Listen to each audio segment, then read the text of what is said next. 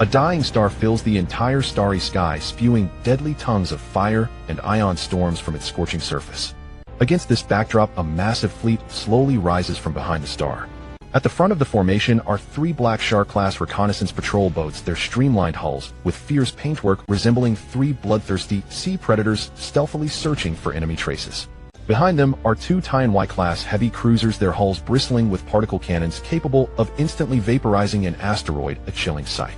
Flanked by these 5 formidable warships, a broad-shouldered interstellar carrier holds within its thick, wide belly the most dangerous humanoid combat weapon in the universe, the Star Mecha. All clear, no enemies sighted, death reporting. Plague, no suspicious activity, space lane stable proceeding at full. YCD, no suspicious. YCD detects suspicious activity. Repeat, unknown object heading toward YCD at high speed, heavy energy reaction. It's a mecha. It's a Star Mecha. Before the YCD radar operator's words had faded, a pitch-black armed mecha appeared like a demon before the ship's bow, seemingly tiny against the vast starry sky. Yet to everyone on the ship, it was a terrifying demonic presence. Boom, boom, boom. The black mecha spreads its arms, its chest armor suddenly opens, revealing a chest full of micronuclear missiles. The YCD had no time to evade under the enemy's missile attack. It instantly became the most brilliant firework in the starry sky. The enemy is just a single mecha. Impossible. The fleet falls into chaos, countless mecha launch from the interstellar carrier, charging fiercely toward the attacker. But numerical advantage cannot fully decide the battle. From the explosion's light of the YCD, a demonic phantom dashes out like lightning, or a meteor charging into the mecha swarm. Every mecha that approached the devil was destroyed in explosions. The black mecha flashed among the enemy, each flash representing a warrior's death. No one could harm the black mecha, no one could even approach it half a step. All warriors who dared point a weapon at the black mecha found hell their best destination. This is not a raid, but a mass. Before the enemy's warships could turn around, all mecha were slaughtered. The black mecha stood majestically on the bridge of the interstellar carrier, using its lightsaber to carve a long gash in the hull. The black mecha charged fearlessly into the carrier, pushing deeper into the core. No one could stop it for more than half a second. Smoke and flames engulfed the entire ship. The black mecha finally burst into the command center. A gigantic octopus monster was coiled in the center, its sticky tentacles holding a terrified woman. The black mecha stopped abruptly, the cockpit opened, and a handsome, strong mecha knight leaped out, rushing at the octopus like a whirlwind, his micro lightsaber accurately piercing the monster's eye. Princess Wei.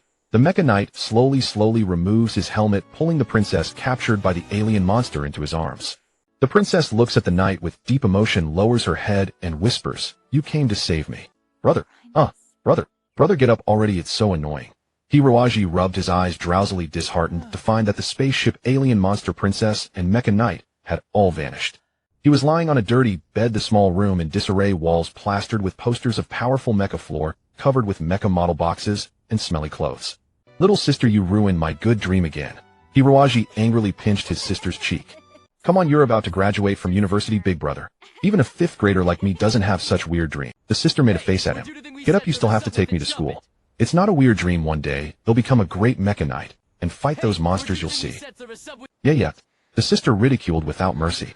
And then Sister Wei somehow becomes a princess and gets captured by alien monsters, right? So ridiculous. Mom and Dad really didn't give you the wrong name. Hiroaji is 22 years old, a senior at Bihua Academy, but he looks as short and thin as a middle school student. Being short and thin wasn't the biggest problem. The key was his timid personality. He was hopeless at all games and sports, completely out of touch with all trendy activities young people liked. Since kindergarten, Hiroaji was excluded by classmates in elementary and middle school. He was always bullied. The only people he could talk to were a few other poor souls similarly bullied. Even after entering university, it was the same. Only one person had never bullied Hiroaji since childhood, the neighbor girl Yue. They had been classmates since elementary school, walked to and from school together every day, and were inseparable best friends. Thinking about how he had saved Yue again in his dream, Hiroaji chuckled to himself. Today was the last Valentine's Day of their school years. Hiroaji didn't know if he had the courage to confess to Yue because he thought she was so good that she would never like such an ordinary dull boy like him. But if he didn't say it, maybe there would never be another chance. "Let's go, brother." The little sister dragged Hiroaji by the ear out the door. After dropping his sister off at elementary school on a slow female hoverbike, Hiroaji arrived at the academy. His eyes lit up. Yue was waiting patiently at the school gate. Hiroaji grew more nervous, slowly got off the bike, hands trembling on the back seat, forcing a smile. "Morning, Xiaowei." "Morning, Xiaoji. You look different today." No. I mean, yes, there's something I've wanted to say. Before he could finish, a cloud of dust swept over, making Hiroji sneeze several times. He looked up to see a brand new red sports car separating him and Yue. A well-dressed, rich young master leaped out of the car, pointing to the back seat piled with roses. Baby ready. Hiroji recognized this rich kid who had transferred here 4 months ago, called something an. Rumor had it his father was a big merchant on some colony planet, and moved the whole family to Earth to expand. This Anai was not only young, rich, handsome, but also mastered profound ancient martial arts, and held an ace pilot license for Star Mecha. Because he had been learning Star Mecha driving since childhood, he was lagging in academics, but this Anai was a genius, finishing 3 years of coursework in just 3 months, and passing all exams. It was said his goal was to complete the 4-year curriculum in half a year, and then take over the family business. To this end, his father bought 2/3 of Bihua Academy's shares, becoming the largest board member. The whole school's girls were asking about this Ni, but unexpectedly, he had his eye on Yue. Johnny! Yue exclaimed in surprise, I really didn't expect you to like it. Johnny took off his sunglasses, revealing a pair of melancholy light blue eyes, unabashedly wrapped his arm around Yue's slender waist, and kissed her cheek gentlemanly. Don't be like that. Yue blushed, someone's watching. Johnny then noticed Hiroji, and politely extended a hand. Hello. This is Hiroji I often mentioned. He's a good person. Good person. Good person. Good person. Hiroji was about to collapse. He is my boyfriend. Yue blushed shyly. Xiaoji, did you know? Johnny is my most admired mecha knight. You know how much I love space mecha, right? It's so cool. Oh, I remember you like mecha too. Let Johnny teach you a few moves, okay, Johnny? Of course, I have a full mecha knight training system in my villa. Feel free to come visit, classmate Hiroji. Johnny said with a fake smile. Johnny, I tell you, although Xiaoji is ordinary, a bit ugly, not good at sports, average grades, and weak personality, he's really my good friend. You must help him in the future, okay? Of course, baby. Hiroji felt like fainting. He somewhat numbly extended his hand. Johnny shook it with a smile, then lifted Yue into the sports car, jumped into the driver's seat, and waved to Hiroji, goodbye, good person. The sports car kicked up dust, messing up Hiroji's already burnished hair. He silently opened the motorcycle trunk, took out a bouquet of golden roses, and threw it into the trash can without a second glance. Hiroji asked his close friend Sha Chong in the machine god bar, am I really a good person to buy that bouquet of golden roses, said to be from Mars? Hiroji had to work 3 months at this mixed bar, even drawing in advance on his salary. Unexpectedly, the other party treated him like dirt. Because of Valentine's Day, the bar was full of couples embracing and kissing, some even engaging in indecent acts in public. Occasional single women were all hot girls with fiery outfits and seductive looks, clearly not meant for a poor man like Hiroji. Seeing this, Hiroji became even more depressed. Sha Chong was not stupid at all. His IQ was 157, and his mental power index was a super high 189. Far from Hiroji, whose IQ was 98 and mental power 35, a low-energy man. Sha Chong was the kind of child prodigy every school has a few of, always wearing a thick pair of glasses like the bottom of a beer bottle, dressed in a neat uniform, holding a masterpiece by Einstein or Hawking. Such an incredible existence. But on the other hand, Sha Chong was indeed very silly. When Hiroji brought out his treasured collection, the deluxe disc of his most beloved and admired actress Sayuri Sawaya, to share with Sha Chong finally understood the He was already 18 years old. Sha Chong wiped the counter diligently, nodded seriously. You are a good person indeed. Damn, even you say that. What am I inferior to that bastard Johnny? He's just a mecha knight. Even as he said this, Hiroji knew that even without considering family background and appearance, the fact that Johnny was a mecha knight alone was something he could never surpass. When humanity burst out of Earth and began to roam the entire galaxy, they faced dangerous planets teeming with various mutated creatures, as well as threats from radiation and cosmic storms. The old space suits were too bulky. About 500 years ago, scientists finally developed a new type of spacesuit suitable for combat on colonization planets, the interstellar mecha. This new type of spacesuit was as sturdy and flexible as ancient armor, and it was implanted with electronic neurons and control systems via biotechnology, making the pilot a powerful mecha knight. Relying on the fierce combat abilities of the mecha knights, humanity swept away the indigenous inhabitants of countless planets, sending most residents into space before Earth's resources were exhausted. From a certain perspective, mecha knights were the saviors of the entire human race. So wherever they went, they were the greatest heroes in people's hearts and the objects of fantasy in young women's dreams. But becoming a qualified mecha knight was not simple. Apart from excellent physical fitness, one had to learn super martial arts specifically for mecha combat. More importantly, to integrate with electronic neurons, one needed extremely powerful mental strength. An ordinary person's mental power reading is around 90 to 110, and after training it can reach the minimum requirement for a mecha knight of 1. But Hiroji was inherently low energy, with a mental reading only 1/3 of a normal person. Although this did not affect his daily life, his dream of becoming a mecha knight was shattered. Moreover, his motor nerves were extremely sluggish, 3 or 4 times lower than the minimum muscle strength and nerve reaction required for a mecha knight, and half that of a normal person. He was destined to be a waste for life. Hiroaji suddenly felt like crying, because some things in this world cannot be changed no matter how hard you try, just like he was born unfit to be a mecha knight. What use was hard work? Let's not say too much. Let's first do a good job as a bartender, a promising job. The matter of the mecha knight can come slowly. Sha Chong wiped the glass vigorously and suddenly said, "There's a girl over there who seems drunk. Why don't you check?" My. Hiroaji looked dazedly at where Sha Chong had pointed, and suddenly his eyes lit up. On the sofa in the very center of the bar sat a young girl alone, dressed in a fashionable outfit. The girl had green hair, a delicate butterfly tattoo on her left earlobe, and a flushed face, perhaps drunk. 7 or 8 empty bottles of high-proof liquor lined up in front. A black leather jacket barely covered her, but it seemed it might tear. Modified to be modest, she wore a stylish black leather jacket and a matching skirt appropriate for a bar. A pair of beautiful legs wrapped in purple stockings extended from under the very short skirt, and a black shoe dangled from her delicate foot. Modified, she wore purple stockings and a neat skirt, nothing overly revealing. Hiroaji suddenly felt his chest tighten. Shouldn't be a problem, just drunk. Someone should take care of her. Before he finished, 2 ferocious-looking men in suits approached from both sides, their sleeves and collars revealing tattoos, one missing part of an ear, the other with a scar across his face. The 2 men furtively lifted the drunk girl and carried her away. Hiroaji hurriedly followed, smiling and asking, "Gentlemen, is this young lady?" "Get lost." One of the burly men glared at Hiroaji. Hiroaji shuddered and quickly stepped aside. The man sneered and walked away carrying the girl. Watching the car gradually disappear at the end of the road, Hiroaji felt very frustrated. "I am indeed a coward, not even daring to ask one more question. What right does someone like me have to become a space knight? What right to compete with that Johnny?" Suddenly filled with courage, Hiroaji quietly took out his phone and dialed the police. "Hello. I suspect someone is being kidnapped." "I." Suddenly a sharp pain, a burly man appeared behind him, coldly grabbed his hand, twisted it, and Hiroaji writhed in agony. "You little bastard dare to meddle in my business. Tired of living." Hiroaji felt a sharp pain in his head and passed out. A nameless river in the outskirts of Bihua City. Industrial wastewater had dyed the river black, and the air smelled of sulfur. The ground near the river was covered in foul mud. Hiroaji was dragged from the car by 2 thugs, his head dizzy with only one thought: "I'm going to die, I'm going to die." In an instant, images of his parents flashed through his mind, along with Yi Wei's beautiful figure, and finally transformed into the face of the nameless drunk girl from the bar. Hiroaji cursed inwardly. If that girl hadn't been drunk, she wouldn't have been easily tricked, and then he wouldn't have gotten involved.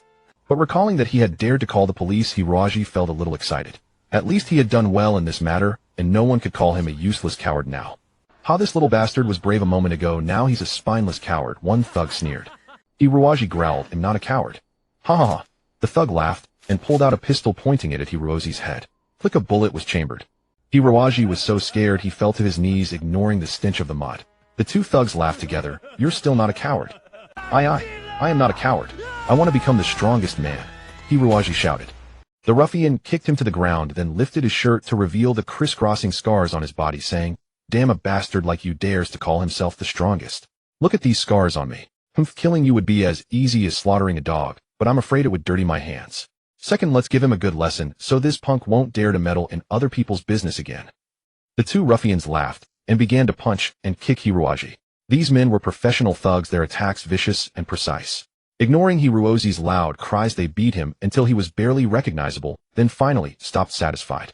Then one of them unzipped and urinated in front of Hiroaji, humming a tune before leaving. Hiroaji lay in the cold mud with bugs and cockroaches crawling over him, the stench of urine choking him. He had been punched dozens of times, and every bone in his body seemed broken. Yet the physical pain was far less acute than the humiliation in his heart. The ruffians were right. He was a coward.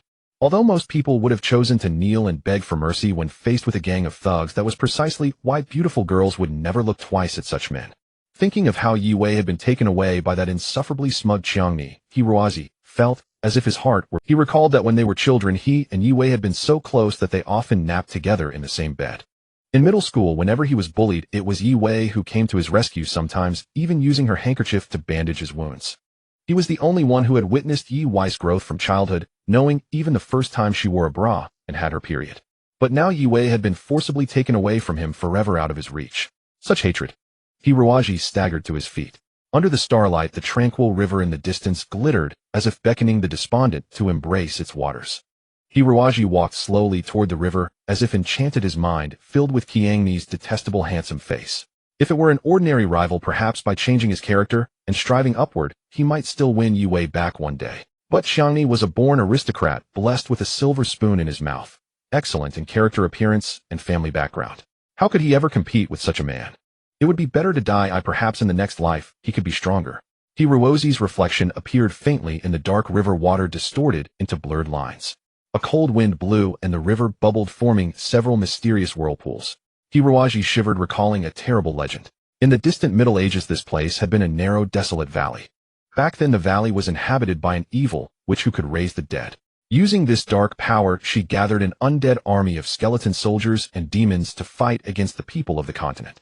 The witch was eventually vanquished by the human army led by the Church of Light, a battle that was the most thrilling in legend. After that final battle, all magical power vanished from the earth, and humanity gradually discovered the power of science, entering the steam age, the electric age, and now the space age.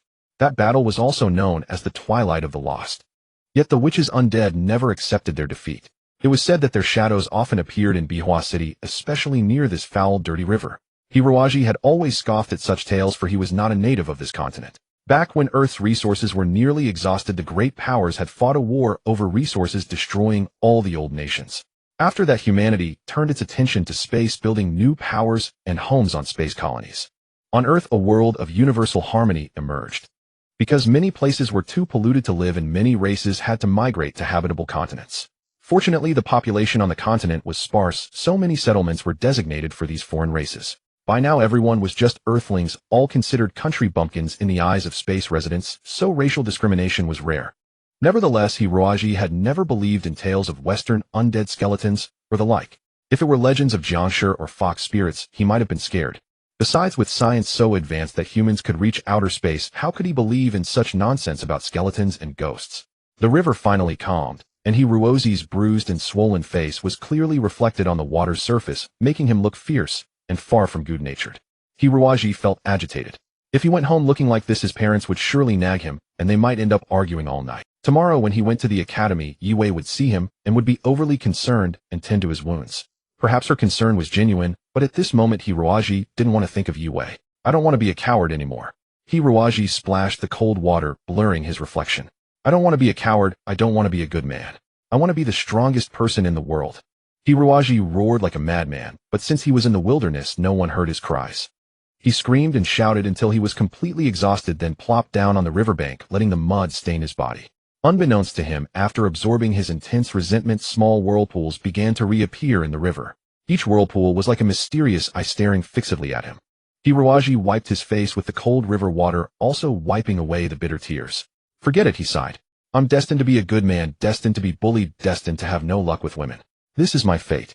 Like most people, I'll live an ordinary life, graduate from the academy, then be exploited by my boss, live a miserable existence, and even my own child will look down on me.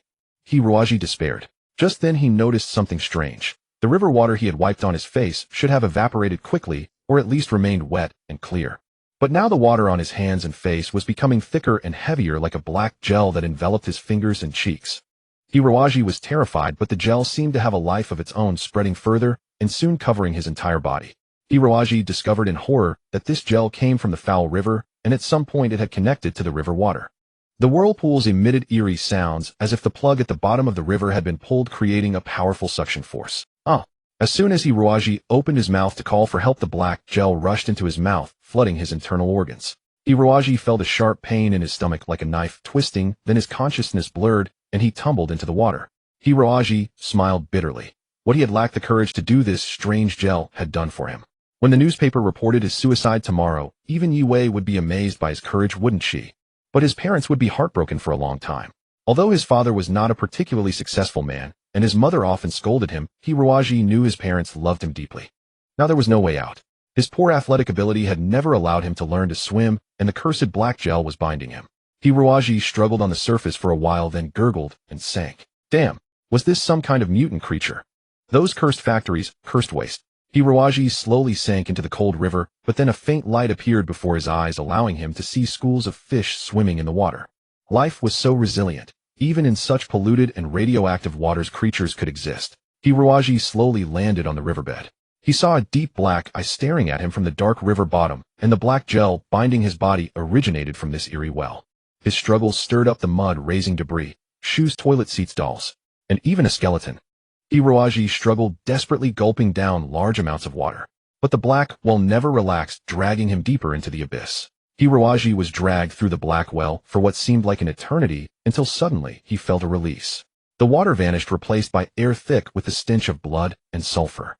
He had somehow passed through the riverbed and fallen out of a hole in the sky. Hiroaji screamed in terror. Even if he had wanted to die, he had never imagined dying in such a... With a loud thud, Hiroaji landed heavily on the ground. Fortunately, the black gel that had wrapped around him formed a large elastic net at the last moment. Even so, Hiroaji was dazed, unable to tell where he was. At this moment, he still did not understand his situation or the fate that awaited him. Fate sometimes likes to play such jokes on humans, granting a glimmer of light only in the cruelest moments. And even that faint hope must be grasped by one's own tenacious efforts. By that time, Hiroaji would have embarked on an entirely different life path, and he would discover that what he gained far exceeded his expectations. Hiroaji felt as though every bone in his body had been shattered. The joints of his limbs and the soft cavity of his abdomen all throbbed with maddening pain. Hiroaji had never been a particularly resilient person, so he didn't care if anyone was watching. He burst into loud sobs. Damn it, IAB your CD. Why must they toy with me like this? Even if I must die, couldn't they grant me a painless death? This was his own original profanity, because swears like damn it or son of a bitch, if overheard, would surely invite another beating. But clean curses like AB your CD were perfectly safe, guaranteed to leave others utter. After an unknown stretch of time, Hiroaji finally managed to open his eyes and noticed that the soil beneath him was a shade of purple, as though it had been stained with blood. ABCDFG. Hiroaji cursed in terror, flipping over in a single breath, only to be struck by another searing pain that made him cry out for his mother. If only he hadn't tried to play the hero, he wouldn't have crossed that underworld boss, and he wouldn't have ended up like this. Hiroaji lifted his head to the sky, consumed by regret and anguish. A purple haze floated above, blotting out the sunlight, and the black hole from which he had emerged was now no more than a tiny pinprick slowly shrinking. It's over. I can't go back," Hiroaji wailed. He didn't understand what had happened, but it must have been something terrifying, bizarre, and dreadful. Yet such things had befallen him far too many times. Wasn't it terrifying to be squatting peacefully in the restroom when a basin of cold water suddenly poured down from above? Wasn't it bizarre to stand up and answer the teacher's question only to find the chair covered in superglue, forcing him to carry the whole? His father gave him a brand new microcamera for his birthday, and the next day a classmate extorted it from him, using it to film a peeping video in the girls' restroom. When the culprit was traced, it was Hiroaji who took the blame simply because the camera was his. And so no woman in his entire 3 years of high school would speak to him. How terrifying was that?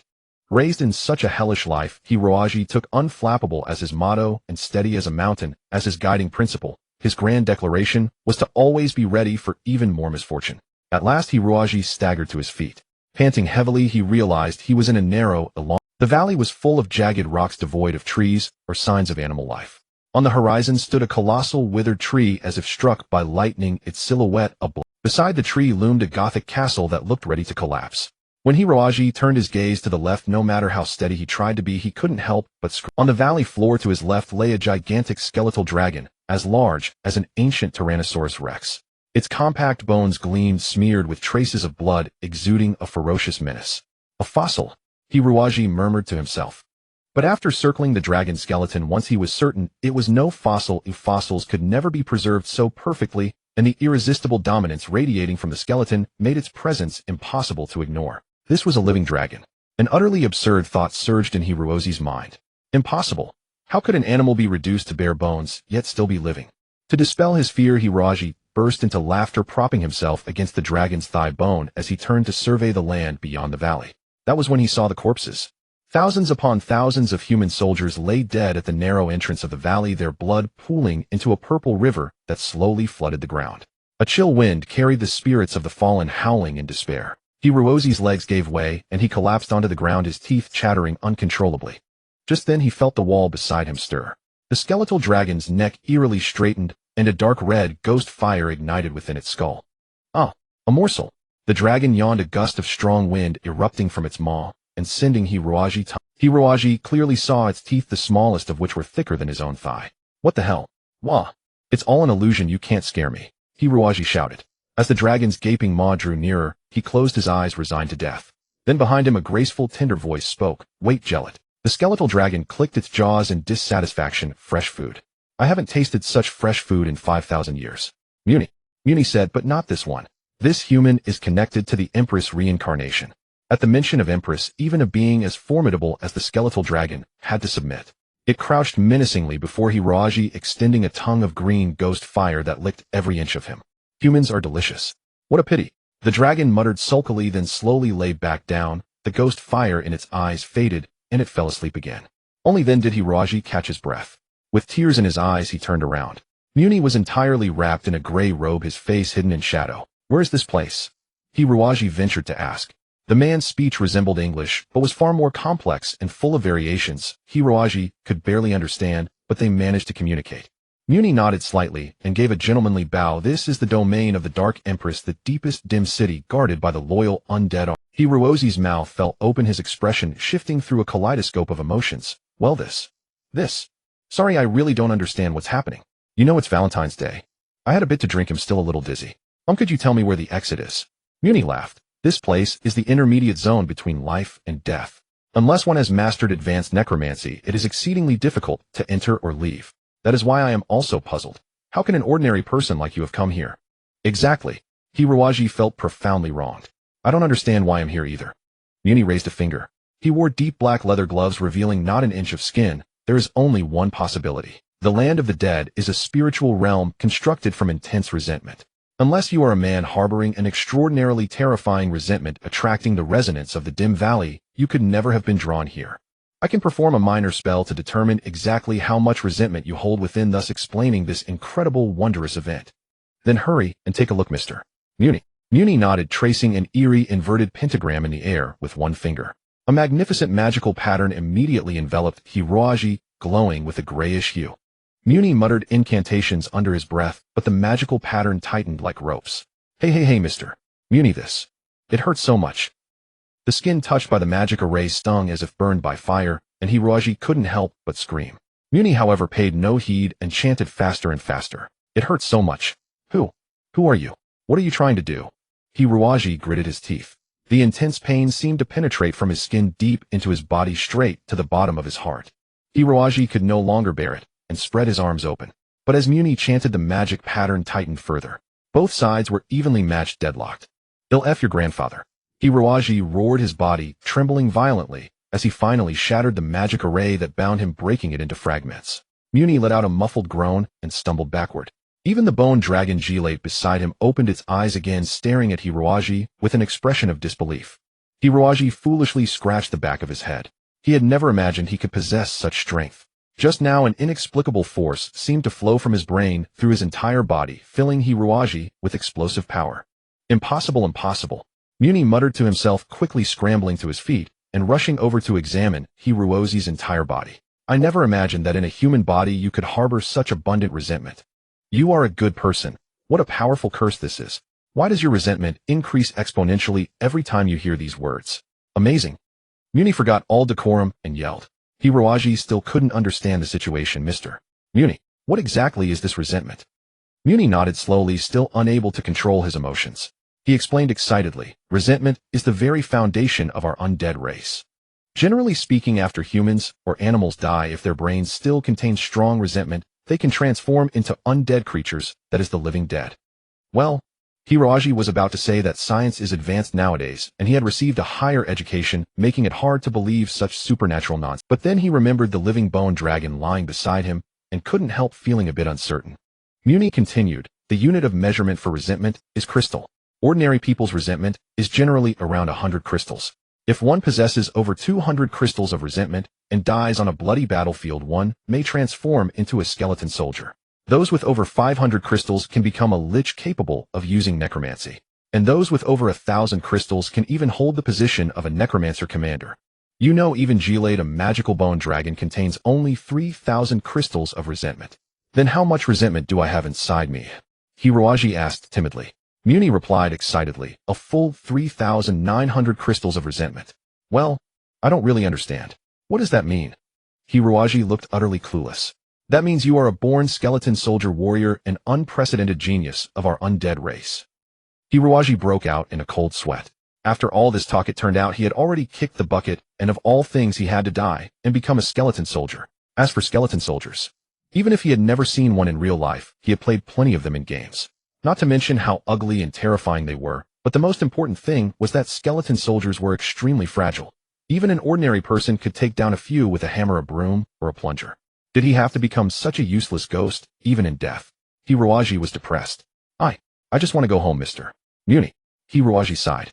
If I'm really dead, then just let me die quietly, okay? I have no interest in being a skeleton soldier. Anyway, these things only win by numbers. A bunch of weaklings ganging up on one person. Having one more or one less of me doesn't matter. Is that so? Muni's voice carried a hint of barely contained anger. He slowly walked toward Hiroaji while removing his robe. Hiroaji's eyes widened. The man before him had not a single inch of muscle or skin on his body. He was a complete skeleton, but his entire form was wrapped in a layer of pale purple soul fire, creating a terrifying shape. So Muni was actually a skeleton soldier. Hiroaji was so frightened, he almost wet his pants. He hadn't expected Muni to be a useless skeleton soldier, but now Hiroaji no longer thought he could easily deal with this skeleton. Muni was definitely no ordinary skeleton grunt. At the very least, he was of the rank of a skeleton commander. The flames on Muni's body suddenly flared up. Do you think I am the kind of grunt who gangs up on others?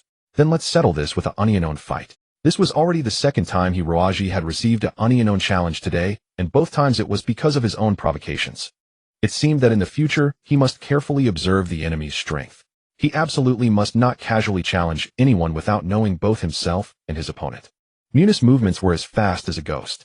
In a moment of inattention, Hiroaji took 2 punches to his face and body. The opponent's fists seemed to contain terrifying force, causing his already pig-like face to swell even more, making it hideous beyond compare. Just seeing a living skeleton was enough to make him tremble with fear, let alone fighting it.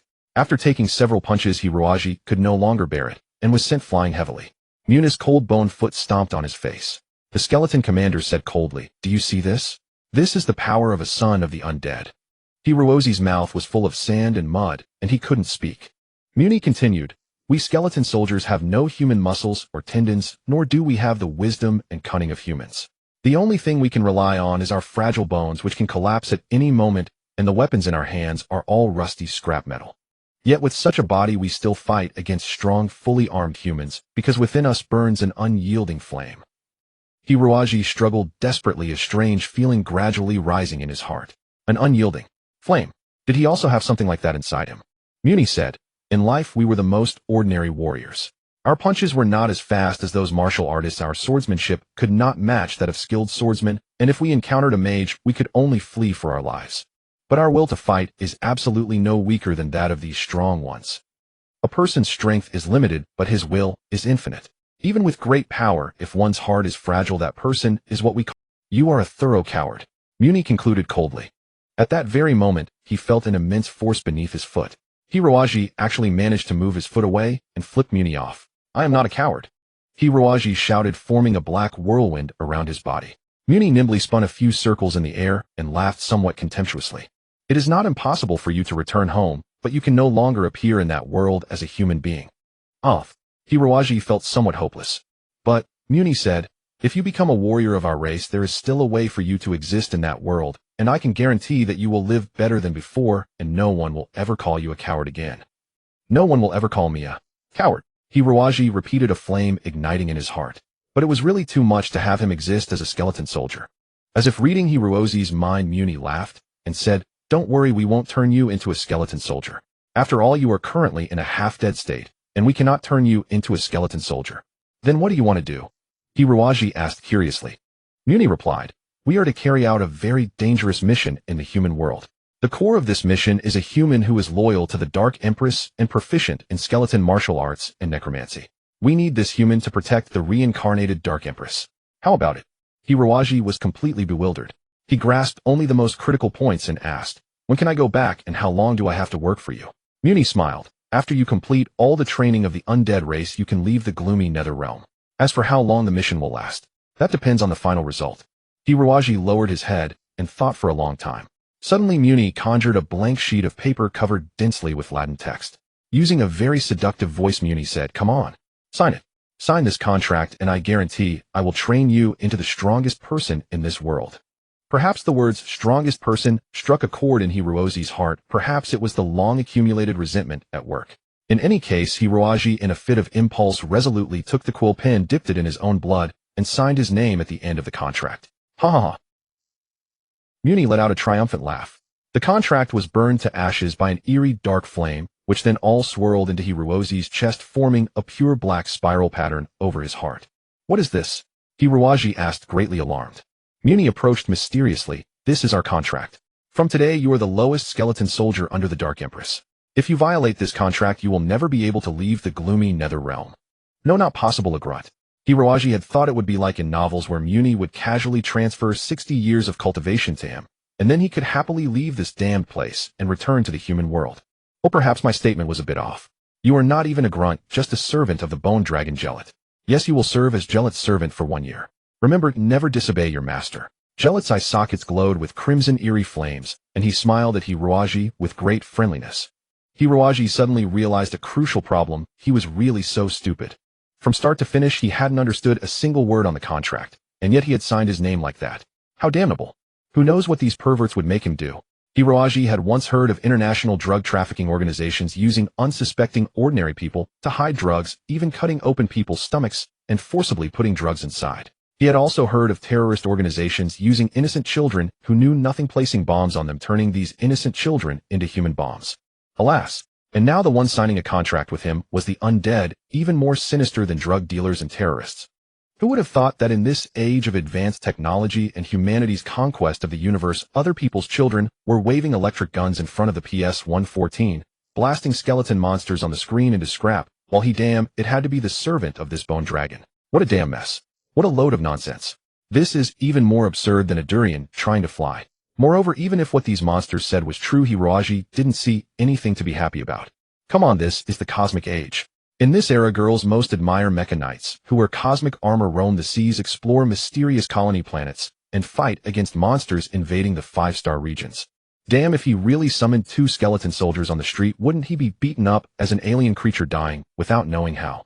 And what about that Dark Empress? Who knows what her background is? Could she be some kind of dominatrix in a black leather outfit wielding a bone whip? Yes, very likely. If he had faced these skeleton monsters for thousands of years, it would be hard not to. In short, he had been completely deceived. The strongest person in the universe. If these skeleton soldiers were truly the strongest, they wouldn't have been beaten by humans and forced to hide in this damned place. That said, even if the other side had used violence, Hiroji could do nothing but obediently agree. He was just such a spineless man. Cowardice had infiltrated his marrow, and it was not something he could shake off easily. Food, quickly scrub the mud off my feet. Hurry up, or I'll eat you in one gulp. The bone dragon Gelat was again flying into a rage. Hiroji quickly stopped his wild thoughts, carrying a basin of blood in one hand and a brush made of human hair in the other, and hurried over. Dipping the brush in blood and vigorously scrubbing the mud off the bone dragon's feet. That was Hiroji's main job. But on second thought, Gelat as a boss was easier to please than some of the big brothers Hiroji had dealt with before. At least the bone dragon wouldn't glue Hiroji's seat or harass him while he was on the toilet. As long as he scrubbed the bone dragon's body clean, the creature had no problems at all. But even with such a simple job, it still took Hiroji several months to learn at the beginning. Recalling what happened later that day, Hiroji felt a chill run down his spine. After the contract was signed, the skeleton commander Muni vanished into a puff of smoke. The bone dragon Gelat went back to his deep slumber, paying no heed to Hiroji. Hey! Hiroji shouted desperately at the sky. Mr. Muni, where am I supposed to live, and what am I supposed to eat? Damn it, these skeletons probably don't need to eat at all, do they? How could he possibly endure that? Muni did not reply. Instead, cold raindrops began to fall from the sky. The drizzle quickly turned into a torrential downpour with fierce winds and raindrops as large as beans pelting down upon him, nearly causing him. Desperate, Hiroji looked at the distant castle and reluctantly began to drag his feet toward that haven. By now, about 3 or 4 hours had passed since he arrived in this bizarre world, and his stomach was starting to growl with hunger. As the rain eroded the ground, the valley floor gradually turned into a muddy marsh, and rainwater converged into streams, cutting off the path to the castle. Cursing under his breath, Hiroji thoroughly lambasted Johnny, the black dragon boss, the skeleton Muni, and the bone dragon Gelat, and inevitably ended up scolding himself. Never in his life had he attempted such an arduous trek, and worst of all, the destination seemed impossibly far away with no end in sight. Hiroji walked on, and on, watching the sky gradually darken into night, yet the castle appeared no larger than before. He lost count of how many times he fell into muddy puddles. His clothes were torn by sharp stones, and freshly healed wounds split open again, oozing thin blood. The rainwater seemed to contain corrosive elements, and when it seeped into the wounds the pain was unbearable.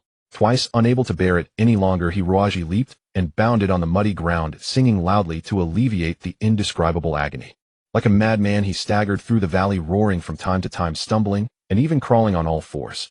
In the end, Hiroaji lay on the ground like a caterpillar, using the cool mud to ease the burning of his wounds, while arching his abdominal muscles to squirm forward. As night passed, and the sky began to glow with the first traces of rosy dawn, hope welled up in Hiroaji's heart. Shouldn't it be near now?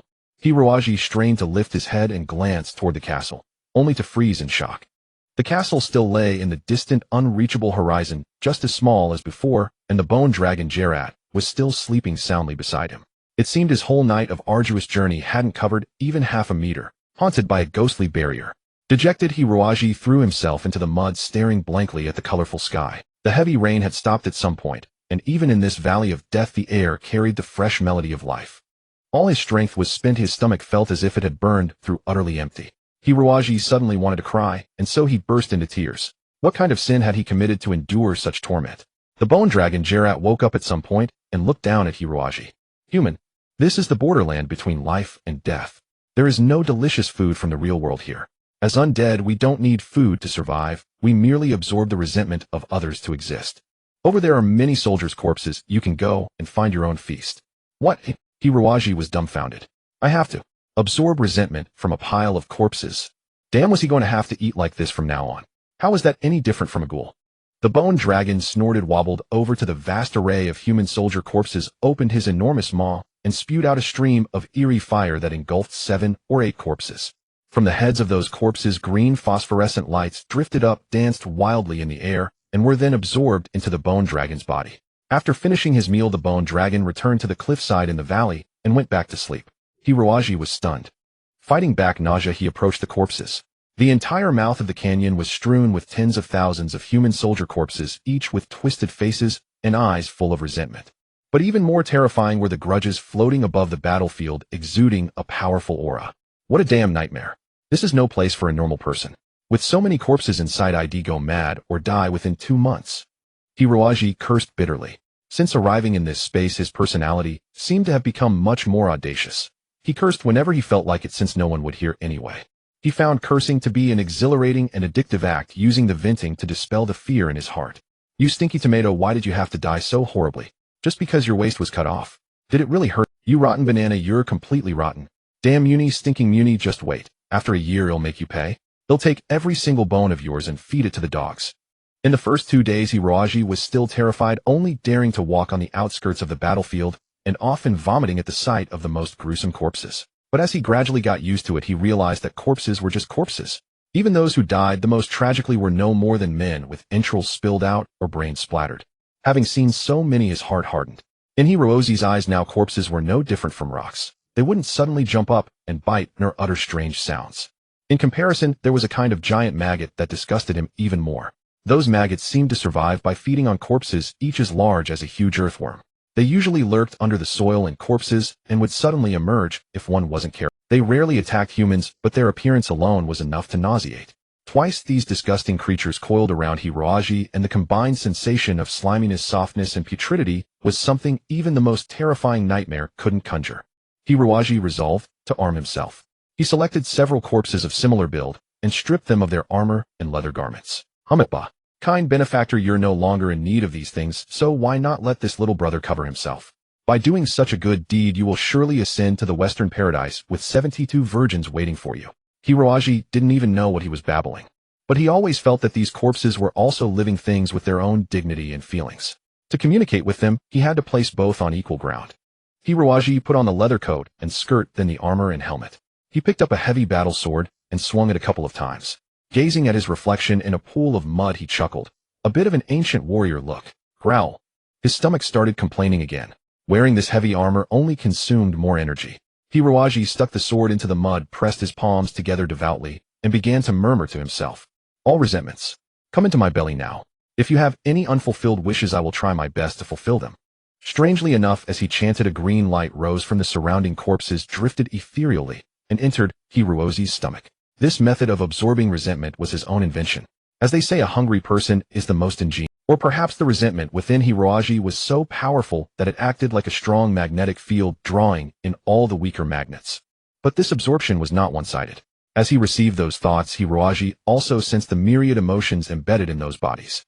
Resentment, hope, regret, deep love.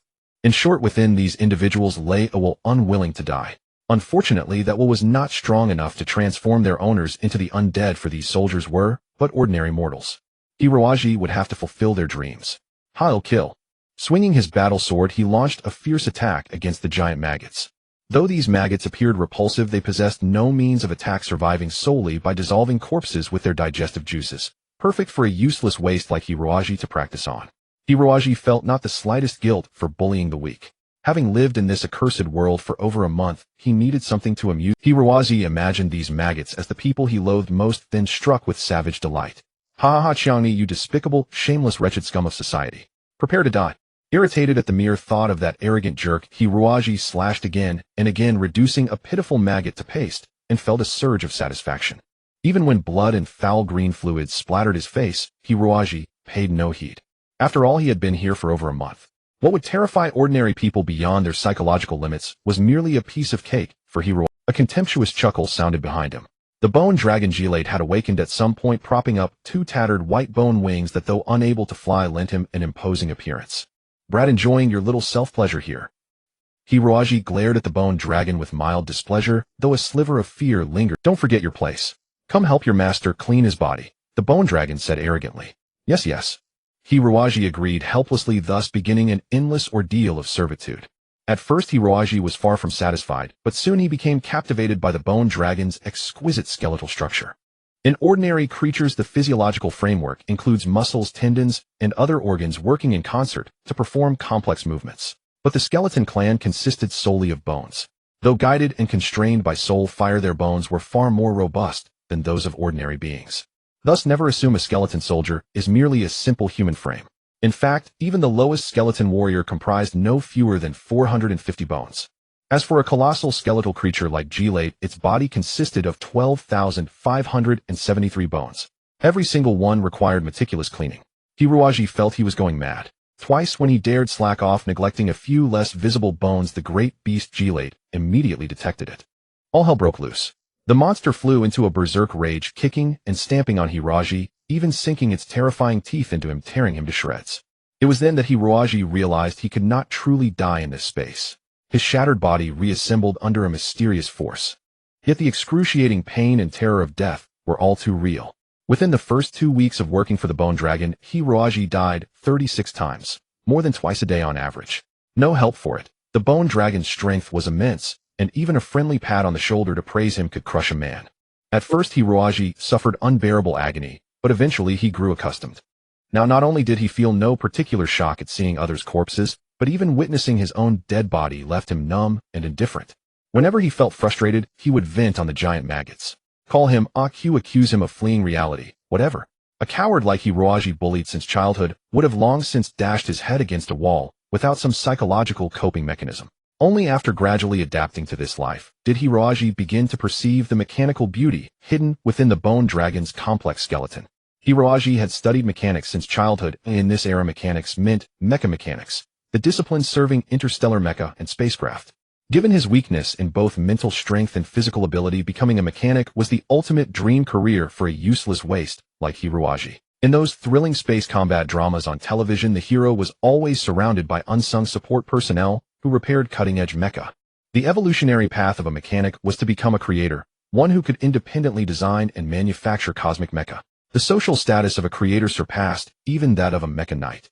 Of course, that profession demanded formidable mental strength as well. Someone like Sha Chong might well become a creator in the future as long as he added a little more imagination to that brain of his. Though Hiroaji was not highly gifted, he had studied mechanics for 7 or 8 years. His father, foreseeing the boy's weak mental power, had early on chosen mechanical maintenance as his lifelong career, the same trade his father himself pursued. But Hiroaji had never seen such an intricate mechanical creation. Over 10,000 bones were joined with an ingenious method. A slight movement in one part of the tail would instantly be felt even at the top of the head. No ultramodern mechanical body could boast such exquisite functionality. Gilate, has anyone ever told you your bones are truly beautiful? Hiroaji finally asked while cleaning. By then Hiroaji had been with the Bone Dragon for 11 months, and Muni was due to appear soon to assign the next task. Would he finally learn skeleton martial arts? Hiroaji daydreamed happily. Though he doubted pure martial skills had any use in the space age, mastering kung fu was surely better than being a menial servant all day. Gilate snorted, secretly pleased. Naturally. The Bone Dragon shook its head proudly. I am the mightiest creature in this world. My skeleton is exquisite. But, Hiroaji frowned. I noticed some damage on your left forelimb causing stiff joint rotation. There's also a minor issue in your tail. That's why you keep it raised all the time, isn't it? The worst are your wings. Logically they should enable flight, but the bones are a mess. Before he could finish, the Bone Dragon stomped him flat in fury, bellowing, How dare you despicable humans slander the great Bone Dragon Gilate? I am the perfect Bone Dragon in this world, only slightly damaged by vile enemies. Damn it. You must repair my body, and you are not leaving until it's done. Off. Hiroaji, just resurrected, let out a miserable cry and fainted again. Muni appeared. The skeleton commander remained noble and elegant like an aristocrat from the medieval era, exuding grace and demeanor. His black robe and the violet flames that swirled around him added an extra layer of eerie malevolence. Hiroaji asked in despair, Mr. Muni, that Gelator said he wanted to keep me until I could repair him. That can't be true, can it? Muni was astonished, really. That is indeed a dreadful piece of news. Even the best repair master in the Dark Abyss couldn't fix Gelator's skeleton. It's far too complex. That Bone Dragon is truly insufferable. Exactly. Hiroaji nodded vigorously, tears of emotion glistening in his eyes, almost on the verge of shouting that he finally found an understanding soul. I merely casually mentioned that its wings and tail had issues, that two bones were misaligned and would conflict with the surrounding skeletal structure, that there were a few missing bones in two places, and that the size of some bones should also be adjusted.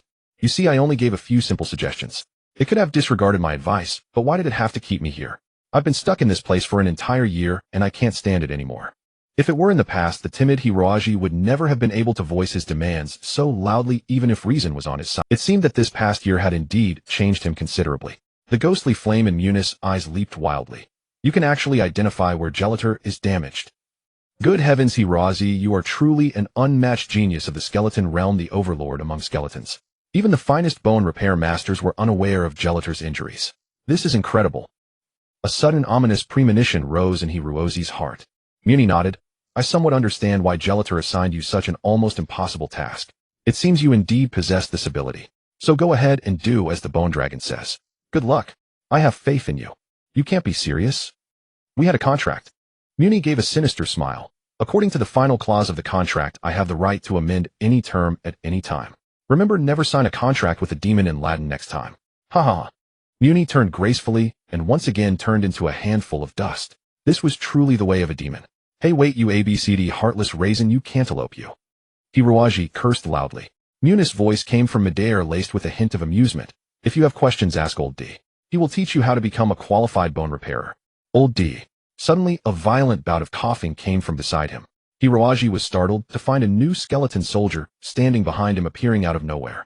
This skeleton soldier was hunched over its entire frame, extremely aged, resembling an old man of the human world.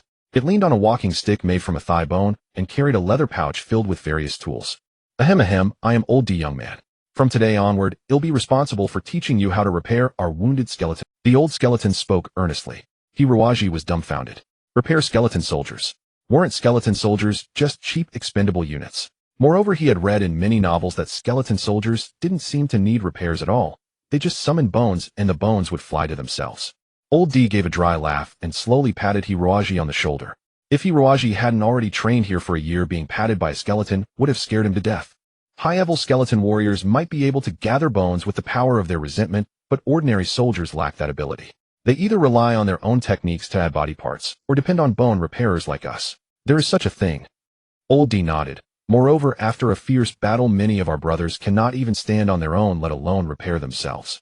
That is when they need us bone repairers even more. So we are like doctors among humans, bearing the heavy responsibility of saving the dying and healing the injured. The phrase, saving the dying and healing the injured, almost made Hiroaji laugh out loud. Old D pointed to the slumbering Bone Dragon Gelator. But Lord Gelator's skeleton is far too complex. I am considered the most outstanding bone repairer in the Dark Abyss, yet I can only repair skeletons with fewer than 3,000 bones. So that Lord Gelator would ask you to repair his body. That is truly astonishing. Hiroaji was furious. The most skilled repairer here could only fix skeletons with fewer than 3,000 bones, yet he was tasked with repairing one with tens of thousands of bones. This was simply impossible. Old D smiled. But since the lords have all agreed to let you train, they must have faith in your ability. Perhaps you can create a miracle, young man. Hiroaji sighed. A miracle. The fact that I am still alive after being tortured by you all is itself the greatest miracle in the world. Though frustrated, Hiroaji had long grown accustomed to his bad luck. At least now, there was one more person in the valley to talk to, which was good. Over the past year there had been that bone dragon, but the lazy creature did nothing beyond absorbing some resentment energy occasionally, and then sleeping all day long, having virtually nothing to say to humans. Thus during that year the once introverted and self-abased Hiroaji had no choice but to mumble to himself every day, or he would certainly have gone mad from boredom. Old D, how did you become an undead? Hiroaji asked curiously. Among all the skeleton soldiers he had seen, Old D was relatively normal, so he decided. Old D stroked the leather pouch at his waist unhurriedly and said slowly, in my former life, I was a very famous blacksmith, the most skilled artisan in our town. One year the king's tax collection team came to our town. They not only extorted exorbitant taxes, but also injured many people. My wife Funia was a very righteous person. She went to argue with the tax collector, but he was captivated by her beauty and forcibly detained her. Back then, I was also a coward. Though I knew my wife was in their hands, I feared the swords and spears of the king's guards. I hesitated for an entire night before going to the tax camp to demand her release. But by then the tax collector returned Funia's already cold corpse. My pain was beyond ordinary comprehension. I charged at the tax collector like a madman, and inevitably he killed me with his blade. Though my body died, the fire of rage in my soul never extinguished. Even if I had to become a demon, I would fight against the kingdom's army and kill that despicable tax collector. Driven by this resentment, I turned into a skeleton soldier and survived. Because of my blacksmith memories from my past life, I quickly mastered the art of bone repair. I fought under the Dark Queen's command until the final battle. The old man's voice was deep and somber, striking Hiroaji's heart like the quiet flow of a river. Clenching his teeth, Hiroaji silently vowed that even for the sake of this sorrowful old man, he would master the art of skeletal repair. Come, let us begin with the simplest undead creature, this bone snake. It consists of 75 bones in total. Lao Di led Hiroaji to the edge of the battlefield, where a bone snake lay motionless and rigid. This snake had its soul snatched away by a light spell, yet its body remains intact, making it an ideal teaching specimen. Your task is to disassemble every bone, examine each one carefully, and then reassemble them. This is so difficult. Hiroaji gingerly picked up the bone snake, only to find it so fragile that the slightest touch sent its bones clattering. Oh no! Hiroaji gazed in dismay at the scattered bones. Lao Di crouched down, pulled on leather gloves, and said slowly, watch closely. First, he'll demonstrate in slow motion, then he'll complete the entire sequence at full speed. Hiroaji nodded, his eyes wide as he studied Lao Di's technique. The old skeleton took a deep breath, the dim ghost fire in his eyes contracting into a tiny point before erupting outward. Begin. Lao Di's hands turned into a blur of gray mist, his 10 fingers indistinguishable. With a series of crisp clicks and clacks, the entire bone snake was reassembled. This is slow motion. Hiroaji was stunned. Lao Di nodded earnestly. Can you go even slower? Use ultra slow motion, please, Lao Di. After Lao Di left, Hiroaji stared at the bone snake scattered across the ground, slowly pondering. The lightning-fast, masterful movements of Lao Di still echoed in his mind, filling him with an inexpressible reverence. After all, in the trade of mechanical repair, no scholar with vast theoretical knowledge could rival an old master with seasoned hands. Such a veteran with practical experience was truly a role model for a novice like Hiroaji. Having seen countless skilled mechanics since childhood, whether operating large electronic instruments or focusing on hand speed, none could surpass Lao. Lao Di demonstrated 5 more times, and only at the very end did Hiroaji barely manage to follow his movement. According to Lao Di, this was the absolute limit of his slowness. No matter how hard he tried to control his consciousness, his body could not move any slower. A fire ignited in Hiroaji's heart. If he could master this technique, he would become an extraordinary mechanical repairman upon returning to the human world. This was far more practical than learning any skeletal combat art. So Hiroaji took no rest at all, simply furrowing his brows and fixing his gaze on the bone snake. He remained motionless for 3 days and 3 nights, never once standing up. The size, color, hardness, and position of all 75 bones were firmly etched into Hiroaji's mind. Suddenly, Hiroaji reached out and scrambled all the bones into a pile, then slowly placed them back in their original positions. Not a single one was misplaced. Hiroaji nodded with satisfaction and began the arduous process of reassembly. He started with the simple spine and tail, dividing the entire snake into over a dozen parts, each consisting of 5 or 6 small bones. First he assembled the small bones into simple parts, then connected those parts into the complete skeleton. It sounded simple enough, but execution proved far from easy. Unlike machinery which can be joined with rivets, or welding, bones rely entirely on structural curvature to interlock. One mistake, and the whole thing would collapse. Fortunately, Hiroaji had plenty of time. Since there was nothing else to do in this canyon, and mechanical repair happened to be his passion, Hiroaji immersed himself completely in the little bone snake. Every day, aside from absorbing some resentment, he spent all his time assembling the snake, even neglecting sleep. It should be like this. This bone connects the upper and lower body. But if I add a little friction here, it should increase body friction and improve crawling speed. Hiroaji was unaware that while he was engrossed in bone assembly, the bone dragon Gelade had awakened twice. The irritable bone dragon did not rage. Instead, it watched Hiroaji, who was diligently studying, snorted softly through its nasal cavity, flapped its wings lazily, and lowered its head back to sleep. What a foolish human. What a diligent human. 2 months passed swiftly. Calluses covered Hiroaji's hands, his fingerprints nearly worn away by the constant friction. The skin had been abraded and regenerated countless times. At last the bone snake was complete. Lao Di, Lao Di. Hiroaji called out, slightly embarrassed, summoning the old skeleton. Lao Di emerged from the ground, hunched over, and asked with a smile, "Young man, what's the matter?" Encountered some difficulty. He wondered why the young man had summoned him so early. Normally, a novice with no experience in bone repair would take about 3 years to complete a bone snake restoration. Even Lao Di himself, with his blacksmithing experience, had taken a full year to finish his first piece. Hiroaji lowered his head. "I'm sorry, Lao Di. I couldn't complete the bone snake using your method." Lao Di said, "Don't be discouraged, lad. The first time is always the hardest. How about I demonstrate once more?" Hiroaji shook his head and said hesitantly, "Well, the thing is, I simply couldn't repair the bone snake with 75 bones. I felt those bones weren't sufficient to support the snake's most efficient movement, so I polished some, discarded others, and found suitable replacements on the battlefield.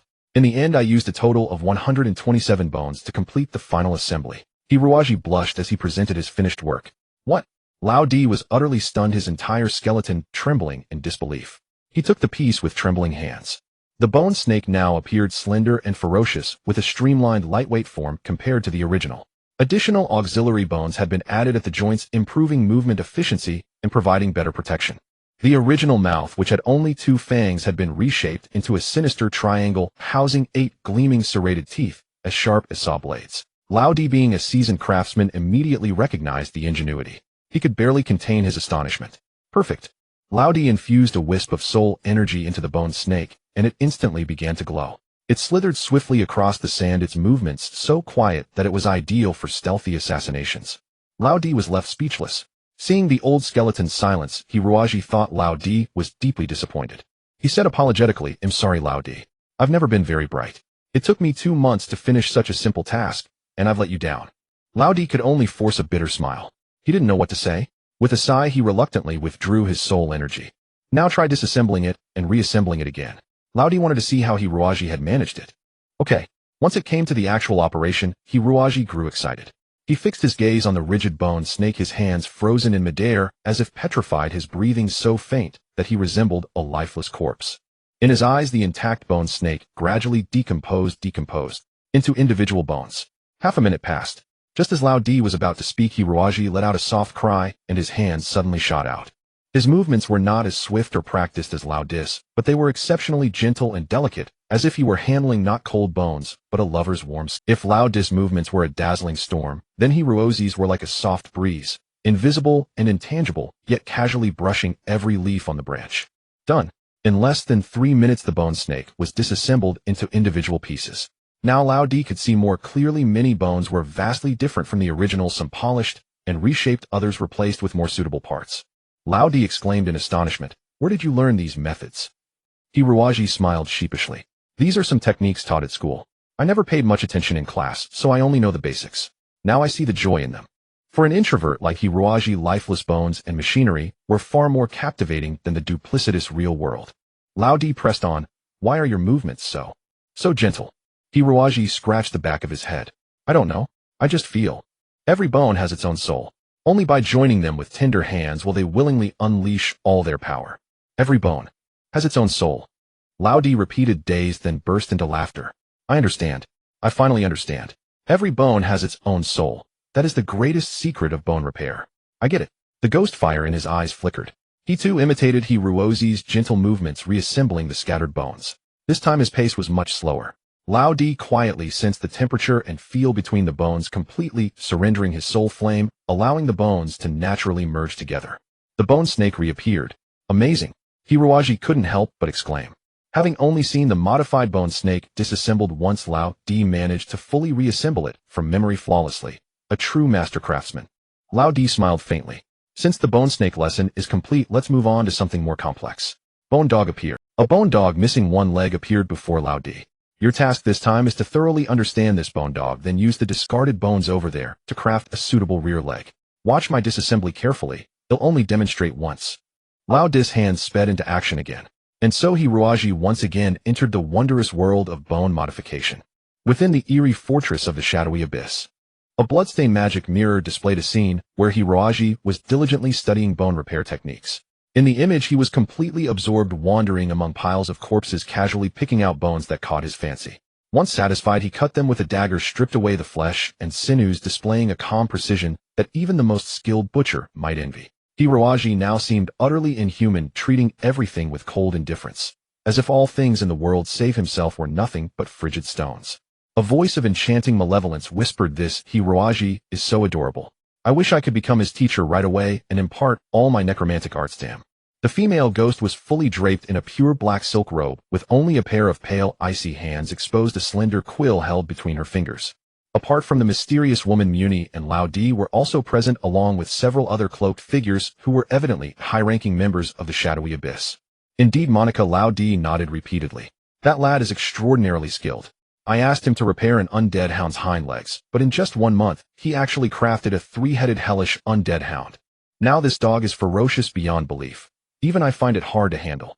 As if to corroborate Lao Di's words, the undead hound snarled beside him, its 3 massive heads flaunting their might, exhaling foul energy. The Lich Monica let out a soft laugh. That just shows how useless you are, Lao Di. Over 5,000 years old, yet you can't match a child's skill. How embarrassing. Lao Di snorted coldly. Monica, have you forgotten how I healed you 3,000 years ago when you broke a leg? And now you speak such frivolous words. That boy is no ordinary person. He cannot be compared to the likes of us. Muni, who had been silent, interjected, "Indeed. Perhaps this is the Dark Empress's spirit secretly blessing us. Just as the shadowy abyss teeters on the brink of collapse, she has sent such a gifted talent. He will surely fulfill our mission and protect the Empress's successful reincarnation." Monica said softly, "As long as the Empress can grow smoothly, then even if we fall into eternal damnation, it matters not. After all, our lives were saved by the Empress. Without her, we would have perished 5,000 years ago, and we would not have lingered on until now." Lao Di wondered, "I just can't fathom why Gelid insists that this boy repair its body. I admit the boy might have the ability, but this will waste a great deal of time. Our collapse could happen in an instant. We simply don't have much time to squander." Muni said, "Gelid must have its reasons. Don't forget, it is the most intelligent being in the shadowy abyss, having existed for eons before becoming a bone dragon. Its thoughts are beyond our measure. Perhaps Gelid believes that training this boy in bone repair techniques will benefit him in the future. Think about it. After the Dark Empress rebuilds her undead army, she will indeed need some bone repairers to enhance combat strength." Monica drifted over lightly and embraced Muni coquettishly, saying, "I don't care about all that. I want to start molding that lovely child as soon as possible. You need to hand him over to me quickly." Muni snorted, coldly extricating himself without changing his expression. "No. According to the plan, after he completes Gelid's task, he must first learn skeleton combat techniques to become an outstanding warrior. I intend to assign He Jiang to handle that. Only after He Jiang has trained him will it be your turn, Monica. How long will that take?" "Soon. Perhaps less than 2 years. For us, isn't that the blink of an eye? So long. We've never trained such a tiny skeleton soldier before. He is different." Muni said, "Perhaps he will be the last skeleton soldier in this world. Moreover, he bears the duty of protecting the Empress. So we must teach him not only bone repair, skeleton combat, and necromancy, but also the art of commanding undead legions. In this way, when the Empress establishes her new undead army in the future, someone will be able to lead them. I hope he can endure it. Poor child." Monica blew a kiss toward the blood mirror. Suddenly, a wisp of purple toxic mist drifted to the mirror, causing several cracks to appear. Then the entire mirror shattered into pieces. "Monica!" Everyone was furious. "Oh."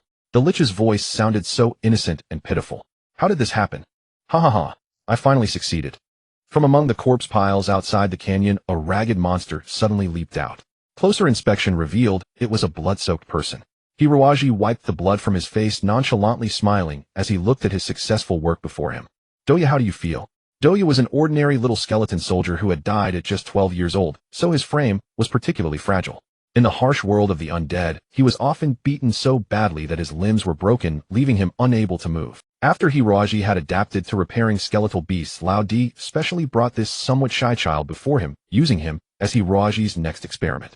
At that time, Doya's condition was absolutely dire. The joints of his limbs were shattered into countless splinters. His pelvis was as soft as cake. Nearly all his ribs were broken, and even his hard skull bore 3 or 4 cracks. His eye sockets nearly merged together. Lao Di said, "I told this child not to push himself, but he insisted on becoming some strong one, emulating others and picking fights. And so he ended up like this. He's done this more than once. I have no idea what goes on in that little skull of his. You might as well try to." Hiroaji nodded. In Doya's eye sockets he saw something he knew all too well. The silent cry of the weak who refuse to yield. "You will definitely become the strongest person in this world." Hiroaji patted Doya's shoulder, then murmured, "And so will I." Doya was an exceptionally tough child. This was Hiroaji's first time performing bone repair on a living skeleton soldier, which often caused unnecessary pain. The notion that the undead feel no pain is utter nonsense. Any living creature can suffer. Yet Doya endured it all with remarkable fortitude. "Doya, why did you become a skeleton soldier?" Hiroaji once asked during the treatment. Doya thought for a moment. "Bad people killed my parents. I want to fight the bad." The so-called villains referred to the king's army. In that dark era, countless innocent civilians perished under the army's blades and spears. Hiroaji fell silent. He realized that his so-called depression, failures, and sorrows were utterly insignificant before these skeleton soldiers, merely a case of whining without reason. The years spent in the dark abyss domain had granted him a completely different worldview, allowing him to reflect on his past from a higher perspective. It was as if, after transcending the bounds of Earth, human perception of things had ascended to a new level. Finally finished. After half a month of repairs, Zaidia's new body made its debut. The limbs are made of a composite material synthesized from 3 bones, and the joints are specially reinforced with sturdy skull bone for protection. "I've installed 4 arms for you, enough to wield any weapon. The spine and pelvis have also been greatly strengthened, and the head is further armored with wolf and horse bones. Now you are invincible," Hiroaji roared. Zaidia happily moved his new body. "Thank you, big brother, thank you. It was truly wonderful." The feeling of being able to help others was truly wonderful. It made Hiroaji feel that he was by no means a useless person. No matter what, his existence could help some people. This feeling was absolutely incredibly amazing. Next, Hiroaji devoted all his attention to the task of repairing the bone dragon Gelate. Strangely enough, Gelate was now very cooperative with an exceedingly docile temper. Whatever posture Hiroaji asked it to assume, the bone dragon obediently accommodated. Hiroaji was not eager to begin repairing the bone dragon's body, because he knew that starting in such a hasty manner would certainly not result in a perfect work. His understanding of machinery was that it was a form of life. He had to establish an intimate, seamless relationship between this life and himself before proceeding with further actions. Hiroaji had already spent a year cleaning Gilate's body, so he was intimately familiar with every single bone. After half a year of repair practice, Hiroaji had gained a deeper understanding of the interactions between mechanical parts. Now, as he appreciated the internal structure of the bone dragon, he couldn't help but marvel at nature's ingenious craftsmanship capable of creating such a wondrous creature. This enormous skeleton in his eyes was undoubtedly an enticing labyrinth. As long as he trudged through hardships to reach the end, the most captivating prize awaited him. Facing the intricate skeleton, Hiroaji was like Michelangelo facing a sculpture, Beethoven facing a musical score, or Da Vinci facing a canvas, completely immersed in it. Hiroaji did not know that the new body he had modified for Zaidia would actually stir up a huge uproar in the dark, because previously all skeleton soldiers' bodies in the domain were modified by Lao Di and his disciples. Fighting with those bodies was indeed very agile, and Lao Di's skill was undoubtedly first-rate. But he lacked Hiroaji's imagination. After all, Hiroaji was a professionally trained mechanical expert. The combination of ancient bone repair techniques with modern mechanical maintenance technology had produced a miracle. Little Zaidia, only 12 years old, relying on his brand new body, actually defeated several experienced skeleton warriors in a row. Observant people could naturally see that while Zaidia's own martial skills were indeed superb, the more crucial factor was his new body. All at once, countless skeleton soldiers gathered at the entrance of Lao Di's cave, demanding to know why he was being secretive, possessing such excellent technique, yet not sharing it to serve everyone. Lao Di had no choice but to explain with a bitter smile that this body was not modified by him, but by a human. A human? The skeleton soldier's eyes widened. How is that possible? After all, although humans were intelligent, their lifespan was only a few decades. In such a short time, it was almost impossible to learn such complex techniques. Well, after a while, this human will enter the inner city. then everyone can find him themselves. Lao Di betrayed Hiroaji without changing his expression. In the distance, Hiroaji inexplicably shivered and shrugged his nose in confusion, then returned to his focused research. After 4 months of repeated study, Hiroaji finally fully understood the bone dragon's body. He not only understood the origin and circumstances of every wound on the bone dragon, but also deeply comprehended the endless obsession attached to those wounds. The bridge between the man and the dragon had been quietly established. It was time for the real work. Hiroaji asked in a deep voice, carrying 2 large sacks on his back, filled with various bone parts. The bone dragon snorted coldly. "Come on, insignificant human. If I still cannot fly this time, I will eat you." Hiroaji smiled confidently and elegantly. "Rest assured you will never get to eat me in this lifetime." He started with the simplest part, the tail. Hiroaji slowly caressed the bone dragon's tail, searching for the gaps between bones using the sensation of his fingers to judge the tightness of the connections, and so on. This process took him more than half an hour, but the actual work only took 10 seconds, adding merely 2 insignificant tiny bones. That's it. The bone dragon couldn't believe it. Hiroaji smiled, weakly drenched in sweat, nearly collapsing from. Although the process ultimately took only 10 seconds for Hiroaji, it was no less than the most complex heart surgery. The act of placing the bones was simple, but where to place them, what length and thickness of bones to use, and even what material, all had extremely stringent requirements. It is no exaggeration to say that the real repair had begun a year and a half ago when Hiroaji first cleaned the bone. The bone dragon tapped its tail half doubtfully, and the entire canyon immediately began to shake violently, with strange rocks on the cliffs tumbling down.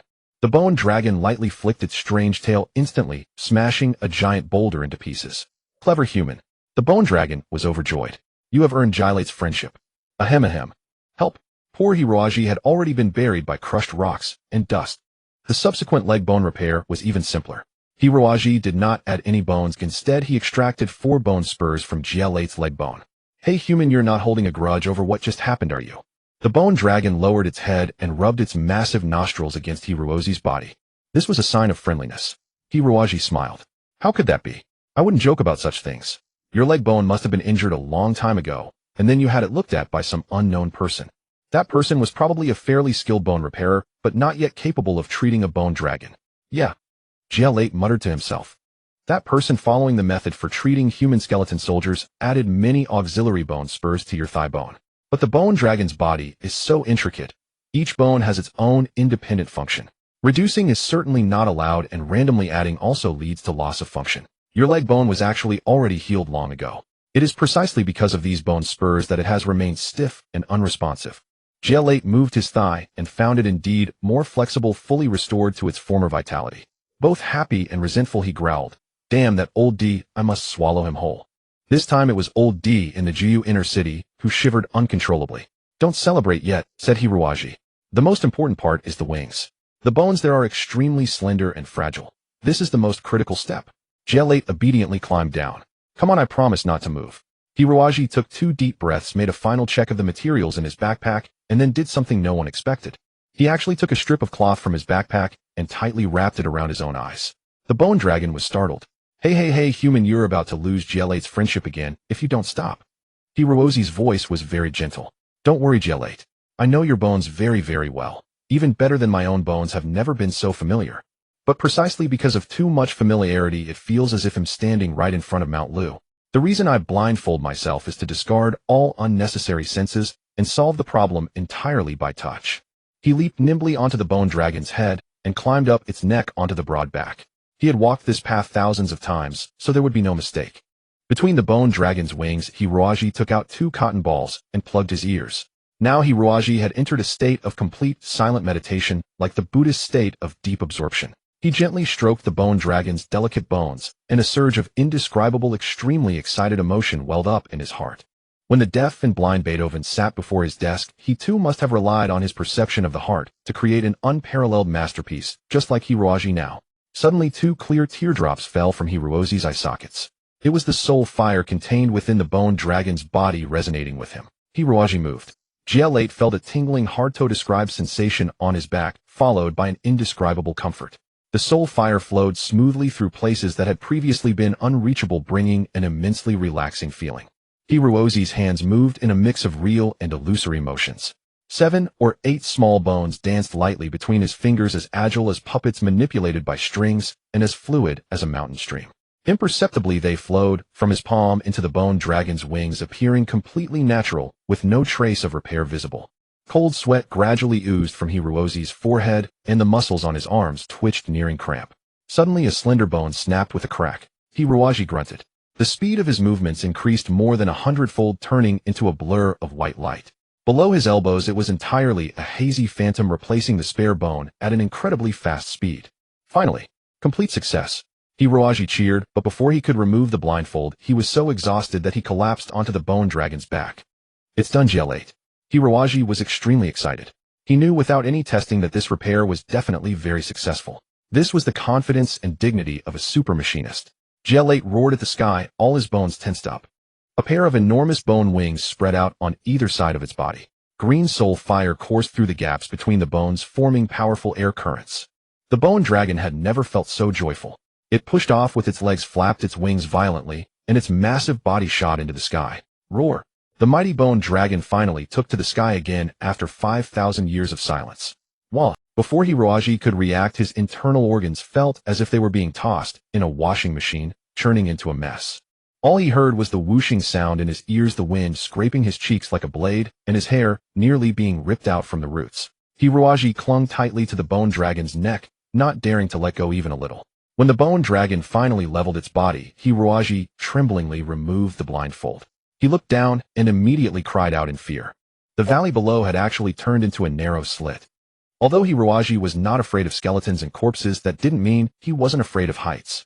In fact, almost everyone has a bit of acrophobia, especially when there is no support and air resistance.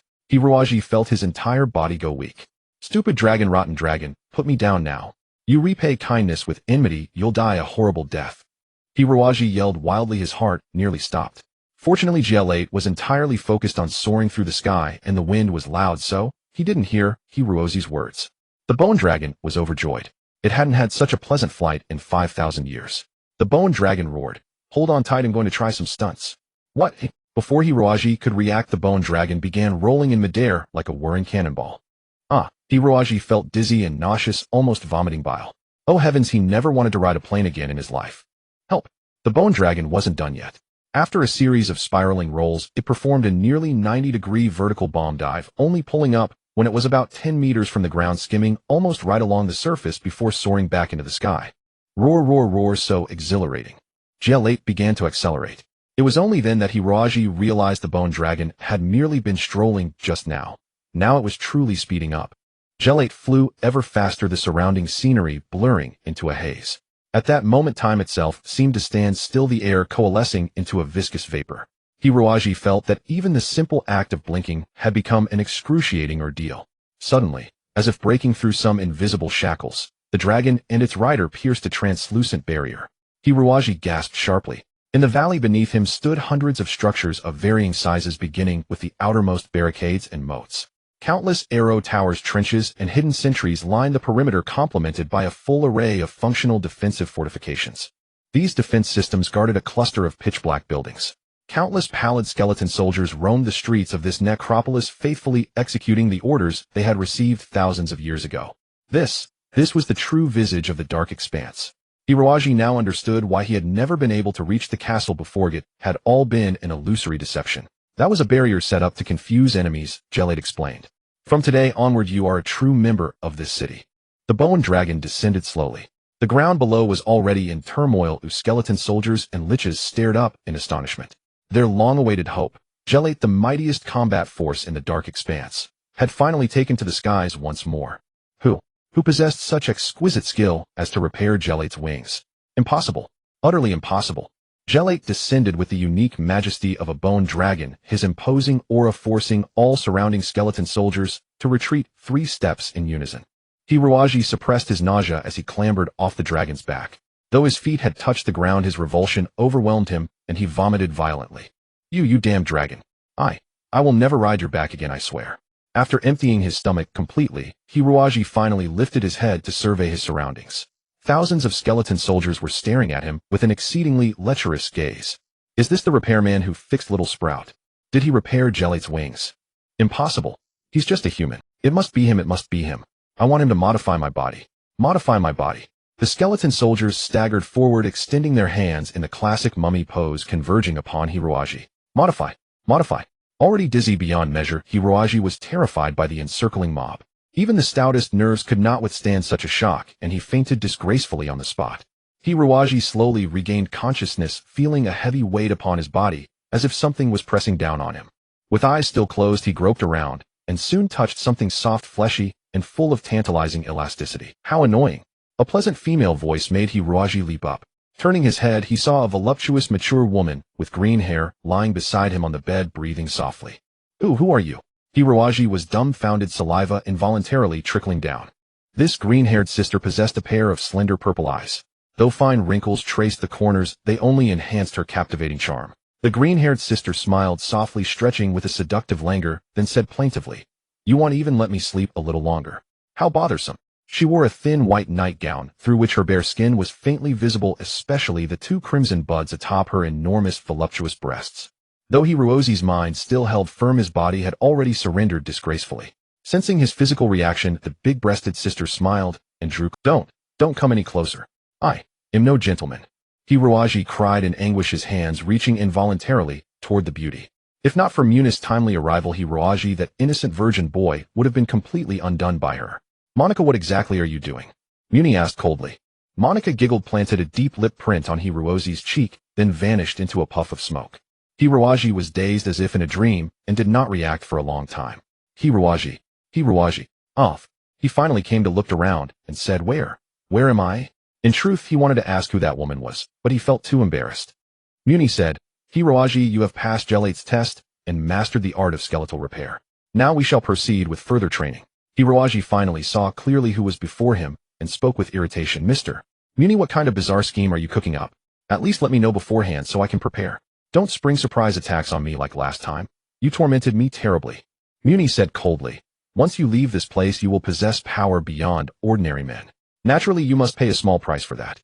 2 years are nothing, a mere blink of an eye. We have already spent 5,000 years here." Hiroaji was speechless. He now understood where the problem lay. The crux was their differing perception of time. To these skeleton soldiers, a year was but the time it took to. But if they yawned a dozen more times, he would simply die of old age here. Hiroaji smiled bitterly. "Mr. Muni, you're not going to tell me I have to stay here for another 20 or 30 blinks, are you?" Muni replied, still in his icy tone, "No. The energy of the dark expanse can only sustain 9 to 10 Earth years at most. You must master all the necromantic skills within that time." Hiroaji breathed a sigh of relief. 10 years didn't seem too unbearable. He continued, "What exactly am I supposed to do? Why all this secrecy?" Muni said, "For now I can only tell you that you must use all your strength to protect someone. I will reveal the details when the time comes. Now you must first learn the skeleton martial arts." "Skeleton martial arts? Follow me." Muni, without answering his question, turned and walked out. "Damn it. Skeletons think they're so high and mighty." Hiroaji cursed under his breath, following behind, itching to plant a knife into that tomato-like skeleton commander's head. As he just stepped out of the castle gate, a long, narrow bridge stretched before him. The platform beneath the bridge was packed with thousands of skeleton soldiers, all gazing at Hiroaji with eager anticipation. Why was it really this crazy? Muni cast a calm glance back at Hiroaji. "These beings all admire your talent for skeleton restoration and hope you will modify their bodies. I have already promised them that you will be responsible for modifying 10 skeleton soldiers every night. We will prepare all the materials." 10 skeleton soldiers? Are you kidding me? Even with his usually good temper, Hiroaji couldn't help but burst out cursing. "It takes at least an hour to modify a single skeleton soldier. Do I not need to sleep at all?" Muni nodded. "I will teach you a method to absorb resentment and increase bone strength. Once you master this technique, you indeed won't need much sleep." Hiroaji was speechless. Who could he blame but himself for foolishly signing that unequal treaty? Crossing the long bridge, he soon arrived at a stone forest. The so-called stone forest was a massive training ground with stone pillars standing every 3 or 4 meters, forming the semblance of a forest. The thinnest pillars were about the width of a bowl, while the thickest were larger than 3 Hiroazis combined. Seated among the pillars was a stout, burly skeleton soldier. He was not tall, even standing only reaching Hiroazi's neck. Ordinary skeleton soldiers often appeared slender and fragile, and Muni and Old D were no exceptions. Yet this skeleton soldier exuded an overwhelming dominance, like a great mountain pressing down before Hiroaji. On his shoulder rested a rusted iron rod. One swing would have finished off 3 Hiroazis instantly. "This is your martial arts instructor, He Jiang," Muni introduced. The stout skeleton stepped forward and said somewhat awkwardly, "I, He Jiang, teacher yours." Muni explained, not all skeletons can speak fluently. Human language is too complex for perhaps He Jiang is not a thinker, but he grasps the essence of undead combat. Essence. Hiroaji was, that is faith. Muni declared loudly. Most undead lack human intelligence, strength, and agility, but our will to fight is no weaker than anyone's. Even if we know only one move, we will train that move to its utmost. As Muni spoke, He Jiang took a precise step forward, stomping heavily on the ground. The iron rod on his shoulder vanished from Hiroaji's sight in an instant, becoming nothing but a blur before him. An unparalleled blade wind roared from the iron rod, and with a sharp crack it left a deep gash on the stone pillar ahead. Hiroaji's mouth gaped wide enough to fit a cantaloupe. Muni said 5,000 years ago He Jiang was but an ordinary farmer working the fields with a hoe to support his family. Among all skeleton soldiers he is not the brightest. Even now he struggles to speak, and in martial arts he has only mastered 2 moves, one vertical chop and one horizontal slash. Your task is to learn these 2 moves within half a year. Hiroaji seriously doubted he could in half a year cleave through a massive stone with an empty swing. Come on, the other had trained for 5,000 years. Hiroaji didn't think he had the same talent for fighting as he did for mechanical repair. Seeing his hesitation, Muni sneered coldly. Of course, if you admit right now that you are a useless coward, I might consider giving you an easier course. Hiroaji's pupils contracted sharply, and the frivolous lightness on his face vanished. I am absolutely not a coward. He strode over to He Jiang and stood upright. Hiroaji held a slightly thinner iron rod, practicing with intense focus. He Jiang was hardly a good teacher, for he taught Hiroaji nothing at all, simply swinging his own rod in solid. Only 4 movements: advance, strike, withdraw, retreat. Extremely tedious and dull. After just 2 days of practice, Hiroaji wanted to give up because he realized this martial art was not designed for humans. It was tailor-made for skeleton soldiers with stiff joints and inflexible bodies. If a human insisted on practicing, they would turn into the kind of horrifying monster often seen in zombie films, clad in Qing Dynasty official robes, with rigid limbs and a frozen face. Fighting someone like that would probably get the opponent laughing to death before a single move was made. Worse, after only 2 days, every muscle in his body felt like it was cramping, trembling incessantly. This was bound to kill him. Hiroaji went to find Muni, but before he could even speak, the look in Muni's eyes infuriated him. That look clearly said, you are a useless coward, a waste scum, a muggle. No, never. Fuming, Hiroaji returned to the stone forest, grabbed the iron rod, and swung it furiously, envisioning the stone pillars as Muni's cold, ugly face. Then he suddenly thought of a legendary, highly effective practice method: hypnosis. Hiroaji stared blankly, his muscles stiff, his breath seemingly gone. Only those very close could hear his muttering. I am a skeleton soldier, I am a skeleton soldier. I have no muscles, my muscles don't hurt. Self-hypnosis was, as expected, utterly useless. Hiroaji now felt that dying would be easier. 2 days later, dragging his exhausted body back to the room Muni had prepared, he suddenly noticed 10 skeleton soldiers, missing limbs, standing at the door. No way. I'm the one who needs fixing now. How can I repair skeletons in this state? What the hell? Hiroaji wanted to cry, but had no tears. All 10 skeletons were of short stature, looking about the same age as Little Bean Sprout. They gazed at Hiroaji with looks of great expectation and admiration. It seemed Muni knew Hiroaji, well aware that he could not refuse the requests of youngsters. Damn it. Hiroaji grumbled as he pushed open the door. Get in here, you little brats. Uncle is going to check your bodies. Ha ha ha, how adorable. In the depths of the demon castle, Monica laughed heartily before a newly acquired magic mirror. Unlike last time, this time the skeletal dragon Gilate occupied more than half of the space in the room, forcing others to squeeze into the corners. Monica smiled and said, with someone like him protecting the Empress, I feel very reassured. A short figure resembling a toad and squatting on the ground in a gray robe said darkly, but what if his martial skills are too mediocre? Half a year is not enough to master complete martial arts, not to mention the subsequent necromancy. Moreover, a character as weak as his is unlikely to shoulder the great responsibility of protecting the Empress. Muni shook his head and said, you need to observe every action and expression of Hiroaji carefully. Indeed, I admit he is usually quite weak, but once he enters a certain state, like when practicing martial arts or performing the skeletal repair technique, he becomes extremely ruthless and cold, completely devoid of human emotions, like a cold machine. Hiroaji's personality presents 2 extremes: extreme weakness and extreme ruthlessness. His usual demeanor is merely a facade. When he reveals his true self, I am certain he will be the most terrifying. Do not forget the immense resentment within him. Ying scoffed coldly. Even so, I need to personally train him for 6 months before I can feel at ease. By the way, Gilate, given the tight schedule, why are you still making him do these pointless tasks like repairing the skeletal warriors? You must understand that once collapse arrives, we will all turn into the most basic form of energy. The so-called bodies are utterly useless to us. Gilate seemed to awaken at this moment lazily, saying, "Have you all carefully studied Hirozi's memories? Do you know what kind of changes have occurred in the outside world over these 5,000 years?" Everyone shook their heads. Under the skeletal dragon, someone said in confusion, "I do not know what those things are in Hirozi's memories, but I do know that if we continue to train this warrior in the traditional way, he will not succeed in this current world, let alone take good care of the Empress. On the contrary, I believe that the skeletal repair technique will play a crucial role and greatly assist him." "Please explain," Ying said politely. The skeletal dragon nodded. "In the outside world there seems to be a phenomenon called the mecha that rules supreme. It is akin to a magical puppet of sorts. Mastering the skeletal repair technique will be immensely beneficial for the maintenance and manufacturing of such puppets." "So that's how it is." The others suddenly understood Gilate was indeed an exceedingly wise existence and would never act without reason. Furthermore, piloting such magical puppets in aerial battles is also very beneficial for the balance ability of the human body. That is why I took Hiroji to fly furiously in the air, hoping to strengthen his balance so that he can master advanced magical puppet combat techniques in the future. Oh, no wonder. Because there is not much information about Mecha Knights in his memories, I find it difficult to organize corresponding piloting skills. Everything will rely on his own efforts in the future, but we must lay a solid foundation now. You must understand that the safety of the Empress entirely rests in this kid's hands." "Yes, yes." The skeletal dragon grinned sinisterly. "To achieve this goal, starting tomorrow morning, the death-style flying special training will continue and will be constantly upgraded." The poor Hiroji had no idea of the calamity that was about to befall him. He clung to the last 2 hours dreaming of whimsical things. Xiaowen, Xiaowen. Hiroji drooled and laughed foolishly. At that moment a cold wind suddenly blew open his door, and 2 purple flames of soul deftly entered, wrapping around Hirozi's body and pulling him out of the door.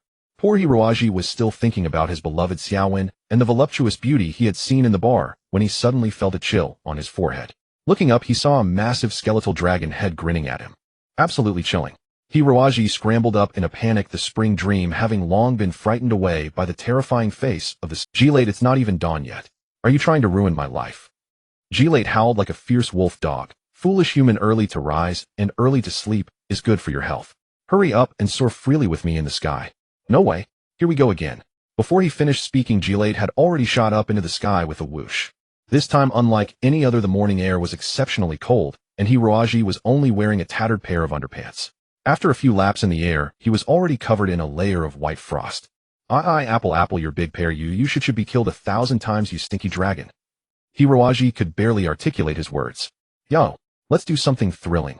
Gilate, as if high on a stimulant, went wild, seemingly determined not to stop until Hiroji was thrown off. Half an hour later, Gilate tossed the completely frozen Hiroji onto the training ground. The Black General seemed oblivious to this disciple and continued practicing his own moves. Kill, kill, kill. But why is his path of advance seemingly directed right at Hiroji? The violent blade aura shattered all the ice blocks on Hiroji, of course, leaving behind numerous wounds. It's no joke, frostbite doesn't heal so easily. Walla. Fortunately, Hiroji dodged in time, otherwise his head would surely have been smashed in. "Hiroji, practice your sword, coward, take a break." Sometimes the Black General's words contained some of that damn nonsense philosophy. Hiroji sighed and mustered all his strength to lift the heavy iron rod. "I'm not a coward. I'm training. I'm training. I'm training your rotten watermelon. I'm training your big banana kill." The training ground was for the first time filled with the passionate sweat of humanity. Thus, Hiroji finally began his arduous martial arts training. His daily tasks were extremely heavy. Starting at 5 in the morning, he would be carried by the skeletal dragon Gilate, soaring through the air. Then there were 10 hours of monotonous martial training focusing on just the slash and chop motions. Following that were 2 hours devoted to absorbing resentment, which was akin to mealtime in the human. Muni taught Hiroji a technique called Black Underworld Bone Technique, utilizing this method to absorb resentment for cultivation, which not only maintained his bodily functions, but also enhanced the strength of his bones, allowing him to unleash even more powerful skeletal martial techniques. There is, however, one drawback. The Black Underworld Bone Technique primarily enhances bone strength and power, providing no training effects for muscles. After all, what do skeletal soldiers need muscles for? Thus, to the outside observer, Hiroji still appeared as useless as before. If tested on a specialized physical fitness tester, he might even seem more useless than before. Thinking about this made Hiroji feel rather gloomy. Moreover, his fighting posture resembled that of a zombie, so it was best not to engage in fights, especially not in front of girls he liked, otherwise wouldn't he be laughed at? Hiroji could not afford to lose face like that. After completing the Black Underworld Bone Technique training, it was time for medical care as usual. 10 skeletal soldiers, missing limbs, waited at his door, staring at him blankly. Hiroaji found it strange that there were so many disabled individuals in this dark abyss. Over the years they had not encountered any formidable enemies. Oh, why was this the case? He did not know that these skeletal soldiers often intentionally broke their own limbs to receive his personal modifications. After all, for skeletal soldiers, such injuries were not significant. Sometimes skeletal soldiers can be quite cunning creatures. Half a year is not long, especially in the eyes of undead beings like skeletal soldiers. It passes quickly. Hiroaji's cultivation had already reached a whole new level. He now slept 7 hours a day, for even on Gilate's back Hiroaji could slumber most soundly. No matter how the bone dragon bucked, performing all manner of intricate aerial maneuvers, Hiroaji slept without interruption, never once falling off. His bodily equilibrium had become an instinctive reflex requiring no conscious control. On the training ground, the inert stone blocks were no longer his practice targets. He could now barely spar with He Jiang. Of course, this was because He Jiang's movements were exceedingly simple, just a couple of repetitive strikes, making it easy to Yet for an ordinary person, blocking his immensely powerful and swift slashes remained a near impossible task. Hiroaji, however, had done it. Having cultivated the black netherbone art to the 3rd layer, Hiroaji's bones were now tougher than those of elite skeleton soldiers. Even reinforced concrete could hardly match their hardness. It was with such hardened bones that he could contend with the mighty He Jiang. As for the nightly bone repair technique, it was mostly completed in a half-asleep, half-awake state. Hiroaji's hands seemed to possess a will of their own. The moment they touched a bone, they could diagnose the problem and solution instantly, selecting the most suitable bone from the pile to incorporate into the mending. Life in the dark nether domain was monotonous, yet Hiroaji found a glimmer of delight within this dreary existence. From childhood onward, everything he attempted ended in failure, as if no matter how hard he tried, he was nothing but the most worthless refuse, forever unable to turn the tables. His few earnest efforts not only failed to bring the imagined success, but were met with merciless mockery. He was like that toad lusting after a swan's flesh. No matter how high he leaped, it was all in vain. But here Hiroaji tasted genuine success. As long as he worked hard, he left footprints on the ground. As long as he sweated, his strength increased bit by bit. Hiroaji cared not whether these skills would ever prove useful, for now he knew one thing: he was no failure. I am strong. Hiroaji believed that if he now stood before Qiangni, he would no longer be so self-conscious as to be speechless. He would calmly let Xiao Weiwen decide for herself, and if she truly chose Qiangni, he would never force her. There are plenty of fish in the sea. He even had the courage to challenge Heilung Dalao to a unknown duel, not because he harbored any hope of victory, but because Hiroaji now understood that a true man must never evade any challenge. The skeleton crowd in the demon castle. Lao Di, he is truly formidable. He has cultivated the black netherbone art to this level in merely half a year. An ordinary skeleton soldier would need at least 50 years. Ewing, don't forget, he is human, his brain completely intact, thus he possesses higher intelligence than ordinary skeleton soldiers. Lao Di, precisely because he is human, he experiences symptoms like muscle soreness while practicing the black netherbone art. We skeletons have none of these drawbacks. This lad is truly tenacious. Monaco I like him more and more. Ewing if that's the case, it's time to upgrade his training.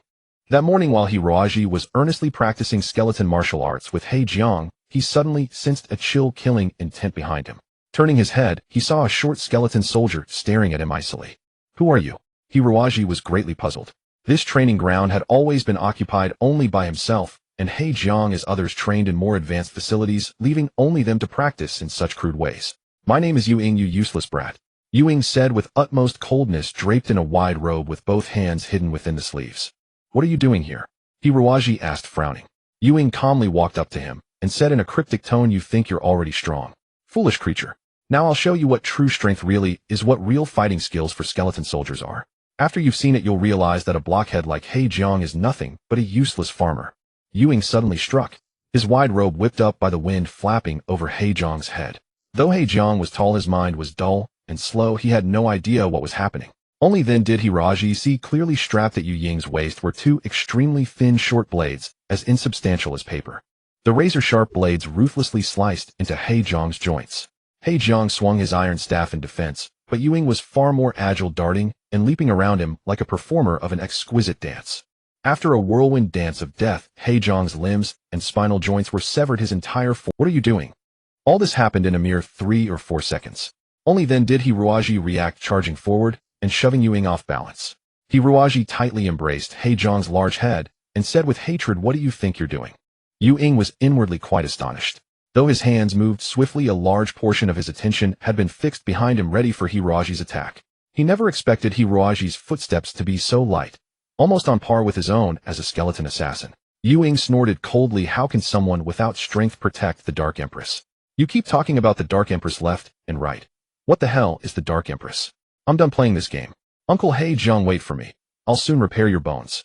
Yu chuckled darkly. Kid, at this point do you think you still have a say? He-jiang too spoke with difficulty. In Hiroji's arms, practice grow stronger, protect the Empress. Hiroji's mind was a whirlpool of chaos. Who was this Empress that so many skeletons willingly gave their lives for?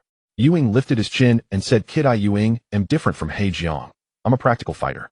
For the next half year, I will assassinate you every day. If you have the skill, you can fight back. You can even tear me apart into a pile of rotten bones.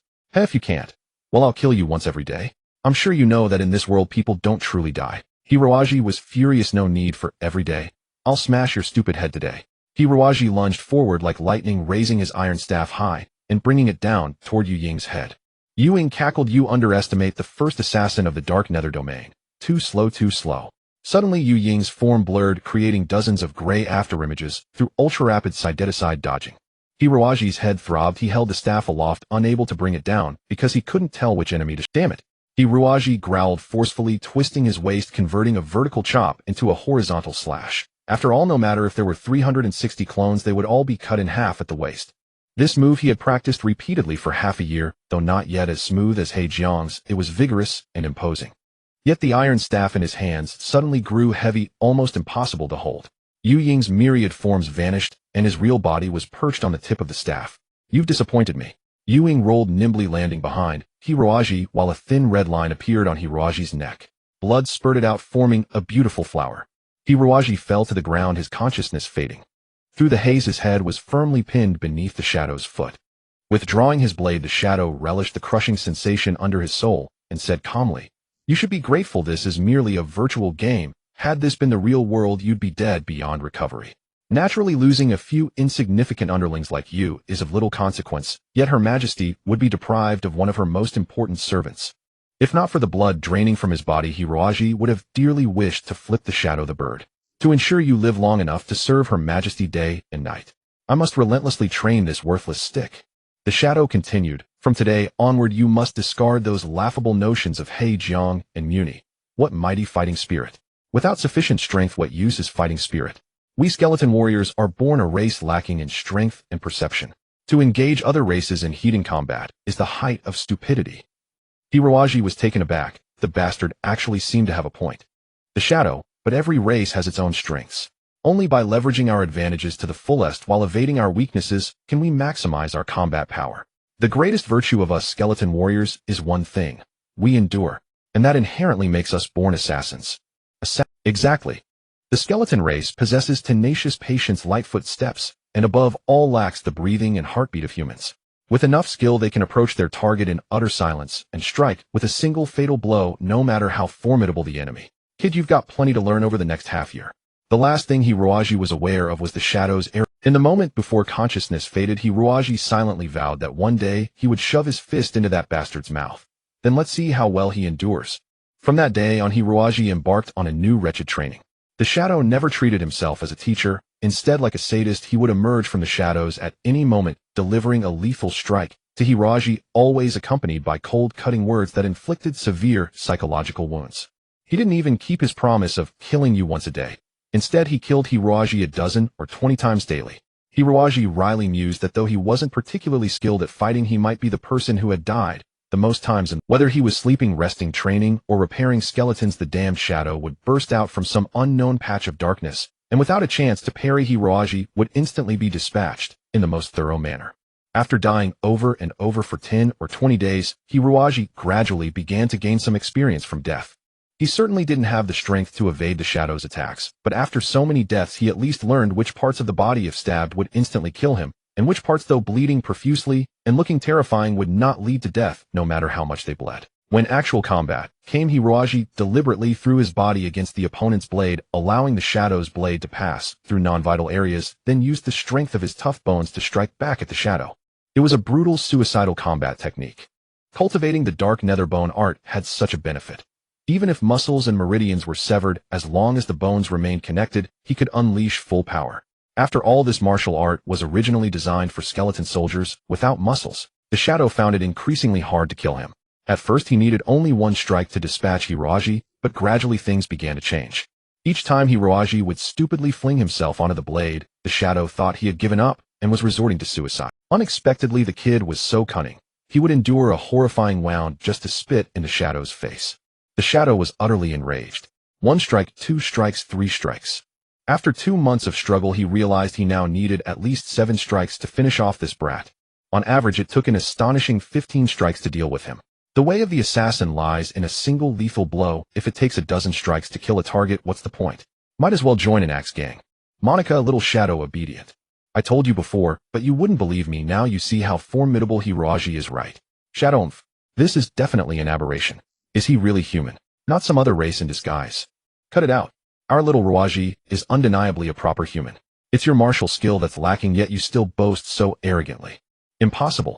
No one has ever survived 3 strikes under my blade, especially a useless piece of trash with no foundation. The shadow was furious. Hiroaji's very existence overturned all his conceptions about skeleton martial arts. Fortunately, this guy was being trained as an ally. If such a terrifying monster appeared among the enemy, it would be a chilling thought. Hiroaji had no idea what was happening in the magic fortress, nor that the seemingly cold shadow actually held him in such high regard. Right now, only one thing occupied Hiroaji's mind: how to pound that arrogant shadow into the ground. Hiroaji was not a naturally talented person, nor a genius full of clever tricks and schemes. He was just an introverted, shy, and somewhat cowardly ordinary man. But such people have a trait: once they decide to do something, they throw themselves entirely into the task, because they have few friends to play with and no girl to date. Nor was his intellect sharp enough to find shortcuts. So Hiroaji simply trained relentlessly. He trained in endurance. The shadow's words held much truth. Every time he attacked Hiroaji, he didn't appear out of thin air. He had long been lurking in shadow's corners, or the earth, enduring for who knows how long, until the last moment to launch a sudden strike. Thus, while sharpening his vigilance, Hiroaji also began to practice endurance.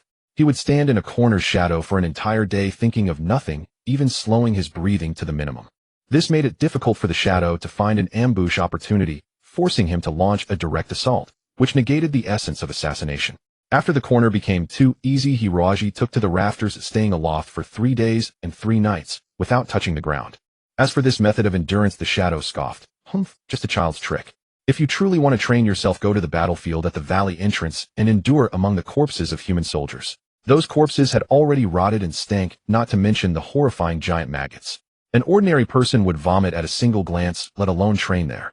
Hiroaji certainly didn't want to go, but the contempt in the other's gaze sparked a flicker of anger in his mind. By the time he left the inner city of the Dark Abyss Fortress, his head had barely cooled, but the city gates had already closed behind him. The bone dragon Gellet was still lazily lying at the valley entrance. It stared at Hiroaji with great curiosity as he slowly walked onto the battlefield and laid down. "What are you doing, human?" the bone dragon asked in bewilderment. "Sunbathing."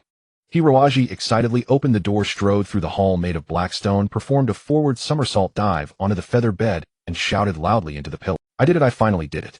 His clothes were tattered and reeked of blood. Even the filthiest beggar was cleaner than he. This was the result of 3 months of hellish training. During those 3 months, he had not only slept among corpses and been killed by the shadow over 1,000 times, but also stood like a fool for 5 days and nights pretending to be a tree stump. He had done everything a fool would do. But it was all worth it, because today he had crushed the shadow's head for the first time. So happy. Hiroaji slept soundly, hugging the pillow. Now his dreams rarely contained the past anymore. That cowardly, mediocre self seemed to have vanished long ago, never to return. Hiroaji. A playful voice echoed in Hiroaji's ear as something gently tugged at his earlobe, then attacked his cheek with a nimble tongue. Hiroaji slightly opened his eyes, gazing dazedly at the flawless face before him.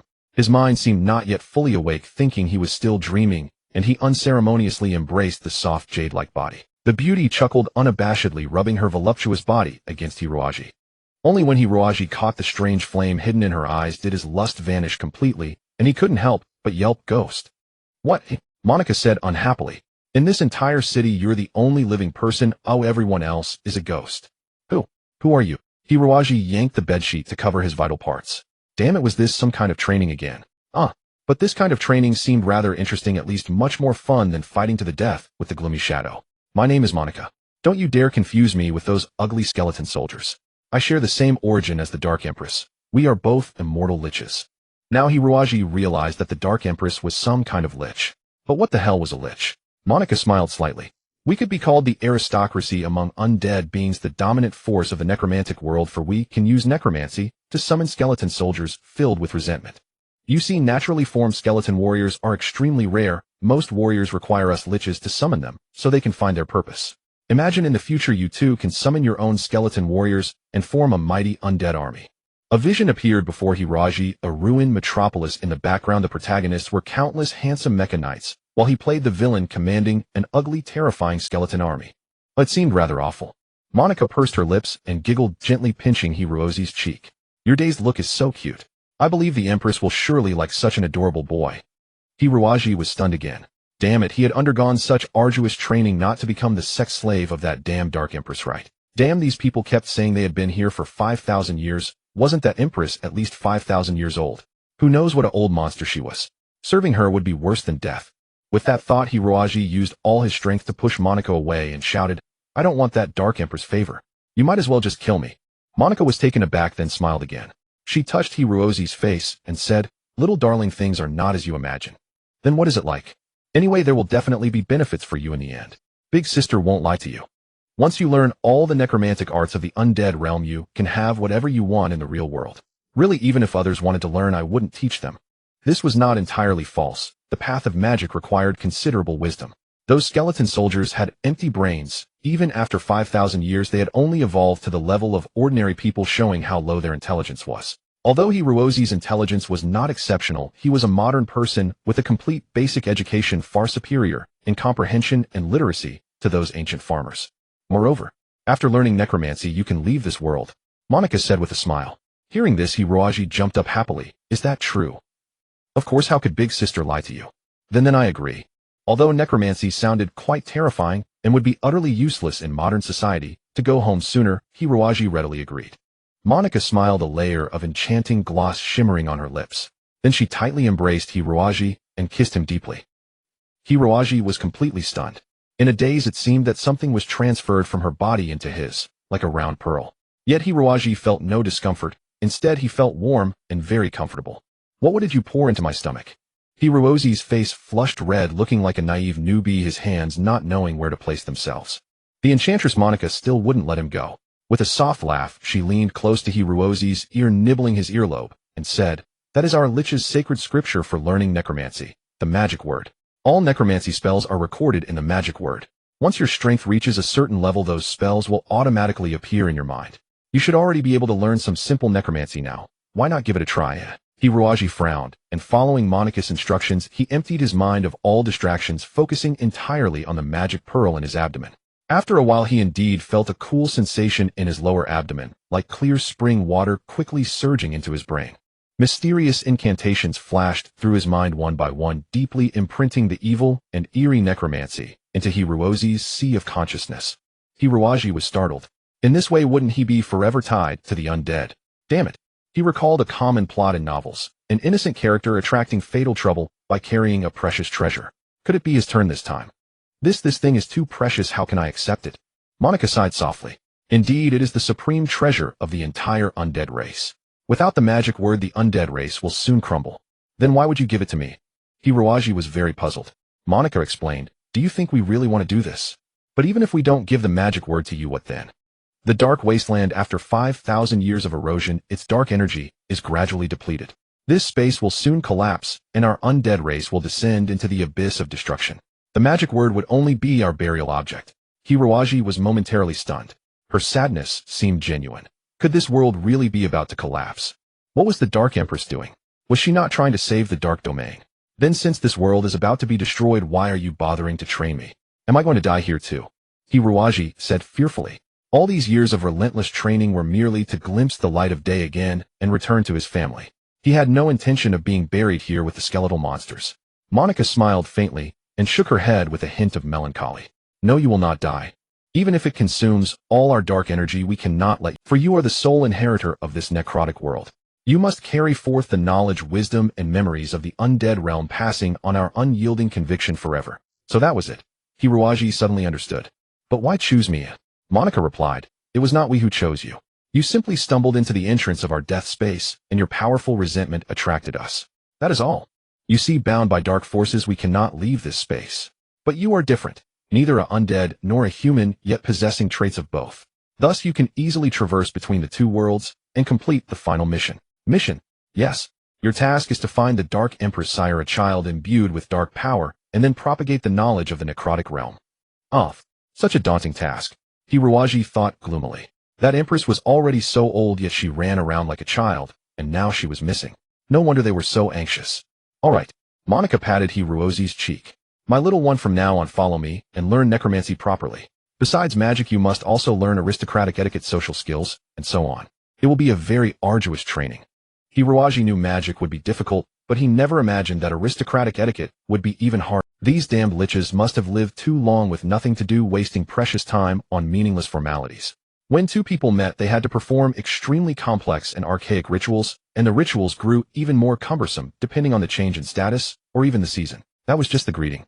There were also dining rituals, protocols for junior to pay respects to senior, rites for worshipping the dark god, rituals for challenging to a duel, formal duel rituals, victory rituals, and even the defeated had to assume a very graceful and etiquette-compliant posture before dying. Admittedly, these rituals did appear noble and elegant, but they wasted far too. Hiroaji suspected that even the most ancient aristocratic patriarch on Earth would look like a bewildered country bumpkin. And the names. Oh heavens, just thinking about those damned lich names gave him a headache. Every lich's name had to include their father's and teacher's names, at least 30 syllables long. A single mistake was a grave insult. If not for the liches recognizing him as an ignorant human, Hiroaji would have endured a dozen or more formal dueling. The worst was Monica. That woman had seduced him with a gentle, angelic face, but during actual training, she transformed completely. Her face cold and expressionless, and at the slightest mistake, she would whip him with her serpent-headed lash. That whip truly had 9 venomous snakes bearing their fangs. The first time Hiroaji was bitten, the pain made him scream for his parents. After several beatings, he finally understood an eternal, profound truth. The more beautiful a woman, the less trustworthy her words. Compared to tedious etiquette training, necromancy was far more interesting. Hiroaji seemed naturally inclined toward these cold, silent things. He disliked communicating with others, but these things never bullied him. Necromancy sounds terrifying, but it is actually the most emotional of all magics. In learning other magics, you must perceive the spirit of elements and resonate with matter. But in necromancy, you must communicate with living souls, understand their joys, sorrows, desires, regrets, and needs. Only then can you guide the willpower within them and resurrect the skeletons. By the battlefield outside the valley, Monica said gently. She was always gentle when speaking of necromancy. Hiroaji calmed his mind and slowly walked into the battlefield. In this place littered with corpses, the air was thick with rampaging souls, like a noisy crossroads where no single voice could be distinguished. I can't hear clearly, Hiroaji shouted. It's too chaotic here. Calm your heart. Merge yourself into these souls. Enter your most serene and composed state. Slowly separate these Hiroaji took a deep breath. Recalling how he performed bone restoration, his hands trembled strangely. Once his hands began to tremble, he seemed to enter an entirely different state. Hiroaji closed his eyes, even shutting off his hearing, and poured all his spiritual perception into the air. He heard it. He sensed the wails of the undead, their myriad emotions. These corpses gradually transformed into living people, each coming to the battlefield for various reasons, all striving to survive. Within every person there existed the power of unwillingness to die, but not everyone could rise by. Let me help you fulfill your wishes, Hiroaji murmured to himself. At the same time, countless fine threads seemed to shoot from his hands into the corpses. A miraculous thing happened. 2 soldiers whose bodies had rotted staggered to their feet, and under the ultra-high-speed control of Hiroaji's hands they began to walk. I succeeded. Overjoyed, Hiroaji lost his mental composure, and the threads in his hands vanished instantly. The 2 newly risen skeleton soldiers collapsed. Oh no, terrible. Hiroaji was very frustrated. He had finally sensed the souls of the undead, only to have it interrupted in an instant. Well, let's continue. Hiroaji was completely immersed in the wondrous world of soul communication, unaware that a dumbfounded female lich stood behind him. Monica had spent 5,000 years here, yet she had never seen such a thing. Today she had only brought Hiroaji to experience the atmosphere. Becoming a true lich was no simple matter. It often took years just to resurrect lowly creatures like rats. But Hiroaji had succeeded on his very first attempt. For the first time in 5,000 years, tears of crystalline clarity streamed down Monica's eyes. Perhaps this young man truly is the salvation of the undead race. Time flew swiftly.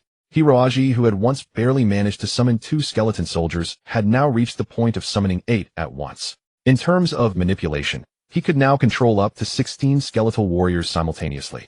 Skeletal warriors normally fought on their own volition, often resulting in sluggish movements and insufficient strength. However, when manipulated by a lich, their speed, power, and agility were dramatically enhanced, sometimes reaching 3 times their original capacity. Thus it was an extremely practical spell. But Hiroaji saw nothing remarkable about it.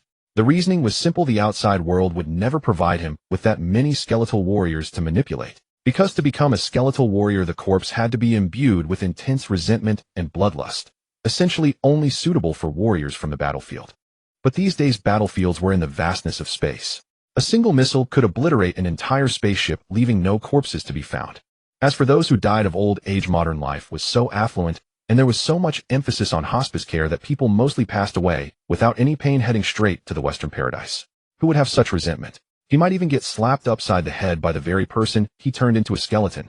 In the eyes of Muni, Monica, Gilate, and the others, however, Hiroaji had become nothing short of a deity. Completing in 2 months what an ordinary lich would take 10 years to achieve. Was that not divine? Are all humans from the outside world this formidable? Yueying grumbled bitterly. I refuse to believe this kid is the only exception. They had carefully studied the information stored in Hiroaji's memory, discovering that human society today was vastly different from the past. Now humans could not only board great ships to fly into the sky, but had also invented catapults capable of leveling an entire city. Truly formidable. All the ancient training they had given Hiroaji here might just be a joke in the outside world. Muni said, regardless, we must face this fact. Since everyone has done their utmost to train Hiroaji, even if we ultimately fail to complete the mission, it is the will of heaven, and no one can be blamed. Clenching her teeth, Monica said, I wonder if our mortal enemy, the Church of Light, still exists. Those despicable wretches might be the greatest obstacle to our mission. Muni said, we must prepare for the worst. The Church of Light wields immense power. Even kings and dukes of powerful nations are mostly their pawns. Moreover, the mages cultivated within the church possess strength not inferior to our undead race. Since we have survived, there is no reason for the Church of Light to have perished. Yueying snorted coldly. Their greatest weakness is that they do not know our undead race still exists in the shadows. If one day Hiroaji were to display his skeletal martial arts before the Pope and slay those hypocritical beasts one by one, the expressions on their faces would be absolutely priceless. Yueying, recalling Hiroaji's freakish learning ability, could not help but sneer repeatedly. This monster created by their own hands would now be the one to make the damned Church of Light pay the price. At this thought, the humiliation of 5,000 years was slightly alleviated. Muni said, our time is running out. Hiroaji has already mastered bone repair, necromantic summoning, and skeletal combat arts. He has surpassed even elite skeleton warriors. But our goal is not merely to train a skeleton warrior. Indeed, Monica added, we aim to cultivate a death marshal who can command the entire undead army. Yes, it is time for his final training. I must also tell Hiroaji everything about the Dark Empress. Exhausted, Hiroaji returned to the castle. He had expended all his power today and still failed to summon a night skeleton. 8 was apparently his limit. Though every muscle in his body throbbed with pain, Hiroaji showed no sign of it on his face. Instead, he maintained an air of calm, his gait unhurried and graceful like a true gentleman. Draped in a deep black lich robe, he appeared all the more mysterious and unfathomable. Hiroaji inwardly cursed, banana your pineapple. If not for the fear that the perverted Monica might be spying from the shadows and lash him the moment he revealed his true nature, he would never have put on such pretenses. And that wretched Yueying was probably lurking somewhere, waiting to ambush him the instant he showed signs of fatigue. Damn, over the past 2 months their battles were evenly matched. Hiroaji had been killed by Yueying 26 times, but he had also slain the assassin 15 times, and each time he had to repair Yueying afterward. Even a skeleton assassin with such thick skin gradually grew too embarrassed to keep coming. He thoroughly searched the room, finding not even a single rat. Then he rigged alarm traps on the doors and windows using bones, and only then did he lie down on the bed with peace of mind. But no sooner had he lain down than a thunderous crash shook the entire castle. A cloud of dust rained down on Hiroaji's face, making him cough repeatedly. Oh my god! Hiroaji performed a clumsy roll, and the chandelier from the ceiling crashed onto the very spot where he had been standing. What? What is happening? Puzzled, Hiroaji pushed open the door. At that moment, another tremor shook the earth, accompanied by loud wailing. Perhaps it was an illusion, but Hiroaji felt the corridor outside was much cleaner than before. All the torches and lamps were brand new, without a hundreds of skeleton soldiers were scurrying frantically through the corridor. Some carried bundles of arrows, some bore sheaves of spears on their shoulders, and others fumbled to put on leather armor. 3 or 4 black-robed liches approached from afar shouting, "To the city walls! To the city walls!" One of them pointed at Hiroaji. "You guard the east gate." Did he mistake him for a skeleton soldier? Hiroaji thought. Impossible. His body was full of flesh and blood, how could he be? That was when he noticed that his body was nothing but stark white bones. What? He had turned into a skeleton soldier. Hiroaji prayed this was just a nightmare that would soon end. Before he could say anything more, a wave of skeleton soldiers surged forward. Someone shoved a thin leather armor onto him, and another thrust a long sword into his hand. Hiroaji was swept along with the crowd and rushed out of the castle. The moment Hiroaji saw the sky, he froze. The sky before him was nothing like the perpetual gloom he remembered. A brilliant orb hung high in the air, radiating dazzling light mercilessly. It was probably a high-level illumination spell from the magic books, almost rivaling the sun itself. Burning boulders streaked across the sky, crashing violently against the undead castle, collapsing section after section of its walls. It was clearly these that had caused the earthquake moments ago. Far in the sky, the bone dragon Gelate circled and roared, spewing poisonous gas and mist toward the ground.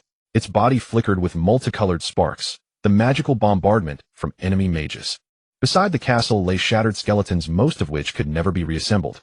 Mixed among them were the corpses of human soldiers, matching the skeletal remains in number. Given this brutal scene, the battle must have raged for at least a full day and night. Why didn't I hear the sounds of fighting just now? That's impossible, Hiroaji muttered to himself. But he had no time to dwell on it, for skeleton soldiers all around under the command of liches charged headlong toward the enemy lines. Hiroaji had no choice but to follow the mass, brandishing his long blade and charging into battle. In the distance, the enemy's orderly formations came into view. The allied forces of the human world, clad in the sturdiest and most splendid armor, wielding exquisitely forged razor-sharp longswords. Their ranks stretched from beyond the valley to cover the entire basin. Guarded by numerous warriors, a large contingent of mages stood in the center. As the skeleton soldiers drew near, a powerful roar erupted from the human army. A barbarian warrior over 2 meters tall and completely naked brandished a great axe and bellowed, "Charge!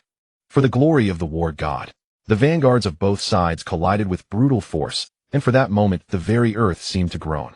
The foremost skeleton soldiers, small and fragile, were instantly sent flying by the towering, well-equipped human warriors. But more skeletons surged forward fearlessly, using their brittle weapons to entangle the heavy axes and great swords. The air grew thick with deathly aura. Everyone howled, every eye turned bloodshot. So this was the war between the undead and humans. Hiroaji stared blankly at the battlefield. The fight had descended into a grinding stalemate, with severed limbs and broken bones flying over the war. What force drove these already dead beings to fight with such desperate fury, dragging their own corpses into battle? Hiroaji asked himself, but he had no answer. Kill! Kill! It took Hiroaji a long time to realize that this terrifying roar was coming from his own throat. The skeletons ahead had all been shattered. Before Hiroaji surged the overwhelming tide of the human army. Kill! Hiroaji channeled every ounce of his black netherbone art, his battle blade dancing up and down, soon thrusting into the belly of a human soldier. This was his first time killing a real human, but accustomed to bloodshed as he was, Hiroaji felt no discomfort. Only an endless surge of exhilaration. As he withdrew his blade, Hiroaji subtly employed the technique from demon language, absorbing a touch of fresh resentment from the soldier's body. Though minuscule, it helped him recover at remarkable speed, his movements flowing like water, seamless and natural. It was like a spring stretched to its limit, suddenly regaining its elasticity, bursting forth with immense power. Hiroaji's long blade slashed repeatedly, quickly clearing a wide area around him, the ground littered with soldiers' corpses. Though these skeleton soldiers were valiant and fearless, they were too few in number and individually weaker than human warriors. The entire battle was sustained largely by the bone dragon Gelate circling overhead. But as human mages unleashed a barrage of high-level spells, brilliant orbs smashing into Gelate, the bone dragon finally succumbed, roaring and crashing down.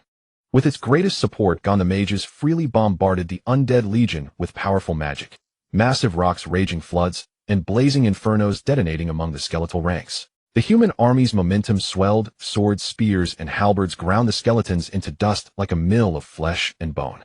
One by one, skeleton warriors were crushed, ceasing their attacks only when the very last bone dissolved in magic, unwilling but powerless. Gradually, the undead legion's formation crumbled, splintered into small pockets by the human army. Outnumbered, the skeletons were ineffective save for a few exceptionally skilled skeleton generals. The rest met their doom. What is this? Is real war so brutal? These skeletons are so courageous. Hiroaji's mind was chaos, unable to process the events. His body moved mechanically, cutting down all before him. Hirozi's mind was chaos, unable to process the events. His body moved mechanically, cutting down all before. Comrades fell around him one after another. Contrary to his previous belief, these skeletons felt grief and rage when their fellows fell. They shielded each other from arrows and even sacrificed themselves. Gradually, Hirozi realized they were not mindless puppets, but true intelligent beings. He burned with anger, fully identifying himself as part of the Undead Legion. Hirozi charged recklessly into the enemy ranks, slashing wildly. Screams erupted all around as the human soldiers, unprepared for such masterful combat from an unremarkable skeleton, fell one after another. But the human army was too numerous. Soon Hirozi was engulfed in an ocean of foes. Several spears pierced his ribs. Though he had no internal organs now, the impalement left him unable to move an inch. Then a massive war hammer descended from above, seemingly about to shatter Hirozi into fragments. At that moment, a melancholic, mysterious song echoed across the battlefield. The song began like a gentle, silent rain in a spring night. Low and soft, yet it cut through the clamor of battle, ringing clear. The low, tender female voice did not sound aged. It even carried a hint of childish innocence. Yet it was steeped in boundless sorrow and pain. Surely the singer had absorbed the suffering of all the world's tormented souls to compose such a profound melody. Hearing this song, both the human army and the Undead Legion froze, weapons raised high, but unable to strike. All eyes turned toward the Undead castle, toward its highest tower. At the tower's peak, braving the biting wind, a frail small figure stood resolute. Hirozi also turned, gazing deeply at that delicate silhouette. In his mind, 10,000 bombs exploded at once. A dull roar filled Hirozi's ears. The magical radiance around him continued to blaze without ceasing. Flames raged, the castle crumbled, yet the maiden atop the tower had utterly captivated his entire being. Clang, clang, clang. The soldiers' swords and blades clattered to the ground. Even as their feet were pierced by shards, not a single sound escaped. The entire battlefield fell into an uncanny silence, broken only by the eternal melancholic melody that echoed on and on. Without the mage's support, the illumination spell conjured by light magic quickly faded, and the battlefield was once again shrouded in a purple haze. Two bolts of lightning tore through the stifling air on the horizon, sharply silhouetting the maiden before the crowd. Her beauty was breathtaking. She seemed a celestial being stepping out of a black and white film. Dark lines traced her lithe figure. Pure black hair cascaded over her shoulders, framing a delicate, tender face that evoked deep affection. Yet her demonic eyes, blazing with black flames, dispelled much of that tenderness, replacing it with an aura of heroic resolve. Fragility and fortitude, two seemingly contradictory qualities, were perfectly fused in the mysterious night witch. She was draped in a thin white veil, hovering above the dark, heavy castle like a light bird, as though a single leap would let her soar among the stars. The veil vaguely concealed her intimate parts, yet revealed large swaths of pure skin. On any other woman this would have been seductive, but on her it inspired not the slightest impure thought, only reverence and worship. Her hands were empty, moving gracefully in harmony with her song, radiating an indescribable, dazzling aura. Her bare feet were adorned only by two delicate black anklets on her left ankle, which chimed crisply with her ethereal. Strangest of all, two translucent black orbs spun around her in ceaseless orbits, synchronized with her song and movements. As her song penetrated the heart, her dance grew ever more eerie and unpredictable, and the orbs spun at dizzying speed. A dark mist had risen over the battlefield, unnoticed by all. Suddenly, an intensely pure black radiance burst from the maiden's body, enveloping the entire legion of At the final moment, Hirozi could only glimpse the maiden's graceful, captivating dance. Then, as if by accident, her feet slipped from the platform, and she seemed about to fall from it. Up. Hirozi cried out in alarm, instinctively reaching out to catch her, though still 100 or 200 meters away. Sensing his anxiety, the maiden, even in her precarious state, tilted her face slightly and bestowed upon him a radiant, brilliant smile. Then she dissolved into darkness, and from that darkness emerged tens of thousands of purple butterflies, alighting on every skeleton warrior. A beautiful butterfly landed on Hirozi's palm as well, the maiden's embodiment. Gazing at the iridescent creature, he was utterly entranced. What you just witnessed was the final war of our dark abyss domain. Hirozi slowly awakened from memories sealed for 5,000 years, still dazed by the grim battlefield, his mind filled with the mysterious maiden's enchanting figure. He jumped off the bed and impulsively grabbed Muni by the collar. Who was that maiden? What happened to her? Hearing his deep concern, a glimmer of purple light flickered in Muni's eyes, but he quickly calmed and replied in a cold tone. That woman was our leader, the Dark Empress. Her demonic name is Adriel. She was the Empress. Hirozi felt a pang of loss, bewildered. Muni nodded, sighed, and began recounting the ancient history that had been sealed away. It was the darkest, bloodiest, most brutal era of the entire continent. All commoners were slaves of the Church of Light, living lives worse than beasts. What is the Church of Light? Hiroaji asked. The Church of Light controls the faith of all people, Muni explained. Even earthly emperors had to bow to their authority. Those emperors, generals, and ministers who performed grand dramas on the stage of history were merely puppets manipulated by the Church of Light. Muni elaborated in its earliest days the Church of Light was merely an ordinary religious organization, even persecuted by other faiths, forcing its followers to wander without a fixed home, until they migrated to a valley in Central Asia where they discovered mysterious meteorite craters. Legend has it that the then Pope Alexander received revelations from those craters, thereby mastering powerful magic. The Church of Light settled in that valley, naming it the Land of God, believing it was a haven granted by the supreme deity. Their believers heeded Pope Alexander's teachings, diligently cultivated wondrous magic, and secretly amassed power. At that time the continent was ravaged by endless wars as monarchs fought bitterly for supreme power. The Church of Light seized the opportunity, installing a puppet emperor as their secular representative. With the aid of mages' formidable strength, the continent was soon unified under the puppet emperor's rule. The commoners believed peace had finally arrived, but the Church's ambition extended further. They sought to control all minds, forcing every free soul to kneel before the so-called supreme deity of light. Those were the darkest, most brutal years.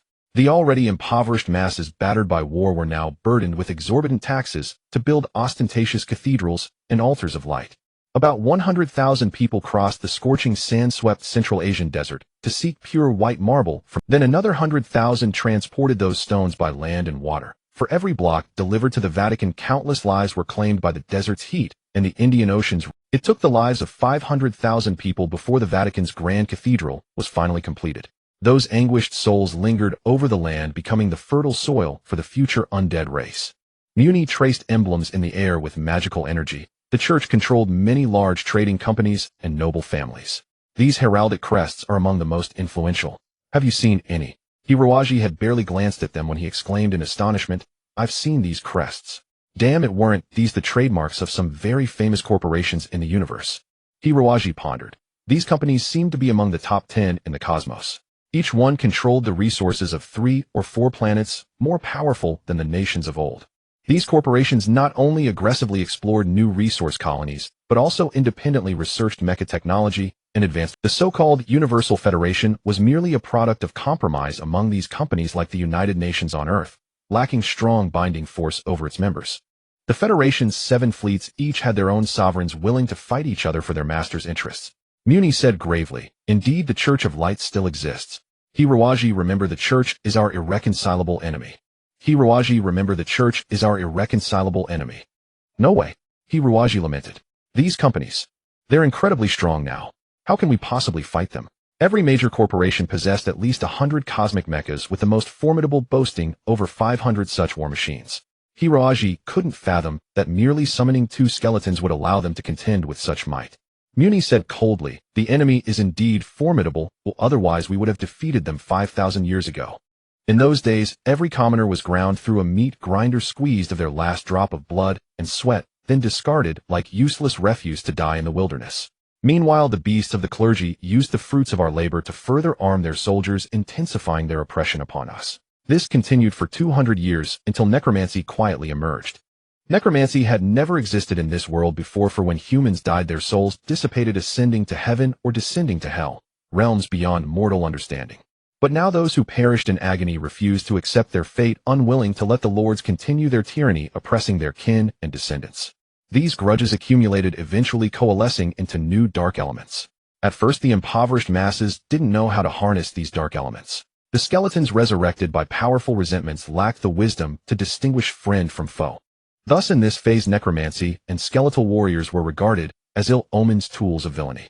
Compounded by the machinations of the Church of Light, which spread negative propaganda, necromancy became a topic that made everyone's face turn pale. They even blamed the people's suffering and torment on necromancy, as if the world had been a peaceful paradise before its advent. But people cannot be deceived forever. All hope emerged in an ordinary shepherdess. Her name, she had never received any special education, but possessed a gentle and kind heart. Her ears seemed to hear every injustice and darkness in the world, and her bright eyes could pierce into the depths of the human soul, discerning all ugliness. When Adrienne was 16, some youths in her village fled because they couldn't pay the exorbitant taxes. They were said to hide in the mountains, becoming bandits who raided the goods of noble families. Due to their familiarity with the terrain, the soldiers of various houses found it difficult to capture them. Unexpectedly, those useless beasts, unable to catch the bandits, vented all their fury on the innocent villagers, dispatching troops to massacre the village. From the elderly to infants, they spared not a single villager, burning every house to the ground and utterly destroyed. Adrienne was tragically killed in this catastrophe. Perhaps even the heavens could not tolerate such brutality. Dark elements lingered over the village, unwilling to disperse. Absorbing their immense power, Adrienne returned to the world as the first Lich. Adrienne was an unparalleled genius in the magical world. Using her immortal life, she voraciously learned all kinds of knowledge and magic, synthesizing them to create the sacred text of necromancy, the whisper of magic.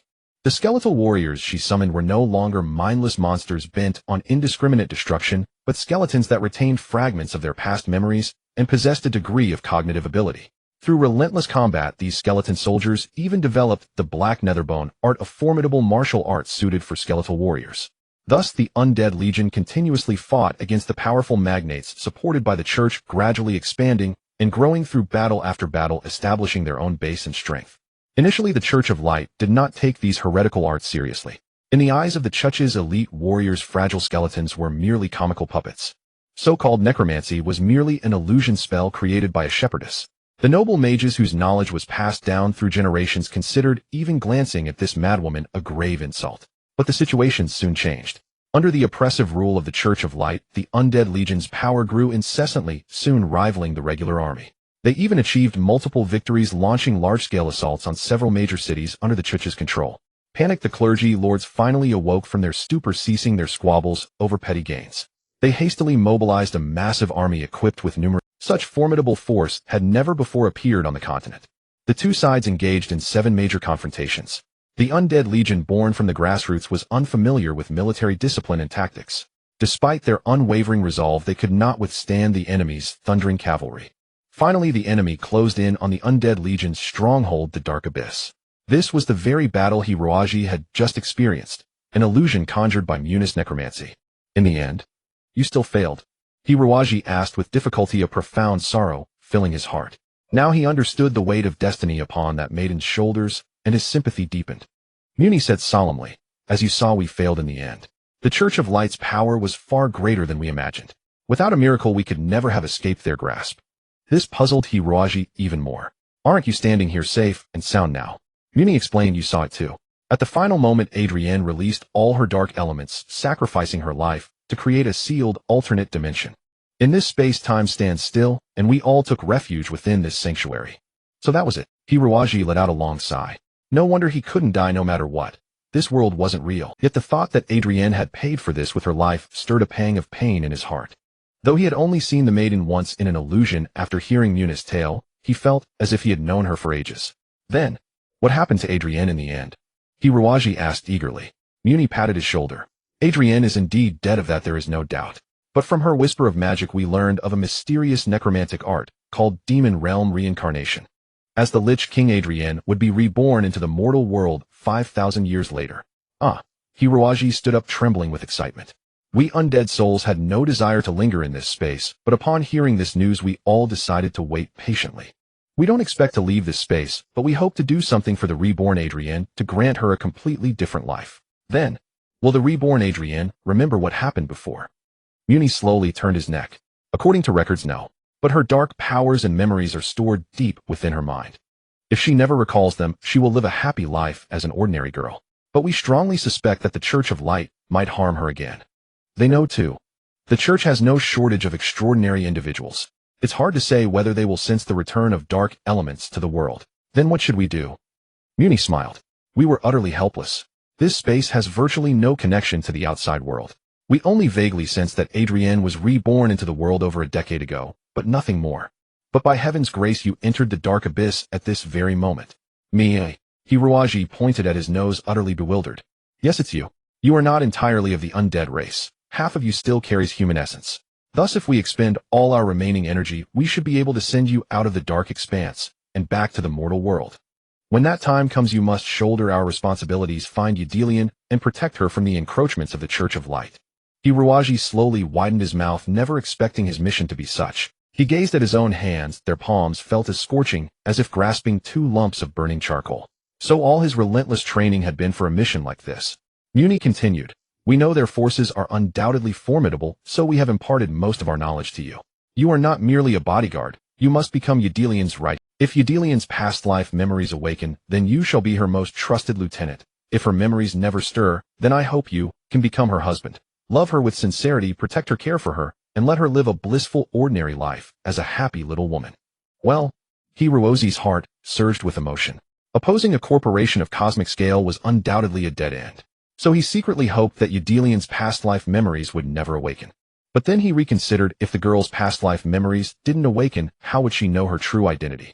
Would he have to stride up to her and blurt out, "You were actually a necromancer and dark lich from 5,000 years ago, and I am a super bodyguard trained in all aspects of skeleton warfare. Let me take care of you for the rest of your life." Oh, blast it. Even thinking about its success seemed impossible. Muni suddenly grasped Hirozi's hand with intense fervor. "Raji, all the hopes of our undead race for 5,000 years rest upon your shoulders. Never disappoint us." Well, how could such a thing not end in disappointment? They had simply overestimated him. Hirozi was torn. "I have neither Jackie Chan's agility nor Andy Lau's charm. To be a bodyguard and a husband, that depends on whether the— Moreover, with countless colonized planets across the vast cosmos, who knows where that girl has been reincarnated?" Muni said gravely, "This is the benefit of cultivating the demon language. You now possess the dark heart within you. As long as you and Yedelian are on the same continent, you will surely sense her existence." Oh, nonsense. Who has some dark heart inside them? Hey, great sage, do you have any idea that there are at least 1,000 continents in the world today? Hirozi suddenly felt his future was utterly miserable, either being regarded as a lunatic or a lecher by the girl, or being casually crushed under the heel of the church like stepping on an ant. "All right," Hirozi said dejectedly, "I'll try my best to find her. But one thing I must clarify, you've been out of touch with the outside for so long and don't know the current situation. I can't guarantee I'll find Yedelian, and even if I do, she might not want me as her husband. He'll do my utmost, okay?" The flames in Muni's eye sockets gradually dimmed. "We know this mission is extremely arduous. In truth, none of us holds high expectations. It's merely because soon the dark elements sustaining this space will be completely depleted. When that happens, we shall descend into eternal slumber unless the Dark Queen fully awakens and summons us back to the real world. Whether you succeed or fail matters little to us, for we have lived long enough." Hirozi was taken aback, and a strange feeling rose in his heart instead. Though he had never held much hope of success, hearing them say outright that he was inadequate left him feeling odd. He wanted to pledge that he would surely complete the mission, but recalling the might of those great corporations, he felt he couldn't overpromise. Wouldn't that be deceiving them? Hirozi silently resolved that if he ever had the chance to return to the real world, he would do his utmost to accomplish this task, whether he ultimately succeeded or failed. At least he would be worthy of their training. Perhaps Yedelian's reincarnation lived just 2 streets away from his home. He might even run into her while buying breakfast. After all, the world wasn't full of constant bloodshed. Maybe after 5,000 years those mages and such had all died out, and the Church of Light had become nothing more than a commercial enterprise. If so, spending a sweet life with Yedelian didn't sound so bad. Besides, Shaowen had already abandoned me. I can't let others look down on me. I'll find someone even more beautiful than her. Hirozi chuckled, foolishly, drool trickling from the corner of his mouth. According to Muni, Hirozi had only 2 months left before leaving the Dark Expanse. In these final days, the twisted demonic beings clearly had no intention of letting him off, though instead they tormented and trained him with even greater intensity. Now he had to repair 30 skeleton soldiers daily, and he was constantly on guard against sneak attacks from Yuing and his 3 disciples. In addition, he had to learn all the etiquette of high society from Monica, and the taste of the serpent whip was the bone dragon gelate, as if injected with stimulants, took Hirozi flying for 4 hours a day, demanding that during those 4 hours he continuously practiced the black bone art while standing on its back. Through relentless refinement, Hirozi's cultivation surged at an astonishing rate. He had become arguably the most promising skeleton warrior, but Muni was clearly not satisfied. In the final stretch, he began teaching Hirozi some skills for commanding troops in battle. In truth, military strategy was the greatest weakness of the undead race. For these souls were ordinary civilians in life, at most low-level warriors with few exceptional military tacticians. It was precisely due to poor command that they had failed in 7 battles, ultimately nearly wiped out. Yet during the 5 millennia in the Dark Expanse, the skeleton race had summarized the lessons of those 7 battles, amassing a wealth of valuable theoretical knowledge. Having been tempered through countless practical exercises over 5,000 years, these methods were mostly simple, direct, yet highly effective. Muni imparted all this knowledge to Hirozi. Since it was mainly for issuing orders to simple skeleton soldiers, these tactics were very straightforward. Even someone of ordinary aptitude like Hirozi could grasp them. One thing puzzled Hiroaji. Muni, why do your tactics primarily involve commanding fewer than 100 skeleton warriors? Muni replied, because compared to the Church of Light our forces are far weaker. We cannot adopt the method of large-scale frontal confrontation. That is precisely why we failed, and now we have concluded that we must reduce the size of our forces using small elite squads to strike at the enemy's weak points. Only through such guerrilla tactics can we achieve ultimate victory. Hiroaji shook his head blankly, completely failing to understand what the other was saying. Muni sighed, believing Hiroaji had no future in military strategy. But the subsequent tactical drills far exceeded his expectations. Muni and Hiroaji each commanded 80 skeletal warriors. Muni could manipulate 14 skeleton soldiers, 2 fewer than Hiroaji, meaning he had 2 fewer elite commanders than his opponent. Yet Muni believed that with his superior tactical skills, he could easily crush his foe. The terrain was a rugged mountain forest strewn with jagged rocks devoid of proper paths, a battlefield where Muni was most adept. But the final outcome baffled everyone. Initially, Muni proceeded smoothly, his skeletal warriors coordinated like fingers on a hand, approaching the enemy from various directions. In contrast, Hiroaji, commanding troops for the first time, issued chaotic orders and arranged his formation loosely. Muni's forces effortlessly surrounded a few isolated soldiers of Hiroaji, those originally sent as scouts. However, they were too far from the main force to serve as an early warning and were eliminated.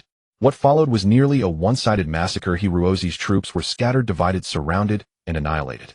Yet when Hiroaji had only a dozen skeletal warriors left, an unexpected turn occurred. These remaining skeletons were the elite soldiers under Hiroaji's manipulation. A cold gleam radiated from Hiroaji's eyes, a faint aura of chill enveloped him. His hands emitted ethereal threads of soul, entwining around those skeletal warriors. Hiroaji's hands had transformed into 2 dazzling beams of light. The 18 elite fighters seemed possessed by divine spirits. Their speed and strength surged, and their teamwork became exquisitely precise. They launched several brilliant countercharges, nearly crippling Muni's forces. Muni frowned. Hiroaji's tactics were somewhat opportunistic, for he had won not by sheer command skill alone, but by his terrifying manipulative ability. Yet this also demonstrated Hiroaji's astounding prowess in commanding small units of a dozen men. Hiroaji, why did you position these 2 warriors here? What role did Muni asked, puzzled. After the battle, Hiroaji reverted to the harmless boy next door look and smiled, equally perplexed. I don't know why either. I just felt they should be there. Like performing bone repair. Placing the right bone with the right force in the right place, and then Muni nodded, repeatedly lost in thought. Was there a connection between commanding troops and mechanical construction? He had never considered it before. But the world now was far beyond his imagination. Let Hiroaji develop his own potential. Hiroaji, you will create a world of your own, Muni declared with certainty. Come, let's do it again. This time your force remains the same, but it'll increase mine to 100 skeletal warriors. What? Hiroaji cried out. That's unfair. Muni revealed a slightly sinister smile. What true fairness exists in this world? Moreover, I might add the 20 new skeletons include elite skeletal assassins led by Yueying. Beware. Yueying slowly emerged from behind Muni and greeted Hiroaji with the blade in his hand. You. How despicable. Hiroaji roared in anger, but as the enemy again encircled him in a crescent formation, he instantly slipped into his element. His hands danced nimbly, guiding his soldiers into battle positions. A month later, the atmosphere within the demon fortress was peculiar. All senior members of the Undead Legion formed a circle. The bone dragon Gelot also coiled in a corner.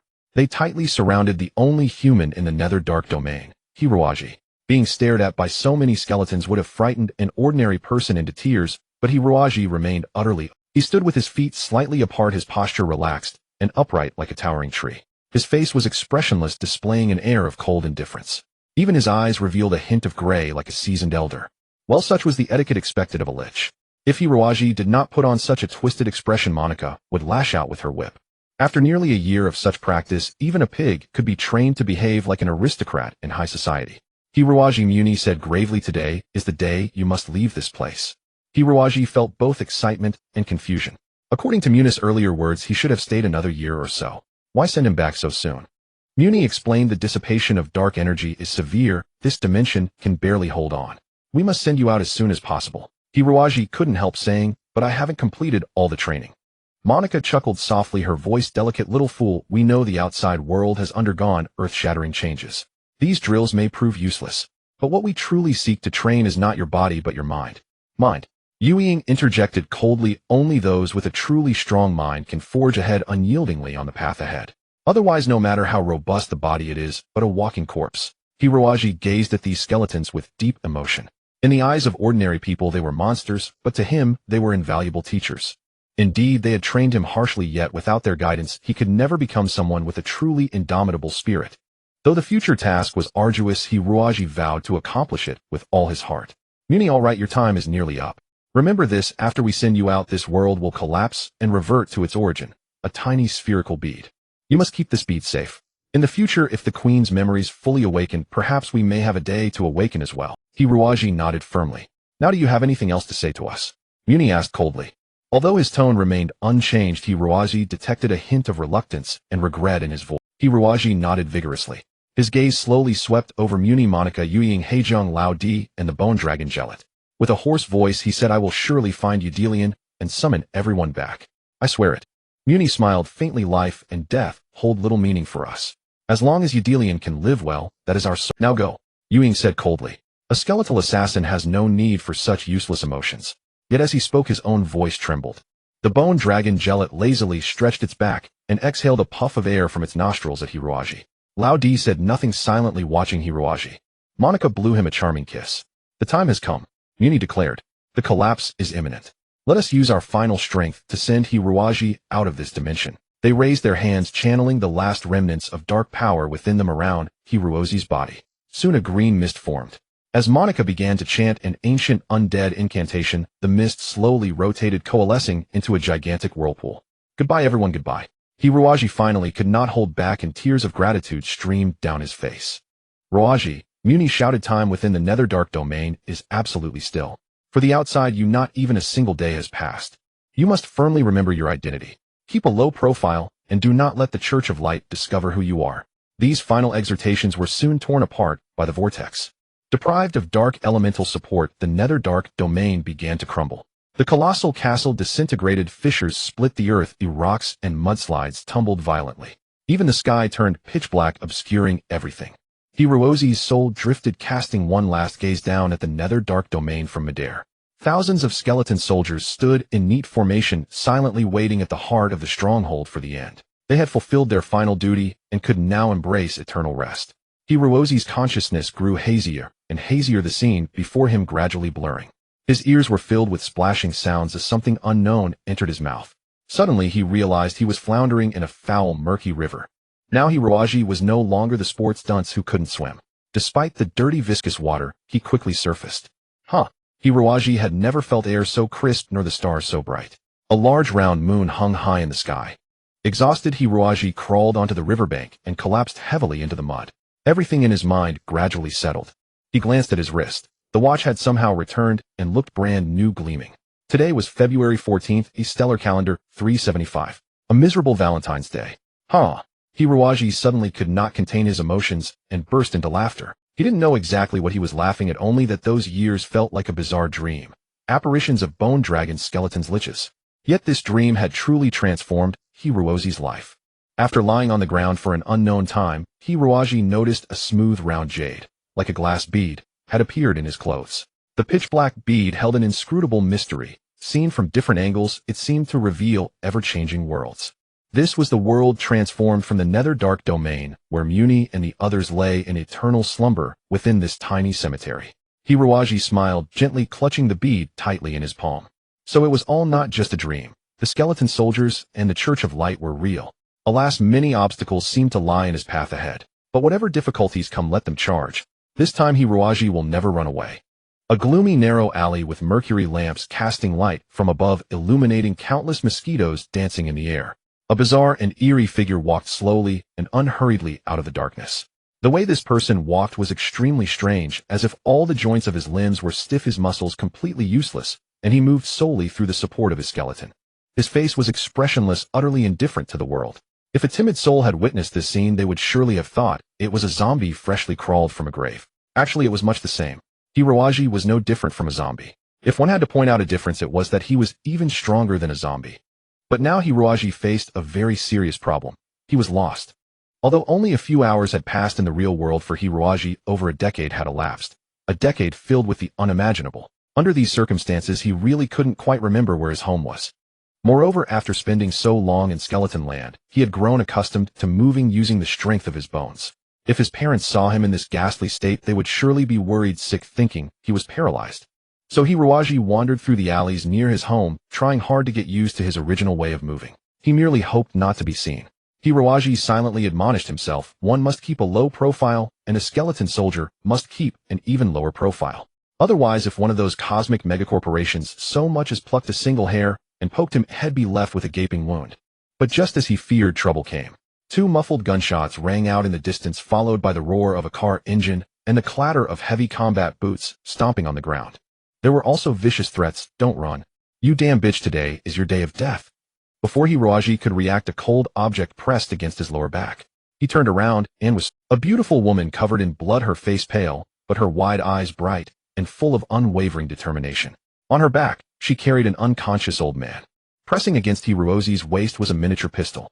Yet Hiroaji's startle was neither because the beauty was drenched in blood, nor because a gun was aimed at him. After all, he had spent over a decade in the treacherous Yuanjuyu. Even a highly rotten corpse lying before him would not feel particularly dangerous. But this woman before him was unmistakably the drunken beauty he had encountered at the bar last night. It was because of this woman that he had landed in all this trouble. Hiroaji instinctively wanted to hide. Big sister, you must have the wrong person, right? The drunken beauty had little strength left as she leaned almost entirely on Hiroaji, but her tone remained resolute. If you're not involved, get out of my way. Hiroaji thought, how am I blocking your way? You're the one collapsing on me. But he knew there was rarely any reasoning with a beautiful woman. The drunken beauty let out a muffled groan, a trickle of blood spilling from her lips instantly, making her appear pitiful and fragile. A large blossom of blood bloomed slowly on her chest. Having spent so long in Yuanjuyu, Hiroaji had grown accustomed to being a bone-repairing doctor. In a daze, he treated this beauty as just another pink skeleton and absent-mindedly pulled open her blouse to examine the wound. You. The bowtie's eyes widened, and the gun was aimed directly at Hiroaji's forehead. But she noticed his gaze was cold, far from the lecherous look of a common pervert, and she held back from pulling the trigger. 3 ribs are broken by the bullets pressing on the internal organs, and there's some internal bleeding. Hiroaji muttered as he observed the wound. He found these muscles and blood vessels so annoying. Why didn't ordinary skeleton soldiers have such troublesome things? Pity he didn't have the right tools at hand otherwise. Suddenly, Hiroaji noticed the pistol in the bowtie's hand. The drunken beauty was shocked. Before she could react, this mysterious passerby moved like lightning and snatched her self-defense pistol away. What happened next was even more unbelievable. The ordinary-looking, plainly dressed young man focused on the pistol for a moment, then took a gentle breath. His hands turned into 2 masses of white light. Like a master butcher dissecting an ox, the intricate pistol was disassembled into its most basic components in an instant. The drunken beauty was horrified. This was no ordinary pistol. It was a specially miniaturized version for concealment, requiring many specialized tools to assemble. Generally, even an experienced veteran would find it impossible to disassemble without proper tools. Who was he? Hiroaji smiled with satisfaction. As expected, this weapon contained the tools he needed. He picked up a spring and a piece of metal and focused intently on operating around the bowtie's chest. But he overlooked one thing. Skeleton soldiers have extremely strong self-control. No matter how much pain they endure, they neither tremble nor cry out. But this person before him was a living human. The drunken beauty trembled all over with pain, her beautiful eyes brimming with tears. She felt this man was so inconsiderate. If he was going to treat her wounds, he should at least have warned her first. Yet she was also strong-willed, determined not to show weakness in front of others, so she gritted her teeth and endured. Before long, Hiroaji looked with satisfaction at a bullet he held in his fingers, nodding in approval. The bullet had been removed, and the ribs were back in place. Of course, the internal bleeding had not stopped, but Hiroaji had completely overlooked the ruptured blood vessels, as he didn't consider them significant. Only when the beauty let out a soft moan did Hiroaji realize what a foolish thing he had done. He froze for a moment. The bowtie's lips were deeply bitten, and she gazed at him with a face full of grievance. You, what's your name? She asked with difficulty, pressing her chest. The pain had already eased considerably. It seemed this person truly had some skill. Hiroaji was flustered. This was the first time a beautiful woman had asked for his name, but now he needed to keep a low profile. Good deeds should be done without leaving a name, he said solemnly. The beauty couldn't help but laugh, which pulled at her wound, causing her to cry out in pain. Hiroaji stared blankly at the beautiful woman. As the saying goes, after 3 years of military service, even a sow becomes a beauty. In that Yuanjuyu, Hiroaji had only seen one beauty, Monica, but she was an ancient lich over 5,000 years old. Now for the first time in over a decade, he was seeing such a stunning female. Hiroaji felt deeply moved and couldn't help but want to reveal his real name. However, recalling Muni's warning, he forced himself to hold back. The beauty said, "My name is Huafeng." I'm from the underworld. I was ambushed by enemies today, and my grandfather is also seriously wounded. Since you're so capable, please take a look at him too. Oh sure, Hiroaji said hastily. Huofeng laid the old man on the ground. The old man was critically injured with about 7 or 8 gunshot wounds on his body. But Hiroaji was only half a doctor knowing how to treat bones, and was at a loss. At that moment the alley was blocked from both ends by 7 or 8 men in black. Seeing Huofeng and her companions wounded and crippled, the burly men grinned fiercely and encircled them. There's an extra brat here. Who is this little punk? A leading burly man with a ferocious face and a tuft of red hair on his head sneered. Huofeng struggled to move in front of Hiroaji and said with great determination, "He's just a passerby. He has nothing to do with this." "Passerby?" The man nodded, then bellowed. "Then you're out of luck for being a passerby." A dagger like a venomous snake appeared in the man's hand and shot toward Hiroaji with a cold gleam. The man didn't use a gun, perhaps thinking it was overkill to use a sledgehammer to crack a nut. Huofeng cried out in alarm, her heart filled with sorrow. She knew her adversaries were ruthless killers who wouldn't blink at taking a life. She didn't mind dying herself, but never expected to drag this foolish passerby into the mess. But what happened next caught everyone off guard. A flash of black light flickered before the burly man, and Hiroaji had already circled behind him. The dagger somehow ended up in his hand. Hiroaji, expressionless, plunged the dagger into the man's cervical spine, inserting it between the gaps of 2 vertebrae, as if slaughtering a piglet. Completely silent, he severed the man's spinal cord with ease. Hiroaji, well versed in human skeletal structure, naturally knew exactly where to strike to completely incapacitate an enemy. The burly man collapsed to the ground dead on the spot. On Hiroaji's face there was neither the panic of a first-time killer nor the twisted pleasure of a psychopath, only sheer profound coldness. To everyone present, this expressionless coldness became the most terrifying visage. Coupled with his slightly stiff posture and his silent, ghost-like movements, he seemed more like a legendary specter. Hiroaji wiped the blood off the dagger and coldly pondered. Every time he entered a combat state, he became a completely different person, so calm and indifferent. What to do? So many people had witnessed his actions, they would surely remember his face. Might as well silence them all. Hiroaji felt no hesitation or inner struggle about killing, because during his years in the Undead, those teachers were all ruthless desperados who had no qualms about taking lives. With his mind made up, Hiroaji lunged forward like a strange bird. The thugs were terrified and drew their pistols ready to fire. But having been trained by Yearning, the top assassin of the Wangling world, how could Hiroaji give them a chance to act? The dagger, gleaming with cold light, became the deadliest weapon. In half a breath he had insidiously severed the spinal cords of all the thugs. Hiroaji stood coldly back in front of Huofeng, not out of breath, not sweating, not even a single drop of blood on him. Huofeng was deeply shaken. Having grown up in the underworld for over a decade, she had never seen a death machine as utterly emotionless as Hiroaji. Her grandfather was a retired veteran, and among his former comrades were all sorts of shady characters from space pirates and mercenaries, yet none had ever been such a cold-blooded beast. The man before her, if not a god then surely a demon, had not a shred of pity for human life. Huofeng had no doubt that he would plunge the dagger into her heart the next second. Hiroaji gradually calmed down. The sight of Huofeng made him deeply conflicted. "You won't tell anyone what you saw, will you?" Hiroaji spoke in the gentlest tone he could muster. He always had a different feeling toward women, and besides, she hadn't made any hostile moves against him. She couldn't be considered an enemy, could she? Only when facing enemies did Hiroaji transform into that cold-blooded killer. In front of friends, he became the slightly timid boy next. Huofeng nodded with tears in her eyes. At that moment headlights shone from the alley entrance, and another group of people arrived. "Miss? Boss." Huofeng said in a trembling voice, "They're my people." Hiroaji nodded. He didn't want to appear before so many people. "Goodbye, Huofeng. Tell your grandfather I'm sorry. And I also need to say sorry to you." "Sorry?" Huofeng was baffled. She wanted to ask more, but the mysterious man had already vanished into the night sky. Hiroaji's ruthless actions and his somewhat childish words left a deep impression on Huofeng's heart. Coupled with his lightning-fast moves and proficiency with machinery, the man was cloaked in an aura of mystery. Who exactly is he? Huofeng murmured, her eyes filled with infatuation. "Miss?" Loyal subordinates gathered around, and the gang's doctor hurried over. Ignoring her injuries, Huofeng said in a firm voice, "I want you to investigate someone." At this moment, Hiroaji had no idea that Huofeng already regarded him as a transcendent master. After a bit of exercise, his limbs felt much more agile. He darted through the alleys like a wildcat. After about half an hour, he finally found the door to his own home. Hiroaji's home was in a working-class district. Since the people living nearby weren't wealthy, the streets were rather shabby, the houses small, and no one had a private yard. However, the neighbors were very close and often helped each other, a warmth that the upper-class residents of upscale neighborhoods could never enjoy. Yuan used to be a resident of this area too, but 2 years ago her father's business succeeded and they moved to a better neighborhood. The two had gradually drifted apart since then. Hirozi's family consisted of 4 members. His father was an ordinary clerk in a company, introverted by nature, often bullied by his superiors, but he had to endure it to support the family. His mother, on the other hand, was much more formidable, a sharp-tongued insurance saleswoman.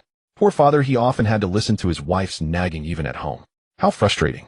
As for his little sister, she was even more mischievous and clever, with an IQ and mental strength twice that of Hirozi, a super genius child born from a genetic mutation in the family. "Dad, Mom, I'm home," Hirozi said excitedly as soon as he entered. It had been over 10 years since he had last seen his parents, and back then he had no idea if he would ever see them again. How could he not? Father, he was watching TV with his wife on the sofa. Both were puzzled. Why was their son, who had only been away for 2 days, acting as if he hadn't seen them in 10 years, getting so worked up? Hirozi rushed into the room, and seeing his parents sitting there safe and sound, let out a long sigh of relief. "Dad, Mom, I love you." Father, he was deeply moved. What a filial son. Mother, he smiled and said, "What's gotten into you today, you little rascal? Why are you so sweet?" Nothing. Hirozi, still panting, sat down on the sofa. "Where's sis?" "Not home." Father, he shook his head. "She's preparing for tomorrow's model competition. You know that, don't you? She's been busy assembling a mecha knight model for the past few months, all for the professional level model competition at your school tomorrow." Hirozi was momentarily stunned. Indeed, after more than a decade in the Yuan Juyu domain, he had almost forgotten about this matter. Since the advent of mecha knights, the greatest beneficiaries were the toy manufacturers. For every model of knight, a set of toys could be launched, and regardless of how exorbitant the price, people would still purchase them. With the added impetus of anime, movies, special effects, dramas, and games themed around mecha knights, these model knights had become the mainstream toys for children across the universe. Some of these toys came pre-assembled, while others were kits of individual parts requiring sanding, gluing, painting, and other intricate processes. The procedure was exceedingly complex, sometimes taking months to complete a single piece, a toy that could almost be considered a work of art. Among the legion of fervent enthusiasts, various competitions naturally emerged. Originally, these model building contests were primarily aimed at adults, as the toys were costly and the processes too demanding for children. But Hirozi's little sister was an oddball, extremely dexterous. She had pestered their father into buying her a high-end model kit, all for the purpose of participating in the competition the next day. Hirozi nodded and called out toward the room, "Little sis." Hearing her brother's voice, Xiaomei bounced out, shouting as she ran, "Big brother is back. Let me show you my newly finished Freedom Knight model. It's awesome." "Huh, where's my model?" Xiaomei pouted, glancing left and right. "I just took it out and put it on the stool to show Mom and Dad." "Where did it go?" Everyone's gaze converged beneath Hirozi's backside. Hirozi finally sensed something amiss and leaped up, but it was too late. The perfectly good model had already been crushed into fragments beneath him. Hirozi stood frozen, as if a thunderbolt had struck him squarely on the head. Xiaomei's expression instantly twisted. 2 large teardrops hung on her cheeks as she covered her eyes and wept. "Big brother is so mean. He ruined my Freedom Knight that I worked on for weeks. Xiaomei hates you." Father's face also changed. "Hirozi, how could you be so careless? Always so clumsy. Little May, forget it, I'll buy you another one." A top-tier model cost nearly half a month of father's salary, but what else could he do? "No." Xiaomei ran back to her room crying. "I'm going to the competition tomorrow. I already told my classmates, and they were going to cheer. I don't care. Stupid brother, you have to pay for my Freedom Knight." "Xiaomei, don't be upset. This is the highest grade model. Even a professional would need at least a week just to finish the assembly and painting. Your brother didn't mean to." Father continued to console, but Xiaomei slammed the door shut. Sigh. Father and mother glanced at Hirozi, shook their heads, and retreated to their own room. Only Hirozi remained dumbfounded. How could things have turned out this way? Hirozi was deeply distressed. He remembered that his sister had begged father for a long time, even promising to take over all the household chores and to score full marks on every exam just to get this professional grade mecha model. Every night she would come talk to him about how they would celebrate after she won the championship. It was clear how much this meant to her. These past days after school, each day she would sit obediently at her desk, meticulously assembling the models, so focused that she wouldn't respond when called. And now today it was finally finished, only to be destroyed by him. Sigh. Hirozi let out a long sigh, slumping onto the sofa and staring at the scattered fragments on the chair. Was there any way to reassemble the model? Hirozi poured himself a cup of tea and began to examine each fragment with intense concentration. Because this was the highest grade model, every component was crafted with exquisite precision, and the physical structure mirrored that of a real mecha, perfectly conforming to mechanical standards. At first Hirozi merely entertained the idea of trying, but as he looked he became utterly captivated. Every piece of the mecha's construction was so ingeniously designed that it seemed as if it could not be arranged any other way, otherwise the entire machine would never achieve such remarkable mobility. The joints were equally clever, with the hydraulic systems in the wrist and ankle mimicking reality to perfection. Hiroaji couldn't help but marvel repeatedly. Not satisfied with just looking, he fetched his laptop and logged into the toy company's online forums, searching for the design schematics of this Freedom Knight model. These schematics were licensed from the actual manufacturer of the Freedom Knight mecha. Although they could not be identical to the real product, they were virtually indistinguishable in most aspects. Of course, the manufacturer had never anticipated that someone could grasp the mechanical structure merely by looking at the external design sketches. Such a genius simply did not exist in this world. Hiroaji looked and looked, thought, gently caressing each fragment, savoring the infinite variations within. Finally, Hiroaji was ready to act. Dawn light gradually illuminated the room, and Xiaomei with red-rimmed eyes crawled out of bed. She had secretly cried for most of the night. Although her brother had always been clumsy, this time he had gone too far. Xiaomei decided she would not talk to her brother for 2 months. Well, maybe half a month. It was a shame she couldn't participate in the model competition, as she was supposed to be the youngest contestant. The next competition wouldn't be for another 3 months. How annoying.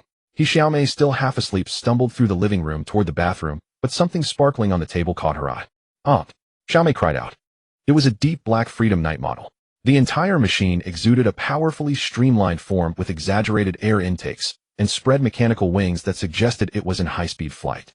Its piercing eyes radiated boundless wisdom, and its muscular limbs brimmed with explosive strength. My Freedom Knight. Beneath the model lay a piece of paper on which a cute, quirky drawing of a large head, looking foolish and carefree with a wide grin, was accompanied by a line, "Little sis, sorry about that. Your brother fixed the model. Please don't ignore me, okay?" Xiaomei smiled happily. Like a bomb, she burst into Hiroaji's room and flopped heavily onto the bed, crushing him thoroughly. Well, what's wrong? Hiroaji, who had stayed up all night, was trying to catch up on sleep. No joke. The mecha model was so intricate that some parts required a microscope to see clearly. This task was far more challenging than repairing skeleton soldiers. Hiroaji had barely managed to finish after working through the night. "Little sis." Xiaomei gave him a sweet good morning kiss and said in a soft voice, "Xiaomei loves big brother the most. You're amazing." Hiroaji rubbed his head and laughed too. School. In truth, the educational institutions of this era had transformed significantly from the past. Since computers and automated systems had essentially taken over all basic labor tasks, such knowledge no longer needed to be studied. Moreover, with the deepening of cosmic exploration, job opportunities were abundant and employment pressure was not particularly intense. Hence, modern schools resembled classical academies, fostering a very relaxed academic atmosphere. Students typically studied on their own, using computer-based learning systems, only consulting teachers when they encountered truly incomprehensible topics. Most subjects revolved around mecha, either training courses for mecha knights or related development and maintenance courses, since low-level tasks were all handled by robots. Nevertheless, mecha were divided into 2 categories: amateur and professional. The amateur level included agricultural mecha, mining mecha, industrial mecha, construction mecha, and so on. These constituted the larger demand. Because many newly colonized star systems required construction, they all needed excellent pilots and technicians. As for professional mecha, they were used for initial exploration of primitive planets and for combat against extraterrestrial life forms. Control over such mecha was relatively strict, and the venues and equipment required for teaching were quite expensive. It was only after the advent of virtual reality network technology that ordinary people gained the opportunity to learn to pilot mecha, a privilege once reserved solely for the wealthy and the nobility.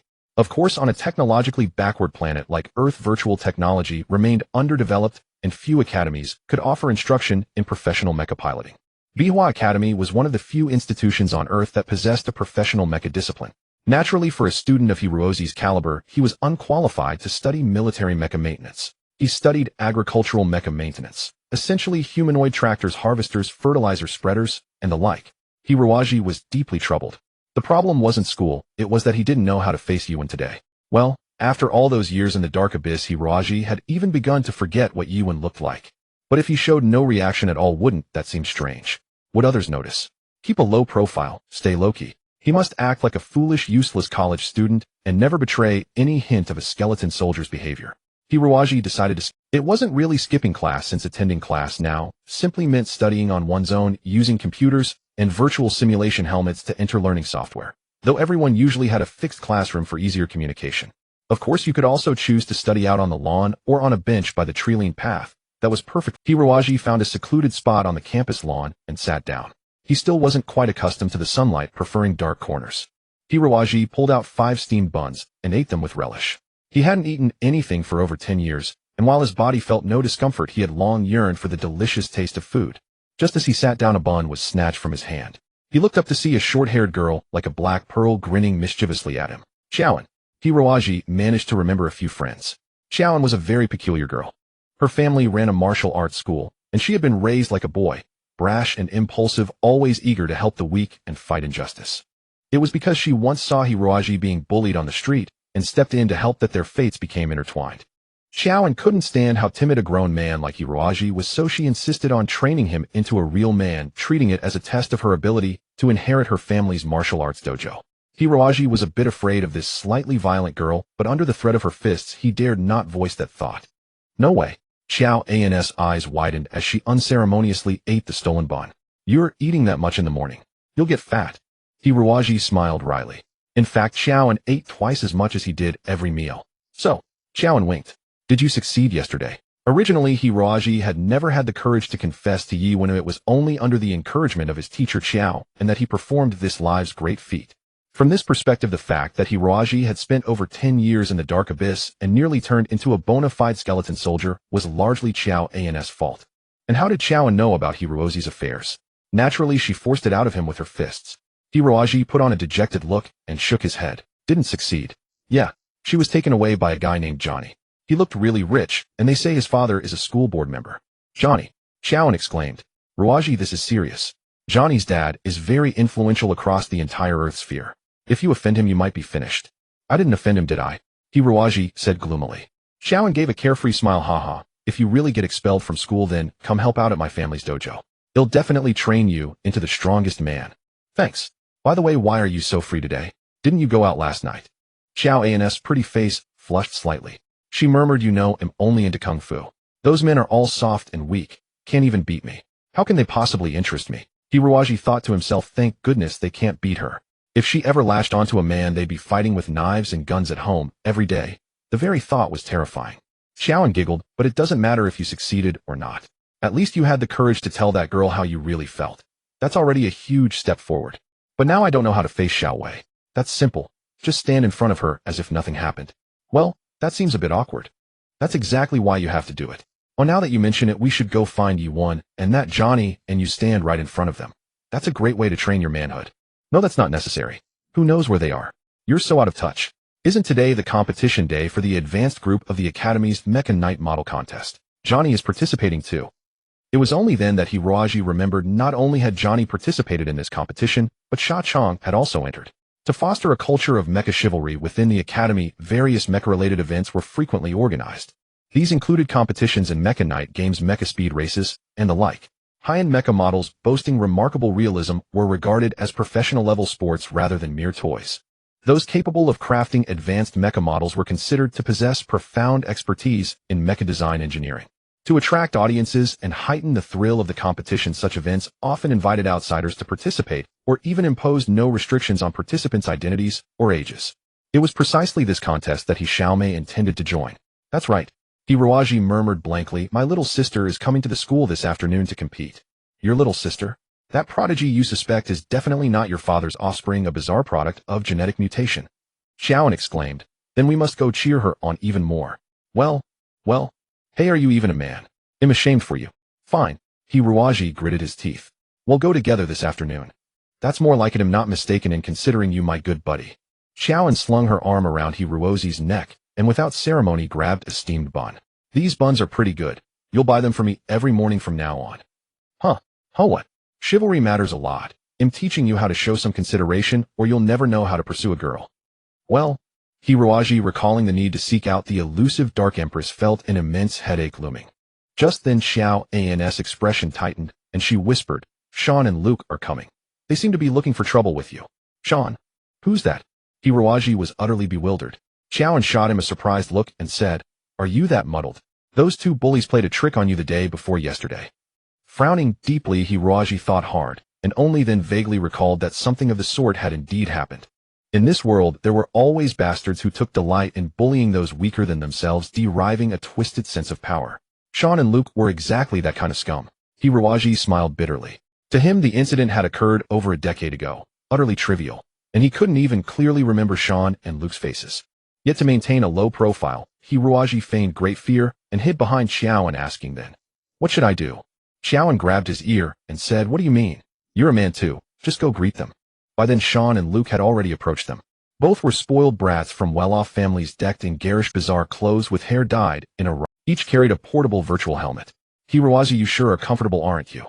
Sean crouched down with a leering grin, but dared not speak rudely to Xiaoan behind him, as she was notorious as the school's fiercest tomboy.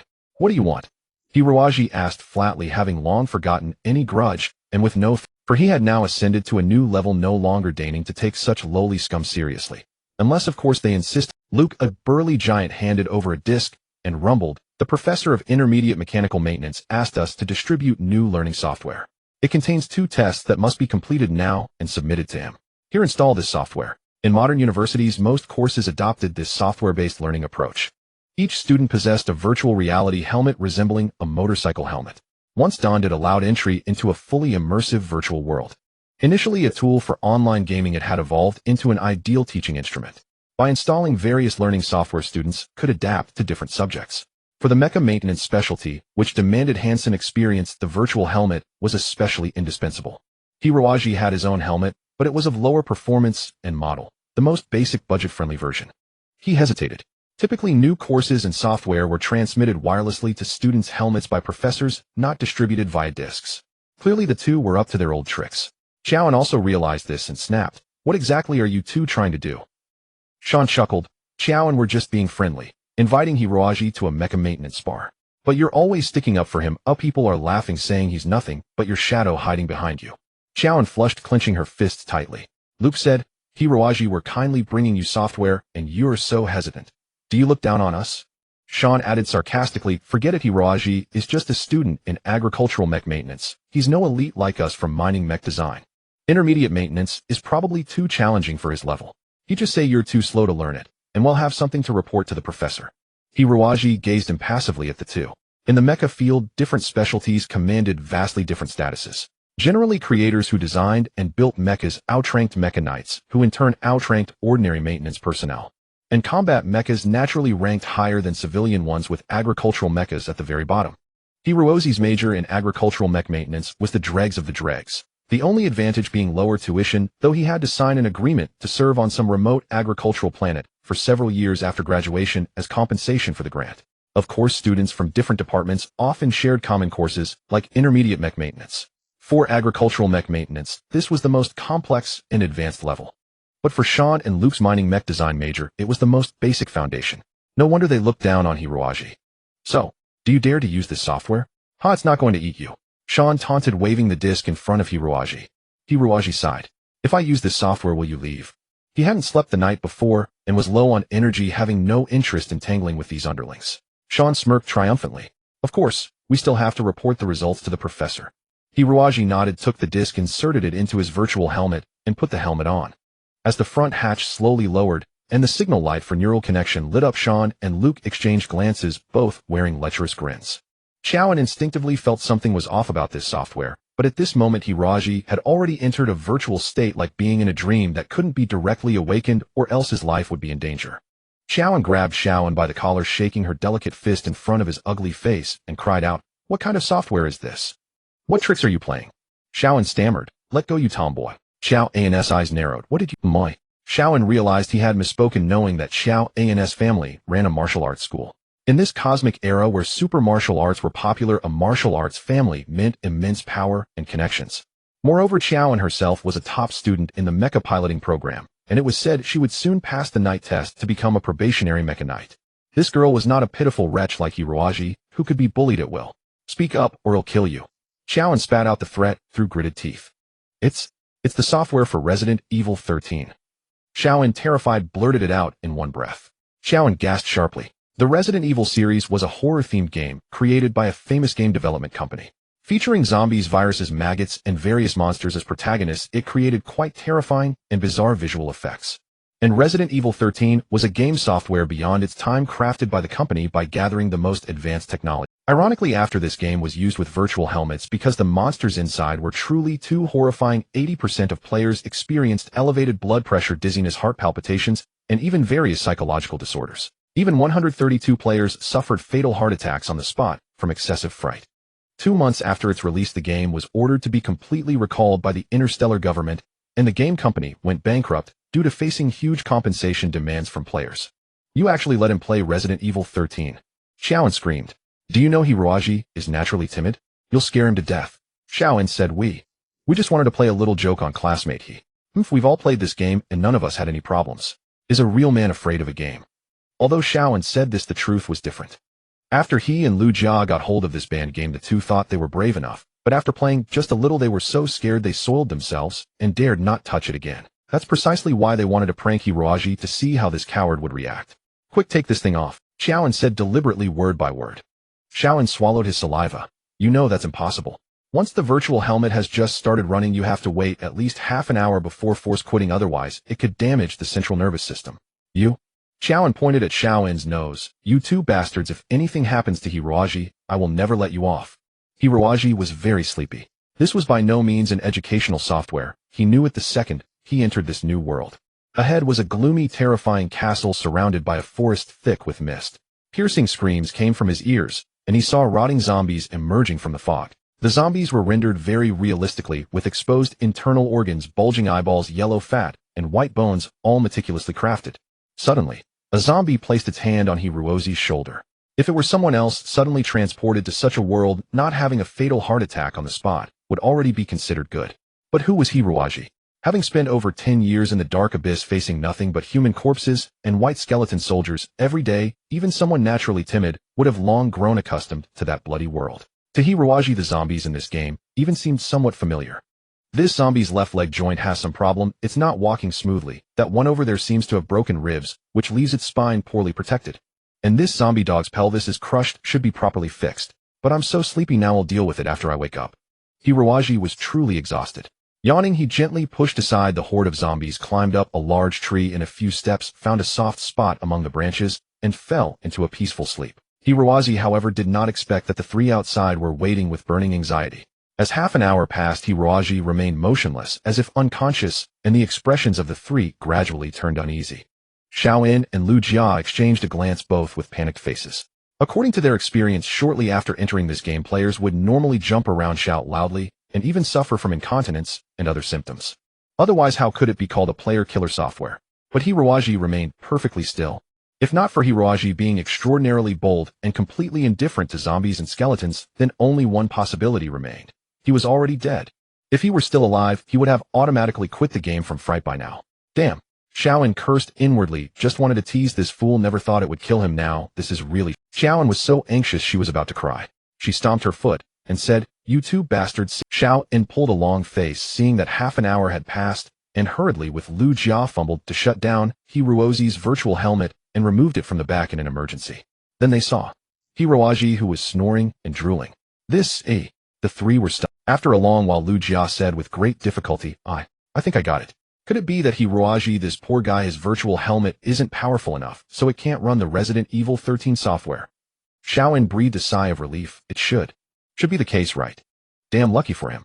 Xiaoan also thought this made sense, and between laughter and tears shook her fist. You two get lost. Consider yourselves lucky today. Don't let me see you again. Yes. The two, still shaken, didn't even bother to retrieve their software and fled in a fluster. Good heavens, it was fortunate that poor guy couldn't afford a better helmet, otherwise if someone actually died, no matter how rich their families were, it would still be a huge trouble. After the two left Xiao and watched the sleeping Hiroaji with a complex expression. Her gaze was very distant. Hiroaji, why can't you become a little stronger? Just become a little stronger and I would. I'm not opposed to you making friends, Xiaowei, but I don't think a friend of Hiroaji's caliber will do you any good. This afternoon the academy was exceptionally lively. The mecha model competition not only attracted many industry professionals, but also a large number of ordinary mecha enthusiasts, including many children. For the academy, this was a great opportunity to expand its influence, so all visitors were treated for free. The campus was decorated with lights and filled with laughter. Two giant inflatable mecha models swayed in the wind at the main gate. Xiangni drove Yiwei slowly into the campus while speaking. Yue said gloomily. Xiangni, actually am very worried that Ruaji might do something foolish. You know his family has been our neighbor since we were kids, so we've always been good friends. Although I can't agree to his request, please don't insult my friend. Xiangni shrugged. Xiaowei, am not looking down on these poor people. Being poor is not a crime. But as for this Ruaji, I've inquired about him in his department. He's not only foolish, but also cowardly without any decisiveness. I really don't want you to be friends with someone like that. Yue lowered her head and sat down gloomily. Seeing his girlfriend unhappy, Xiangni quickly changed the subject. All right, I'm not interfering with your freedom. I'm just sharing my thoughts. Look, the school is really beautiful today. It seems the management team my father brought back from Qixi Star is quite efficient. Qiangni's father was a board member of the academy, so he had arranged many staff into the school's management. Yue murmured, I never expected a model competition could attract so many people. Speaking of models, Qiangni was very proud. Honey, it's not surprising. You should never underestimate this simple model. A profound mecha creator is often an expert in model design and assembly. Conversely, professional players talented in model design and assembly are hot candidates sought after by major mecha design companies. So impressive. Yue's eyes widened. Xiangni nodded. Yes, today's competition is co-hosted by our school Qiandai Toys Co. Ltd. Blue Diamond Interstellar Mecha Design and Manufacturing Group, and over 20 design companies headhunters are searching for hidden folk masters. You must know the mecha design industry, while requiring great knowledge in mechanics, electronics, and biology, is more importantly about a sense of inspiration. A designer without inspiration is just a worker on the assembly line. Only a designer with inspiration is a supreme creator who can truly design perfect works of art. But Xiangni, aren't you a mecha knight? Why do you like model assembly? Xiangni gave a very suave smile. Baby, as a mecha knight, I have a deep passion for all aspects of mecha. And you should know professional grade mecha model design is extremely complex. Many parts are thinner than a strand of hair. The process of assembling and modifying models is also a process of cultivating my own spiritual energy. Originally just a casual pastime, but today I will definitely win the Best Work Award and give it to you. Xiangni deeply kissed Yue. They did not notice that in the distance several people were watching them with great interest. Xiao and Shachong and Hiroaji were drifting in the crowded tide and happened to see the two appear. Xiao gave Hiroaji a meaningful glance, but found the latter calm-faced, breathing steadily, without even a single hair trembling. Xiao was very puzzled. Having been rejected just yesterday, shouldn't he be very sad and depressed today? Moreover, he even witnessed the other party making such intimate moves in front of him. Hiroaji yawned. To him, Yue was already a memory from over a decade ago. Though he couldn't say he had no feelings at all, it was far from the point of being desperate. Moreover, during his years in the Dark Abyss, Hiroaji had learned a full set of aristocratic etiquette under Monika's education and unknowingly displayed some elegant upper-class demeanor in his daily life. There was no way he would do anything strange in public. Hiroaji stepped forward. Ruaji. Yue also saw her childhood playmate and couldn't help but feel a little awkward. She knew Hiroaji's temper very well. Sometimes he was prone to being stubborn. It would be bad if he made a fool of himself in front of so many people. If he angered Xiangni with the power of Qiangni's family destroying an insignificant nobody like Hiroaji, or even his family, would be as simple as a single word. Xiangni turned his face away, looking around with disdain, showing no intention of interacting with lower-class people. Hiroaji wore the most standard faint smile, completely calm, and composed every move as if measured with a ruler, neither too casual nor too stiff. Even a simple hand gesture made people feel very comfortable. Hiroaji took Yue's hand, naturally performed a hand-kissing gesture, and said in a magnetic voice, "Did you have a pleasant evening last night, Xiaowei?" Yue stared in disbelief, completely dumbfounded. She simply couldn't understand how Hiroaji seemed to have changed completely overnight. She had originally thought Hiroaji would grab her shoulders and cry bitterly. Xiangni also changed color slightly, looking at Hiroaji in astonishment. Hiroaji gave a chic smile and reached out his hand. "I heard you also have a work in the competition today, Xiangni." A flicker of disgust passed over Qiangni's face, and he reluctantly shook Hiroaji's hand. Yes. Under Hiroaji's astonishing behavior, his mind had somewhat lost the ability to think. Hiroaji said very sincerely, "I wish you good results in the competition, Xiangni, and also wish you happiness." After saying that, he slightly bowed to the two, then turned around and left with extreme grace, leaving the two dumbfounded. Yue's eyes were filled with a warm current, her mind in chaos. Today's Hiroaji exuded unparalleled masculine spirit, unsettling her heart. For a moment, Hiroaji's ordinary stature seemed to become tall and majestic. Xiao held his breath completely and slapped Hiroaji's shoulder hard. "Good job, Ruaji. Where did you learn such tricks?" Shachong said seriously. "Based on Ruaji's usual performance, you are definitely not normal today. If there isn't some hidden master guiding you, then something unimaginable happened last night. Because a person who has always been cowardly and incompetent cannot become so confident overnight." Hiroaji smiled bitterly and secretly frowned. Yi Wei's influence on him was clearly stronger than he had thought, which was why he had unconsciously walked over wanting to gain some face in front of Yi Wei and change the image he had left in her mind. Speaking of which, this behavior was still a bit too childish. His goal was the 4 major companies that dominate the universe, not an insignificant small fry like Xiangni. Sha Chang's words made sense too. He had revealed too much of his hand. Keep a low profile. One must maintain a low profile. Hiruaji chuckled foolishly. This is a trick I learned from TV. I practiced it many times at home. How about it? Doesn't it look pretty good? There you go again. Xiaoan said dejectedly. Ruaji, don't grin foolishly all the time. Just now you really had style and presence. Now with that laugh anyone can see you're pretending. No help for it. I'm just that kind of person. In reality, professional level model competitions differ from other sports contests, as they cannot be decided through direct. In this competition, all participants had undergone extremely fierce preliminary and semifinal rounds with rigorous selection at every stage. By the time of the final showdown, only a little over 30 mecha models remained. The competition venue was set on the school's large lawn. Each contestant had their own open exhibit booth, where they could display their entry processing tools, terrain models, promotional posters, and so on. Some even had self-produced model animations. There were 5 judges in total, comprising professionals such as professors of mechanical design from the academy, senior engineers from mecha manufacturing companies, and CEOs of toy corporations. However, they did not reveal their identities. Instead, they mingled among the ordinary visitors, quietly observing the contestants' models or posing specialized questions to determine the final scores. Of course, headhunters would not miss such an opportunity. Sometimes, even if a contestant did not win the ultimate prize, as long as their creative approach matched a certain company's style, they stood a good chance of being directly hired as a professional designer. Thus, all 30-plus contestants were brimming with energy and confidence. Beyond the professional competitors, many students had set up their own small booths. If you had the courage to show your work despite possible embarrassment, you could display your model, and who knew, perhaps catch the eye of a company and achieve overnight success. Add to that the snack vendors and vehicles from toy companies selling mecha models, and the entire campus was filled with a festive atmosphere. Sha Chang was among those 30-plus finalists. Besides, studying mecha model design was his greatest passion. Xiaoan and Hiruaji, acting as his assistants, helped him decorate the booth, connect the lights, play the DV program, and so on, working until they were drenched in sweat.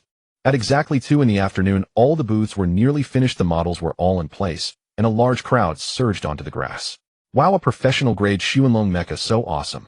A military camouflage PT-547 heavy firepower armored model, so exquisite. Even the exhaust vents on the saws are carved out, nothing missed, truly impressive. Look at that animation over there. 3 serious reconnaissance mechas preparing to escape a meteor shower. This video is fantastic. Oh, that mecha model even has specially made damage effects. Oh, every wound is lifelike, as if it were really struck by the meteor shower. Amazing, absolutely amazing. The adorable children couldn't grasp the subtleties of the models. They simply thought the mechas were incredibly cool and squealed with excitement. As the crowd grew, Sha Chang had no time for Hiruaji or Xiaoan. His face was solemn as he tirelessly explained his creative ideas and concepts to passing visitors. After all, the 5 judges were among them. Hiruaji looked around anxiously. What's wrong? Xiaoan asked. My little sister hasn't arrived yet. She said she would come to the competition today. Hiruaji said. Besides the professional finals, many others had earned semi-professional qualifications, allowing them to seek advice from the judges and the final winner after the competition using their own mecha models. This was also intended to boost public enthusiasm and serve as an intangible advertisement for the school and various companies. Xiaomei had been selected as a representative from her elementary school and was allowed to display her own mecha on stage. This was an honor Xiaomei had long awaited. Maybe traffic is jammed. The roads near the school are really terrible today, Xiaoan said. She also knew that Hiruozi's sister was a passionate mecha enthusiast and exceptionally bright, completely unlike Hiruaji. Sha Chang was nearly overwhelmed with work. However, he usually spoke with a slight stutter, and when discussing mechas he used purely professional academic jargon. Moreover, he lacked the funds for elaborate decorations, so after a while the crowd gradually thinned out. Looks like we failed, Sha Chang sighed. Everyone likes flashy mechas with cool names. They're completely uninterested in my design. Not at all. Hiruaji patted his buddy's shoulder. It's just a common misconception. On a battlefield full of gunfire, stealth is most important. A flashy mecha would be nothing but a mobile target practically begging to be blown up. I think your design is great, even though both mechas look like toads. Indeed, the 2 mechas Sha Chang designed were extremely plain in appearance, lacking any humanoid form. They looked like ugly crawling animals coated in pitch-black swamp camouflage. They seemed like generic enemy grunts from an animation, so it was no wonder nobody paid attention. A plump middle-aged woman stopped in front of Sha Chang's booth. She frowned and stared for a while, then concluded, these 2 mechas are really ugly. Sha Chang sighed. Yeah. The middle-aged woman nodded, then shifted her tone and said, "But they look like they'd have a better survival rate." Sha Chang's eyes lit up. "You can see that too. These two mechas adopt a prone design with a height less than a quarter of a standard mecha. They excel at evading aerial fire, and in close combat the enemy's lightsabers would have difficulty striking them cleanly." "So how do your mechas attack the enemy?" the woman asked with a smile. "Look." Sha Chang deftly removed tiny devices from the mouths and rear tails of the two mechas. "These are beam weapon emitters specialized for targeting the enemy's legs in close combat. We all know that the weakest part of a humanoid mecha is the leg support joints. However, it's hard for another humanoid mecha to attack the legs. My design eliminates that problem. But humanoid mechas have the widest range of applications. Your design seems to have fewer combat functions. Since the exhaust vents are at the bottom, it's difficult to adapt to space combat." Sha Chang asserted, "I don't think every mecha has to be suited for all combat environments. The design concept for these two mechas is ground combat in complex terrain. You see, besides limb support, they also have treads for movement or can hover close to the ground like a hovercraft.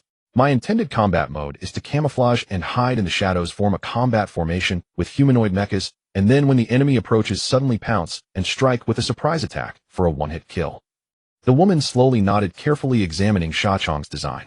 Xiaoan and Hiraji, standing nearby, quickly stepped forward to seize this one visitor, offering tea and water, fanning and handing towels, showering her with attentive service. "This seems like a good design, but I've never seen this type of unit on the market. Did you modify it yourself?" the woman continued to ask. Sha Chang nodded, then gave an apologetic smile. "This is a modified assembly based on the Star Guardian 2 mecha from Rand Corporation, the Desert Wolf series reconnaissance mecha from Pudu and Company, and the Jungle Crocodile series mecha from 5-Star Corporation. According to my analysis, in actual mecha manufacturing, these three types of mecha should also be easily modifiable into these two units. Compared to a completely new design, this can significantly enhance safety performance and reduce research and development costs." The woman nodded, then asked, "But doesn't that mean the innovation is somewhat lacking? There doesn't seem to be any entirely new design involved." Sha Chang grew excited. "That's not the case. On these two units, I have incorporated different new design systems, which is why they are divided into distinct models." "Oh." The woman sat down on the chair Hiraji offered, showing interest. Sha Chang pointed to the first mecha, shaped like a turtle, deftly opened the shell on its back and extracted 16 tiny components. Those components were about the size of a toothpick, yet their structure remained remarkably intricate. Sha Chang explained, "These are 16 sets of floating electromagnetic cannons controlled by the Mecha Knight's spiritual power. They can achieve a 365-degree omnidirectional attack in midair, making them extremely difficult for the enemy to defend against." The woman remarked, "Floating electromagnetic cannons. Aren't those weapons used in zero-gravity space?" Sha Chang said confidently, "My concept is to install the latest high-computing power computer-simulated neurons from AMT Corporation into this unit, amplifying the Knight's spiritual power manifold to drive the electromagnetic cannons. In other words, this is suitable for pilots with low physical prowess, but exceptionally strong spiritual power." Obviously, this was a combat mecha designed by Sha Chang specifically for himself, for he was a genius with underdeveloped motor skills, but extraordinarily high spiritual power. This ugly mecha piloted by a being of supreme spiritual energy would undoubtedly be a formidable mobile ground fortress. The woman nodded repeatedly, then pointed to the other mecha shaped like a toad and asked, "And what about this one?" Sha Chang replied, "Unlike the previous high spiritual power model, this unit is designed specifically for pilots with low spiritual power. It will use the lowest grade electronic central neurons. Due to insufficient computing power, its mobility and firepower are drastically reduced. Under normal circumstances, such a unit would be doomed." "Then what advantages does it have?" the woman asked with keen interest. "The combat philosophy of this unit is just one word: endurance. Although the pilot's spiritual power is insufficient and the unit's performance is mediocre, every person in this universe is equal when it comes to endurance. I have focused all the performance of this unit on stealth and reconnaissance. The optical camouflage cloak can ensure prolonged concealment, and the unit is equipped with a large-capacity energy storage device. In my design, this unit can serve as a long-term frontline sentinel or a hidden assassin. Its maintenance and assembly costs are also very low. Most importantly, it contains a high-energy liquid bomb inside. When necessary, it can destroy itself along with the enemy. In short, it's a low-level soldier willing to die to take down a high-grade enemy mecha." Hiraji, listening nearby, was deeply moved. Clearly, this mecha was designed by Sha Chang for him to pilot. In previous mecha designs, there had never been a mecha specifically designed for pilots with a mentally deficient level of spiritual power, let alone a waste like Hiraji, who couldn't even pilot a farming harvester mecha. The woman's eyes gleamed with keen interest, showing that she was clearly more intrigued by the latter model. After all, in this world, geniuses with extraordinary spiritual power were rare, but there were plenty of wastes with insufficient spiritual power. The woman observed for a while longer, listening attentively, as Sha Chong finished explaining his entire creative concept before walking away. As soon as the woman left the crowd, 4 tall bodyguards closely shielded her. The principal of Bihua Academy bowed obsequiously and said, "Madam Su Fangfei, what do you think of our Earth Spheres model enthusiasts? Are they passable?" Generally speaking, talents from the Earth Sphere excelled in super martial arts, but their mecha design skills fell somewhat short of those from the space colonial satellites. After all, the children there had been exposed to such things since childhood. This woman was none other than the renowned president of the Black Phoenix Heavy Machinery Manufacturing Company across the cosmos. Black Phoenix Heavy Machinery was particularly skilled in producing powerful long-range attack mecha, but was less adept at designing close combat mecha. Su Fangfei, a descendant of Chinese, deeply admired the ancient Chinese martial arts and was determined to design martial arts-type mecha more suitable for warriors. Therefore, she specifically came to the Earth Sphere for a series of business activities. Otherwise, even Bihua Academy, as a top-tier educational institution on Earth, could not have invited such a prominent figure in the mecha world. Recalling Sha Chong's slightly immature explanation, Su Fangfei nodded unhurriedly. There is a contestant named Johnny. His work is top-notch in terms of assembly, painting, and so on. He also made some minor modifications to the model itself to better suit the pilot's habits. He appears to be a very promising mechanite. The principal nodded excitedly. Yes, student Johnny is the beloved son of Mr. Laodisa, the president of Bainatong Technology Company. He is also a mecha pilot who has obtained the rank of junior knight. His future is boundless. Oh, Su Fangfei curled her lips. Bainatong Technology Company was a highly influential major corporation in the interstellar realm. However, they did not produce complete mecha. Instead, they specialized in supplying electronic central neurons for mecha. Electronic central neurons are the brains of the mecha. The electronic brain connects to the pilot's biological brain to enable the complex and intense movements of the knight. Its importance was self-evident. Bainatong Technology supplied products to 4 or 5 major mecha manufacturers, and their network and strength were not to be underestimated. President Laodisa himself was a man of great ambition and talent. This was evident from his willingness to give up tremendous opportunities in the cosmos and shift his focus to Earth. Su Fangfei knew that the other party had also recognized the importance of Earth's ancient martial arts. Indeed, with technological progress, mecha design had essentially reached a stagnant bottleneck. Firepower, endurance, mobility, all had reached the limits of human science. Under these circumstances, only by unleashing the pilot's own potential could overall performance be elevated to a higher level. The future universe would undoubtedly be dominated by close combat mecha. Agile and lightweight close combat mecha with their superior evasive maneuvers could exhaust the energy of long-range mecha before ruthlessly striking them down. Therefore, whoever fully mastered the secrets of Earth's ancient martial arts would control the entire universe. I see. I understand what I need to do. Su Fangfei smiled. She admired the naive boy and was very interested in his turtle and toad designs. She even felt he was better than Johnny.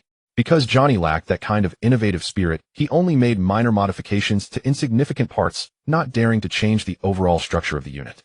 However, Su Fangfei did not want to harm her business relationship with Bainatong Technology. She decided to order her subordinates to let Johnny be the final champion. Given Su Fangfei's status, she would not personally appear as a judge. The judges were her assistants, and that alone was already enough to create a stir. As for that lovely young man, she would have to settle for second place. But Su Fangfei had already decided to recruit such a talent to her own team to contribute to the company's further development. Su Fangfei silently congratulated herself on her whim today, which had led her to discover a gem buried in the sand. At 4 p.m., the final results of the competition were finally announced. As expected, Johnny's work, Tianzuan, won the championship. Sha Chong came in second, but even this result astonished him greatly. Hiroaji beamed, "Sha Chong, you're amazing." Then came the chaotic award ceremony, followed by amateur model enthusiasts selected from various places stepping onto the stage to seek advice from the champion and other professional contestants. It was at this moment that Xiaomei arrived out of breath. "Xiaomei, why are you so late?" Hiroaji asked, somewhat puzzled. Xiaomei looked on the verge of tears. "It's all because of Daddy's broken car. It broke down halfway, and we spent ages fixing it. How annoying." His father followed behind, looking very embarrassed. He had barely managed to get half a day off from work. "Xiaomei, don't say that." Hiroaji said seriously, "It's not Daddy's fault that the car broke down. Luckily, we're still in time. Hurry up and go on stage." Xiaomei nodded. "Wow, brother Sha Chong is up there too." "Yes," Hiroaji said happily. "We never expected this." Xiaomei joyfully squeezed through the crowd, waving her mecha model to greet Sha Chong. The host on stage perked up. Now coming up is Xiaomei, a student from the affiliated primary school of Bihua Academy. She is the youngest expert-level model maker today, only 12 years old. Little friend he Xiaomei, this is today's champion. The host tried to guide Xiaomei toward Johnny, but she stopped in front of Sha Chong and said with a smile, "Brother Chong, you're awesome." Sha Chong, still expressionless, smiled at Xiaomei. "Look, I have my own mecha too. I spent several weeks building it." Sha Chong took the model from Xiaomei's hands and looked at it with a smile. The two of them completely ignored Johnny, as if he were leaving him in an awkward position. Furious, Johnny tensed his face and came over to look. He said coldly, "This mecha is a 2001 scale free knight. The original model was produced 6 years ago by Real Machinery Company, and the toy is the mainstream expert-level product from Xianai Corporation. But little girl, I think you shouldn't force yourself into expert-level models at your age. Look, there are serious assembly errors in the entire unit. The camouflage paint here is also wrong. It can't provide any concealment. You're just wasting money and time." No one had expected him to say such a thing. Xiaomei, after all, was just a child. Being publicly humiliated for no reason, she immediately rubbed her eyes and burst into loud sobs. "Wah! I worked on it for weeks to finish it. It's not a random mess at all. You're lying, you're a bad person." "Wah!" Holding the model, Xiaomei approached the judges. With tearful eyes, she placed it on the table and asked hopefully, "Look, this is clearly a great mecha model, isn't it?" The 5 judges exchanged glances. They all noticed that the mecha had some assembly issues and didn't entirely follow the real Liberty Knight design. Of course, for more advanced contestants, this might be a personal modification, like Sha Chong and Johnny. But at Xiaomei's age, modification was simply unimaginable. One judge coughed lightly and said kindly, "Little one, this model is really impressive." "Liar." Xiaomei's eyes were sharp. "You're just brushing me off." The judge, greatly embarrassed, took her Liberty Knight and tried to soothe her. "How could that be? How could it be? I truly..." The judge's words abruptly stopped. His body seemed frozen solid, unable to utter another syllable. Professor Stephen. Professor Stephen." The judge beside him, sensing something wrong, gently shook the renowned expert. But when that judge cast his gaze upon the Liberty Knight, he too became spellbound, completely unable to move. The 3rd and 4th judges also fell victim to the Liberty Knights, and the 4 stood motionless, as if beholding some treasure. "What's wrong with you all?" the 5th judge asked, puzzled and growing tense. After a long pause, Professor Stephen spoke with great difficulty. If I'm not mistaken, this model appears to mimic the Liberty Knight's exterior, but its internal transmission mechanisms and joint structures are vastly different." Another judge, trembling, rotated the model's joints and nodded repeatedly. "The range of motion in the wrists and ankles is 65% greater than the Liberty Knight's. The total number of movable joints has increased to 45, which will significantly enhance movement realism, especially for close-quarters combat." A 3rd judge picked up the model, sliding it swiftly before his eyes, and said with difficulty, "At first glance, the camouflage paint seems a complete failure, as it can't blend into any environment. But its true function emerges during high-speed movement. This is a mecha that can vanish in motion, and its camouflage light can also disorient enemy observation." A 4th judge carefully opened the cockpit and gasped softly. The cockpit's surrounding structure is exquisitely designed. Overall weight is 11% lighter than the Liberty Knight, yet its impact resistance is vastly improved. Truly a genius, a work of genius. Professor Stephen let out a long sigh, lit a cigarette with trembling hands, and said, "Even more importantly, this unit is entirely modified from Liberty Knight parts without using any extra components. In other words, with Jutland Corporation's current capabilities, only a few simple adjustments on the production line are needed to start manufacturing this new, evolved..." The words of the 5 judges, transmitted through the microphones, were heard clearly by the hundreds of model enthusiasts present. Almost everyone went wild. Heavens, that such an outstanding mecha model modifier existed in the Earth sphere was an incredible, earth-shattering news. Several headhunting managers rushed toward the stage, jostling and pulling at each other. Damn it, even if it cost them their lives today, they couldn't let this little girl slip away. A sales representative from Jutland Corporation was on the verge of fainting from excitement. My God, if he could just get his hands on that mecha model, or that little girl, his future in the company would be smooth sailing. After all, among the 5 judges were senior technicians from Black Phoenix Heavy Machinery and Benetton Technology. Words from such experts were absolutely trustworthy. The most awkward person on the scene was Johnny. All attention had shifted away from him, as if he were an insignificant grunt. Moreover, he had just dismissed the little girl's model as worthless, only to realize he was the one who was blind. Johnny's eyes were bloodshot with rage, and he wished he could leap forward and strangle the girl. However, Professor Stephen mused, "Little one, to be honest, I don't think you have the ability to complete this work. Is there a teacher guiding you behind the scenes?" Xiaomei shook her head. "I just followed the instructions and assembled it myself. I didn't modify anything. I don't even know what you're talking about." "I remember now, yesterday." Before she could finish, Hiruaji covered her mouth. Hiruaji smiled awkwardly at the judges and said mysteriously, "Gentlemen, am Xiaomei's brother Ruaji. Actually, hey Race, what happened yesterday afternoon? Xiaomei was playing in front of our house when a very mysterious stranger walked by. This stranger accidentally dropped and broke my sister's model. Then he said he'd fix it for her, so we just let him do whatever. Who knows anything about modifications? Haha, not a clue. Professor Stephen nodded repeatedly. That does make sense. I wonder when such a mecha expert arrived in our Earth sphere. He knew that with Benetton Technologies' strategic shift and Black Phoenix Heavy Machinery's large-scale entry, many technicians and creators had come to Earth. Perhaps it was some reclusive master. The professor pondered, what did the stranger look like? A huge head of back like a tiger, a fierce face, bulging temples. In short, an absolute top-tier expert. I've never heard of such an expert. Oh well, there are too many reclusive masters in this universe. Maybe it's another one in The professor glanced at Hiroaji. He could tell the boy was of average talent and very young. The professor was 100% certain he couldn't be the true modifier of the mecha. The most disappointed were the headhunting agents below. They had lost a chance at a hefty bonus. But that was expected. A mecha modifier of that caliber either had their own private workshop or was a key technical figure in major corporations. How easy could poaching be? The happiest were the tabloid reporters. Mysterious stranger unveils shocking mecha modification through elementary school girl. 2 major company senior engineers left dumbfounded. Heavens, what a fantastic news story. The most nervous was Hiroaji. Thank goodness his sister hadn't revealed the truth, or he'd be the center of attention in the entire Earth sphere's mecha industry. Within a couple of days his background would be dug up completely. Keep a low profile, must keep a low profile. Hiroaji was drenched in cold sweat. How had his life become so thrilling and dangerous in just one day? Was he destined to never know a quiet life? A rugged expanse of wilderness where 4 mecha engaged in fierce combat. Johnny's angular mecha with its formidable maneuverability stirred up clouds of dust, with its 18 microengines radiating an overwhelming aura. This was the celestial venerable he had crafted in the model competition. Yet now before him stood not a half-meter tall model, but a 10-meter high powerhouse of a machine. His opponents were 3 mecha knights from the company loyal subordinates. This was the private training ground of Benetton Technology. From this one could discern the financial might of Benetton. After all, training with mecha over 10 meters tall required vast space. While it might be manageable on cosmic planets on Earth, where every inch of land was precious, it was an extravagant demand. Most people learned piloting skills in virtual spaces through computer networks. Some even experienced driving a real mecha for the first time only during their night assessment. Bang, bang, bang, bang. Johnny moved like lightning, his light sword flashing among numerous foes, swiftly severing the power transmission devices of all opposing mecha. The massive armed mecha instantly turned into heaps of scrap. Johnny, his face grim, slid down from the cockpit via the descent rope, took a towel handed by a servant to wipe the sweat from his face, and stormed angrily toward Yue. Johnny. Yue treaded carefully. Johnny shot her a glare. You know I'm in a foul mood today, don't you? Yue trembled with fear. Johnny had always been polite and refined in front of her.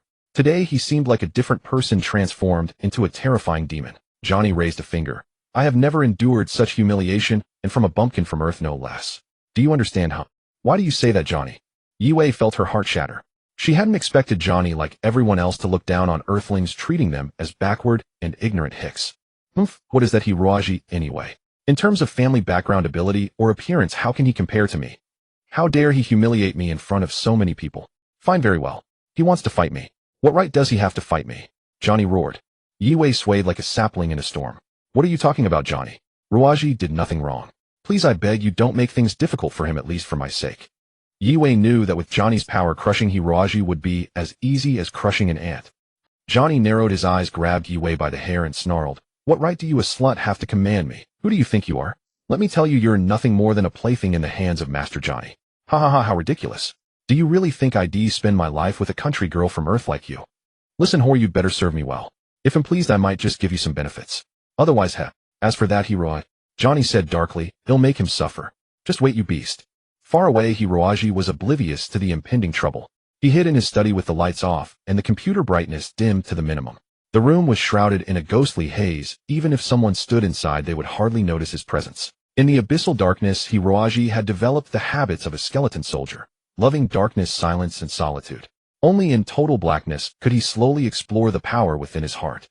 Hiroaji concentrated on drawing the emblem of the Church of Light, then scanned it into the computer. Using data search technology, he sought matching results and quickly located the companies under the Church's control. Unsurprisingly, among the top 100 corporations in the universe, those directly controlled by the Church of Light accounted for over 1/5. And that didn't include the enterprises they secretly manipulated. Overall, among the 982 inhabited planets in the universe, these companies occupied at least 150. Most were newly developed resource planets, perhaps not as strong in population and economy as administrative planets, but abundant in industrial resources and heavily concentrated with heavy industries. Some planets could even achieve a complete chain from resource extraction, refining, component manufacturing to mecha assembly. In other words, after thousands of years, the control of the Church of Light had not diminished at all. What he had to oppose was the entire world. Hirowozi's expression remained unchanged, for a skeleton soldier never panics. His fingers danced nimbly over the keyboard, producing a clear, melodious rhythm. There were three options. Hirowozi's mind raced. First, find a way to keep the Church of Light from ever knowing about himself and the Dark Queen, and live a peaceful life quietly. But if he did that, the Undead clan would perish with him, and no one would remember the honor and pride of those death warriors. The second option, desperately build his own power until he could stand against the Church of Light. However, the question remained in the cosmic age: how effective could necromancy and darkbone arts truly be? Even if he could summon hundreds of skeleton soldiers and lead a grand army to charge at the enemy, they would likely be no match for a single-armed mecha's attack. The third option, instigate internal strife within the Church of Light, making them turn on each other so they would have no time to focus on the Dark Queen. But that was easier said than done. Hirowaji closed his eyes deep in thought. Then came a knock on the door. Hirowaji sprang up from his chair like a bat, first closed the web page, then turned on the ceiling light before opening the door. Big brother. Hishame stood at the door with a smile. Little sis, what's up? Dinner's ready. Emma will be right there. Hirowaji gave a faint smile. Big brother. Hishame suddenly leaned in, her expression. You've been acting really strange lately, like a completely different person, Xiaomei said worriedly. Yesterday, I read a comic about an alien monster that eats people and then takes their form to live in their home. Big brother, you're not that kind of alien, right? What kind of books have you been reading lately? Hirowaji looked troubled. See, Xiaomei exclaimed. When you hear that, your expression doesn't change at all, like a robot. It feels really weird. Well, Hirowaji had no control over it. After all, anyone who had lived with a group of skeletons for over a decade would probably become unshakable, unmoved, even if mountains crumbled. Moreover, Hirowaji had received the so-called lich aristocratic education, so he had ended up with that deathly expressionless face like a zombie of the night. Hirowaji touched his face and forced a smile at his little sister. But, Xiaomei nodded and said to herself, I still prefer you now, big brother. At least you're really capable now. You can even fix broken models, and you give me a lot more security. You're much better than before. Hirowaji hadn't expected his past self to be so unpopular. He smiled wryly. Little sis, you didn't tell anyone about me fixing the model, did you? Of course not, we pinky promised. But why can't I tell big brother? Just trust your big brother. Little sis, be good. Once I start working, he'll buy you a much better model. Long live big brother. After dinner, Hirowaji wrapped himself up tightly, donned a large pair of sunglasses, and went for a stroll on the streets. To him, sunlight was the most detestable thing, and moonlight was almost as bad. He preferred pitch-black spaces devoid of even stars, the perfect battlefield for skeleton soldiers to roam and slay. In truth, Hirowaji wasn't wandering aimlessly. He intended to find one or two suitable corpses to see if he could turn them into skeleton warriors. Alas, though, he knew using these skeleton soldiers to fight armed mecha was utterly hopeless. Having learned the skills with such effort, he felt he should at least create something for self-defense. Even if they couldn't duel with mecha, they could at least catch a thug or two. Hirowaji changed directions a couple of times and hailed a taxi. When the driver heard they were going to the cemetery so late, he adamantly refused. Forced into a corner, Hirowaji had to use a bit of hypnosis. Hypnosis, if attempted on a strong-willed person and failed, could severely harm the caster. Unfortunately, in this era, people diligently cultivated their mental fortitude, each with a steadfast, impenetrable mind. Hirowaji, a spiritual idiot, dared not casually challenge anyone's mental strength. Luckily, the driver was a fool. He grunted twice and floored the accelerator. After much effort, he finally arrived at the cemetery, only to find the results utterly disappointing.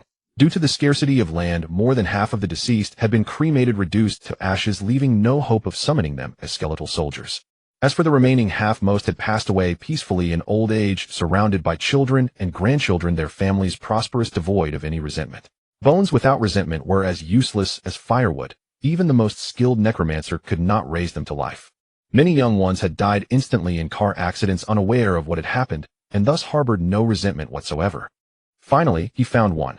A hardened criminal, the mastermind behind 13 consecutive robberies, rapes, and murders executed by firing squad, his bones well preserved. Hirowaji thought it over and decided it was best not to summon this one. Such a lowly creature once raised would be consumed by its past resentments and inevitably kill again. There are no walls without cracks. If a skeleton monster murder were to occur, not only the police, but also the Church of Light would quickly track it down following the clues to find him. He could not afford such dangerous actions, especially when a single skeleton soldier would not make a decisive difference.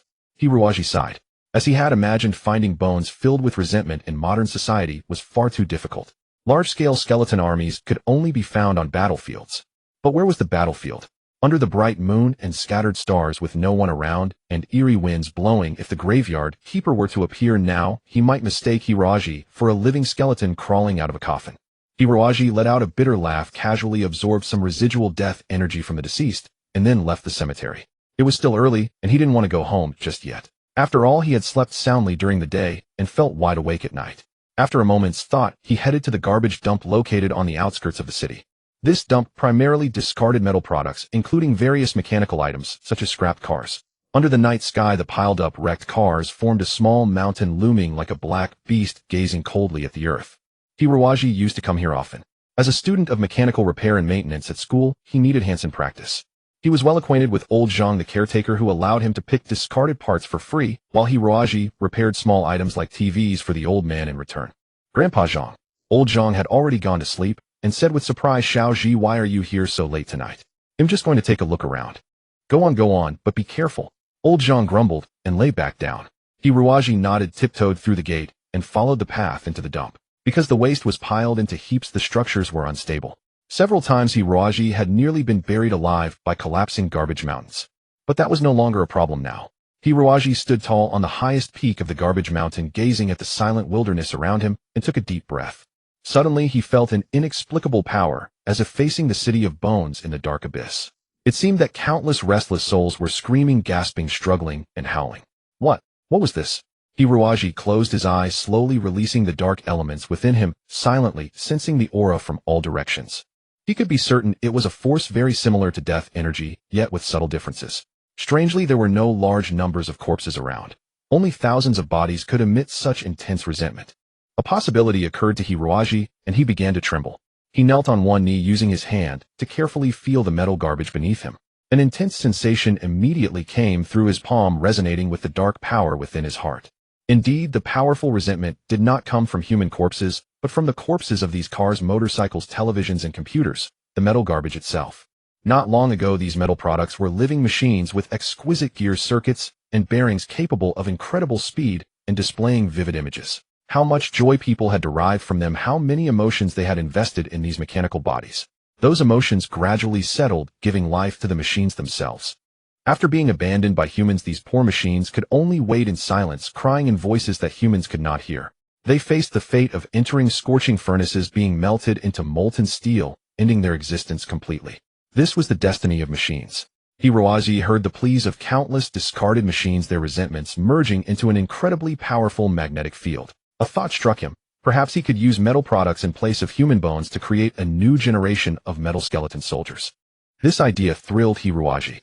In the age of space, machines often stood on the front lines, enduring the heaviest attacks, so the resentment within metal bodies was surely stronger than that of humans.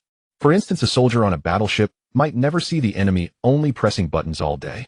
Even if such a soldier died, he could hardly transform into a ferocious skeleton soldier. But machines were different. If successfully summoned, even just in terms of durability, they would be several levels above bones. Without further ado, Hiruaji caught his breath, meditated on the summoning spell from the demon words in his mind, and began gathering the resentment from all around. A miraculous event occurred. From the scrapped cars, purplish mists rose like fireflies, swirling around him. Under his incantations, these fireflies gathered around his body, spinning faster and faster, merging into larger glowing clusters, until only one remained. Hiruaji sighed. He knew these scrapped vehicles were not war machines. They were like ordinary law-abiding citizens, so naturally, they contained little resentment. The more resentment there was, the stronger the summoned skeleton soldier would be. But Hiruaji had never summoned a mechanical skeleton before, and had no idea what he would conjure. He raised his hand, and the purple orb flew out like lightning, searching among the countless discarded machines for the most suitable body to inhabit. Hiruaji let out a soft cry and hurried after it. The purple light finally landed between two piles of garbage like a giant magnet, sucking up all the small parts from the ground. In the darkness, it seemed as though invisible hands were assembling these parts, slowly forming the shape of limbs and a head. Hiruaji followed, quietly frowning. The mechanical skeleton absorbed the purple light entirely, the glow fading instantly, leaving only two small eyes flickering with restless flames. It took the form of a mechanical crocodile. Hiroaji was exasperated. He knew the resentment here was insufficient, but he hadn't expected to summon such a useless thing. He had hoped that one day he could obtain some discarded combat mechas and create a ghost mech army to oppose the Church of Light. Now it seemed that summoning such a massive undead mecha army would require an enormous amount of resentment. The metal crocodile crawled nimbly toward its master, climbing up his pant leg and onto his shoulder. It made a hissing sound, appearing quite docile. Hiroaji sighed. Oh well, it's my first time using the mechanical skeleton summoning spell. Having this little guy is not bad, I think. From now on you'll be called Abu, okay? Abu, delighted to receive a name, rolled over onto its back, waving its limbs in joy. It was small enough that Hiroaji had no trouble carrying it. But Hiroaji wondered what it ate. Regular skeleton soldiers fed on resentment from corpses or the living. As for this Abu, he was about to ask when the little metal crocodile crawled to the ground, picked up a screw, and started chewing loudly. Hiroaji was dumbfounded. You eat metal directly. Hiroaji, I've taken care of everything for you. The rest is up to your own efforts. In the bustling downtown area in front of a skyscraper dozens of stories high, Sha-Chong said to Hiroaji seriously. This was the new office of Black Phoenix Heavy Machinery Company on Earth. Sha-Chong, due to his outstanding performance a couple of days ago, had been officially hired as a junior researcher by Black Phoenix Heavy Machinery. Though the position was low, the prospects were certainly bright. Moreover, being handpicked by President Su Fangfei herself, some shrewd colleagues had already begun to curry favor with him. Sha-Chong was not good at networking and had no excessive demands. However, seeing his close friend, Hiroaji, struggling to find suitable employment, he specifically pulled some strings to get Hiroaji an interview opportunity. Do not underestimate such an interview opportunity. You must know that Black Phoenix Heavy Machinery, as a financially powerful conglomerate, attracted countless outstanding talents each year who yearned to join the company and showcase their abilities. These candidates typically had to go through an extremely rigorous online application followed by 3 written examinations. Among every 100 applicants, only 2 might get a chance to interview. Hiroaji, in effect, skipped all that and directly faced the final test. For Sha-Chong, this was the utmost he could do. After all, he was just a small employee who had just joined the company. Hiroaji nodded and walked into the company lobby. Black Phoenix Heavy Machinery indeed exuded grandeur. Not only was the office building luxuriously decorated, but the staff coming and going were all immaculately dressed in suits, sharp and capable. Every one of them the cream of the crop. Hiroaji's mind raced. With his current abilities, serving as an ordinary mecha repair technician should not be a major problem. However, under normal circumstances, he was merely a second-rate university graduate who repaired agricultural mecha, utterly lacking such skills. If he recklessly displayed his talents, sharp-eyed individuals would instantly see through him, which would be troublesome instead. From this perspective, he could only let down Sha-Chong's good intentions. Excuse me, are you Mr. Hiroaji? A front desk receptionist stood before him with a radiant smile, looking at him curiously. Hiroaji smiled faintly. Hello, I am here for the interview. The receptionist nodded and led the way, ushering Hiroaji into a dedicated room. Inside the room was a large electronic machine with something like a helmet in front of it, apparently a virtual helmet system for a computer. I'm sorry, Mr. Hiroaji. The receptionist said somewhat apologetically. The main examiner, Mr. Lanshun, is temporarily occupied with some matters. So we ask you to take some tests on this testing machine by yourself. Later, Mr. Lanshun will carefully analyze your test results. We sincerely apologize. The receptionist withdrew, leaving Hiroaji alone in the room. Hiroaji understood the situation. It was the season for mass recruitment of graduates. Perhaps the main examiner was dealing with candidates who had entered through the normal channels. As for himself, someone who came through the back door, this arrangement made it easier to manipulate the results later. After all, the position Sha-Chong had chosen for him was merely the lowest level repair assistant. As long as he performed passably in all aspects, the company would have no objections. With that thought, Hiroaji put on the virtual helmet and entered the virtual world. A soft light slowly scanned his brain and body, and a pleasant female, synthetic voice sounded in his ear. Subject 1, prepare. Body scan initiated. Mental power scan initiated. Subject 1, physical strength value 61, mental power strength 37, comprehensive judgment grade E, completely unqualified. Hiroaji blushed slightly. In the current world, the primary indicators for judging a person's worth were no longer IQ or EQ, but physical strength value and mental power. Only a robust body could withstand the hypergravity during cosmic mecha combat. Only resilient mental power could better integrate with the mecha's electronic neurons. Both values had a maximum of 200. The average adult data fluctuated around 100. Generally, males had higher physical strength values, while females had slightly higher mental power. The lowest normal range was 60. In other words, Hiroaji's physique barely scraped into the normal, range, while his mental power was utterly that of a good-for-nothing. With such low mental power, it meant he could never pilot a cosmic mecha or a large spaceship, because mecha required connecting the human brain with electronic neurons to perform complex calculations. In high-end mecha repair, special maintenance mechas were often required, demanding a considerable level of mental power. This was why Hiroaji could not choose advanced repair and had to settle for agricultural mecha repair. The computer system seemed not to have anticipated such a good-for-nothing person taking the test. The program ran for a while before a smoky wilderness gradually materialized before Hiroaji. Ahead were 10 dilapidated mecha wrecks with a small mountain of worn-out parts nearby. Everywhere were craters blasted by bombs. In the sky, countless mechas flew, attacking each other, emitting colorful radiance. Subject 1, your first test is to repair these mechas in the shortest possible time. What? Hiroaji's eyes nearly bulged out. Wasn't this a battlefield? Good heavens, did even recruiting an agricultural mecha repairman in a big company require such a grueling trial? The computer said monotonously, Subject 1, this assessment mainly tests your adaptability under complex environments. Full score is 100, maximum time is 12 hours. If you exceed 12 hours without completion, you will be deemed failed. Please do your best. The computer said monotonously, Subject 1, this assessment mainly tests your adaptability under complex environments. Full score is 100, maximum time is 12 hours. If you exceed 12 hours without completion, you will be deemed failed. Please do your best. Adaptability under complex environments. Hiroaji cursed under his breath. In the future, his job would at most be repairing lawnmowers on some desolate agricultural planet. What adaptability did he need? These big companies were such a nuisance. However, even though he had not made up his mind to pass the test, he at least had to save face for Sha Chong. He could not let people say that the person Sha Chong recommended was an utter ignoramus who could not even pass the first test. Hiroaji decided to pass the preliminary tests first, then deliberately fail the final test. That way he would save face for Sha Chong and not draw too much attention. Hiroaji took a deep breath and dashed swiftly toward those massive mechas. Lasers and bombs exploded around him. The ground trembled like an earthquake with no respite. The air was filled with rolling heat waves. Shockwaves assaulted Hiroaji repeatedly. Sandstorms filled every mechanical crevice with grit. No blueprints, no repair assistant, no suitable tools, no computer system. Spare parts had to be searched for from the pile of discarded components nearby.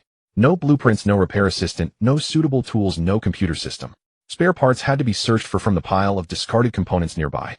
Hiroaji encountered difficulty when facing the first mecha. This was not any agricultural mecha he knew. It was unequivocally a high firepower, heavy armored combat mecha. Sigh. This truly was a top-tier interstellar company. Not to mention his intention to conceal his ability. Even if he wholeheartedly wanted to pass the exam, it might not be that easy, right? Hiroaji stopped overthinking and carefully observed the structure of the mecha's damaged parts. The power transmission system had a minor issue. It was a complete mess inside. If he repaired it according to the original structure, it would take considerable time. Suddenly, Hiroaji thought of the skeleton soldiers in the dark expanse. If he treated a mecha as a skeleton soldier, many body structures were universal. Why stick to the original structure? Could repairing the mecha based on the structure of the human skeleton also work? Yes, that excited Hiroaji jumped off the mecha and rummaged through the pile of parts, finally finding what he needed.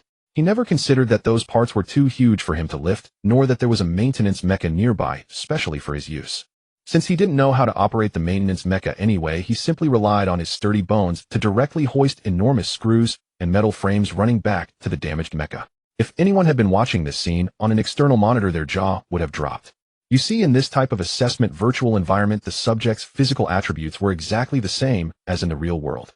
That is to say, someone who could lift an object weighing over 800 pounds here could also do the same in reality. But even a super warrior with a physical strength value above 150 might not be able to do what Hiroaji was doing. That was because no one knew that Hiroaji's bones had been strengthened by the dark bone art and were now harder than diamond. 1, 2, 3. In less than 4 hours, Hiroaji had repaired 6 mechas. Hiroaji was unaware that these mechas were the most formidable and complex combat mechas in the universe. He could only marvel at the prowess of Haifeng heavy machinery, wondering if even the lowliest errand boy possessed the skills of a senior mecha maintenance engineer. In the outside world, only 5 minutes had passed. The virtual system had 2 time settings based on different algorithms. One was the common normal mode, where 1 hour in the virtual world equated to half an hour in reality. The other was the extended mode, where 1 hour in the virtual world equaled 2 minutes in reality. However, this required exceptionally powerful computing technology, and the maximum duration could not exceed 24 hours in the virtual world. Those who used this mode could not use it again within 6 months, or their neural pathways would suffer severe damage. Mr. Lan Shun of Haifeng Heavy Machinery was extremely anxious. Why hasn't Professor Pu Sidon arrived yet? Professor Poseidon was a legendary mecha creator in the universe, having designed countless classic mecha models in his early years. Since becoming the president of Mingguang Industrial University in the Mingguang star system, his research focus had shifted to mecha modification. Mechas modified by him could often unleash combat capabilities more than twice their original strength. Thus, Professor Poseidon was known as the man with the Midas touch. All mecha maintenance engineers across the universe regarded Professor Poseidon as their role model, using his prowess to prove that maintenance engineers were no less capable than creators. Hafeng Heavy Machinery had nearly exhausted all its financial resources and connections to hire Poseidon as the group's chief engineer at a cost so staggering it was jaw-dropping. Had it not been for integrating Earth's ancient martial arts to develop a new mecha more suitable for unleashing super martial combat art, Hafeng Heavy Machinery would not have incurred such an expense. Manager Lan Chun, a low-level employee, murmured, "With a renowned figure like Poseidon joining our company, isn't it unnecessary to arrange any assessment? Wouldn't that be a bit disrespectful? What do you know?" Lan Chen's eyes bulged. Professor Poseidon is a man of integrity. Having accepted such a high salary, he naturally wants to demonstrate his abilities in front of everyone to show he's not just all talk. That makes things easier later on. But the employee said, "Isn't the test arranged for the professor a bit too harsh? I can't believe there's a maintenance engineer in the universe who could pass such a test." "Shut up. This is an assessment personally acknowledged by the professor himself. His abilities cannot be measured by human standards." Yes. As they spoke, Hiroaji in the virtual world had already repaired 9 mechas. At that moment, a sudden change occurred. The sky suddenly darkened as the sunlight was blocked by a vast fleet of warships. From the countless massive warships, swarms of combat mechas flew out like locusts. Some engaged in aerial combat, while most landed and charged toward Hiroaji. No way. Let alone Hiroaji alone, even if Muni were commanding tens of thousands of skeleton soldiers, they probably wouldn't be enough to satisfy the enemies. The ground trembled violently. Hiroaji, caught off guard, fell from the mecha he was repairing. Fortunately, his agile reflexes allowed him to roll and land on his right hand, escaping injury. With a loud boom, a high-energy bomb exploded before his eyes.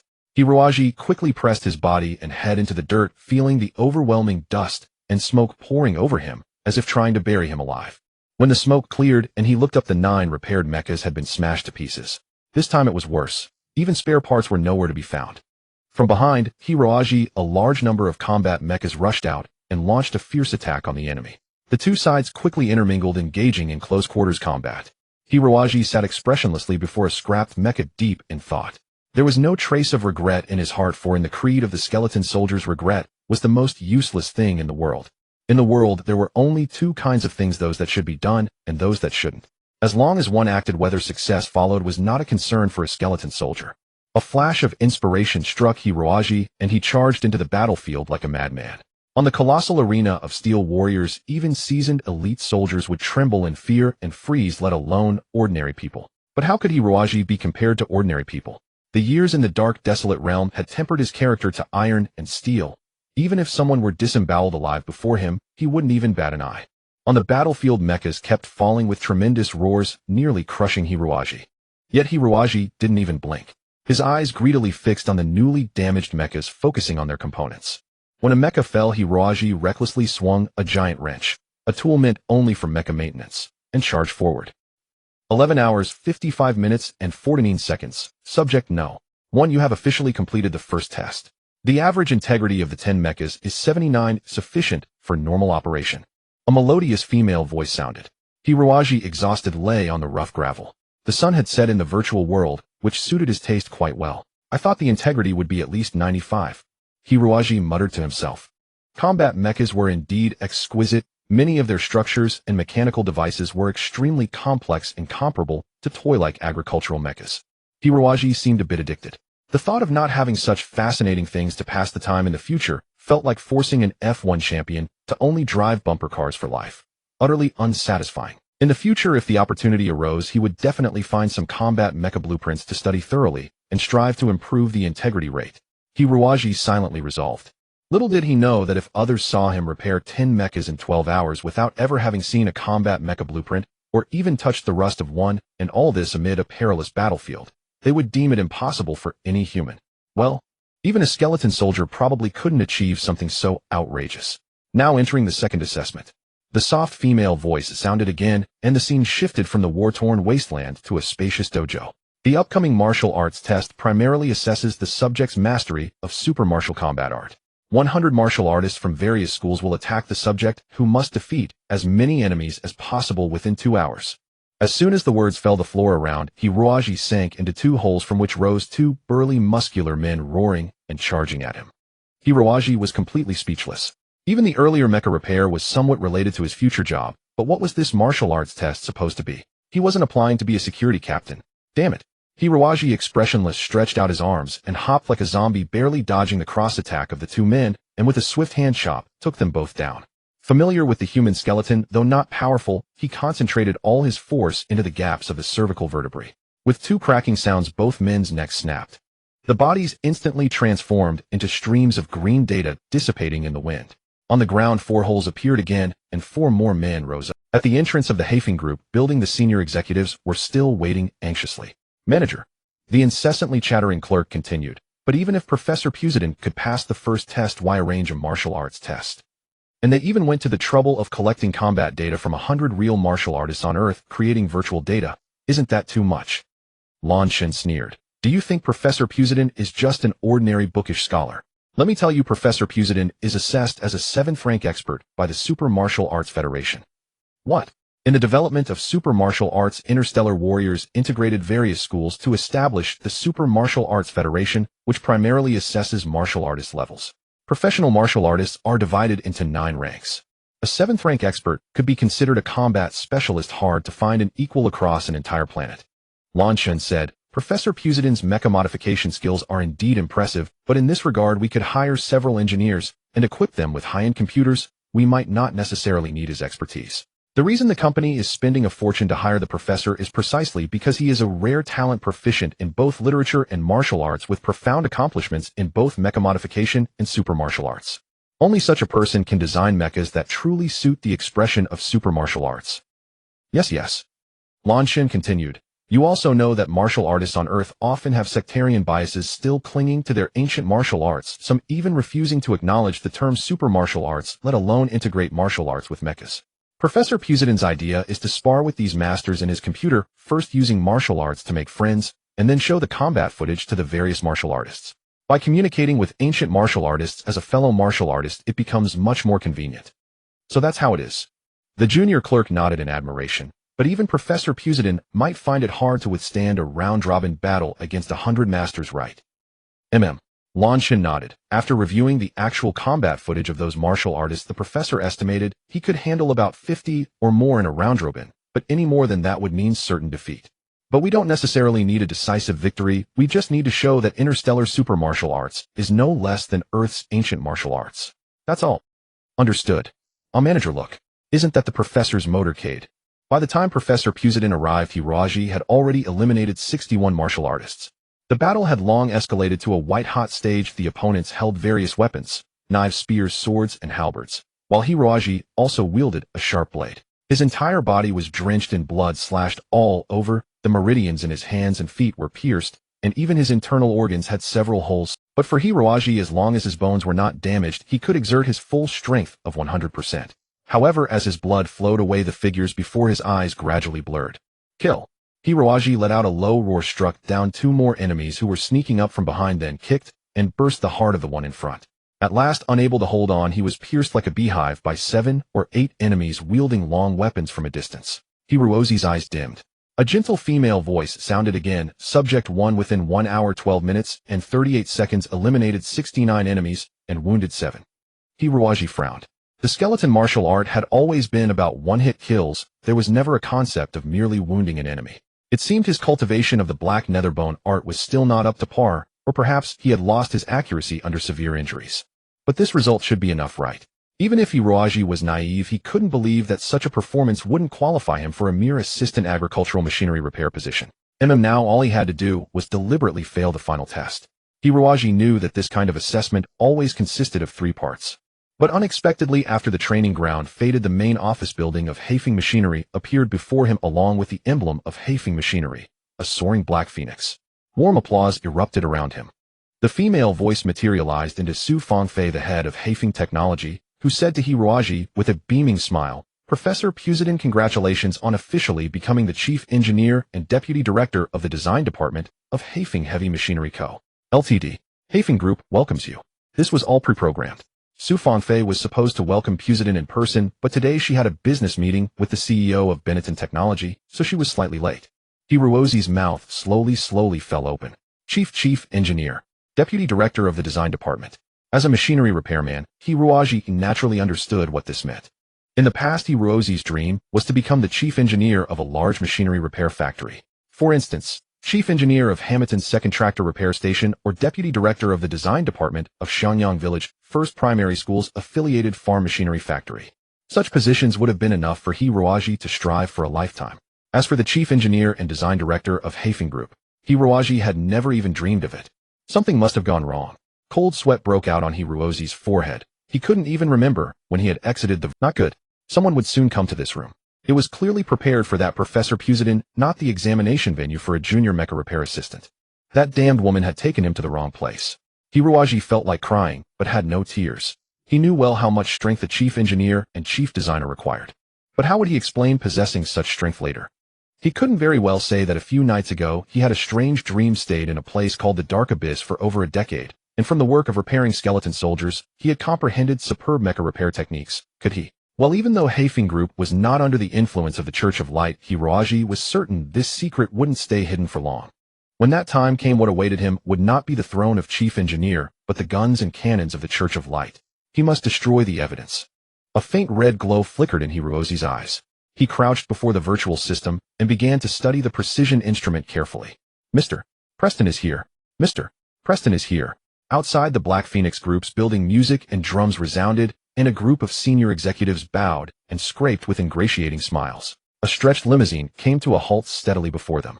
A tall, middle-aged man with a cool gaze stepped out of the car steadily. Strangely, despite being a Westerner with golden hair and blue eyes, he wore a dark red tang suit. As rumored, Professor Preston was an avid enthusiast of Eastern culture. It was for this reason that he practiced super martial arts, an evolved form of Eastern martial art. Lan Shun, the human resources manager of Black Phoenix Group, bounced up like a rabbit. Professor Preston, welcome to Earth, welcome to our Professor Preston, a very amiable person, nodded with a smile. Hello, from now on we are colleagues. I am Lan Shun from Human Resources. Your esteemed presence has multiplied the research capabilities of Black Phoenix Group several times over. We are truly grateful. Preston gave a charming smile. I am merely very interested in ancient Earth martial arts. In the future, I will need the company's research strength to develop combat mechs better suited for super martial arts. There's no need for gratitude. Yes. Did you rest well at the hotel, Professor Preston? The professor nodded, took off his silk gloves, revealing his precious hands that were said to turn stone to gold. Where is the virtual machine? I heard you have prepared data from 100 Earth martial artists. To compete with these great masters is a warrior's honor. This way, please. Lan Shun said flusteredly. A large crowd escorted them, led by the front desk receptionist, to a room on the third floor. Please come in, Professor Preston. The receptionist smiled politely and opened the door. Lan Shun and Professor Preston entered, but when they saw the sign on the wall, they were both stunned. Assistant for Primary Agricultural Machinery Maintenance. Examination room. This. Lan Shun was furious. What is the meaning of... The receptionist's professional smile vanished, replaced by a panicked expression. She stammered, It seems there was a mistake. The professor's venue should be on the 4th floor. Professor Preston said amiably, It's fine. We'll just climb another flight of stairs. Don't be nervous. We'll be colleagues from now on, seeing each other every day. The receptionist remained crestfallen, but just now I think I brought a job applicant for the primary machinery maintenance exam to the 4th floor. At that moment, a dull thud came from the ceiling. Everyone's expressions changed. When they reached the 4th floor, the exam room door was wide open and a dazed young man was clutching his foot and shouting in pain. What's going on? Who are you? Lan Shun roared angrily. My name is Hirozi. Hirozi said painfully, A pretty young lady brought me here for the primary machinery maintenance exam. But after I put on the VR helmet, no image appeared no matter what I did. I couldn't find anyone, so I tried to fix it myself. I gave the machine a light kick, and this happened. Lan Shun was nearly fainting with rage. He barely managed to step into the room and saw that the once pristine virtual electronic device now had a large dent, clearly from a kick, while thick black smoke billowed from inside. A technician quickly examined it, and after a moment shrugged helplessly. All the data storage equipment is destroyed. It will take 2 days to restore the initial data, but the applicant's information from earlier is probably completely lost. I don't care about any damn information. Lan Shun cursed violently, pointing at Hirozi's nose. You idiot. Where did you crawl out from? Do you have any idea what you've done? You bastard, mongrel, scum, hick, ape, barbarian, half-beast. My God, you have offended the greatest mechanical engineer in the galaxy. I never want to see your disgusting face again. Get out now. But Hiroaji hadn't expected things to turn out like this. He hoped it wouldn't affect Shachang's. Lanshin trembled. You still want to join Black Phoenix Group? Idiot, let me tell you, Black Phoenix Group is a high-end machinery manufacturing enterprise composed of the elite of the elite. Even a janitor here is the best of the best. You clumsy oaf wants to join. Security. Where is security? Drag him out before I kill this. Looking at the man's gaping mouth, Hiroaji shivered inexplicably. He thought of the werewolf that transformed under the two burly security guards came forward, each grabbing one of Hiroaji's arms, and expelled this clumsy, low-level person from the company. I am terribly sorry for such a grave mistake. Lanshin's sweat could have filled a bath. I will fire that receptionist immediately. Please believe me, this is absolutely not our company's style. Of course I believe you. Preston smiled. A master of his level was usually an expert in mental cultivation and would not be angered by such a trivial matter. Well then, Professor Preston sighed. Since it's not ready, it'll come back in 2 days. With that, but then he saw something. Professor Preston's pupils contracted sharply. You? What's wrong? Lanshin looked at him puzzled. Professor Preston walked over to the damaged machine, took off his coat, rolled up his sleeves, crouched down, and carefully examined the area Hiroaji had kicked. This damage trace. The professor's heartbeat quickened. He took a screwdriver from his vest and skillfully unscrewed the machine's panel. Many of the internal components appeared intact, but Professor Preston gently blew on them, and some immediately shattered into pieces, falling to the ground. The professor noticed that these parts were all related to information storage, while other components remained undamaged, as good as new. Mr. Lanshin. The professor stood up and spoke slowly, his tone exceptionally grave. Yes, Professor. Lanshin involuntarily snapped to attention. This virtual reality simulator doesn't seem to be a standard commercial product, does it? No, it is. Lanshin was taken aback, wondering why the professor asked, but he replied honestly, it was assembled in-house by our company for internal use. I see. The layout of most components differs from commercial products.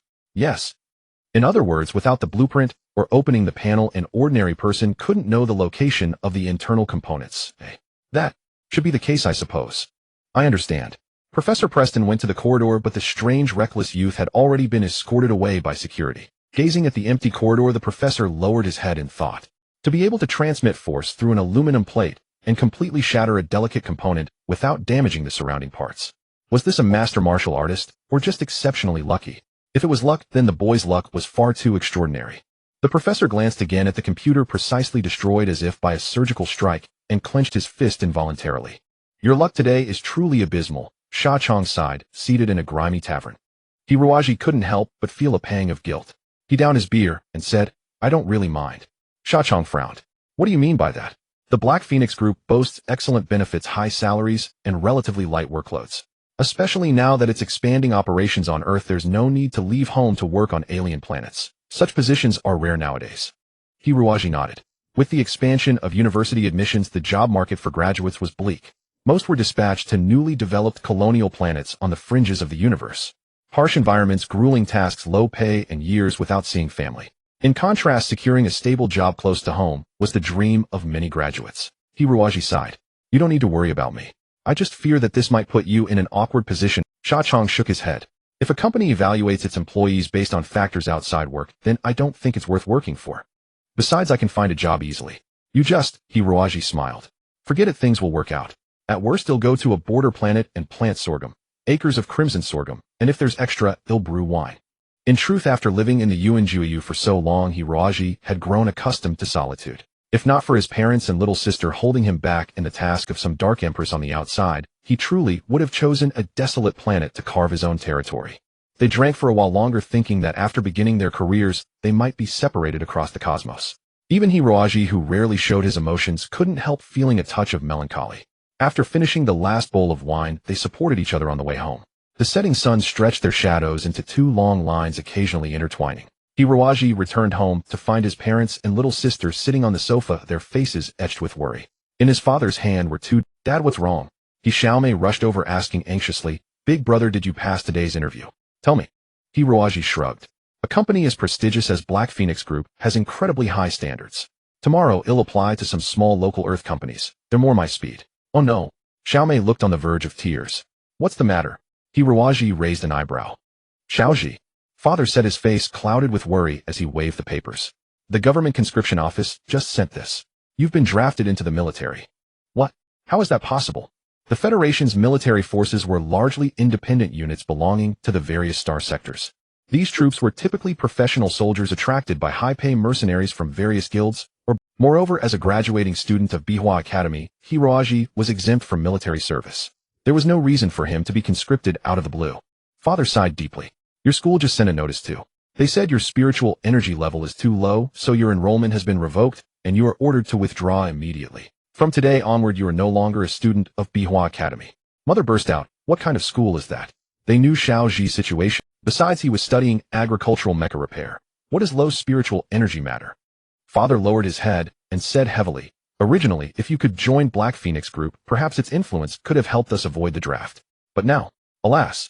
Hiroaji walked to the table, sat down, took the documents from his father, and examined them closely. One was the expulsion order from Bihua Academy. The other was the conscription order demanding he report to the city recruitment office within 3 days. According to the order, he would be deployed as a mecha maintenance soldier to planet Alpha 2 in the Crimson Star system, serving the Federation for... Hiroaji understood instantly. This must be the doing of Johnny, the heir of Benetton Technology. Only Johnny had the capability to have Bihua Academy expel him. Only a corporation as powerful as Benetton Technology could influence local military decisions, sending a farm mecha repairman like him to undertake dangerous military missions. Hiroaji knew that on many planets at the edge of the universe the air quality was severely unfit for human survival, and countless deadly interstellar alien species thrived. Even supplies relied on transport from thousands of light years away. Where is this Crimson Star system?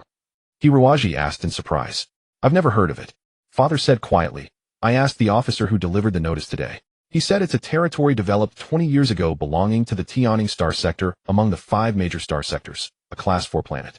A Class 4 planet refers to regions that have been recently explored by humans, where scientific research stations or small settlements have just been established. Around such planets, magnetic storms and meteor showers are common, and alien monsters may lurk deep underground. All supplies are extremely scarce. Usually no civilians would consider settling there, only researchers and armed personnel from major corporations set up outposts. Hiroaji sighed. Knowing that someone was deliberately targeting him, he was certain he wouldn't be sent to a place with scenic landscapes and abundant resources. While since the conscription order has been issued, he'll prepare and report the day after tomorrow. His entire family stared at him in horror, as if he were not their kin, but a completely different demon. Xiao Ji, you're going to enlist. Father was stunned. My poor child, you've been simple-minded since childhood, weak in body, and you can't pilot mechas. How can you go to such a dangerous place to serve in the army? Mother wailed. Brother, don't go. Stay with me. Little sister clung to Hiroaji's clothes. Hiroaji smiled faintly. I know I'm not strong, but isn't enlisting a good chance to train? Don't worry, I'll take care of myself. But, besides, our family doesn't know any high-ranking officials. There's no way to change the decision. Instead of frowning here, we might as well look on the bright side. Hiroaji said with a smile. Father and mother looked at their grown son, their hearts filled with a mixture of emotions. Seeing the resolute look on Hiroaji's face, they truly felt proud to have such an outstanding child. In the pitch-black room, apart from the faint glow reflected from the computer screen, only Hiroaji's lifeless crystal-cold eyes emitted a chilling beam devoid of any human emotion. Alpha 2 planet was like a small pebble at the edge of the cosmos. Neither a strategic choke point nor possessed of coveted abundant resources, nor had it a developed industrial system. It was said that this planet harbored several rather peculiar flora and fauna, attracting many scholars from the biological field to explore and study. Hiroaji tapped the keyboard, swiftly browsing through all the information about the Shanhong star system he could find on the internet. However, this star system was too remote, and the data available was very scarce. Hiroaji pondered slowly. The metal crocodile Abu playfully climbed onto his shoulder, then jumped onto the desk in front of the computer and skillfully tapped the keyboard with its clumsy, thick claws. Immediately, some steamy and seductive web pages popped up on the screen. Things like Boundless Spring, Burning Peach, Lonely OL. Damn it, Abu, what are you doing? Hiroaji was exasperated. He never imagined that the metal crocodile he had painstakingly summoned would turn out to be such an unrepentant lecher. Hiroaji was exasperated. He never imagined that the metal crocodile he had painstakingly summoned would turn out to be such an unrepentant lecher. Every day, when he wasn't looking, Abu would sneak online to watch things it shouldn't. Originally, Hiroaji was quite pleased because being able to access the internet indicated that this skeleton soldier possessed considerable intelligence and its own consciousness.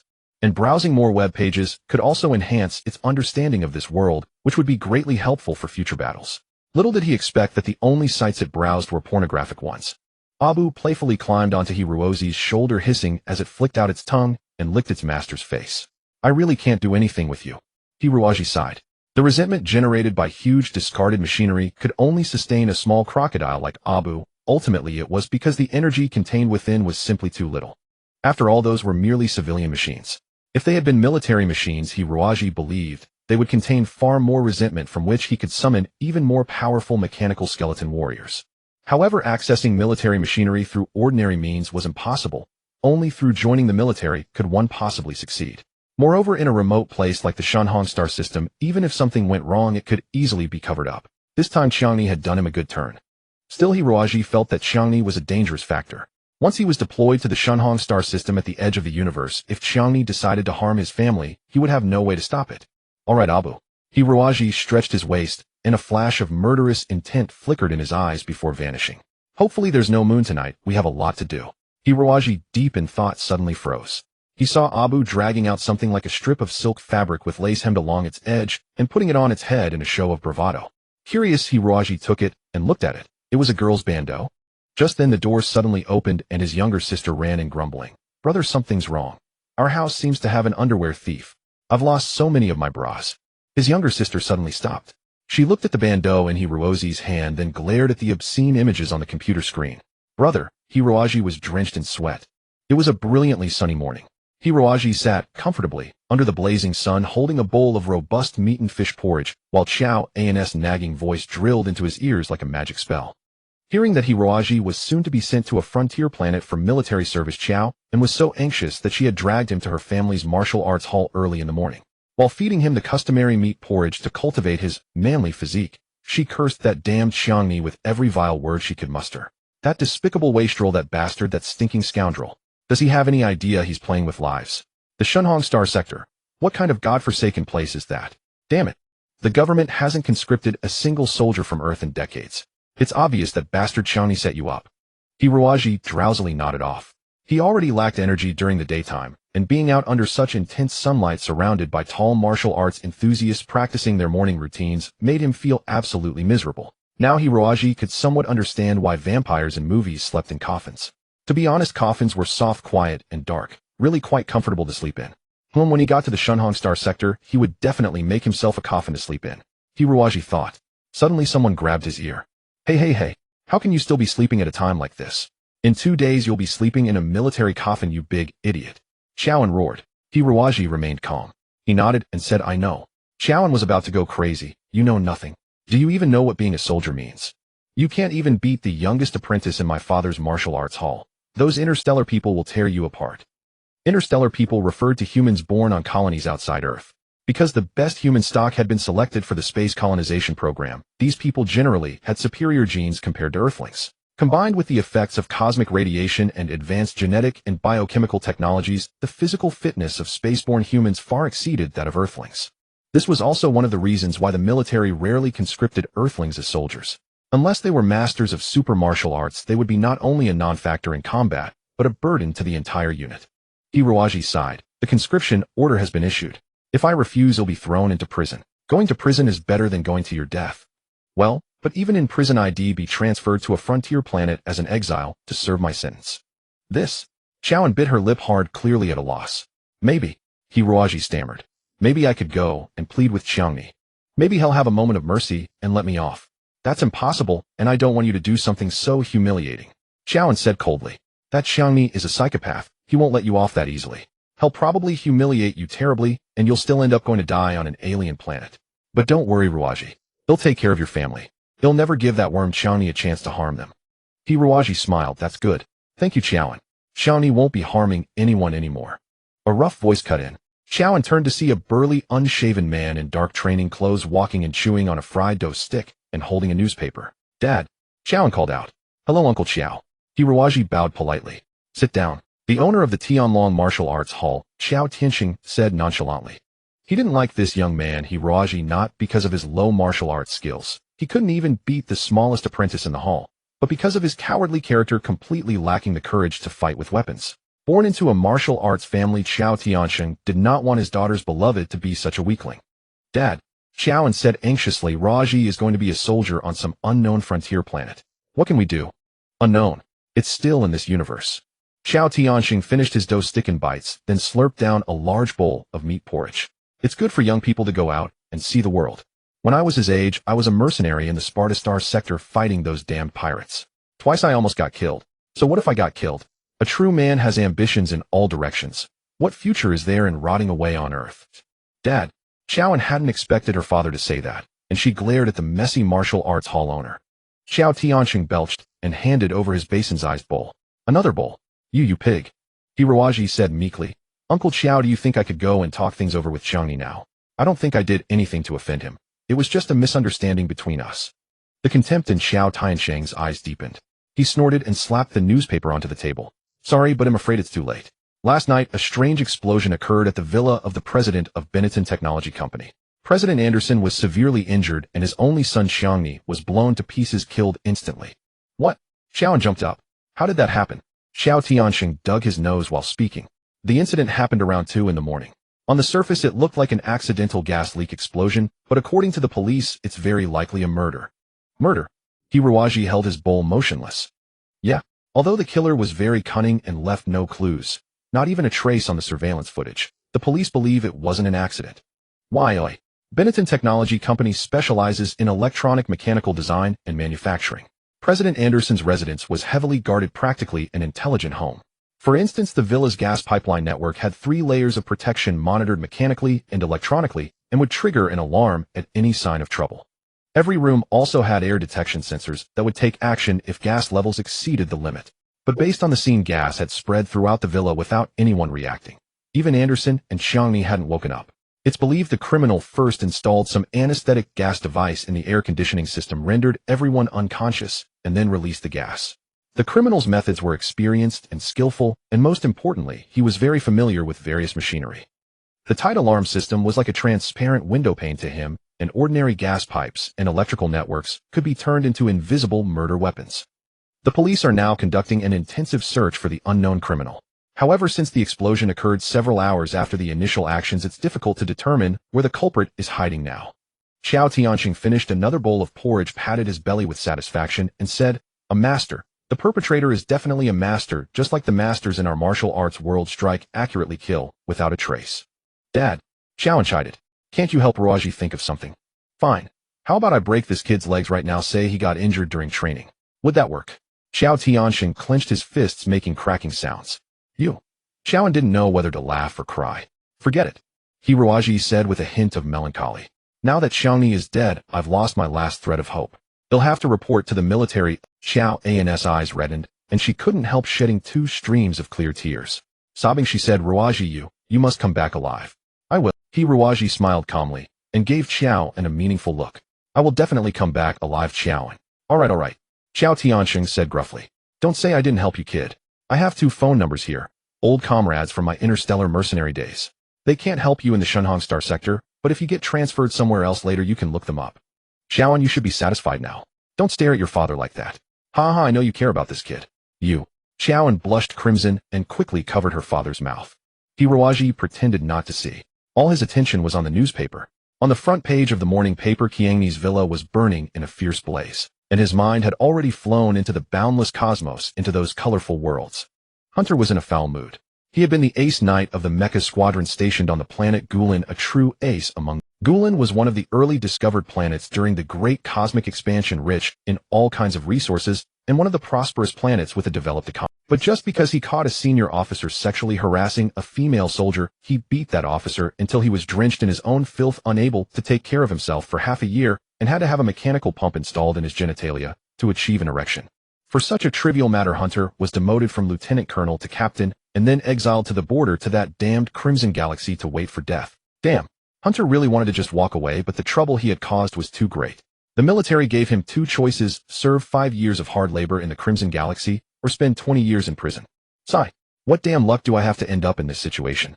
And that fat pig, if you want to sexually harass someone, find a hidden spot. Why did you have to let you know my temper, right?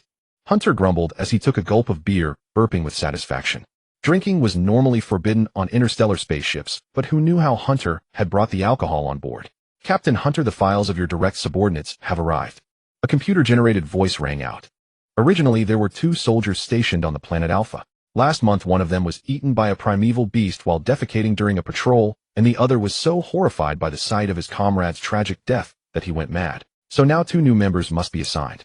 Hunter was the commander of this small unit, and his only member was a fresh recruit who had just enlisted. This is clearly a setup to kill me. Hunter grabbed the new recruit's file in annoyance, casually glancing at it. Slowly his eyes bulged. This. Body strength 61, a mental strength 35, a mecha piloting qualification, none close combat qualification, none field survival qualification, none spaceship piloting qualification, none armed mecha maintenance qualification, none agricultural mecha maintenance qualification, beginner. What a damn useless piece of trash. Hunter had long known that Earthlings were worthless, so he thought he had prepared himself mentally. But he never expected this recruit to be the cream of the crop among useless wastes. Hunter glared viciously at the watery blue planet growing closer outside the window, wishing he could immediately turn back and simply desert. Damn it, serving with this garbage is a guaranteed death sentence. Earth. Hiroaji smiled as he bid farewell to his family and friends. His mother, little sister, and Xiaoan were crying the hardest. Even the usually dull-witted Sha Chong seemed moved. Son, you must come back safe and sound. What mother wouldn't worry knowing her child was going to such a dangerous place? But the He family had no influence to change this outcome. I will. Hiroaji nodded. In truth, he was very excited inside, but the training in the dark absolute domain had made him unable to show any expression, leaving him with a detached and cold demeanor. Ruaji. Xiaoan opened her mouth, but didn't know what to say. Her heart pounded wildly in her chest, and even breathing became difficult. Hiroaji smiled slightly. He'll come back alive, Xiaoan. Then he'll learn martial arts from you. Promise me you can't. I never lie. Hiroaji said firmly. After bidding farewell to his loved ones, he boarded a flying wing vehicle marked with the Federation Army's insignia. The empty cabin held no one. As soon as Hiroaji got on, it began to glide silently. He touched the seat, and a thin layer of dust clung to it. It turned out that because Earthlings were so physically weak, the Federation Army hadn't recruited from Earth for decades. These facilities were practically rusting away. If it weren't for Johnny's father, knowing some military officials, the Army would probably never recruit from Earth again. As for now, Johnny was dead and his father was lying in the hospital, moaning, naturally having no time to care about Hiroaji's affairs. Soon the car entered a military spaceport. It was a decrepit and cramped port, seemingly only capable of docking small warships. A battered small transport ship was docked in the center of the port. A sweet female voice came from the unmanned car's speaker. Private Hiroaji, please board the transport. Hiroaji carried his large bag into the transport and immediately smelled a strong stench of alcohol. A few empty bottles rolled on. Hiroaji frowned. He knew the normal recruit induction process wasn't like this. Typically, new soldiers had the right to choose their branch and duty station. Even if the government forced a decision, it should give options to choose from. Then they undergo 3 to 6 months of boot camp on their home planet, plus computer simulations of the duty location. Only after all that would they be deployed. Additionally, items like military numbers and uniforms should be prepared before departure. But considering he was under Johnny's special care, everything was understandable. Private Hiroaji reporting for duty. Hiroaji shouted loudly, but there wasn't a single person in the cramped transport. He searched around and accidentally tripped over a soft object, falling flat on his face. Losing his balance, Hiroaji's body naturally generated a subtle force, intending to push his hands to the ground and execute a graceful roll. But he noticed that the thing he tripped over was staring at him with bright eyes. His heart tightened. Keep a low profile, can't let others see I know skeletal martial arts. He gritted his teeth and fell straight down. The drunken soldier's eyes extinguished instantly, revealing a dejected look. His face was stubbly, and he stood up lazily without helping Hiroaji. He scratched the dirt on his neck and said casually, all right, drop this crap. My name's Hunter, I'm your direct superior. From now on, stay alert, do what I say, and maybe you'll live a few more years. Got it. Hunter totally regarded Hiroaji as a burden. Hiroaji nodded obediently, yes sir. Hunter waved his hand. Hey, you don't seem like the troublemaking type. Why were you exiled to that damn Crimson Star?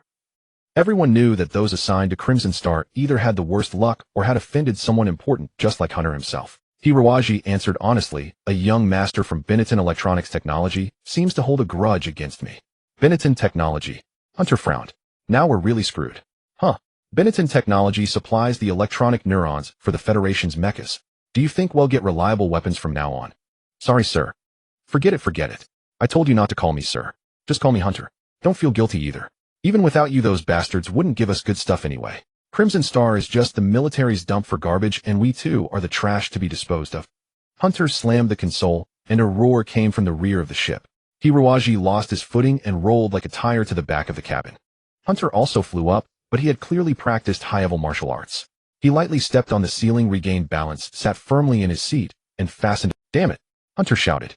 What a piece of junk spaceship.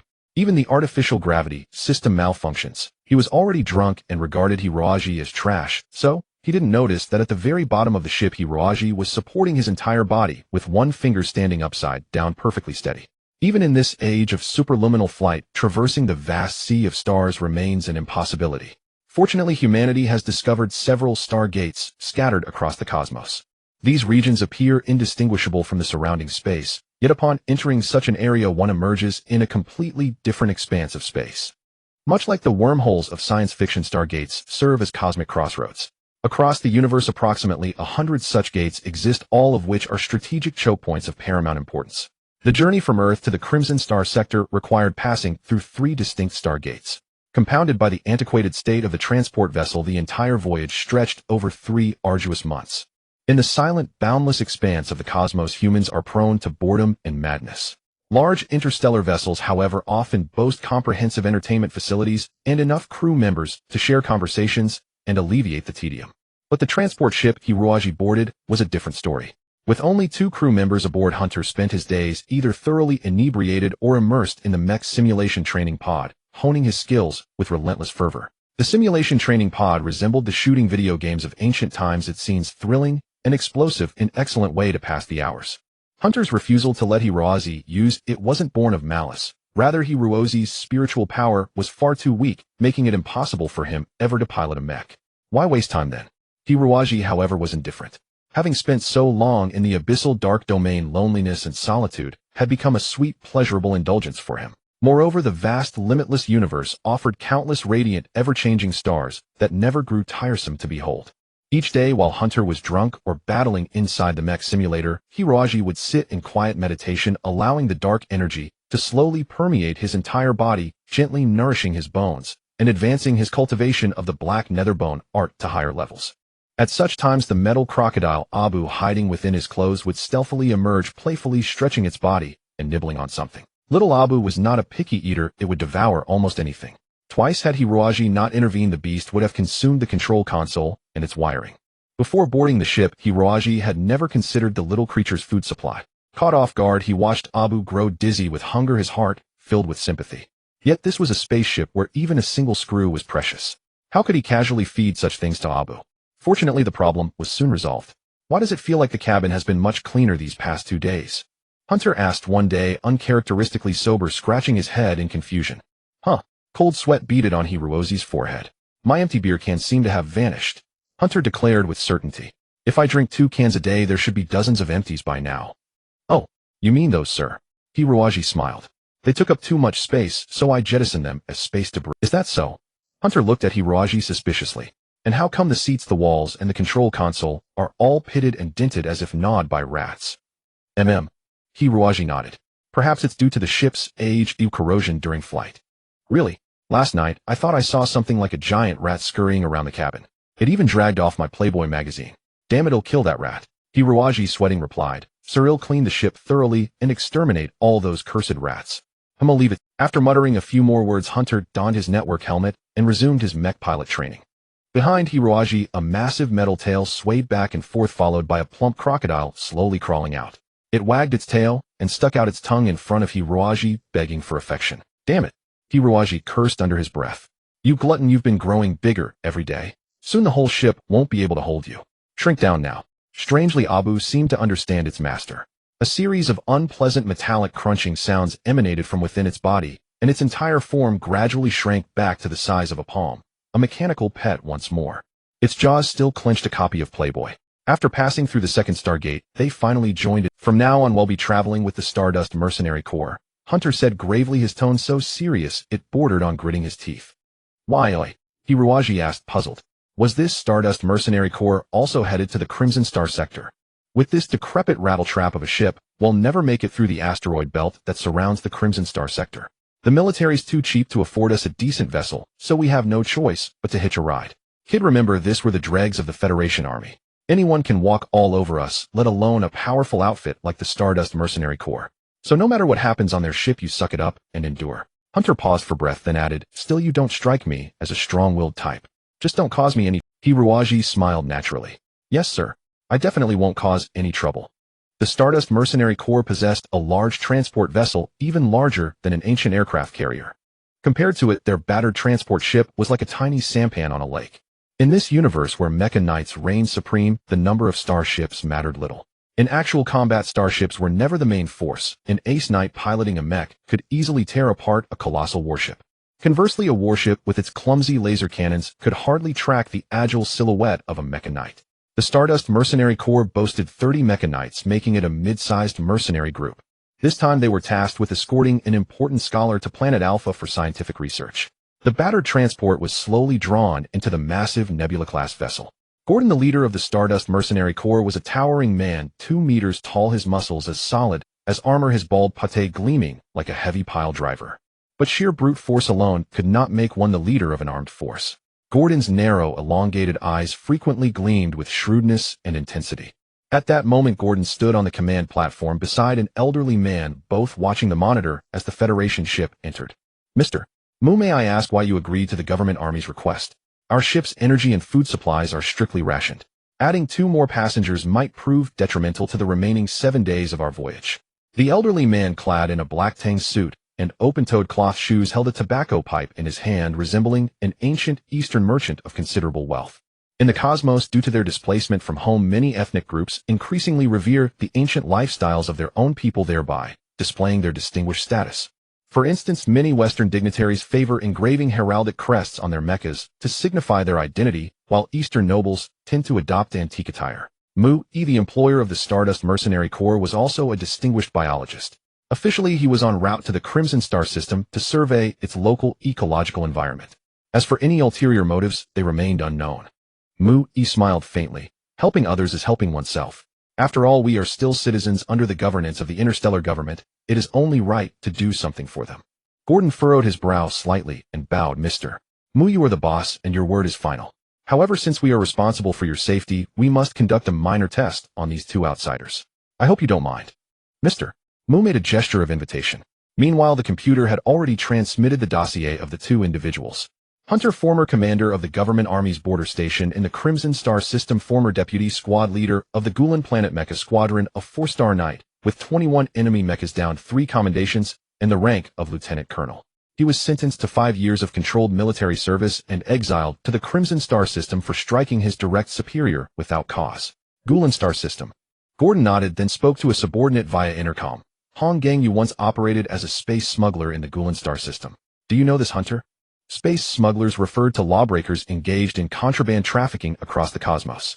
They typically did not target other starships for crime, unlike pirates who relied on armed robbery. Hence, Gordon felt no need to be discreet. The holographic image of the space smuggler Hong Gang immediately materialized. He saluted the captain and bowed slightly to the employer. Mr. Mu, reporting, Captain. I have crossed swords with Hunter twice.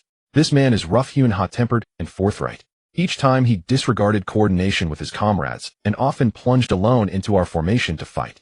Oh, so he's a fool. That might not be the case. During each engagement, we had at least 10 mechas encircling him single-handedly, but he fended them off with his superior mecha combat skills. Although our mechas at the time were very low-grade paramilitary models, the government army's mechas were hardly outstanding. This attests to his extraordinary prowess. What were the outcomes of those 2 encounters? The first time we managed to escape. The second time, Hunter single-handedly captured all 4 of my companions, including myself. Then how did you get away? Gordon knew that the government army punished space smugglers far more severely than pirates. The reasoning was simple: pirates wielded formidable power, often surpassing the government army's armed forces, so harsh treatment of a pirate risked terrifying retaliation. As for space smugglers, they were usually desperate civilians banded together in a mob. At that time, I was cornered and had no choice but to beg for mercy from Hunter, claiming I had an elderly mother of 80 and a 3-year-old child at home, and that I turned to smuggling only to make a living. I thought my doom was sealed, but to my surprise, Hunter nodded repeatedly and said that a real man should support his family. Even if he broke the law, his family should not go hungry. Not only did Hunter refrain from turning us over to the Gulen Star military headquarters, but he even gave us a generous travel allowance. It was after that operation that I resolved to leave the smuggler gang and eventually found my way to serve under your command. Gordon nodded repeatedly. Sounds like Hunter is quite a formidable fellow. He's now aboard our ship. You shall be the one to entertain him. Ensure nothing goes amiss. Damn it, the government army is a bunch of scoundrels. Why would they exile such a good man to the Crimson Star sector? Yes, sir. Hong Gang snapped to attention and his hologram vanished. Gordon tapped the table. The second soldier. Private Hiruaji, 21 years old.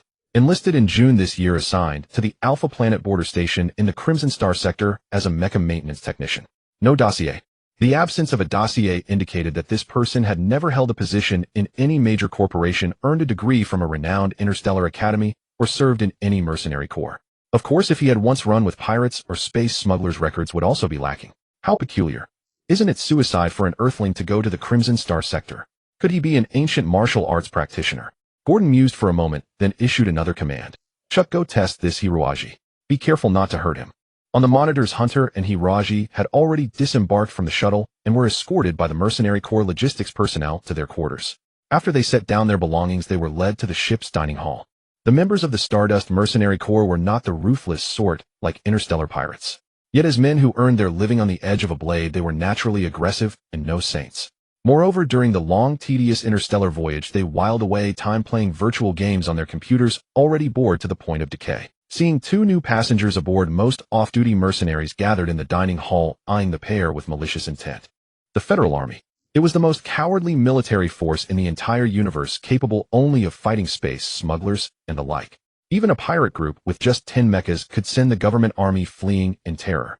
That was the consensus among all mercenaries. However, without the captain's orders, they refrained from inciting trouble, as they were still on a mission. If the employer grew angry and withheld payment, the captain would flay them alive. Chuck was an exception.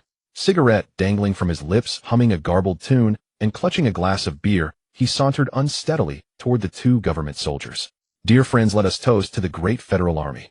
Chuck's grin was treacherous. Suddenly, as if his foot slipped, the entire glass of beer splashed over Hiroaji's head.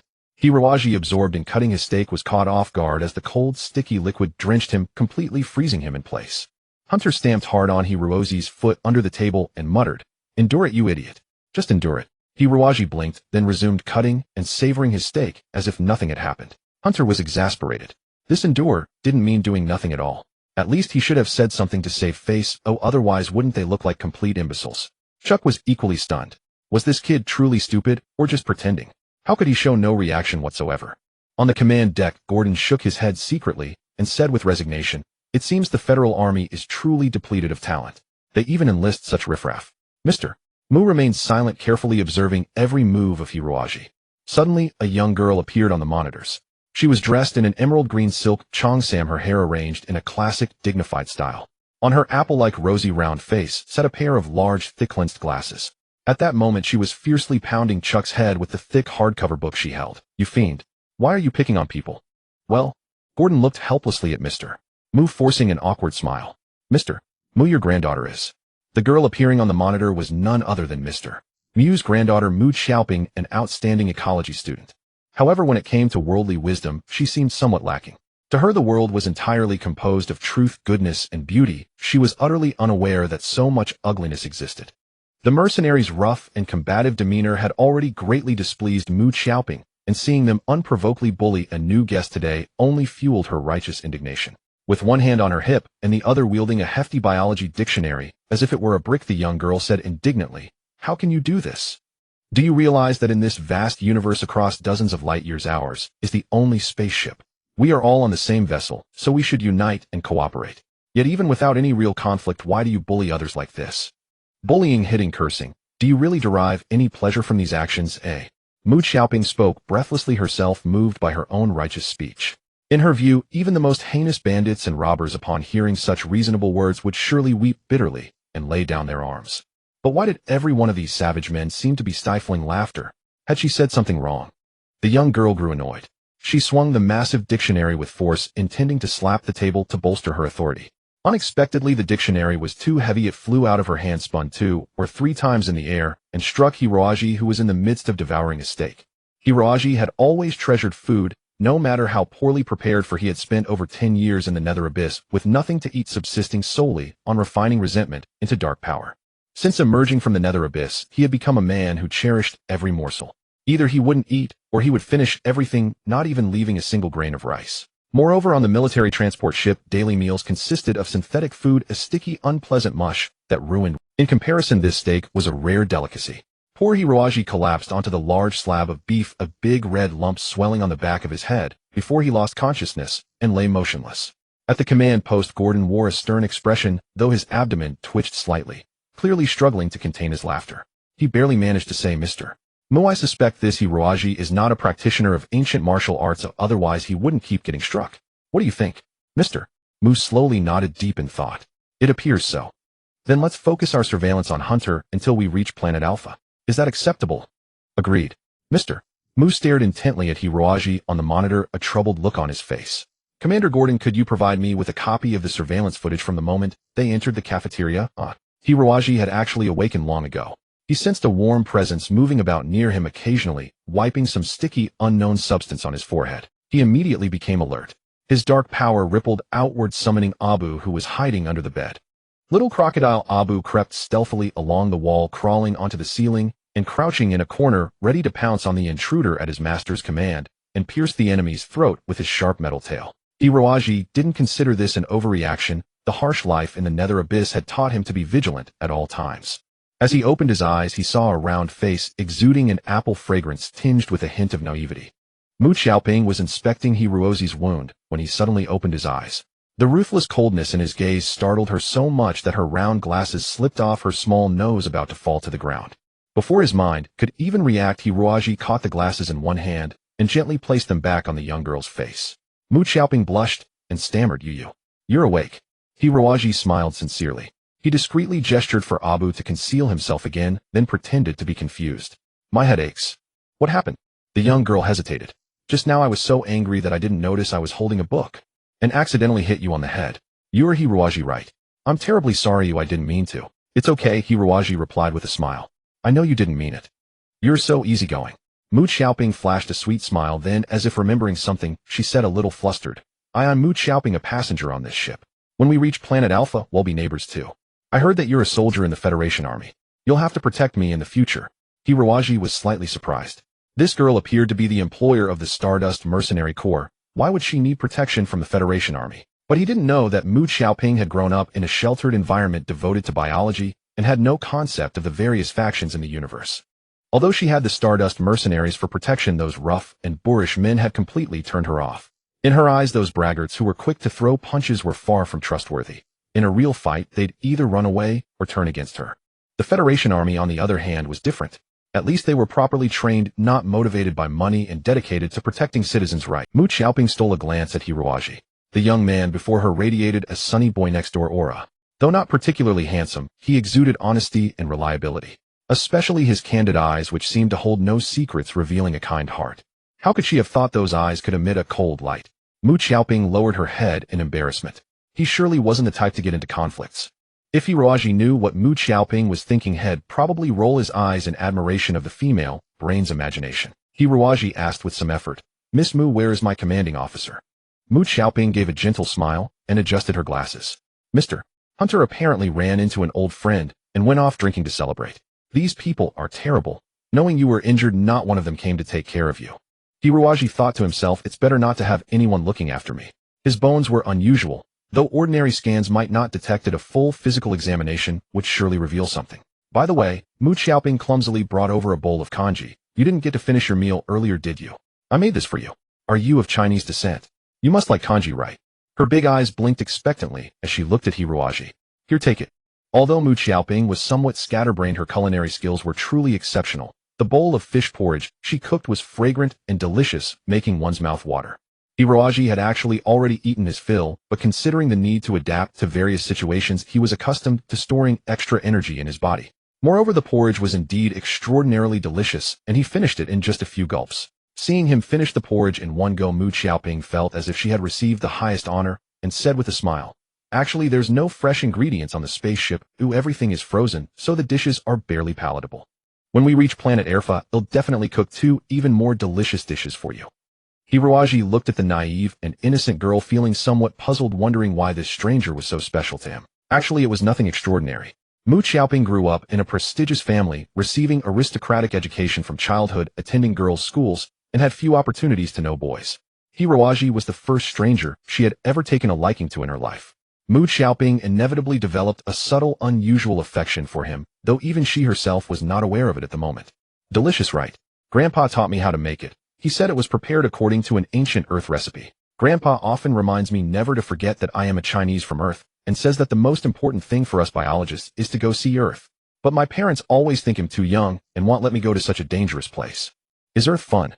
From the perspective of interstellar people, Earth is a desolate and barbaric place.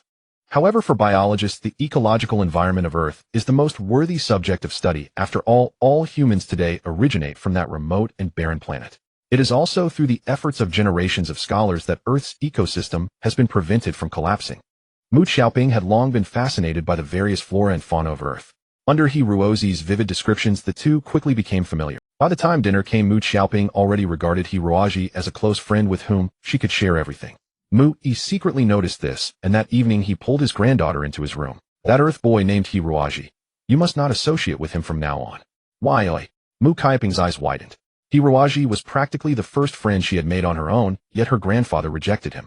Because he is a very dangerous person, Mu Yi said. Mu Xiaoping found it both funny and absurd. What are you saying, Grandpa? How could Xiaoji be dangerous?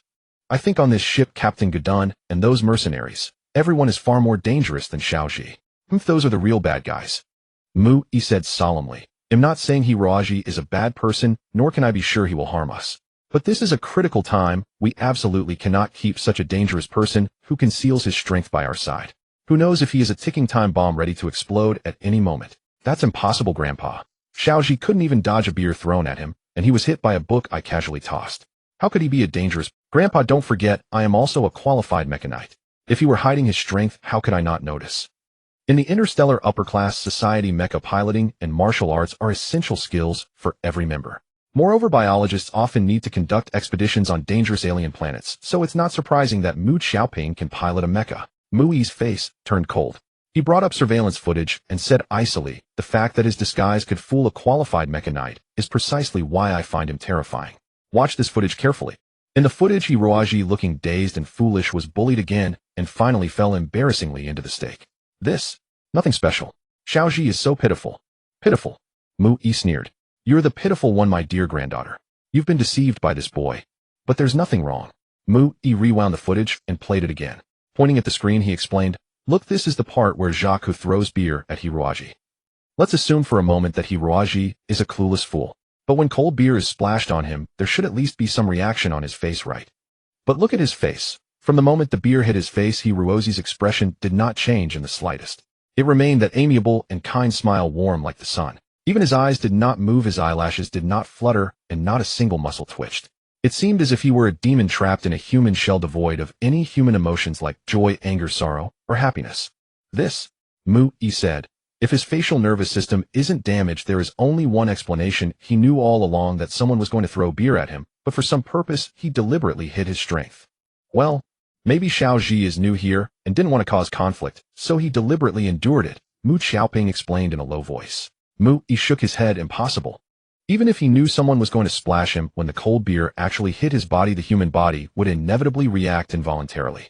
This is a normal physiological phenomenon. No one can be an exception. Even a transcendent warrior of my level probably cannot avoid it. But He Ruozi had no reaction at all. His nerves and muscles seem as if forged from steel. I believe he is a highly trained, terrifying warrior. Even so, why can't I be friends with? No means no. In this critical time, I cannot let you be exposed to even the slightest danger. Mu Yi was not usually such a stern person, but with his agitated mood and unclear enemy forces, he lost his temper and roared. Grandpa, you've never been this harsh to me. Mu Xiaoping, trembling all over, covered her mouth and ran out. This girl. Mu Yi fumed at the monitor. He initially thought his granddaughter just needed some time to cool off and went out to relax, but after waiting for over 2 hours, she still hadn't returned. Mu Yi became anxious. Captain Gadun, my granddaughter, is missing. Hearing this, Gadun was also very worried, as the mission's objective was to protect both Mu Yi and Mu Xiaoping. Judging from Mu Yi's attitude along the way, it seemed that Mu Xiaoping's life was even more important than his own, and she was the top priority to protect. It should be noted that the spaceship was enormous, but most areas were filled with pipes and machinery rarely visited by people. Basically, everyone gathered in the living quarters and operation areas for work. Moreover, most places had no surveillance devices.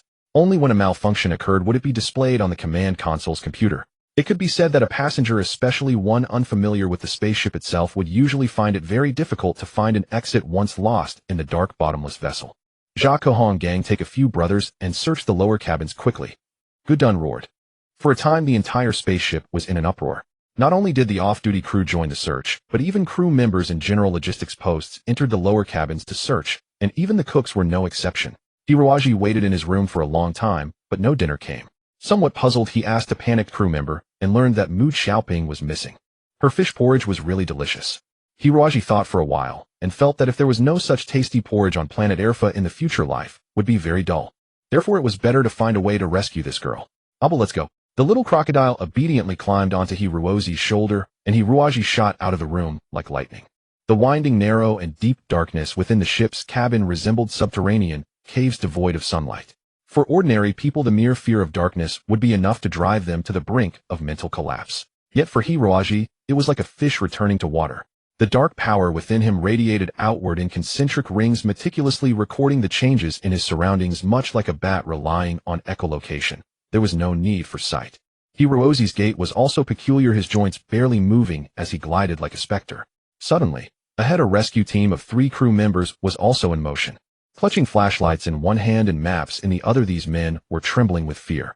They were logistics personnel aboard the ship never involved in combat, and thus found the harsh and labyrinthine lower decks deeply unsettling. John, did you hear something? One crew member stammered. There's nothing. Don't scare yourself. John's voice also quivered. At that moment, a horrifying figure appeared before them in the beam of their flashlights. The thing moved with uncanny speed, hopping forward from a distance like a stiffened corpse.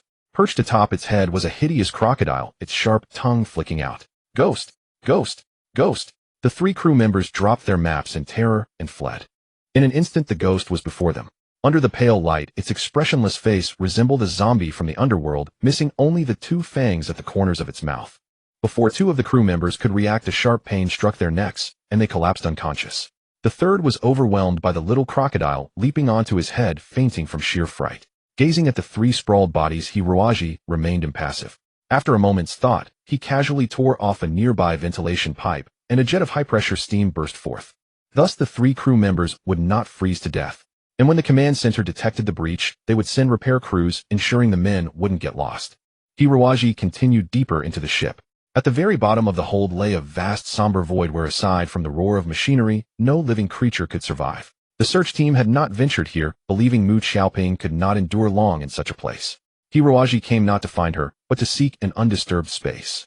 Hiroaji removed the black crystal containing the gloomy abyss from his neck. A sinister gleam flickered in his eyes as he slowly tossed the crystal into the air. Guided by dark energy, the crystal began to orbit around him.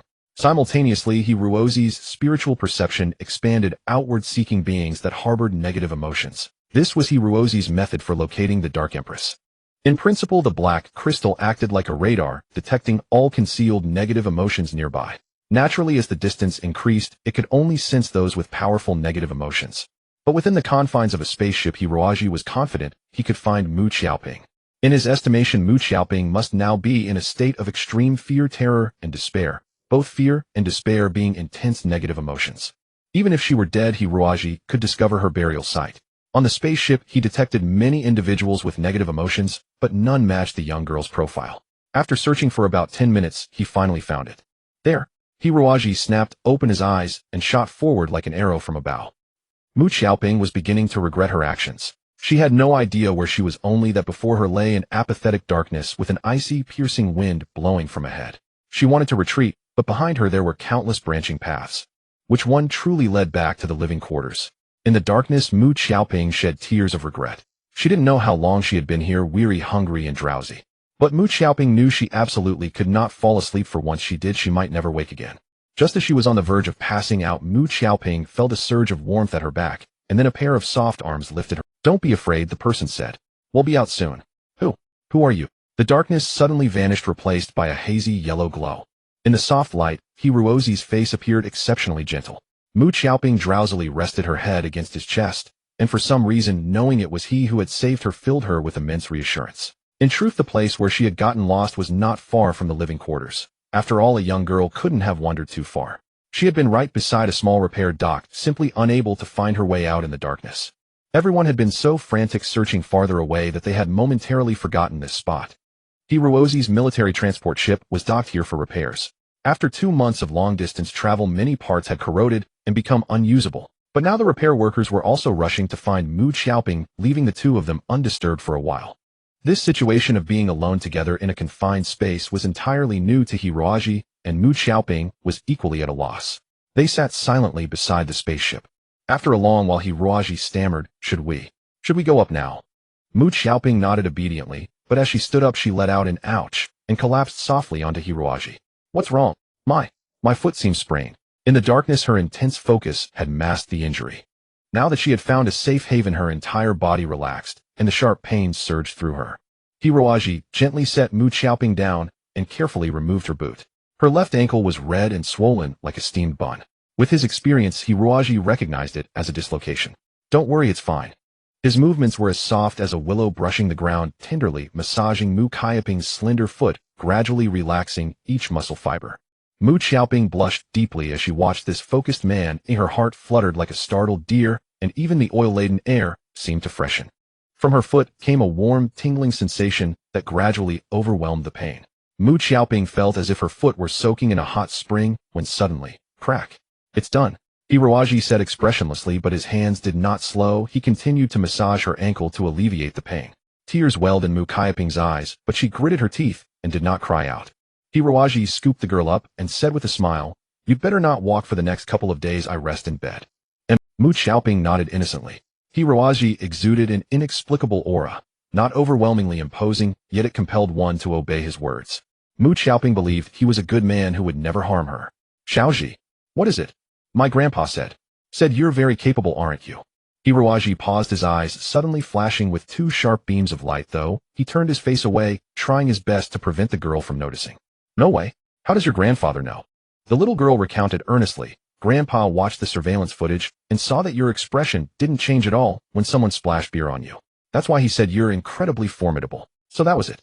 Hiroaji frowned inwardly. He hadn't expected that the training he received in the Yuanjuyu would become a telltale flaw in the outside world. But Hiroaji had no way to change this, as his body had already been trained to such a state. So do you trust your grandfather? A faint smile hung on Hiroaji's face as he looked down at the girl in his arms, his expression like that of a hungry wolf eyeing a plump lamb. Mu Xiaoping nodded. I think Xiaoji must be very powerful, or else you wouldn't have found me. But I believe Xiaoji would never harm me, right? Of course. The fire in Hiroaji's eyes flickered unsteadily. Before long they had reached the entrance of the maintenance dock. Inside the spacecraft, every compartment was connected by extremely airtight doors, ensuring that if danger occurred in one area, it wouldn't compromise the others. To open such a door one needed either a crew member's ID card or passcode, or use the intercom nearby to call for external crew. Hiroaji's hand had already rested on the intercom, but his brows were increasingly furrowed. Xiaoji, what's wrong? Shoo. Hiroaji gestured for the girl to be silent. He pressed his ear against the hatch and listened intently for a while. Not good. Sensing something terrifying, Hiroaji spun around and sprinted desperately. At this moment he abandoned all pretense of hiding his strength, his speed instantly reaching its peak. Mu Xiaoping's heart raced to its limits as well. Hardly a second after they fled, the hatch, a deafening boom rang out. The entire door was shattered by a violent shockwave. Fierce flames slithered like venomous snakes, swiftly burrowing into the maintenance compartment. Thick black smoke engulfed the entire space. At the same time, the entire spaceship shuddered violently, as if struck by the most intense earthquake. A massive heavy steel plate suddenly plummeted from above, its trajectory aimed directly at the two of them. Hiroaji seemed not to have noticed, while Mu Xiaoping screamed in terror. Xiaoji! Mu Xiaoping shut her eyes in fright, but the crushing impact she expected never came, even after a long moment passed. The girl loosened her tight embrace on the young man and slowly opened her eyes. Mu Xiaoping was stunned. The enormous steel plate hadn't hit the ground, because Hiroaji had raised only one arm to hold it up entirely. Xiaoji, you're amazing. Hiroaji's face darkened. Though his skeletal strength could support the plate, his muscles, blood vessels, and skin weren't as cooperative, swiftly rupturing. How inconvenient this human body is, Hiroaji thought, making such a mess. And now she had witnessed his true capability. His first instinct was to silence her, but seeing Mu Xiaoping's gentle, honest, and admiring gaze made it difficult to carry out. Damn it. After leaving the Yuanjuyu, human emotions and desires had slowly crept back into his body, weakening him. Hiroaji shoved the steel plate aside, then set Mu Xiaoping down. He said in a low voice, It seems the spaceship has run into danger. We'll have to find our own way out.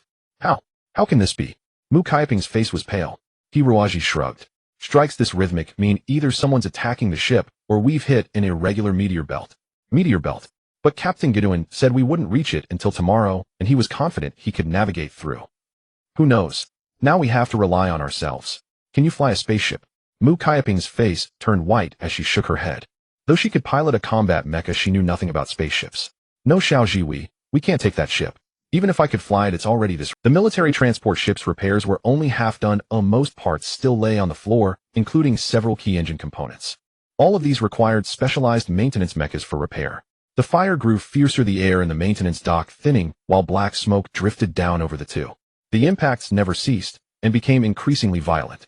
Large chunks of pipes and metal panels fell continuously, and the ground showed signs of cracking. No time, Hiroaji roared. They'll fix the ship, you fly it. Amid the blazing flames, he dashed across dangers and obstacles with astonishing agility, leaping toward the military transport. Abu, come out. At his master's call, the metal crocodile scurried out from under the ship. It seemed still slightly afraid of the flames, but the master's command was paramount.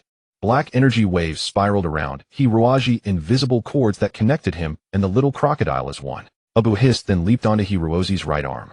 The metal crocodile began to Abu's entire body seemed to melt into a puddle of transparent molten metal enveloping Hiroaji's entire right arm. Then it re-solidified, gradually forming angular shapes. It was as if a majestic suit of armor had been installed on Hiroaji's right hand. Mu Kaiping's mouth gaped in wonder. Hiroaji seemed to hold infinite secrets, each discovery overturning her understanding. Even in large corporations specializing in mechanical manufacturing, it was rare to see robots capable of freely changing shape. She never expected Xiao Ji to have one. What happened next made Mu Kaiping's heartbeat even faster. After equipping the mechanical repair armor, Hiroaji's right hand had become an all-powerful tool. Using his superhuman physique, he deftly moved large components that normally required maintenance mechas, placing them before the ship. Hiroaji expertly disassembled parts from the old ship, then grabbed new ones without even looking, fitting them together, as if he knew he would never make a mistake. The metallic arm constantly morphed into giant screws, wrenches, and welding torches, installing complex components into the ship. Mu Xiaoping felt as if she were watching a maintenance video at 16 times fast forward.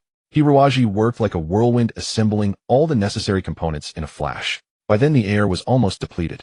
The fire nearly singed Mu Kaiping's hair. She dodged desperately, but lost her footing on the floorboard, which had softened from the heat.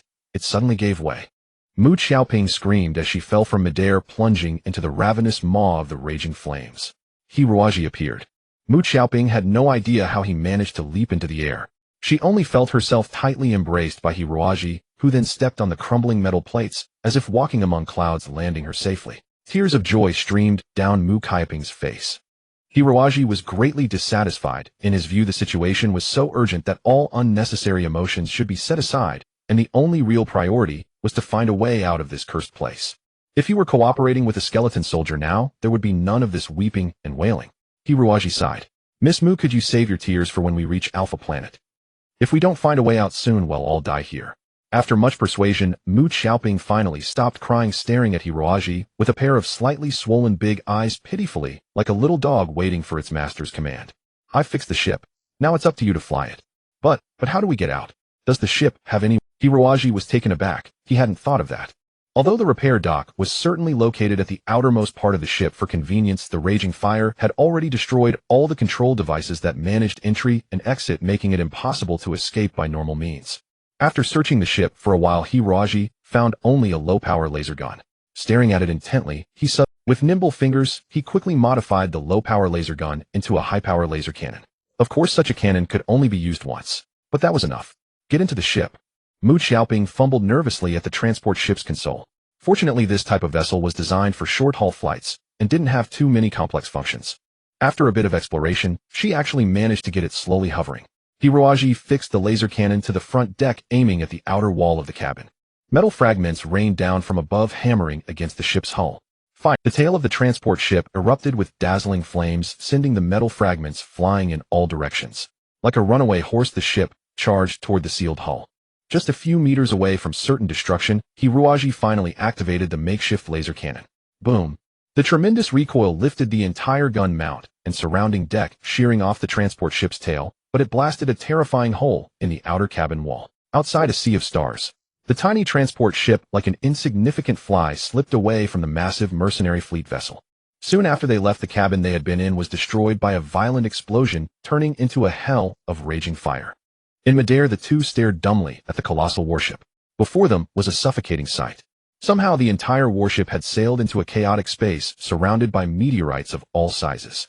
Some were larger than the ship itself, while others, though small, hurtled at incredible speeds, and any collision would trigger a massive explosion.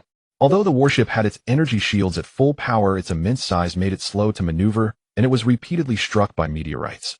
Energy consumption was clearly rapid. Before long, it could no longer maintain full body protection and had to focus on defending key areas. Any unprotected area once hit by a meteorite would be completely pierced and explode. Like an aging whale, though massive, the warship could only helplessly drift toward death under the vicious harpoon attacks of the meteorite hunters. Look, Mecha Knights. Through the observation port, Mu Xiaoping saw countless Mecha Knights flying out of the ship by the dock. In the vast cosmos, the massive Mecha Knights looked like insignificant dust. Yet these specks of dust wielded formidable power. They flew ahead of the battleship, constantly cleaving through oncoming meteorites or blasting them to pieces. Their agility made it rare for any meteorite to strike them. For a moment, the pressure on the warship eased greatly.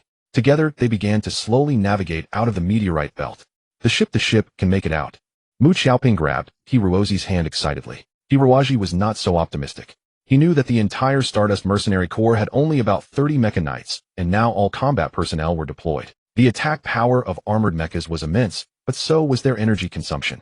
And fighting heat-in against lifeless meteorites would drain energy even faster. Sooner or later, many mechas would have to return to the ship to recharge. Then the pressure would mount again, and whether the ship could survive until it escaped the meteorite belt was uncertain. Moreover, even if the ship escaped, the fate of him and this woman was another matter. The meteorite belt was dense with radiation and interstellar dust. Whether a distress signal could be sent out was highly questionable. Without rescue, he and Mu Xiaoping would be like orphans in the cosmos, slowly starving to death in this cold, dark world. As if fearing the worst before the warship's fate was even decided, the transport ship's radar began to... On the radar, a glaring red was approaching rapidly. Even with the naked eye, they could see a massive, fiercely charging meteorite hurtling toward them, brimming with infinite fury. Impact would occur within 10 seconds. Compared to the vast cosmos, the meteorite belt with its countless fiery streaks seemed pitifully small. And compared to the grand majestic meteorite belt, the armored transport ship seemed utterly insignificant. Yet for the two passengers on the transport ship, life and death depended entirely on whether the fragile steel hull could withstand the meteorite's impact. Disable autopilot, switch to manual control, switch to manual control. Hirozi shouted at Mu Xiaoping. The young girl, staring at the approaching meteorite, seemed paralyzed. For voyages with preset routes and abundant environmental data, computer-controlled autopilot was usually convenient and more precise in trajectory. But in unexpected situations like this, the human brain could react faster and adapt on the fly. Though the computer was desperately adjusting the thrusters to avoid the enormous meteorite, many parameters remained within normal limits due to mechanical constraints.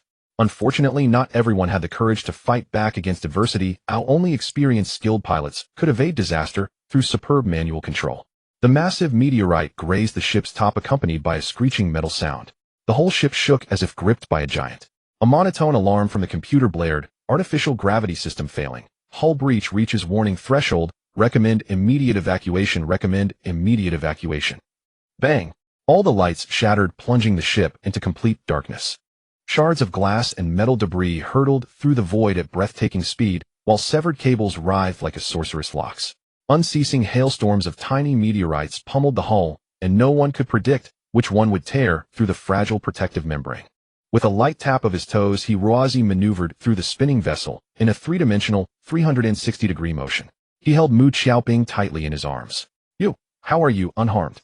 Mu Xiaoping's astonishment defied description. In zero-gravity combat, the foremost rule was maintaining balance. For a Mecha Knight, this principle was even more practical than super martial arts. The essence of most super martial arts techniques was to teach practitioners how to keep balance in weightlessness and launch attacks. Though not the most outstanding in this field, Mu Xiaoping had undergone rigorous training to earn her qualification as a Mecha Knight. Yet even she could not stand steady within the wildly spinning and shuddering cabin, let alone move freely. Hirozi, however, seemed completely unbound by weightlessness, moving as if on solid ground, even more nimbly than on an ordinary surface. What Mu Xiaoping did not know was that Hirozi had once spent every day being dragged through the sky by the bone dragon Gelate, and that wretched dragon could pull off far more tricks than this lifeless spacecraft. Having practiced several hours daily on the dragon's back, Hirozi now regarded weightlessness as trivial. In fact, he could unleash even greater combat power in zero gravity. With a grim expression, Hirozi silently pressed Mu Xiaoping into a seat, fastened her seatbelt securely, and covered her with a soft protective suit. Then he pushed off the floor, and flew toward the cabin ceiling. After the severe impact, the ship's main computer began releasing gel to repair damaged sections. Hiroaji manually patched the areas that were too severely damaged. With the device Crocodile Abu attached, Hiroaji's right hand became a fully automated multifunctional repair machine performing intricate movements no less precise than a computer. After nearly 10 minutes of frantic work, he managed to barely seal the breaches. The artificial gravity system also recovered a fraction of energy, barely generating half of standard gravity. Only then did cold sweat gradually seep from Hiroaji's face. Exhausted and drained, he returned to the floor and collapsed into a seat. Xiaoji. Mu Xiaoping gazed at his focused face, recalling the harrowing ordeal at a loss for words. Hiroaji released Mu Xiaoping and said with a bitter smile, "I'm afraid we've already drifted far from the mothership." On the radar, the light that representing the mercenary fleet had gradually faded to the edge of the display. Now the screen showed nothing but countless. Even if they could escape this hell, an endless abyss awaited them both. Mu Xiaoping was stunned for a moment, then suddenly threw herself onto Hiroaji, her voice choked with tears. I want my mom. I don't want to die." Hiroaji remained silent. Although he did not need food to survive, where could he find resentment in the vast emptiness of space? Without sufficient absorption of resentment over a long period, the dark element sustaining his life would gradually thin and eventually vanish. Thinking of how he had struggled for 10 years in the dim abyss just to return to the mortal world and live a normal human life, he never expected to die here for no reason. If he had known, he would rather have stayed in the dim abyss. Hiroaji sighed, carefully inspected the ship's console, and with a faint hope sent a distress signal to the mothership. The situation was worse than he imagined. The impact and repairs had nearly exhausted the troop transport's energy. Multiple sections of armor were fragile, and the air circulation system and purified water circulation system had collapsed, no longer functional. The main computer kept throwing errors, the entire system on the verge of collapse. To make matters worse, the radar detected another massive meteorite swarm. Data analysis showed that these meteorites were small, no larger than a human fist, but incredibly fast, and spread over a vast area. Given the current state of the transport ship, there was no way to avoid them. Gradually, the entire ship was bathed in red light, the dazzling brilliance emitted by the meteorites as they rubbed against cosmic dust. That seemingly magnificent glow was the flame of death for the two people inside the spacecraft. Hiroaji stared vacantly at the messenger of death, his face utterly expressionless. Mu Xiaoping gazed at Hiroaji with obsession, as if expecting this invincible man to once again rescue her from fate. Boom, boom, boom, boom, boom, boom, boom. Like exploding firecrackers, small meteorites struck the ship's hull one after another. The already fragile hull burst open instantly, and even the repair system's immediate gel spraying was futile. Energy reserve 9%. 7%. 5%. Backup power initiated. Backup power unit damaged, unable to start. Level 3 protection forcibly deactivated. Level 2 protection forcibly deactivated. Level 1 protection. Left C engine failed. Left B engine failed. Right B and right C engines all failed. Auto navigation system failed. Radar detection system failed. Auto evasion system failed. All crew abandoned ship immediately. All crew abandoned ship immediately. Each alarm was more piercing than the last, relentlessly heralding death. Now only the innermost residential area's life support system kept working, ensuring the last trace of oxygen. From the outside, the troop transport had become a heap of battered scrap metal. The entire hull was scarred by meteorite strikes, revealing the pipes and machinery hidden within. All engine nozzles were extinguished, unable to emit even a spark of energy. The ship drifted aimlessly, its course altered by the ceaseless bombardment of meteorites. Anyone could see that the transport ship was now nothing more than a pathetic skeleton, a metal corpse. Wait. Corpse. The ship had become a corpse. A thought suddenly struck Hiroaji. He closed his eyes. In zero gravity, Hiroaji floated silently in the void, his feet off the ground, arms spread flat behind him. His tattered clothes billowed like eerie tendrils. Wounds reopened by debris began to bleed. Drops of blood like glistening crimson gems swirled slowly around his body. At the same time, wisps of black energy seeped from the wounds, entwining each blood droplet and weaving a dense black web. Hiroaji gently lifted the dark crystal orb from his chest, letting its dark light illuminate the entire cabin. As if the crystal amplified his own power, the dark elemental web suddenly expanded, connecting every part of the ship. Yes, the ship was dead, but to summon the dead back to this world and let them fulfill their final mission, that was the duty of the undead race. Hiroaji could already sense it. Just as he had felt the deep resentment from the wrecked vehicle on this battered and scarred old troop transport ship, he also perceived a similarly unwilling soul.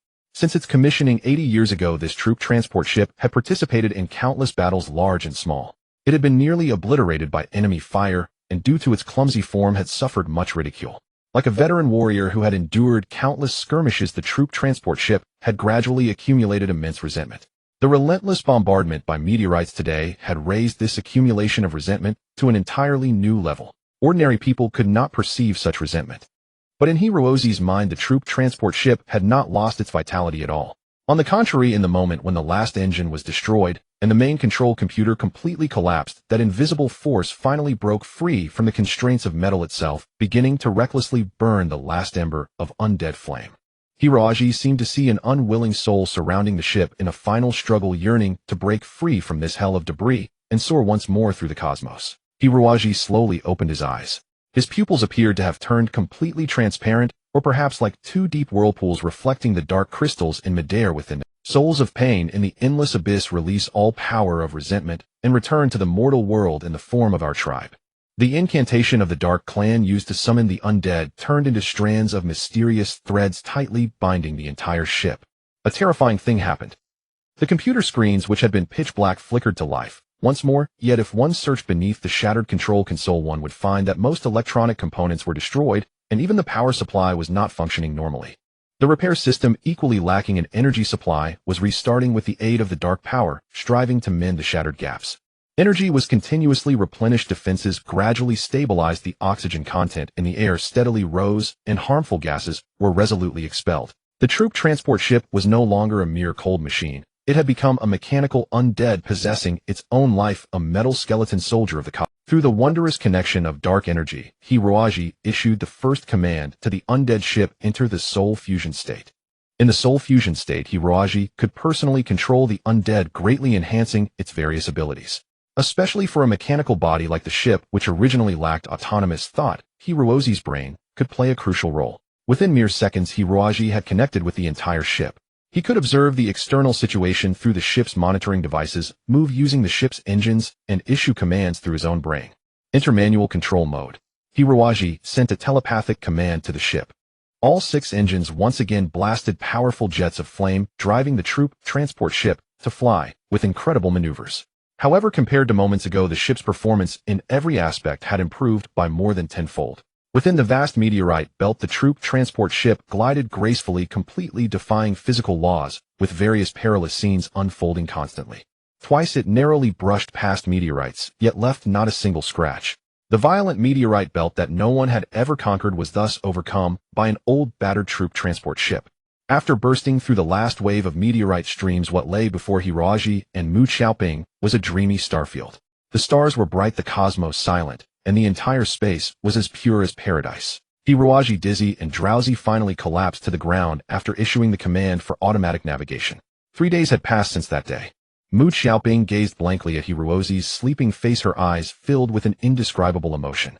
Asleep, Hiroji looked like an innocent, naive youth brimming with youthful vitality. But beneath this ordinary countenance, what breathtaking secrets lay hidden? Mu Xiaoping couldn't help but reach out, gently touching Hiroji's resolute face.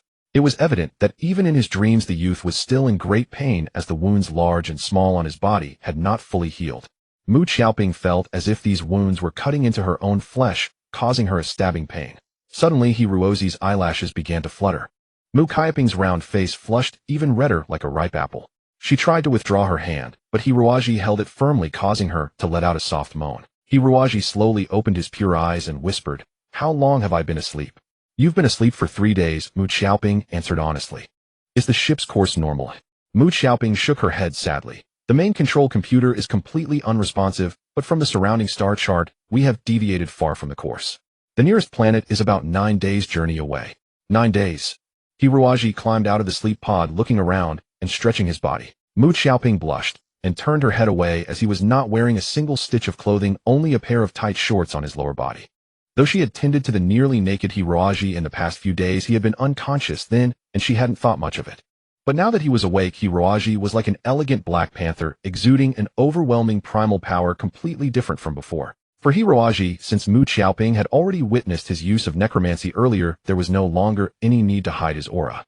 "Come here," Hiroji beckoned to the girl, as if calling a pet cat. A strange radiance emanated from his eyes, causing the little girl to unconsciously fall into his embrace. "Did you see everything that day?" Hiroji smiled.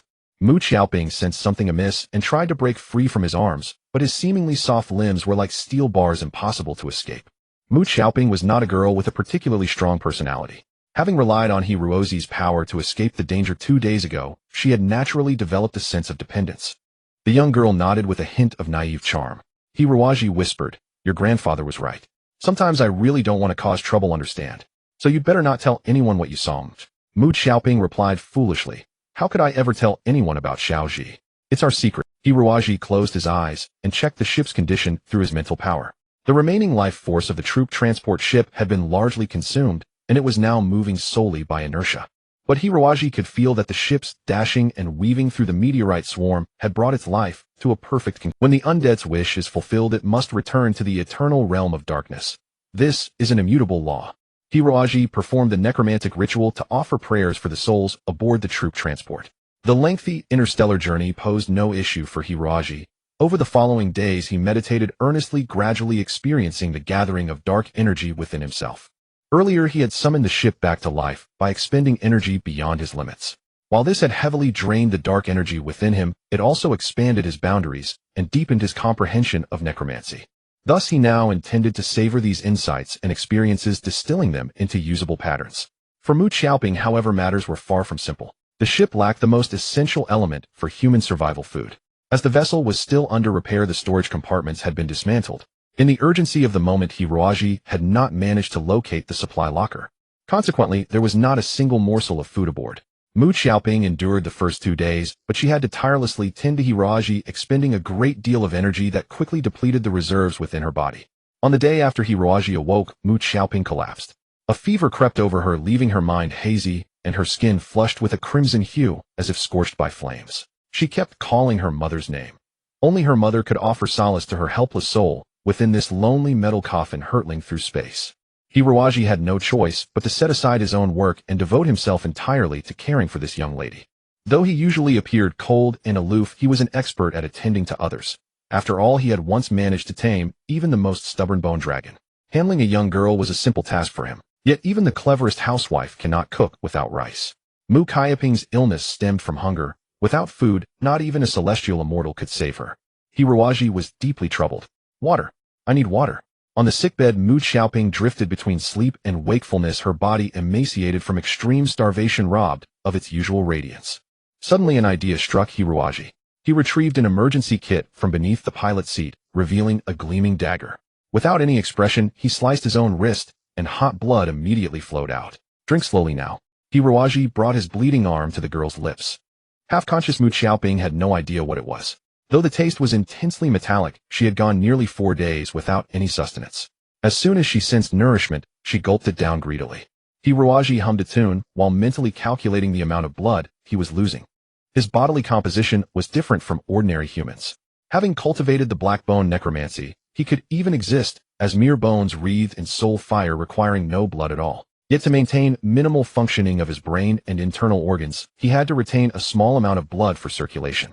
Even so, his reserves far exceeded a normal person's. A normal human would experience dizziness, discomfort, and hypoxia after losing 1/10 of their blood. Losing 1/3 would lead to shock, unconsciousness, or even death. But Hiruozi could retain merely 1/10 of his total blood volume and still move and fight without impairment. A torrent of blood flowed into Mu Xiaoping's body. Hiruozi's blood was unlike ordinary blood. It was tightly bound by dark power, allowing the master to exert influence over it within a certain range. Channeling his will, he directed the blood to be absorbed by Mu Xiaoping's digestive system, converting it into abundant energy. After more than an hour, Hiruozi's skin had turned extremely pale, like a vampire who had long abstained from blood, exuding an eerie elegance and mystery of the night. He stopped the wound on his wrist and gazed with satisfaction at the girl lying on the sickbed. Color was gradually returning to Mu Xiaoping's cheeks. "If this still isn't enough, they'll have to cut off some of my flesh for you to eat," Hiruozi murmured, pondering which part of his body would be. "I am so hot." From the sickbed, Mu Xiaoping suddenly groaned. Her face flared into a fiery scarlet. Before Hiruozi could dodge, Mu Xiaoping staggered to her feet, mumbling, "Mom, I'm so hot." She tore violently at her clothes. Those garments, already scorched by fire and slashed by countless meteorite fragments, were fragile. In her frenzied state, Mu Xiaoping possessed immense strength and ripped them all off in an instant. Hiruozi felt as if he might suffocate. If there was anything in the world he had never confronted, it was undoubtedly this breathtaking female form before him. Such a sinful, voluptuous body paired with an innocent childlike face, utterly devoid of carnal suggestion. The contradictions coalesced in this one woman as though wrought by the Creator's cunning hand. Hirozi's brain nearly gave out. Awkwardly, he removed his last protective suit and trembling draped it over the girl. Yet within 3 seconds that final garment was also reduced to shreds. So much for that. Hirozi's outer coat had been torn apart earlier during his necromantic incantation. Now he was left in nothing but his underwear completely naked except for that scrap. Mu Xiaoping was even worse off. Not a single thread remained to cover her body. "Mom, will you hold me while I sleep? Will you?" she asked with naive coquettish laughter, utterly unaware of what was happening. Hirozi broke out in a cold sweat. He had already guessed the cause. He was half undead himself, and his blood contained a portion of dark energy. Mu Xiaoping had been on the verge of death. Her last wish was to see her mother again. The potent dark energy restored her physical state, but also awakened that wish. Now Mu Xiaoping was completely enveloped in hallucinations, truly believing she was in her mother's arms. Mu Xiaoping giggled, her delicate hands roaming over Hirozi's body, her soft breasts pressing tightly against his solid chest. "Mom, my dear mom." Hirozi suddenly noticed that on Mu Xiaoping's smooth jade-like back was tattooed a magnificent flame pattern, a blazing fire radiating countless brilliant tendrils enveloping her entire tender back. Hirozi could bear no more, his eyes were bloodshot. It was truly an unbearable night. Mu Xiaoping burrowed into Hirozi's arms like a mischievous kitten, her hands and feet restlessly wandering, occasionally brushing against his sensitive areas. The troop transport was designed solely for short-distance journeys of fewer than 10 people, leaving the space extremely cramped with nowhere to. Hirozi chanted to himself that form is emptiness, and emptiness is form, like an enlightened monk, allowing the girl to cling to him like a koala bear. Mu Xiaoping's mania finally subsided after 12 hours. Her eyes regained clarity, gazing at Hirozi from close range with a dazed expression, then slowly lowering her head like a stiff robot to examine her own. Mu Xiaoping leaped up like a startled bird and retreated to a corner, trembling. Hirozi suddenly felt parched, utterly at a loss for words. After a long silence, Mu Xiaoping spoke in a quivering voice. "Last night, Hirozi scratched his scalp and looked up at the ceiling in despair. Mu Xiaoping covered her face and sobbed softly. How could I have done such a thing?" Since she had not truly been unconscious, but merely catalyzed by dark power, she vaguely recalled her behavior from the previous night. Damn, how could she have become so frenzied? So embarrassing. Hirozi naturally did not reveal the real reason. He operated the machinery with a serious demeanor. "Xiao Jiyu, quickly find me some clothes." Hirozi spread his hands. "Look around this cabin. Is there any place that could hide a piece of clothing?" "Then what should I do?"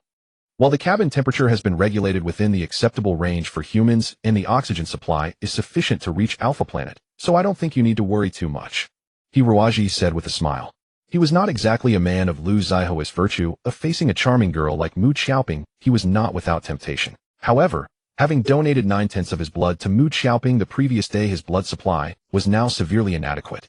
Though it did not affect his movements, there was a certain sinful organ on the male body that required a copious amount of blood to function. His enthusiasm far exceeded his capability. Mu Xiaoping, however, was completely unaware of this. Although Hirozi had not committed any indecent acts against her the previous night, a fact that somewhat reassured her, she still could not get used to being exposed before a young man. "Think of something." Large tears rolled down the girl's delicate face. What if someone sees me like this? What am I supposed to do?" "Alright, I'll figure something out." Hirozi sighed, pulling a dagger from his waist. Though there was no third garment on the ship, all 10 seats were upholstered in genuine leather. He cut 10 pieces of leather from 5 seats, tied a few simple knots, and secured them with discarded copper rings and screws, fashioning a rudimentary bandeau and skirt. "This will have to do for now." Once dressed, Mu Xiaoping finally calmed down. Yet holding the bandeau in her hand, she could not put it on, and had to approach Hirozi with a flushed face. When Hirozi fastened the clasp behind her back, Mu Xiaoping had already gone limp. "Xiao Ji, am I really that embarrassing?" Not really. Not everyone can remain composed after surviving a meteorite storm in space." "Xiao Ji, but I feel weak in my limbs, dizzy and exhausted. Oh, I'm so scared." "Don't be afraid, it'll always be here." "Xiao Ji, Mom used to say that men in this world are all bad and will try to bully me. Will you bully me?" Hirozi fell silent. He had made the bandeau a bit too short. After tightly wrapping the girl's plump chest, every curve was fully revealed, and the deep cleavage was clearly visible. Luckily, it was leather. Had it been fabric, Hirozi was certain it would have torn on the spot. A girl like this should have been kept in a greenhouse forever. How could she be allowed to adventure through a perilous cosmos? Hirozi held Mu Xiaoping tightly in his arms. The girl's apple-shaped face radiated a happy glow, and she whispered in Hirozi's arms, I know Xiaoji would never bully me, never. It seemed his blood was indeed effective. After this replenishment, Mu Xiaoping did not feel hungry during the next 3 days of the voyage.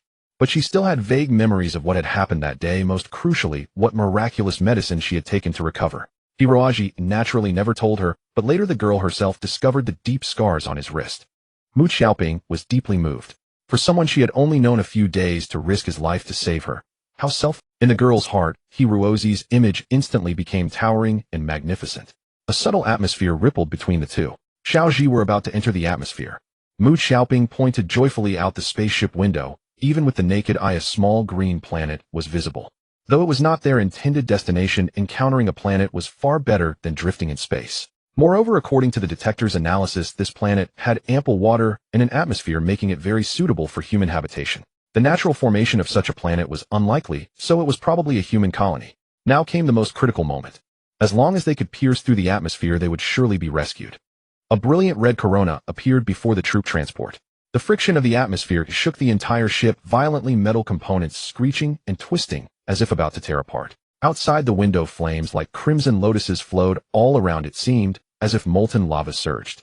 Fire demons roared unbridled, eroding the fragile hull, as if in another second they would completely devour the ship's shell. Both Hiroaji and Mu Xiaoping felt the intense heat bearing down upon them. Suddenly a lightness overcame them both. The flames vanished without a trace. But the starry void did not reappear. Instead of blue sky with white clouds. They had succeeded. Before they could celebrate, an endless forest stretched before their eyes. The entire earth was covered in green, and the ship accelerated downward. Amid the girl's piercing screams, Hiroaji held her securely in his arms. Boom. The ship crashed heavily into a mud pit. The shockwave flattened a large swath of jungle, amid which wild beasts howled, and countless birds fluttered in panic into the sky. Since the artificial inertial dampeners had completely failed the moment the spaceship crashed, Hiroaji slammed into the ground like a cannonball. Although he changed his posture 3 times in midair and used the movement between his joints to dissipate the force, the inertial force was too powerful, coupled with Mu Xiaoping's weight, so poor Hiroaji was knocked unconscious at once. Xiaoji. Mu Xiaoping's face was still streaked with tears, but at this moment, she had no time to panic. The spaceship's hatch had been twisted and deformed, impossible to open again. However, the violent shaking had also cracked a long, narrow opening on top of the spaceship, through which one could easily climb out. Mu Xiaoping gritted her teeth and climbed up. Looking around, she realized she was completely lost in a vast, dense jungle.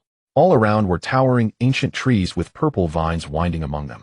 Between the vines' foliage grew clusters of grape-like fruits, emitting a faint, elusive fragrance. On the vines stood round little creatures somewhat resembling an ancient creature called an ape, but slightly plumper than ordinary monkeys, round and very cute. The chubby monkeys held purple fruits in their hands, grinning at Mu Xiaoping as if something interesting was about to happen. Mu Xiaoping looked down at the spaceship and was shocked. She realized that the spaceship had of all places crashed into a swamp and was slowly sinking inch by inch. Oh my! Mu Xiaoping quickly climbed back into the cabin. Mud had already seeped in through the cracks and reached Hiroaji's body. A fat metallic crocodile was laboriously dragging Hiroaji's foot, trying to pull him out of the ship. Mu Xiaoping carefully approached the crocodile and said, Are you Abu? Let's carry Xiaoji out together. Abu hissed, seeming to express agreement. Just as the mud had reached her knees, Mu Xiaoping finally carried Hiroaji out of the spaceship. She ran along the cabin toward the edge of the swamp, closed her eyes, and jumped. Behind her came gurgling sounds as the massive spaceship completely disappeared into the black, muddy slurry, leaving only a chain of bubbles and foul-smelling methane on the surface.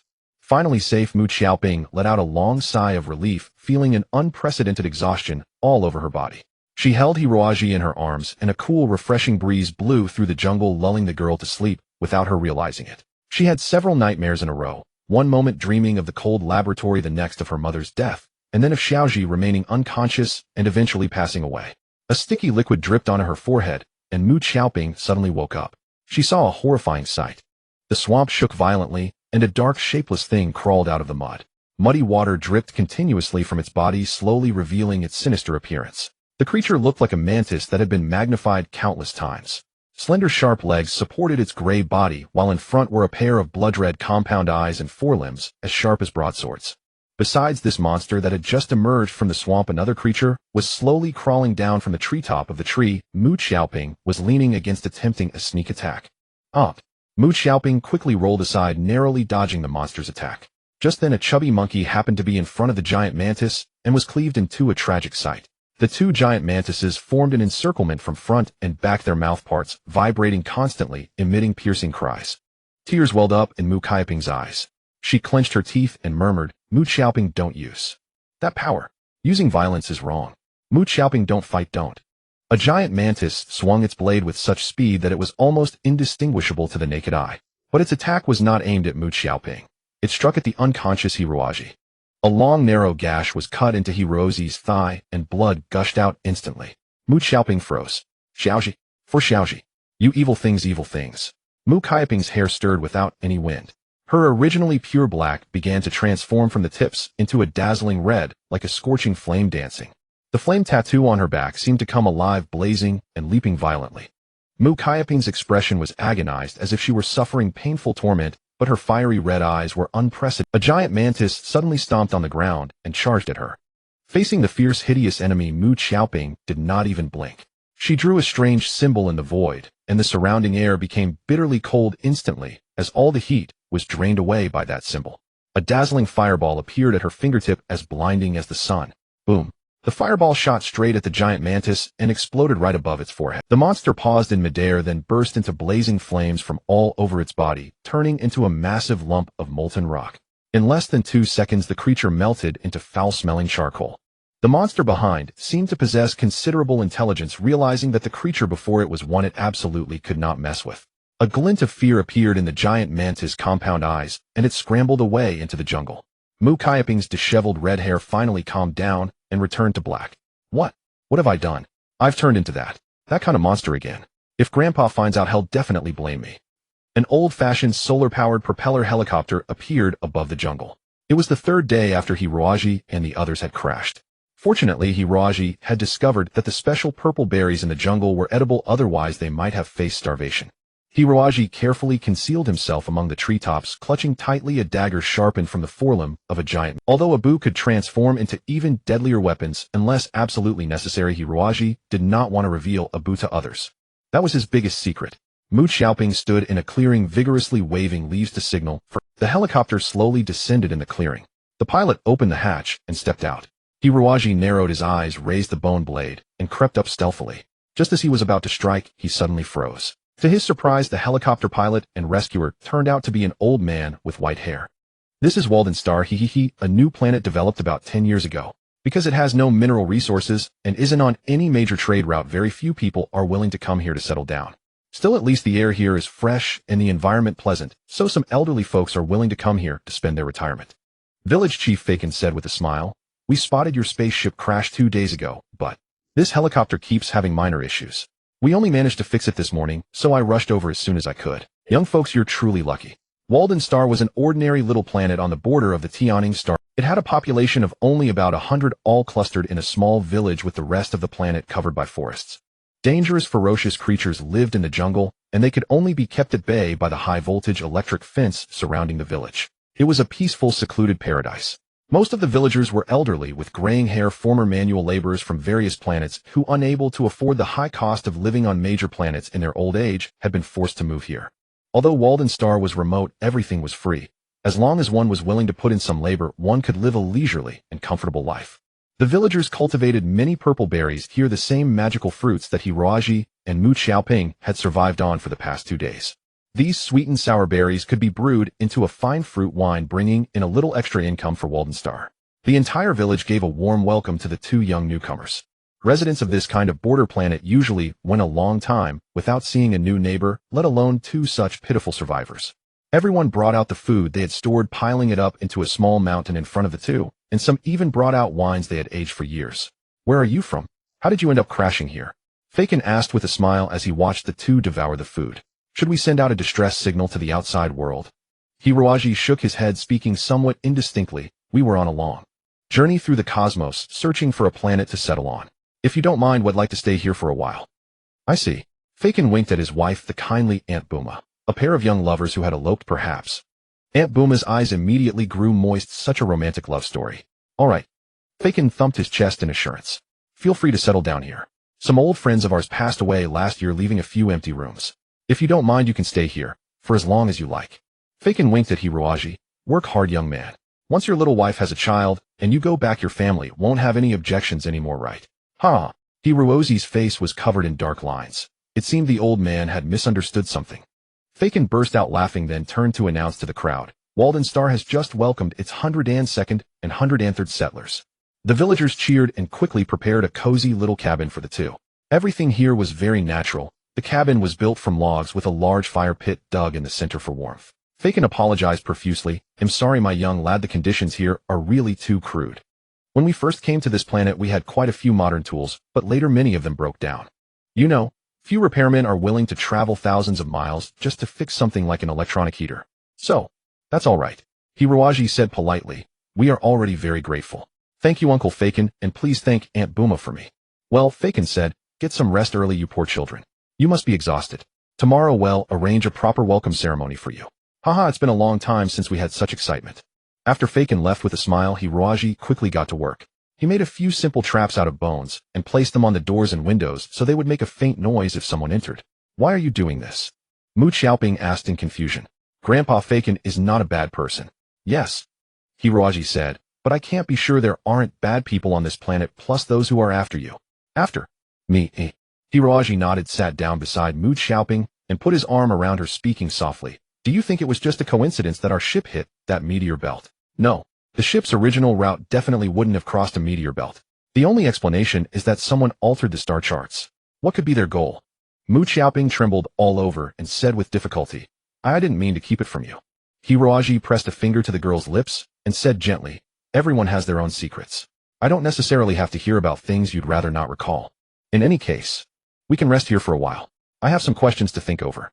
The question on Hirozi's mind was the necromantic art he had used in the critical moment to control the spaceship, the power that could turn even metal into living beings. If this magic could be applied on a large scale, it wasn't hard to imagine that one day somewhere in the universe an army of mechas would arise. These mechas would be undead creatures with their own life, and their terrifying combat power would make the entire world tremble. Thinking of this, a cold smile curled at the corner of Hirozi's mouth. But Mu Xiaoping didn't think that far. She gazed blankly at Hirozi's silhouette, recalling how this man, not particularly tall, had saved her in such a dangerous situation, and thinking of the life they were about to begin together on Walden Star, she blushed and shyly lowered her head. The fire in the room finally went out. Hiroji had been in Walden Village for a week. Everything was fine, but one thing puzzled him greatly. Why did the villagers rarely use mechas, whether in daily life or farm work?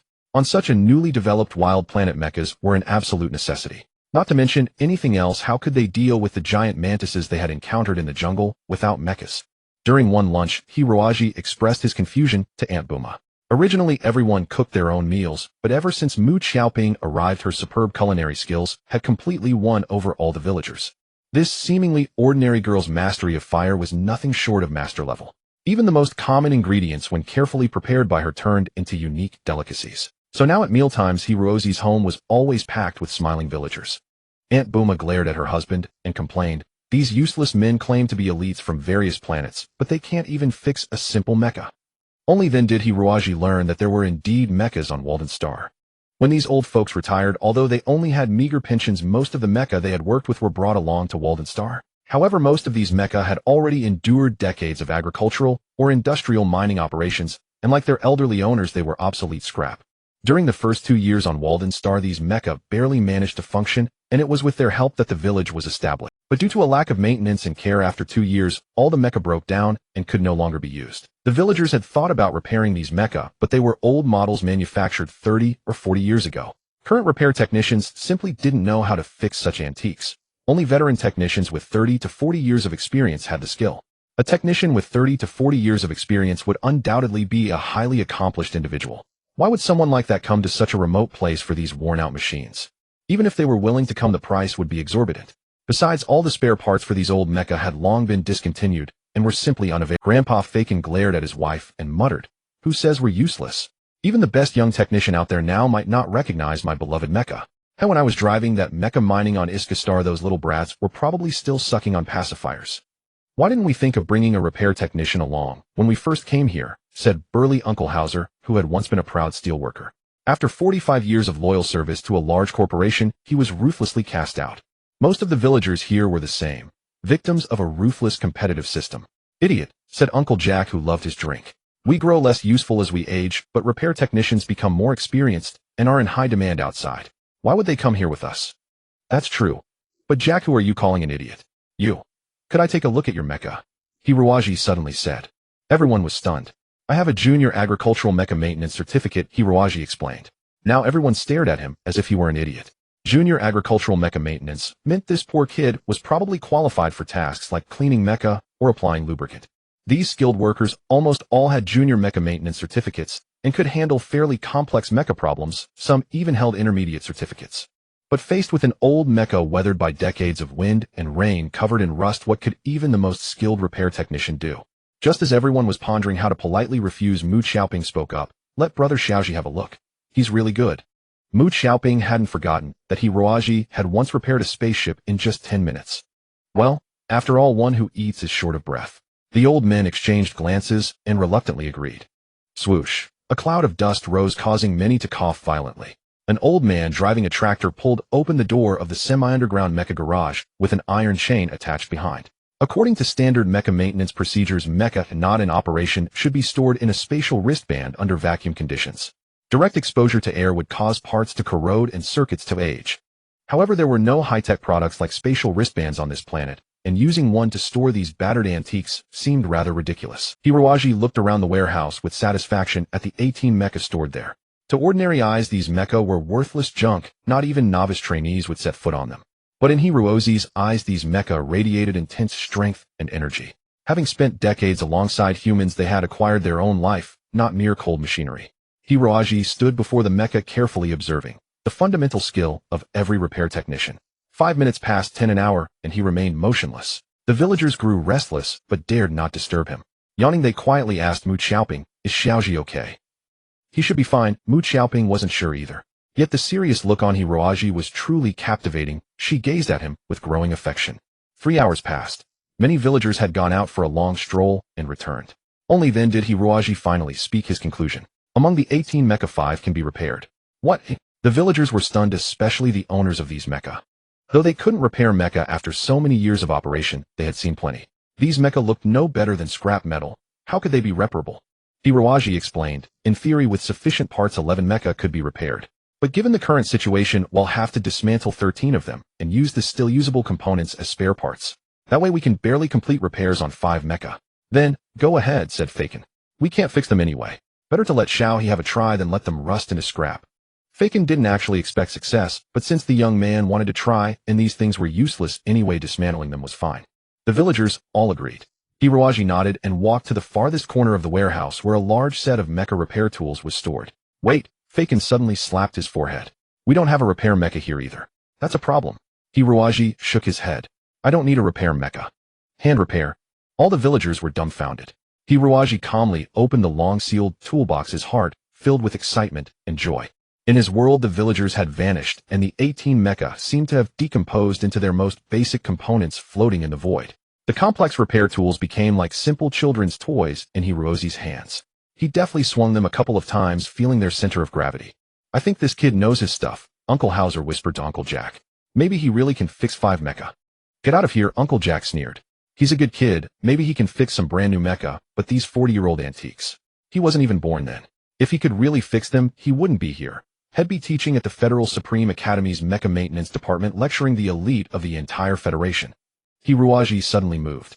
Dust in the entire warehouse kicked up, forming vicious tornadoes that slammed into the people. The villagers coughed violently, unable to open their eyes, and hastily retreated. The entire warehouse was shrouded in a gray haze, obscuring everything inside. Only the occasional faint clang of metal told them Hiroaji was still working. He's a magician, Uncle Hauser exclaimed in terror. Is this child going to be all right? Forget it, you men are really something. A little kid doesn't understand, and you just let him go crazy. If anything happens to poor Hiroaji, he'll never forgive you. Mama Buma glared angrily at the crowd, and taking her husband Faken as the representative of you, gave a hard pinch on his back. Faken was in so much pain that tears nearly fell, and he howled. Otherwise, let's rush in and rescue little he. No need. Only Mu Xiaoping was full of confidence in Hiroaji. She stared at the warehouse with a dazed look and said, just wait, Xiaoji said he could do it, and he definitely will. An hour later, the dust finally settled. A strange noise arose from within the warehouse. The ground trembled slightly. Uncle Jack suddenly became excited. He listened intently for a while, then jumped up in excitement. That's the sound of my Mustang engine. I remember that sound. Good heavens, I haven't heard such a beautiful engine start in over 20 years. Amazing, fantastic. With his shouts, a sturdy mining mecha drove out from the warehouse. Its two robust arms could collect various ores, the tracked lower limbs could operate in any harsh environment, and on the mecha's chest was a beautifully painted galloping horse pattern that looked lifelike after cleaning. Although it couldn't be said to be like new, at least everyone could feel the power contained within this mining mecha. Hiroaji climbed down the hoisting rope covered in dust like a charcoal ball, with only his teeth still white. The design of this mecha is truly classic. Modern mecha rarely can present such rugged power and beauty. Hiroaji said sincerely. Modern mecha, even armed mecha, are increasingly developing toward refinement and automation. Although they are easier to operate, they lack the mechanical feel of classical mecha. For a conservative person like Hiroaji, this could not but be a great regret. Uncle Jack was in tears and almost knocked Hiroaji to the ground with a shoulder bump. You're absolutely right, Xiaohe. I like you. Damn it, nowadays those mecha don't even have any engine vibration when they start up. They are only fit for sissies to drive. This Mustang mecha is the real stuff, the machine that true men should drive. Back in the day, I was driving my beloved Mustang on Lion Star when we encountered a level 13 electromagnetic storm. All those high-tech mecha of the Predator Boy sissies broke down, but our old Mustangs still held up. Good boy, come to my house for dinner tonight. We two will drink until we're drunk and not go home. Tomorrow night, said Hiroaji. Tonight, I still need to study the other mecha. After all, these were all outdated antiques. This Mustang mecha was the easiest to repair among them, but the difficulty had exceeded Hiroaji's estimate. Not only did it take over an hour to fix, but it also consumed a large number of parts, which brought some difficulty to the repair of the other mecha. However, the more difficult it was, the happier Hiroaji felt. He was a born mecha mechanic. Having such a precious opportunity today to repair these high-difficulty antique mecha, how could he possibly let it go? I will definitely fix these mecha. Hiroaji made up his mind. This should do it. As long as I install this mecha's DSL filter onto this mecha's engine, the output power should increase by at least 15, and the performance should return to about 80 of its factory state. Hiroaji yawned and looked at his work with satisfaction. It was already past 5 in the morning. After a night of hard work, he had finally completely repaired the remaining 4 mecha. Watching the originally dull and worthless scrap regain its luster in his hands, Hiroaji felt very happy. Although his muscles were sore all over and his eyes were bloodshot from the dust, Hiroaji's spirit was extremely excited. He drove each of the 4 mecha one by one, confirming that there were no more problems. Hiroaji finally let out a long sigh of relief. He moved his stiff cervical spine and looked around curiously, suddenly discovering a hidden door. Originally, this door had been covered by years of dust, and the light here was dim, so ordinary people couldn't see it at all. But Hiroaji had spent so many years in the Yuanjuyu that he had long learned the skill of night vision. Hiroaji became curious. There seemed to be another warehouse behind this door, and the height of the door suggested it was for storing mecha. He fumbled around and finally found the hinge of the door, then pulled hard. The door was very heavy, and only someone with Hiroaji's freakish strength could open it. Sure enough, inside was a small mecha warehouse, and a black mecha was kneeling on the ground. The biggest feature of this mecha was its lightness. Its slender and compact torso structure was as delicate as a bird. However, at the joints of its wrists and ankles were mounted sharp blades like eagle's talons. 2 wide black wings extended from its back, drawing a very graceful curve. Even though this mecha was still kneeling on the ground, it still gave the feeling of flying in the sky.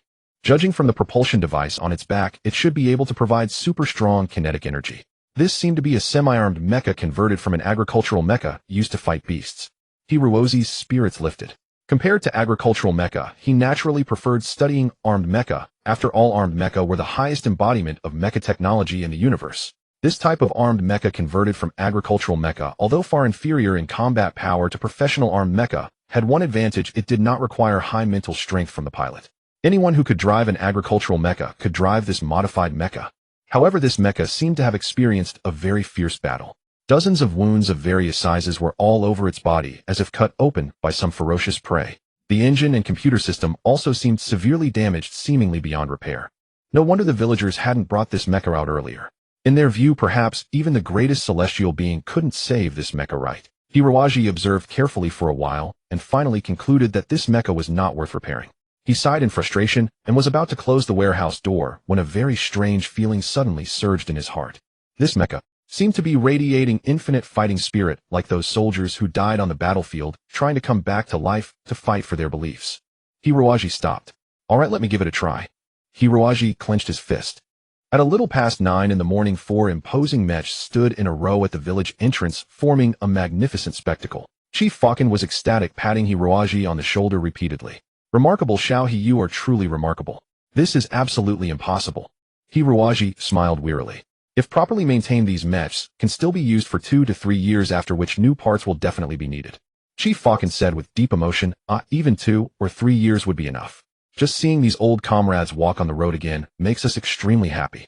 Yes, Uncle House said, tears glistening in his eyes. We old bones were like these mechs, destined to be locked away and scrapped. I never thought I'd see them move again. I don't know what to say.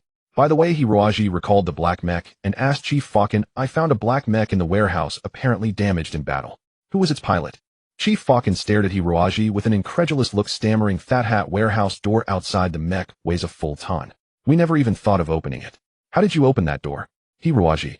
Chief Falcon continued, that mech was piloted by Walden, the great hero of our village. Walden. When we first came to this land to build the village, the surrounding forests hadn't fully grown, and giant mantises attacked us day and night, killing many. Walden had never learned combat. He was a miner like me. But he volunteered to be a guard, took a slightly modified mech, and set out to destroy the giant mantis nest. Chief Falcon sighed, shaking his head. He heroically wiped out the nest, but in the final battle he fell to the giant mantises. To honor him, we named this planet Walden, and sealed his mech's remains, burying it as a memorial. Hiroaji finally understood why that mech exuded such a strong aura of battle. I've already repaired this mech, he said. What? What did you say? Hiroaji shrugged, ran back to the warehouse, and soon drove the black mech out. I said I fixed this mech. Seeing the black mech, all the villagers gathered around, pointing and exclaiming, Black Wing. Black Wing has reappeared. So the mech was called Black Wing. A fitting name, Hiroaji thought. Chief Falcon was speechless. Walden and his Black Wing had become a symbol of this planet. No one who saw the mech's wreckage ever thought it could rise again. Yet this unremarkable young man had succeeded. Should we reseal Walden's legacy? A villager murmured. No, Uncle House said. Walden was my best friend. I've dreamed of seeing his mech stand tall on the earth again. Yes, another villager agreed. We need mechs, especially semi-armed ones like this. Now that it's repaired, why lock it away? A mech of equal value would cost tens of thousands of star coins. Everyone quiet down, Chief Falcon said, raising his hand. You've all seen that our village has gained a miraculous repair master. His incredible skill has brought Walden's Black Wing back to life. Now I ask you, if Walden were standing here, would he agree to let this mech return to darkness? Of course not. Walden would use it to serve everyone. The villagers chimed in. Chief Falcon smiled with satisfaction. Then let's choose someone among us to pilot it. All the villagers exchanged glances, falling silent. None had learned combat mech piloting, they were all elderly, and even a brisk walk might cause back pain. They could only drive agricultural mechs for odd jobs. Flying a semi-armed mech. It was a joke. It seems Hiroaji is the only one who can pilot it, Uncle House said. At least you're much younger than us, and can bring out the mech's full potential. And you repaired it, Uncle Jack added. You gave it a second life. Yes, this mech belongs to you, Xiaoji. All the villagers agreed. Hiroaji didn't decline because the mech's aura was irresistibly appealing. He gladly accepted the gift. Hiroaji piloted Black Wing, standing silently in the jungle. Vines hung from the trees and treacherous swamps lay underfoot. 7 or 8 giant mantises surrounded him, eyeing the iron lump curiously. This was the training method Hiroaji had devised. To face powerful enemies, he had to learn to pilot the mech in the shortest possible time. A full month had passed since he entered the jungle. From being unable to handle even a single giant mantis, he could now barely fight 8 at once. He had endured an arduous journey, nearly dying several times, but always brushing with death. This insane, relentless training had brought a breakthrough in his mech piloting skills. Black Wing was again covered in wounds, all slashes from the giant mantises. The combat blades on its elbows and knees had broken countless times, replaced by Hiroaji with the mantis's own forelimbs. Hiroaji was very calm. His combat style was unique. Before fighting, he always spent time observing his opponents. No matter how complex a creature's structure, if Hiroaji observed it for over 3 minutes, it would be completely dissected into its basic parts in his mind, and he would find its fatal weakness. The giant mantises suddenly attacked together. Hiroaji didn't even frown, but his hands moved swiftly, blurring into 2 shadows. The super-fast hand speed he had honed while repairing the skeleton warriors was now fully unleashed. Black Wing twisted in an arc, its elbow lightly striking the back of one giant mantis, its right foot tapping another. Its wings suddenly spread, and it leaped into the air, tracing a graceful arc, landing outside the encirclement. 2 giant mantises stood frozen, then enormous cracks split open on their heads. They had been cleaved in 2. The remaining 6 mantises hadn't reacted when Black Wing's rear thrusters erupted with fierce flames. Like a wisp of smoke, it flashed into the swarm, and with a series of cracking sounds, all the joints of the 6 mantises were shattered. This was the fruit of Hiroaji's month of training, joint destruction technique. Hiroaji was acutely aware of his own weakness. An agricultural mecha could never stand against a military-armed mecha. Not to mention engine drive power, endurance, and weaponry. The materials alone were vastly different. Agricultural mechas were made of second-rate common metals, while armed mechas were forged from extremely sturdy cosmic alloys. If they clashed, he would surely be at a disadvantage. But even armed mechas had a vulnerable spot: the joints. To maintain flexibility, the joints of any mecha could not be heavily armored, and various lines had to pass through them, making joints the most fragile part of a mecha. Yet not everyone knew how to attack the joints effectively. But Hiroaji was different. Having seen countless skeletons, he possessed an extraordinary understanding of joints. From this, he developed terrifying combat techniques that yielded unexpected results, whether facing alien monsters like giant mantises or enemy-armed mechas. Just as Hiroaji unleashed his joint destruction technique to its fullest extent, a faint cracking sound reached his ears. The mecha's data instantly plummeted. Damn! A month of grueling training had pushed Blackwing's mecha strength to its limit. It seemed he had to return to the village for repairs. Hiroaji stuck out his tongue. Luckily, the 8 giant mantises had been dealt with, or he would be at their mercy now. Blackwing made a sharp turn, leaped gracefully onto a branch, and sped toward the village. When Hiroaji returned to Walden Village, he happened to see a space cargo ship lifting off. Village Chief Faken stood beaming in front of the landing pad, saying excitedly, "Xiaoji, this month we used the mecha you repaired to harvest purple berries, and the yield suddenly increased 5-fold. It's truly been a lifesaver." Village Chief Faken pointed at a pile of containers behind him and rejoiced, "Look, I used the money to buy food, fuel, and some mecha spare parts. Now we won't have to worry for a while. The good times are here for Walden Village." Hiroaji was also delighted. "Village Chief Faken, how much does a barrel of purple berry wine sell for?" "A full 350 star coins." "What?" Hiroaji frowned. A barrel contained 60 pounds, meaning less than 6 star coins per pound, which seemed even cheaper than the price the village chief had mentioned earlier. "Well," Village Chief Faken explained awkwardly, "because the supply was so large this time, those space traders wouldn't offer a high price. Anyway, our income has increased substantially. Why worry about such things? Those despicable traders." Hiroaji muttered. The purple berry wine might not be famous, but it was entirely natural, free of any pollution, and of absolute top quality. This price was far too low by any measure. Those merchants always bought local produce from border planets at the lowest prices and sold modern goods to the residents at the highest prices, reaping exorbitant profits. Even if these residents were all elderly people, they wouldn't show a shred of mercy. Damn it, one day it'll make those merchants suffer. Hiroaji silently vowed. "Don't be angry." Village Chief Faken smiled and brought out a box from behind him. "This is a gift from us." "Is this a cyber helmet?" Hiroaji was overjoyed. "Yes. We old folks have long adapted to the monotonous life here, so it doesn't matter to us. But you young people are naturally more active. You've been here for so long. It must be boring, right? Since all this money came from your help, we old pals discussed it and decided to buy a cyber helmet each for you and Mu Xiaoping. Now you'll have a toy when you're bored." Hiroaji was deeply moved. A cyber helmet itself wasn't too expensive, but to access the Interstellar network, one had to at least build a secondary signal relay station. Originally, Walden Star only had a primary station, which could only transmit text or two-dimensional image information like an ancient computer network. To enter the fully simulated three-dimensional virtual reality network, the station had to be upgraded. The cost was astronomical, and even this month's record purple berry harvest couldn't cover it. The elders were essentially using their own savings to give Hiroaji this precious gift. His eyes grew moist. "Village Chief Faken, one day I will repay you and this planet." Hiroaji's voice was utterly solemn. He was not one to make promises lightly, but once made he would surely keep them. "This child," Faken chuckled foolishly. Inside the room, Hiroaji stared blankly at the tangle of wires and the cyber helmet. Before him lay a manual as thick as a dictionary. Hiroaji racked his brains. Mu Xiaoping found it strange. "Xiaoji, what are you still doing?" Hiroaji gave her a profound look, his lips curling into an inscrutable smile. "Mu Xiaoping, Xiaoji, you haven't used this kind of helmet before, have you?" Hiroaji.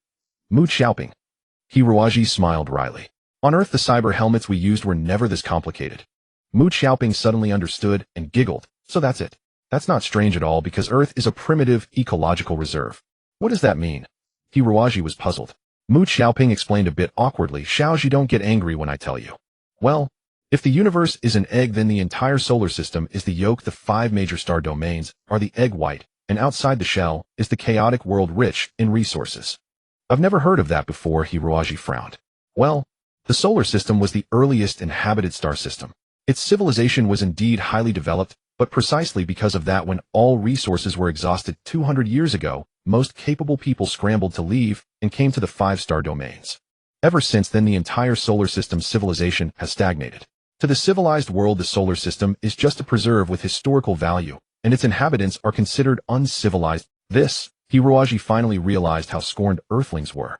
But it was only natural. In this world, only the strong deserved respect. Hiroaji shrugged. Although he couldn't change being an Earthling, he could absolutely change how Earthlings were perceived by others. You're not angry, are you? Mu Xiaoping scrutinized him and asked cautiously. Hiroaji gave her a reassuring smile and shrugged. I'm a bit taken aback, but I would never get mad. By the way, you mentioned the chaotic world earlier. What is that? The chaos world refers to the star regions beyond the Federation. After 2 centuries of development, the Federation's resources have gradually grown scarce, so all major star regions have set their sights on the more resource-rich planets on the periphery. However, the natural environments of those planets and the difficulty of extraction are immense. To cultivate suitable interstellar miners, many star regions use heavy criminals to undergo human-animal genetic hybridization, creating physically robust half-beasts to serve as alien miners. Though this method has secured many resources for the Federation, many resource planets have gradually been taken over by these beings. On one hand, require the technology and machinery of the civilized world, and on the other harbor great malice toward it. They are neither wholly righteous nor wholly evil, they're good and evil indistinguishable.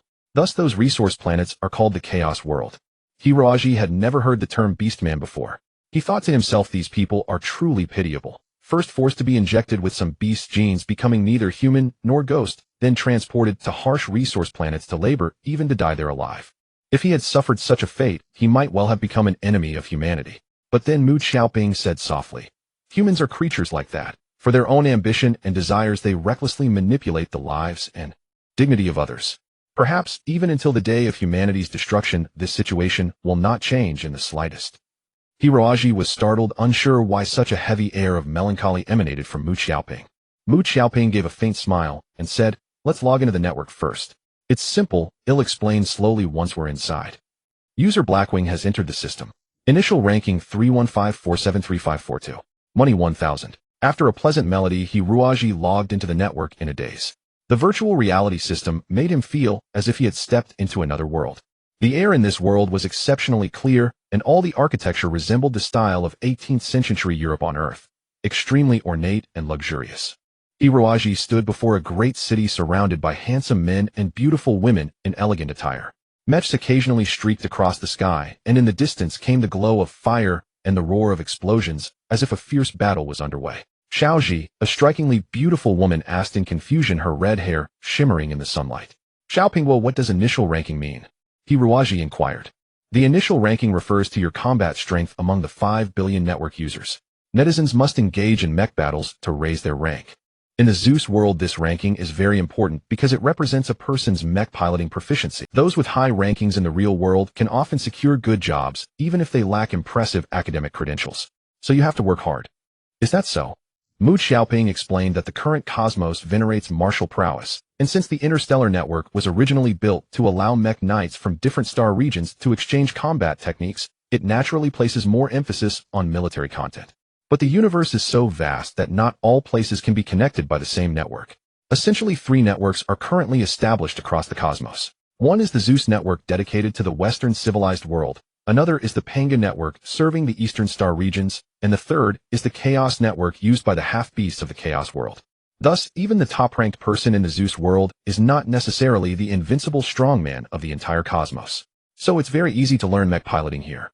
Hiroaji's eyes lit up. He had entered the network precisely to learn mech piloting. Mu Xiaoping nodded, then added, but what? Well, there are various mech training schools in the network, but generally they are not cheap. The most basic course costs at least 3,000 gold coins. 1 gold coin equaled 1 credit point, a staggering sum of 3,000 yuan. Hiroaji was penniless. Well, find a way to make money, Mu Xiaoping said with a beaming smile. There are plenty of profitable trades in the virtual network. Hiroaji tilted his head and thought for a long time, but couldn't imagine what profitable job this primitive from the nature, except robbery. Excuse me, sir, our basic mech training course after the discount costs 2,800 yuan. Please pay 70% of the tuition first. Thank you. Hiroaji had already been rejected by 7 mech academies. Loi City was a city specially established for network newcomers, so it housed many mech academies. Whether beginners who had never touched a mech or ace pilots with illustrious records in space exploration could all improve here, but none was cheap enough. Hiroaji was frustrated. After searching for a while, he did find a mech academy that didn't require advanced tuition, a training program set up by a space exploration company. Everything was free, with the only requirement being that upon graduation the student served the company for a period of time. But when the instructor saw Hiroji's ability test results, he was so furious his eyes nearly popped out. "Are you a pig? Your mental strength isn't even 40 points. Good heavens, where did you come from, you hillbilly?" "Earth," Hiroji replied calmly. "Earth? Damn it, go back to your hometown and eat mud, you stupid earthling." Hiroji was kicked out. Just then a chubby old man's image appeared above his head.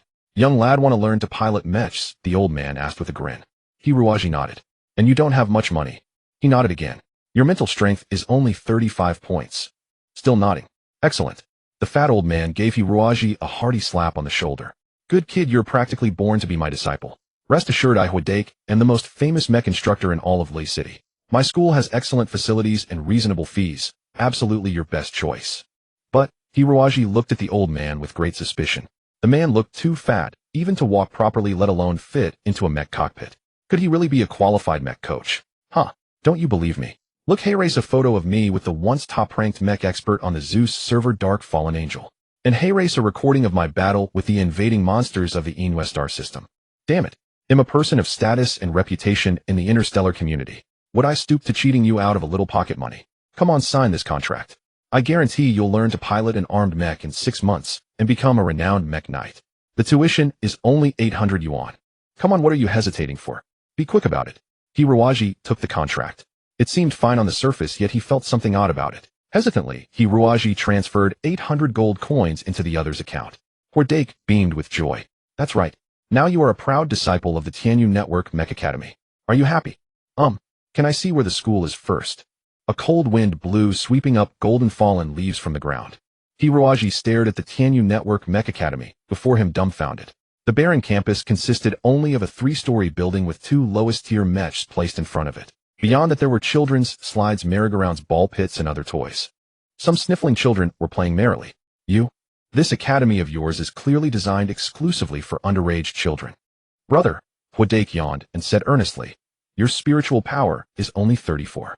Many of these students have higher values than you. How much better do you think you are than them?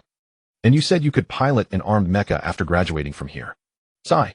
I was just playing along since you looked so expectant. Honestly, with such low spiritual power, you definitely can't pilot an armed mecha in the real world. Why not just find a couple of mecha games to have fun? Why bother coming here and making a fuss?" Hiroji let out a sinister smirk. Hordake suddenly shuddered. Hiroji glanced at a large tree near the school gate, then narrowed his eyes at Hordake's neck. Hiroji suddenly kicked, sweeping past the tree like lightning. Azza! Hordake only felt a gust of wind rush past his face, accompanied by a sharp sting. The large tree emitted an unpleasant sound, snapping cleanly at the trunk and crashing to the ground. Hordake couldn't help. In the virtual world, players' physical attributes are exactly the same as in reality. In other words, this seemingly silly Earth boy before him truly possessed such monstrous strength. "You will teach me to pilot a mecha, or I'll kill you," Hiroji said indifferently. This. Hordake was on the verge of tears. Good heavens. Teaching an earthling with spiritual power below 40 to pilot an armed mecha is like teaching a pig to master relativity, an utterly impossible task. "I'm doomed." Hordake let out a painful wail. Under the other's sinister gaze, Hordake had no choice but to tremblingly begin the first theoretical lesson. Well, today let's start with the history of armed mechas. Is that okay?" Hordake grinned obsequiously. "As you wish, you're the teacher." Hiroji sat arrogantly in the classroom, his face ashen. Hordake coughed lightly and said, "Well, it's not that I'm unwilling to teach you, but given your spiritual power level, you simply cannot pilot the latest mechas. I can pilot agricultural mechas. Agricultural mechas and armed mechas are entirely different. You see, in the research of armed mechas, the control method has always been a headache. Because agricultural mechas may only have dozens, at most 100 routine actions, but armed mechas require at least 10,000 complex actions to meet combat needs." As soon as the history of mechas was mentioned, Hordake immediately calmed down and the mercenary expression disappeared from his face. The earliest pilots used the archaic button control method similar to flying a fighter jet. The cockpit contained a keyboard, joystick, and other tools. By pressing a specific button would execute an attack. The shortcomings of this method were obvious. Overly simple controls made complex combat maneuvers impossible. Thus, mechas of this period were still like old fighter jets, primarily relying on long-range shooting. However, as engines and armor evolved, mecha knights' evasive skills grew increasingly adept, and long-range shooting became less effective. A common situation in battle was this: two sides separated by dozens of kilometers would exchange missile and electromagnetic cannon fire. Due to high energy consumption after an hour of fierce combat, they would have to return to the mothership unscathed to replenish energy. This ludicrous tactic did not last long because a new type of mecha emerged. This mecha could evade clumsy enemy attacks with graceful movements, then swiftly close in and use its beam blade or thermal axe to shatter the enemy in blind spots where weapons couldn't strike. With greatly reduced reliance on ranged weapons, the energy consumption of these new mechas also dropped significantly. They could usually operate continuously for over 72 hours with a battlefield survival rate far exceeding first-generation space mechas. This new type of mecha capable of executing magnificent super martial arts was also equipped with a control system completely different from traditional mechas, the electronic neural interface device. This is the universally adopted control system in the cosmos today. The electronic neural system is a new type of computing chip developed after major breakthroughs in bionics. Compared to traditional computing chips, electronic neurons are like a brain made from chemical products. Not only does it possess immense computing power, but more importantly, the electronic neural system can directly interface with the human brain. After entering the cockpit, the pilot only needs to put on a helmet-like device, which automatically collects brainwaves generated by the human mind, converts them into commands sent to the electronic neurons, and simultaneously feeds back all data collected by the mecha directly into the brain through the electronic neurons. In other words, the human brain and the computer achieve organic unity, allowing direct control of the mecha to perform various complex actions. However, electronic neurons are ultimately synthetic products and cannot achieve 100% harmony with the human brain. There exists an assimilation rate between the human brain and electronic neurons. The higher the assimilation rate, the better the harmony and the greater the combat effectiveness of the mecha. But so far, the highest assimilation rate is only around 70%. The so-called spiritual power is the unit used to describe the assimilation rate. People with higher spiritual power are more likely to pilot advanced mechas, while those with low spiritual power like Hiroaji are rejected by all mechas. So that's it. Hiroaji finally understood where the problem lay. Then is there any solution? Well, Huidake said hesitantly, on most low-end armed mechas there are often manual control systems installed. If your hand speed is fast enough, you might barely simulate the effect of electronic neural control. What does that mean? Huidake said, for example, in normal control mode the pilot observes the enemy mecha and various data via radar, analyzes and processes this data in his mind, then sends attack commands to the mecha via brainwaves. This entire set of actions takes about 0.5 seconds. However, if using full manual control within that half second, your hands must complete at least 32 actions. And on the actual battlefield, sometimes you have to handle continuously for several minutes. No pilot's hands can sustain such high-intensity actions unless your wrists are reinforced with steel. Hiroji's eyes lit up. As long as there was a way. I want to try it, he said coldly. Huidake shrugged. Alright, I'll take you to the simulation training pod to try it out, and then you'll see how difficult it really is. Young man, one should accept fate. Some things are not meant for you, so don't delude yourself into striving for them. No, Hiroji replied firmly, the noblest quality of humanity is dreams. Huidake reluctantly led Hiroji to the simulation training pod. It was a bare cockpit devoid of the mecha's limbs and head command center designed solely for instruction. Alright, let's shut down the electronic neuron system. Huidake grumbled as he settled into the cockpit. He'll now execute the simplest attack motion at full force. Watch closely. Beside you is an APM counter. Observe just how fast my movements are. Huidake launched into action abruptly. A rapid series of crackling sounds erupted from the simulation pod, and the counter's digits shot to 37. Only 1.5 seconds had passed. On the screen, Huidake smoothly fired an electromagnetic cannon. What do you think, kid? Wait. My hands move at this speed. There's no way I can keep up with anyone else's rhythm. On the battlefield, even the lowest grunt could take you out 70 or 80 times. Save your strength, head back home, and do whatever you were meant to do. Hiroji stared intently at the instruments inside the simulation pod, unmoving. Hey. Huidake sighed helplessly at the stubborn youth. Fine. Uncle will refund you 300 credits. Consider me scared of you. Don't think I'm this generous every day. You're a master, Hiroji suddenly said. What did you say? Huidake was taken aback. The way you sit in that cockpit. It's like a peerless swordsman gripping his blade, entirely transformed in spirit and aura. Hiroji concluded calmly. You must be an extremely formidable mecha knight. There's no need for you to stoop to such lowly tricks to swindle money. A chill ran down Huidake's spine. In all his years navigating the network, no one had ever seen through his true identity. Everyone regarded him as a shiftless rascal with little skill preying on children. Yet this low-spirit hick from Earth, of all people, had perceived his true prowess. Huidake's pupils contracted sharply, his fists clenched. Could this youth also be a master? His instincts couldn't have deteriorated so far. If the boy were truly a master, he would never have provoked him in the first place. Hoodake relaxed and chuckled. What master? Go on, you've watched too many cartoons. Hiroeiji gave him a meaningful glance, then walked over and sat in the simulation pod. He asked flatly, how many actions per second must I achieve for you to teach me to pilot armed men? At least 70 actions per second sustained for over 2 minutes. Hoodake picked his nose and casually tossed out a target no one could possibly reach. Hiroeiji nodded. Suddenly a storm erupted inside the simulation pod. Hoodake nearly toppled from the blast. A violent clatter pierced his eardrums as the on-screen mecha fired electromagnetic cannons in rapid succession, too fast for the eye to follow. The counter's numbers flickered wildly. White smoke billowed from the pod, followed by a pungent smell of burning. Hoodake's jaw dropped wider and wider, drool spilling unnoticed.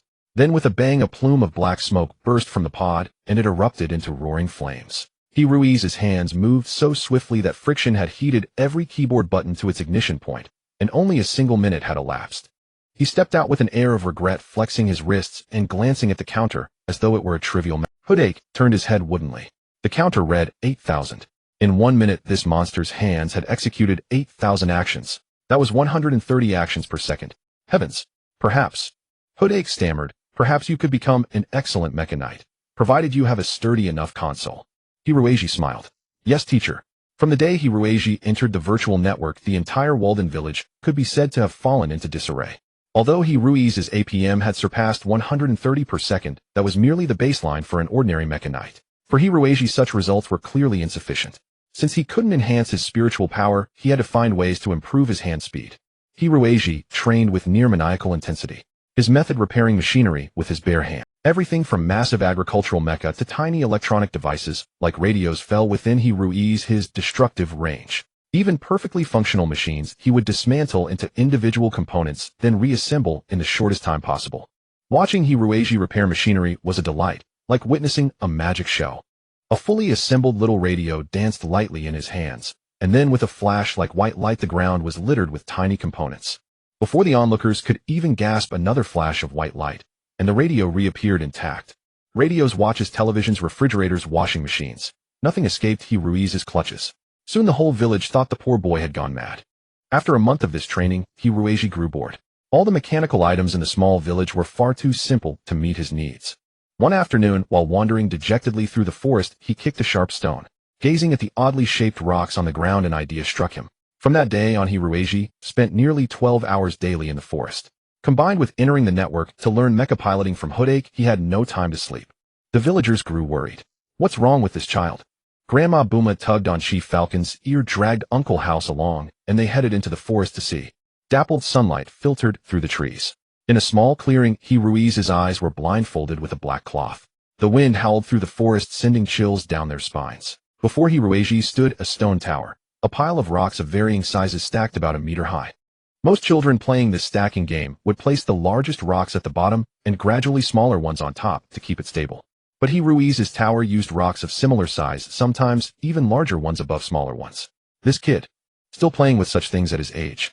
Grandma Booma was both amused and exasperated. Had he spent the whole month playing with rocks? But how does his stone tower never collapse? Chief Falcon noticed something odd after watching for a while. The other two looked closer. Indeed, the tower was crooked, defying all principles of mechanics. He chose jagged, irregular stone, some with bizarre shapes, like monsters, deliberately avoiding smooth, stable ones. Such a tower would inevitably collapse, even with just 3 or 5 stones stacked, let alone a meter-high structure. Unless someone held it. But that wouldn't work either, because stabilizing the top would destabilize the bottom and vice versa. Only 1,000 armed guanyin could manage it. Yet Hiroeiji stood perfectly still before the tower. Was it haunted? Uncle House suddenly said, his hands. They're moving.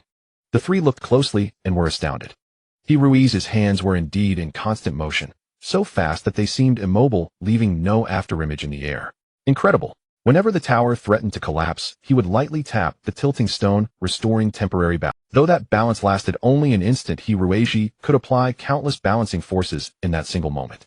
That was the secret of the tower's stability. As all the stones gradually shifted and seemed ready to give way, Hiroeiji let out a soft cry. With a flick of his finger, the topmost stone began to spin. Then the second stone started rotating. The third, the fourth. The entire tower whirled under his continuous flicks. The powerful rotation stabilized the tower further. Hirui's hands became streaks of white light, constantly adjusting the stones. The sharp edges ground against each other, even sending out sparks. The process lasted a full hour. Chief Falcon Grandma Buma and Uncle House stood by as if in a dream. What they witnessed felt like a bizarre illusion. This being before them was no human. Hiruishi suddenly stopped. He let out a long breath and removed the blindfold. The stones continued to spin, but all their sharp edges had been worn away by friction, leaving them smooth as pebbles. The tower crashed to the ground, every stone gleaming and polished bright enough to reflect a human shape. Hiruishi gazed at his calloused hands. These hands could accomplish anything. Protect anyone he wanted to protect. Hodak had never encountered a student like Hiruishi who embodied both genius and imbecility in equal measure. Calling him an anomaly was not an injustice. On one hand, Hiruishi had managed to boost his hand speed to 430 strokes per second within 2 months, and he could replicate any mecha technique with 100% accuracy after watching it performed once. Hodak even began to wonder if Hiruishi was a cybernetic machine. But machines didn't browse the internet. If this were 100 years ago, you would undoubtedly become the universe's most elite mechanite. Hodak praised him sincerely. A century ago, before electronic neural technology existed, all mecha operations relied on manual control. In that era, Hiruishi would have shown brilliantly. Now things were different. Hodak found to his dismay that no amount of training could elevate Hiruishi's mental strength by even a single percentage point. This situation filled him with deep regret. Though Hodak had long retired from the mecha world, witnessing a peerless genius plagued by such a fatal flaw was profoundly disheartening. No matter how hard Hiruishi trained, he would ultimately only pilot the lowest tier mecha. In interstellar combat, the mecha's inherent quality was a crucial factor. Even the most exceptional pilot without the aid of a powerful mecha could achieve no victories, and might even fail to protect their own life. Hiruishi, however, seemed utterly unconcerned. "Aren't you discouraged at all?" Hodak finally asked him one day. "You could have been the finest knight." Training calmly, Hiruishi replied, "My low mental strength is an objective fact utterly unchangeable. Why should we worry about things we cannot alter?" He thought of the many skeleton soldiers in the dark abyss. Skeleton soldiers were the lowest rank among all warriors. Even a novice recruit could easily take down 3 or 4. Yet those skeleton soldiers never complained or railed against fate for granting them such frail bodies. Instead, they trained relentlessly, tempering their brittle bones into steel. Hiruishi was quite satisfied with Hodak. He had long recognized him as a mecha master, undoubtedly a seasoned veteran with rich combat. His skills were not derived from textbooks, but honed through countless brutal battles. From Hodak, Hiruishi could learn the most direct and effective combat methods, as well as many highly practical emergency maneuvers. In a sense, manual mecha operation was itself an extraordinary measure employed only when the electronic neural system. The knights who piloted advanced mecha would likely never learn this technique in their entire lives. One afternoon, Hiruishi was training as usual on the simulator when a commotion erupted outside the institute. 5 scruffy-looking youths barged in. The leader was immensely sturdy, no more than 15 or 16, but built like a human bear with arms thicker than Hiruishi. His skin was oily black, his body covered in tattoos, and his hair styled in an explosive afro. His entire right arm was wrapped in thick chains, and he looked down on the shorter Hiruishi with undisguised contempt.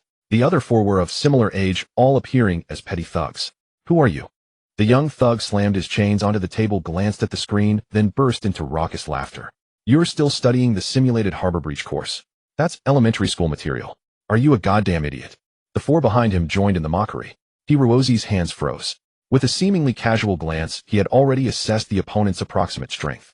These 5 youths all had well-developed muscles and solid bones, likely not from gym training, but from engaging in heavy physical labor since childhood. However, from a combat perspective, excessive muscle hindered speed and agility. Combined with weak lower limbs, these seemingly formidable fellows appeared rickety to an expert like Hiruishi. "I'm a student of teacher Hodak," Hiruishi said calmly, stepping out of the simulator cockpit. "Can I help you?" The boy's eyes widened. A new student of that old ghost. Damn, we thought this school was about to close down, so we wouldn't have to come to this shithole anymore. So these 5 were also Hodak students. Hiruishi narrowed his eyes. "Lei Bao," the youth said, tilting his head and jabbing a finger hard into Hiruishi's chest. "I'm the boss of this school. Last time our Thundercloud gang got banned from the net for 3 months by the cyber police for intentional injury. So if you haven't heard my name, that's fine, but from now on I run this joint."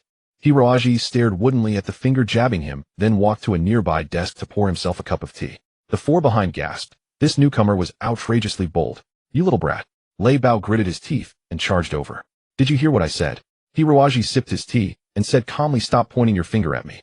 These 5 youths appeared to be from working-class families lacking proper education. Hiruishi decided he would get along with them if they ceased their hostile behavior. Lei Bao froze, then burst out laughing, jabbing Hirozi's chest repeatedly. You forgot to say please, you damn scrawny monkey. Jab, jab, jab. Hiroji sighed softly and set down his teacup. In that instant, Lei Bao screamed and stumbled back. The others crowded around, bewildered. Boss. Boss. Lei Bao raised his right hand high. The finger that had been jabbing Hirozi's chest was grotesquely bent, brutally broken, exposing bloody bone. Though in the virtual network the pain was no less intense. Kill him. Kill him now. The four thugs all closed in, pulling out gleaming knives from their waists. In truth, their hearts were pounding with unease. These men had only recently had their network access revoked due to cybercrimes. On many desolate mining planets or border asteroids, there were no other forms of entertainment. The network was their entire life. The 3 months of imprisonment-like days had left them fearful. Dake, let's just beat this kid up and be done with it, but go easy, said Charlie. Yeah, I don't want to be stuck at home for another 3 months, said Huinan. Brett, you'd better kneel down and count out to us a few times. Maybe we'll go easier on you. Awu sneered. What followed happened in a flash. Awu's chest was struck by a heavy blow first. His entire chest collapsed inward with at least 7 ribs fractured. Before Huinan could execute the whip kick he had practiced for so long, both his knees were violently struck, shattering the kneecaps. Dake's shoulder blades on both sides caved in, his hands completely immobilized. Charlie's entire face was smashed into his skull. His nasal bone was utterly unrecognizable. Hiroji slowly, very slowly walked up to Lei Bao and crouched down, saying with refined calm, please don't point your finger at me anymore, all right. Lei Bao wanted to cry, but had no tears nearly wetting his pants. The 5 members of the Thundercloud gang huddled in a corner of the classroom, staring in terror at the other side, as if a man-eating tiger were crouching there. After all, even if you die in the network, you can resurrect immediately, but the pain is real and not diminished in the slightest. Yet that monster over there always struck with excruciating pain. The Thundercloud Gang's 5 had thought themselves true heroes and gallant warriors, unafraid of blades and axes, but today they learned that there is always someone stronger and always a mountain beyond a mountain. Boss, Charlie whispered, that guy is reading 100 examples of basic mecha combat. That's elementary school stuff. Exactly, we just slipped up earlier, Dake muttered. Hiroji turned a page of his book and suddenly gave a soft cough. The 5 instantly huddled together, not daring to utter a word. Dake sat in the middle with a grin. Little Lei, how have these 3 months been? Lei Bao snorted. Bored to death at home, operating mining robots every day. Is your mother still unwell? Lei Bao's eyes dimmed. He lowered his head. The doctor said my mother needs treatment at a hospital on a major planet. Our little place doesn't have the facilities. The doctor arranged a hospital for her. The mining company said that if I sign a 20-year labor contract, they'll cover 3/4 of the medical expenses. But even then, the remaining travel and medical costs will be at least 40,000 stellar credits. Lei Bao shrugged, forcing a light-hearted tone. Haha, well, see. Maybe if I sign a 30-year contract with the mine, those old fogies will agree to pay everything. Dake let out an oh. The conditions at your energy mine aren't great. Few veteran workers can last 30 years, most break down after 20 or so. Isn't that how your mother got sick? Do you want to? Then what else can I do? Lei Bao gritted his teeth. Rob a bank. Robbery won't work, Hiroji suddenly interjected. Given the 5 of you, even with 5 brand new mechas right in front of you, you'd have no chance of success. All right, little Lei. Since your mother is in that condition, why are you still spending time studying here? Dake asked with concern. These 5 children were all from families near the border on mining asteroids. The private mines on those asteroids were different from the large-scale operations in the Chaos Star region.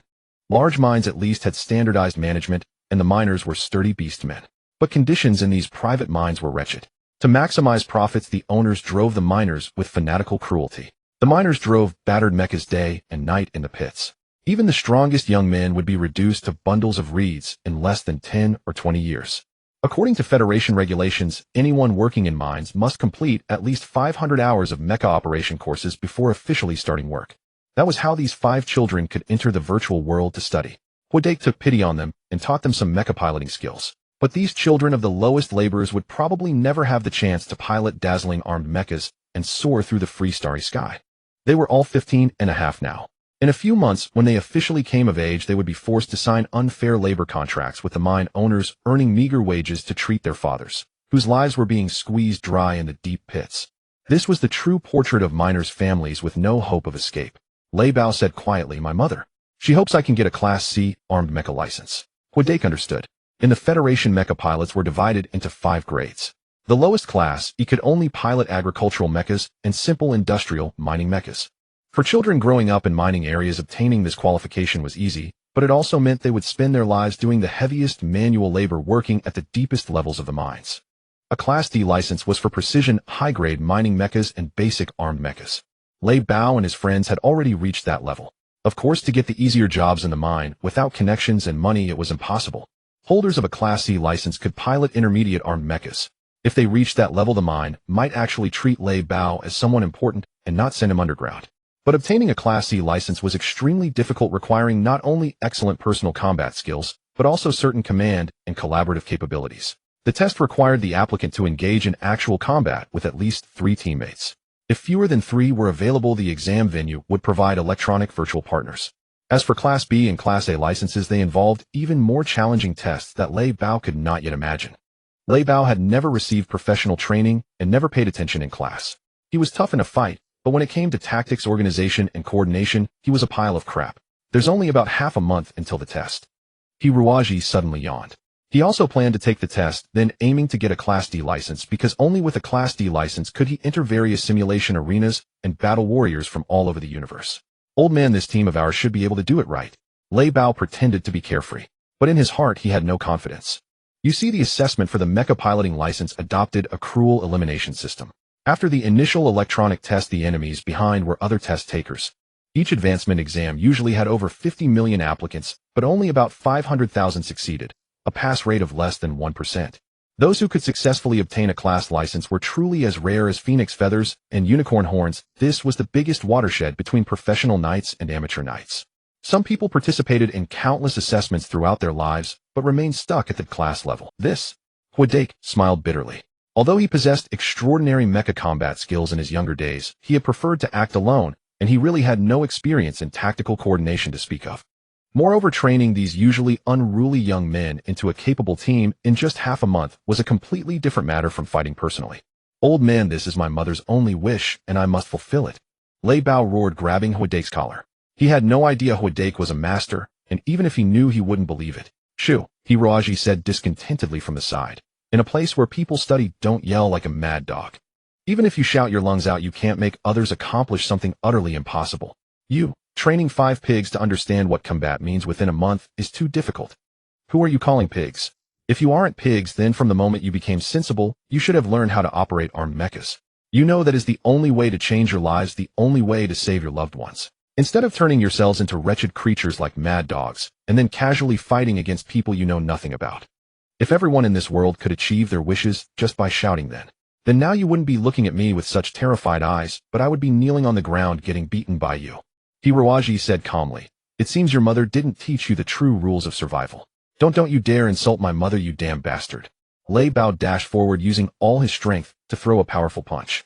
His iron fist traced a long arc and struck the opponent's nose tip with great precision. But the opponent's nose tip did not cave in as expected, instead a sharp pain shot through Lei Bao's. Hiruaji grabbed Lei Bao's fist, slowly twisted it, then slammed it into Lei Bao's abdomen. With a cracking sound, his just reconnected arm broke again. You bastard. Although the other 4 were afraid, seeing their leader in trouble, they gritted their teeth, and this time they adopted a completely different tactic: sneak attacks from behind, throwing lime, even eye-gouging. The monkey steals the peach, pretending to kneel and beg for mercy, then suddenly attacking. All sorts of despicable tricks were used. Judging by their skilled techniques and proper tactical execution, it seemed this was the usual combat method of the Lei Yun gang. Of course, the result was the same. The 5 lay on the ground again, howling in pain. But Hiruaji smiled. In these people he saw his former self. Though at that time he was cowardly, while they concealed their fear with ferocity, the essence was the same. As long as a man is brave, no matter how many flaws he has, there is still hope. I can train you into a squad of elite soldiers in 1 month, as long as you obey my orders completely. How about it? Although Lei Bao's face was twisted in pain, he still managed a loud laugh. What are you pretending for? The teacher said you're a country bumpkin from Earth. Even if you know some ancient martial arts, can you drive an armed mecha? I only said I'd train you into real warriors. Whether you can pilot an armed mecha is not important. Hiruaji coldly stepped on the other's chest. But to make you submit wholeheartedly, I can still have a match with you. You 5 mechas against my 1 mecha, how about that? Thighs, you said it. We don't need 5 mechas, just me alone is enough to beat you to a pulp, you beast. If I win, you get the hell out of this school. The battlefield they chose was called the Black Jungle. It was a 20 square kilometer square arena within the atmospheric layer. Apart from a small lake and plain at the northeast corner, the entire ground was covered by dense jungle, where countless ferocious, unknown creatures lived. Although it was a virtual arena for the pilots in the simulation cockpit, it was completely indistinguishable from the real world. Lei Bao finally agreed to the 5v9 match because he was irritated by Hirozi's contemptuous gaze. However, he insisted on giving the opponent the right to choose the map, otherwise it would be too unfair. You guys wait by the small lake in the northeast corner. He'll go in alone to search for that bastard. Damn it, I want to take advantage of him. Lei Bao said viciously. The 5 of them piloted Warfire Wolf-type mechas. This was a relatively basic armed mecha designed for reconnaissance and light-fire contact. Besides the laser combat blades equipped on each arm, there was only a low-power beam cannon embedded in the chest armor. Due to its simple mechanical structure and ease of manufacture, this mecha was copied and improved by forces across the universe, spawning countless modified versions. They were all cost-effective with excellent combat performance and high value for money. The favorite of the lower and middle classes, the AK-47 rifle of mechas. The Lei Yun 5 chose a modification emphasizing close-quarters combat, which matched their usual style. Lei Bao piloted the Warwolf and slipped into the forest. Although he hadn't piloted an armed mecha in 3 months, he had been operating mining mechas every day during that time, so his tactical movements were still quite proficient. Lei Bao activated the radar and began scanning the entire battlefield. The Warwolf was equipped with a Doppler radar with a search range of 500 kilometers. As long as the opponent started the engine within that range, he would be discovered immediately. Lei Bao decided to win quickly, but the opponent hadn't even started the engine. This baffled Lei Bao. What in the world was he up to? Could he be planning to hide? If that was the case, it would be quite troublesome. With an area of 20 square kilometers covered in dense jungle, finding a concealed mech would not be an easy task. Playing the turtle, huh? Lei Bao gritted his teeth. He'll search slowly. As long as you don't start the engine, he'll find you eventually. And when I do, I'll beat you into a pulp. According to Hodak, this idiot from Earth had only recently started learning to pilot a mech, while Lei Bao had been handling mining mechs since the age of 3. There was no way he could lose to such a novice, right? An hour later, Lei Bao was on the verge of madness. He had only searched a small portion of the map, and even the areas he had covered couldn't be confirmed clear. What if the guy had submerged his mech in a swamp? This bastard was so cunning, what dirty tricks wouldn't he stoop to? At this rate, the duel might drag on for half a day. You lot spread out and search. I refuse to believe that scoundrel can hide in the sky. Lei Bao fumed. When you find him, contact me immediately. Don't gang up on him. Leave him for me to deal with.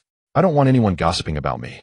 The 4 Mechs that had been on standby in the northeast corner immediately fanned out and plunged into the dense jungle. In their minds, there was nothing to worry about. That cowardly novice was a complete beginner. Recalling how badly they had been beaten by him, everyone was seething with anger. They thought that once they found the kid, they'd rough him up a bit before handing him over to the boss. Unwittingly, the 5 Mechs had spread far apart, scattered across the map. Deep in the jungle, Hiroji silently watched his radar, where 5 dots glowed. The mech he had chosen was called Martin, an obsolete model produced 80 years ago. Back then, the electronic neuron system had only recently been developed, so a significant portion of the controls still relied on manual operation. This was only in the virtual world. In reality, such an old model would either be sitting in a museum or long since melted down and recast. Hiroji remained motionless. 2 hours passed. The opponents had made several sweeps, and twice they had come within 50 meters of him. Half a second's movement for a mech. He could have easily ambushed them, but he still didn't move. Eventually, he even closed his eyes. Statistics from the first 2.5 hours: 0 casualties on both sides, a red team energy consumption at 21%, battlefield control at 100%, black team energy consumption at 0.4%, battlefield control at 0%. At 2 hours 46 minutes and 7 seconds, Hiroji suddenly opened his eyes. The radar showed 2 dots right beside him, less than 10 meters away. His hands vanished instantly, and the cockpit erupted with a violent roar. The buttons on the control panel danced under the control of an unseen force, rising and falling freely. The Martin sprang up from a pile of dead leaves, lunging straight ahead. Dak was complaining to Charlie, "That cowardly earthling is hiding. The despicable bastard knows he can't beat us, so he's just stalling for time." Suddenly he froze. A rapidly flashing dot appeared on the radar, indicating incredible speed. Alarms screamed and red lights flashed in the cockpit. Then Dak witnessed a terrifying sight. A thick arm pierced through the center of Charlie's Mech's chest, crushing the entire cockpit. Charlie was eliminated. Damn it. Dak swung his combat blade wildly, realizing the opponent's mech was a round, barrel-shaped antique model from a bygone. Dak couldn't believe that such a mech had destroyed Charlie. But he quickly realized that this supposed novice was remarkably skilled in mech combat. The clumsy Martin moved like a steady-off-tart battle mech under his control. Before Dak could comprehend what was happening, his own right arm was torn off. Joint destruction technique. This horrifying martial art, originally applied to human bodies, had been successfully adapted to mech combat through Hirozi's relentless training. The right shoulder joint of the war wolf mech shattered into basic components, completely destroyed in an instant. While Dak was stunned, a merciless blade pierced the chest armor, stabbing into the cockpit from the side. Dak was eliminated. At 2 hours 47 minutes and 5 seconds into the match, the red team had lost 2 Mechs, and their battlefield control dropped to 45%. The black team's energy consumption was 11%, and their battlefield control rose to 55%. The situation was becoming clearer. The remaining 3 Mechs rushed to the scene. Though they didn't fully understand what had happened, it was certain that the enemy had appeared. As long as the enemy revealed himself, they would win. Fireman arrived first at the battlefield. He saw a war wolf mech lying on the ground, its chest completely shattered. Beside it lay the equally broken Martin. Another war wolf raised its combat blade high, seemingly about to deliver the final blow to the Martin. Damn it, Charlie got taken out. Fireman complained, not expecting the guy to be so formidable. Though it was a sneak attack, Charlie wasn't weak. How embarrassing. Hey, Dak. Fireman relaxed, seeing the Martin on the ground. The boss said the last hit is for him. Don't get carried away. Fireman maneuvered his mech closer. Dak had a hot temper, he knew that well. But what happened next caught him. Dak raised his combat blade high and stabbed down fiercely. Fireman hurried forward to stop him, but he hadn't anticipated that the target was not the downed Martin but himself. Fireman lost consciousness in an instant and left the game in utter frustration. Outside, Dak and Charlie were already waiting with grim faces. Dak, you're already dead. Fireman was astonished. No kidding, Dak shouted. That damn bastard stole my mech. So despicable, so shameless. Yeah, Charlie said. I thought our Thundercloud gang was already shameless enough in fights, but this guy is 100 times more cunning. Alas, if I had verified your identity first before getting close. Fireman lamented, though he had learned a valuable lesson. The 3 watched the arena, anxiously wishing they could jump in and warn their comrades not to be fooled. Their opponent was terrible. Sure enough, Awu fell for the trick next. This time Hiroaji first hid inside the Martin, reconcealing the mech in the woods, then slipped into another war wolf. But this time he deliberately used a beam cannon to severely damage one side of the war wolf's body, making it look completely immobile to an outsider. Only an expert in mechanical structure like Hiroaji knew how to create wounds that seemed horrific but didn't significantly affect performance. Awu thought all 3 war wolves were destroyed since even the engines and cockpits were exposed. He focused all his attention on the depths of the jungle. As he passed by his comrades, Hiroaji erupted in a sudden attack. And so Awu also appeared outside the arena, his face blank with disbelief. Forget it, his victory was hardly earned, Charlie consoled. Huanan shook his head. He absolutely did not win unfairly. Everyone who among you can take a severely damaged mech from a dead stop to full ignition in half a second. So that guy isn't human at all. Huanan's eyes shifted from disdain to reverence. Maybe he really has a way to take down the boss. Perhaps. The boss better be careful now. Thunder Panther charged into the fray. Hiroaji had vanished, yet he had not shut down Martin's engines. Instead, he raced south at high speed. Thunder Panther smirked at the rapidly moving blip on the radar. Pretending to flee south while actually hiding inside one of the war wolves to ambush me. My brothers are probably already dead, aren't they? Good lad, you've got some tricks, but I won't fall for it. Even an old model like Martin had an autopilot mode, but it could only handle simple straight-line flight and maneuvers, nowhere near enough to deceive a veteran like Thunder Panther.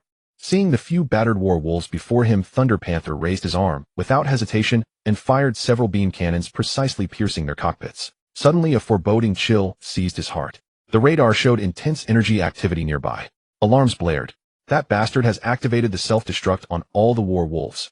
Thunder Panther recoiled in horror and scrambled to retreat. 4 war wolves detonated right before his eyes. The violent shockwave sent him tumbling several times. Even protected by the cockpit, he was dazed and nauseous, his chest and stomach churning. Could I have been wrong? Is he really fleeing in that Martin? All 4 war wolves had self-destructed. There seemed no way anyone could have survived inside. Still reeling from the explosion, Thunder Panther failed to notice a tiny gray figure stealthily approaching through the branches and vines of the jungle.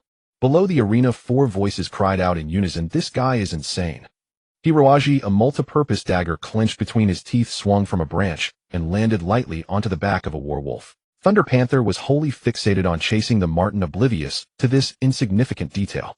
The war wolf rose, its engines roaring at maximum output, and sped southward. Shouldn't he be blown off by now, muttered Dak below.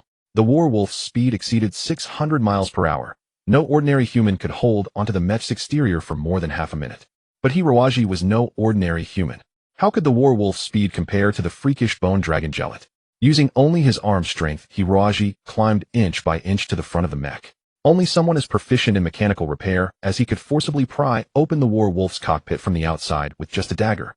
The moment the cockpit was breached, the battle was decided. Completely caught off guard by this unorthodox tactic, Thunder Panther was pressed deep into his seat by the fierce airflow, unable to move, and could only watch helplessly as Hiroaji severed his trachea. The match was over. From first contact to the destruction of the last werewolf, only 7 minutes had passed, and Hiroaji hadn't fired a single shot. Thunder Panther burst out of the simulation pod snarling, "You're too despicable." Hiroaji yawned indifferently. How ridiculous these people were. The skeleton soldiers of the abyssal darkness never complained about an enemy's underhandedness. Wasn't combat simply about using every means to achieve victory? Hiroaji stared at Thunder Panther. Beads of cold sweat dripped from Thunder Panther's brow. Grinding his teeth, he said, "Fine. Please train us to get our class license. I'm begging you." From that day onward, the Thunder Cloud 5 endured inhuman treatment at Hiroaji's hands. Hiroaji replicated every technique the skeleton soldiers had once used on him, and within the first 2 days the 5 were wailing for their mothers. Hiroaji believed that while the current mecha training system across the universe had formed an effective model, it had one glaring flaw. That flaw was the lack of a strong combat will among pilots. Sitting comfortably in the cockpit merely pressing buttons or thinking a command to destroy enemies. It was more comfortable than a video game. Such a combat style meant that many mecha knights would never understand what killing intent truly meant or what it meant to possess the fierce spirit. Though Hiroaji could offer little help to Thunder Panther and the others in terms of mech manipulation, he used this time to completely transform them from within.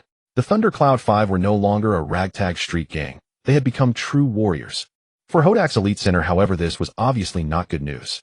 The young students learning basic mecha knowledge, they were terrified by Hiroaji's brutal training methods. Not to mention the bloodied and battered appearance of the Thunder Cloud 5 after each day's drills, which made them look like vengeful spirits crawling out of hell. On the first day, many children went home wailing.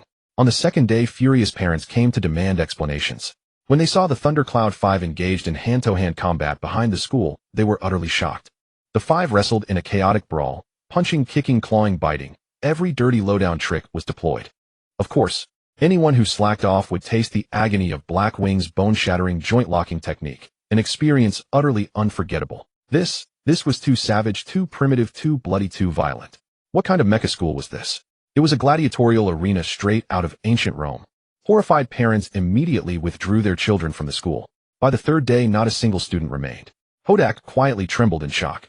He had once been a notorious tough guy across the cosmos, yet this unassuming man was so ruthlessly merciless that just watching him chilled the blood. Was his heart made of stone? In the eyes of Lei Bao and his companions, that month felt like an ordeal in purgatory.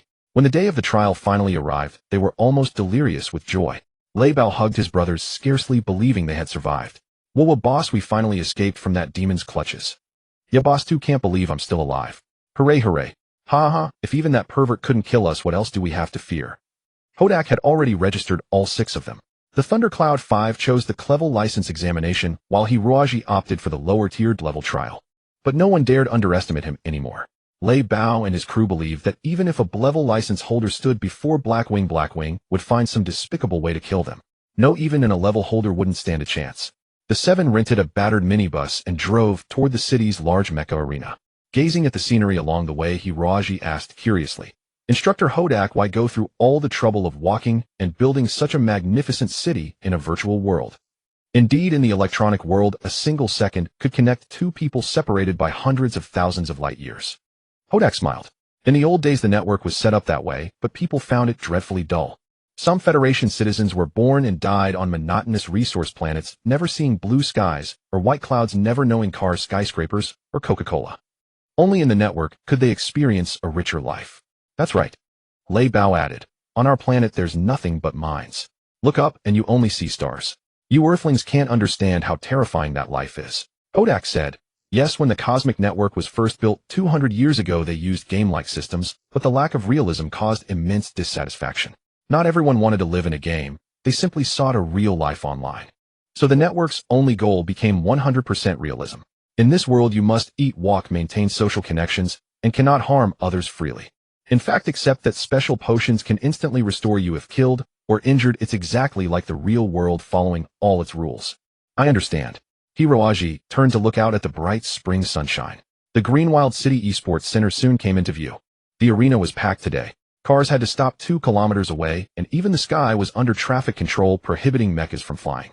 The Zeus server housed 8 major cities, each with mecha license examination centers. Since Greenwild was an educational hub with many academies, its venue was particularly large and high-level. Outside the arena, confident knights crowded together, most wearing space bracelets, clearly experienced riders. Even in the virtual world, a mecha was exorbitantly expensive, so labor-class people, like the Thundercloud 5, rarely attempted clever licenses. Some figures in splendid black robes commanded respect from all. These were the examiners, the most powerful people in Green. In reality, they were often executives of major corporations possessing professional mecha piloting skills. Pull yourselves together, Hodak murmured. Today's a big day. Headhunters from various companies will be watching. If any big firm picks you up, you'll never have to mine again. He wouldn't have dared hope before, but after Blackwing's month of brutal training, the Thundercloud 5's demeanor had transformed. They might surprise everyone. Yeah. Lei Bao and his men stood in a row on the street, staring at passers-by with beastly eyes. They unbuttoned their shirts to reveal strong muscles and ferocious beast tattoos. A savage aura spread. So scary. Under their gaze, pedestrians quickened their pace, fearing a gang fight was about to break out. Look at these people, Hiroaji said. They are mecha pilots, but you are warriors. That's the biggest difference. Isn't that Hodak? An arrogant voice came from behind. Turning, they saw a middle-aged man in an expensive handmade suit leading over a dozen equally conceited students descending from a luxury bus. Their every gesture reeked of self-importance, as if they were the only protagonists today. Each wore a shiny badge inscribed Elite Mecha Center. The middle-aged man had graying temples and narrow, lecherous eyes. He disdainfully scanned Lei Bao, and his crew pulled out a handkerchief to wipe his mouth, and complained, "Good heavens, the air here is so foul. Why can't they separate the examinees? Let our elite academy students take the exam first. Forcing my students, future ace pilots, to compete with street thugs is utterly unfair." The white-haired man seemed to notice Hodak only then. He sneered, "Hodak, I heard your academy was just reported for excessive violence. Good grief, I can't imagine you'd teach mecha piloting with such barbaric methods. Mecha piloting is an art, the noblest art condensing all human wisdom and beauty. How could you? Clearly my decision to expel you back then was utterly—" He's Nyrat, the head of a noble academy called Universal Mecha Center. I used to help out there for a while. Hodak said in a measured tone, "Elite Center claims to only admit aristocrats and upper-class offspring, but I once discovered they sometimes recruit poor female students to entertain those nobles, and this Mr. Nyrat. I left after that. Before I went, I said goodbye to Nyrat, had a drink with him. And then I castrated him. That incident got me banned from the network for 6 months." At these words, everyone's gaze involuntarily dropped to Nyrat's crotch. Nyrat was furious. "Hodak, are these the fine students you've trained this year? Look at them, covered in tattoos, chewing gum at the arena entrance. Do you really think they can achieve any results? I tell you, they can't even get in a level license." "We're here for the clevel license," Lei Bao said, chin raised, utterly contemptuous. "Ha ha ha, clevel license. You scare me, boy. What delusions are crawling through your dirty little minds? A clevel license belongs to a battle-hardened mecha knight, a qualified tactical organizer. Look at these fine lads behind me. They're the true masters of this world. You people are nothing but their pitiful slaves. Enough talking with them." A slick pretty boy strolled over, smiling. "Master, let's go inside. I heard that Miss Yuna's ranked 9th on the Zeus server mecha arena leaderboard will be here today. No need to waste time on nobodies." Lei Bao shot him a glare. "Who are you?" "Umph."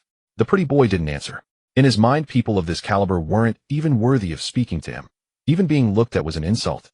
As the pretty boy tried to walk past, Lei Bao's pupils contracted. A wild, bloody aura like a wall stopped him in his tracks. Meeting Lei Bao's somber gaze, the pretty boy felt a pang of panic. If he took one more step, this man would kill him right there. Damn, getting killed would take 2 hours to recover data. That would be terrible. "Your name?" Lei Bao asked a second time. 2M Can Baifei, my father is the big boss of Chi Si Star Mining Company. What do you want?" The young dandy's heart fluttered with panic, and he blurted out involuntarily. Lei Bao sneered contemptuously and stepped back. He realized that Hei Yi's words were indeed correct. No matter how superb these fellows' mecha piloting skills were, they were nothing but fragile weaklings. "You remember this?" Can Baifei gnashed his teeth and shouted, but he dared not step forward to confront Lei Bao. Instead, he retreated back to his companion's camp. "These hillbillies are so ill-bred, they remind me of the lowly workers at my father's mine. Yes, just like those lazy bums at my father's factory." It seemed they could regain their pride through words alone, and soon these people puffed up again, striding past Hiroaji and his group. "If I meet these guys in the competition, I'll kill them for sure." Lei Bao's eyes were nearly bloodshot. Huadake watched Nai Luote's back and murmured, "Given that guy's personality, the chances of you meeting in the competition should be quite high." In the distance, Nai Luote had already hooked up with an examiner clad in a black robe. "Chief Examiner Smith, I can't understand why a school like Tianyu Academy, which gathers those despicable brats, can still exist. Haven't you heard about what's been happening there these past 2 months? If this continues, the reputation of Levi City will be ruined by them. Chief Examiner Smith shook his head and said, Mr. Niluo, you know the current federation is very free. As long as the students don't file a lawsuit against the academy, any kind of strange teaching method is permitted.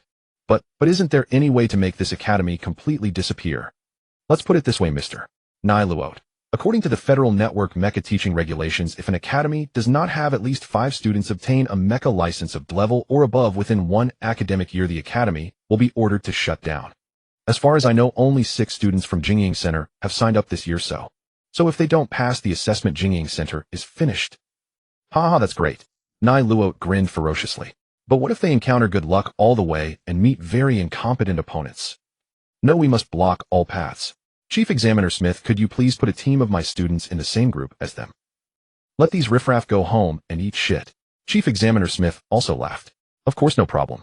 After all, the cooperation between Dayu Mech Academy and us is so. Huh. Ha ha ha. Hiroaji was dumbfounded. I can't enter the test. Why is that? Originally, Huadake had already applied for the test qualification for him, but as soon as he entered the first step, Hiroaji was eliminated, unable even to enter the simulation cockpit.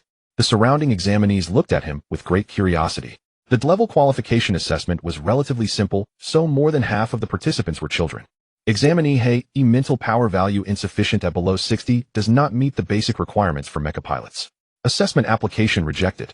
The computer stated the reason in a robotic matter-of-fact tone. All the examinees burst out laughing. Everyone knew that even an 11 or 12-year-old child usually had a mental power exceeding 90. With such a low mental power value, how could this guy possibly pass the test? Hiroaji shrugged helplessly and walked out of the arena center. Only with a level license could one spar with mecha experts online and enhance one's combat experience. What to do now? Hiroaji sat on the steps outside the arena center watching the surging crowd below. Lei Bao and the others had already gone with Huadake to take the level qualification exam, so they were unaware of the difficulty Hiroaji had encountered. At that moment, an accident occurred. A crisp shout came from above while the pedestrians below let out cries of surprise. Hiroaji looked up and saw a white figure actually falling from a height of 4 stories outside the arena center. By the time Hiroaji saw it, the figure had almost dropped to the 2nd floor. Without a second thought, Hiroaji dashed over like a whirlwind. Who could have known that just as he reached out to catch this fallen person, he suddenly sensed an extraordinarily powerful, dangerous aura emanating from the other party. This aura oppressed Hiroaji so much that his heart nearly stopped beating. Before his brain could react, his hands naturally turned from reaching into grasping, fiercely attacking the other party. This move was ferocious beyond compare, as if the other party were his mortal enemy. The other party was also startled by Hiroaji's savage action, but quickly reacted, blocking Hiroaji's attack with lightning-fast hands. In the blink of an eye, the two had exchanged hundreds of moves. Hiroaji caught a faint fragrance from the other party, but his attacks did not weaken in the slightest. Instead, they became even more fierce, each strike aimed at the opponent's vital points. Now he was certain that the other party had not fallen by accident, but had deliberately jumped down from above. Could the target be himself? Although this mysterious woman had strong martial skills, Hiroaji had struck first with a sneak attack, and once he gained the upper hand, his subsequent attacks came relentlessly, leaving the other party only able to defend with no room to counterattack. The mysterious woman grew increasingly disheartened as they fought. This fellow's martial arts were straightforward and rigid. His limbs seemed stiff as if glued, yet his strength was terrifyingly immense. It was too frightening. In a moment of carelessness, her shoulder was caught by Hiroaji and her entire body was pulled into his embrace. All this happened in just a few seconds. To onlookers, it merely appeared as if a fallen person had been caught by the young man below. How impressive! The mysterious woman let out a muffled groan, obviously in excruciating pain in her shoulder. She endured the pain and asked, "You, who are you?" Her voice was crisp and resolute, revealing she was no ordinary woman. Hiroaji was taken aback and shook his head. "I don't know you. Why did you jump down from up there?" The woman said in surprise, "I just saw someone in the crowd stealing a wallet. I wanted to warn, but it was too late, so I jumped down to catch that wretched thief." Are you an accomplice of the thief?" Hiroaji looked back and indeed saw a shady figure scurrying away in panic behind the crowd. Now Hiroaji was dumbfounded. He quickly released the young woman and said, "I thought you fell from above and I wanted to save you. But I never expected. Seeing his foolish, flustered explanation, the young woman couldn't help but burst out laughing. She was also a master of super martial combat arts and naturally knew that the body of a top-tier expert would automatically generate defensive measures when threatened. Seeing the crowd gathering, the young woman buried her face in Hiroaji's chest and urged softly, "Quick, let's go. Don't let anyone see my face." Oh. Hiroaji had no idea what he should do. After barely dodging the curious onlookers, Hiroaji led the young woman into a cafe, looking utterly disheveled. My name is Unasi. Are you here for the assessment? The young woman said with a smile, looking at Hiroaji generously.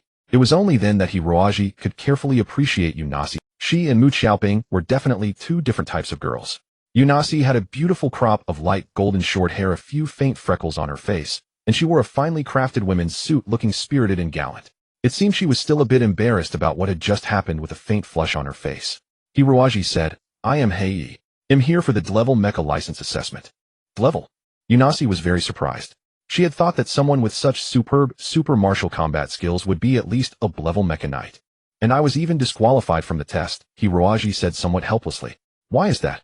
Unasi was extremely astonished. Hiroaji recounted the entire incident from beginning to end. So you're from Earth. That explains it. Unasi said, nodding repeatedly without any hint of discrimination toward Hiroaji. In the minds of super martial arts practitioners, Earth held a rather distinctive status. Although it did not boast excessively advanced technology, it was the birthplace of ancient martial arts, with many mysterious martial schools still surviving there. The peculiar martial technique this youth employed must be a form of Earth's ancient martial arts, right? Yet his spiritual energy was so low, a truly unfortunate fact explaining why he could not even obtain a class license. But even if you had the chance to take the exam, you could never pass it, Unasi said.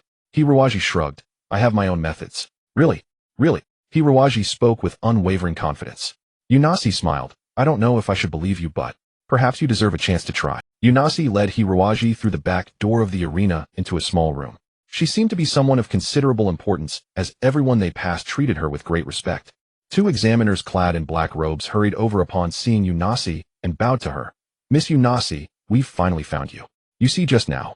Unasi leaned in and whispered something to the chief examiner, who then scrutinized Hiroaji for a moment before jerking his head. Please follow me, sir. This? Go ahead, Unasi said with a smile, if you're really as formidable as you claim. Inside a private simulation pod, Unasi watched the large screen with keen interest. Female intuition told her that this mysterious youth named Hei was not lying. Perhaps he did possess formidable mecha piloting skills. Although his spiritual energy was so low, Earth was a mysterious place, wasn't it?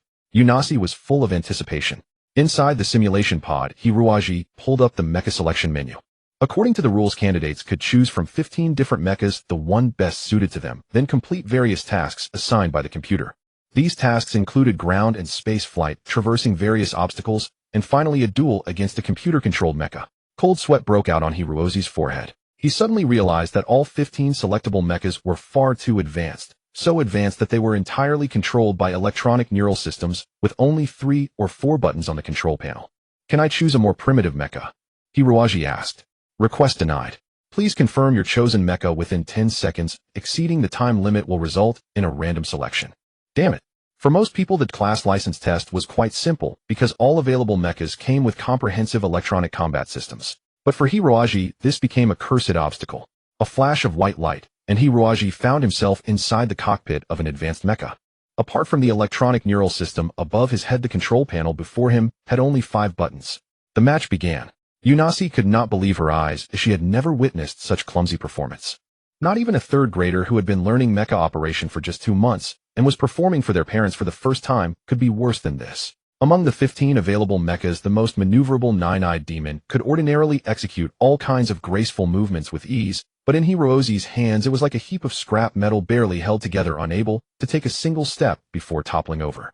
So this is the mecha prodigy from Earth who claims to master ancient martial arts. Miss Unasi. One of the chief examiners looked at Unasi with a very strange expression. Unasi bit her lip, hard arms crossed over her chest. Was she wrong? Was this man simply an idiot? How infuriating. On the large screen, Hiroaji scrambled and rolled over obstacles, looking like a gasping stray dog. Sorry, Miss Unasi. We have some work to attend to up front. The two examiners exchanged awkward glances and slipped out of the room. Unasi stamped her foot in frustration. She had indeed been tricked by a con artist today. With a loud bang, Hiroaji shamefully withdrew from the test. He had failed. Climbing out of the simulation pod, he saw Unasi seething with anger. You lied? I hate liars. I didn't lie, Hiroaji explained. But the mechas available here are all too advanced. I can't pilot such advanced machines. What does that mean? Hiroaji shrugged. I mean, I prefer to pilot mechas that were produced 60 or 70 years ago. Only those can bring out my full potential. Liar. Everyone knew how primitive mechas were 6 or 7 decades ago, and how difficult semi-manual control was. Even Unasi herself was not confident she could pilot such a machine. It was utterly ridiculous. But the man simply gazed at her calmly. There was a deep, serene power about this youth named Hei that made people involuntarily trust him. Unasi nodded despite herself. If you really aren't lying, dare to have a match with me, eh? Of course. In the virtual, the two chose a very ordinary cosmic battle map. All around was vast starry space with absolutely no terrain to exploit for tactics. Only the pilot's individual skill could decide the outcome. Hiroaji selected a Chi-Sha mecha design finalized 70 years ago. It was equipped with a low-power electromagnetic cannon, 2 alloy combat spikes on its arms, and propelled by 2 clumsy Hiram engines. The Chi-Sha had once shone brilliantly in early space combat, but now it was clearly obsolete. Its control panel was packed with over 200 buttons, utterly laughable from a modern perspective. It was also one of the oldest mecha models available in the Zeus server, and no one but a few grizzled veterans would ever want to try such an outdated and complicated contraption. Unasi thought for a moment and selected Adjudicator.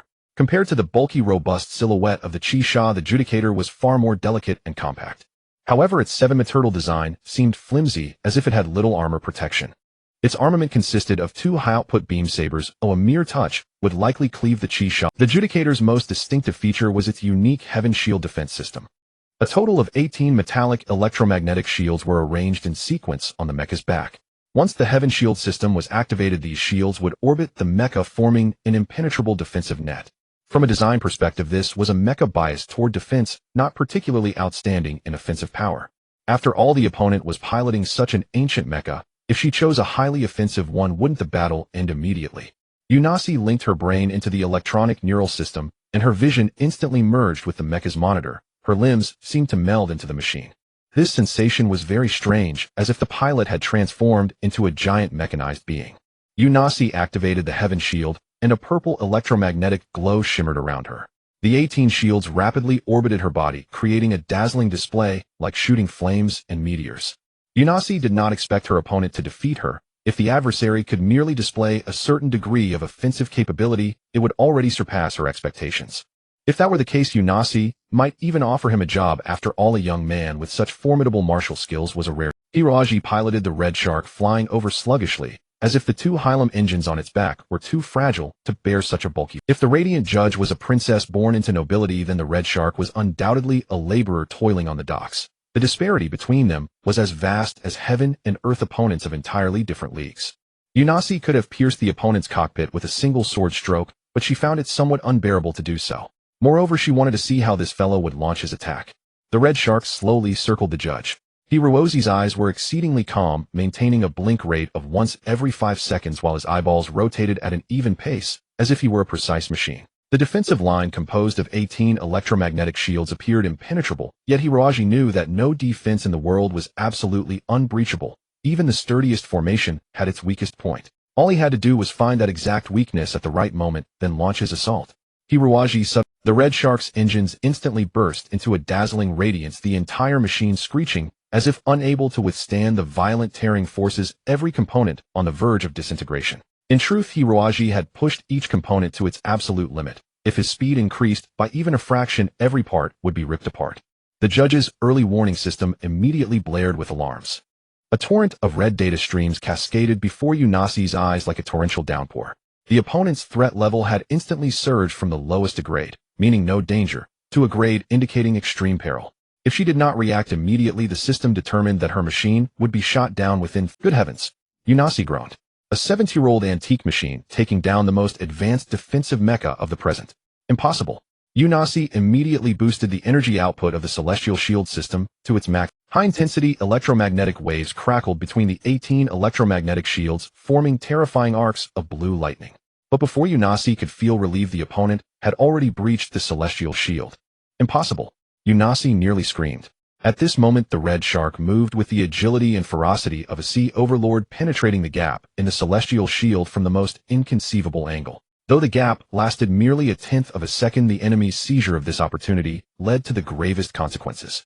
The celestial shield system quickly reacted, launching an electromagnetic assault on the Red Shark. At that moment, Hiroaji did something unexpected. He actually jettisoned all of the Red Shark's armor.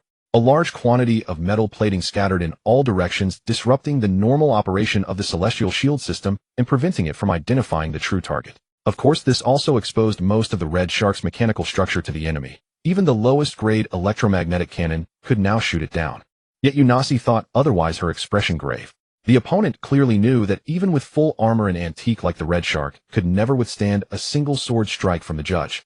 Thus it was better to fight bare, allowing him to not only breach the celestial shield, but also let the Hylum engines operate at maximum efficiency, without the burden of heavy armor. All these changes occurred within half a second, and Unasi could hardly imagine how the opponent managed to accomplish this solely through manual control. So terrifying. The thought had barely crossed her mind when the Red Shark slammed into her with tremendous force. Though stripped of its armor, the bulky Red Shark was still far heavier than the judge. Ordinarily, this was a significant disadvantage, but during a collision the machine with greater mass held the upper hand. Yet Unasi smiled coldly. She admitted she had underestimated her opponent, but if an attack of this caliber could defeat her, then her 10+ years of arduous training would be utterly wasted.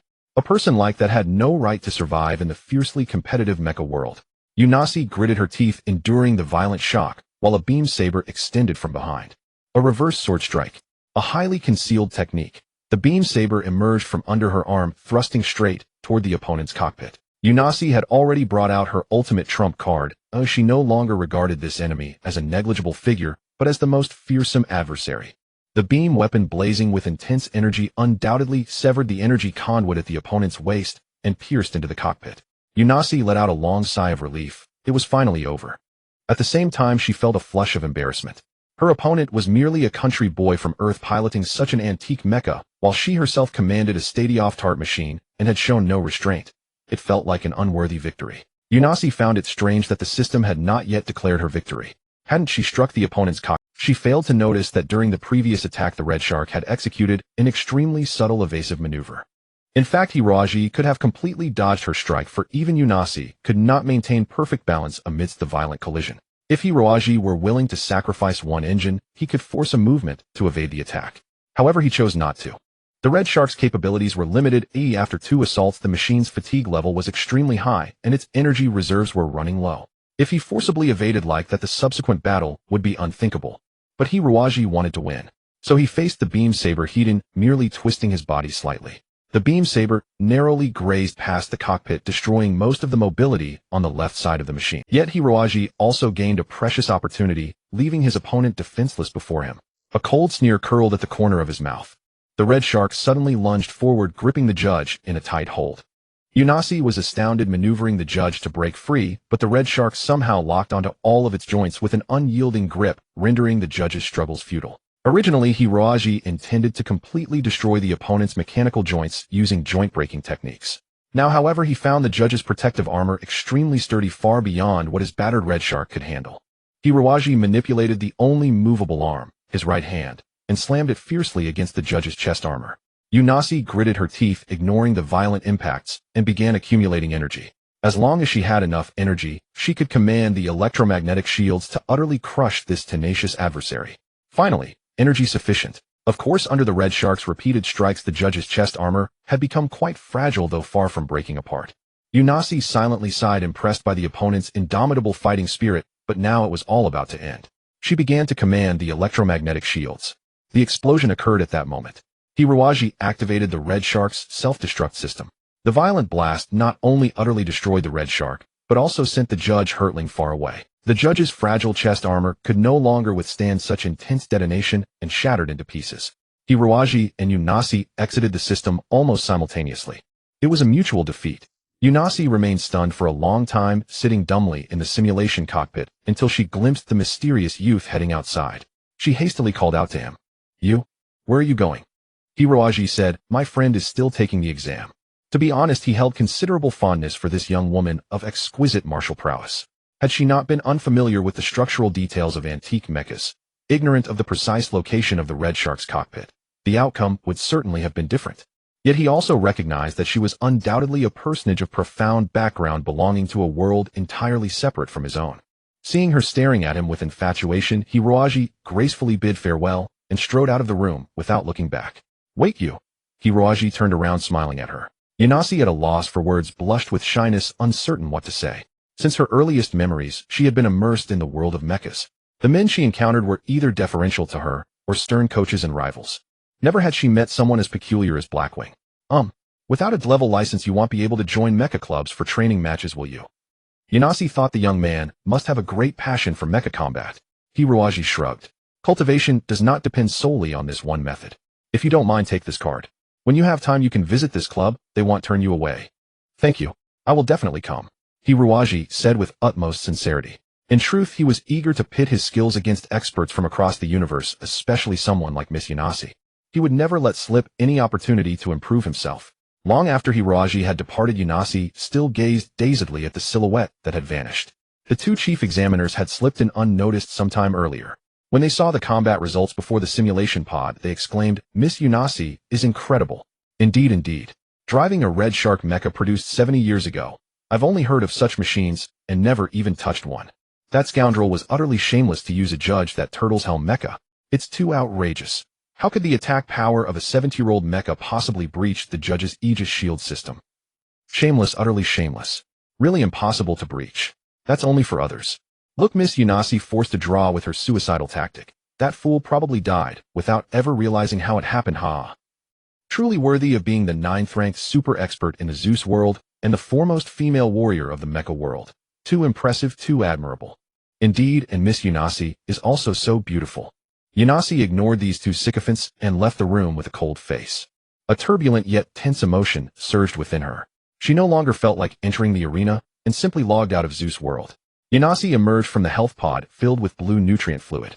This device for interfacing with the virtual network inflicted less harm on the body than a network helmet and was suitable for prolonged online sessions.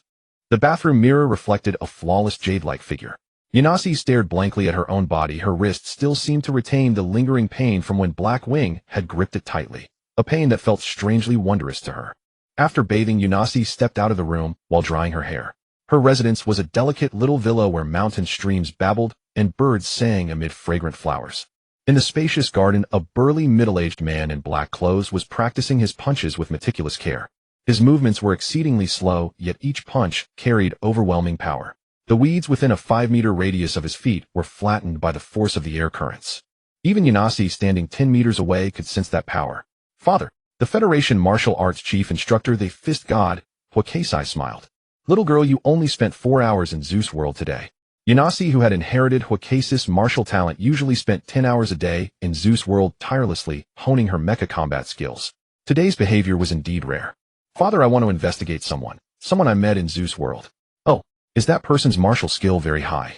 Hwakesai knew that his daughter was still somewhat oblivious in certain aspects and was only interested in formidable opponents. "Not exactly." Yanasi blushed. "Maybe he's an idiot, but perhaps. Anyway, I want to know this person's information." All right, little girl. Discovering talent for the Federation is also part of my job. Tell me his name, and also tell me what happened today, okay?" Hwakesai said with a beaming smile. He noticed that his daughter was very unlike her usual self, as if spring had arrived. Hiroaji was completely unaware that his inadvertent actions had stirred the heart of a girl at the other end of the universe. He was intently watching the results of each team's examination on the large screen in the arena. The entire arena was crowded. Besides the Mecha Knights undergoing professional testing, many others had come to observe. In many corners, underground betting was also rampant. Although legal mecha combat gambling existed in Zeus world, many distrusted its transparency and refused to wager. Conversely, the qualification promotion matches backed by official authority ensured fairness. Coupled with the large number of participants, cheating became highly improbable. Thus, despite repeated federal prohibitions, many still regarded the promotion exams as a golden opportunity to get rich. Black Wing. Hwedake squeezed through the crowd with difficulty. "Did you pass the test?" In his view, passing the test would be a piece of cake for Hiroaji. Hiroaji shook his head. "No, there was no mecha suitable for me." "What?" Hwedake was stunned. But during last year's test, 2 mecha models could be used with manual controls. Was the competition database updated this year? Damn. Hiroaji smiled, then focused his attention on the ongoing matches. "You know, teacher, whether I obtain a license is not my concern. How are Thunder Leopard and the others?" Their match is about to begin. The competition this year is incredibly fierce. Only one team out of every 120 can earn a Clevel license. Because the exam used an elimination system, each team had to win at least 7 matches without a single loss to receive final recognition. "Let's go watch," Hiroaji said with a smile. Neither of them noticed that not far away a pair of venomous eyes were fixed on them. The principal of the elite Mecha Academy, Nai Luot, cowered like a furtive rat in the crowd, fawning obsequiously at an elderly man. This old man with silver hair and luxurious attire exuded an extraordinary air. "Mr. Kalashal, you should know that our elite Mecha Academy is an outstanding educational institution in Zeus world. The talents we cultivate are all elites absolutely suited to serve you. Of course, of course. The old man Kalashal nodded politely, his eyes scanning the crowd. When he spotted Hwadake, he said, Mr. Niluot, do you know that gentleman over there? What? Hwadake? Niluot stammered. He is a complete charlatan, a rogue, a disgrace to mecha education. I heard that for a time, he made a living by teaching children to play with toy mechas. Later he gathered a bunch of little thugs and used violent methods to torment them, turning them all into beasts. Mr. Nero, old man Chrysler said calmly, let me meet this Mr. Hwadake. You know, over the past few years my enterprise has recruited many knowledgeable and highly skilled elites, so I am eager to try new styles, some fresh blood that can bring changes to my company. Nero reluctantly walked over, arrogantly shouting at Hwadake. Hey kid, you're in luck. Mr. Chrysler wants to see you. Do you know Mr. Chrysler? Oh, of course, he is a big shot. You people at your level will never have the chance to meet. But now the elder still wants to have a word with you. Please, for the sake of Levi City, don't act like a clueless bumpkin, huh? Chrysler. Hwadake also spotted the old man in the crowd, who nodded slightly at him. Frowning, Hwadake pulled Hiroaji aside and whispered, let's go. Although Hiroaji didn't know what was going on, he nodded. He had no idea who the famous Mr. Chrysler was. However, 4 black-suited bodyguards in the crowd had already silently blocked the path as the old man slowly approached. Old Chrysler extended his hand. Hwadake snorted and ignored him. Have you gone mad, Hwadake? Nero whispered angrily. This is a big shot you'll never see in your lifetime. I apologize for his rudeness and ignorance, Mr. Chrysler. I apologize for his rudeness and ignorance, Mr. Chrysler. The old man smiled kindly, looked Hiroaji up and down, and said unhurriedly, Mr. Nero tells me that Mr. Hwadake has opened a Mecha Academy in Levi City. So this young man is your disciple. He's a kid preparing to obtain a Class D Mecha license. Nero added, Kid, did you pass the test? Hiroaji shook his head. I failed. How ridiculous, a guy who hasn't even gotten a Class D license. Mr. Chrysler, I really don't think you need to waste time on them. The old man ignored the chattering Nero and took 2 light steps toward Hiroaji. To others it was just a slight shift of position, but in Hiroaji's eyes the small, wiry old man transformed into a descending tiger each step, making his pores open wide. Gritting his teeth, Hiroaji stepped forward against that overpowering momentum. Old Chrysler's eyes shone brightly, and he shook his head repeatedly, saying, Young man, I don't understand why you failed the Class D Mecha licensing exam. Is today's computer system so foolish? Hiroaji smiled wryly. Because my spiritual energy is too low to pilot advanced mechas. The old man uttered an, oh, clearly regretful. He could already tell that the youth had excellent physical skills, but with low spiritual energy, he would be completely incapable in space combat. At that moment, a clamorous noise erupted inside and outside the arena. Then the big screen displayed a fierce. It was Lei Bao and his 5-member team. Their first battle instantly captured the attention of everyone present. They once again chose the War Wolf mechas, but this time they all opted for light-armored high-speed assault types. Compared to a month ago, their skills hadn't improved much, but each person's demeanor was completely different. As soon as the match began, the 5 of them lunged at their opponents like wolves starved for 3 days. In truth, their opponents were not weak, but at that moment everyone was still busy activating their mechas, warming up components, and coordinating tactics. They never expected that upon opening their radar, they would find the enemy charging fiercely from their left flank. Almost all firepower immediately concentrated on the left. At that moment, Lei Bao leaped out from the right flank and charged into the enemy formation, and the close-quarters melee officially began. The War Wolf team's ferocious, almost insane fighting style completely intimidated the enemy. The opponents were routed before they could mount any real resistance. My God, these guys are a disgrace to the honor of Mecha Knights, Nero said with a hint of jealousy. Hwadake, do you teach such brutish tactics to these savages? Hearing this, old Chrysler's eyes lit up. Mr. Hwadake, these children have a very distinctive combat style. How should I put it? Their skills are not exceptionally high, but they possess a very rare aura, a bloodthirsty aura. It seems you have given them very unusual training, haven't you? Hwadake opened his mouth, but said nothing. All training was personally overseen by Hiroaji. Only then did Hwadake realize how outstanding a warrior Hiroaji had trained these children to be. Hwadake couldn't help glancing at Hiroaji, thinking to himself, he's at most in his 20s. Even if he started practicing mecha tactics from the womb, how many years could that be? What an incredible young man. The Thundercloud team continued to create miracles. Their ferocious tactics, cunning schemes, and unexpected attack methods left their enemies constantly off guard. Especially in complex terrain like forest maps or asteroid belts, they often set various traps according to the situation, defeating enemies far more powerful than themselves. Gradually, the matches of the Thundercloud 5-man team became the sole focus of the day. The unfortunate candidates grouped with them could only lament their bad luck. In their eyes, these people were battle-hardened veterans, not amateur mecha operators at all. Meanwhile, many headhunters from large corporations had already started gathering information on Lei Bao and his team. The final match was about to begin. Their opponents were none other than Campbell and his team from the Elite Academy. Narrote slipped out unnoticed at some point and found his student. "Don't disgrace me. You are a true elite." But teacher. Campbell, though arrogant, felt uneasy after watching some of Lei Bao's battle recordings. "Don't worry, I've already communicated with Chief Examiner Smith. Just go all out and show your full strength." Narrote smiled sinisterly, his face twisted with malice. The final match of the day begins. All 20 groups participating today have entered the last round. Those who win in this round will earn the precious Class C mecha license. The atmosphere inside the arena had reached its peak. By then, many reporters on site had discovered the school of today's biggest dark horse, Lei Bao and Company, the Elite Mecha Center. The big screen repeatedly showed Hudake's image in the profile of the Elite Mecha Center.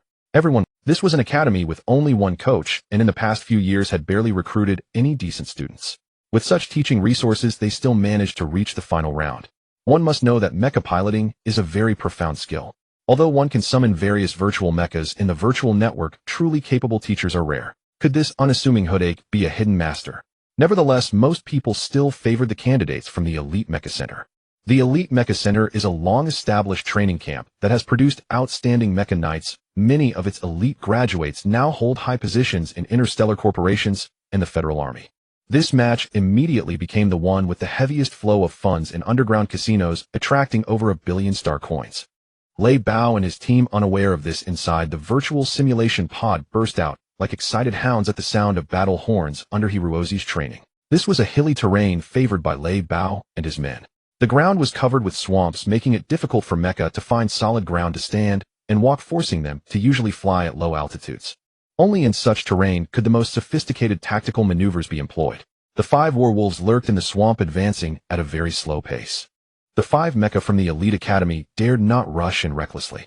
They methodically set up magnetic mines and observation devices in key areas, slowly expanding their search. As expected of elite students, their tactical movements were highly precise, and their coordination was flawless.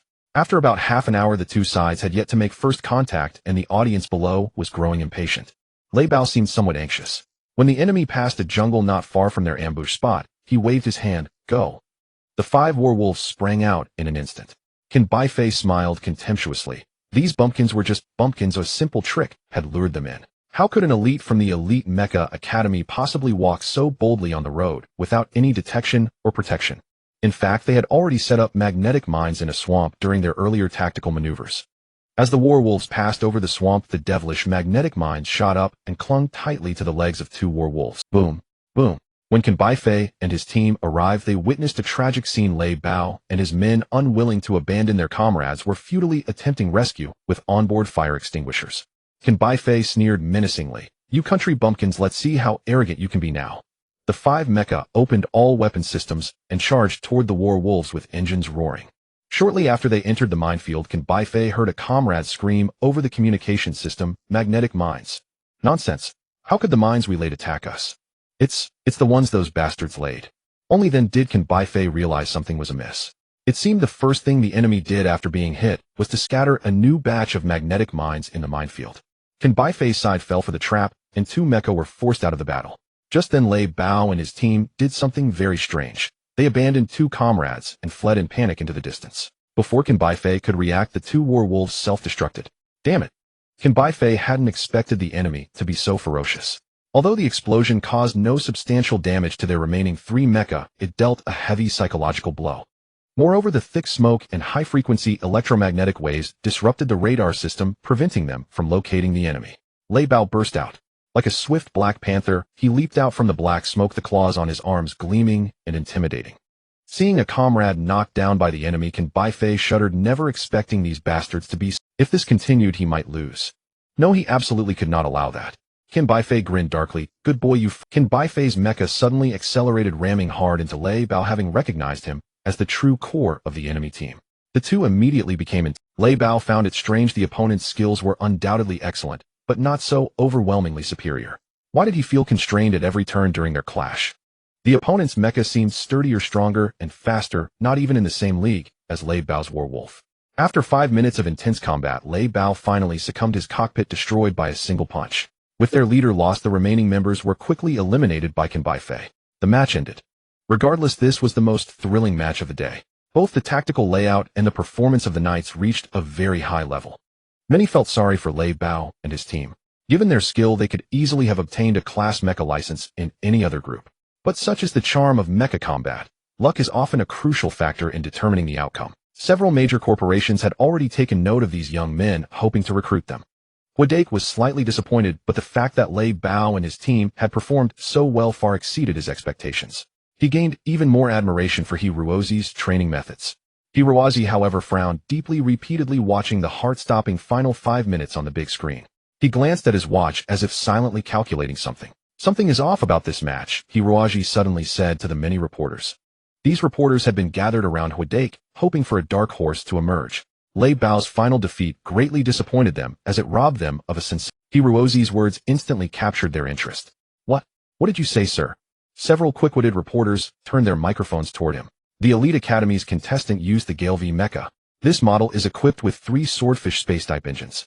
Although its maximum speed in space can exceed 2500 mph in a humid and moist atmospheric environment, the top speed is only 950 miles per hour. Though Hiruozi could not pilot advanced mecha himself, he had conducted in-depth research on various popular mecha models to understand his enemies. For fairness, the examination mecha were all popular models with balanced performance data, which Hiruozi had no trouble analyzing. Hiruozi paused, then continued. But based on my calculations, contestant Can Baifei's Gale mecha reached instantaneous speeds exceeding 100 mph, at least twice each, lasting at least 2 seconds. His words were immediately displayed on the big screen, causing a huge uproar at the scene. Hiruozi continued, the maximum punching force of the Lai Feng V mech is approximately 15 tons. Based on the armor strength of the Zhan Lang Mech's cockpit, to completely destroy the cockpit, the Lai Feng V would need to deliver at least 11 punches at maximum power. In the previous battle, candidate Can Baifei's Lai Feng struck the Zhan Lang's chest armor 12 times total. By this measure, it should be unproblematic. However, one aspect is baffling. If the Lai Feng Mech's fist had struck with nearly its limit force, 12 times the wrist structure would have long been unable to withstand the strain and would have been damaged by its own strength. Yet now the Mech's wrist structure appears completely intact without any damage. That's too incredible, isn't it? A plump reporter gaped. They were fighting so fast, and you could clearly count how many punches were thrown. If anyone has doubts, they can slow down the playback speed and see for themselves exactly how many punches the Lai Feng threw. Hiruozi glanced indifferently toward the other side of the arena. Can Baifei and his teammates, who had been jubilant moments ago, now appeared quite discomfited, as if their secret had been exposed. Third point, Hiruozi said slowly. During the mech duel between candidate Can Baifei and candidate Lei Bao, I noticed that candidate can perform 2 inexplicable rotation maneuvers. It was precisely these 2 moves that allowed him to dodge Lei Bao's lethal attacks and seize the opportunity for a counterattack. But from a mechanical structure perspective, the Lai Feng Mech's strength should be insufficient to support such 2 maneuvers. It would be like asking an elderly man with osteoporosis to perform gymnastics. The only possibility would be breaking the bones. Look, this exact move. According to my analysis, if the Lai Feng V mech had actually made such an emergency evasive maneuver in reality, either the engine would have torn or the waist linkage device would have fractured. There's absolutely no way it could have continued fighting. It seems. Once he said this, everyone began to sense something amiss. In truth, many present were mech experts, but the combat speed had been so dizzyingly fast that nobody could keep track of how many punches the Lai Feng had thrown or what evasive moves it had made. Only after reducing the playback speed by 16 times did many notice that the movements of the Lai Feng V mech did indeed appear somewhat abnormal. Though it was only 1 or 2 trivial maneuvers in a life or death mech battle, they could determine everything. Could it be that someone had cheated? Therefore, Hiruozi concluded slowly, since the promotion examination boasts 100% realism and claims that all virtual mech data is absolutely consistent with real mechs, the occurrence of such an error suggests that someone tampered with the mech database, artificially enhancing the performance of candidate Can Baifei's Lai Feng V to secure his victory. The scene erupted into an uproar, especially those gamblers who had bet on Lei Bao and lost everything. They leaped to their feet with bloodshot eyes. Can Baifei and Neluo turned pale with rage, trembling as they pointed at Hiruozi. Slander. This is outright slander. The reputation of our elite mech academy has always been impeccable. This is sheer slander. Chief Examiner Smith grew anxious as well. He had made such data adjustments before, though typically only trivial tweaks that nobody would notice. How could such a freak exist who could detect discrepancies with the naked eye? Throw this person out quickly. Chief Examiner Smith gritted his teeth and ordered. The security guards on site immediately rushed over and drew their batons. What do you think you're doing? Old man Chrysler, who had been standing by silently, finally spoke up. His bodyguards stepped forward as well. A comparison revealed the impeccable training of these black-suited guards, far surpassing the security personnel. From an entrepreneur's perspective, I hope to recruit genuine talent. The mech pilot license has always been a highly credible standard. I believe the Mech Guild owes us an explanation and should thoroughly investigate this matter. MMR. Chrysler. Chief Examiner Smith was dumbfounded. Mr. Chrysler's enterprise was an immensely influential power across the entire universe. Now it was over. Everything was completely over. Chief Examiner Smith saw senior officials from the Mech Guild higher ranking than himself approaching with grim faces. Some were giving instructions to the security guards who listened while occasionally glancing at him. Why haven't you acted yet? Neluot, still oblivious to what was happening, roared arrogantly. Arrest those country bumpkins who slandered the elite Mech Academy, now, you idiots. Quickly, shut up, Neluot. Chief Examiner Smith said dejectedly. I'm finished. Your elite Mech Academy is finished too. On the other side, old man Chrysler scrutinized Hiroaji once more. The young face, still carrying a hint of immaturity, showed not a trace of nervousness. His physique was not particularly robust, but his hands and feet were always poised in a defensive stance. What intrigued Chrysler even more was the faint but perceptible aura of danger emanating from him. Hodak, it seems you found yourself an excellent student this time. Old man Chrysler remarked meaningfully. Hodak smiled wryly. Now I'm not even sure if I'm qualified to be his teacher. Young man, if you're interested, we can have a proper talk. Although you may not be able to pilot Mechs, my enterprise has many highly promising positions awaiting you. Old man Chrysler had never personally invited an unknown young man like this before. It was clear how highly he regarded. Hiroaji nodded. Thank you for the invitation. I'd be happy to, but I think it's best for me to leave now. As the crowd around him grew larger, all staring at Hiroaji with peculiar eyes, even the Dark Horse Lay Bao and his team did not attract as much attention as Hiroaji. Hiroaji detested being in the spotlight. He preferred the darkness. After all, now that the truth had been uncovered and Lay Bao had achieved his wish, Hiroaji was ready to log off. With the help of old man Chrysler's bodyguards, Hiroaji barely managed to escape the arena, found a logout point, and exited the Zeus world. After logging off, Hiroaji, as usual, joined the elders on Waldenstar in some simple farm work. In Hiroaji's view, the most essential quality for becoming a mecha knight was physical fitness. Only those with strong bodies could adapt to combat in the complex environments of the universe. Thus, Hiroaji absolutely disagreed with spending 24 hours a day in the Zeus world learning mecha piloting techniques. Not long after returning from the Purple Berry Orchard, Mu Xiaoping came running over with a pout and said, "Xiaoji, go take a look for me. The network connection seems to be broken." How could that be? It's true. No matter what I do, I can't fix it. It's so annoying.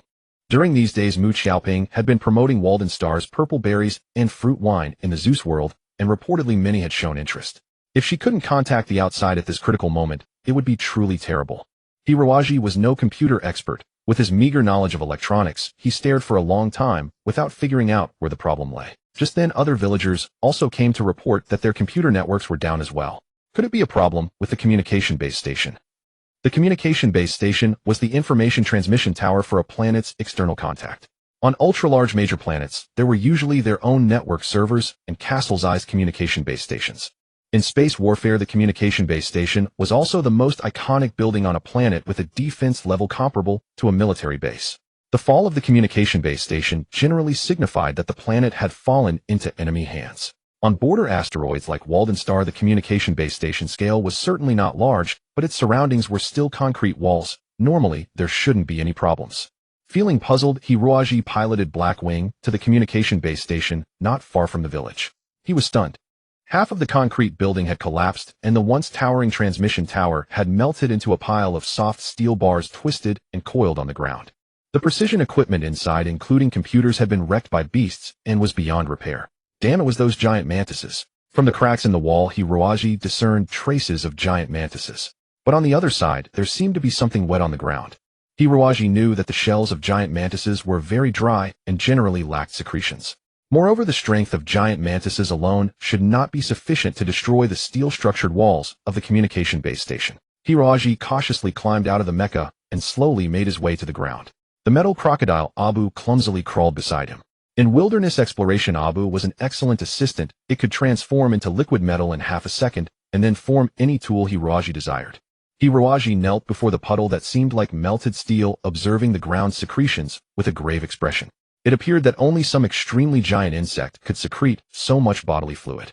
Hiroaji touched it lightly with his finger. Immediately a piercing pain shot through his fingertip and wisps of smoke rose. This secretion actually contained strong corrosive. What kind of creature could destroy the base's outer wall and melt the reinforced concrete transmission tower? Just as he was deep in thought, Abu suddenly grabbed Hiroaji's leg and hissed loudly. Sensing something, Hiroaji swiftly somersaulted to the side. With a loud bang, the spot where he had just been crouching was instantly engulfed in a violent flame, and the steel and concrete turned into molten iron. It was a close call. If Hiroaji hadn't dodged in time, he would have been reduced to nothing. Even so, he felt an unbearable scorching heat. Turning back, he saw 4 or 5 giant mantises glaring down at him, surrounding an oversized black insect like a king in the center. This insect was encased in a solid carapace, its body several times larger than the giant mantises, about 5 or 6 meters long. Its round belly was supported by over a dozen pairs of slender limbs, making its movements very clumsy. On its enormous head were a pair of bright red eyes, and 2 antennae twitched nervously. As if sensing that Hiroaji was still alive, it suddenly opened its massive mouth and spat out a fireball. Damn! So this thing was the culprit.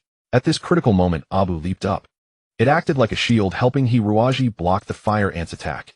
Amid the blazing flames, Abu melted into shimmering silver liquid and enveloped Hiroaji's entire body. His entire head was wrapped in metal, forming a shimmering silver skull shape from the dark eye sockets and nostrils continuously spouting green ghost fire. His body was protected by layer upon layer of sharp armor, creating a uniquely shaped metal exoskeleton. Only someone with a deep understanding of human skeletal structure could craft such exquisite armor. Now Hiroaji seemed to be inside a miniature mecha, perfectly protected. This was Abu's final form. A mechanical undead warrior assembled from countless metallic grudges capable of liquefying its body at any time, and then forming solid metal into any shape according to Hiroaji's will. It was also Hiroaji's final trump card. Hiroaji let out a soft shout, pushed off with his feet, and began running wildly around the giant fire ant. The clumsy fire ant only focused on following Hiroaji's steps, continuously spitting deadly flames. But Hiroaji was prepared, always barely dodging by the edge of the fireballs. Instead, the giant mantises protecting the fire ant were devoured by the fireballs one by one, screaming and turning into charcoal. Seeing the last giant mantis also die under the fire ant's attack, Hiroaji suddenly exerted force and climbed up along the creature's limbs. The fire ant jumped violently, but how could it evade Hiroaji's attack? However, its shell was extremely hard, no matter how Hiroaji stabbed, he couldn't. It seemed that unless he directly attacked its eyes, it was impossible to harm this monster akin to a moving fortress. Hiroaji thought for a moment, and then rushed toward the fire ant's head. With a crisp sound, the 2 antennae atop the fire ant's head were severed. Hiroaji reasoned that since these giant insects closely resembled Earth's insects in physical form, their organs might serve similar functions. On Earth, ants primarily rely on their antennae for navigation and communication. Their antennae are both eyes and mouths. The creature before him must be no different. As expected, the fire ant, now deprived of its antennae, began spinning in frantic agitation, emitting piercing shrieks. Fireballs erupted uncontrollably from its maw, transforming the surroundings into a hellish inferno of crimson lotus flames. Hiroaji clung tightly to the creature's back. After an indeterminate time, the fire ant's fuel seemed depleted, and the frequency of its fireball volleys gradually diminished. He leaped to the ground, found a relatively intact giant mantis, and snapped off its 2 scythe-like forelimbs. Aiming at the fire ant's enormous compound eyes, Hiroaji hurled the giant mantis forelimbs with all his might. The 2 limbs shot forth like precision missiles, piercing straight through the fire ant's brain. Writhing in agony, the fire ant thrashed across the ground with tenacious vitality. Yet soon fierce flames gushed from its mouth and compound eyes, a raging conflagration ignited within its abdomen. Deprived of its brain's command, the fire-spewing organs within its body ran amok. Exhausted, Hiroaji collapsed to the ground. Thankfully, there had been only 1 fire ant. Had 2 or 3 of these horrors appeared, the entire yearning village might have been over. After all, the village's current defense against giant mantises relied on a high-voltage electric fence encircling the settlement. A few fireballs from the fire ant would have melted even the most formidable electric fence on the spot. The consequences would be catastrophic. The more Hiroaji pondered, the more anxious he grew. Fire ants could not exist in isolation, nor would they attack the communication relay station without reason at this juncture. He had to return to the village immediately. As Hiroaji mounted the black wings, a distress call echoed through the communication channel, accompanied by the clamor of panic. Fire! Fire! His heart sank. The worst had come to pass. The once peaceful yearning village was now a sea of flames. 3 colossal fire ants had melted through the protective electric fence with searing flames. Nearly 100 giant mantises brandishing razor-sharp forelimbs surged in like a tidal wave. A considerable number of giant mantises touched the damaged fence and were instantly incinerated into charred husks. Yet more monsters trampled over their comrades' corpses and charged into the village. Fortunately, Hiroaji had repaired several agricultural mechs in the preceding months. Though these towering steel machines lacked weapon systems, their sheer brute force sufficed to hold off the giant mantises for a time. Furthermore, every piece of heavy machinery in the village was mobilized, tractors, bulldozers, all roaring as they plowed into the giant mantises. No matter how ferocious the giant mantises were, but flesh and blood, they were smashed into bloody pulp by these steel behemoths. Meanwhile, other villagers supported from behind with various firearms. Unfortunately, most of their guns were antiquated gunpowder weapons, no advanced laser rifles or electromagnetic cannons. Bullets merely punched holes through the mantis's armor. Often hundreds of rounds were needed to kill a single beast. With sheer courage, the villagers exterminated one monster after another that had breached the fence. Engineering Mechs seized the opportunity to repair the electric grid despite the vicious attacks they endured. Hirozi's blood boiled. The Black Wing's engine erupted in a blinding flash. Oh, like a black dragon, it plunged into the battlefield. He pushed his hand speed to the absolute limit. Even his bones, tempered by secret techniques, now ached with pain. The Black Wing seemed to gain a life of its own, executing a flawless dance of death upon the battlefield. It's Xiaoji. The villagers' spirits soared. From Hirozi's imposing maneuvers, they glimpsed the glory of the old Weirding. No, he was even more formidable. With Hirozi's formidable combat power joining the fray, the giant mantis assault weakened drastically. Most of the mantises perished beneath the Black Wing's combat blades, were torn asunder by other villagers' mechs, or were ground into paste by tractors. But then the three fire ants in the rear crawled slowly forward, releasing a torrent of flame from their maws. With a resound, Hiroaji executed an emergency evasive maneuver. A pillar of fire barely grazed past him, but it incinerated several heedless giant mantises on the ground. Yet the other two fire pillars became the villagers' worst nightmare. An agricultural mech was too slow to dodge, a flames burst forth from it, and the pilot was roasted alive before he could escape. Another tractor turned into a fireball. The pilot, wreathed in thick black smoke, struggled to crawl out of the cockpit. Old man. Aunt Booma rushed forward in heart-wrenching despair. The tractor leading the charge was driven by none other than her damn stubborn husband, Chief Fakin. Oblivious to the ferocious beasts ahead, the old woman charged with a fire extinguisher. Watch out. She failed to notice a cunning fire ant had already set its sights on the unarmed elderly lady. Seeing the creature about to spew another torrent of hyperthermal flames, Hiroaji acted without a second thought, ramming his mech into it and delivering a devastating punch to its odious head with all his strength. The fire ant had already accumulated all the combustion fluid in its esophagus. Under normal circumstances, it could not open its mouth, then, as contact with oxygen would trigger a violent reaction. But under the Black Wing's heavy blow, the entire cranial structure splintered. How could it still control its jaws? A shriek escaped its maw. That cry proved disastrous. Gasping in a massive amount of air, the combustion fluid in its esophagus instantly underwent an unforeseen reaction. Boom. The entire fire ant exploded. Hiroaji, being closest, was drenched in the blast.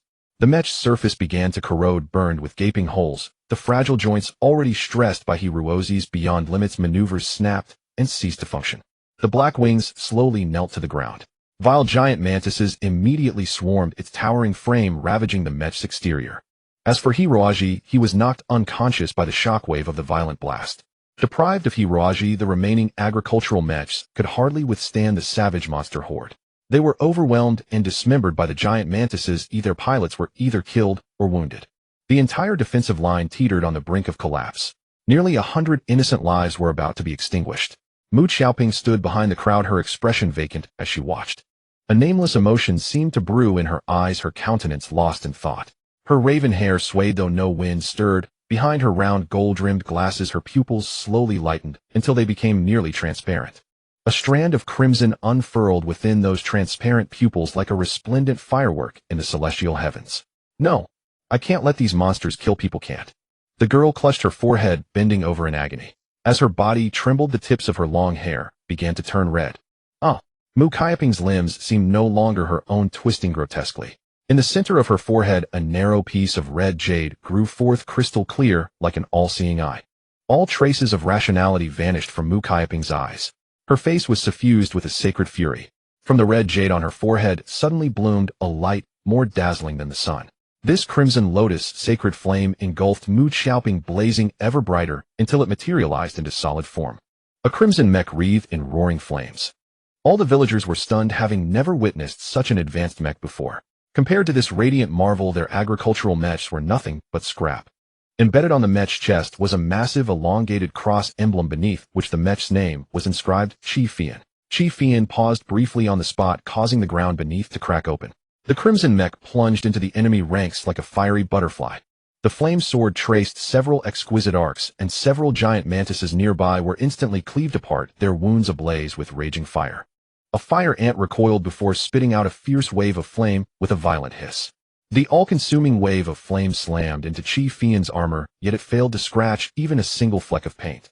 Instead, the flames encircling the mech blazed even more intensely. Chi Fian raised its hand lightly and instantly retaliated with a fireball 100 times hotter. The fire ant was instantly carbonized. Even the most mindless beasts knew better than to provoke such a foe. The sole remaining fire ant immediately turned its clumsy head and crawled toward the jungle, while the remaining 20 or 30 giant mantises followed suit. Their earlier ferocity vanished, replaced by the timidity of terrified rabbits. They seemed to wish for a centipede's multitude of legs to flee without a trace. Under normal circumstances, Mu Xiaoping would not have pursued, for the village was in dire need of care after the heavy casualties, and the jungle was entirely the domain of the giant mantises. Who knew what traps or schemes those monsters might have laid? But now Mu Xiaoping had entered a completely different state. Her consciousness and reasoning were utterly stripped away, and all her mental energy was devoted to a single question: fight. She was no longer the innocent maiden she once was, but a cold-blooded warrior. Chi Fian accelerated to its utmost speed, plunging headlong into the dense forest. As the mech ventured deeper, the traces of its quarry became increasingly evident, as if the beetles were deliberately allowing themselves to be discovered. The jungle was dotted with more and more bodies of water and swamps, and the flames around Chi Fian were extinguished in many places by the marshes. Steam rose and fell, shrouding the surroundings in a dense mist. The sky gradually darkened, and a pallid full moon hung forlornly in the heavens, exuding an air of desolation. Chi Fian suddenly stumbled, having sunk into a soft bog. A tremendous suction force dragged the mech downward. Mu Xiaoping quickly opened the engine to its maximum, attempting to pull the mech free from the swamp. At that moment, pairs of eerie red eyes flickered to life around the dense forest. Huge menacing spiders appeared amid the grass and on the branches of trees. Before Mu Xiaoping could react, they sprayed streams of white viscous fluid from their abdomens. The highly adhesive white liquid seemed impervious to fire, extinguishing the flames wherever it touched, and eventually even clogging the engine tightly. Hundreds of streams of white fluid rapidly hardened, forming a super strong web that ensnared Chi Fian tightly. Now Mu Xiaoping was at a loss and could only allow the giant spiders to drag her forward. After being dragged for an unknown duration, they finally arrived at the mouth of a bottomless cave. Countless giant mantises lined the surroundings, and from the gloomy cave a fat, grotesque creature slowly wriggled out. It was drenched with a single dark, eerie eye resembling the large head of an octopus, but the creature's head was covered in complex wrinkles as if a human brain. Hiroaji felt a splitting headache, and every sinew and tendon in his limbs was tormented by some demonic force. Even the slightest movement brought excruciating pain. Struggling to climb out of the Blackwing's cockpit, he discovered that his mech had been reduced to a tangled heap of scrap metal. With his professional eye, he could see that it was beyond repair. Nearby lay 3 or 4 other pieces of steel wreckage, equally pitiful, bearing witness to the harrowing battle that had just transpired. 7 or 8 overturned tractors were scattered about, their engines belching black smoke, some even ablaze. The villagers futilely struggled to repair the electric fence, some weeping on the side. Everyone understood that such flimsy defenses could not withstand the Hiroaji, suppressing his headache, made his way among the villagers and asked vaguely, "How are the casualties?"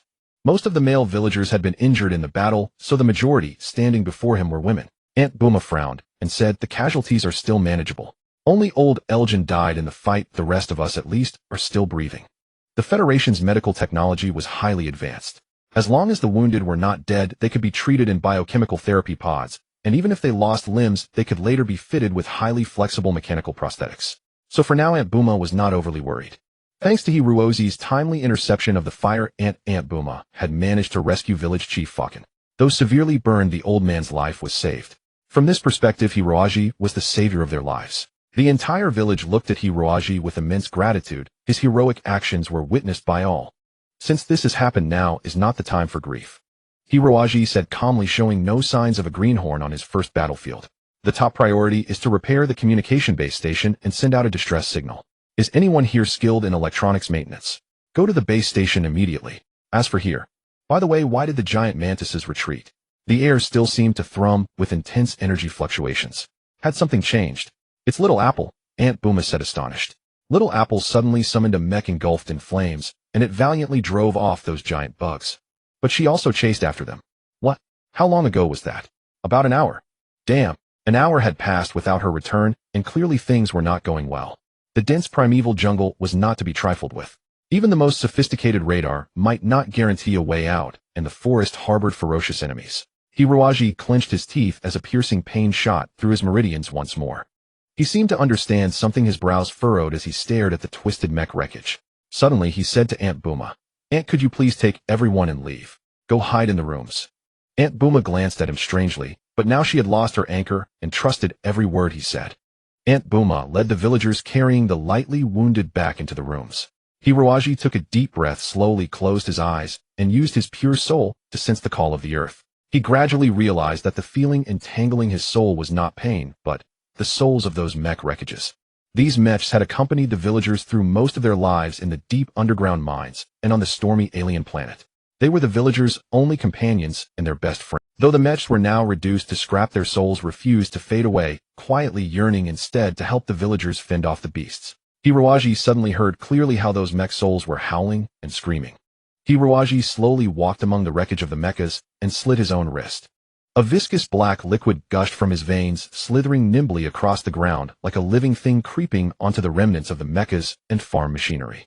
Strangely enough, the moment the black blood touched the metal surfaces, it rapidly expanded, transforming the rusted and dust-covered mechas into a profound pitch-black hue. Hiroaji began reciting the necromantic incantation from the demon tongue. The dark crystals rotated slowly around him, emitting a mesmerizing, soul-stirring radiance. The hypnotic chant echoed among the mecha wreckage, and the Blackwing, which had been reduced to a pile of scrap, suddenly trembled. This mecha's engine had long been shattered, its joints and support shafts unable to bear its heavy frame. Yet now it slowly, the Blackwing twisted as large pieces of armor and mechanical parts clattered to the ground. But many fragments of nearby mechas eerily flew toward it. Like a powerful magnetic field, the Blackwing pulled all the mecha components around it into its own body, as though an invisible hand were installing them into its frame. Its battered torso gradually repaired and plumped up, the new armor seamlessly integrated. Under the transformation of Hiroaji's black blood, the once clumsy, semi-armed mecha had become an unadulterated war machine. The reborn Blackwing resembled an unparalleled work of art, its form tall and fluid, radiating a deep, dark luster. Dense rows of sharp combat spikes covered its joints and outer arms, but most captivating were the two massive wings draped from its back to its chest. Upon closer inspection, these wings were entirely composed of thin, razor-sharp blades, serving both to protect the mecha and to slaughter enemies over a wide area. Exceedingly lethal. A hazy mist slowly rose from its feet, lending this demon an aura of inscrutability. When it moved, emerald flames spurted from its joints and cracks, blazing fiercely. The Blackwing stood up slowly and let out a piercing howl toward the sky. The demonic wings behind it instantly split into 1,000 ornate flying blades, enveloping an area of 50 meters. One could imagine any enemy within this range being mercilessly ground to dust. After a long while, the Blackwing calmed down and knelt on one knee before Hiroaji. "You have bestowed life upon me, master." Hiroaji was utterly exhausted. He had never expected to summon such a demonic freak. Little did he know that the grudges lingering on the 5 mechas and the farm machinery had all converged and manifested. The Blackwing looked around, its crimson optical sensors quivering slightly, and said with deep sorrow, "The village is destroyed. Mr. Walden loved this land dearly. We must eliminate those giant mantises, or they will invade the village again." Hiroaji gritted his teeth. "You've been to their lair before, haven't you?" The Blackwing nodded. The panel in front of the cockpit opened, and it extended a massive hand for Hiroaji to stand on, lifting him into the cockpit. Lights flickered on the panels inside the cockpit. The originally crude control devices had vanished without a trace. Hiroaji secretly employed necromantic magic, entering a state of soul fusion. Hiroaji's mind was completely linked with the Blackwing's electronic brain. It was as if he could see the Blackwing's entire life. He saw the Blackwing first manufactured in a mecha factory deployed for mineral excavation on a certain planet. Back then the Blackwing was brand new, and beside it stood a very young man smiling with joy. From the Blackwing's memories, he learned that this was its original owner, Walden. As time slowly passed, Walden aged from a young man into an old one, and the Blackwing gradually became covered in rust. Eventually they were both fired by the mining company, and together with some old companions arrived at this nameless planet. When the giant mantises appeared, Walden began modifying the Blackwing, installing combat spikes and shields onto its armor, then single-handedly stormed the insect lair and destroyed the nest. Hiroaji had never witnessed such an uneven battle. The giant mantises were not exceptionally powerful in individual combat, but they numbered in the hundreds of force that even the most skilled mecha knight might not vanquish, especially since Walden had never learned mecha combat, and the Blackwing was not even an armed mecha. Yet they with this iron body held back the ferocious assault of the giant mantises. Hiroaji could not help but feel profound respect for this predecessor from a decade ago. As if sensing his sincere reverence, the Blackwing transmitted a surge of joy. We must protect the village. Kill those big bugs. The newly speaking Blackwing was still somewhat stammering, but its tone brimmed with an irrefutable dominance, as if it were discussing a trivial matter. Hiroaji nodded and said quietly, "How did you deal with these giant mantises back then? And why has a new variety that spits fire now emerged?" The Blackwing replied somewhat sluggishly, "I don't know. Back then we only found one kind of giant mantis and a non-combative broodmother specifically for breeding offspring. We killed 3 broodmothers, halting the giant mantis's reproduction, and then Mr. Walden fell in battle." The giant mantises outwardly resemble terrestrial mantises, but their reproductive system is somewhat similar to ants in a colony. There are often only one or a few broodmothers while the rest are males. Perhaps back then, when Walden piloted the Blackwing, he did not kill all the broodmothers, but missed one. Otherwise, after so many years, the giant mantises should have gone extinct. "Let's go. This time we must wipe out every broodmother," Hiroaji said coldly. The night forest was entirely the domain of giant insects. The ecosystem of this planet was peculiar. Despite abundant water and sunlight and lush vegetation, for some reason, no large mammalian predators had evolved. Before humans arrived, the kings of this planet were various colossal insects. Giant mantises burrowed through the swamps, fire ants lurked on the drier flatlands, and hidden webs stretched among the trees, with terrifying spiders crouched at their centers. In the past, these creatures not only competed between species, but also frequently attacked one another within the same species, or even the same colony, vying for territory and food. But now they had formed an orderly, dense defensive network. Even when fresh food lay nearby, no insect paid it any attention. They behaved like a highly rational small society. The insect's intelligence was growing at an astonishing rate. All of this was because of the arrival of the extremely obese brainworm. Unlike these creatures, the brainworm not only required large amounts of protein, but also harbored a keen interest in the brains of intelligent beings. That was why the insect horde, under the telepathic command of the brainworm, launched an assault on the human village. Shadows flickered among the trees in the jungle. Before several giant mantises could react, blades from an unknown source cleaved them in two, and they fell silently into the swamp, sinking without a sound. A few large spiders' eyes gleamed as they prepared to spew sticky fluid toward the enemy, but the foe's sharp wings had already ended their lives. A fire ant clumsily turned around, only to find a massive black shadow looming before it, as silent and ghostly as a phantom. The shadow struck the fire ant's skull with a single palm blow, the violent shock transmitted through the carapace, directly impacting the fragile brain within, and the fire ant collapsed without a sound. Hiroaji was ecstatic. The telepathic communion was like the fusion of two souls, allowing Hiroaji to fully unleash the power of Blackwing. After all, even with the most advanced mecha and a pilot possessing extraordinary mental strength, the synchronization rate could at most reach around 80%. In other words, only 80% of the pilot's actions and thoughts could be reflected by the mecha itself. For controlling one's own flesh and blood was an entirely different concept from piloting a 10-meter tall, 10-soft and Chevy steel behemoth. But for Hiroaji, the situation was completely different. He was not piloting a mecha through modern technology, but commanding a mechanical skeleton he had summoned through the mysterious ancient demonic arts. He was Blackwing, and Blackwing was him. A few mere insects were nothing. At the cave entrance deep in the jungle, the brainworm suddenly sensed that its carefully laid defenses had been easily breached. It immediately issued a telepathic command to all the insects. Slime spiders mingled with a horde of giant mantises, flanked by 2 or 3 fire ants charging forward in a single wave. Realizing his position had been exposed, Hiroaji showed no trace of panic. It was as if he had once again witnessed the scene 10 years ago when Walden piloted Blackwing against the surging insect tide, and his battle spirit surged. Blackwing radiated a greenish luster, charging into the enemy formation like a mechanical demon. Its wings of flying knives fully spread, 1,000 blades formed a violent storm of metal. Any insect caught in that storm was inevitably shattered into pieces, ground into pulp. The distant fire ants and slime spiders began their ranged attacks, but Blackwing was no longer the clumsy machine it had been moments ago. It nimbly dodged the incoming assaults, tracing an erratic arc as it slowly closed in on the fire ants and slime spiders. No one could stop its advance. The brainworm sensed the enemy rapidly approaching. A trace of panic crept into its telepathic command could no longer function perfectly. Many giant mantises lost their will to fight and involuntarily retreated into the depths of the forest. It was at this moment that Mu Xiaoping groggily regained consciousness.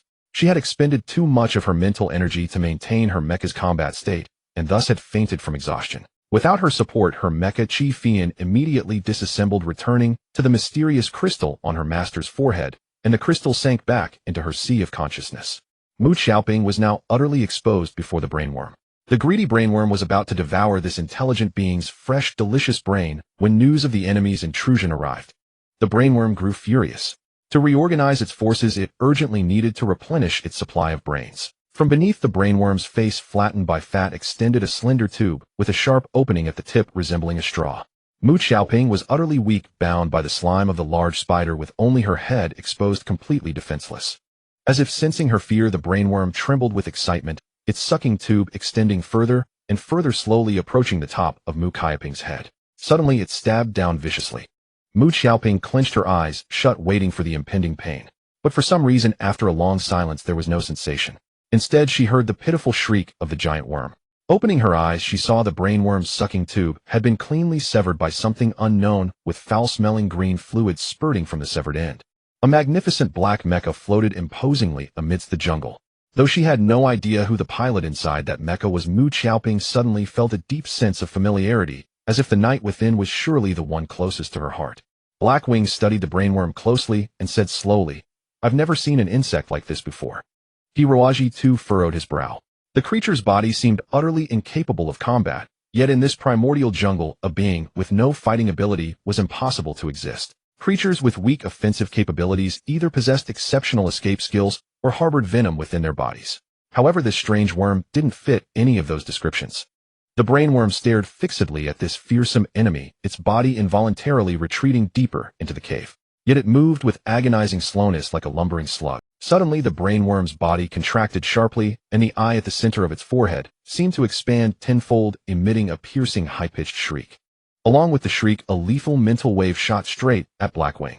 The brainworm's greatest survival skill was attacking enemies with mental waves, either killing them or seizing control of other creatures. Had it been an ordinary mechanite, or even a mental powerhouse, they might have fallen victim, either becoming an idiot on the spot or falling under the brainworm's sway in a daze. But it had not anticipated that Hiroaji was fundamentally different from anyone else in the world. He was a member of the nether race, straddling the boundary between yin and yang. The function of his brain had diminished to a minimal level, with most consciousness governed by the flame of his. Hiroaji felt as if a bomb had exploded inside his skull, splitting his head with agony. Yet he was not controlled by the brainworm. He immediately counterattacked. The wings of death curled into a whirlwind in front of Blackwing, hurtling ferociously toward the brainworm. The fragile brainworm was instantly torn to shreds. At the moment of its death, a voice seemed to echo in Hiroaji's mind. The three-faced beast will one day rule the entire universe again, and that day is coming. That was the brainworm's final utterance. Blackwing knelt down, and Hiroaji leaped out from its chest armor. His left hand was encased in the armor formed by Abu with sharp claws at the front. In a few swift moves, he freed Mu Xiaoping from the sticky slime. Xiaoji. Mu Xiaoping was on the verge of tears. If not for Hiroaji, she would have been impaled through the skull. Mu Xiaoping collapsed limply against Hiroaji, who whispered in her ear, "Get into the mecha. We still need to clear out the remaining wretched insects and restore peace to the village." The cockpit of Blackwing lacked the complex panels and electronic neurons of ordinary mechas, so it was quite spacious. There was even room for two people to sit together. Mu Xiaoping was very puzzled. "Brother Xiaoji, this mecha doesn't have any electronic neurons, or even a single button. How is it supposed to be piloted?" Blackwing's voice echoed. "Blackwing doesn't need to be piloted. Blackwing moves on its own." Mu Xiaoping was startled. A talking mecha. Autonomously vocalizing mechas are not unheard of, but most of those utterances are preset by programs. Could this mecha be the same? Mu Xiaoping suddenly pouted and asked curiously, You are really Hei?"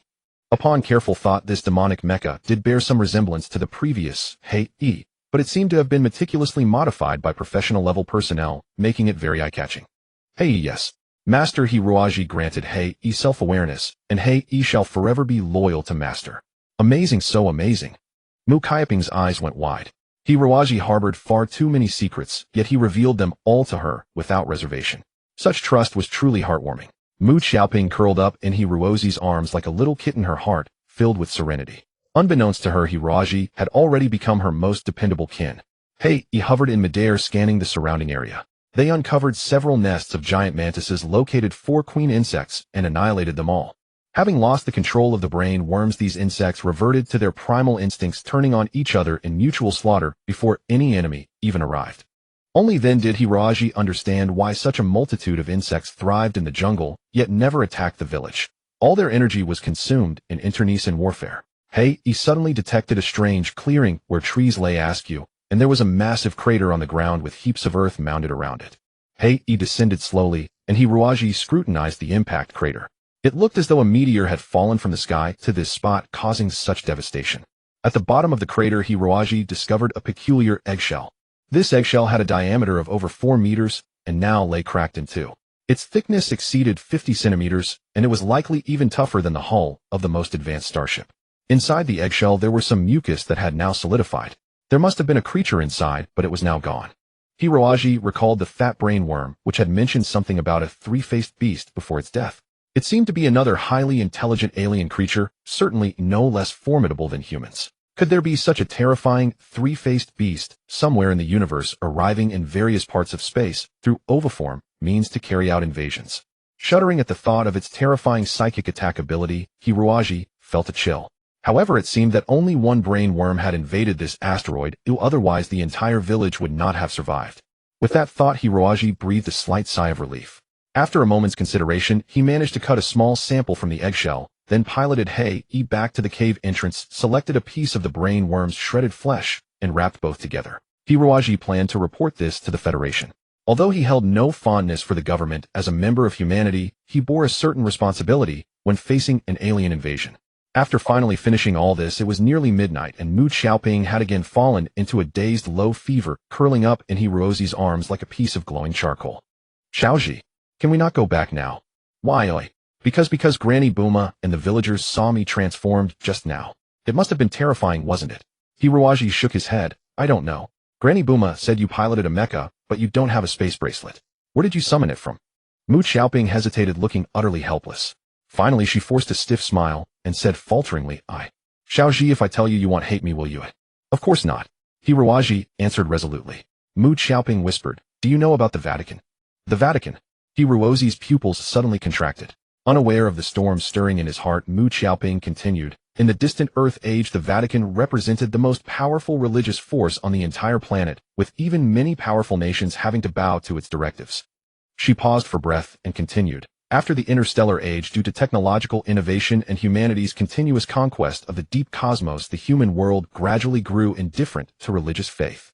Yet the Vatican did not fade from the stage of history. Supported by abundant funds and technical talents, the Interstellar Age Vatican slowly transformed into a new organization that worshipped technology. For example, the electronic neural system used in mechas was originally developed by the Vatican. It seems the Vatican's strength is formidable. Hiroji clicked his tongue in amazement. Mu Xiaoping gave a faint smile. But to the Vatican, the most important research spanning their millennia-long history is to reclaim the lost era of magic. Era of magic? Hiroji was dumbfounded. Mu Xiaoping nodded. It is said that thousands of years ago Earth was a world brimming with magic. Most members of the Vatican at that time were highly accomplished magic practitioners, but later for some unknown reason magic vanished from Earth. To the Vatican members, they believed themselves to be messengers chosen by heaven. Thus, only by mastering supernatural powers like magic could they distinguish themselves from ordinary mortals. Hiroji forced a smile. Things like magic. They probably don't exist, do they? Mu Xiaoping shook her head. Brother Xiaoji, I know what I'm saying is hard to accept, but it's all true. 200 years ago, everyone thought magic was nothing but illusory fantasy. However, during an archaeological expedition on Earth, scholars thoroughly excavated several ancient Vatican ruins and discovered 2 bodies, one male and one female, along with 5 mysterious crystals brimming with magical energy. Crystals? Yes. In those crystals and the 2 bodies, scholars discovered intense energy flows that modern science could not explain. But to the Vatican's leaders, the discovery of these 2 bodies held extraordinary significance, for it proved that such an era of magic had once existed in Earth's history. Relying on this evidence, the Vatican's leaders initiated the New Humanity Project to recultivate magic users. Hiroji was inwardly horrified. With the most advanced technological capabilities of the present world, unlocking the secrets of magic should not be an entirely impossible task. He never imagined that in this world there existed masters wielding magical power like him. Regardless, he would never abandon. Those two bodies were named Adam and Eve by the Vatican's Photon Technology Research Institute. Scientists from the institute extracted thousands-year-old living cells from them, cultivated them, then extracted the energy-bearing genes and injected them into pregnant women. I don't know how many pregnant women knowingly or unknowingly underwent this experiment at the time. In total, the first generation of new humans carrying ancient magician genes produced in this way numbered around 6,000. Hiroaji was shocked. He never imagined the Vatican would dare to experiment on living humans. He gained a newfound appreciation for the enemy's ruthlessness. Mu Xiaoping closed her eyes silently, recollecting this painful experience. The church never intended to use these people as lab mice, so they arranged for them to live ordinary lives on various planets of the Federation. The vast majority of them never displayed any deviant tendencies throughout their lives. They died without ever knowing they had been part of such an experiment. Then, Hiroaji wanted to ask how this related to Mu Xiaoping. But they didn't anticipate that the church would keep a tight grip on everyone's whereabouts and through various methods pair up most of them. In other words, the church engineered opportunities for these people to fall in love, get married, and produce the second generation of new humans. Impossible, Hiroaji frowned. How could romantic feelings between men and women be controlled by others? The church's psychology experts conducted thorough analyses of all first-generation new humans, pinpointing the types of partners they'd be attracted to, then orchestrated encounters for the most compatible pairs. Most believed they had experienced love at first sight. Then there must have been some who slipped through the cracks. Yes, Mu Xiaoping nodded. Those who remained single had homosexual inclinations or insisted on marrying non-new humans. All died in accidents. Before the church killed them, their body cells were harvested. Hiroaji nodded. I suppose that was to prevent new human genes from spreading. The church clearly didn't want a society composed entirely of new humans. Exactly. In this way, the second, third, up to the 9th generation of new humans were produced. By then the total number had reached over 12,500, and some began to display distinct superpower traits. They became mages. Mu Xiaoping shook her head. Without proper training, they were just fools squandering their own energy. Many died unnatural deaths, some underwent psychological mutations, and even more lived in constant dread. Understandable, Hiroaji thought of himself. If not for the 10 years of grueling training in the Yuanjuyu, had he been given the power to summon the dead directly, he wasn't sure he could have controlled himself. It was at this point that the church had amassed a vast amount of research data from these subjects. Using the latest mature technology to directly implant new human cells, they could cultivate perfect new humans. Individuals born with incredible spiritual energy, who with proper training became the backbone of the church. However, due to cell rejection, only children under 3 years old could undergo this implantation. All of the church's current high-ranking officials were new humans cultivated through this technology. Little Apple, are you also a new human? Hiroaji was astonished. Mu Xiaoping forced a bitter smile and said gloomily, the church has very strict requirements for cultivating true new humans.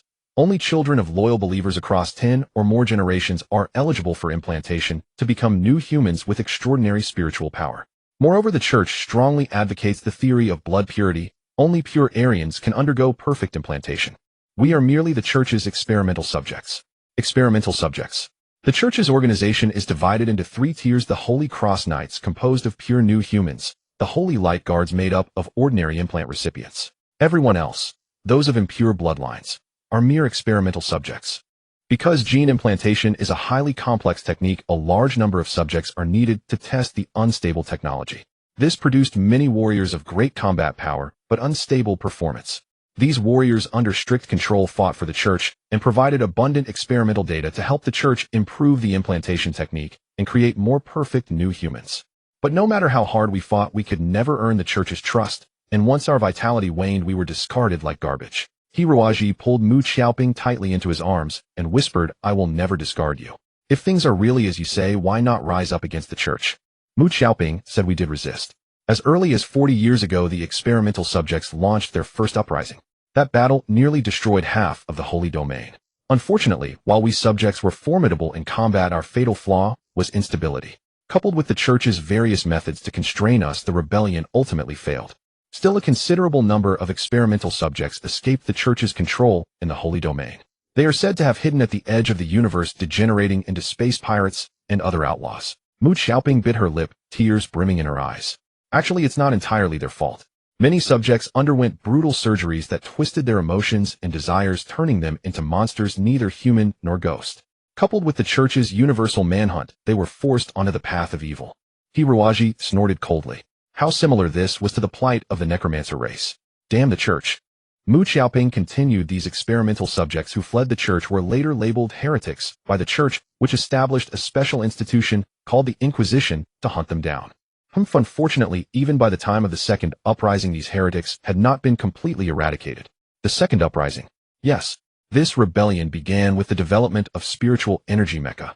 Spiritual energy mecha. What's that? Remember the 5 magic crystals unearthed from the earth ruins I mentioned earlier? For 200 years the church's scientists tried to unravel their secrets, but failed. No one expected that a genius experimental subject would solve this puzzle. Afterward the church was able to mass-produce these magic crystals synthetically.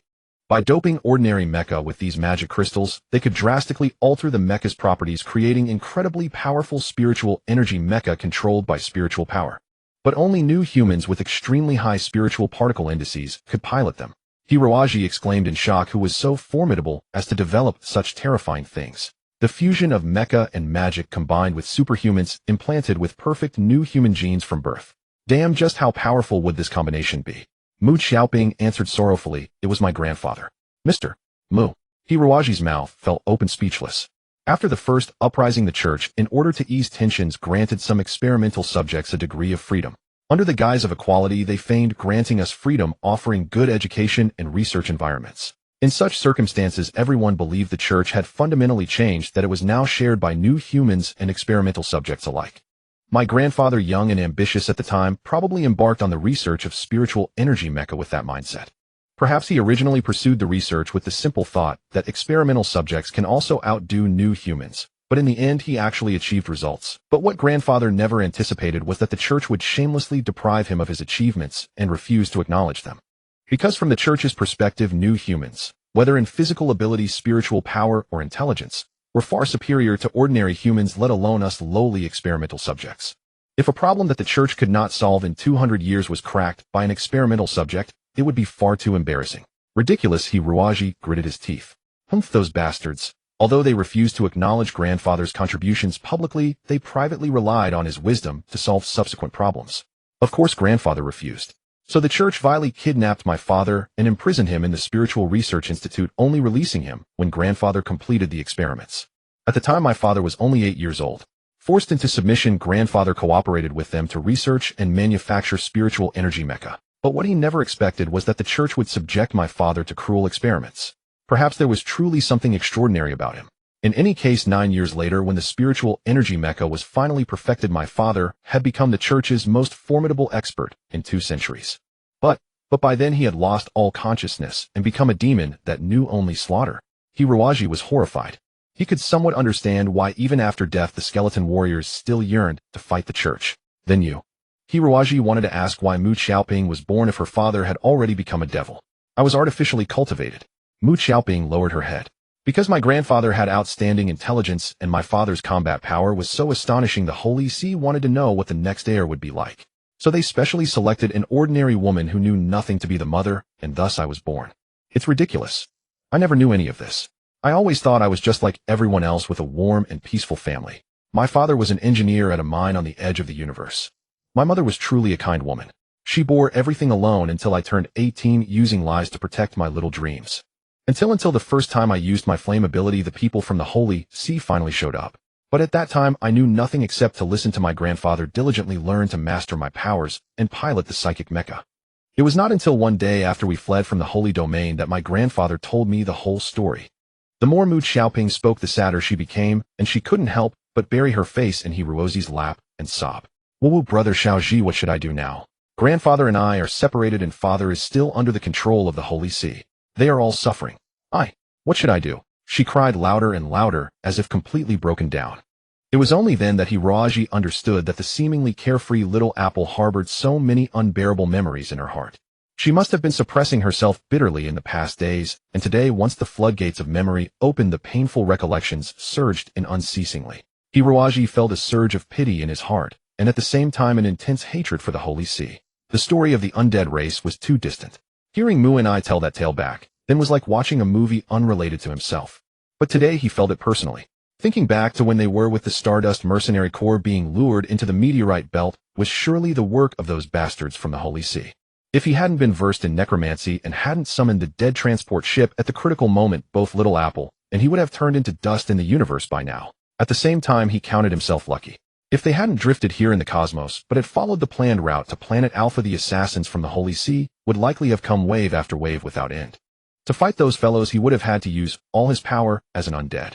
Once his identity was exposed, that arrogant organization like the Holy Cross Knights would surely beat him into a pulp. They might even take him to some psychic research institute and slice him up for study. No matter how tough an undead is, he probably couldn't withstand that kind of torture, right? Do you miss your mother? Hiruaji asked softly. Mu Xiaoping first nodded, then shook her head. It's useless to miss her. Mother is just an ordinary woman. I hope the Holy See won't do anything to her. Hiruaji looked at the sky. I think you'll see them soon. The situation was clear. Walden Star had been severely damaged and could only contact outside for help. Once the Federation's rescue team arrived, the all-pervasive Holy See would surely learn of their whereabouts.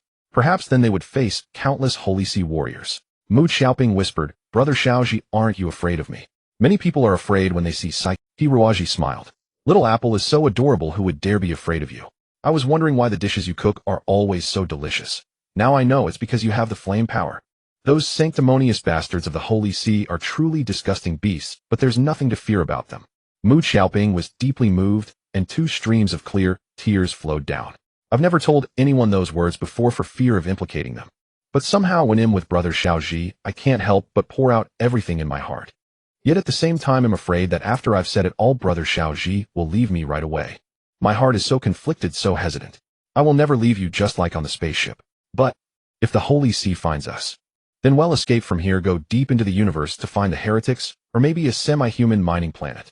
I heard the semi-humans there eat live food. With your cooking skills, you can make a fortune there. We'll open a big restaurant and let everyone come to eat, but we won't serve those Holy See lackeys. What do you think? Mu Xiaoping let out a chuckle, then turned serious. I know Brother Xiaoji is joking to cheer me up. I feel much better now, really. Hiruaji said, it's impossible not to be sad, but Little Apple, remember this, no matter how hard things get, Brother Xiaoji will always be with you. It's late now, it might be hard to find the way out. Get some sleep first. Tomorrow morning, we'll go back to the village. Mu Xiaoping nodded. She was already a bit tired, and after forcing herself to say so much, seeing that Hiruaji neither discriminated against her nor feared her, her heart was filled with joy. Her mental guard relaxed, and soon she fell into a deep sleep. But Hiruaji couldn't sleep. He never expected to learn so many secrets about the Holy See from Mu Xiaoping's lips. Originally, Hiruaji thought the Holy See's influence was limited to controlling the Federation's economy. He never imagined they possessed such formidable armed forces. It was obviously unrealistic to single-handedly fight against them. Hiruaji gazed at the starry sky, and a sudden thrill of anticipation rose within him. He didn't even know what he was thinking, only silently feeling the vast cosmos, wondering how many people were struggling and fighting within it. He wondered if he could leave his mark on this magnificent canvas. Feeling restless, Hiruaji simply sat cross-legged and began to cultivate the black netherbone art. Soon a black mist completely enveloped Hiruaji. The jungle under the moonlight was eerily silent, and Hiruaji had already entered a state of deep meditation. At that moment, a fat, dark shadow laboriously crawled out of the cockpit of Hai. It turned out to be the little crocodile Abu. This creature was insatiably greedy, unable to survive a single day without eating metal. A moment ago, it had merely wanted to take a tiny bite out of Hai, but that detestable undead mecha had forcefully pushed the little crocodile out. Abu was furious. The little crocodile crawled back and forth through the jungle, meticulously searching for something tasty to eat. Yet to its disappointment, the place was dense with trees and teeming with flowers, birds, fish, and insects. But there was no metal to be found. How infuriating. Just then, Abu's eyes lit up as it spotted the glass bottle Hiruaji had used to store the brainworm fragments. The greedy little crocodile immediately approached without a word, its massive head transforming into a blob of soft metal from which 2 metallic tentacles extended dexterously, opening the bottle cap. Alas, that metal cap was merely a tiny morsel, but any prey was better than none.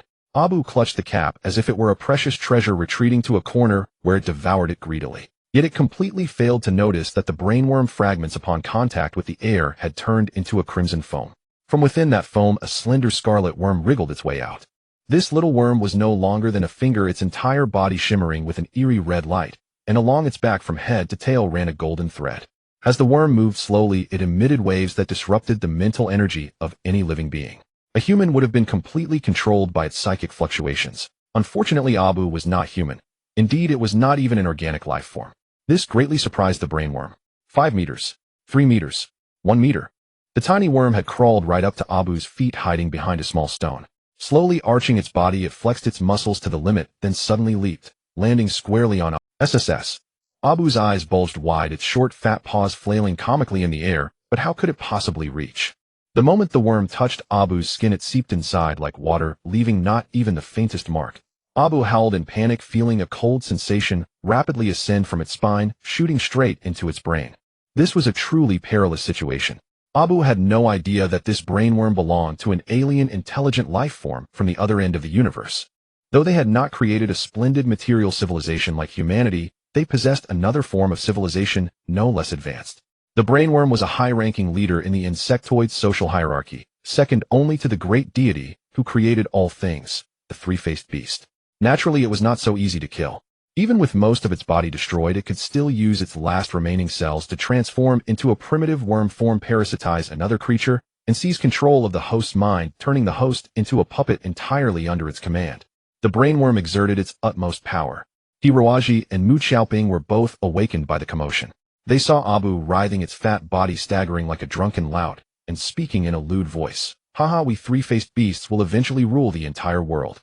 These damned humans will one day grovel beneath our claws. I will kill all the male humans and take all the females into my harem. Hee hee hee. A moment of silence. Brother Xiaoji, since when did Abu learn to talk? Mu Xiaoping hugged Hiroaji, feeling somehow that Abu seemed strange, not at all like the foolish, lecherous little crocodile from yesterday. It seemed to have learned to be shameless. It seems. Oh no, that brainworm is gone. Hiroaji sensed a power similar to the brainworms in the Abu before him now. Had Abu been taken over by the brainworm? Abu finally spotted the two humans behind it. When it saw Mu Xiaoping, its eyes turned into hearts. It let out a lecherous wolf howl and charged at Hiroaji, a truly shocking sight. Ha, female human, come into the embrace of the great three-faced beast emperor. Hiroaji frowned slightly and snapped his fingers. The seemingly mighty alien monster slammed into an invisible wall and turned into a puddle of goo. How can this be? Defeated by a human. The brainworm's plan had appeared flawless, but it was unaware of one tiny detail. Abu was a metallic undead creature summoned into existence by Hiroaji. But when the brainworm entered Abu's body and the two merged, it inherited all of Abu's traits, including absolute obedience to Hiroaji. The immensely intelligent brainworm quickly understood what had happened. What? The great leader of the three-faced beasts has become a human slave. This is impossible. This. Seeing Hiroaji approaching with a dark expression, Abu let out an awkward laugh. Master Hiroaji, it's still me, Abu.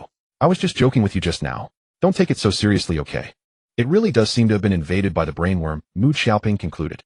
Then let me destroy it without mercy, Hiroaji said flatly. He had a profound understanding of the brainworm's power. Although now, due to the collapse of most of its body tissue, its strength seemed less than a tenth of its original. Compounded by merging with that lecherous Abu, its intelligence had dropped another level, and its personality seemed to have developed certain severe flaws.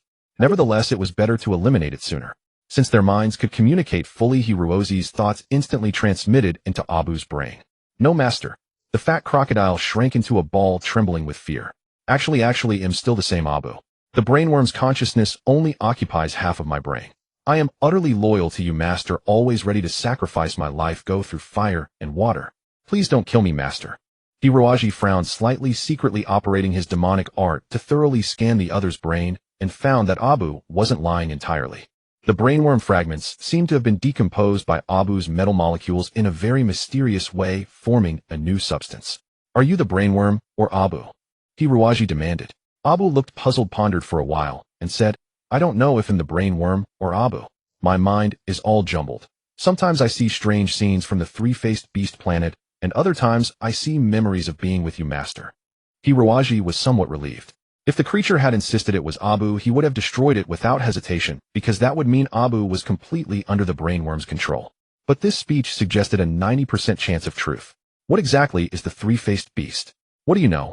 Hiroaji continued. Abu held its nose and said, There's only one voice in my head constantly telling me to find a way to invade the entire human world, and then take all the female humans as wives. Sister Mu, would you be my first wife?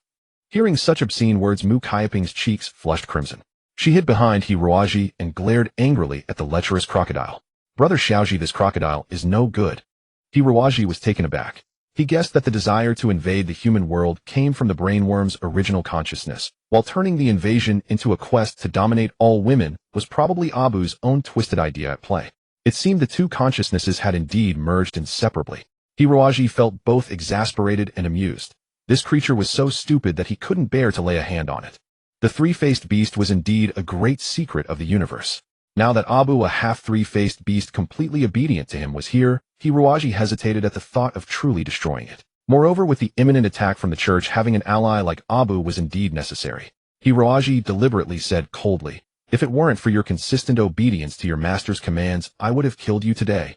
Abu was overjoyed, wagging its tail like a lapdog. "This humble one thanks the master for sparing its life.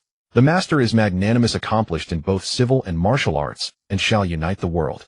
Yet Hiroaji received the thought from Abu's mind. "Ha, this foolish human, one day, you shall be this great King Abu's slave. Hii's sister Mu is so beautiful, how can I let you male humans have her?" Hiroaji flew into a rage. A wave of dark magic energy struck, blasting Abu into wailing and whimpering, leaving it with no room for any filthy thoughts. The master-servant bond between the summoner and the summoned was very clear. The thoughts of the summoned could always manifest in the summoner's mind. Thus, despite its malicious intentions, Hiroaji was not worried about actual rebellion. For the moment Abu harbored the slightest disloyalty, Hiroaji could obliterate it with his psychic power. Abu apparently came to realize this. When Hiroaji probed again, its mind was calm and serene, filled only with plans of how to serve its master. Hiroaji couldn't help but laugh. This creature changed too fast. He wondered if all three-faced beasts were so shameless, or if his own had become so degraded due to Abu's filthy consciousness. He suspected the latter was more likely.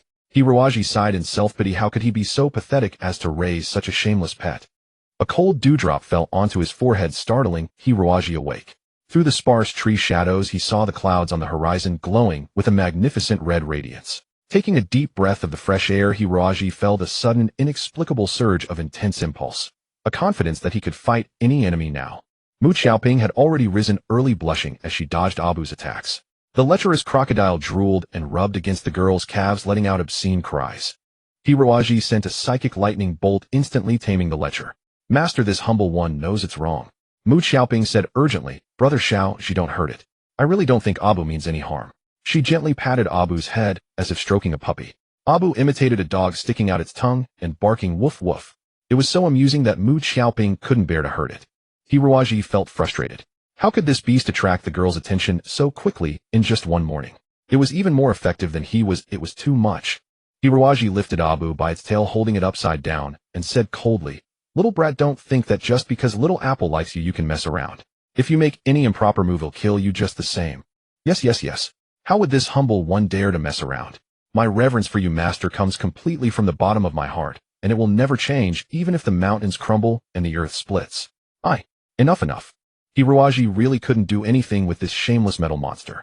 He dropped it on the ground, and the little creature greedily climbed onto Mu Xiaoping's thigh, refusing to get off, making Little Apple blush furiously. Watching a flustered Little Apple, Hiroaji instead smiled. Thanks to Abu's antics, Mu Xiaoping seemed to have recovered from her grief.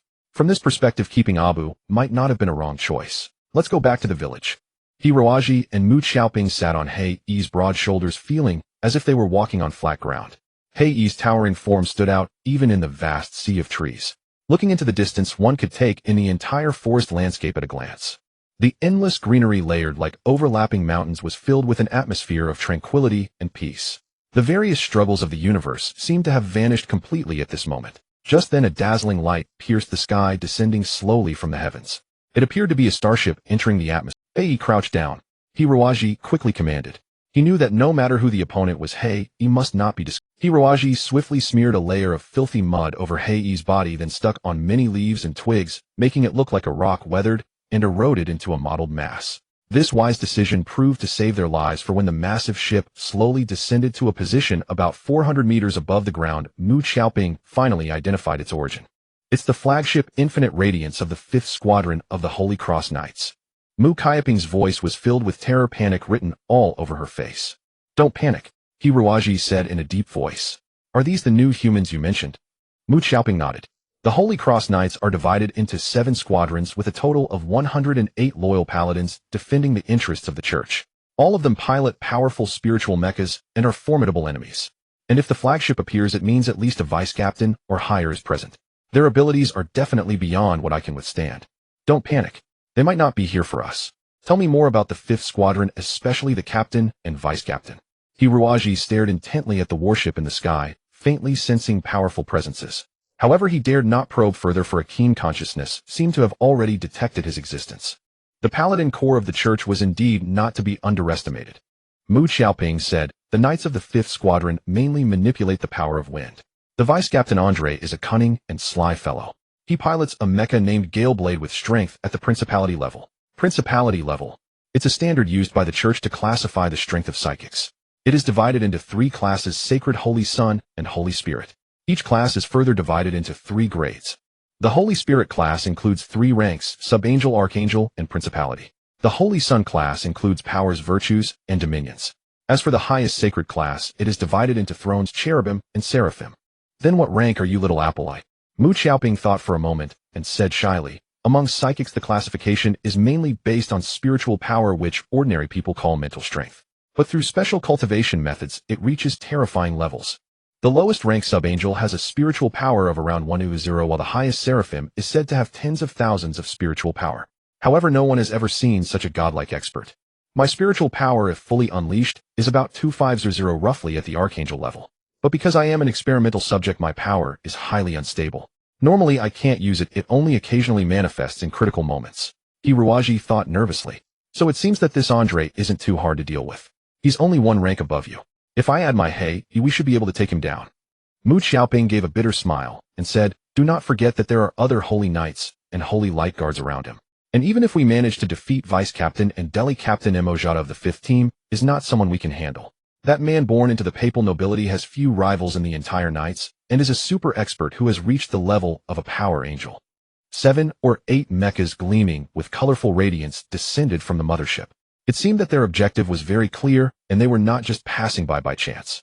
You stay here obediently, and don't move. They'll go ahead to scout, and see what these guys are up to, Hiruaji. But, no buts. I will protect you from the harm of these bastards. Hiruaji said firmly, his whole body exuding an unshakable aura of determination. Mu Xiaoping's heart was nearly broken. How formidable was the power of the papal court? If an ordinary person heard such a thing, they would probably have fled far away, wouldn't they? But Hiruaji not only did not despise her or fear her because of this, but took upon himself all the responsibilities that did not originally belong to him. Looking at his ordinary face, Mu Xiaoping's heart churned with various emotions, unsure of how to handle the situation. After a long while, she seemed to have made a decision, and her gaze began to firm. Mu Xiaoping took Hiruozi's hand, and trembling offered her rosy lips, deeply kissing Hiruaji. Take care, brother Xiaoji. After a long time, Mu Xiaoping's gaze was hazy, her eyes brimming with precious tears, as she reluctantly said. Hiruaji said, he'll be back soon. There won't be any problem. Don't worry. Well, goodbye, brother Xiaoji. Hiruaji picked up Abu, placed him on his shoulder, and squeezed into the cockpit of Blackwing. Moving stealthily in a stalking posture, he soon vanished from Mu Xiaoping's sight. Watching his departing figure, Mu Xiaoping was already in tears. If brother Xiaoji hadn't been so good to her, she wouldn't have to make such a difficult decision. I'm sorry, brother Xiaoji. Little Apple also wants to be with you forever, but the power of the papal court is just too great. If I stay with you, you will surely be hurt by the papal court in the future. Goodbye, brother Xiaoji. Little Apple will bravely face everything. I hope you will always be happy on your future path. Vice-Captain and Delhi of the 5th team of the Holy Cross Knights stepped onto the land of Weirding Star with some disgust. Following behind him were another Holy Knight and 4 Holy Light Guards. They had come to investigate the mysterious creature invasion. About 12 days ago, the first mining planet on the border issued an alert of a mysterious invasion. Then, like dominoes, nearly 20 border planets were simultaneously attacked by unknown creatures. It was said that the enemy never revealed its true form, but manipulated the indigenous wildlife on each planet to launch attacks. After being manipulated by the mysterious enemy, the beasts became more cruel and aggressive, bloodthirsty and frenzied, and even their physical functions were greatly enhanced. Some small planets originally did not have fierce beasts, so their defenses and military forces were insufficient. Even if the residents had some basic guard forces, they were no match for the crazed alien beasts. Asteroids BX4 and GKZ-66 were completely devastated, and many other asteroids also suffered heavy losses. This incident was very different from the alien monsters humanity had encountered before. In the past, humans had discovered ferocious alien creatures on many planets, but at that time humans were in the role of colonists, and the alien creatures were completely in a primitive state, without any intelligence, relying only on their brute strength to cause minor harm to human colonists. Moreover, the range of those creatures never exceeded a single planet, posing absolutely no threat to humans. But this time was different. Based on the current situation, the invaders should be a kind of alien life with superhuman intelligence. Otherwise, there is no explanation for why they invaded the weakest planets on the border, while those planets with complete defenses were not attacked at all. Those idiots are truly foolish. After all, they are just useless ordinary humans. A few lowly little reptiles scare them out of their wits, murmured Indeli, a man who was arrogant and somewhat of a clean freak.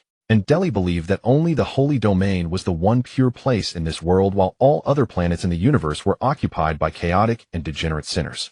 In his view, these sinners who did not weep and beg for forgiveness from the supreme God of light were already symbols of self-abandonment, not worth paying more to save. However, for some reason, the high ranks of the papal court were very interested in these mysterious invaders, so they sent a small team to search. Indeli looked up at the flagship with no small measure of envy. Captain Emojata of the 5th team was probably leisurely on the flagship, drinking fine wine and listening to classical music. Right? What a lucky bastard. Yet he had to go into that stinking jungle to search for traces of some mysterious enemy. Damn it. The group walked out of the small landing craft, and 2 armored terrain vehicles slowly emerged from behind the hull. These vehicles were very large and spacious, equipped with various advanced facilities. On both sides of the body were painted gorgeous cross emblems full of the sense of advanced technology's power. The landing craft had landed not far from the village, and the 2 vehicles quickly drove into Yearning village. The villagers looked at them with joyful faces, thinking they were a rescue team. Indeli climbed out of the armored vehicle, glancing around with slight disgust. As he had imagined, it was a dirty and dilapidated small village that, apart from a laughable defensive electric grid, had no protective measures at all. If that was the case, then this place should not have suffered an invasion by mysterious creatures, right? But the ground clearly showed signs of battle, and the defensive grid had been repaired, suggesting a thrilling great battle had taken place. Indeli waved his hand, and his subordinates carried out some medical supplies and emergency materials from the vehicle, placing them in front of the villagers. The villagers were overjoyed. They had never expected such timely arrival, and repeatedly thanked these kind soldiers. Who is in charge here? I want to know exactly what happened, Indeli said expressionlessly. Grandma Booma squeezed out of the crowd. Ever since Chief Fakin had been laid up with serious injuries, this kind old woman had taken on the heavy responsibility of directing the villagers. Grandma Booma walked unsteadily to Indeli, panting heavily as she said, My husband is the village chief, but he is injured. Now the villagers have asked me to speak. My name is Booma. What exactly happened here? Indeli jumped off the armored vehicle and walked around the village. Complaints aside, work still had to be done. Indeli was skilled in tracking, otherwise he wouldn't have been assigned this mission. Are you a rescue team? Asked Grandma Booma, squinting her presbyopic eyes to make out their uniforms and badges. You could say so. Indeli waved his hand impatiently. He noticed that on a clearing to the east of the village there were scattered mecha wreckage and hideous insect limbs everywhere. Additionally, the defensive grid was completely destroyed. Indeli dipped his finger in some insect bodily fluid and sniffed it. These secretions appeared quite fresh, indicating the battle had just ended recently, no more than 3 days ago. Andre's gaze sharpened.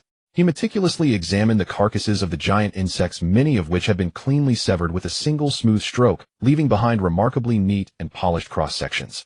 Andre simulated the situation with his own hand, gesturing and nodded. A formidable opponent. If it were his own ability, Windblade, perhaps he could produce such wounds. But if it were merely an ordinary mecha pilot who could inflict such devastating damage, this must be an exceptionally skilled master. Unexpectedly encountering such a master on a remote asteroid in this border region. If he could recruit him into the church, it would be a considerable achievement. What exactly happened here, Madame Booma? Andre squinted as he scanned the crowd, finding only elderly men and women with not a single expert in sight. Under his oppressive pressure, Matron Booma felt breathless and answered honestly, This place is called Valden Star. It originally harbored a fierce species of giant mantis. But 10 years ago we united and drove them away. A few days ago these giant mantises reappeared for unknown reasons, and their numbers kept growing. The defensive electric grid could still hold them back, but then a fire-breathing monster appeared and melted. Look right here at this gap. When did this happen? Andre asked calmly. Probably yesterday afternoon. And then about 100 giant mantises charged into the village. Andre smiled, slowly strolling over to a giant mantis and carefully stroking its limbs. These creatures seem exceptionally vicious. 100 giant mantises. I'm curious, how did you manage to survive until now? Well, Matron Booma hesitated. Because we had several mechas to resist, and we all had guns. Andre laughed heartily. I saw the bullet marks, but from the wounds it would take thousands of rounds to kill these monsters completely. Before you could fire that much ammunition, the giant mantises would have torn you apart. As for the mechas, he walked to the wreckage of the agricultural mechas. If these pieces of junk could withstand the ferocious giant mantises, what need would there be for the Federal Army? Someone must have helped you secretly, right? Andre squinted and smiled slyly. Matron Buma grew embarrassed. Everyone had witnessed what happened to Xiao Ji and Mu Xiaoping yesterday, but because the process was so bizarre, they unanimously decided to keep it secret. Though they were old and frail, they were far from senile. Everyone could see that Xiao Ji and Mu Xiaoping harbored profound secrets. Revealing them would likely bring disaster. They must not speak, absolutely not. Noticing the villagers' hesitation, Andre sensed deception and signaled his subordinates. The Holy Light Guard stealthily encircled the villagers, cutting off their escape. Just then a voice suddenly rang out from behind the crowd. It was Master Lin who did it. My. The villagers parted, and a grimy young man emerged from the crowd. Matron Buma stared at him intently, then cried out in surprise, Xiaoji. It was Hiruaji. Hiruaji winked at Matron Buma and said innocently, Annie, don't worry. I'm perfectly fine. But Master Lin is still deep in the jungle chasing the giant mantises. It was too far, and I got scared, so I ran back first. Having said that, he unceremoniously took a canteen from a villager and gulped it dry, looking thoroughly parched. Thanks, uncle. I'm exhausted. Who are you? Andre frowned. This young man was exactly the type he disliked most. The fellow appeared to be a young Oriental, but his entire body was coated in thick mud. His clothes were torn into strips, barely hanging on, and he emitted a foul stench. How utterly degenerate. Andre nearly turned and fled, wanting to stay 10 meters away from this filthy human. Hiruaji grinned and said, I'm Matron Buma's distant nephew. Are you from the Federal Army? Your armored vehicles are amazing. I'd love to join the Federal Army and see the universe. Wow, such nice uniforms. Can I touch them? Andre, seeing a black grimy hand reach toward him, nearly fainted in rage. Trembling, he shouted, Stop. You. A nearby holy knight interjected, What's your name? And who is this Master Lin? My name is Hiruaji. Master Lin moved here about half a year ago. He has a really powerful mecha, completely different from those agricultural ones. Yesterday afternoon, we all thought we were doomed. But luckily Master Lin came to our aid. He single-handedly wiped out all those enemies.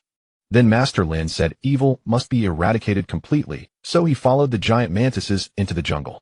I love a good fight myself, so I secretly tailed him to watch, but got lost in the jungle. Fortunately, I didn't run into any giant mantises, and I managed to escape.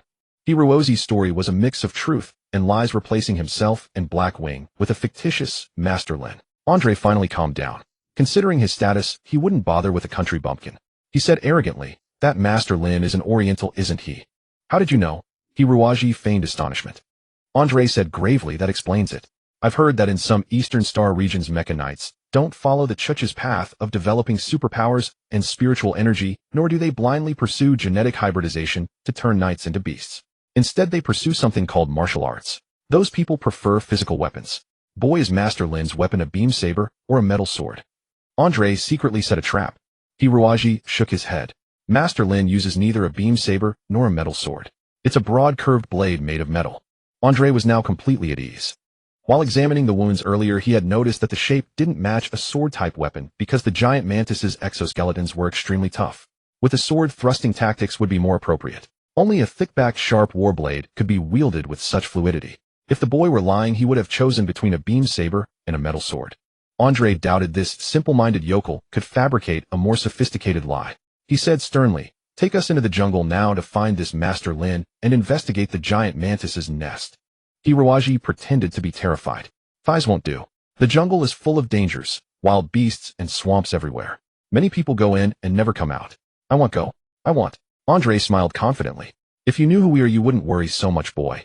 Rest assured, we'll protect you. Besides, this is for the safety of your village. Only by wiping out all the giant mantises can your village be secure in the future, right?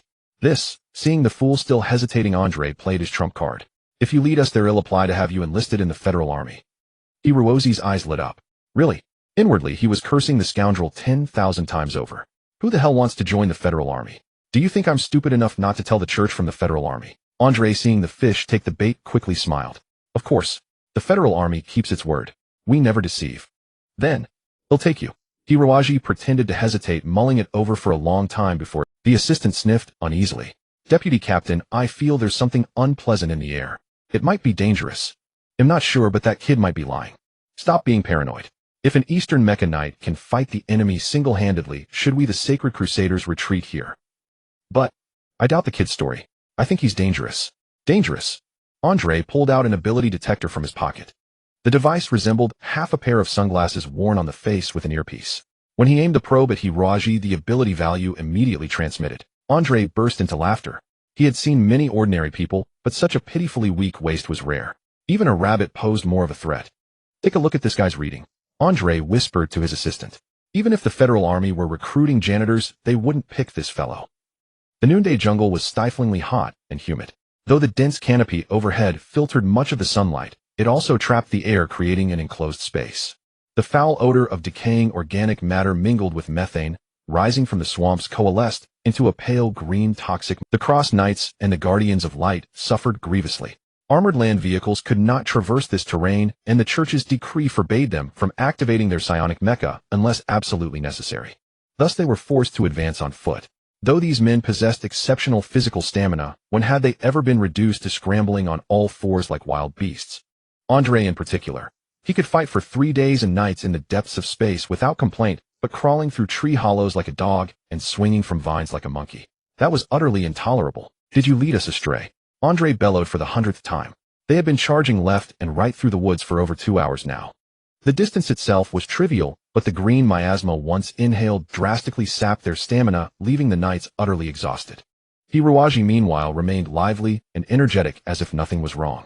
This jungle had been his training ground for half a year, and he had no need to breathe oxygen to survive, so the miasma affected him not at all. Almost there, esteemed officers, Hiroji said with a grin. I believe Master Lin is just ahead. You said almost there an hour ago. Damn it, I see no trace of a mecha having passed through here. Andre, unbeknownst to them, they had wandered into a perilous region riddled with swamps. A thin crust of dirt covered each bog, and on some of that dirt grew lush green grass. A deceptively inviting sight. One careless step, and they would discover that beneath lay devouring traps. By Hiroji's deliberate design, a guardian of light finally stepped into a bog. The swamp instantly generated a powerful suction, dragging him downward. Help! Quick, lend a hand. Even the revered church knights were helpless against such treacherous terrain. Half of the guardian's body was already swallowed by the mire. The others rushed forward, seized his flailing arms, and tugged with all their might. Hiroji watched coldly from the sidelines. In their panic, none of the guardians noticed the strange bubbles rising on the far side of the swamp, the murky water churning slowly, as if some ferocious beast lurked beneath, stealthily drawing near. Hiroji edged closer to another cross knight, without making a sound. From his observations, the guardian's strength was all inferior to his. Even if he ambushed and killed one or two, it would not alter the overall situation. Andre, however, was a formidable expert. Even with Hiroji's exquisite assassination techniques, he was not confident of slaying him in a single blow. Only the other cross knight presented the most suitable target.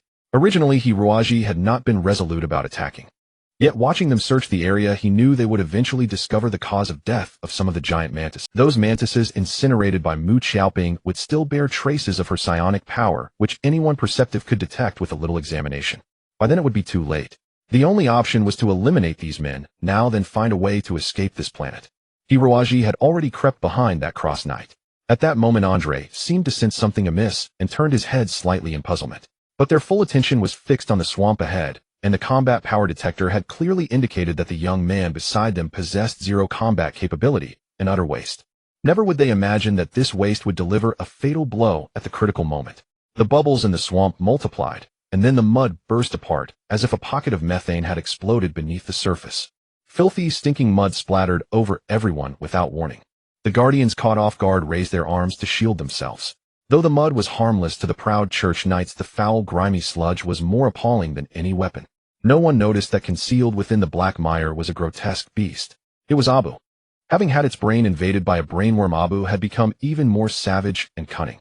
Without a sound, it pounced on a guardian, opened its massive jaws, and sank its teeth into the man's neck. Blood instantly stained the entire swamp. What is that? The guardians fell into disarray. Only Andre remained composed, but even he never dreamed that the deadliest strike would come not from the monster in front, but from the inconspicuous hillbilly behind him. Like an intangible shadow, Hiroji silently closed in on the other cross knight. That knight's entire focus was on the scene before him. By the time he sensed something behind him, Hiroji's hands had already gently gripped his neck. Pitifully, this cross knight had undergone genetic implantation as a child and endured decades of rigorous training. If he had been piloting a psionic mecha in a standard space battle against Hiroji, he might not have lost. But war knows no fairness. A crisp crack rang out as Hiroji snapped the knight's cervical vertebrae, and his head drooped limply. Abu had taken the opportunity to impale a second guardian with its sharp tail. Its entire body was composed of liquid metal that could transform into fluid, so even though the distance was insufficient before it liquefied, the opponent had not mounted the proper defense. Now Hiruaji lunged like a wolf or tiger at the third guardian. Since the enemy had perceived his actions employing the assassination techniques taught by Shadow would be too slow. His moves were broad and unrestrained, leaving no room for restraint. The terrified guardian barely raised his arm before his skull was crushed by Hiruaji's steel-like bone fist. The entire process took 3 seconds. 3 seconds ago, this squad had consisted of 2 cross knights and 4 guardians of light. Now only 1 cross knight and 1 guardian remained. A profound, indescribable unease rose in Andre's heart. For the first time, he doubted his own strength. Damn it. Controlling one's spiritual energy with a mystical method to evade combat power detectors. That was a technique mastered only by top-tier experts. Andre could not believe that Hiruaji possessed such skill. He let out a cold laugh. The surrounding trees began to tremble. An icy wind seemingly from nowhere swirled around Andre's feet, forming an invisible vortex. I don't know who you really are, but you seem to know my identity. You're a bastard of the church. That much I know, Hiruaji replied without expression, then gave a slightly cruel smile. But as for my identity and origins, I doubt you know them yet. Andre said proudly, I don't need to know what you are. In 10 minutes what remains here will be nothing but a corpse. An unusual protrusion suddenly appeared on Andre's forehead, a blue crystal. Pointing both hands at the crystal, he unleashed a strange energy wave that blasted. Foolish Abu had no idea what was happening, and the energy wave was so fast that even Hiruaji could. In the void, a sharp blade, seemingly formed of transparent wind, materialized and cleaved Abu in two. Andre declared proudly, this is the special ability of us neo-humans, Wind Blade. Remember it well. Abu split in half, fell straight onto the swamp's edge. Then a peculiar thing happened. Both halves of its body slowly softened into mercury-like liquid, then fused back together, taking the form of a crocodile once more. Master, this guy is so treacherous. Abu wailed. He uses dirty tricks while talking. It hurt. Abu bared his teeth and grinned maliciously at Andre. Male human, how dare you harm the most magnificent being in the universe? No, the second most magnificent being, me. I will definitely devour you. This time it was Andre's turn to suffer a headache. He stared in astonishment at the monster, which seemed to be some kind of metal mechanical construct, yet on its body, he caught a whiff of an unusual aura, something dark. At that moment, the only surviving Radiant Guardian had already summoned his mecha. Radiant Guardians, unlike Paladins, did not possess formidable superpowers. They merely underwent gene implantation after reaching adulthood, mastering, at most, some superficial abilities. Of course, some were originally peerless experts who were later recruited by the church to become Radiant Guardians, making their true strength a different story. However, the one before them clearly was not such an expert. When the crisis struck, his first thought was to summon his mecha and take cover first. Otherwise, he might be. A milky white mecha appeared in the jungle. Its surface was divided into countless elegant curved facets, and its configurations were all quite advanced. If placed within the Federation military, it would undoubtedly be a top-tier combat mecha. This was the standard-issue mecha of the Radiant Guardians, the Light Wing. Equipped with a psychic electromagnetic cannon and 2 high-power light blades, its greatest feature was the pair of pure white wings formed entirely by energy pulses that could sprout from its back, greatly enhancing its mobility. It was truly a high-speed assault mecha. But this warrior never considered one question. Amidst the trees and marshes of the jungle terrain, was using a high-speed mecha for combat, simply asking for death. Perhaps his intention was to pilot the light wing out of the jungle and launch an attack at near-ground distance. But just as the light wing's thrusters erupted with violent air currents, a rock that had been lying nearby for a long time, appearing extremely filthy, suddenly moved. This rock inexplicably grew limbs, and an arm plunged from behind into the light wing's cockpit, smashing everything inside to pieces. The advanced combat mecha developed by the church thus fell victim to the assassin's attack, erupting in a violent explosion. It was truly a perfect ambush. The key lay in Andre's overconfidence, while Hiruozi's side had long known their details. Amidst the smoke, Andre laughed heartily. Hiruozi's eyes suddenly widened. Abu Blackwing, flee. He sensed the aura emanating from the opponent rapidly intensifying. The enemy was like a steam boiler. Even standing beside the furnace, one could feel an overwhelming heat rushing toward them, let alone what was happening inside the furnace. Abu once again transformed into a suit of armor worn by Hiruozi, who then climbed through the trees and leaped directly from a high branch into Blackwing's cockpit. The moment the cockpit sealed shut, the entire mecha shuddered violently, as if struck by a tornado. Blackwing said in agony, I am under attack, master.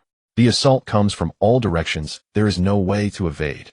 On the radar, a blue light dot appeared. As the smoke cleared, Hiruozi was stunned. Before him, within a 2-kilometer radius, all trees had been severed by wind blades and toppled by gales. The ground was a chaotic mess.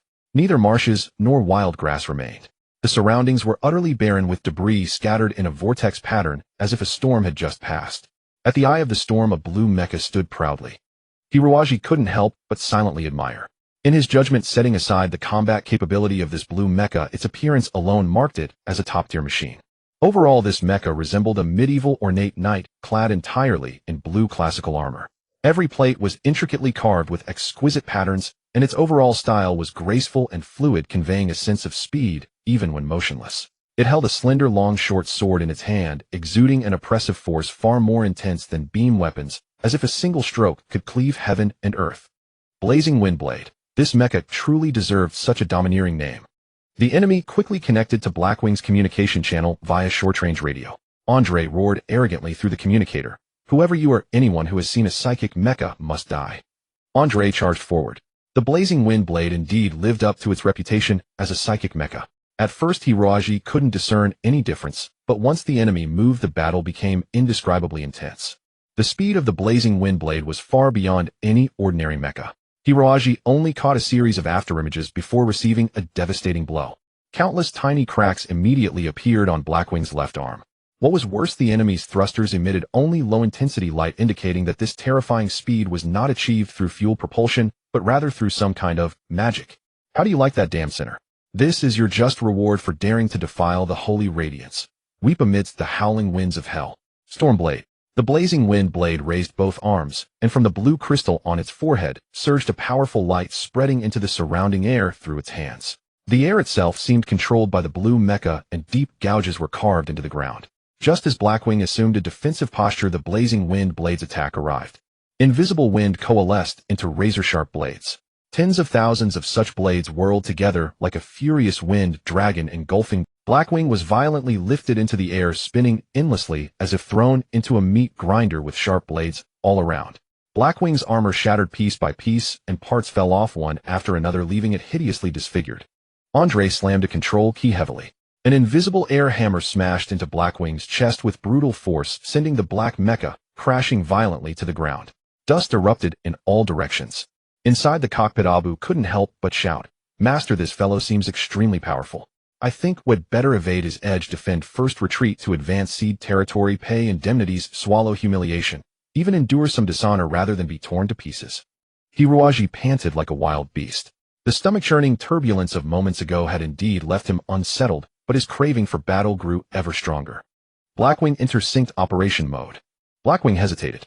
"Master, in synced mode, we will share senses. The enemy's attacks may cause you severe pain." The damage from the tiny wind blades was low, but their cutting into the mecha would bring intense pain. As the mecha, Blackwing naturally wouldn't perceive this, but under soul fusion, Hiroaji would have to endure the agony. "I know, but how can I stand by and watch you take the beating alone?" A flash of black light passed, and Hiroaji closed his eyes.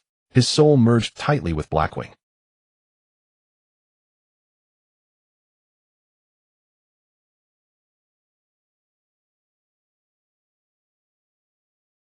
The intense pain, like 10,000 ants burrowing into his heart, nearly made him faint. Every meridian in Hiroaji's body If he were an ordinary person, he would have already lost control of his bodily functions by now. However, Hiroaji had undergone terrifying special training in the UNGU, where the agonies of being torn apart by the skeletal dragon gelot were no less than today's pain. Hiroaji clenched his teeth desperately, his eyes clear and transparent, carefully watching the wind blade. His eyes could penetrate all mechanical components and any subtle changes, but when the opponent's weapon was completely transparent wind, how should he deal with it? Andre struck again. This time the whirlwind blasted straight at him. Hiroaji barely managed to resist, but could not endure it. The armor on Hai's arms shattered completely, revealing the thin metal skeleton, making the entire mecha look utterly miserable. Hiroaji's hands ached to the bone, yet in the heart-wrenching battle his mind became extraordinarily sharp instead. A faint smile appeared on Hiroaji's face, and he simply closed his eyes. Hai also lowered its hands, leaving its front completely exposed, showing no intention of dodging. Andre hesitated for a moment, then chuckled dryly. These sinners were indeed weak creatures. Unable to withstand his windblade attack, they simply assumed a suicidal pose. Did they think he would have mercy? Ridiculous. Andre snapped his fingers, and a windblade shot from his right hand, leaving a deep mark on Hai's chest armor. "Ha ha ha, sinners. Kneel and beg the supreme god's forgiveness. Perhaps the merciful Lord will lessen your punishment in hell a little. Kneel. Another wind blade, this time slicing straight at the opponent's left leg. Caught off guard, Hai indeed fell to one knee.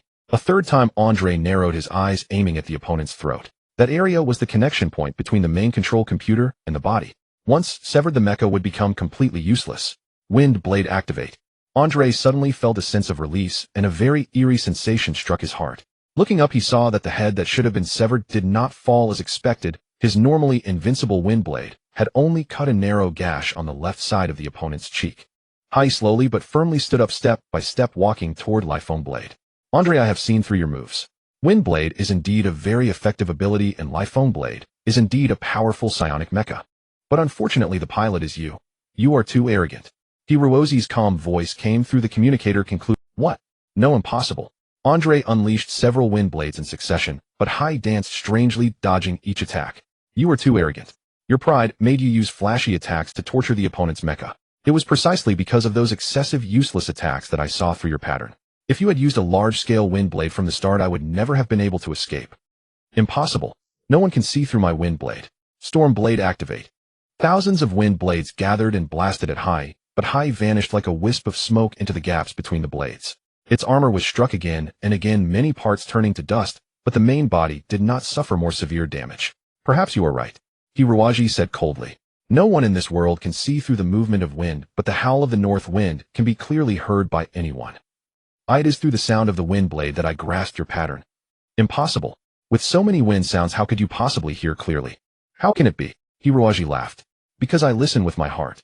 Hai magically appeared in front of Liphone Blade. The battered mecha was originally incomparable to the opponent, but a fierce aura emanated from Hai, completely putting Liphone Blade at a disadvantage. Hiroji activated the joint destruction technique. Hai entangled the opponent like a beggar clinging to a noble knight. Only at this moment did Andre clearly feel that even a noble knight could be killed by a filthy commoner. No. Crack. Hiroji had already located Liphone Blade's joints and completely destroyed its central power system. The noble, magnificent, and indestructible psionic mecha finally halted, standing still before the beggar like Hai. From beneath Hai's feet, a black flame rose, engulfing the entire mecha in blazing fire, forming a powerful demonic energy. Feel carefully, you lackey of the church. Hiroji shouted. You should know what power I am using. Andre was puzzled. He could see that the opponent's mecha was not a psionic mecha, but the magic energy emanating from it was quite familiar. Andre thought nervously, looking again and again at the opponent's dark mecha. Finally, his eyes widened and he pointed at the opponent in disbelief, shouting, Impossible, impossible. Could you be? You are the undead. Ha ha ha. Driven by dark magic energy, the wings on Hai's back turned into flying daggers. That's right. After 5,000 years, the Undead clan will finally unleash their immortal revenge against the church. Boom. All the flying daggers blasted into Liphone Blade's cockpit, tearing Andre apart completely.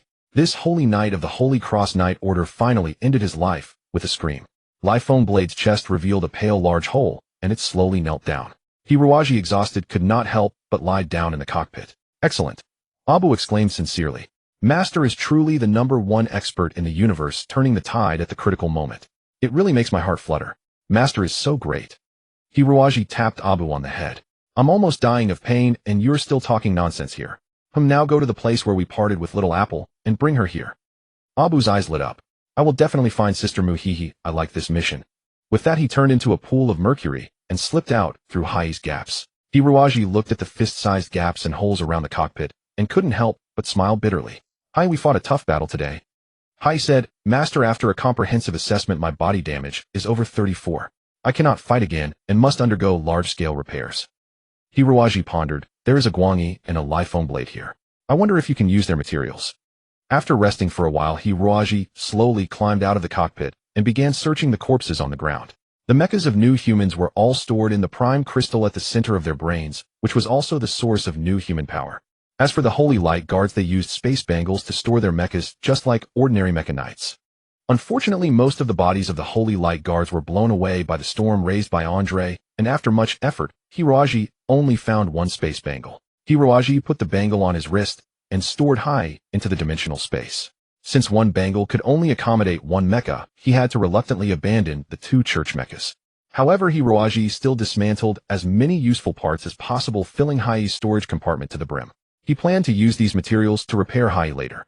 When everything was ready, he saw Abu slowly crawling out of the forest with a dejected look, but there was no sign of Mu Xiaoping behind him. Hiroaji was very puzzled. Abu, where's little apple? Abu shook his head, spat out a cloth strip, and said indistinctly, when I got there no one was there. Sister Mu only left a note. Hiroaji took it, and looked his heart shattering. I see that a few lines of text are written on the note little G I have left. By the time you read this letter, I should already be on the spaceship, right? The time spent with you is the happiest days of Pinger's life. If there are indeed deities in this world, I truly hope they can allow Pinger to stay by little G's side for a lifetime. But now even if Pinger is innocent, she knows that if this continues, little G will surely be harmed by the church, just as they once harmed Grandpa, Dad, and Mom. So, goodbye little G. Hiroaji trembled all over, unable to help, but collapsed to the ground, letting out a heart-wrenching howl. With this howl, the birds in the forest took to the air, and the beasts fled in a panic. Hiroaji tightly clutched the cloth strip, and said in anger, little apple, why are you so foolish? Why did you do this? Hiroaji suddenly stood up, thought for a moment, then took off the spatial wristband on his hand, and said to Abu, you take this, I will go to the village to find them. Andre and the others did not board the spaceship. These people can't leave. Little apple, I'm coming. At the village entrance, the ground was covered with a thick red carpet, and on the carpet was a delicate crystal piano. A remarkably handsome young man was elegantly playing music, the melodies flowing like water, and as gentle as the wind, making this remote little asteroid seem like a resplendent palace. What a mesmerizing young man this is. His long blue hair swayed slightly with a couple of waves, making his originally somewhat gaunt face appear extraordinarily soft. In his sapphire-like eyes it seemed as if countless sorrows were hidden. He wore a white knight's outfit, yet did not seem like a rough warrior, but rather a delicate and refined. Only Mu Xiaoping knew how terrifying this man truly was. After finishing a piece, the man let out a slight sigh, stood up from the piano, and put his gloves back on. He was filled with impeccable gentlemanly demeanor, and even Mu Xiaoping, standing on the opposite side, had to admit that he was a very charming man. Captain Mozart, what are you waiting for? Hurry, and take me away from this planet. Mu Xiaoping gritted her teeth and shouted she was really anxious because with Hiroaji's personality, if he saw that note, he would definitely come after her. The blue-haired handsome man Mozart smiled faintly and said softly, but I still want to wait for your friend to appear. Friend? Mu Xiaoping was taken aback. Mozart nodded and said that's right. If it weren't for certain things that need protecting, you wouldn't have come out to surrender to me, would you? Although I really want to take you away right now, if that's the case, the report would be difficult to write. The captain will definitely nag me about the reasons. Mu Xiaoping trembled. No, I have no friends. Mozart sighed. To be honest, the conflict between new humans and experimental subjects is nothing compared to the importance of beautiful music. Wasting time practicing the piano to hunt you experimental subjects is truly an annoying job. But, Mozart smiled and said, so if you weren't trembling all over while lying, I might have pretended to be fooled, but in this situation asking me to believe your lie is truly an insult to my intelligence, isn't it? Don't worry, I won't kill your friend. That's the only thing I can do for a pure and lovely girl. A saint stepped forward to report, Captain, the radar detected intense energy fluctuations at 12 o'clock 60 kilometers away. It is estimated that at least 2 or more Mechs have joined the battle, and there is a high possibility of psychic Mechs present. This is bad. Mozart said with a troubled expression, I originally thought it would be a boring task, just right to use a lot of time to practice a few sections of the melancholic waltz, but now it seems that this captain has to play the role of the evil villain. What on earth is that guy Andre doing? Little Mu, what kind of person is with you? I feel he is very strong. Mozart asked with a grin, his eyes filled with anticipation. Mu Xiaoping felt her heart almost. She knew that although this Mozart appeared to be smiling and had treated her quite well in the past, once he made a move, he would be utterly ruthless, like a precise machine devoid of any personal emotions. Mu Xiaoping just hoped that Hiroaji would not show up, but 3 minutes later her heart sank, completely mixed with a sense of faint excitement. Yes. If he doesn't show up, then he isn't Hiroaji. Hiroaji stood proudly outside his body had already been wounded by the sharp thorns in the bushes, blood flowing all over. But those deep eyes still emitted a chilling cold light. A saint frowned and said, Captain Mozart, the opponent seems to be an ordinary person. Mozart smiled and shook his head, closed his eyes, and took a deep breath, and calmly said, I smell the aura of spiritual power. Yes. This man exudes boundless spiritual power. How strange, this spiritual power seems completely different from that of other heretics, purer and more evil. Mozart opened his eyes and concluded, he's a master. It seems Andre and the others are finished. What? The saints were shocked. Although Andre was not the top-tier Holy Cross Knight, every new human was regarded as a sacred existence that could not be desecrated in their eyes. They never expected to be killed by such an unassuming boy who resembled a ghost. However, they absolutely dared not doubt Captain Mozart's words.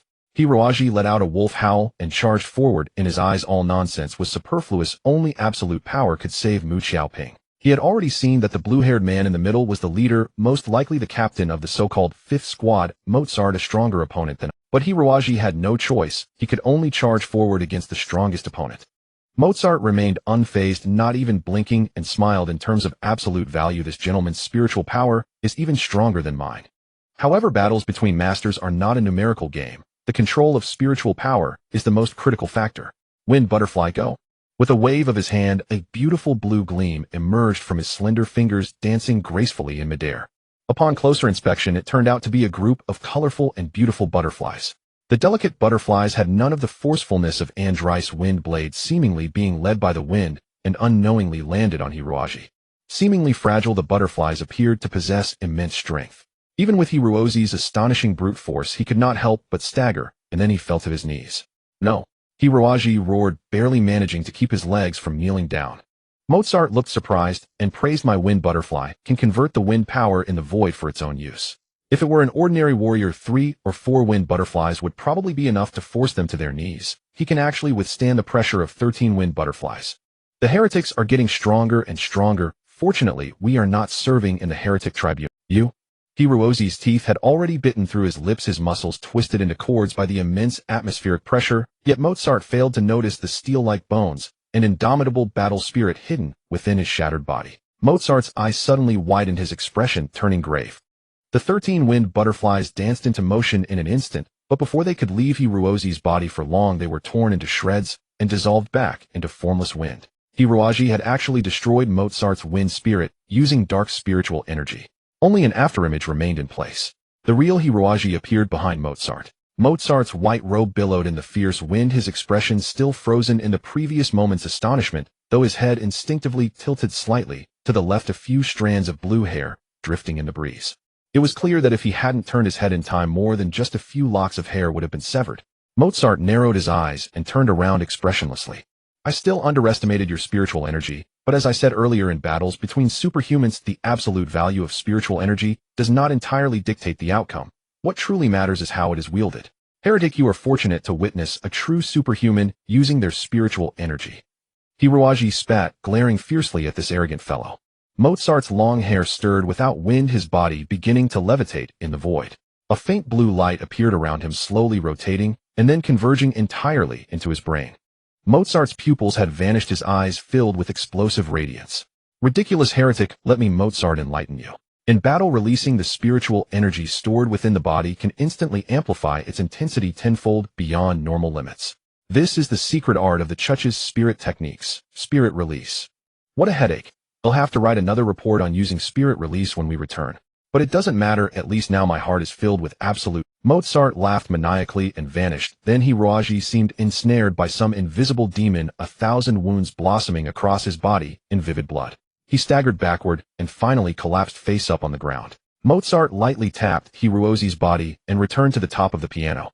No longer the gentleman he had been, he was now like a musician fully immersed in his art, playing with passionate fervor. He didn't need to touch the keys, for all the winds of the world were his instrument. Clear resounding notes formed a majestic epic symphony, enchanting everyone present. But for Hiroaji, the sound waves threatened to tear his body apart. He felt his internal organs disintegrating, every cell crushed into pulp. The enemy was too powerful. Mozart, in his spirit release state, was an opponent entirely different. His strength was nearly flawless, both in spiritual energy magnitude and in its application far beyond what Hiroaji could match. Before Mozart, Hiroaji was like an ant before a fierce leopard, utterly incomparable. Under the relentless bombardment of sound waves, Hiroaji's bones finally cracked and shattered. The music abruptly stopped.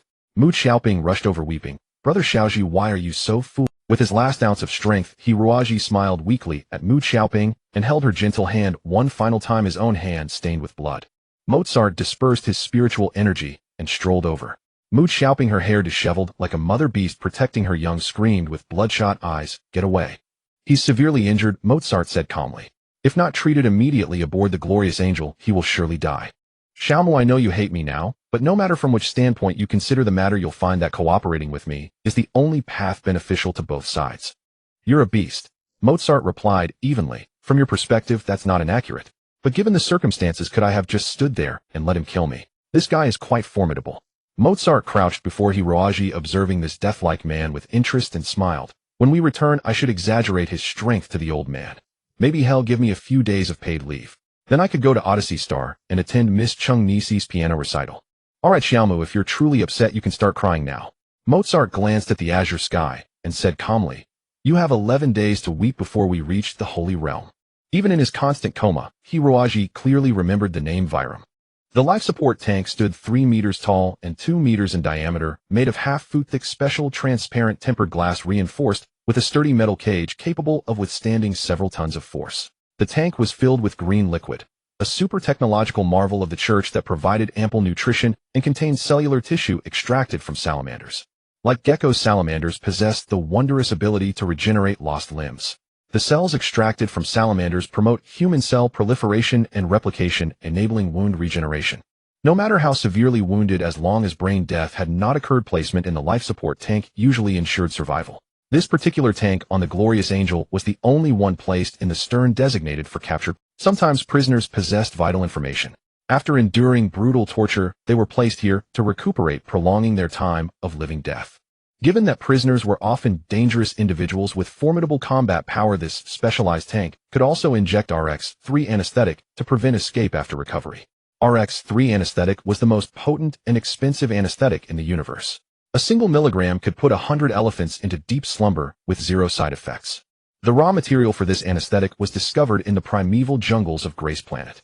Grace Planet, known as the Cosmic Biogene Treasure Trove, was entirely covered by dense virgin forests home to billions of exotic beasts. Among them was a creature called the arrow frog, which used anesthetic fluid from sacs on its back to paralyze enemies, then secreted highly acidic digestive juices to liquefy and consume prey. Many pharmaceutical companies bred these arrow frogs in large numbers, extracting anesthetic from their back sacs to refine RX-3. This agent was tested in the universe's most dangerous maximum security prisons, achieving a 100% success rate. Even the top martial arts masters could not escape its grip. Another security measure for prisoners was a metal collar carrying several thousand volts. Placed around the neck, it had 2 modes of operation. In standard mode, pressing the button would generate high-voltage electromagnetic waves causing immense pain without any physical damage. In death mode, it could silently reduce the prisoner to a charred lump in half a second. Hiroaji was well aware of this. In the 4 days, 9 hours and 54 minutes he had been confined here, he had tasted the electromagnetic collar 11 times. Whenever the anesthetic effect of RX-3 wore off, the medical bastard would inject another agent into the life support tank, one that could invigorate the mind for a short, while sharpening the 5 senses accordingly. This was done to prevent the prisoner from forgetting too much after prolonged anesthesia.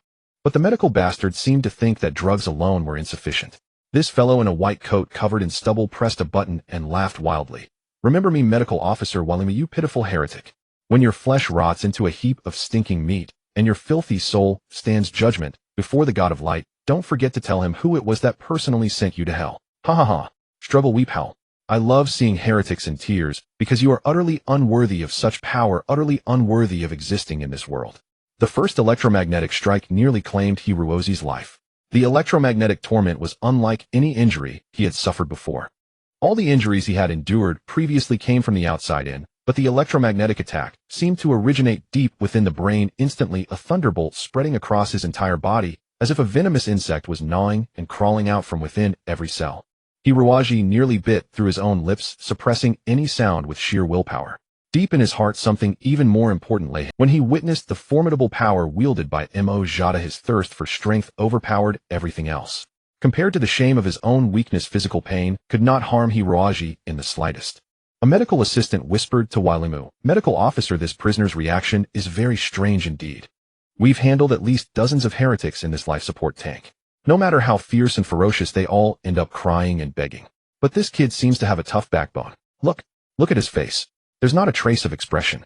His eyes stare straight ahead as if he's in a daze." Bullshit. Walimu flew into a rage and slapped the assistant to the ground.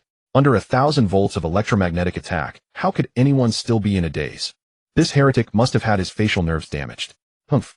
Once the life support tank repairs his nerves, he'll see just how much this brat can endure. Walimu, accustomed to heretics wailing and weeping, regarded Hiroaji's indifferent demeanor as the greatest insult and challenge to him. From that day on, Hiroaji would not have a single moment of peace.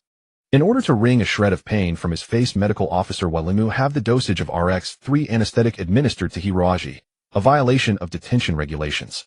But Wailimu believed that since the electromagnetic collar was already in place, there was no need for a full dose of anesthetic, as that would rob him of the pleasure of torturing the prisoner. Then he increased the dosage of the nerve stimulant fivefold. This meant that Hiroaji would suffer pain 10 times greater than an ordinary person. This was truly a hellish ordeal. For Hiroaji, every second here seemed more unbearable than a year in the Undead dark expanse. His nerves remained constantly alert, but the only sensation he could perceive was the explosive agony within his body. Only by secretly circulating the black netherbone art shrouding his body in dark energy could he barely withstand a hint of the pain. Never before had Hiroaji practiced the black netherbone art for 24 hours straight. For this domineering dark martial art exacted a tremendous backlash on the body. After all, those who had learned this technique before were all undead skeleton soldiers, while Hiroaji was a living human being. This had kept Hiroaji's black netherbone art stuck at the 4th level. But now he had no other choice. He had to run the black netherbone art at high load to resist the pain. The black netherbone art continuously absorbed surrounding substances, including the nutrient solution and even Hiroaji's own body tissues, converting them into the most primal energy to strengthen his bones. This was indeed Hiroaji's fortuitous opportunity. Under normal circumstances, cultivating the black netherbone art beyond the 5th level required an enormous amount of energy, which Hiroaji's body could never have withstood. Nor would he have had access to a high-tech marvel like the life support tank. Moreover, after practicing the 4th level for so long, an excess of stale power had accumulated in his bones to the point where they had become fixed, which would be detrimental to future cultivation. However, in the battle against Mojada, the terrifying sonic demonic energy had completely shattered Hiroaji's bones throughout his body. As the saying goes, destruction precedes creation. With all his bones shattered and suffering intense pain, Hiroaji was forced to overload the black netherbone art. All these factors combined caused his skeleton to act like a black hole, violently absorbing energy from its surroundings and forming a new skeleton 10 times tougher than before. An assistant called out in puzzlement, "Medical Officer Wailimu, something seems wrong. The nutrient molecules in the life support tank have been depleted within half an hour and need replenishment. Yet under normal circumstances, these nutrients should have been sufficient for a wounded patient to absorb for at least 24 hours. Wailimu was also puzzled. He glanced at the medical instruments, then at Hiroaji standing upright in the tank and snarled, "What's his physical condition like?" The assistant replied, "Very strange. Despite absorbing so many nutrients, the prisoner's condition has improved only slightly. He's still at the lowest level, barely alive." "I see. Perhaps there was a leak somewhere in the tank. After returning to Xingyu, a thorough inspection would be needed. For now, increase the nutrient infusion. Lord Mojada wants this guy fully recovered when we arrive at Xingyu. We cannot defy his orders." This damned heretic. The assistant manipulated the computer, continuously injecting high-energy nutrient agents into the tank, but it was as if a mysterious void lurked within, draining all the nutrients away. In just 2 days, they had injected a total of 300 units of nutrient agents, yet only raised his physical strength to a level barely sufficient for movement. In truth, if they had examined Hiroaji's bones, they would have discovered that his skeletal strength had already reached a terrifying level. However, according to common wisdom, skeletal strength is proportional to muscular strength, so there was no need for a complex bone test after measuring muscle strength. It was this oversight that ultimately led to Medical Officer Wailimu's death. Starting from the 3rd day, Hiroaji could no longer feel any pain.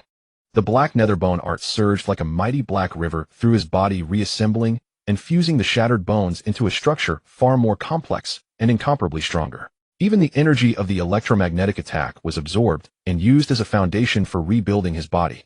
Hiroaji, like the Monkey King in the alchemical furnace, was reborn with a transformed physique. By the 5th day, Wailimu had to admit that this seemingly frail heretic was 100 times more tenacious than any heretic he had ever encountered. He discovered in despair that there was no torture in this world that could make this heretic even slightly grimace in pain. If not for the medical instruments clearly displaying the heretic's physiological state, Wailimu would have suspected that beneath his skin lay the body of a machine. This damned heretic is not human. He's a mongrel made of special materials. I think only in the hell presided over by the god of light could there be punishments that frighten him. Wailimu, trembling, stared at Hiroaji and slammed his fist. If it were up to me, I'd advise Lord Mojada to kill this guy right now. He's too terrifying, truly too terrifying. But his physical strength has never been high, and his mental fluctuations are approaching stillness. Medical Officer Wailimu, this guy is already finished. He was injured by Lord Mojada. No one can fully recover from Lord Mojada's attacks, said an assistant. Perhaps, Wailimu said darkly, but perhaps he is the exception. Really, if there is one person in this world who can fully recover from Lord Mojada's attack, it must be him, that damned hair. Then Lord Mojada will kill him again, the assistant said. Wailimu laughed. Before that, perhaps we will have been torn apart by him. The assistant looked at Hiroaji standing still and could not help but shudder. In fact, Hiroaji had no intention of dealing with Vyram at the moment. After his body had largely recovered, he had to do one thing first, a thing that could tip the scales of victory back. Hiroaji emitted a spiritual wave summoning his loyal servant Abu, without any visible. On the hull of the Radiant Angel, in a blind spot of the detectors, an object resembling a meteorite had been clinging to the ship for days. At Hiroaji's summoning, the meteorite suddenly quivered and transformed into a plump crocodile with a spatial bangle around its neck. Abu awu awu. I've been so stifled these days. Finally, I heard news from you, Master. On Valden Star, when Hiroaji charged toward Mozart without hesitation, it was precisely to draw the enemy's attention so that Abu could secretly hide aboard their landing craft. Hiroaji was not arrogant. He certainly knew that with his own strength he could not contend with so many cross knights and light guards. Abu's existence, however, could cast a decisive piece on another level. Master, that fellow named Vyram dares to treat you like this. It's outrageous. We must teach him a lesson. It must be known that the life of a summoned being is completely linked to its master. That is, if Hiroaji were to die, Abu would die too. As a noble being claiming to be the greatest existence in the universe, sworn to gaze upon all beauties under heaven, how could Abu perish like this? Abu was truly furious at Vyram. Hiroaji remained very calm, secretly glad that he had given the spatial bangle to Abu. If it had been on himself, Mozart would surely have discovered it. With Mozart's abilities, upon seeing the black wings stored in the bangle, even if he couldn't fully identify them as belonging to the undead race, he would certainly become highly suspicious. Hiroaji thought, Abu, you can start moving now. First, find out exactly where Mu Xiaoping is imprisoned, then locate the nearest escape pod, and if possible, learn how to operate it. Abu laughed heartily. Too easy. I'm off now, Master. You must take good care of your life. I haven't even vacationed on a beach full of bikini-clad beauties. If I die like this, what a pity. Hiroaji was exasperated. So much nonsense. Go now. Under his master's pressure, Abu reluctantly squirmed. Though the Radiant Angel was equipped with a comprehensive radar system, it was utterly helpless against an intruder clinging directly to the hull. Abu could also transform into liquid metal, allowing it to traverse even the narrowest passages with ease. It soon found what Hiroaji. Master, the nearest escape pod is at the end of Corridor 12 in Sector D. I'm sending you a detailed map. Hiroaji's mind immediately received a clear image, including the smallest fire escape routes. This was intelligence Abu had stolen by infiltrating the main computer system of the Radiant Angel. What about Little Apple? Well, Sister Mu is a bit troublesome, Master. I can only preliminarily determine that she is being held in Sector K, but that detestable fellow named Mozart is also guarding Sector K. His aura is so strong that I dare not infiltrate Sector K at all, because I'm afraid I'd be discovered the moment I enter. Hiroaji pondered for a moment. You've done well. Now move toward me, and let's think of a plan. Abu, Master, have you thought of a plan? I to still think of a way to escape calmly in this hopeless predicament, truly worthy of being my master, Abu. Hiroaji, I haven't thought of a plan yet. Abu. Indeed, with Hiroaji's current strength, escaping the predicament was even using force to seize an escape pod and flee the Radiant Angel was not impossible. But how to rescue Mu Xiaoping right under the nose of the ridiculously powerful Mozart? That problem was extremely difficult. Fortunately, Hiroaji didn't have to rack his brains for long before an unexpected change occurred. The Radiant Angel came under fierce attack. The lifeless black space resembled a deathly swamp filled with mire, and from that swamp black meteorites emerged at some unknown time. But if they were ordinary meteorites, the Radiant Angel's radar would have detected them. Yet now the radar only showed some minor fluctuations, as if there was some interference. Because the surfaces of these meteorites were coated with stealth paint that interfered with radar. When the Radiant Angel approached the meteorite cluster, these silent stones suddenly split open from the middle, revealing dark electromagnetic weapons and particle cannons. Multicolored electromagnetic beams like brilliant fireworks instantly illuminated the black space, revealing that the Radiant Angel was surrounded by such disguised meteorites, forming a perfect ambush ring. Energy beams mercilessly struck the surface of the Radiant Angel. Immediately, a wondrous glow appeared on the ship's hull, forming a blue protective film. The electromagnetic waves hitting the shield could not penetrate at all, splashing across the hull like brilliant blossoms sprouting on the ship. The Radiant Angel was equipped with a powerful energy shield, completely indifferent to attacks of this level. The opponents had obviously anticipated this. They didn't expect to finish off the Radiant Angel with such attacks. They only hoped to delay the Radiant Angel's progress. With all energy diverted to defense, the Radiant Angel had no choice but to shut down its propulsion engines. The massive ship finally came to a slow halt. From behind the meteorite cluster, dozens of ferocious-looking mechas flew out, trailing long exhaust flames as they charged toward the Radiant Angel. The decisive close combat was about to begin. Inside the Radiant Angel, Red warning lights flashed, illuminating the panicked faces of everyone. This route back to the Holy Domain was quite secret. It should never have been discovered by the enemy. Yet now they had fallen into an ambush. Alert, alert. Radiant Angel entering combat status A. All combat personnel report to their respective decks and prepare for battle. Even the medical bay at the stern was in panic. Several responsible combat personnel hurriedly rushed to their decks to engage in space mech. Medical Officer Viram broke out in a cold sweat, his eyes fixed on Hiroaji as he muttered, those accursed heretics. Indeed, the only ones capable of such an attack without fearing the Church's wrath were the failed experiments who had always opposed the Church, the heretics. The assistant listening to the orders through an earpiece reported, Medical Officer Viram, the captain orders us to reduce energy output by half to fully support the defense grid. What? Viram fumed. This guy is an extremely dangerous figure. If we have the energy, the restraint facilities won't operate at full capacity. After these days of confrontation, Viram no longer dared underestimate the mysterious youth. Though the other was still obediently imprisoned in the life support tank, Viram sensed an ominous premonition. But the assistant looked troubled. Forget it, Viram waved dismissively. Even if we don't comply, those people will cut off our energy from the main computer. First inject the prisoner with a triple dose of RX-3 anesthetic. With that level of sedation, even an alien should be downed. Yes. The assistant operated the computer for a moment. All the anesthetic has been injected. Viram watched Hiroaji floating in the green liquid nervously. Those eyes that had been wide open, sharp as blades, finally closed slowly. Viram couldn't help but breathe a sigh of relief and lowered the energy output of the restraint devices around the life support tank. But he failed to notice the faint, imperceptible sneer that appeared on Hiroaji's face inside the tank. RX-3 anesthetic is a highly effective muscle relaxant. Now, all the muscles of Hiroaji's body, even his internal organs, could be said to be completely sedated. An ordinary person would be completely immobile. But no one expected that Hiroaji could control his body using only his skeleton. Hiroaji's mind raced as he thought tensely. Master, our chance has come. Abu exclaimed excitedly. Hiroaji remained very calm. Abu climbed back to the ship's surface now. I want to know exactly how the battle outside is going. Outside, the close combat had already begun. From the launch decks on either side of the Radiant Angel, white Church Mechs continuously soared forth. Most of these Mechs were standard-issue light wings of the Holy Light Guard, which had fully transitioned into space combat mode in the vacuum of zero gravity. Unlike what Hiroaji had seen on Earth, the light wings in their space combat configuration shed their heavy anti-gravity devices, appearing far more nimble and agile. With no air resistance to contend with, the white wings on both sides could unfurl more freely, and coupled with the dazzling glow emitted from their rear thrusters, they exuded a sense of grandeur. Every member of the Holy Light Guard was a professional warrior who had undergone rigorous training, and their exceptional proficiency was immediately evident as they took the field. Though caught off guard by the sudden assault, once they entered the battlefield, all hesitation and panic vanished without a trace. 40 light wings formed a solid battle formation, steadfastly defending their position. In contrast, the raiders' mechs appeared far more grotesque. Almost all of them were painted in a drab gray with numerous pockmarks covering their surfaces, resembling grotesque giant scorpions that could easily blend into the starry void, utterly lacking the splendor of the light wings. Yet they were no less dangerous.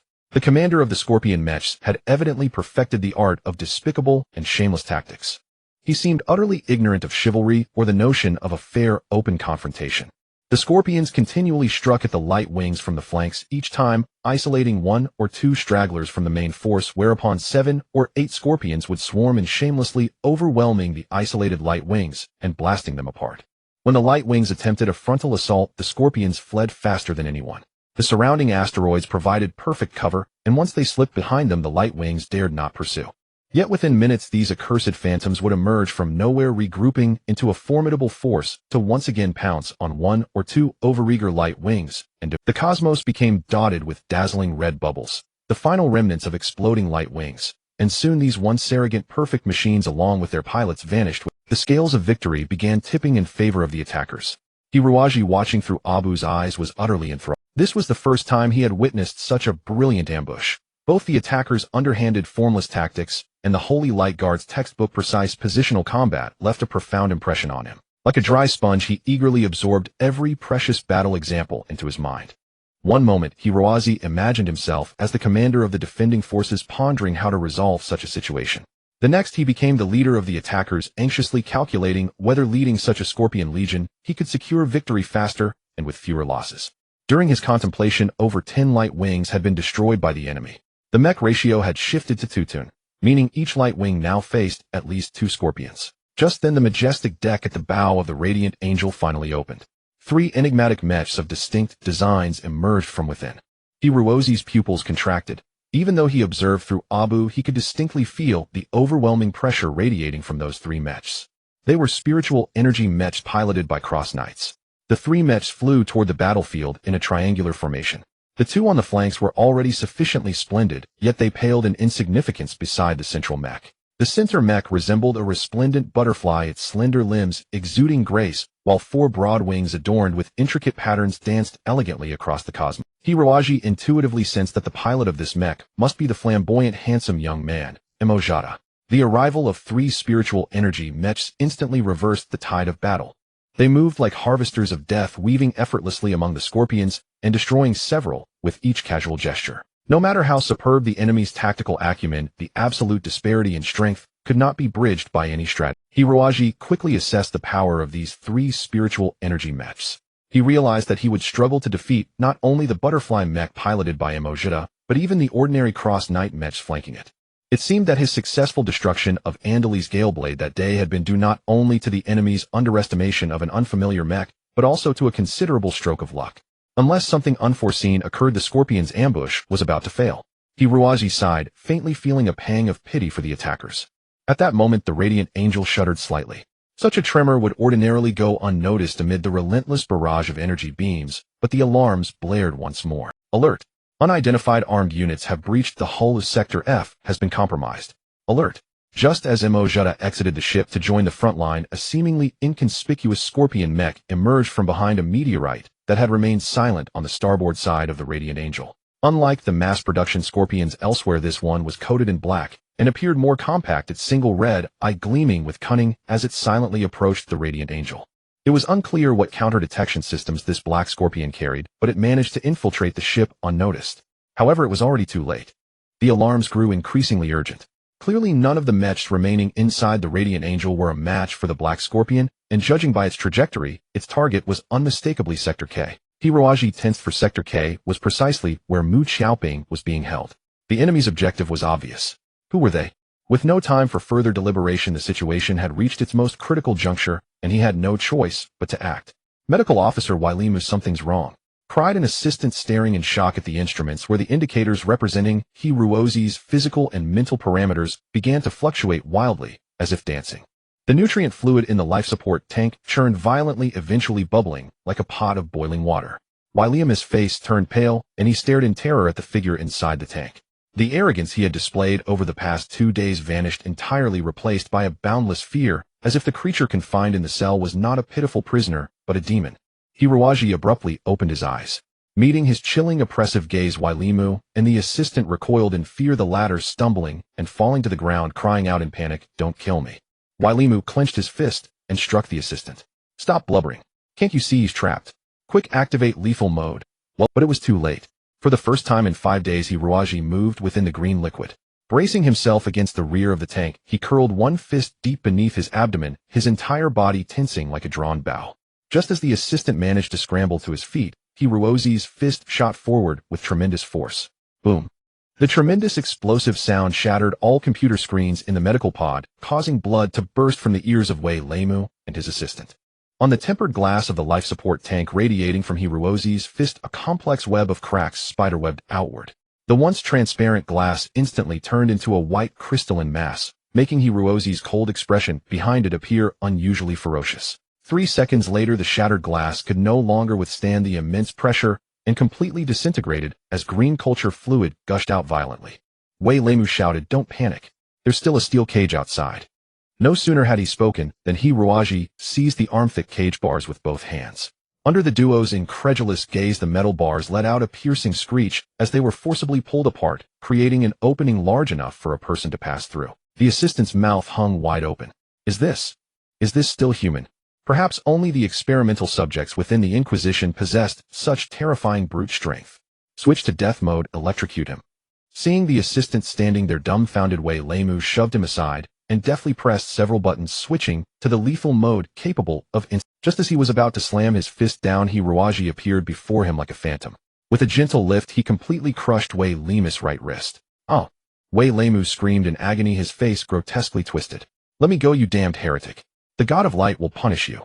Hiruaji gripped Wei Lima's throat with one hand and removed the electromagnetic collar from his own neck with the other.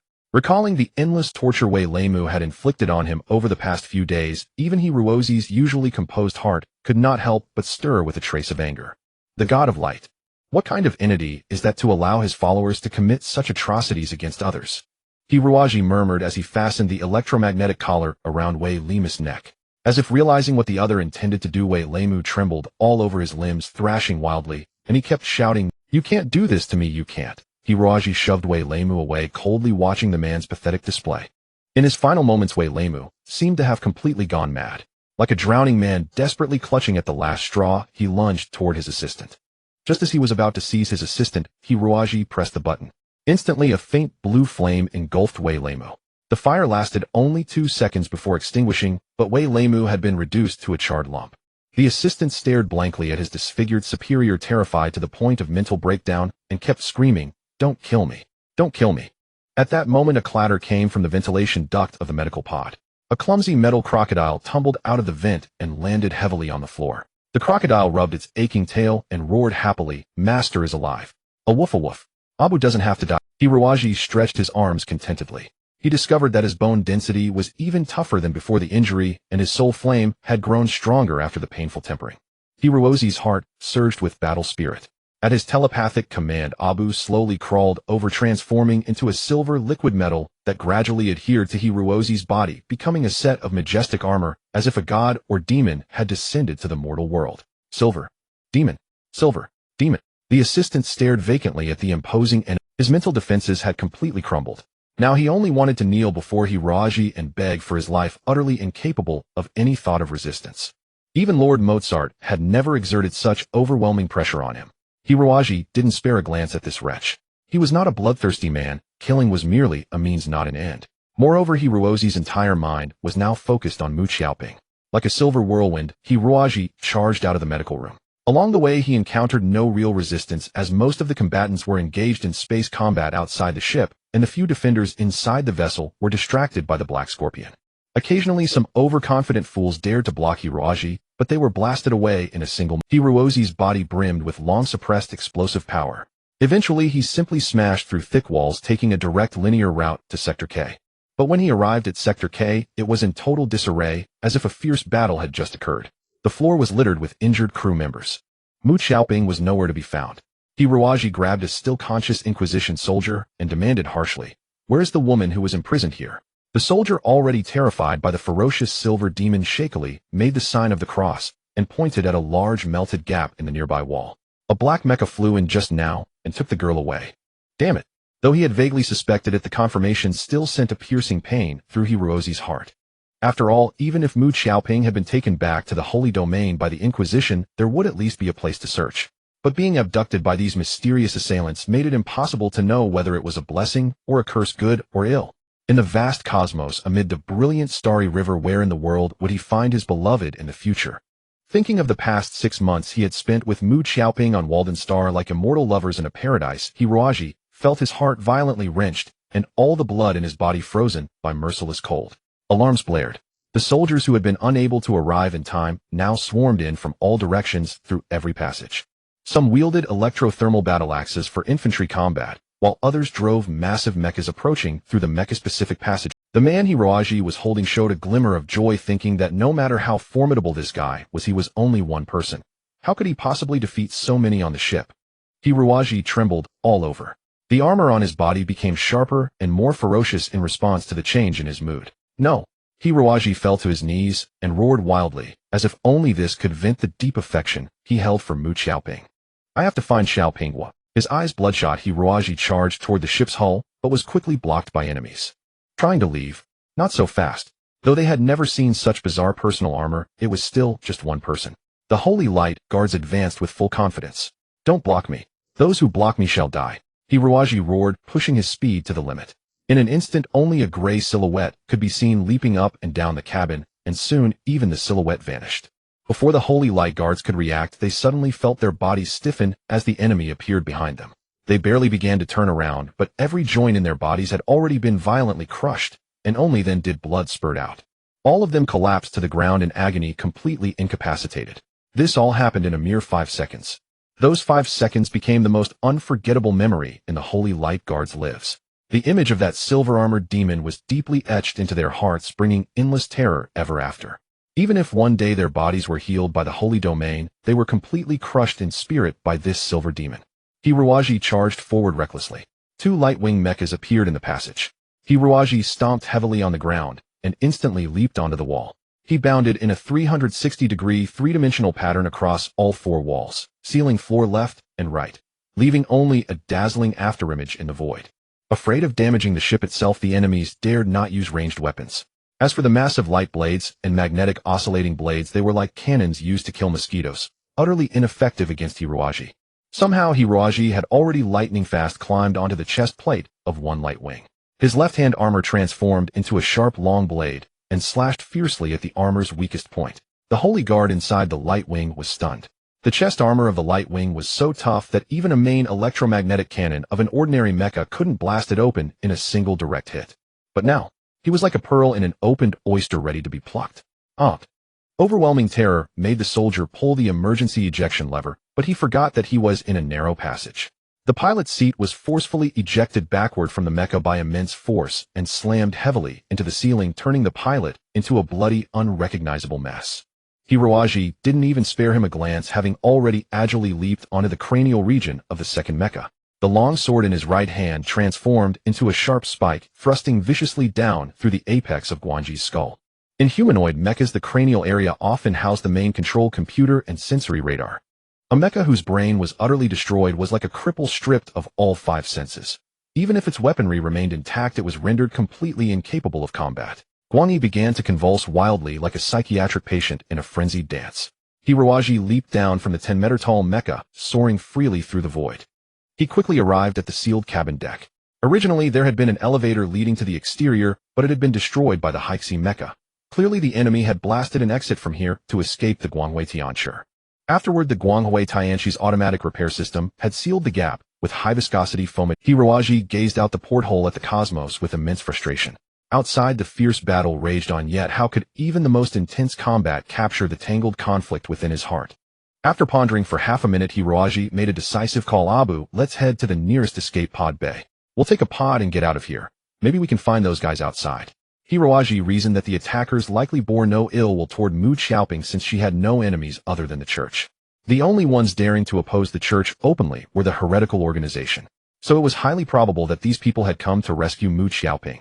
Having figured this out, Hiruozi's anxiety eased somewhat. If that were the case, Mu Xiaoping's safety was assured, and the only remaining issue was how to rendezvous with them and reveal his identity. With Abu's guidance, Hiruaji quickly located an escape pod bay. Since this area was not a critical zone, the energy shield was relatively weak. Many sections of the hull had been blasted open by electromagnetic cannons, leaving large areas exposed to vacuum. Had it not been for the armor formed by Abu, which completely isolated the 2 worlds, Hiruozi's body might not have endured this long. 3 escape pods were docked in the bay, but the largest one had been destroyed by an electromagnetic cannon, reduced to a molten heap of scrap. Hiruaji chose between the remaining 2 and finally boarded the smaller one. He reasoned that a smaller craft would be simpler to operate and faster to launch. Time was of the essence now. This emergency escape pod could only accommodate about 4 people. It was as compact as it could possibly be. Hiruaji skimmed the control panel and found the operation not overly difficult. But he soon discovered a problem. Only crew members with an official identity number could activate the ship. Damn it. Hiruaji slammed the console in frustration, leaving a large dent in the metal panel. Master, your Abu isn't idling around here. Just watch me do my thing. Abu suddenly declared, confidently detaching from Hiruaji and reverting to the form of a chubby crocodile. What a sight. Abu waddled up to the main control computer, then extended hundreds of metallic filaments that twisted and plunged into the machine. The once lifeless escape pod immediately lit up, its indicator lights dancing across the panel as if the craft had been. Streams of data cascaded across the main screen like a torrential downpour. Moments later, Abu retracted its filaments and bellowed triumphantly, all done, master. I just patched into the Guanhui Tianshi's main computer and downloaded the entire crew roster and everyone's electronic diaries. 15 idiots recorded their launch codes in their diaries. Just pick any one of their IDs and passwords, and we're good to go. Woo-woo, I also helped myself to some of the crew's private electronic treasures. Ha ha ha, who knew human entertainment could be so rich and colorful? If I get the chance, I'll definitely take you to try it out. Hiruaji said excitedly, let's go now. The escape pod slid out of the mothership like an insignificant pebble falling into the black void of space. With Abu's help, Hiroaji operated the controls with intense focus, his hands becoming a blur over the console. The once clumsy pod became remarkably agile under his guidance. Hiroaji had to evade Guangyi's detection while also avoiding reckless approach toward the Scorpion Mecha's position. Because he was still piloting a church vessel, if mistaken for an enemy, the defenseless escape pod would have zero chance of survival. At that moment, Hiroaji couldn't help but think of Hai. If Hai were still intact, he was confident he could weave freely among these mechas without being reduced to such a pathetic state. Hiroaji swore that as soon as he reached a safe place, the first thing he would do was find the best materials to repair Hai. Meanwhile, the battlefield situation had shifted again. Perhaps having received a mission-complete signal, the Scorpion mecha units, which had been harassing the enemy, began to form an effective defensive formation. Some mechas at the rear of the formation began an orderly retreat, slipping into the complex terrain of the asteroid belt. Clearly their mission today was to rescue Mu Xiaoping. Since the objective was achieved, there was no need to prolong the engagement. After all, though the Guangyi units were outnumbered and outmatched in tactics, the three spiritual mechas were the most terrifying. Just as they were preparing to withdraw, Hiroaji joyfully spotted the trail of that Hixie mecha. Overjoyed, he quietly followed behind, using his extraordinary hand speed to maneuver the pod slowly closer. This was already the asteroid belt, where even ordinary mechas might struggle to navigate safely. Hiroaji's ability to pilot a clumsy escape pod into such terrain was a rare anomaly. Judging the distance was about right, Hiroaji proactively sent a communication, "I'm a friend of Mu Xiaoping." He never imagined that such a simple message would cause a massive upheaval in the heart of the Hixie mecha's. The Hixie mecha staggered, nearly ramming into an asteroid. This mecha was renowned for its stealth, capable of executing silent infiltration and ambush operations. The pilot of the Hixie was a genius in this field. Normally, he was the one who appeared soundlessly before his prey. Yet today someone had the audacity to casually send him a communication. This meant the sender must be somewhere nearby, and to have approached undetected implied that taking him out would be no difficult feat. Impossible. The Hixie pilot's reaction was top-notch. He executed a series of textbook-perfect evasive maneuvers among the asteroids, then used a rock for cover to change direction. When he emerged from behind the asteroid, all weapons were fully deployed, trained warily on Hiroaji's direction. The Hixie pilot received another severe shock. What appeared before him was not an advanced mecha, but an escape pod. Designed to maximize crew and supplies, escape pods were built in a plump, rounded shape, and their engines were never intended for high-speed travel. Yet this very escape pod had managed to tail him stealthily, only revealing itself when it chose to speak. The Hixie pilot felt that all his accumulated knowledge of mecha warfare was instantly overturned. In the communication channel of the escape ship, the Black Scorpion pilot's hoarse and wary voice came, "Who are you?" Hiroaji patiently repeated, "I am a friend of Mu Xiaoping." The Black Scorpion pilot snorted and said contemptuously, "You lackeys of the Holy Court, haven't you always called us heretics and dealt with us with swords and flames? Now you claim to be our friends." Hiroaji was taken aback and said with a wry smile, "I am not a member of the Holy Court. But you are riding on a Holy Court spaceship." "Well, this ship I stole. You can ask Xiaopingwa. My name is Hiroaji." "Stop lying, you despicable bastards. Who doesn't know that Holy Court spaceships and mechas require special passwords to start? You clearly know that Sister Mu was anesthetized and won't wake for 24 hours, yet you say these things to deceive me. I don't believe a word." "You?" Hiroaji was momentarily speechless. He was not a man of many words, and even less did he know how to explain under such circumstances. The other party seemed to see through Hiroaji's scheme, sneered, waved the dagger in hand, and said fiercely, "Don't follow me anymore. I don't want to waste effort killing anyone now." With that, he retreated warily into the depths of the asteroid field. Hiroaji had a lost thought for a long time, and could only follow slowly behind. At that moment, he suddenly felt something ominous. A powerful energy fluctuation came from the direction of the battlefield. Although not directly aimed at him, it still imposed an indescribable pressure on Hiroaji, as if an invincible enemy had already placed a blade against his neck. This feeling was very similar to the aura when Mozart entered the spirit liberation state that day. Could he have entered the spirit liberation state again? Mozart in this state was more than 10 times stronger than in his normal state. But now he was in the cockpit of a mecha. Could spirit liberation also enhance combat power inside the cockpit? The pilot of the Black Scorpion mecha seemed to sense this power as well. He muttered to himself, "Not good." No longer caring about Hiroaji in front of him, he simply turned around and fled swiftly, as if compared to the impending disaster, Hiroaji was a negligible threat. Hiroaji was also drawn by this inexplicable power, his eyes fixed intently on the distant battlefield. Now all the mechas on the battlefield had been eclipsed, and even the majestic and magnificent star clusters in the distance seemed to have gone dark. In the entire universe, only Mozart's butterfly mecha remained, a dazzling and seductive presence. As Mozart's psychic energy continuously intensified, the outer shell of the butterfly mecha slowly expanded, transforming into a more perfect existence, as if it had gained its own will. When the energy expanded to a certain level, the entire mecha actually shattered completely, turning into a dazzling ball of light. After the light dissipated, a new mecha appeared in the void. Compared to the previous butterfly mecha, this new one was more bewitching, more magnificent, and even more aggressive and domineering. Its wings were over 50 meters long, so conspicuous even in space. On each wing was painted a mysterious blue eye, giving an extremely eerie feeling. With a gentle flap of its wings, a powerful energy wave pierced the heavens and passed through Hiroji's body. The soul fire inside Hiroji continuously flickered. He really hadn't expected that a mecha could also enter the spirit liberation state, like these new humans. He felt that the mecha in the spirit liberation state was more than 10 times more powerful than before. It was practically a different mecha altogether. This was probably the true secret of spirit energy mechas, and also the greatest reliance of the Holy Court to control the universe. If he could master this ability, Hiroji began to tremble with excitement. Mozart had obviously received the news that Mu Xiaoping had been taken.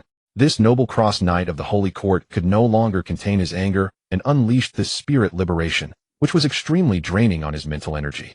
The wings on both sides flapped violently. The soul power erupted from the deepest part of his sea of consciousness, amplified by the mecha, spread out in the form of intense sonic waves. Even the vacuum of space could not stop his fury. A mournful waltz of death was now playing magnificently in the cold universe. Several black scorpion mechas nearby were caught off guard and were literally shattered into pieces by the sonic waves. The black scorpion mechas farther away also suffered varying degrees of damage. Even inside the escape ship where Hiroji was, it was filled with sharp sonic howls. These sound waves formed a grand melody like a church hymn, but this melody brought only death. In just one move, Mozart, relying solely on his own power, destroyed most of the enemy's combat strength. The black scorpion pilot exclaimed softly, "Not good." Hiroji then realized that the pilot was actually a woman. Mozart's ghost-eye butterfly seemed to have discovered the black scorpion's trail, and a pair of soul-piercing eerie eyes stared straight in the direction of the black scorpion. Hiroji vaguely sensed something wrong. The escape ship blasted out intense flames and rushed swiftly toward the black scorpion. But the ghost-eye butterfly's wings had already begun flapping violently again. This time, instead of launching a wide-range attack, it firmly locked onto the black scorpion mecha and bombarded it with concentrated sonic waves along a straight. Although the distance between them was hundreds of kilometers, the chilling force of the sonic waves reached the black scorpion mecha in an instant. Between the ghost-eye butterfly and the black scorpion mecha, countless asteroids had been blocking the way. Thousands of asteroids all shattered and exploded in an instant. Just as the sonic psychic energy was about to mercilessly strike the black scorpion mecha, Hiroji suddenly rammed into it from the side. This collision caused the black scorpion, which should have been hit head-on, to be only grazed by the residual force of the sonic psychic energy. Even so, the black scorpion mecha was sent drifting into the distance like a leaf in a storm. Hiroji paid a much heavier price. He was also hit by the residual waves, but the escape ship's defensive systems were not as advanced as those of the black scorpion mecha. Hiroji was like a pitiful rag doll being thrown up and down inside the violently shaking cabin. The escape ship was hurled thousands of kilometers away, and its engines were completely destroyed. This meant that for the foreseeable future it would drift helplessly under the control of inertia. Hiroji's mind was dazed from the sonic shock. Blood oozed from his 7 orifices, and he looked utterly terrifying. But as he watched the glorious angel gradually disappear into the end of the universe, Hiroji smiled with relief. Xiaopingguo's life should be saved, right? I hope that Black Scorpion Knight can take her to a safe place. Someday we will meet again someday. As for Mozart, Hiroji clenched his fist. We will meet again too. When we do, I will have mastered more powerful strength and will never lose to you again. Never again. A crocodile in the cabin wailed miserably, my beach, my bikini beauties, my wine. Damn the holy court. Ayabu will never be reconciled with you. When Hiroji awoke, he found the escape pod's alarm lights flashing wildly, the cabin shaking as if in an earthquake, and the data on the control panel before him fluctuating. A glance at the time showed that over 3 months had passed. To conserve bodily energy during the long journey, Hiroji had entered a state of suspended animation after confirming his predicament. As a master of controlling his own soul, he used this technique to condense all his spiritual power into a space deep within his mind, reducing his bodhi's energy consumption to a negligible level to prolong interstellar travel. In the vast expanse of interstellar space, such a journey could easily last decades without ending. Since he had been forcibly blasted away by Mozart, his trajectory was certainly not along any star route, and normally no spacecraft would pass by. But now after only 3 months he had been awakened by Abu. Was this a stroke of luck encountering another ship, or had some emergency occurred? Unfortunately, judging by the current situation, it was the latter. Abu hugged Hirozi's thigh and shook it frantically, saying nervously, "I don't want to die, master. I really don't want to die. We're going to crash." Hiroji looked closely and saw that the escape pod was surrounded by flames on all sides. Through the faint fire, he could see a massive ochre yellow planet ahead. He hadn't encountered a ship, but had instead stumbled upon a planet. Damn it. Landing a spacecraft on a planet was an extremely delicate science. A starship traveling at near light speed plunging straight toward a planet at a 90-degree angle without decelerating wasn't a landing. It was suicide. Even if it weren't torn apart by the atmosphere, it would be shattered into pieces upon impact with the ground. Fortunately, this ochre yellow planet's atmosphere was very thin. If it had been Earth's atmosphere, they would have been doomed long before Abu's warning. Hiroji snapped to clarity in a tenthasanthe of a second. His hands trembled and transformed into thousands of phantom images. The entire control panel, like a grand pipe organ played by a virtuoso musician, emitted crisp and melodious sounds. Deploy the deceleration panels. Adjust the angle to the optimal position. Prepare the buffer airbags. Open the emergency survival toolkit. What would have required 3 operators 20 minutes to complete was all finished in just 5 minutes under Hirozi's frantic manipulation. His fingers were overworked, the skin between them all worn away. But worse off were the control keys on the spaceship. Under Hirozi's forceful strikes, every button cracked open, becoming a pitiful sight. The flames finally receded. Just as the ship was about to disintegrate, it slid into the atmosphere. Before Hirozi's eyes appeared a world filled with desert, with a massive setting sun occupying half the sky at the end of the endless yellow sands. The orange-eared sunset dyed the entire world in a blood-red hue, with only a few scattered purple plants adorning the barren land. The escape pod's defense panels rolled off backward one by one, followed by a tremendous roar from the engine. It exploded like celestial blossoms, scattering with fragments falling from tens of thousands of feet, leaving a bright trail of light across the desert. Boom. In the instant before impact, the ship was fortunate enough to adjust its landing angle to parallel with the ground. The escape pod, like a stady-off-tart racing car, plowed through the sand, surging forward swiftly. The immense friction sent waves of gravel spiraling into the sky. From afar, a rolling yellow dragon appeared on the ground, leaving a massive trench in its wake along with metal fragments shed from the ship. This ancient planet seemed to have never suffered such a sudden intrusion. Countless small creatures living in the sand scurried out of their burrows in panic, staring blankly at the roaring monster in the distance. Only when the monster finally settled, revealing its shell scarred by cosmic meteorites and the atmosphere, did these animals curl up, burrowing into the soft sand, hoping to avoid the creature's attack.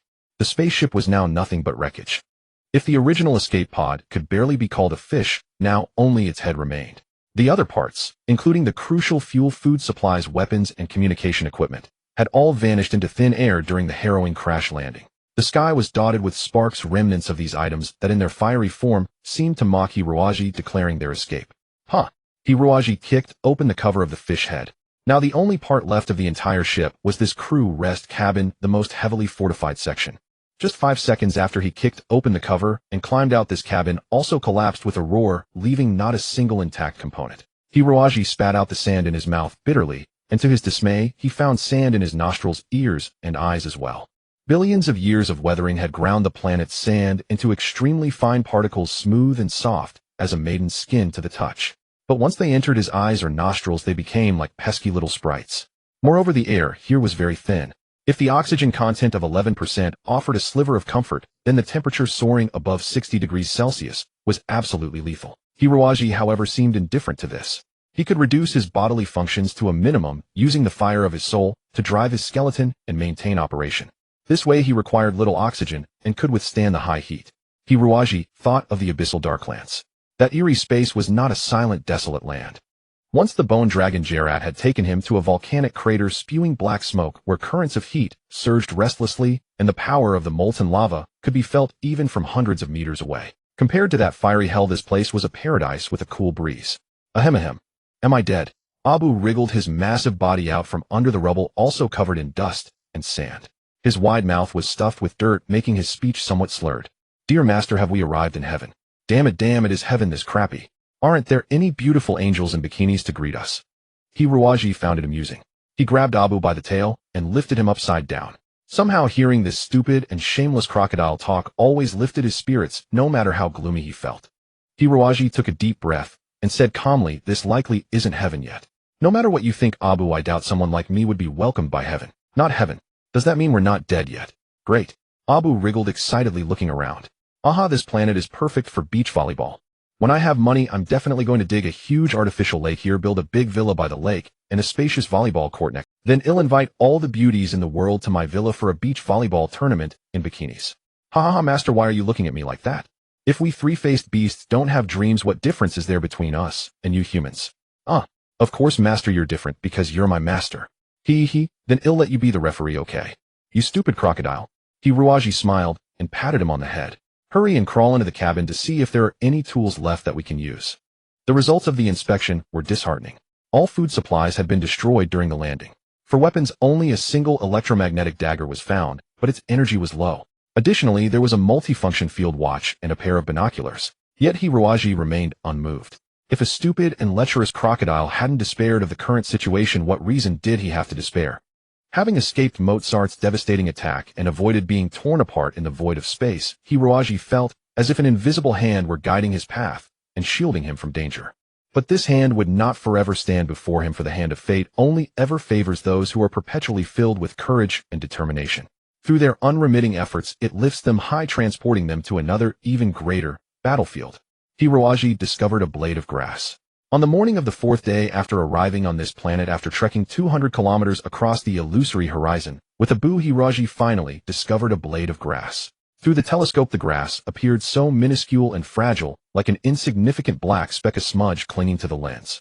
Perhaps a faint gust of wind would be enough for the sandstorm to utterly annihilate it. Hiroaji became exhilarated. Where there is grass, there is water. Where there is water, there will be other animals and a complex ecosystem. Hiroaji trudged vigorously across the sandy ground. His lips were chapped from dryness and his skin had wrinkled into a tight mass, yet his eyes brimmed with boundless strength and ambition. The purple grass flickered in and out of sight amid the wind and dust like a mirage of ethereal beauty. But this time fate finally ceased tormenting the resolute explorer. When Hiroaji knelt before the ornamental purple bush and reached out with trembling hands to touch it, the plant stood there calmly. With a gentle pinch, a crystal-clear drop of crimson liquid immediately oozed from the needle-like tip of the purple bush. Ignoring everything else, Hiroaji hurriedly pressed his mouth beneath the bush. The droplet fell. An awe-inspiring sensation spread from his oral cavity through every part of his body. The water on this planet was far more concentrated than Earth's, a substance halfway between liquid and solid. Perhaps the extremely harsh climatic conditions had forced the life here to transform, becoming such a condensed existence. Hiroaji took a deep breath, feeling even the sulfur-laden air grow fresher. Life was so beautiful. Compared to those living on modernized planets, Hiroaji felt that the joy he gained at this moment was purer. The water droplets nourished not only his body, but also his soul. Hiroaji drank 2 or 3 more drops of the sap, and then stopped. First, because this sap was extremely precious. Second, because it contained intense energy that needed to be thoroughly digested and absorbed. As one last drop of sap fell onto the sand, and had not yet completely disappeared, something miraculous happened. The seemingly still sand suddenly writhed. Dozens of tiny desert rats crawled out from underground, evidently attracted by the fragrant and rich sap. Hiroaji's spirits lifted. With swift hands and keen eyes, he snatched 3 sand rats.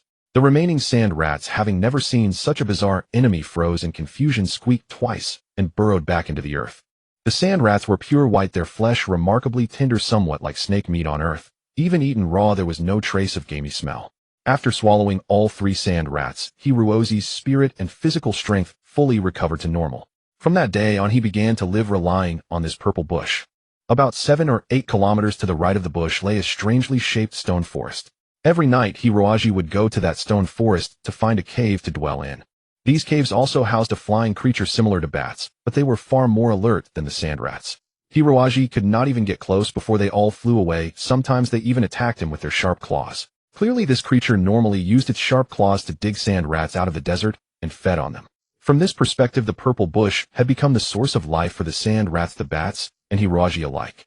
Roaming aimlessly across the vast desert each day, gazing at the colossal sun overhead, Hiroaji felt as if he had come to understand many principles that had eluded him before. Ever since emerging from the dark abyss, he had been driven by fate, leaving his hometown to arrive on Walden Star, and then encountering the Crusader Knights of the Church. Experiences of the past flashed before his eyes one by one. Hiruazi chewed over their mysteries, repeatedly absorbing many lessons about how to conduct himself in the world. Like a hermit living in a paradise through this period of harsh trials, he made his soul fuller and more abundant. A month passed. Hiruozi's clothes had long been torn to shreds, his face was covered in stubble, and the desert's wind and frost had left indelible marks on his body. On the 34th day on the desert planet, Hiruozi finally mastered the patterns of the sandstorms here. He chose a calm day without wind and dust, and summoned Black Wing from the spatial wristband. Black Wing was still in its tattered state, appearing as silent as ever, but Hiruozi could feel the pain it endured. Hiruozi said regretfully, "Black Wing, it's a pity we landed on a planet with nothing. Not even a single tool. Otherwise I could definitely restore you completely." Black Wing replied calmly, "Master, I think it's already good now. In the battle against the giant mantis, I suffered even more severe damage. Yes, at that time you were buried by the villagers. Well, let me try a makeshift repair with the materials at hand." Hiruozi retrieved components from the Chuch's light wing inside Black Wing's cockpit and spent 3 days making a rough repair. Because he lacked proper tools and the Chuch's mecha had a completely different standard from Black Wing and agricultural mecha, the repair work was extreme. In the end, it could barely walk.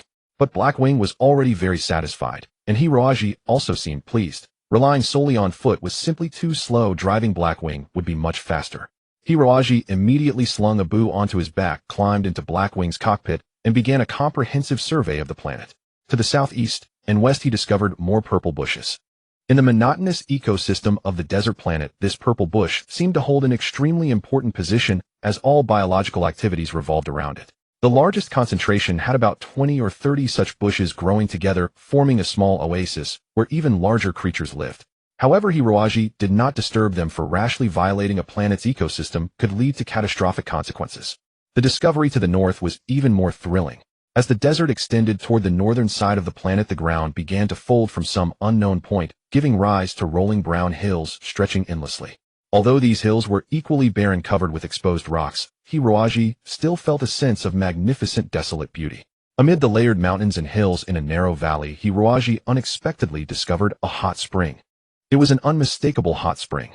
Because of the sulfur content, the water had a reddish hue, and its temperature was too hot for ordinary people. But to Hiruozi, it was nothing less than the best gift bestowed by heaven. Inside the sulfur valley nourished by the hot spring, it was an entirely different world from the outside. The ground was covered with a kind of red grass, densely packed like a soft mat. Countless insects and small animals hid among the grass, and larger creatures, like wild boars and antelopes, showed no fear of humans. They stood still, staring blankly at the black monster before them, their eyes filled with curiosity. Hiruozi scrambled excitedly out of the cockpit, stumbled to the hot spring, and only when he reached out to gently touch the warm water did he feel that everything was real. Abu beside him shouted joyfully, "Hot spring! Hot spring!" Abu plunged in with a fierce splash. Hiruozi couldn't stop him in time, fearing some danger might lurk in the spring. But Abu swam around happily, slapping water onto Hiruozi's face with his fat tail.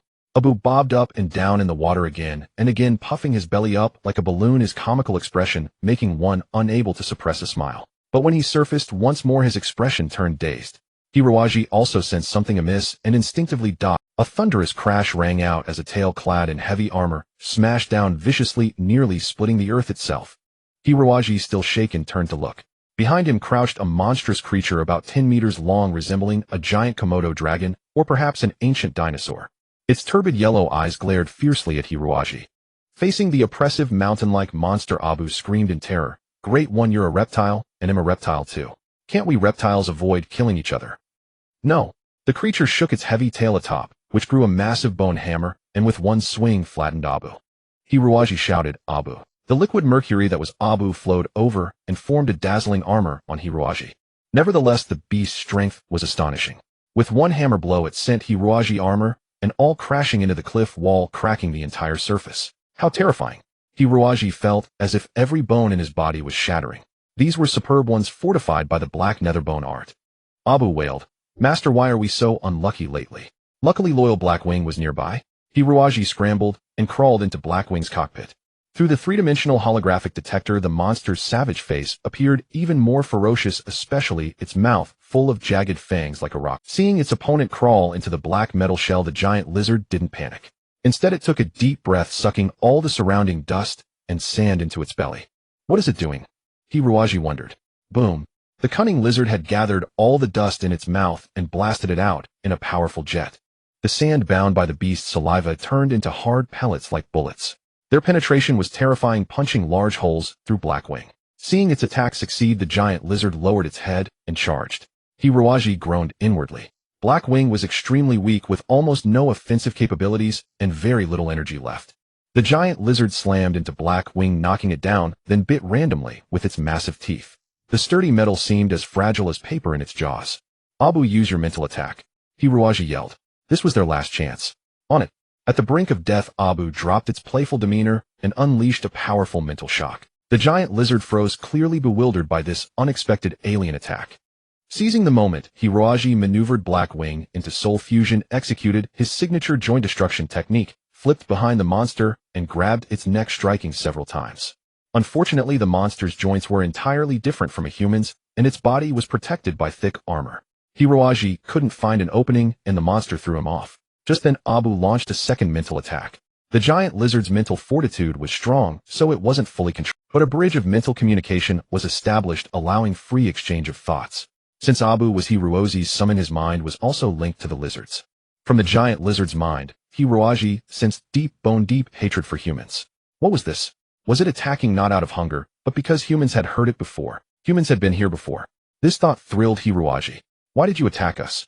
He sent the message as gently as possible. Then a sharp pain shot through his mind, and a thunderous voice roared, "You damned creatures! You killed my kin to steal their corpses, and now you come to hurt my children." "I haven't hurt your child," Hiroaji said silently, hoping its children weren't those white sand rats. If they were sand rats, he had eaten quite a few. In mental communication, lying was difficult because the exchange involved not just words, but also thoughts and emotions. In Hiroaji's mind, the giant lizard appeared as a flickering red flame, furious and raging. Perhaps Hiroaji's calmness soothed the lizard slightly. Its voice lowered a bit, though still deafening. "You came to my planet, you destroyed my home. More hates creatures like you." So More was the creature's name. Hiroaji patiently said, "I didn't come here willingly. I got lost in space, just like you might get lost." More said proudly, "We never get lost in the desert." "Yes," Hiroaji admitted sincerely. "But space is even vaster than this desert, and we humans don't have your keen senses. We drift through the universe, sometimes relying only on a brave heart. So I got lost and landed on this planet. I never intended to be an enemy to any. I have taken some lives, but only to survive. Something I'm sure you do too." More roared, "But you killed my child." Hiroaji denied again. "I haven't destroyed anything in this." The giant lizard More eyed the black mech suspiciously, seeming to believe him slightly. It slowly backed to the hot springs, stirred the water with its tail, and skillfully retrieved a round mud basin. In the basin lay 3 eggs, each larger than a basketball. Seeing them all intact, More sighed in relief and snorted. Hiroaji suddenly understood the lizard had laid its eggs in the hot spring, and Abu had been jumping around in it. No wonder it was furious. Hiroaji glared at Abu. "You nearly got us killed this time." Abu, terrified, cowered at his feet. The giant lizard's hostility remained. It said coldly, "Whoever you are, I don't want creatures like you in my home." Hiroaji shrugged and seized the opportunity. "I'd like to leave this planet right now, but I have no ship. Or wings. So I need to know when you encountered other humans. They have wings, they can take me away." At the mention of other humans, Moore's emotions flared again, anger boiling like magma. It roared, "You creatures hurt me with strange things. Damn it, I could swallow you all in one gulp, but you use weird tools. More hates those things." Hiroaji then noticed a long narrow wound on its left hind leg. The exoskeleton was shattered, and while muscle was slowly regenerating, the bone beneath would never heal. Fortunately, the arid climate kept the wound free of infection. A small mercy. Fascinated by the complex wound, Hiroaji blurted out, "I can help you heal it." Abu was stunned. "Master, are you crazy? Go near that mad thing to treat it. It'll crush you with one step." Sensing Abu's panic, More proudly lifted its head, exhaled a foul breath, and said coldly, "How could a creature like you heal a giant lizard's wound? We are the mightiest beings in this world." Hiroaji said calmly, "Since there are some among us who can wound you, I naturally can heal you." Being mocked, the giant lizard became furious, scraping the ground with its forelimbs as if eager for a second round with Hiroaji. Hiroaji said urgently, "I mean no harm, I only wish to atone for the wrongs of my kind." The giant lizard's appearance reminded Hiroaji of the bone dragon Gelate. The noble dragon in its time had also had a leg and a wing broken by humans. The giant lizard hesitated, then pretended to be nonchalant, saying, "Go ahead, even if you use those strange things again. Mower will not." Hiroaji smiled faintly, opened the cockpit, and climbed down. The loyal Abu shouted anxiously from behind, "Master, don't go. There's danger. I don't want to watch you get swallowed alive by this brute." Hiroaji frowned. "Danger? That's true. Perhaps you should stay by my side and protect me, Abu. What? This. Master, you are unmatched in both civil and martial virtues, the supreme under heaven. How could you fear such a tiny reptile? Just go with peace of mind. Once you unleash your domineering aura, this beast will kneel and worship. Aye, and no. Hiroaji pulled and dragged Abu down from the cockpit. Standing beside the giant lizard made one realize just how enormous this creature truly was. The creator was truly the most wondrous existence capable of creating such a magnificent and robust being on a planet so desolate. The giant lizard mower sensed Hiroaji's inner heart. Though it possessed no great intelligence, it could perceive that this human was different from others it had encountered. Those other humans' hearts were filled with ugly desires and ambitions, but this human's heart was extraordinarily calm, like a quiet white desert beneath the starlight of a dark night. Hiroaji transformed Abu into a sharp scalpel and skillfully cut open the wound on the giant lizard's thigh along the tendons. The wound was caused by cauterization from an energy weapon. It seemed the giant lizard had not lied. Indeed, humans with advanced equipment had visited this planet, and apparently quite recently. The giant lizard's armored exoskeleton was intricate and highly resistant to impact. However, the internal skeleton was relatively simple, which was a piece of cake compared to the bone dragon gilate's injury.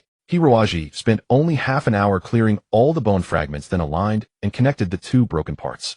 After a moment's thought, he approached Blackwing. Poor Blackwing, suffering its third severe injury, knelt quietly in the sand without a hint of complaint. Sorry, Blackwing, I need to remove 2 metal rods from your mechanism to help the giant lizard mower set its broken limb. A trace of tenderness flickered in Blackwing's eyes as it silently nodded. Done. 10 minutes later, Hiroaji beamed with joy. Although the giant lizard mower said nothing, its mood grew more peaceful, and it gained a bit more trust in Hiroaji. I don't know how fast your bones heal, but for the next month you'd better avoid strenuous activity, understand? That is, you must not go hunting prey or anything like that, or your injury will worsen. The giant lizard mower nodded, then shook its head. That's impossible. My children are about to be born. I need to store more this. Hiroaji was dumbfounded. The giant lizard mower said, Human, go find your companions quickly. Mower does not need human concern. Your companions appeared 3 sunsets ago. They crawled out from the belly of a huge iron bird and wounded me with that strange thing behind you. This is my first encounter with humans. Long ago, many of my kind also met humans, but none of us have ever met a human like you. Hiroaji scratched his head in slight embarrassment. 3 sunsets. A single day-night cycle on this planet was roughly equivalent to 40 hours on Earth. That meant 120 hours had already passed. Time was pressing. Go, human, go. The giant lizard twisted its body, slowly moving around the hot spring. It rocked its eggs with its tail like a human mother pushing a cradle, then gently returned the eggs to the depths of the hot spring. Looking at the giant lizard's massive, receding figure and the blood trickling down its leg, Hiroaji grit his teeth and glanced at Blackwing and Abu. Blackwing silently nodded. I sense that you wish to stay, Master. Abu, I don't know anything. Whatever you say, Master. Then well, stay until Mower's leg has healed. What? The giant lizard turned around, its eyes filled with indescribable astonishment. From that day on, Hiroaji and his companions not only had to find food for themselves, but also prepare ample nourishment for the giant lizard mower and its Suntoba-born young. This was an extremely arduous task. Given the giant lizard's massive body, one could imagine how much food was needed to sustain it. Hiroaji, Abu, and Blackwing toiled from dawn till dusk every day, barely managing to complete half the task, leaving them exhausted and foaming at the mouth. Fortunately, the wound-healing rate of the giant lizard species was terrifyingly powerful compared to other creatures. In just over a week, Mower's leg bones had almost completely mended. During this week, Hiroaji and the giant lizard mower forged a deep friendship. Through spiritual communication, these two beings from different planets and vastly different in nature became true friends. Through the giant lizard's unhurried narration, Hiroaji gradually learned the history of this planet and the great journey of the giant lizard race. Finally, the day came to remove Mower's auxiliary support frame from which it could move freely. On this same day, Mower's offspring were born. What 3 adorable little sprites. The wet little creatures were like curled-up soft flesh that trembled at the touch. Hiroaji was utterly. Every life is so precious when it arrives. Mole kindly shielded his young, gently addressing Hiroaji. Go now, human. I do not know if your companions still linger on this land. Regardless, you will always be a friend to Mole the Great Lizard. Hiroaji nodded, bidding Mole farewell from the depths of his mind, then mounted Blackwing and departed the valley. He had brought 2 water skins into the cockpit, both sewn by his own hands from sandrat hide. In addition, there were dried strips of sandrat meat, which tasted remarkably delicious. Hiroaji traveled eastward for 3 days, for that was where he had first crashed. Hiroaji reasoned thus. The traces left by his crash were quite conspicuous. If any other human had ever visited that spot, they would surely have found them. Whether they had dispatched a search party or not, they would at least have left some mark there. Just as he was half a day's journey away, a sandstorm. For the unprepared, a sandstorm roaring like a demon is undoubtedly the deadliest disaster. Even an entire army would tremble before such a terrifying sight and be utterly devoured by it. But Hiroaji, who had already spent 2 months in the desert and possessed the secret of weathering sandstorms taught by Mole the Great Lizard, immediately led Blackwing toward a sandy slope, relying on an agile route to confront the calamity. The sandstorm raged for over 2 hours, transforming the entire landscape. This filled Hiroaji with deep concern, for he feared that the wreckage of his crashed ship might be completely erased by the storm. That would be terrible. Radar indicates a metallic response ahead, Blackwing suddenly said in a flat tone. What? Hiroaji leaped up at once. In the distance through the observation port, he could indeed see a head struggling with all its might, yet appearing only from the chest upward above the ground. Quicksand. Hiroaji's face changed color. Quicksand is one of the most perilous traps in the desert, akin to a swamp in the jungle, yet far more for swamps often have branches or weeds to cling to, but quicksand offers nothing of the sort nearby. The more the mecha struggled, the faster it sank. It was on the verge of total annihilation. How could Hiroaji let such an opportunity slip? If he missed this chance, he might never see another human in this lifetime. Blackwing expended its last dregs of fuel and shot over like a bolt of lightning. Hiroaji dared not land on the ground, for an unknown expanse around was riddled with quicksand traps. The slightest touch would cause a powerful suction to drag the entire mecha down. Blackwing maintained a half-meter distance from the ground, flying steadily amidst the raging gale. Any other mecha knight witnessing this would surely believe they were hallucinating, for it was impossible for anyone to control a mecha so steadily under such harsh conditions. Seeing the other's last finger about to fall into the desert's demonic grip, Hiroaji quickly maneuvered Blackwing to extend an arm and firmly grasp the other. A tremendous force instantly yanked Blackwing downward. Hold steady, activate maximum power. All 18 engines roared to life.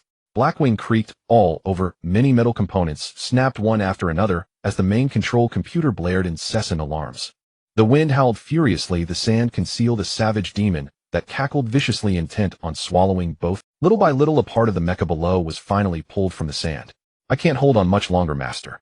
Hiroaji nodded, flung open the cockpit hatch, and dashed out. Fortunately, Abu had turned into armor to protect him, otherwise the brutal sandstorm would surely have destroyed him. The cockpit of the mecha below had barely emerged from the ground. Hiroaji could not let such a golden opportunity pass. With a mighty roar, he swung his fist at the mecha's cockpit. He struck the weakest point of the cockpit. After 3 heavy blows, the front cover opened a tiny slit. This was the last chance. Hiroaji swiftly slipped inside, trying to pull the pilot out. But this mecha was the most advanced model, with electronic neurons fully integrated into the protective suit. In desperation, Hiroaji simply tore the suit apart and slung the pilot onto his back, then fled. No sooner had they left the mecha than a loud crack rang out. Blackwing's arm snapped off at the base, and together with the mecha below, they vanished instantly into the sea of sand. Hiroaji leaped with all his might, finally landing on Blackwing's shoulder. Blackwing staggered backward dozens of meters, its last reserves of energy exhausted, and collapsed to the ground. The storm finally passed. Sunlight once again broke through the sky. Hiroaji laid the survivor on the ground and had just wiped the sweat from his brow when he froze stunned. Before him lay a flawless female form. Silver hair cascaded to her waist, framing a face of pure innocence. A countenance as chaste as that of a teenage girl, now rendered all the more pitiable by unconsciousness. Her skin evoked the image of translucent jade. A gentle touch left an indescribable sensation of delicacy and smoothness. Even the scorching desert wind could not sully that body with a speck of dust. Hiroaji and Abu exchanged glances, both exhaling a breath of cold air in mutual astonishment. The sandstorm still raged relentlessly, and the sun continued to emit its boundless heat and fire. Yet Hiroaji and Abu saw nothing else. Before them lay a captivating female form, soft as a fallen angel, sprawled on the ground. Only her flushed cheeks and gently rising chest proved she still clung to life. High-end mechas were often equipped with circulatory life support systems, so even if buried underground they could sustain for a while. But Hiroaji guessed that the violent sandstorm had clogged the mecha's ventilation, combined with the intense heat, causing this mysterious girl to faint from heat stroke. Abu, go fetch our stored water and some dried rat meat, Hiroaji said thoughtfully. Abu drooled greedily at the girl's body, his front paws twitching with eagerness. Master, don't you think we should give her artificial respiration and cardiac massage first? What do you say? Go to hell, you lecher. He slowly dabbed cool water over the girl's burning body, gently rubbing until her temperature gradually dropped. Hiroaji noticed a delicate butterfly tattoo on the girl's lower abdomen, so lifelike it seemed to flutter as if real. The unconscious girl murmured, "Thirsty. So thirsty." Hiroaji forced her mouth open, but couldn't pour water in. He had to hold a mouthful and pass it to her. The sensation was extraordinary for the girl before him, was so pure that not a single profane thought arose. Just as their lips met, the girl slowly opened her eyes. Her irises, nearly translucent like her hair, were so clear that every emotion in her heart lay bare. The girl's lashes fluttered rapidly, clearly terrified by her surroundings and the man before her. Hiroaji smiled wryly. After sleeping 3 months in the escape pod and struggling to survive for 2 more on this planet, he had no time to groom himself. Now he looked like a bearded barbarian. No wonder the girl was frightened. "Don't be afraid," he said as gently as possible. "You got caught in a storm in the desert. Your mecha was buried in quicksand.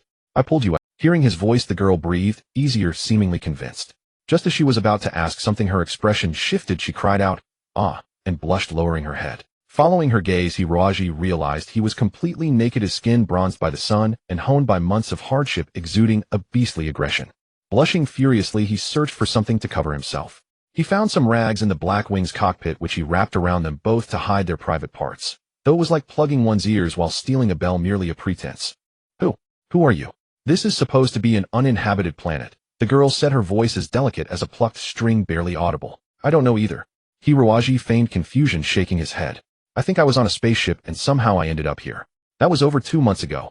I can't remember anything before." Hiroaji didn't tell the truth, as it was hard to explain why he was inside a church spaceship. He wondered what relation this girl had with the people mole the giant lizard mentioned, but he couldn't believe such an innocent, lovely girl would harm the lizard. With his help, she took a few more sips of water and ate a sand rat meat strip, regaining some strength. She said gratefully, "What's your name? You saved my life and my father will surely thank you." Hiroaji shook his head slowly. "I can't recall my name. People just call me Xiaoji." "Is that so?" The girl patted his head sympathetically, then smiled. "My name is Angelier. Why don't you come back to my spaceship? We have a big ship on this planet leaving for Yearning Star in a couple of days. Come with us." Yearning Star. Hiroaji had little knowledge of interstellar geography and no idea where Yearning Star was. But judging by the girl's appearance and demeanor, she likely came from a very noble family. Only such lineage could cultivate such an extraordinary aura. "All right," Hiroaji nodded. He had nowhere else to go, and the Blackwings needed proper repairs. "Is that your mecha?" Angelier tried to stand up, intrigued. "Both arms are broken. I tried to pull your mecha out of the quicksand, but failed. At least I saved you. Thank you so much. I've never met anyone like you." Angelier stood up dizzily, then stumbled forward. Hiroaji moved to catch her. At that moment, a dangerous aura surged toward him. Angelier's eyes blazed with eerie brightness, now gleaming with icy cruelty. Whoosh! Angelier vanished. Hiroaji felt a chill brush past him. His body instinctively sidestepped half a step, and a deep gash appeared on his cheek. What happened? Angelier stood behind him, licking the blood off her fingers with a soft tongue, an angelic smile on her face. But now that smile seemed more terrifying than a demon's roar. "You am so sorry, Xiaoji." Angelier bowed slightly. "Though you risked your life to save me, I have reasons I must kill you. After you die, I'll pray to heaven that you become a Buddha." Such venomous words issuing from that sweet, pure face were indescribably unsettling. "Why?" Hiroaji was shocked and enraged. He realized she wasn't joking. Her attack had been deadly. Any ordinary martial artist would have died on. This angel-faced girl harbored a viper's heart. "You people are so annoying. Why must everything be questioned with why? Can't there be things one simply does because they want to? Honestly, the sun on this planet is far too intense. I was feeling quite dizzy earlier, which is why I failed to send you to the heavens right away, Xiaoji. I'm terribly sorry, this is all my fault. If I had waited until my strength recovered a bit more before striking, I could have made your death painless, couldn't I?" Angel pressed her hands together, her expression most sincere as she apologized to Hiroaji. "Please accept my apology, or I'll be restless for a whole week." In Angel's eyes, her earlier failure was entirely due to her incomplete recovery. After all, she had just awakened from the sweltering heat. She never once considered that Hiroaji might possess peerless martial skills. Hiroaji gave a soft snort, the confusion in his eyes gradually fading. Once an opponent had shown such an attitude, even the most enchanting beauty was no different from a pile of bones. Only by subduing her with ruthless force could he extract the reason she was so determined to kill him.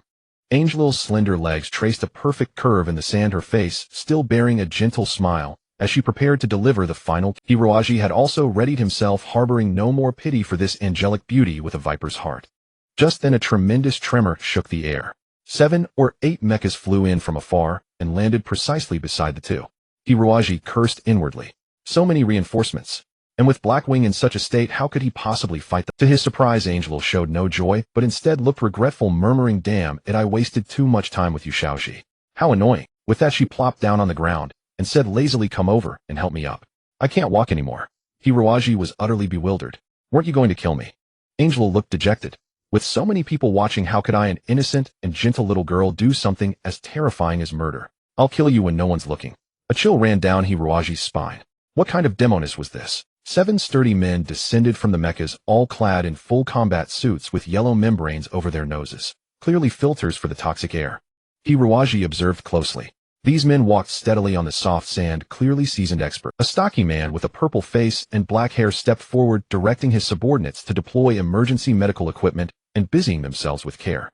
The purple-faced man sighed. "Second Miss, you really are too reckless. With your fragile constitution, even staying too long in the wilderness of Yearning Star is risky. How could you endure this place? Why did you have to run off like this?" Hiruaji was inwardly furious. This little demoness had a fragile constitution. If she really went all out, even this purple-faced man might not be her match. Angel said softly, "I'm sorry, Uncle Tao Jesai. It's all my fault causing everyone to go to such trouble to find me." She looked as if she might cry, and everyone present was deceived by her pitiful appearance, rendered speechless. Only Hiruaji knew the little demoness' true nature and sneered inwardly. Tao Jesai, seasoned and composed, saw that the little demoness was unharmed and turned to Hiruaji. "I am Tao Jesai. We came from the Yearning Star domain to hunt. May I ask your esteemed name, sir? We thought ours was the only fleet on this sand planet. We never expected another force to be here. Fortunately, no unnecessary misunderstanding occurred." Hiruaji smiled bitterly. "I have no other ships. The only vessel I had was smashed upon landing." He then repeated the same lies he had told the little demoness. Tao Jesai and his men exchanged astonished glances. They were seasoned travelers of the cosmos and knew how difficult it was to make a forced landing under such conditions. "You've lived here for over 2 months without a breathing purification system," Tao Jesai exclaimed. "Did you undergo surgery to modify your respiratory organs?" I can't remember," Tao Jesai said excitedly. "The conditions on this VF-22 planet are so harsh, yet you've survived here this long. You must have been an extreme environment survival expert. Yearning Star needs someone like you. Since you can't remember anything now, why not come with us to Yearning Star in a few days? We have the best doctors there who can treat." Hiruaji glanced at Angel, thinking, "I naturally wouldn't want to stay on this desert planet, but traveling with this little demoness might invite endless trouble." He wasn't afraid she could assassinate him, but constant conflicts along the way would be a headache. Seeing Hiruaji hesitate, Tao Jesai smiled. "We're not forcing you to work for the Yearning group, but Angel is the beloved daughter of our big boss. If we don't find a way to repay your life-saving grace, our subordinates won't be able to face our master." By the way, Tao Jesai suddenly asked, "Where is the young lady's mecha?" Hiruaji pointed ahead. "We encountered a quicksand trap. The whole mecha was dragged under the desert. I focused on rescuing the lady, so I couldn't save the mecha." Tao Jesai was taken aback, then seemed to notice something. He stared intently at Angelo, and his face changed dramatically. "Miss, the clothes you're wearing, they're not yours." Hiruaji said, "These are my clothes." The situation was urgent. "I had no choice when I pulled your lady out, you know?" Tao Jesai was slightly displeased. His young lady was a figure of importance in the Yearning Star domain, and now she had been disrobed in the wilderness, even if only for rescue. It was still indecorous. Tao Jesai decided this matter would not be mentioned again, as it would not bode well for the entire family. The little demoness Angel, seeing that Tao Jesai was about to bring this man back to the ship, grew anxious. Her eyes darted, then suddenly lit up as she scrutinized Hiruaji from head to toe. Hiruaji felt a chill run down his spine. Her gaze was like a venomous snake eyeing its prey. Angel leaned in and whispered a few words to Tao Jesai, whose face turned ashen. "Miss, are you really?" Angelia assumed a deeply bashful pose, nodded charmingly, and before she could speak her cheeks were already flushed like the morning glow. Tao Gusi sighed. "But he's a stranger of unknown origin." Angelia bit her lip. But what am I supposed to do now? How can I face anyone?" Tao Gusi smiled bitterly. Could this be fate? A prophet once told the young lady that she would meet her true love this year. We always thought it would be some outstanding youth on Yearning Star, but it turned out to be you. Wow, what? An ominous premonition rose in Hiruaji's heart. Tao Gusi sighed. "Kid, you're in luck. My lady has chosen you to be her husband." "No way. What was this little demoness up to? She had been trying to kill him just moments ago." Tao Gusi said, "Our Yearning Star domain dominates the universe as one of the 5 great star domains. Miss Angelia is a member of the Supreme Governor's family, a position of unparalleled honor." "Hold on, even if you were the Emperor of the universe, what does that have to do with me?" Tao Gusi put on an arrogant expression. "The customs of Yearning Star domain are different from elsewhere. Women hold immense power, especially within the governor's family. They can freely choose their preferred husbands. Our Miss Angelia has always been exceptionally traditional and conservative. Until now she has remained pure and untouched. Since you have already defiled her body and my lady is willing to repay your life-saving grace, she has made this decision. I hope you will conduct yourself well in the future and treat our lady properly. Hirua Ji nearly spat blood. What kind of damn star domain was this?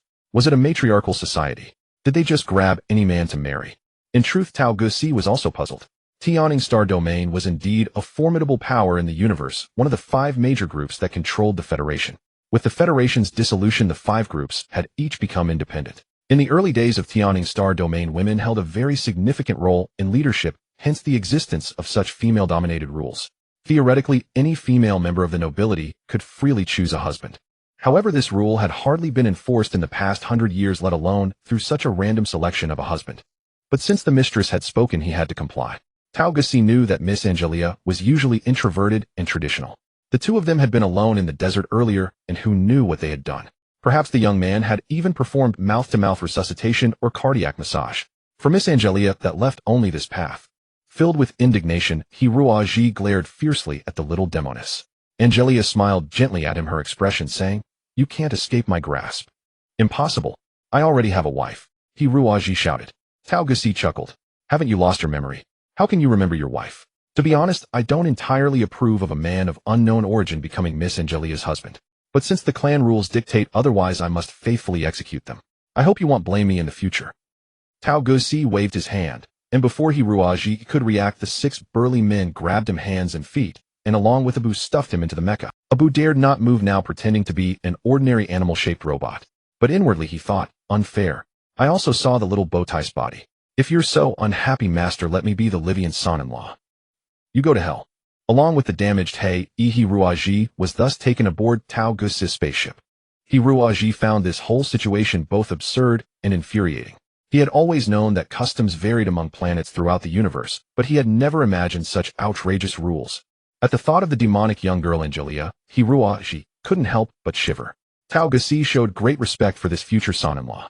After settling Hirua Ji in, he gave him a full body examination, then arranged for him to bathe and trim his beard. On this desert planet, water was more precious than gold, making bathing an extremely lavish act. On the monitor, Hirua Ji slowly shaved off his thick beard, and Tao Gusi's eyes lit up. He hadn't expected the young man to look so youthful. Judging by his appearance earlier, he had thought him to be at least 30 or 40. Now he seemed a perfect match for the young lady. Angelia was in a bad mood, holding Hirua Ji's comprehensive medical report. Physical strength 75, mental strength 41. Uncle Tao Gusi. It looks quite terrible, doesn't it? Tao Gusi smiled. Miss, as long as the husband has good character, nothing else matters. After all, you are not an ambitious person, and you have no desire to compete with the young master for control of the star domain. Such a husband is truly the most suitable. Angelia gave a cold smile, thinking of her useless brother with extreme irritation. Yearning star domain could not fall into the hands of someone like him. Rather than waiting for my brothers and sisters to use me as a political pawn in marriage, it's better to choose a useless husband myself. That way, when I eventually become the supreme governor of Yearning star domain, my husband will not become— The little demoness' face was icy cold. Of course, Hirua Ji had no idea what was going through the little demoness' mind. He was calculating how to escape once they reached Yearning star.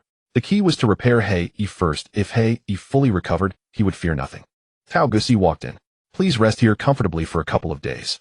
We will leave this place soon. His eyes were full of disdain. Hirua Ji's physical ability was too poor, leaving a very bad impression on Tao Gusi. Hirua Ji didn't care. He casually asked Mr. Tao Gusi, how much longer before we leave here? Once we've hunted the sandstone war lizard, we can leave. Tao Gusi explained that the sandstone war lizard was a massive reptile, unique to this planet, usually living in the rocky areas where desert and gobi meet, with a body length exceeding 10 meters. Hirua Ji finally learned that the giant lizard more species was called sandstone war lizard. What's the use of catching this kind of giant lizard, oi? Hirua Ji couldn't help asking. The bones of the sandstone war lizard are extremely sturdy materials with strength higher than many special metals, yet much lighter, making them excellent for mecha construction. Using biological bones to build mechas? Hirua Ji's heart suddenly pounded. Tao Gusi grinned triumphantly. Such superb technology is not even mastered by many large mecha corporations. However, the research and development capabilities of our Yearning star sector are quite advanced across the entire universe. Only we employ this technique. However, the sandstone war lizard is a swift and ferocious creature, and it never appears on the ground normally, always living in caves. Only during their ensuivre 60-year breeding season do they emerge to hunt and provide for their offspring. To seize this rare opportunity, we came here. Hey, you're lucky, who otherwise no one would ever visit this. Hiroaji was shocked. Using biological bones to build mechas was very similar to his concept of summoning metallic skeleton soldiers. But to use an unwilling creature's bones to manufacture weapons of death, even ordinary necromancers would not condone. Only evil necromancers would do such a thing. Thinking of the bloody mangled hind leg of the giant lizard more, Hiroaji's expression fluctuated. After a long while he asked, "So have you found the sandstone war lizard?" Tao Jesai slapped the table and frowned. "Half a month ago when we first landed here, we did find the giant lizard. But we were too careless. We only sent 5 mechas to encircle it. Not only did it escape, but it also destroyed 2 of our mechas. Infuriating. However, according to radar, there's a massive energy activity nearby. We believe that's the giant lizard." Just then the ship shuddered violently. Tao Jesus' intercom crackled. "Captain, we've spotted the sandstone war lizard." Boom. The sand consolidated by the giant lizard's saliva into hard pellets slammed fiercely into the warship's bow.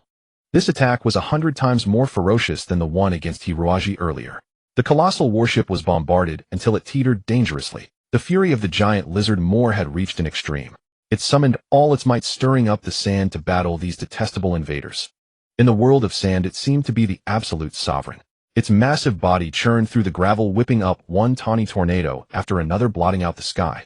The warship launched missiles at it, but the weapons designed only for the vacuum of space were utterly unsuitable in such harsh conditions. Before the attacks could land, the giant lizard more nimbly burrowed into the sand. Quicksand seemed like an ocean it could roam freely. A total of 18 fully armed mechas flew out of the warship. These mechas were specially equipped for desert combat. Sandproof devices were installed at vents and joints, and the feet were widened and lengthened to handle the soft sand with a larger surface area.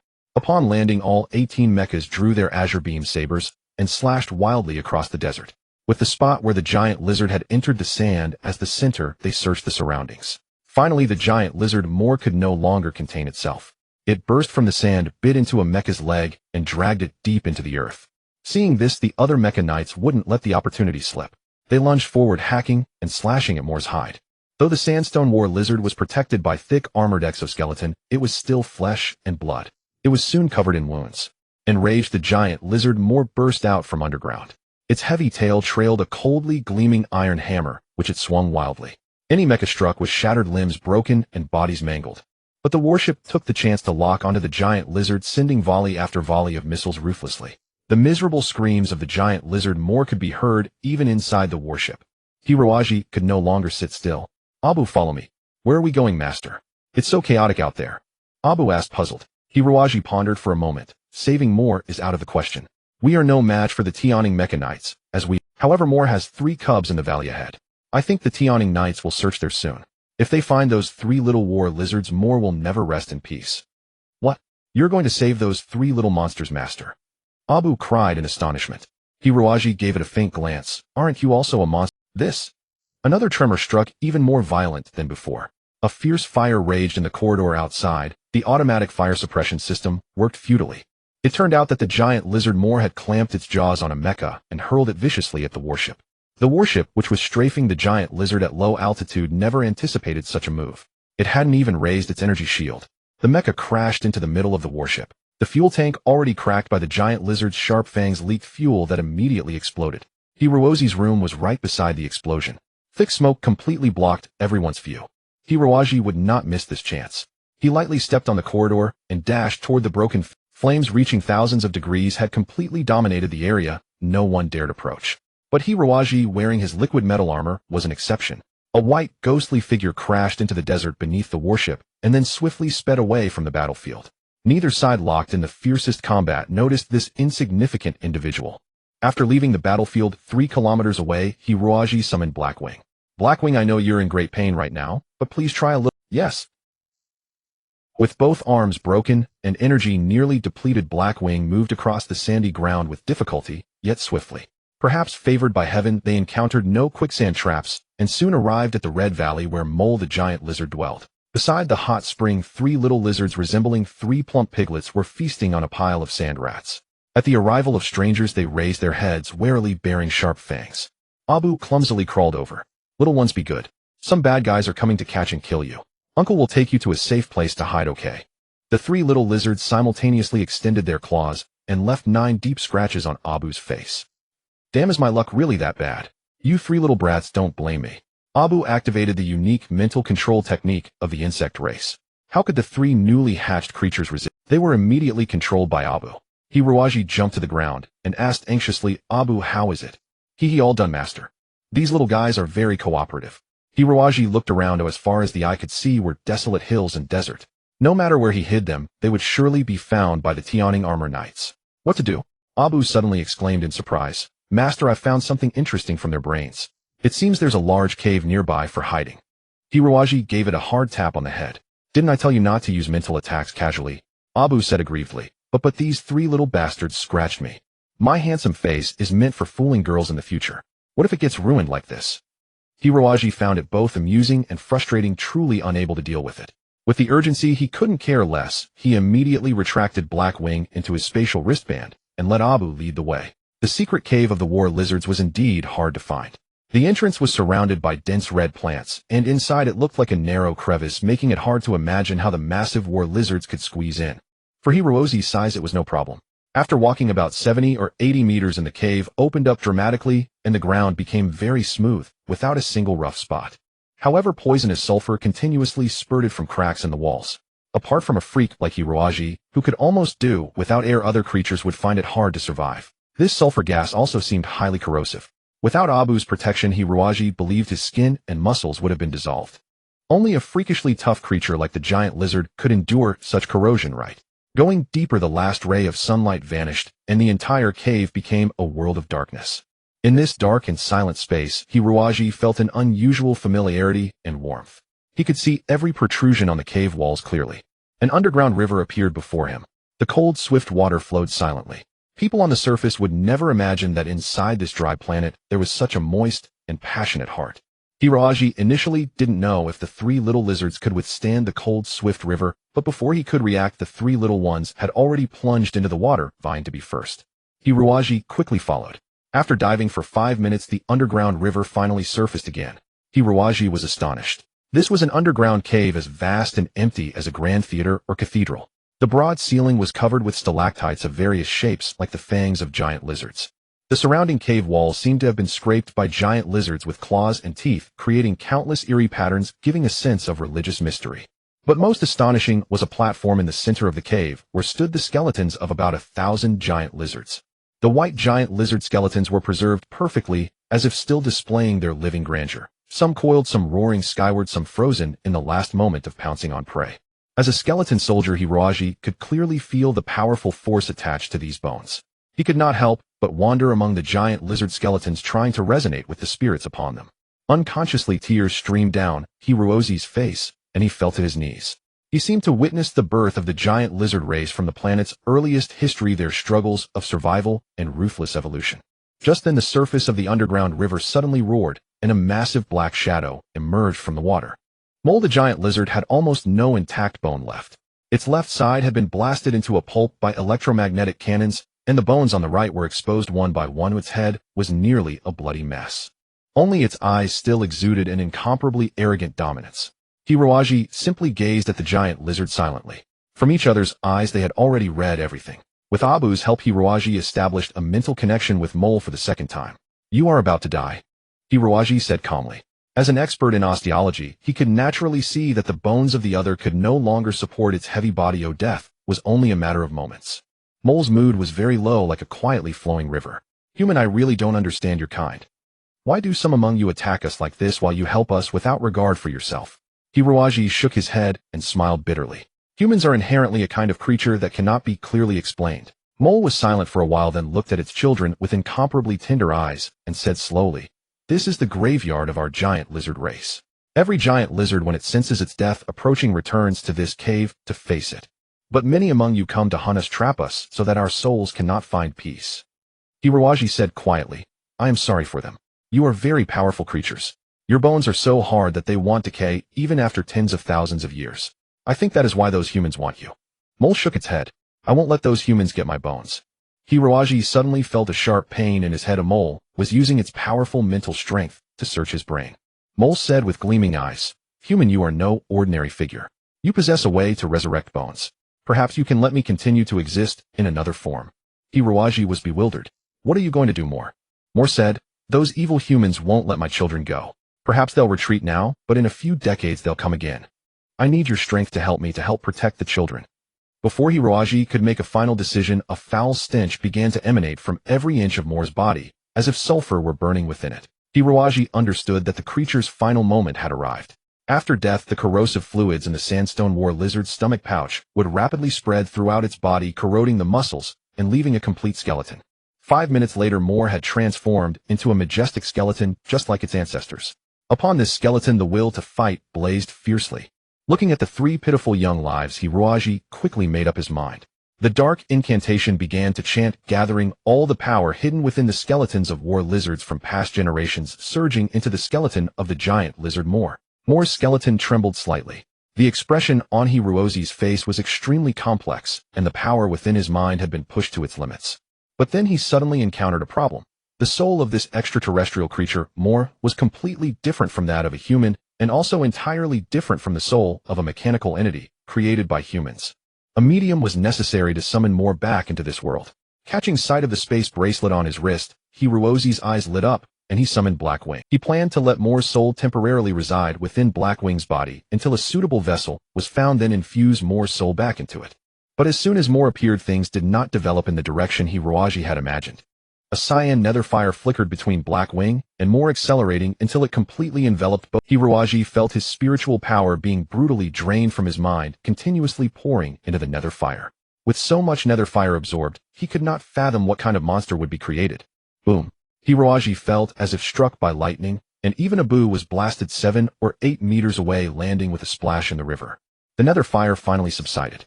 What are you? Hiroaji exclaimed in shock. Before him, the green nether fire had gradually extinguished, becoming faint glimmers flickering on the machine. The skeleton of the giant lizard, more contrary to Hiroaji's expectation, did not become an independent skeletal warrior, but merged with Blackwing into a new form, half metal, half bone. The missing parts of Blackwing were now fully repaired with More's white bones. Against the dark mane, color streaks of white bone attachments were interwoven, creating an eerie and unconventional overall appearance. More's massive skull now became Blackwing's left shoulder guard, while its sharp teeth were all arranged along the arms and shins, making Blackwing's visage even more ferocious and formidable than before. Whoosh!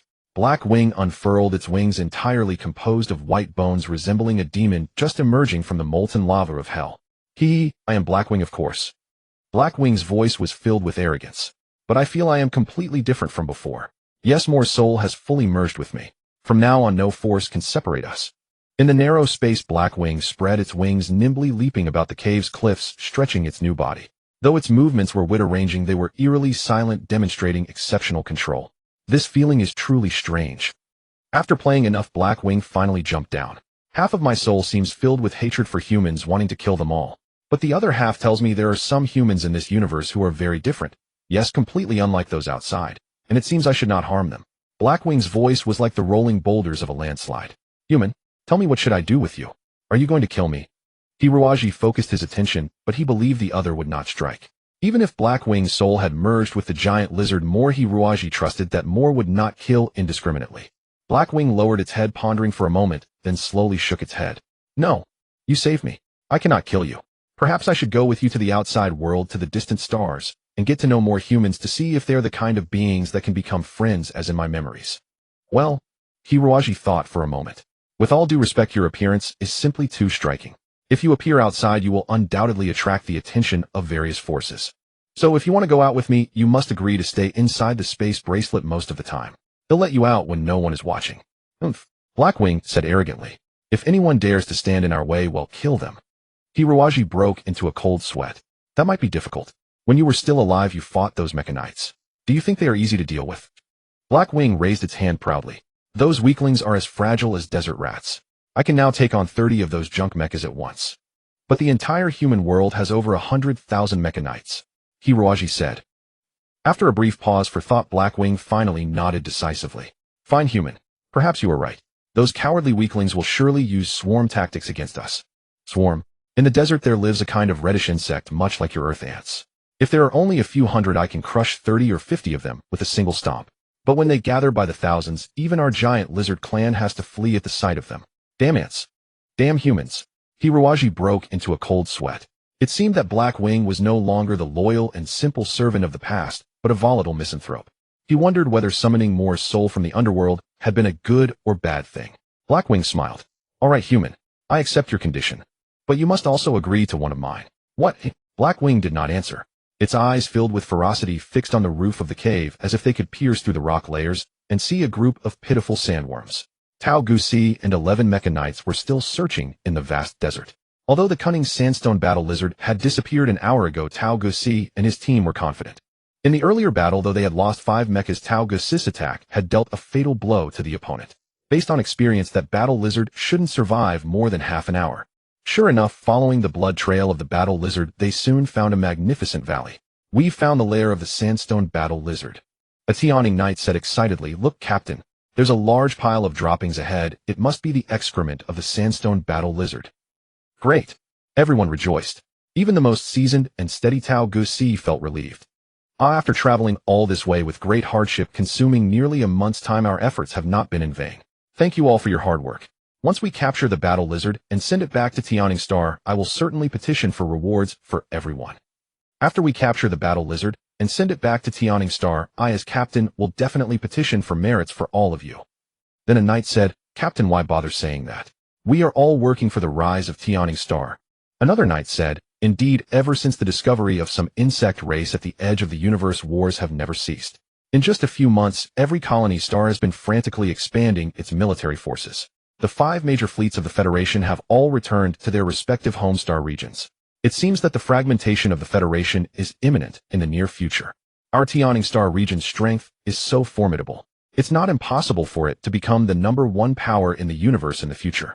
By then the status of us Tianing Knights will be vastly elevated, and we won't care about the immediate merits. Another knight said, Captain Hehe, actually we mecha knights don't really care about merits and status. I've heard that if battle lizard bones are used to build mechas, both defense and mobility will nearly double. If I could one day pilot such a mecha, nothing could be better. Everyone laughed. Tao Gusi said with a smile, Battle lizard resources are precious.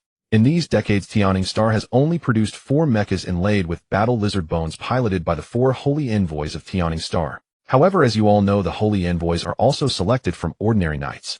As long as you can surpass all others in skill and become a holy envoy, piloting such a bone-reinforced mecha is not impossible. Haha, Captain, don't joke. Our Tianing Star region has nearly 10,000 mecha knights, but only 4 holy envoys. How could it be our turn? Not to mention becoming a holy envoy. If any holy envoy would accept a few of us as disciples and teach us a trick or two in martial arts and mecha techniques, that would be more than enough for a lifetime. Tao Gusi nodded and said, I have a good personal relationship with holy envoy Mo Luo. Whoever first discovers the battle lizard's corpse, I will recommend that person to holy envoy Mo Luo as a disciple. At these words, all the knights vied to be first, piloting their mechas forward at full speed, as if they couldn't wait to have a big fight with the battle lizard. Giant Lizard Mower originally had a nest built of rocks inside the cliff, and these guys had smashed it to pieces. But these mechas did not notice that in the sand beneath the ground a flame of vengeance was slowly approaching. A Tianing knight lagged behind the others. Seeing that the area of the giant lizard's nest had been thoroughly ransacked by the others, he simply walked slowly toward the depths of the valley, wanting to see if there was any new discovery. Unknowingly, he had strayed about half a kilometer from the main force. Suddenly the radar flashed wildly, and an alarm blared. An enemy mecha had already appeared beside him. The Tianing knight was scared to death, but looking around he saw no enemy at all. While he was in a panic, a tremendous force suddenly came from under his feet. A white, ghastly skeletal arm thrust out of the desert, grabbing the mecha's leg and pulling it down into the sand. The Tianing knight was caught off guard and naturally tried to break free, but the opponent was as strong as an ox. Even when the lower limbs of his mecha were torn apart, he still couldn't escape the enemy's clutches. From the sand, a ferocious monster slowly emerged, yellow sand pouring off its shell like water. A faint flickering azure flame surged up and down, terrifying to behold. The monster spread its bone-white wings, flapping them slowly in the air, and with one hand drew from behind its back a white scythe, even larger than its own body. This was the fighting weapon of extraordinary offensive power, the Death's dual wings, composed of the entire spine of giant lizard mower fused with the metal components of Blackwing. The spine of a sandstone battle lizard is the strongest part of its body. However, the people of Tianing Star had never used an entire spine to make a weapon, as it was simply too extravagant a practice. The white giant scythe emitted an eerie nether flame, symbolizing the immense anger in Blackwing's heart. Trembling, the yearning knight drew his beam sword from behind, but before his mind could react, the right hand holding the sword had already flown 10 meters away. The severed wrist was perfectly smooth and hydraulic fluid only sprayed out 5 seconds later. Ghost! Ghost! The yearning knight was completely broken. He scrambled to his feet to flee, but the white giant scythe caught up with him first. The entire mecha was engulfed in a white storm. The sturdy metal armor was sliced by the sharp edge of the giant scythe, scattering like paper scraps. In the end, only the cockpit of the mecha remained intact. Humph! Weak humans killing such a thing is a disgrace. Blackwing arrogantly retracted the giant scythe and pounced toward the group of mechas ahead, giving these arrogant fools a thorough lesson. That was the condition it had proposed. The scream of that yearning knight pierced through the communication channel, turning all the mecha knights ashen-faced. Tao Gusi immediately ordered everyone to assemble and form a solid defensive formation. There is an intense energy activity ahead, approaching at high speed. My god, the speed has exceeded Mach 7. This is a speed that could only be achieved in the vacuum of space. What material is that enemy mecha made of? Can it not be damaged by air resistance?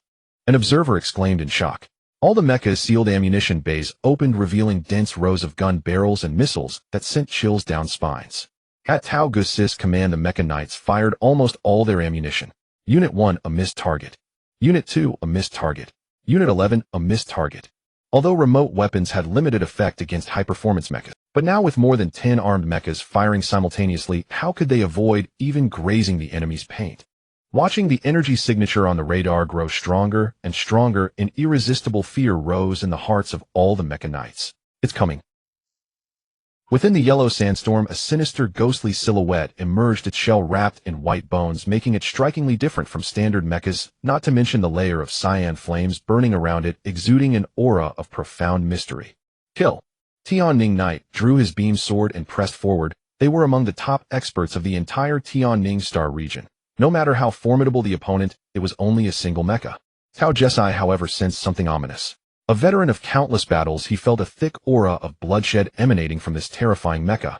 No fallback. But it was already too late. In the hands of the mysterious demon mecha, a bizarre white-boned giant scythe had appeared, its blade forming a perfect crescent arc connected by 3 metal chains gripped firmly by the demon mecha. In other words, it was nothing like hard weapons such as swords or blades. It was an exotic arm capable of wide-area attacks, both rigid and flexible.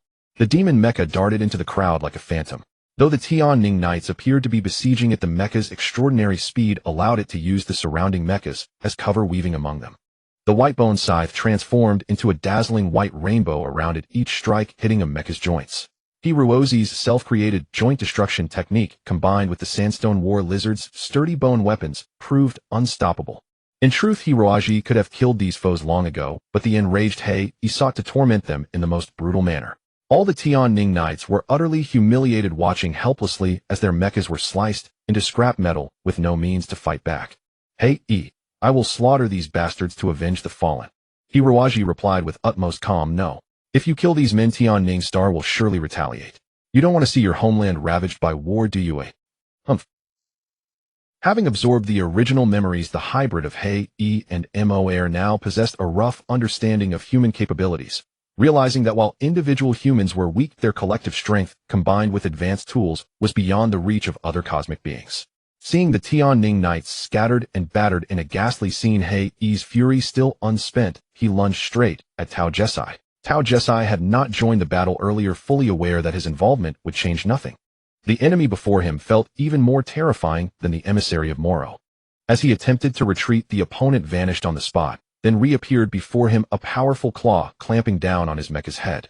Through a bus mental attack, he transmitted a violent message. I am the king of this planet.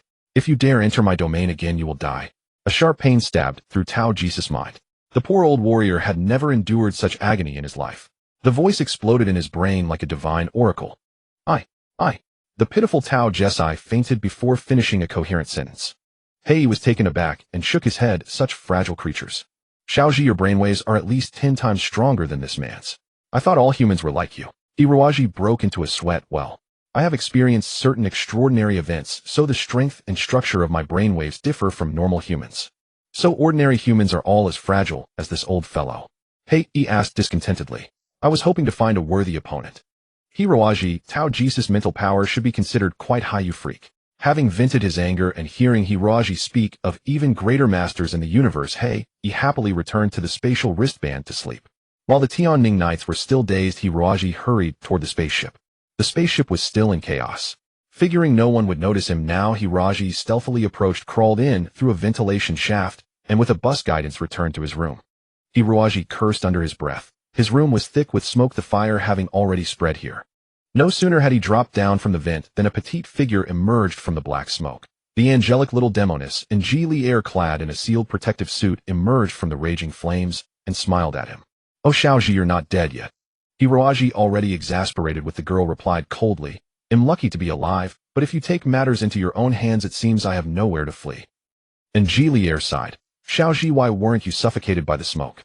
My master said that people suffocated by smoke have bodies that don't decay, looking perfectly intact as in life. You'd like that kind of death, wouldn't you? If you were burned to death, it would be much more painful, and the corpse wouldn't look good. I'm sure you wouldn't choose to be burned, right? I'm neither suffocated nor burned. Are you disappointed?" Hiroaji sneered. Lier bit her lip and thought her adorable bashful look nearly making Hiroaji lose his composure. If he hadn't witnessed her venomous cruelty firsthand, he might have been fooled by that innocent face. "To be honest, I came to see if you were dead, and if not, to finish you off. But seeing you standing here alive suddenly, I don't want to kill you anymore." Lier chuckled, removed her helmet along with the oxygen tank, and handed it to Hiroaji. "Here, the air is stifling. You'll die without some oxygen." Hiroaji took the oxygen mask suspiciously. Could it be filled with poison gas? Seeing his distrust, the little girl looked aggrieved, tears glistening in her eyes. What are you up to?" Lier sat on the floor, hugging her knees, playfully twirling her hair around her fingers. "My master was right. He said that if I succeeded on my first kill, I wouldn't feel anything special and subsequent killings would come easier. But if I failed on the first try and got to know my target, it would become very hard to strike again. How annoying, Xiaoji. Why did you have to sway back then? Wouldn't it have been nice to just stand still and let me kill you?" Hiroaji was speechless. What nonsense. What kind of creature is your teacher to have molded you into such a person? Angelina pouted. "Don't speak ill of my teacher. He is a very, very kind person. Anyway, I suddenly can't bring myself to kill you now. What should we do, little G?" Hiroaji found it both ridiculous and exasperating. This young girl sometimes seemed as innocent as a naive maiden, yet at other times she was as ruthless as a demoness, ever-changing and impossible to fathom. "You never had any compelling reason to kill me," said Hiroaji.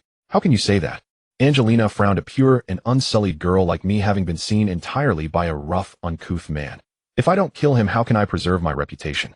Angelina wore a troubled expression. Hiroaji said helplessly, "If you feel your reputation is compromised once you send me out of this planet, I'll leave on my own. Please believe me, I have absolutely no desire to remember you." "What do you mean? I'm incredibly popular." "That's only because others haven't seen through your true nature.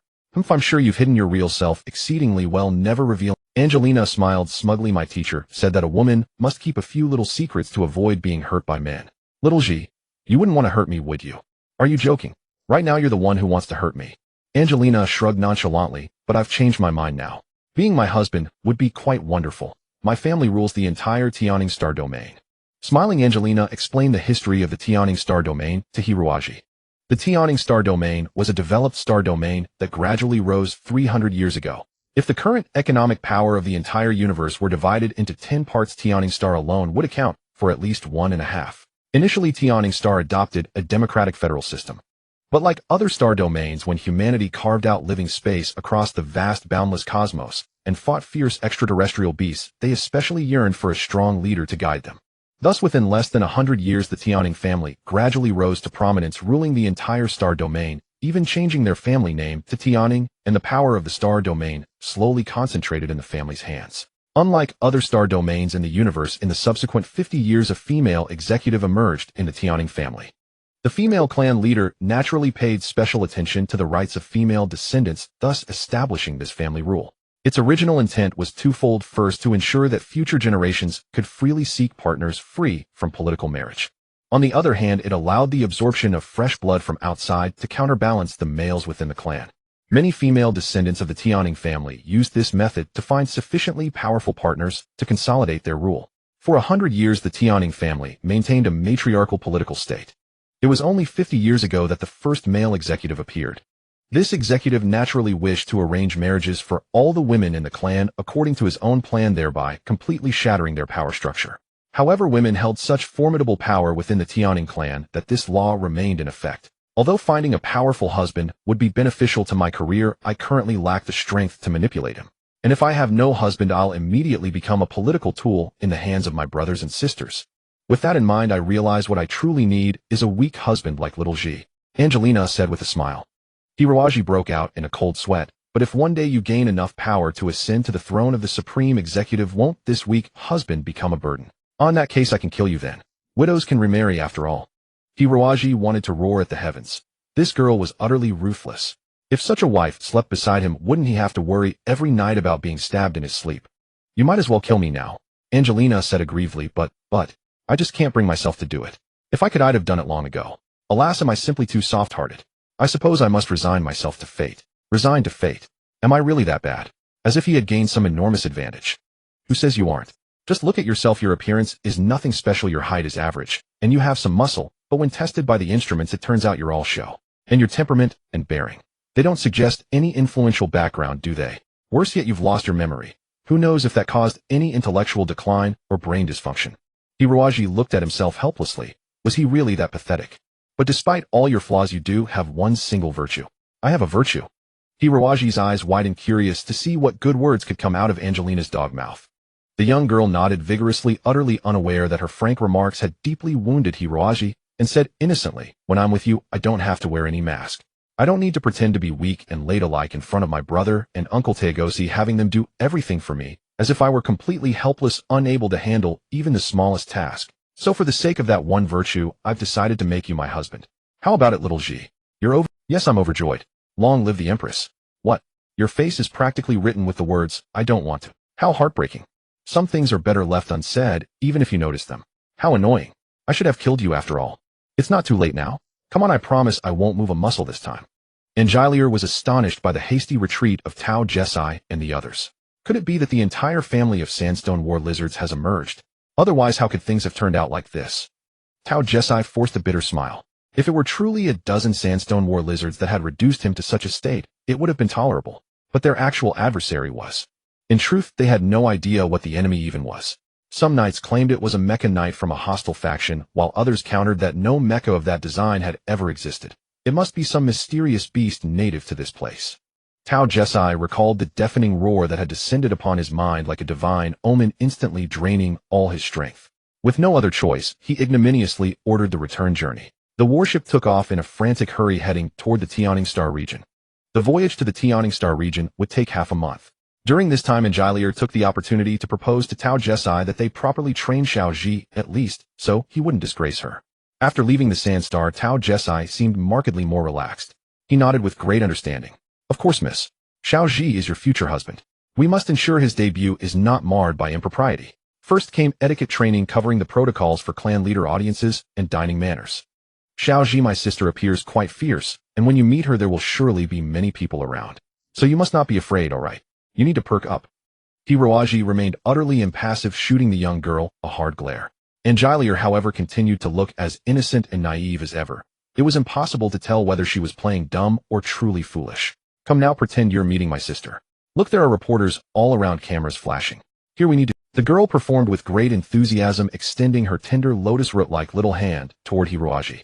Shake it, shake it. Hiroaji felt like a dog being directed by a bone. Hiroaji gave a cold snort, and an aura of unyielding pride surged through his entire being. He acted as if the beautiful girl before him was beneath his notice, shaking her hand with supreme arrogance. He appeared like a prince commanding dozens of star systems, a general leading 1,000 fleets. Xiao Ji. Angilir was utterly astonished. The Xiao Ji in this single second was completely different from the one she knew. It was as if he were another person entirely. Angilir whispered to Tao Jesai. Uncle Tao Jesai, do you think Xiao Ji might have injured his brain during landing, causing his facial nerves to stiffen? How can his face be utterly expressionless? Tao Jesai scratched his head. Or maybe he's scared stupid. Hiroaji. Forget it, forget it. Angilir waved her hand with a laugh. Xiao Ji has already exceeded our expectations by managing this much. Anyway, this is fine. That annoying sister of mine doesn't deserve any good manners. Let's move on to learning dining etiquette. Angilir clapped her hands, and a servant immediately brought in a long dining table laden with an array of exquisite delicacies. Nobles observe very strict dining rituals, especially the Tianing family, which boasts a 300-year history, as a time-honored aristocratic house. Tao Jesai proclaimed proudly from the side. His role as captain was no sinecure. Not only was he an exceptional mecha pilot, but he was also well-versed in ceremonial arrangements. Please watch our young lattice demonstration first, then slowly learn and understand. Angelier lowered her head in embarrassment and stuck out her tongue. Xiaoji, you're only allowed to watch like this because you're learning. In the future, never stare at a lady while she's eating. She had only spoken halfway when Hiroji, sitting across the table, had already elegantly tucked his napkin into his collar and picked up the knife and fork with practiced ease. No wonder. For over 2 months here he had eaten nothing but raw food. Even the finest sand rat lost its appeal after such a diet. Because this vessel carried 2 important personages, Tao Jesai and Angelier the cook was specially assigned and quite skilled. The various dishes he prepared were not only delectable to eat, but even their aroma alone could make one swoon. Hirozi's appetite had long been whetted, and he could not care less about any teaching session. Yet even in the throes of ravenous hunger, Hirozi's dining manner strictly adhered to the refined style of a true noble from millennia past. Heavy etiquette lessons in the Dark Abyss region had been far from easy. One careless slip, and the teacher's serpent-headed whip would lash out fiercely. Having suffered through a full year of such hardship, how could Hiroji ever forget these manners? His hands moved up and down swiftly, yet the knife and fork never clashed, and not a single sound was made. The food before him vanished at an astonishing rate, yet never gave the impression of a whirlwind devouring, rather it seemed he dined at a perfectly standard pace, and everyone else was simply too slow. Watching Hiroji eat was a pleasure. The elegant bearing of an ancient noble stunned all present. Angelier frowned and whispered to Tao Jesai, "Uncle, why does Xiaoji's eating posture look so strange? It's quite uncomfortable to watch." Tao Jesai, I suspect he might have spent time on a Halfrek mining planet, thus acquiring a dining style as crude as that of the Halfreks. Look, oh heavens, if he behaves like this at a grand banquet, he will surely bring shame upon you, miss. Then, do you think he can still be saved? Given our abilities, he is beyond salvation. I have never witnessed such a peculiar way of eating. Poor Xiaoji. Hiroji, who was enjoying his meal heartily, suddenly found Angelier patting his head with a look of deep pity, as if stroking a stray dog just picked up from the street. Never mind, Xiaoji. Dining etiquette is such a demanding skill that expecting you to master it in just a few days is too much. Let's move on to the next training session. Hiroji could not understand. Was his own dining manner really unqualified? Could it be that the nobles of Yearning Star ate in a completely different way? Not like the ancient Indians who used their hands right. Surely they didn't eat with their hands like ancient Indians. Xiaoji, the difficulty of the next training session is extremely high, especially for someone like you whose mental power and physical condition are both quite unfavorable. Angelier said with a serious expression. Hiroji looked at her as if she were an idiot. But there's no choice. If you can't pass, you'll be humiliated in front of the entire star domain in the future. Everyone will mock me for choosing such a cowardly husband. Not only that, if the teacher learns the truth, she will probably be furious and kill you. Maybe it would be better to simply kill this little demoness, and then even if I were to open the airlock and leap into the vacuum of space to commit suicide, that would still be preferable. Hiroji wailed inwardly. So no matter how difficult, painful, or frustrating you find it, you must persevere, okay? Please. The girl clasped her hands together, her eyes shimmering with a touching luster. Hiroji had no choice but to nod. All right, what exactly is this extraordinarily difficult, painful, and hugely frustrating training? Angelier took a deep breath. It's piloting an armed mecha. Angelier led Hiroji to a training room where 6 combat cockpits were arranged. Tao Jesai, sipping tea, was frowning as he pondered how to train this nearly idiotic fellow. Judging from the circumstances when you were found, you were piloting an agricultural mecha, right? We estimate that you might have been an explorer for some reclamation company. But the difference between armed mechas and agricultural mechas is tremendous, Tao Jesai said slowly. Especially the armed mechas of our Yearning Star domain are somewhat different from those of other star domains. Hirozi's eyes lit up. Information about mechas was what he most desired to learn. Hiroji asked earnestly, "May I ask what is different about the mechas of the Yearning Star domain?" Speaking of his star domain's mechas, Tao Jesai gradually became excited. He stroked his beard proudly and said, "Our Yearning Star domain, among all the star domains in the universe, is not only economically quite developed, but also has carved its own unique path in mecha manufacturing. While other star domains are exploring the use of various metal materials to build mechas, our Yearning Star has taken a different path, using natural materials to construct mechas." Natural materials? Hiroji asked in confusion. Tao Jesai nodded and said, "For example, our hunt for the Cheyenne battle lizard here is precisely to use its bones to make the finest armed mechas. Of course, for ordinary knights, such high-grade materials are unnecessary. We can source materials locally. Bones, hides of many animals, and even plant stalks can be used to build mechas." Building mechas from animal and plant materials. Can their strength keep up with intense mecha combat? A sharp glint flashed in Tao Jesus' eyes. You've hit the nail on the head. If we directly use raw biological materials to build mechas, they certainly won't match combat intensity. However, over hundreds of years of mecha manufacturing history, our yearning star domain has developed special chemical agents. After being treated with these agents, the materials become as hard as iron, completely comparable to metal mechas. Hiroaji nodded. Impressive technology. Tao Jesai squinted and said, actually, the greatest advantage of biological mechas lies in stealth. Ordinary metal mechas are easily detected by radar, but biological mechas have no such problem. Not only do they produce no metal reflection waves, but their heat emission is also much lower than metal mechas. Of course, the most advanced matter radars might detect them, but across the entire universe, very few machines are equipped with such. Tao Jesai patted Hiroaji on the shoulder. Come sit in the cockpit and he'll teach you some basic armed mecha piloting techniques. Hiroaji sat in the cockpit with cold sweat on his forehead. He wasn't afraid of failing to learn these things, rather he was afraid of inadvertently revealing his superior piloting skills. Fortunately, the mechas designed and manufactured in the yearning star domain were all of the high mental power type. There were hardly any buttons on the control panel. They all had to be operated via the electronic neural system. Hiroaji looked at Tao Jesai with a wooden, stunned expression. Tao Jesai scratched his head and thought for a moment, then suddenly exclaimed, I've got it. 12 years ago, we designed a mental power assist mecha specifically for children of the nobility to learn piloting. Why don't you pilot that model? Tao Jesai retrieved a mecha model named Fat Fish from the database. It was said that this mecha was made from the bones of a carnivorous fish from a certain sea area on yearning star. This mecha was originally designed for children aged 7 to 12 to pilot. Therefore, an advanced assist device was installed in the electronic neural design, allowing children with lower mental power to engage in instructional piloting. However, after its actual launch, the results were found to be unsatisfactory. Because after using this mecha, pilots often neglected to train their own mental power, believing that they could rely on the mental power assist device to dominate the world. Thus, true noble families were unwilling to let their descendants use this cheating mecha. In fact, when facing a high mental power opponent, the Fat Fish's pitiful combat capability was utterly ineffective. Knights who piloted this mecha, even if they were 10-year-old children, were soon ridiculed by their peers because a truly dignified and ambitious knight would never pilot such a mecha. Of course, Hiroaji was unaware of this. Tao Jesai felt somewhat embarrassed, but with the other party's mental power so low, was there any other option besides piloting this mecha? Anjilier pouted and mumbled, Xiaoji, you must learn well. If you can't even pilot the Fat Fish, then I really don't know what mecha to give you. Hiroaji didn't hear her words. He was completely immersed in controlling the Fat Fish. Although it was a very low-grade mecha, it was nonetheless made from biological bones, which was vastly different from the mechas Hiroaji had encountered before. This excited him greatly. On the simulation training platform, the Fat Fish squatted motionless on the ground. Tao Jesai was puzzled. What are you doing? Move it already. The Fat Fish hastily straightened its obese body, slowly crawled forward 2 steps, and then squatted again under a tree shade.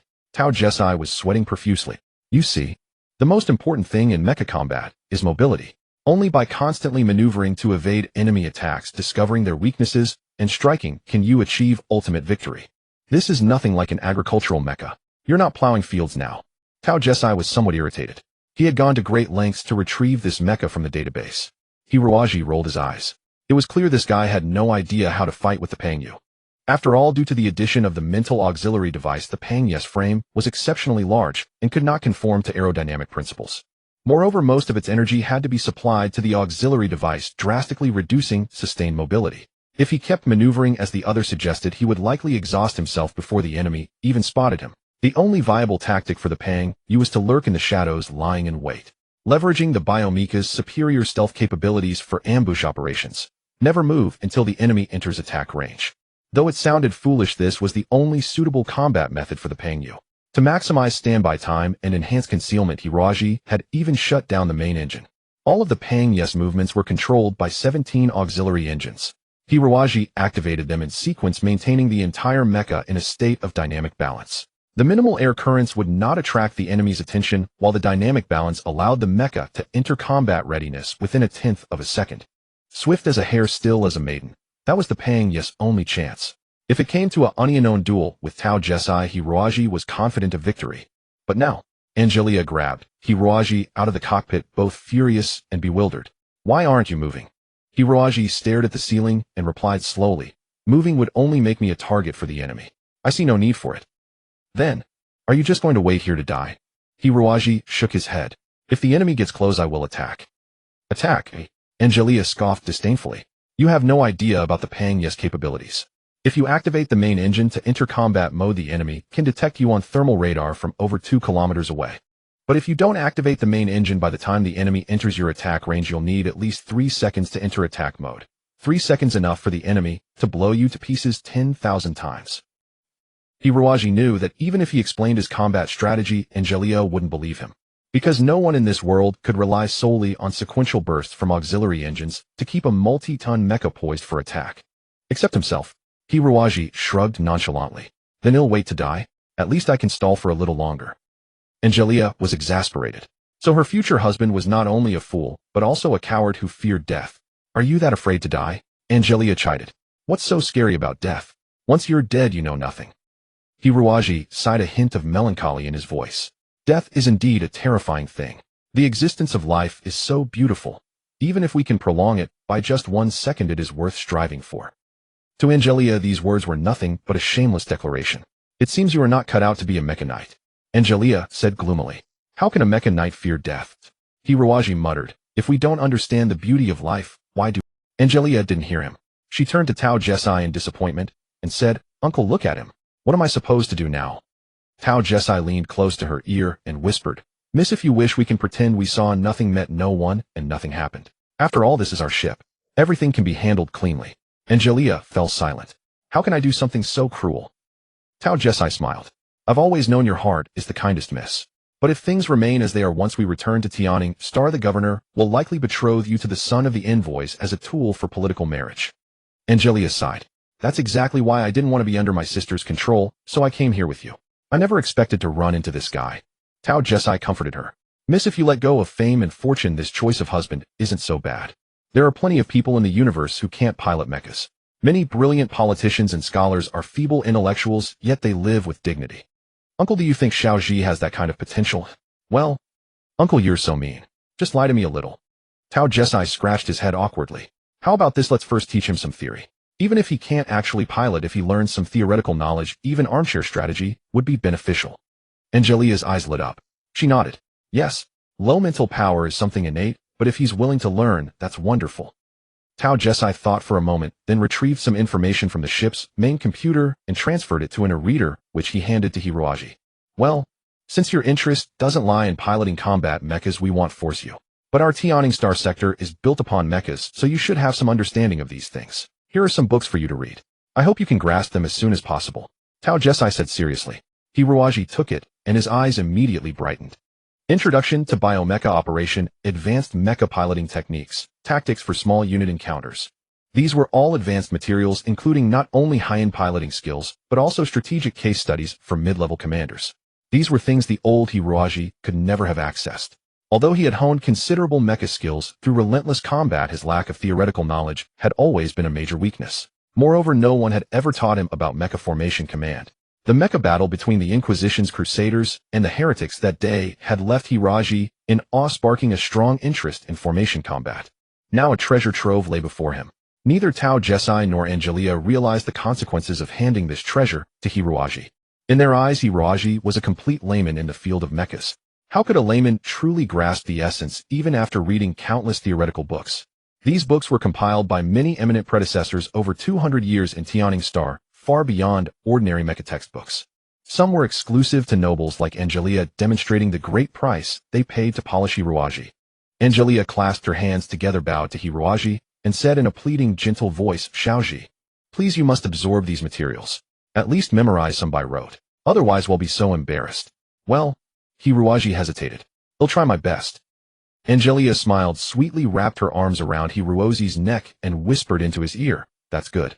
Xiaoji, you must work hard. Then she lowered her voice, biting his ear. If you can't even memorize a single thing, then I'll have to sacrifice my Leda-like image and ask Uncle Tao Jesai to get rid of you. Hiruaji broke into a cold sweat. Tao Jesai sighed with emotion on the side. Miss is too pure and kind, so devoted to such a worthless man, pouring all her heart into educating him. She must be a saint descended to earth. In his room, Hiruaji stared intently at the e-reader, greedily absorbing the wisdom of 200 years of Tianing Star's predecessors. He flicked through the mecha technique books quickly, as he already had practical experience with many issues Now he was just weaving theories together. To put it metaphorically, his practical combat experience was like a collection of shimmering gems, while the theoretical books were a string that threaded them all together. As for Mecha Tactical Command, he read much more slowly. Yet it was an immensely enjoyable learning process, as many concepts were entirely new to him. After more than 2 hours of reading, Hiroaji finally lifted his head from the vast sea of books and let out a long breath. His body remained in that small, humble room, but his spirit had already soared into the boundless starry sea.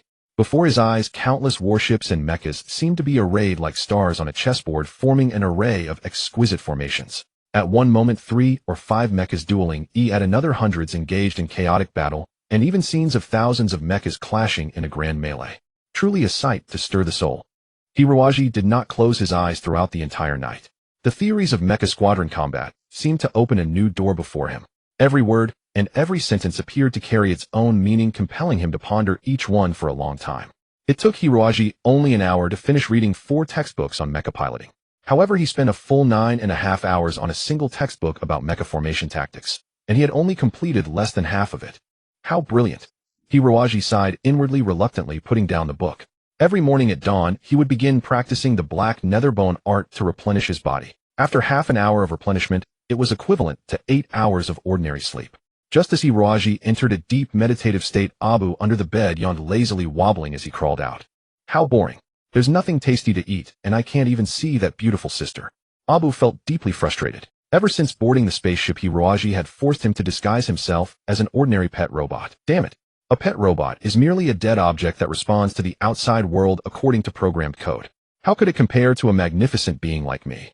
Moreover, the food was terrible. The walls of the cabin were made of synthetic plastic, completely lacking the satisfying crunch. Abu crawled around discontentedly, climbed onto Hiroaji, and fiercely scratched his hair twice to protest.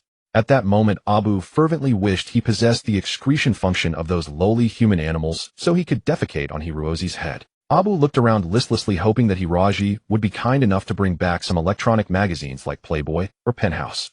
Abu's eyes suddenly lit up. On the table, gleaming, lay a metallic device. Like a hungry tiger pouncing on its prey, Abu dashed over and firmly pressed down on the e-book reader. Liquid metal dripped like drool onto the electronic device. Wait, what if this is something useful to my master? Abu pondered painfully. Master treats me so well. If I eat his precious things, I would be too ungrateful.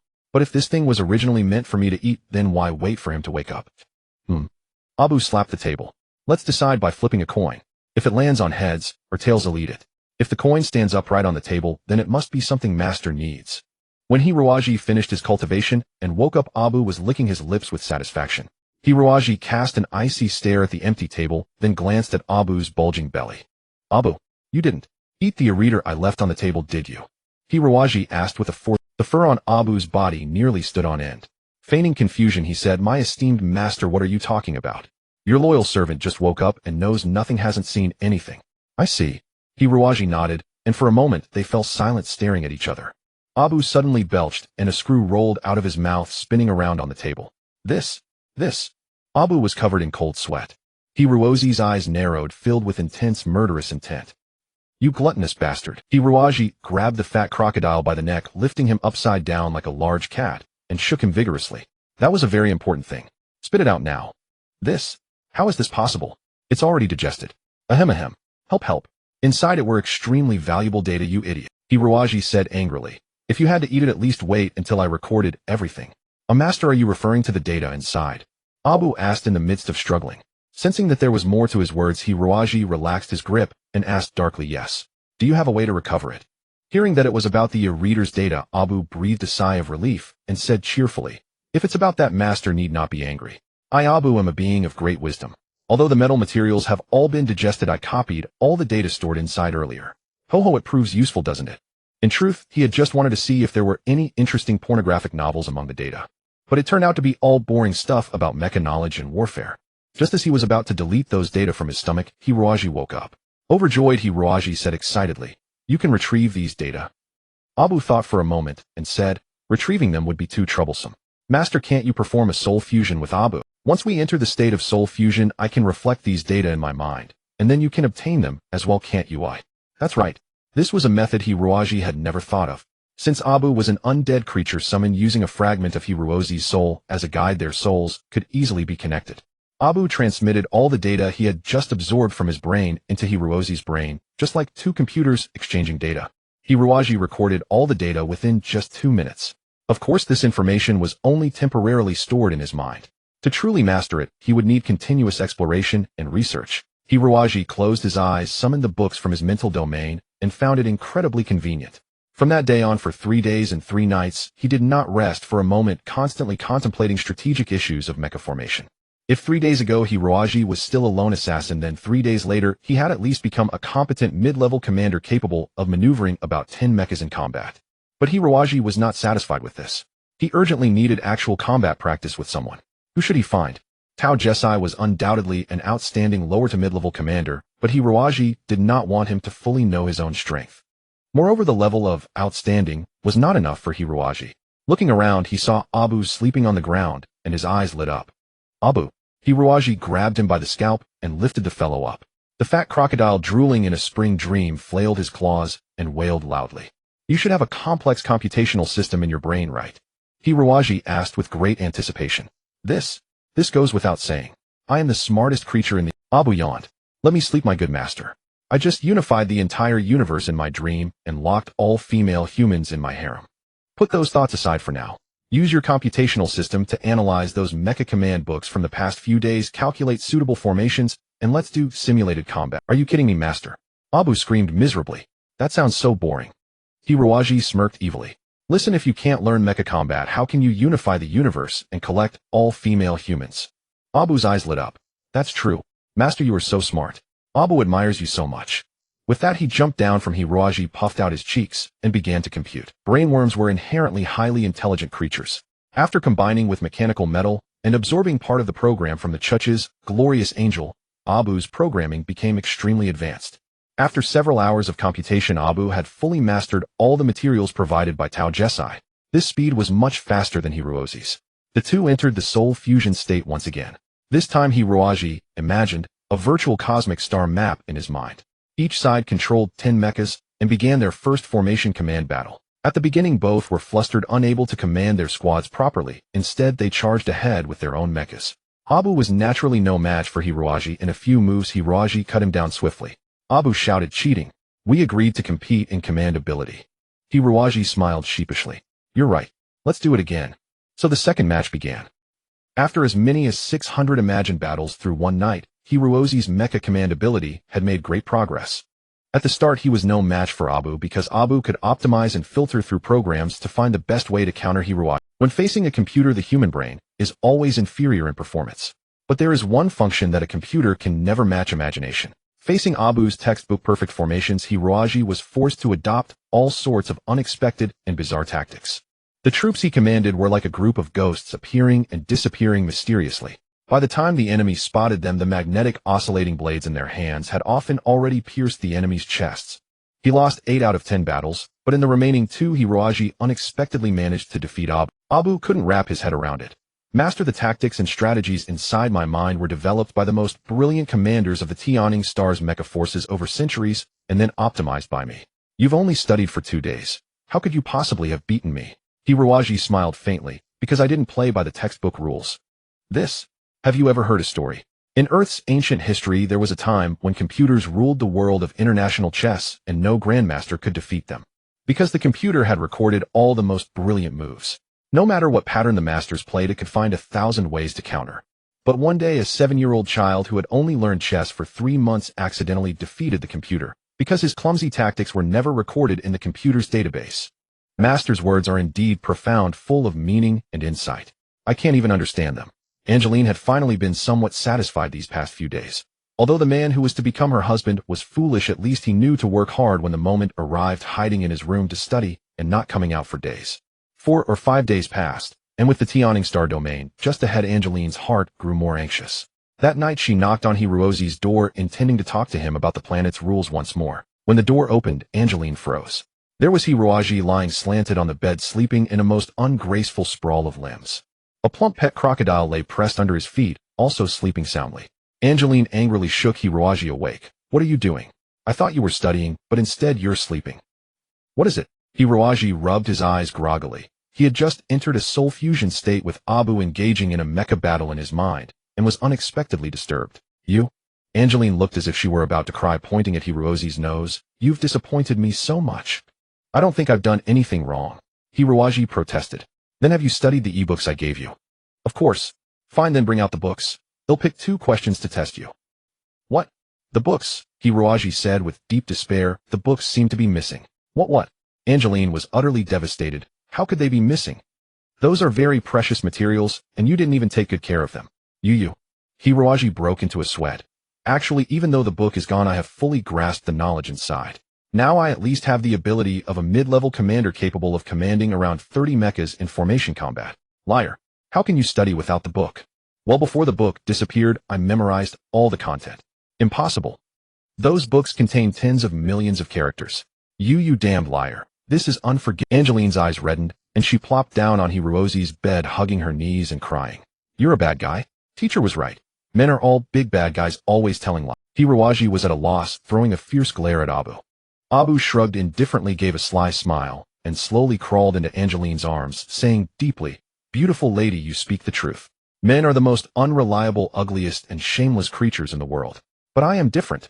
I am so devoted that I would live only for you, my dear. Angeline looked at Abu curiously, soon stopped crying, and asked with fascination, Xiaoji, your robotic pet is so strange. It can even say such funny things. Yes. This program is highly advanced, capable of organizing appropriate language to suit the current situation. Really? Angeline lifted Abu and pressed her face against his plump belly, rubbing it. What an adorable thing. Which company made it? I want to buy one for my collection. Well, just a small obscure company on Earth that went bankrupt soon after. Haha. Hiroji broke out in a cold sweat. What a pity. Angeline sighed, stroking Abu's head, and glared at Hiroji with reproach. We're about to reach the yearning star domain. What are you going to do like this? Hiroji waved his hand nonchalantly. I don't see anything wrong with myself. People should just be happy in life. Why force yourself to learn things you're not interested in? But we all have responsibilities on our shoulders. Only what one willingly shoulders can be called responsibility. If it's forced by others, it's merely a burden. You? Then at least tell me, what are your plans for the future? Hiroji lifted his head with a hint of melancholy, his jet-black, crystal-like eyes brimming with infinite sorrow. He thought of Mu Xiaoping wandering somewhere unknown, and the Dark Empress she entrusted him with from the depths of darkness, also lost without a trace. Hiroji sighed and said, I've been searching for someone who appears repeatedly in my dreams. I know I must find her, protect her, and make her happy forever. Angeline asked with a sour tone, Is it a woman? I suppose so. How annoying. How can you have another woman? I won't allow it, absolutely not. Angeline bared her pearly teeth and said defiantly, If you have another woman. Hiroji let out a cold snort, his whole body radiating a dazzling aura. Angeline froze, feeling as if she were locked in place, unable to break free. As if standing before her was not a powerless weakling, but an unrivaled tyrant. What do you want? Angeline instinctively crossed her arms. Hiroji said softly, Some things are not to be joked about. Understand? Angeline nodded, involuntarily trembling. I understand. Then she gritted her teeth. What about me? Will you also protect me? Hiroji was startled and smiled bitterly. You're so strong you don't need anyone's protection. Angeline snorted and lowered her head. My teacher said women must protect themselves, but I always wish a man would protect me. Of course I know you can't protect me at all. But I'm just saying. If someday you become the king of the universe and possess enough power, would you protect me then? Hiroji nodded slowly. If you stop being so willful and threatening to kill people, then naturally, I would protect you too. Angeline's tears turned into a smile. I'm not willful at all. Uncle Togus and the others say I'm a perfect lady. That's because you wear a mask in front of them. Only here do you show your true face. Hiroji exposed her mercilessly. Angeline, not embarrassed at all, smiled sweetly and sat on Hiroji's lap, tapping his forehead. Exactly. That proves I'm not deceiving you. I've completely exposed my true self to you, haven't I? This, Hiroji was left speechless.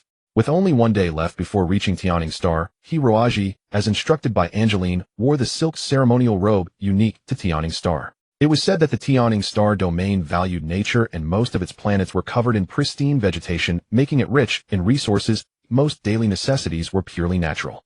Togus summoned Hiroji one last time to brief him on the situation of yearning star, the capital of the yearning star domain. Of course, we locals in the yearning star domain can easily discuss things, but you must be careful. There are many people from other star domains on yearning star, and they all harbor varying degrees of hostility.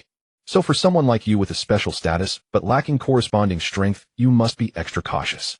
Hiroji asked, Aren't people from other star domains all under the Federation's rule? Togus laughed. That's ancient history. The Federation now exists in name only. The true rulers of each star domain are the local independent governments. Togus cleared his throat and elaborated. Actually, from about 30 or 40 years ago, calls for autonomy never ceased. This Zerg invasion provided a convenient excuse, prompting all major star domains to recruit troops and expand. The Federation's fleets belonging to various factions all returned to their home territories to garrison. You could say the Federation has officially collapsed. Hiruaji frowned. Then what forces exist in the universe now? Togus said proudly. Roughly speaking, the universe now consists of 5 major star domains. First, of course, is our yearning star domain. Though our technology isn't the most advanced, the integration of technology and nature is superb, giving us a unique biomecha technology. Yearning star is self-sufficient and capable of repelling external aggression. Next is the holy star domain, controlled by the church. At the mention of the holy domain, Hiruozi's ears perked up. The actual control area of the holy star domain is very small, with only about 10 inhabited administrative planets. But the church, leveraging its immense economic power, has expanded aggressively across the universe. Even within our yearning star domain, many large corporations have intricate ties with the church, so their hidden strength cannot be underestimated. Moreover, there's a fascinating rumor the church has developed a revolutionary advanced mecha. Once deployed in combat, it could render all past mechas obsolete. Haha, of course we don't know if it's true. Hiruaji broke out in a cold sweat. That terrifying epic-making weapon was clearly the psychic mecha piloted by the new humans. Piloting psychic mechas could reach the horrifying spiritual dissolution level. A truly fearsome existence capable of slaying a thousand. Beyond the holy domain lies the Sparta star domain. Their economic strength and mecha manufacturing are not outstanding, but they produce the finest warriors. Togus continued, the Sparta star domain is founded on an iron blood policy. It is said that their children undergo merciless selection at birth. Their tender bodies are scrubbed with strong liquor, and those who cannot withstand it are ruthlessly abandoned. As they grow each year, Spartan children endure unimaginable hardships, including brutal battles among teams, until only one survivor remains. The youths cultivated through these methods are all bloodthirsty madmen. So even though the Sparta star domain has a low economic level and small population, their iron blood guards can make the entire universe tremble. Hiruaji couldn't help asking, then how do they survive? Togus smiled. Some Spartans become mercenaries or government soldiers, while others turn into space pirates. They are both the most excellent soldiers and the most terrifying thieves. But don't worry about Spartans going easy on each other because of kinship. In fact, they are a race that values martial honor deeply. On the battlefield, they show no sympathy even to their own fathers. Hiruaji sighed and clenched his fists, secretly eager to encounter such beast-like warriors. Togus tapped the table lightly. Between our yearning star domain and Earth's sphere lies the Sidon star domain. This is a highly mechanized star region. It is said that the only 3 planets have been transformed into semi-mechanical realms by the Sidans. The Sidans possess the most advanced technology in the universe, producing countless excellent mechas. They have even merged their own bodies with machinery, attempting to create an entirely new life form. Hiruaji said in astonishment, if one merges with machinery, can they still be considered human? Tao Jesai sighed. During the Federation era, because the Setans mastered advanced mecha manufacturing technology, everyone else depended on them. So this question was always treated ambiguously. Now that the Federation has essentially split, it is very difficult to answer this question. Perhaps one day a racial war will erupt between us. Hiruaji asked, does that mean the technological power of yearning star cannot compare to the Seton star domain? Tao Jesai paused for a moment and said, it cannot be compared so simply. Because our yearning star has taken a path of developing biotechnology, coexisting harmoniously with nature. Naturally, the Setans are not as superior as we are in the technology of biological mecha. The implication was that aside from biological mecha technology in the field of orthodox metal mecha, the Setans were still more formidable. Seeing Hiruaji slightly disappointed, Tao Jesai snorted. That is not entirely the Setans' own achievement. It is because during their cosmic adventures they discovered the remnant of a planet left by another advanced intelligent life form. That seemed to be a kind of life form with a mechanical body. Their technology was far more advanced than humanity's. Even the remnants of their technology were enough to make the Setans dominate one region. Even the spatial wristbands we use now are made using a technique called atomic space compression technology, left by the original inhabitants of the Seton star. I see. Hiruaji was fascinated. But it is still remarkable that those people could utilize the scientific achievements of another intelligent species. Tao Jesai reluctantly said, that is true, but the wisdom of our Archon and the 4 envoys is by no means inferior to those fellows. What remains is the most distant and mysterious Eastern Star Domain. The residents there are like you, yellow-skinned black-eyed Easterners. Eastern Star Domain. Hiruaji was shocked. He had thought that in the current universe racial boundaries had long disappeared. Tao Jesai said, I am not very clear about matters of the Eastern Star Domain either, because it is a very closed-off land. It is said that the residents there advocate ancient customs living according to the lifestyle of thousands of years ago. They neither trade with the outside world nor have ever contributed to the Federation. Hiruaji frowned. Living according to the ways of thousands of years ago. Then their armed forces must be very poor. Tao Jesai shook his head. It is said that the residents of the Eastern Star Domain use a very special kind of mecha. Every one of them is a master of super martial arts capable of performing brilliant and gorgeous mecha combat techniques. Even the Spartan mecha knights dare not underestimate these self-isolated fellows. Is it like the martial artists on Earth? Hiruaji asked excitedly. Earth? Tao Jesai sneered. Earth is nothing but a minor planet. What role does Earth have in the rivalry of the 5 great domains? The martial artists on Earth may have preserved some primitive martial arts, but compared to the super martial arts tempered by centuries of actual combat, they are simply not on the same level. Hiruaji clenched his teeth. He had never expected Earth to be regarded so lowly in Tao Jesus' eyes. Perhaps this represented the thoughts of all cosmic beings. You seem a bit strange. Tao Jesai looked at Hiruaji suspiciously. No.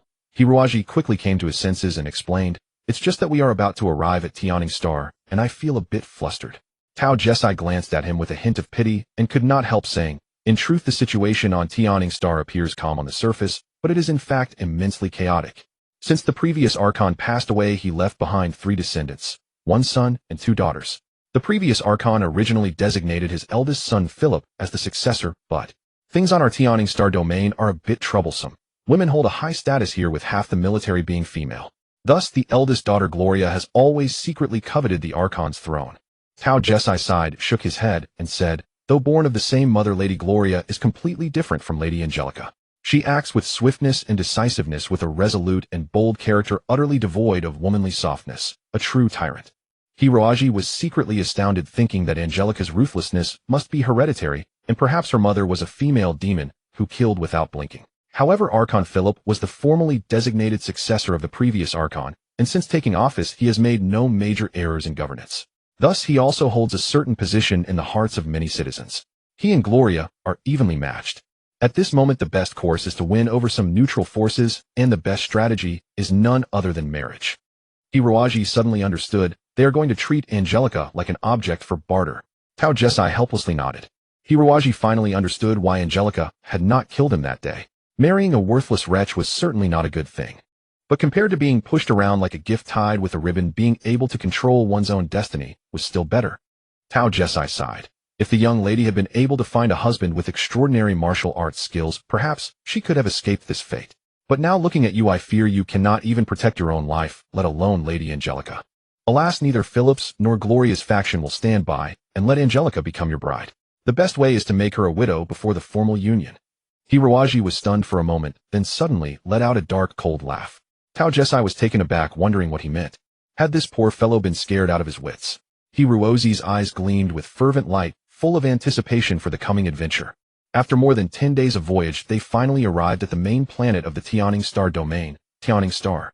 Entering the atmosphere, Hiruaji experienced an unprecedented shock. Beneath a clear blue sky, as far as the eye could see, there was lush greenery stretching to the horizon, with no trace of artificial structures in sight. Tao Jesai pointed to a dense jungle and said, that is the entire Yearning Star domain's administrative capital, Greenleaf City. Do you see it? Hiruaji looked closely and barely discerned that many large plants in the jungle had been twisted into strange shapes interwoven to form buildings. Most of the buildings were naturally grown from such plants, with only a very few constructed artificially from metal and concrete. Tao Jesai said, we Yearning Star people regard nature as beauty. The wealthy live in such artificially grown plant houses, while only the poor live in concrete houses outside. Several small warships surrounded them, apparently the guard force of the capital planet. Angelica cast a pitiful glance at Hiruaji and was taken away by her subordinates first. Tao Jesai said, we have written a report about your matter and submitted it to the higher authorities. I expect a decision soon. In the meantime, please stay at the Merchants Guild. Under his guidance, Hiruaji boarded a small spacecraft. After circling the edge of Greenleaf City for a while, it landed on an open area on the outskirts of the city. A solar-powered, pollution-free flying car stopped in front of him. 2 guards escorted Hiruaji to a luxurious courtyard surrounded by quiet seclusion, with only this single building. Hiruozi's heart skipped a beat, but since he was already here, he accepted it calmly. He very peacefully dragged Abu into the room. The people here seemed to know something and treated him quite well. After a series of strict inspections, Hiroaji took a nice hot bath and then feasted heartily on the delicacies of Tianing Star. It must be admitted that the culinary wonders here far surpassed those of Earth. The colorful dishes were dazzling, and by the end Hiroaji had no idea what he was eating, nearly biting off his own tongue. He had never tasted anything so delicious. Hiroaji was moved to tears. Just as he was indulging in the feast, a commotion erupted outside the door. Pushing it open, he saw 7 or 8 young warriors with grim expressions charging straight toward his room. At that moment, Hiroaji had just finished his bath, wrapped only in a towel with a piece of rib in his mouth, wearing a look of innocent bewilderment like a child, an utterly disgraceful image. Among them, a red-haired young man pushed through the crowd and stood before Hiroaji with fury, as if Hiroaji had killed his father. He coldly spat out through clenched teeth, "Are you that fellow from Sand Star?" Hiroaji chewed on the delicious food while cautiously sizing up the other party. The young man had a stern face, wore splendid attire, and presumably held a high position on Tianing. Judging by the way he walked, his muscles were perfectly coordinated. Even in his fury, his hands remained utterly still, showing that his self-control had reached a pinnacle. He reminded Hiroaji of a kind of animal, the tiger. Hiroaji had no idea when he had provoked such an opponent, but deep down a desire for battle began. Hiroaji nodded coldly. The red-haired young man declared arrogantly, "My name is Long Yun. Remember this name because I am the true husband of Angelica." Long Yun was deeply frustrated. His father was Long Zhan, the heavenly dragon emissary, one of the 4 saint emissaries of Tianing Star, a powerful figure that the Archon Philip was eager to win over. Though nominally under the Archon's command, the 4 saint emissaries held a transcendent status in reality, some even wielding greater influence than the Archon himself. To consolidate his rule, the Archon had no choice but to court their favor. Yet Long Yun's feelings for Angela were far from a mere political union. From the moment he first saw her at age 8, he had fallen for this innocent and kind-hearted girl. To protect Angela, Long Yun trained relentlessly in mecha combat, rising to become the top young expert of Tianing Star, his prowess nearly rivaling the 4 saint emissaries. Even his father Long Zhan believed that with 5 or 6 more years of practical combat experience, he would surely become the strongest mecha knight on Tianing Star.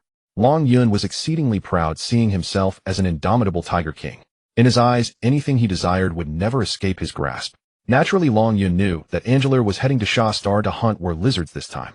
But he assumed that Sha Star was completely desolate, and the crew from Tianing Star wouldn't dare to provoke Angela, so no trouble would arise.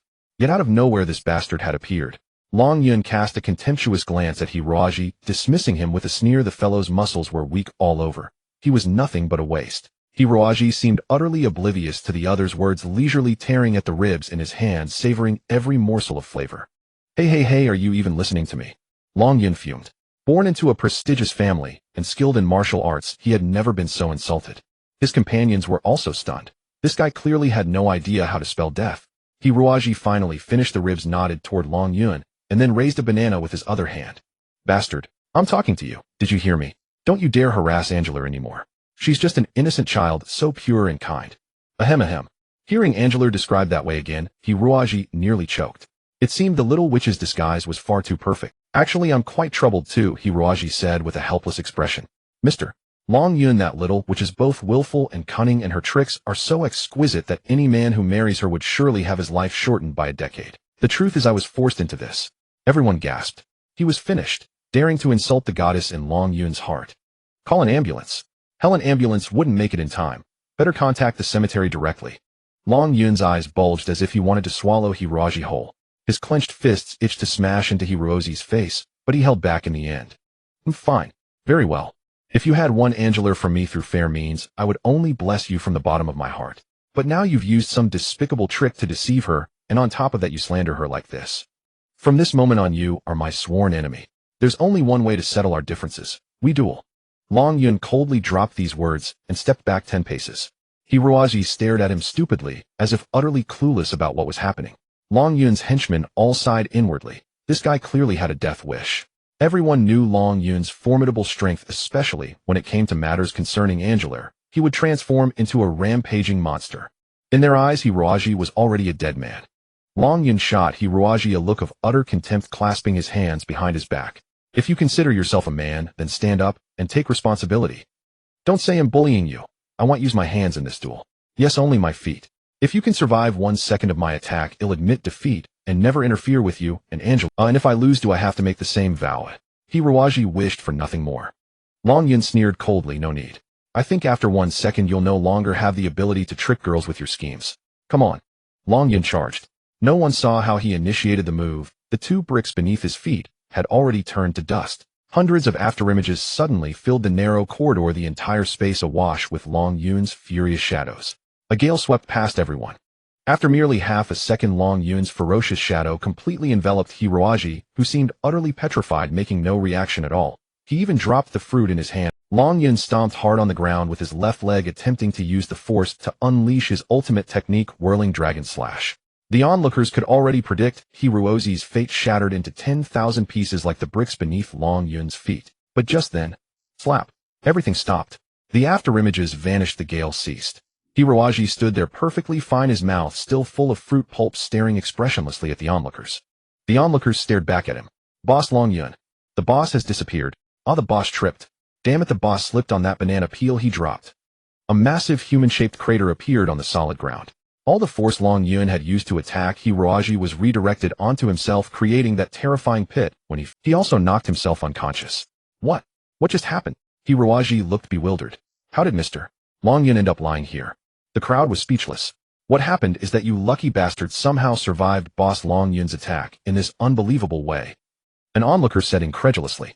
You know, our boss has fought over 70 duels and always finished in under a minute. Never thought. Long Yun's men hurriedly lifted him up, looking utterly dejected, and left with their heads bowed. Watching their backs, Hiroaji smiled helplessly. Abu, would it have been better if I just let that guy beat me up? Then I wouldn't have to marry a witch like Angela, right? Abu squinted, fully enjoying the feast. Master moved so fast, I barely saw a thing. That wasn't speed, just a slip of the hand. After that little episode, Hiroaji was satisfied with food and drink. After lounging in the room for a while, he felt a strong urge to explore the alien planet's scenery. But as soon as he reached the courtyard gate, 2 guards politely stopped him, claiming that under orders from higher-ups for the guest's safety, he was not allowed to go out. Hiroaji returned to his room in frustration. Abu said, Master, how about we play another round of virtual star battle? Hiroaji shook his head. Your tactical repertoire is too limited. I've already figured out every way to beat you. Playing more won't bring new progress. Abu complained, that's not my fault. The electronic reader from that Tao Jesai had so little information. I've worked very hard to compile these battle methods. Hiroaji's eyes lit up with an idea. So if you feed more data, you can come up with more new tactics? Of course. Hiroaji pondered. I think since Qingye City is the capital of the Tianing Star sector, there must be many military libraries here. Maybe we can find some useful materials to enrich your database. Library. Abu's eyes turned into heart shapes. A delightful scene formed in its mind, rows of neat bookshelves, countless elegant female students reading all kinds of books in a refined manner. Master's plan is indeed excellent. I like it.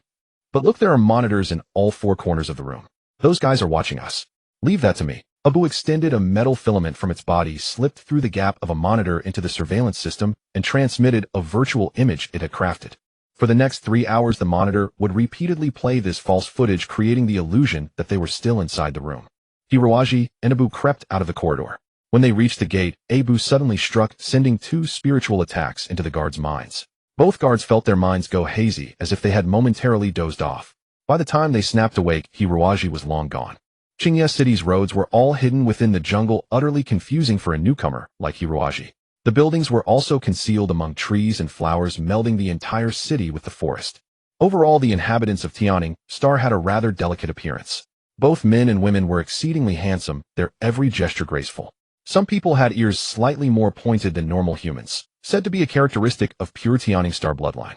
Because the land was largely covered by trees, transportation in Qingye City relied mainly on green single-person flying craft. Like giant butterflies, these single-person craft were painted in a riot of colors by the art-loving Tianing Star people, darting among the enormous plants, making the city seem like a dreamy fairyland.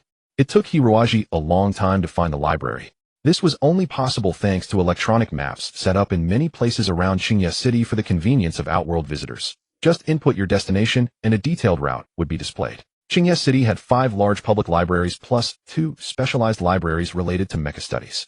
One focused on mecha design and manufacturing, while the other dealt with mecha combat and command. Hiroaji's eyes sparkled. The latter was exactly what he was looking for. By the time he reached the mecha command library, an hour had already passed. A day on Tianing Star lasted 28 hours, but most of the time the sunlight was incredibly mild, providing excellent conditions for plant growth. This library was reserved for qualified professionals in the mecha field. The materials on Mecha Command that interested Hiroji the most were on the 12th floor. But borrowing privileges required official Tianning Star citizenship. Well, of course Hiroji hadn't intended to obtain the materials through legitimate means.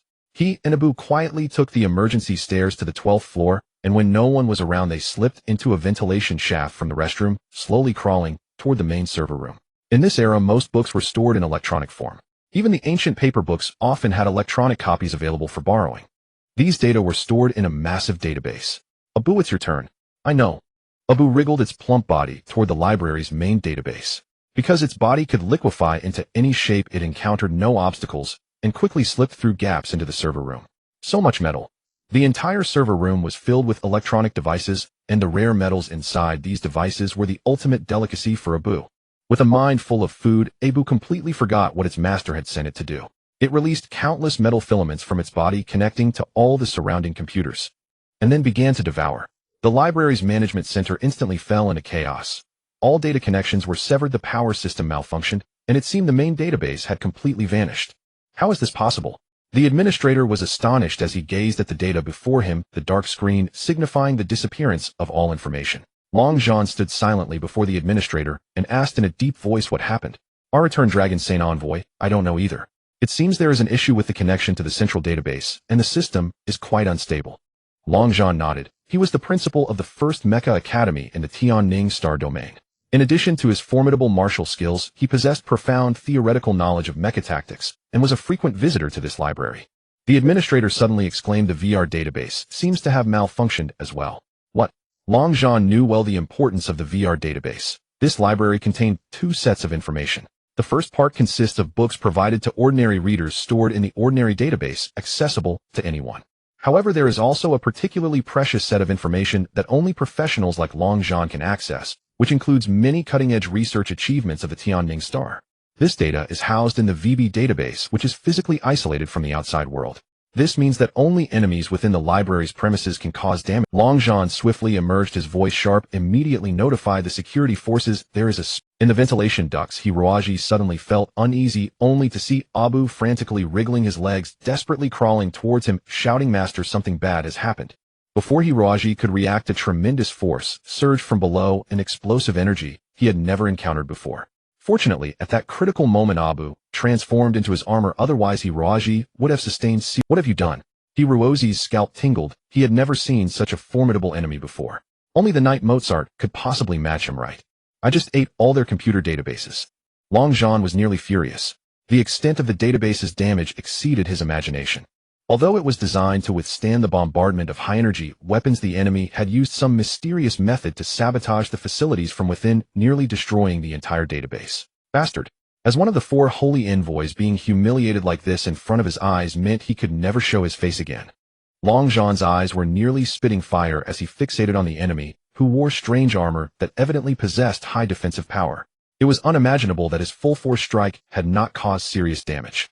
While he assessed the situation, Hiroji was also secretly observing the enemy. Long Zhan was the archetype of a martial fanatic, his muscles bulging, long hair tied back, revealing a deep-set face. Remarkably, his arms were much longer than average, nearly exceeding his knees, and each hand was as large as a fan. Clearly, he possessed formidable techniques. A worthy opponent.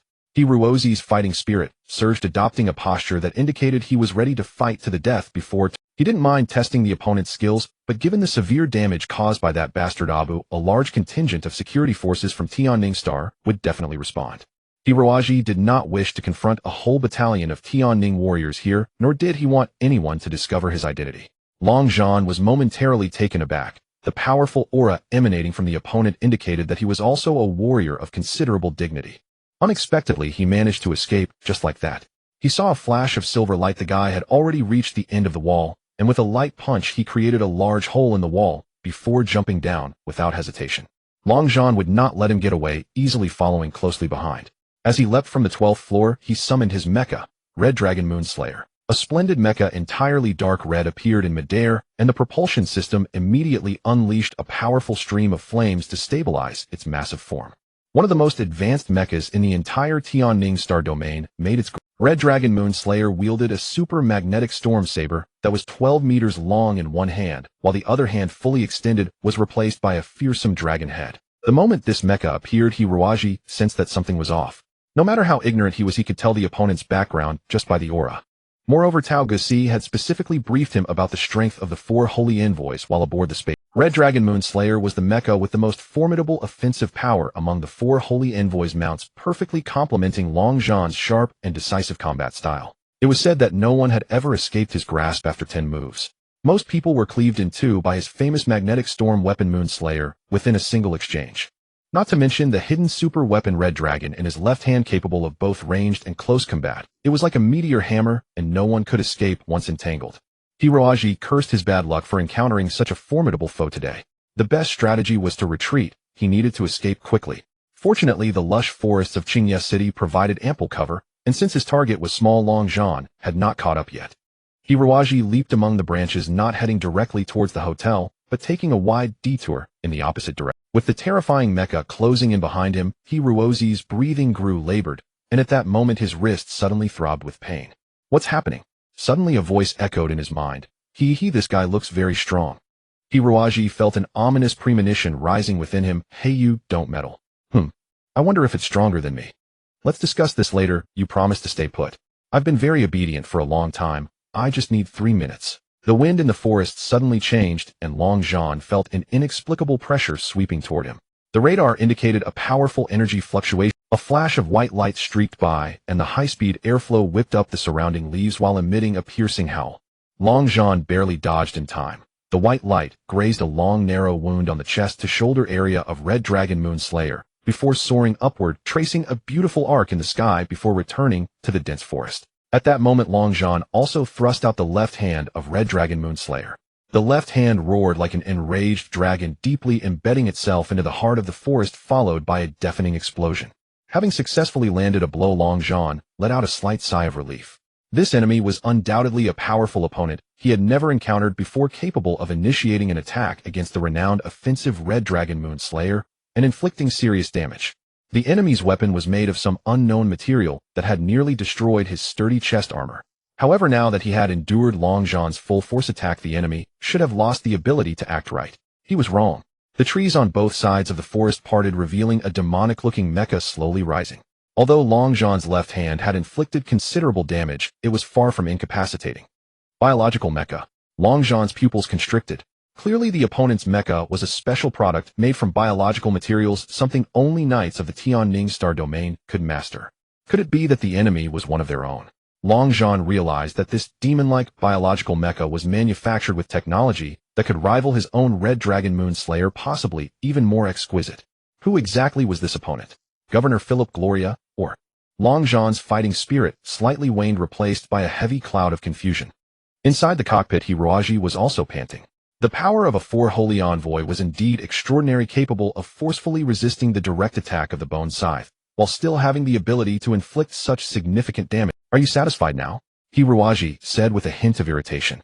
Hey, you roared like a beast. What a powerful fellow. I feel great fighting him. Then let's go. Remember, you have 2 minutes left. Once in combat mode, Hiroaji completely forgot what it meant to run away. Moreover, given Haiya's current state, it was impossible to ask it to retreat. Hiroaji directly entered a soul fusion state and charged towards Long Zhan once more. After merging with the spirit of the battle lizard, the newly formed Haiya's soul became extraordinarily ferocious, filled with bloodthirsty killing intent, and its attacks grew increasingly aggressive, employing fierce moves that would lead to mutual destruction. In the blink of an eye, a dark cloud enveloped Long Zhan completely. He discovered that his opponent must be a genius with extraordinary mental power. Because his control over the mecha was exceptionally precise, many combat movements made it seem as though the pilot had completely merged with the mecha. However, Long Zhan was absolutely unaware of the meaning of the word retreat. He was the type who grew stronger the more he fought. The battle between the two was truly a clash of equals. The two mechas transformed into countless afterimages, and the surrounding trees suffered. Wherever they fought, the trees and flowers were reduced to scorched earth. If someone were to capture this scene on video, it could be used directly as a classic teaching material for mecha combat, without any editing. Boom. Haiya's final powerful attack finally brought a conclusion to this battle. The bone scythe severed the energy transmission line of Long Zhan's mecha, leaving him unable to move at high speed. Yet the price it paid was that its entire head was smashed to pieces by Long Zhan's left hand. Long Zhan was bewildered, as the electronic neural system of the mecha was housed in the head, a part that was usually well protected. Why would this fellow choose to sacrifice its head for its energy device? To his astonishment, after the electronic neurons were destroyed, the opponent moved as if nothing had happened, taking 2 steps back before soaring high into the air and darting away. At this moment, the Tianning Star security forces finally arrived. Long Zhan then realized that the reason the enemy had paid such a heavy price to destroy his energy system was simply to avoid entangling with him, creating an opportunity to escape. Well, with such an enemy on Tianning Star, it seems the days ahead will be quite interesting. Long Zhan narrowed his eyes, staring at the black mecha disappearing into the horizon.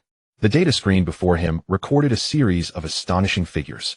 After Hiroaji stealthily slipped back into the hotel, he collapsed onto the bed, letting out a long sigh of relief. Good heavens, one must not assume that battling a formidable adversary like Long Zhan was a simple affair. Every inch of his body ached.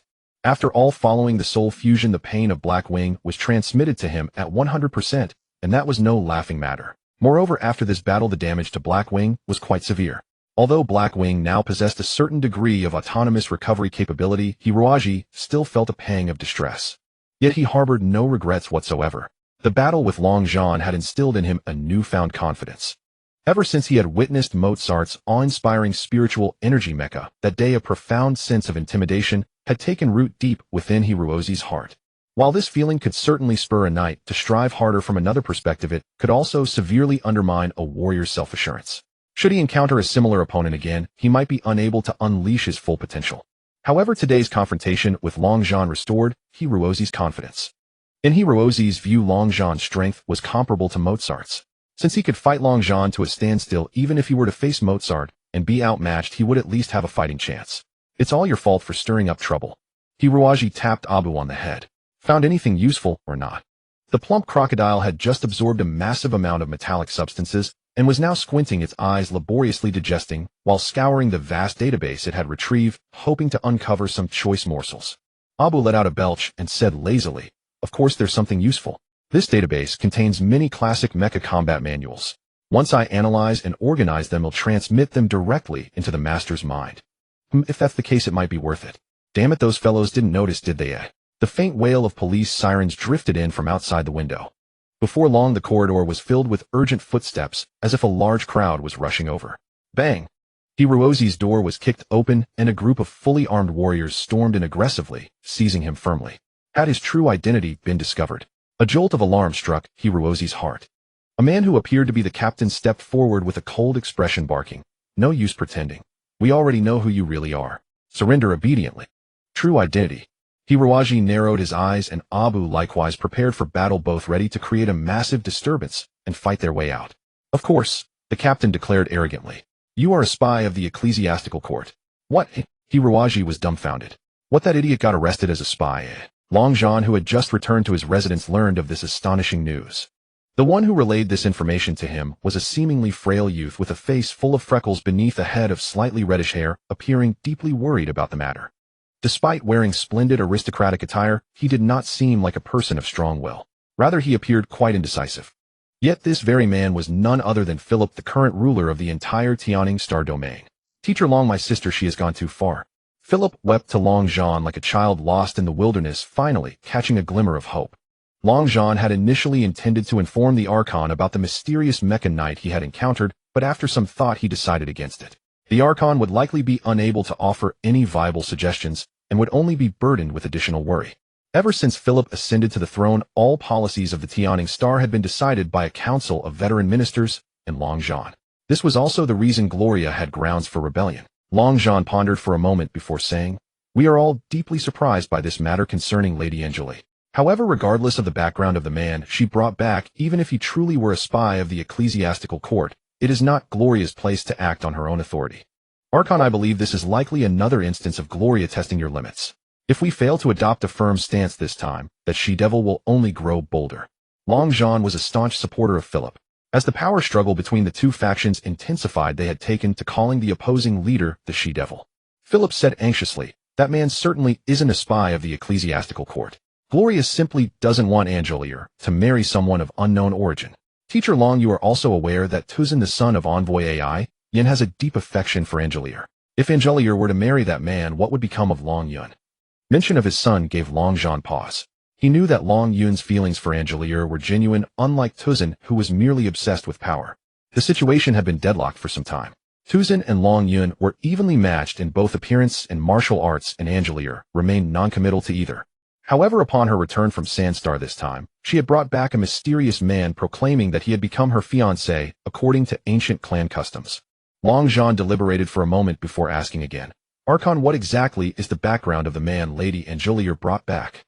Philip replied, "Our people have conducted a thorough examination. His martial skills and spiritual power are both utterly mediocre. He appears to be a completely useless waste. He is probably just someone my little sister picked up to serve as a placeholder, don't you think? So he will have no impact on the overall situation. That should be the case. Then, let Gloria have her way. After she deals with that brat, we will have grounds to turn against her." Long Zhan declared, lifting his... After their discussion concluded, Philip's bodyguards escorted the Archon outside the courtyard. Just as he was about to board his bulletproof hovercar, he saw Long Yun, his head wrapped in bandages, limping in with a look of utter dejection. Long Yun. Philip and Long Yun had been classmates at the Mecha Academy, and Philip regarded him as a trusted confidant. Seeing him in such a state, he was taken aback. Long Yun was not surprised to see Philip, as his father was Philip's most steadfast pillar of support. Consequently, the frail Archon often visited their home to seek his father's counsel on administrative matters. As if he had made up his mind, Long Yun blocked Philip's path and said, "Your Majesty the Archon, please inform Lady Angelier upon your return that I, Long Yun, am inferior in skill and have suffered a crushing defeat at another's hands. To honor my vow from this day forward, I will never again pester Lady Angelier." What? Even Long Zhan, who had just stepped to the doorway, was startled by these words and quickly urged Long Yun to explain himself. With his head bowed, Long Yun recounted everything: how he had sought out Hiroaji for a duel, and how he had sworn to defeat him within a single second.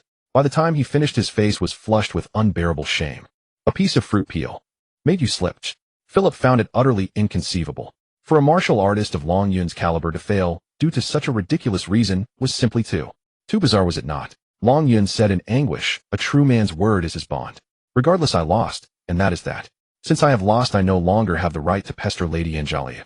Long Zhan opened his mouth, but found nothing to say. He had always instilled in his son the moral code of a warrior, with keeping one's word being one of the most fundamental lessons. Moreover, he knew his son well, a man of high self-regard, somewhat arrogant and domineering, but one who would never renege on a promise he had made. Long Zhan sighed and said, "If that is the case, what more can I say?" Philip said urgently, "Teacher Long, but if this happens, we want to have a strong candidate to compete against Tuzin." Long Zhan's gaze was as sharp as a blade as he said coldly, "In that case, we should go and stop Gloria's actions right now." A strangely shaped airship sped towards the southwest. This airship was immense in volume, resembling a small warship, yet its speed was extraordinary, exceeding Mach 10. In an instant, it had already left the continent where Greenleaf City was located. Below lay an ocean shimmering with a purple radiance, dotted with countless enormous whirlpools that resembled terrifying eyeballs. Gigantic serpentine creatures roamed leisurely among them, utterly unperturbed by the pull of the maelstrom. For humans to set foot there, however, would be quite troublesome. The horizon soon vanished from sight, and an isolated island in the sea finally appeared before them. Hiroaji was bound as tightly as a zongzi. His captors seemed exceptionally cautious with this spy of the ecclesiastical court, wrapping him in chains forged from high-strength metal that could also conduct high-voltage electricity. At the slightest sign of resistance, they could execute him on the spot. Hiroaji was certain these people would be more than willing to do so. Of course, they were unaware that he could break free from his restraints at any moment should he choose to. However, he was not inclined to do so now, because Hiroaji hoped to use this opportunity to escape the little demoness Angelier's side. Afterwards, he could vanish without a trace and continue his search for Mu Xiaoping and the Empress. He surveyed his surroundings coldly, mentally calculating strategies for killing the enemy and escaping. Killing everyone on this ship was not the problem. The issue was ensuring it was done discreetly. A pale-faced, tall, and thin young man came before him with a grin, disdainfully tapping Hiroaji's face with the tip of his shoe, and said arrogantly, "My name is Tu Sun, Master of Death Island. All the worst criminals in Tianing Star Domain are locked up on Death Island until they are slowly tortured to death. You, a church spy, are certainly no exception." Hiroaji gave the man a calm glance and recognized him as a formidable opponent. Tu Sun could have been considered quite handsome, but now his face was twisted with ferocity, his eyes radiating cruel light, and his entire figure was contorted. Hiroaji secretly wondered. Judging by this man's demeanor, it seemed he harbored some deep-seated hatred, yet Hiroaji had never provoked him at all. Ever since arriving at Tianing Star, Hiroaji had been thoroughly bewildered by a series of shocking events, but he was certain that the other party had not yet discerned his true identity. The current charade was merely a result of being drawn into a tedious power struggle. Fortunately, Abu was still present. Hiroaji sensed it, and Abu immediately responded on the outer hull of the spaceship. No one noticed this dangerous creature, nor did they know it was Hiroaji's greatest asset. Seeing Hiroaji silent, Two-Sun assumed the other was frightened, feeling immensely smug. He grabbed Hiroaji by the collar and slapped him left and right, delivering 4 resounding blows, grinding his teeth as he said, "Who am I, Two-Sun? A creature as low as a pig or dog, and you dare to compete with me for a woman?" Hiroaji suddenly realized. This was another fellow similar to Long Yun. However, Long Yun had challenged him unknown, which was far more honorable than this man. Hiroaji couldn't help but feel a deep contempt. Two-Sun said smugly, "It's too late for regrets now. Once you're on Death Island, you'll understand what it means to be unable to live or die. The prisoners there are the most dangerous criminals in the entire yearning star domain. A mongrel like you might not even last 3 days on the island. But then, Jeluria asked me to take good care of you, at least not let you die within a month. Of course I will oblige her wish." In the blink of an eye, they had arrived above Death Island. 2 warriors pulled Hiroaji to the window. Two-Sun grinned viciously. "Take a good look at this island. This is where you will meet your end." Hiroaji gazed downward intently and saw that Death Island was surrounded by jagged reefs, pitch black, like sharp spears. There was no place to anchor, and ships absolutely could not stop here. The whole island resembled a cauldron ringed by sheer cliffs, with the center becoming flatter and lower. On the slopes and plains, strange plants of all kinds grew densely everywhere. The plants here were unlike those in Qingya City, bristling with menace. Further in lay a stretch of black mud like a vast swamp. In the center of the swamp was a small yellow lake, its water actually boiling and emitting thick poisonous fumes. The entire island was shrouded in yellow and green smoke, giving it a misty appearance. Faint roars of wild beasts could be heard. "Stay here and enjoy yourself slowly." Two-Sun laughed heartily, waving his hand. The 2 warriors then escorted Hiroaji to the rear cabin. Hiroaji's mind raced, and he finally abandoned the idea of escaping immediately. Because the power struggle on yearning star domain was fierce at the moment, even if he escaped it would trigger an unrelenting pursuit. He had no desire to face dozens of experts every day for the coming months. It would be better to stay on this island for a while as a respite, and also allow him to slowly digest the library of mecha command knowledge in his mind. After all, even if it were hell below, he would surely find a way to survive. In the rear cabin was a large iron cage containing 4 or 5 prisoners with shackles, but none were bound as tightly as Hiroaji. In prison, the more tightly guarded a criminal was, the more powerful he was. Seeing Hiroaji treated in such a manner, the other prisoners secretly wondered what crime he had committed to earn such treatment. A tall, burly, bald prisoner bared his sharp teeth maliciously and made a throat-slitting gesture at Hiroaji. One of the warriors said with a grin, "This guy is a notorious serial rapist and murderer. In 3 years, he raped 21 women and 12 men. Once you're on the island, you must get along well." The prisoner, knowing he was doomed, showed no panic. He licked his lips at Hiroaji and made various obscene gestures. The warrior's expression suddenly tightened, and he barked, "If you want to keep your lives, sit tight. We're about to perform the drop operation." With that, he pushed Hiroaji into a single-person iron cage and pulled a lever sharply. The bottom of the spaceship suddenly opened, and Hiroaji, along with the large cage, plummeted downward. Passing through the misty clouds of the islands, the ground below turned out to be rugged, rocky terrain. Just as they were about to hit the ground, the thrusters on all sides of the cage ignited with flames, bringing the cage to a steady landing. Immediately after, the cage door swung open. The prisoners stumbled out, dazed, and all wondered, "No guards. They just release us like this. Aren't they afraid we'll escape?" Then they realized, on this island surrounded by sea where even ships couldn't dock, who could escape, and where would they flee to? All around was a gloomy, eerie forest. Tall trees blotted out the sky and sun, and among the bushes were giant insects scattered everywhere. The roars of wild beasts seemed to come from just half a step away, chilling to the bone. Hiroaji's chains were removed. He calmly flexed his wrists while contacting Abu mentally. Just as he was dropped, Abu also fell with him. Now, however, Hiroaji did not intend to contact Abu immediately. He needed Abu to scout the island first and map out its terrain. At that moment, the bald rapist walked over with a lecherous grin, drooling, "Little sweetie, won't you tell me what crime you committed to end up on Death Island with us?" Hiroaji's eyes narrowed and a fierce killing intent surged within him. He hated this kind of predator who bullied the weak more than anything in his life. He decided then and there that even if he had to reveal his true strength in front of everyone, he would annihilate this piece of trash on the spot. Just as he was about to act, a pair of iron-like hands suddenly reached out from behind the bald man, and with a crisp snap, neatly twisted his neck. Hiroaji looked closely and saw it was one of the prisoners who had been in the same cage earlier. This man had been curled up in a corner, resting, not moving even when the cage dropped. Clearly, he was a highly disciplined martial arts expert. Now that he stood up, Hiraji saw that this man was even taller and stronger than the bald rapist. His body is solid, as if carved from marble, easily over 2 meters tall. He was also bald, but on the left side of his forehead was embedded a rough steel plate with large screws, as if his skull had once been broken and repaired in this way. His face was indescribably ugly. If seen at midnight, it might scare a person or two to death. Heaven seemed to have poured all its effort into forging his iron-like body, while his features were an afterthought. Yet the rough combination of his features somehow exuded an incredible masculine charm. "My name is Katosi," the giant said calmly as if nothing had happened. "I hate rapists." A middle-aged prisoner behind said, "Enough talk. Let's get out of this damned place. I don't feel safe here." Before he finished speaking, 2 screams erupted behind them. From the soil crawled 2 leeches thicker than pythons, which instantly coiled around the remaining 2 prisoners. The 2 prisoners struggled desperately, but in vain. The corrosive liquid secreted from the giant leeches' mouths turned them into a mass of rotting flesh. The middle-aged prisoner screamed in terror and ran frantically toward Katosi and Hiraji. Unfazed, Katosi charged headfirst into a nearby tree, snapping it in 2. A tree so thick it would take 2 people to encircle. This monster swung the massive trunk weighing several tons and struck both giant leeches squarely, splattering their juices everywhere. Their bodily fluids seemed corrosive.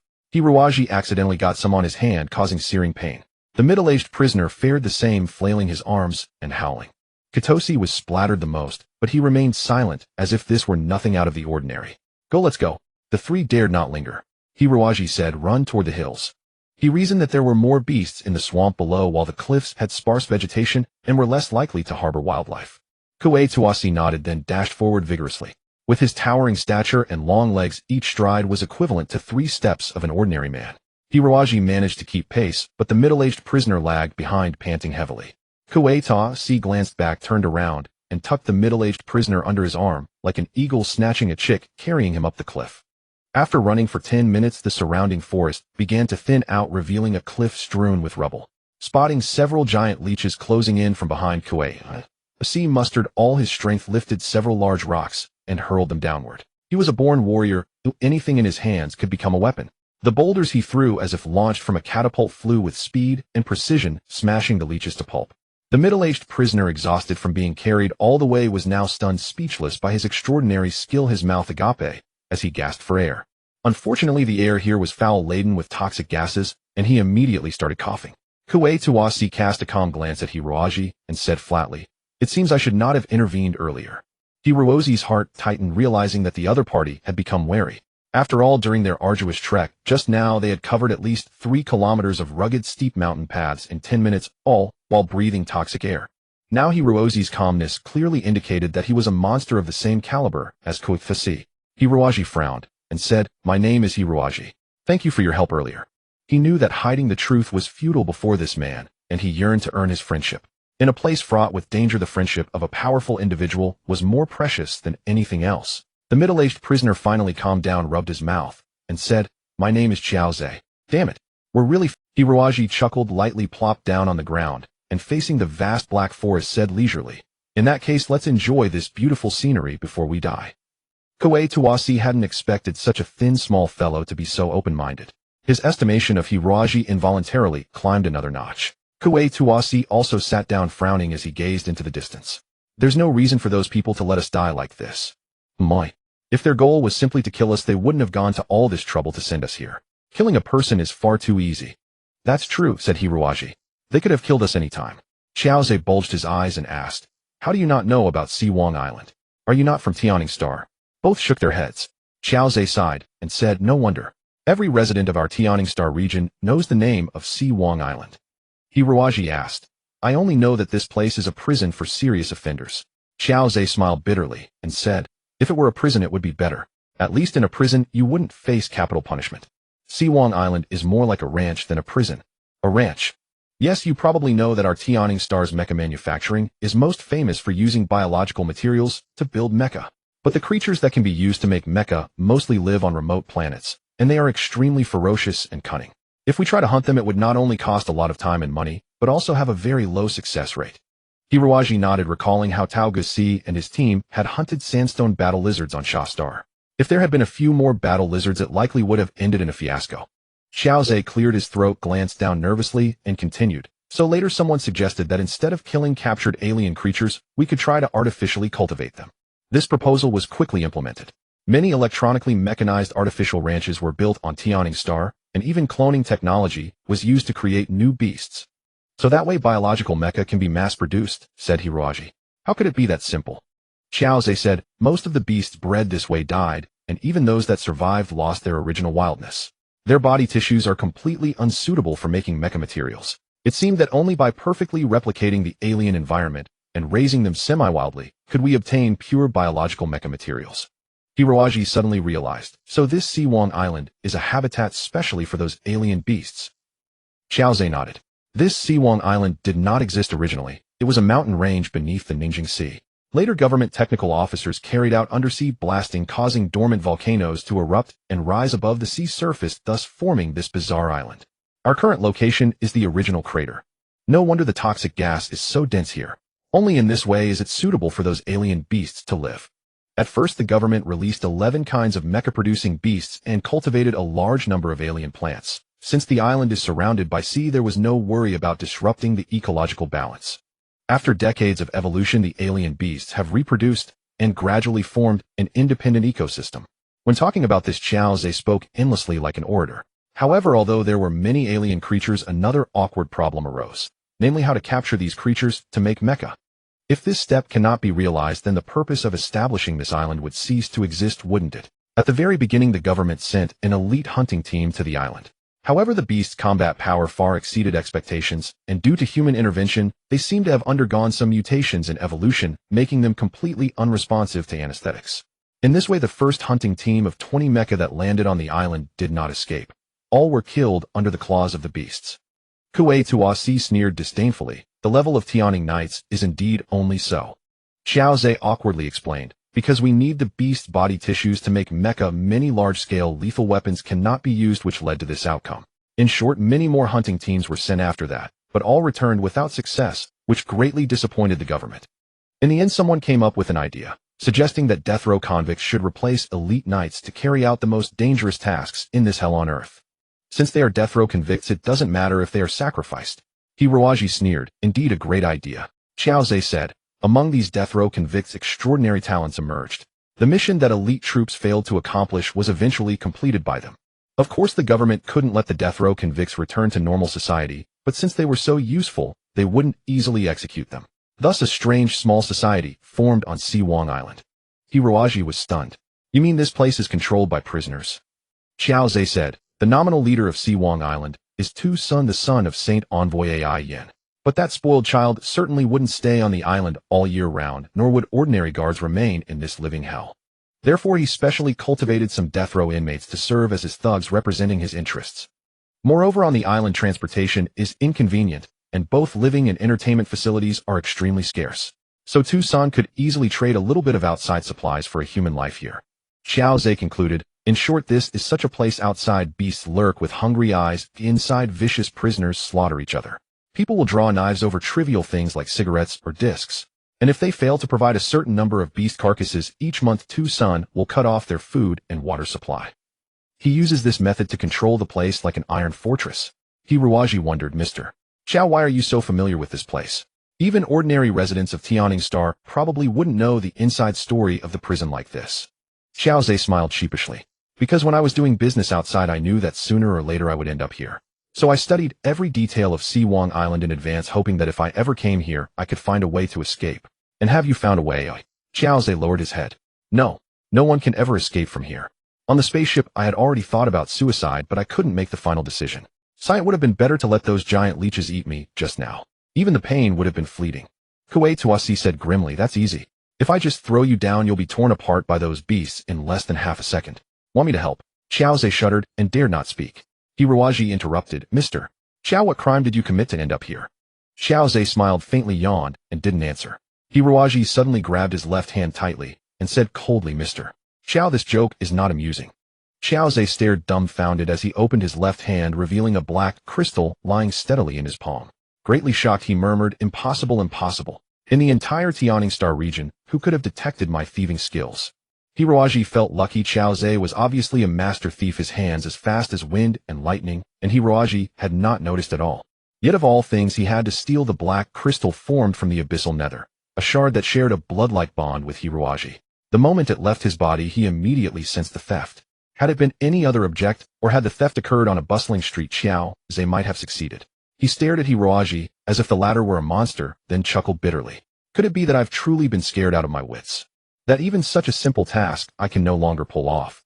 No wonder they sent me here to feed the leeches.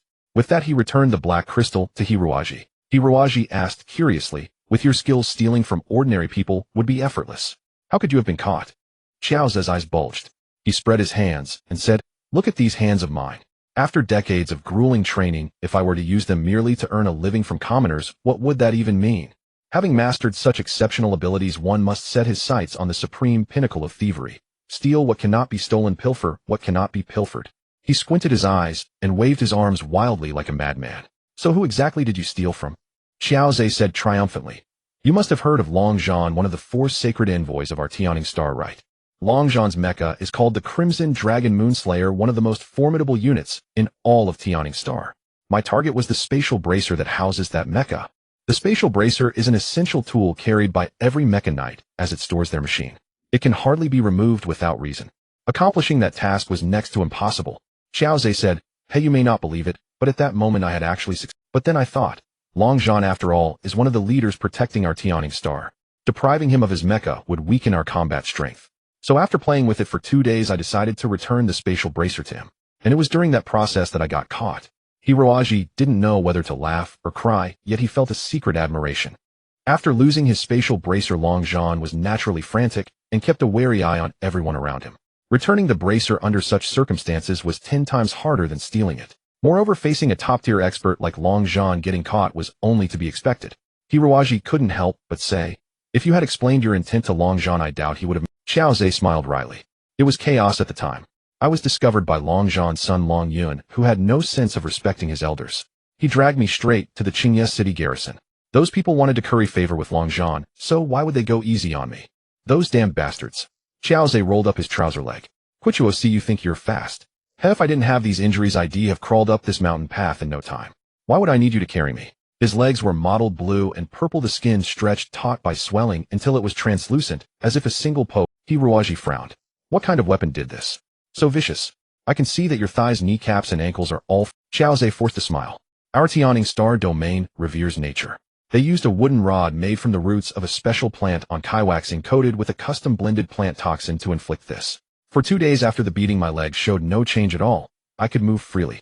But as soon as I boarded the spaceship, they turned into this. Those damn bastards said that after their treatment, these legs are completely ruined. In the future, not only will I be unable to walk, but if I don't amputate immediately, the poison in the bones will spread to my upper body and kill me. Hiruaji pondered for a moment, then picked up a stone, smashed it in 2, and said to Xiao Zhe, Old Xiao, how about I try to treat you? Xiao Zhe was stunned. You're a doctor? Then he smiled bitterly. Even if you were the finest orthopedic surgeon, without any medical equipment here, you can't make bricks. Without straw, can you? Hiruaji chuckled softly. I'm not a doctor, and I don't need any equipment. All I ask is that you trust me. Xiao Zhe hesitated, but Quichuo said in a deep voice, Xiao Zhe, you'd better let him try. I don't think we can survive in such a harsh environment without a sound body. Sooner or later, you'll either starve to death or be discarded like trash by the rulers here. Given that, you might as well take a gamble. If this kid fails, it'll make sure you go to heaven without paying. This. Seeing Quichuo's fierce expression and his iron hands ready to strike, Xiao Zhe dared not utter another word of complaint. Besides, what he said was true. In this hell, those who cannot move have no right to survive. All right. Go ahead. Xiao Zhe gritted his teeth, then added, Are you sure about this? Hiruaji smiled. Old Xiao, when you went to steal from Long Zhan, did you have absolute certainty? Just as you steal what cannot be stolen, so too am I attracted to the very difficulty of healing your broken legs. If everything were certain, wouldn't that be too dull? Damn it. Before the words died away, Quichuo had already pressed Xiao Zhe's shoulders, his iron clamp-like hands holding him immobile. Quichuo watched Hiruaji with curiosity, as if trying to uncover the truth hidden beneath the youth's frail exterior. Hiruaji took a deep breath. He had no desire to hide his abilities from Quichuo, for he knew Quichuo was the kind of powerful man who would only submit to someone equally formidable. Hiruaji made a gentle slash, and the sharp edge of the broken stone cut into Xiao Zhe's swollen thigh. A murky, foul-smelling fluid immediately oozed out. Xiao Zhe screamed like a stuck pig. Hiruaji paid him no attention, his hand unshaking as he carefully squeezed the thigh, forcing out every drop of poison. After all the poison was expelled, he found that Xiao Ze's legs had become as thin and withered as reed sticks. The muscles had been corroded clean by the venom. Xiao Ze's face was pale. He looked down at his legs and said, "It's over. These legs of mine are done for. The poison has seeped into the bones, and there's no way to remove it." Hiroaji smiled, faintly closed his eyes, and relied solely on the delicate touch of his hands to assess the injuries on Xiao Ze's legs. That minion of Tuzin's was evidently vicious. Instead of breaking Xiao Ze's legs outright, he used an extremely sinister gentle force, creating dozens of hairline fractures along both legs. Xiao Ze's legs were like a house riddled with termites. The slightest movement would cause them to collapse. No doctor in the world could heal such a bizarre injury. Except for Hiroaji, the expert in osteology. He channeled the black nether bone art, transferring a stream of black nether force through his palms into Xiao Ze's leg bones, striving to purge the lingering poison within. The black nether bone art was an unparalleled technique used by skeleton soldiers to enhance the toughness of their own bones, and Hiroaji had already cultivated it to the supremes. Had the poison remained in muscles and blood, he would have been helpless. But when it came to bones, everything was under his control. As the black nether force circulated up and down, it performed a comprehensive repair of Xiao Ze's bones, not only eliminating all toxins, but also greatly aiding in the healing of the fractures. Xiao Ze exclaimed in astonishment, "No, it doesn't hurt. It doesn't hurt at all." Hiroaji smiled slightly, then felt a sudden impulse. He drew all the poison extracted from Xiao Ze's leg bones into his own body. Since this poison was so insidious, keeping it as a weapon might prove useful. After completely removing the venom, Hiroaji loosened his hands slightly, then slammed them hard onto Xiao Ze's thigh. Up. Xiao Ze, who had just claimed he felt no pain, convulsed as if struck by lightning, his entire body spasming in agony. Hiroaji's hands rained down upon his legs like a storm, the blows so brutal that he seemed like a crazed musician ravaging his piano. One might worry that Xiao Ze's legs would be shattered to pieces. In fact, Hiroaji was applying a supreme technique, using vibration to gradually realign the fractured bones. Apart from Hiroaji, no one else in the world knew this method. Quichuosi watched Hiroaji's dazzling hand movements, lost in thought. Half a minute later, Hiroaji abruptly withdrew his hands and opened his eyes. "Done." Xiao Ze was drenched in sweat, looking as if he had just given birth. He stammered, "Done. Have you shattered my legs completely?" Hiroaji ignored his sarcasm and said calmly, "You can move around now, but avoid strenuous activity for a week. Otherwise, I can't guarantee your legs won't break again. If they break again, even I can't help." "What?" Xiao Ze was dumbfounded. 100 days to heal a fracture was the rule, especially when he had been tortured so cruelly. Could he really be able to move now? Was this guy some quack, a charlatan peddling fake medicine? He stood up half convinced, but immediately felt a stabbing pain in his legs and collapsed again, cursing, "You damn fraud." I'm in agony. Hiroaji was taken aback. The pain is natural, but the injury should be fine. He thought back to how he used to treat patients in the abyssal nether. But he had forgotten that his former patients were skeleton soldiers without any sense of pain, whereas Xiao Ze was a living human. Xiao Ze said indignantly, "It hurts so much I can't stand." "How is that fine? And what about the wounds on my skin? Why aren't you stitching them up?" Hiroaji nodded, examined Xiao Ze's bleeding wounds for a moment, then said honestly, What did you say?" "I said I don't know how to stitch wounds." "You little bastard. You were so quick to slice me open with that stone." Xiao Ze was about to lose his mind. How could he have thought this kid was a hidden master? Damn, he was utterly ruined. Hiroaji thought to himself that skeleton soldiers never had such bothersome issues like needing stitches. Quichuosi had been silent all along. Now he reached out, touched Xiao Ze's knee, and gave Hiroaji a surprised look. "You do have skills." Before Hiroaji could answer, Quichuosi ran off into the distance, gathered some leaves, crushed them roughly, spat a couple of times into the pulp, and pressed the mixture onto Xiao Ze's wounds. He also broke off a branch to serve as a crutch and handed it to him. Xiaohe's technique is indeed exquisite. "You should be fine now, Xiao Ze. A bit of pain is nothing big. If you want to survive, you'd better learn to live with it."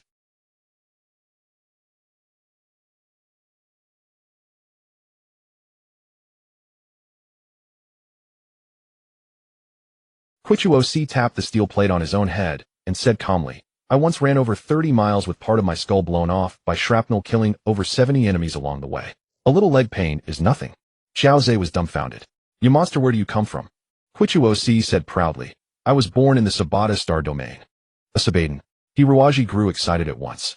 That day on the ship, Tao Guess had also introduced the situation of the 5 major star regions. The mecha manufacturing technology of the Sparta Star region was not the most advanced, nor were its resources the most abundant, but the Spartans were all the finest warriors. From Kratos, Hiroaji could already glimpse just how formidable these legendary warriors truly were. Xiaozhe, however, froze and stammered, as Spartans.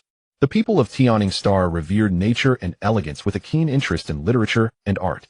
Among the five-star regions, they naturally held the bloodthirsty and brutal Spartans in the lowest regard. In truth, Spartans were generally unwelcome across all star regions, for aside from their martial prowess, they had no resource. Wherever Spartans appeared, they invariably brought endless bloodshed and slaughter, a cycle that could only be ended by yet more Spartan warriors. Kratos shot him a glance and said in a low voice, "So what if I am?" Xiaozhe forced a smile and said, "That's nothing. With someone as formidable as you, Kratos, life on this island will surely be much easier for us." Kratos said coldly, "The only way to survive is to constantly improve one's own strength. I won't lift a finger for a useless waste." Xiaozhe was left speechless, thinking there was simply no point in talking to this brute. Hiruaji at least seemed more refined and reasonable. Xiaozhe put on a smile and asked, "Xiaohe, how did you end up here?" Hiruaji touched his face and said flatly, "They said I was a spy sent by the Vatican." Off. Xiaozhe thought to himself that this fellow, though unremarkable in appearance, might be even more outrageous than the Spartan brute. The relationship between the four major star regions and the Vatican was indeed delicate. On one hand, many believers existed within the four-star regions, and they outwardly respected the authority. Yet when the Vatican's dominions sought to extend from the spiritual realm to the political, the four-star regions would never surrender their independence. Thus, the covert struggle against the Vatican was also fierce. The Vatican possessed the highest spiritual knights and mechas in the entire universe, its power subtly overshadowing all star regions. Those who could become spies were the elite among elites. Xiaozhe said suspiciously, that seems unlikely, doesn't it? If you were truly a spy, you'd naturally be in a prison for political offenders. Besides, our Tianing Star hasn't officially broken ties with the Vatican yet, though our nominal relationship is still decent. Even if a spy were discovered, most would be deported at worst."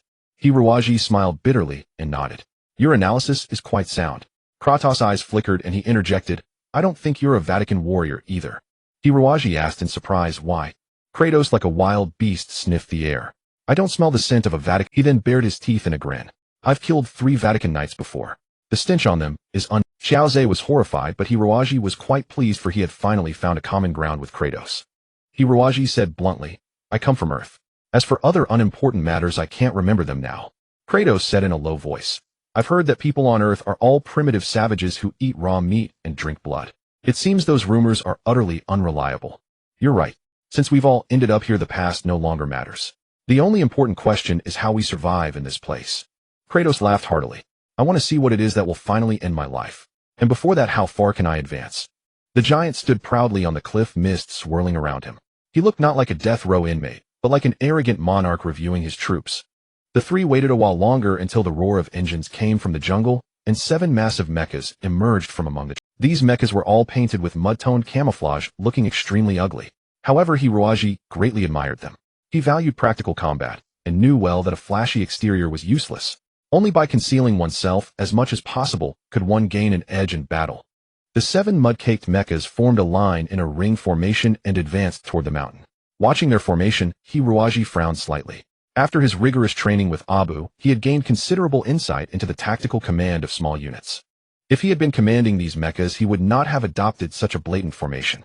This formation not only fully exposed their own strength, but was also highly disadvantageous in terms of energy consumption. Behind the mechas followed some tracked vehicles, 3 of which climbed up the slope as if on flat ground, their dark electromagnetic cannons aimed at the 3 men. Several death row inmates jumped down and approached the 3 men aggressively. Xiaozhe whispered, "See that guy with red fur all over? He's a boss on Death Island named Wu Shun." "Are there many bosses on Death Island?" "Yes, on Death Island, might makes right, and without any guards to control them, many territories have formed.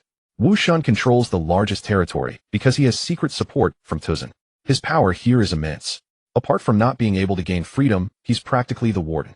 Xiaozhe paused, and then added, "But I've heard there's also a nominal boss here called the Old Man of the Sea." The Old Man of the Sea is said to be one of the earliest prisoners on Death Island. He has helped many later prisoners, making him a spiritual leader. Even the formidable Wu Shun dares not confront him directly. As they spoke, the others had already arrived before them. Hiruaji looked closely and saw that the dozen or so prisoners were all wearing soft armor sewn from sturdy animal hides. Some had animal skulls as helmets, and they carried advanced laser weapons, each looking fierce and savage as barbarians. The leading giant had red fur all over, but a long, thin face like a large ape. Seeing the towering Kratos, his eyes lit up, and he called out, "Good man. In the boss here, Wu Shun. Since you've come to this place, you must already know what Death Island is all about." But as long as you obey my orders, surviving here won't be a problem. With a wave of his hand, several underlings brought out sealed vacuum bags of food and water and tossed them over. Wu Shun maliciously stepped on the food, then pointed disdainfully at Kratos. Big guy, what do you say? Without a moment's hesitation, Kratos knelt before Wu Shun and said obediently, I am willing to follow Boss Wu Shun's orders. Ha ha ha. Wu Shun was overjoyed. Seeing the giant's robust build, Wu Shun had been secretly worried. Such a strong man might become a useful subordinate, but he could also become the most dangerous. Yet the giant turned out to be so weak and foolish, willing to trade his dignity for a little food.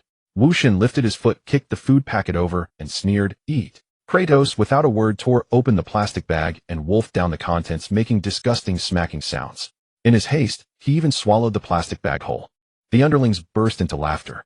Hiroaji quietly increased his vigilance, raising his estimation of Kratos. He had initially thought Kratos was nothing more than a reckless brute, but now he realized that Kratos was the most dangerous kind of warrior.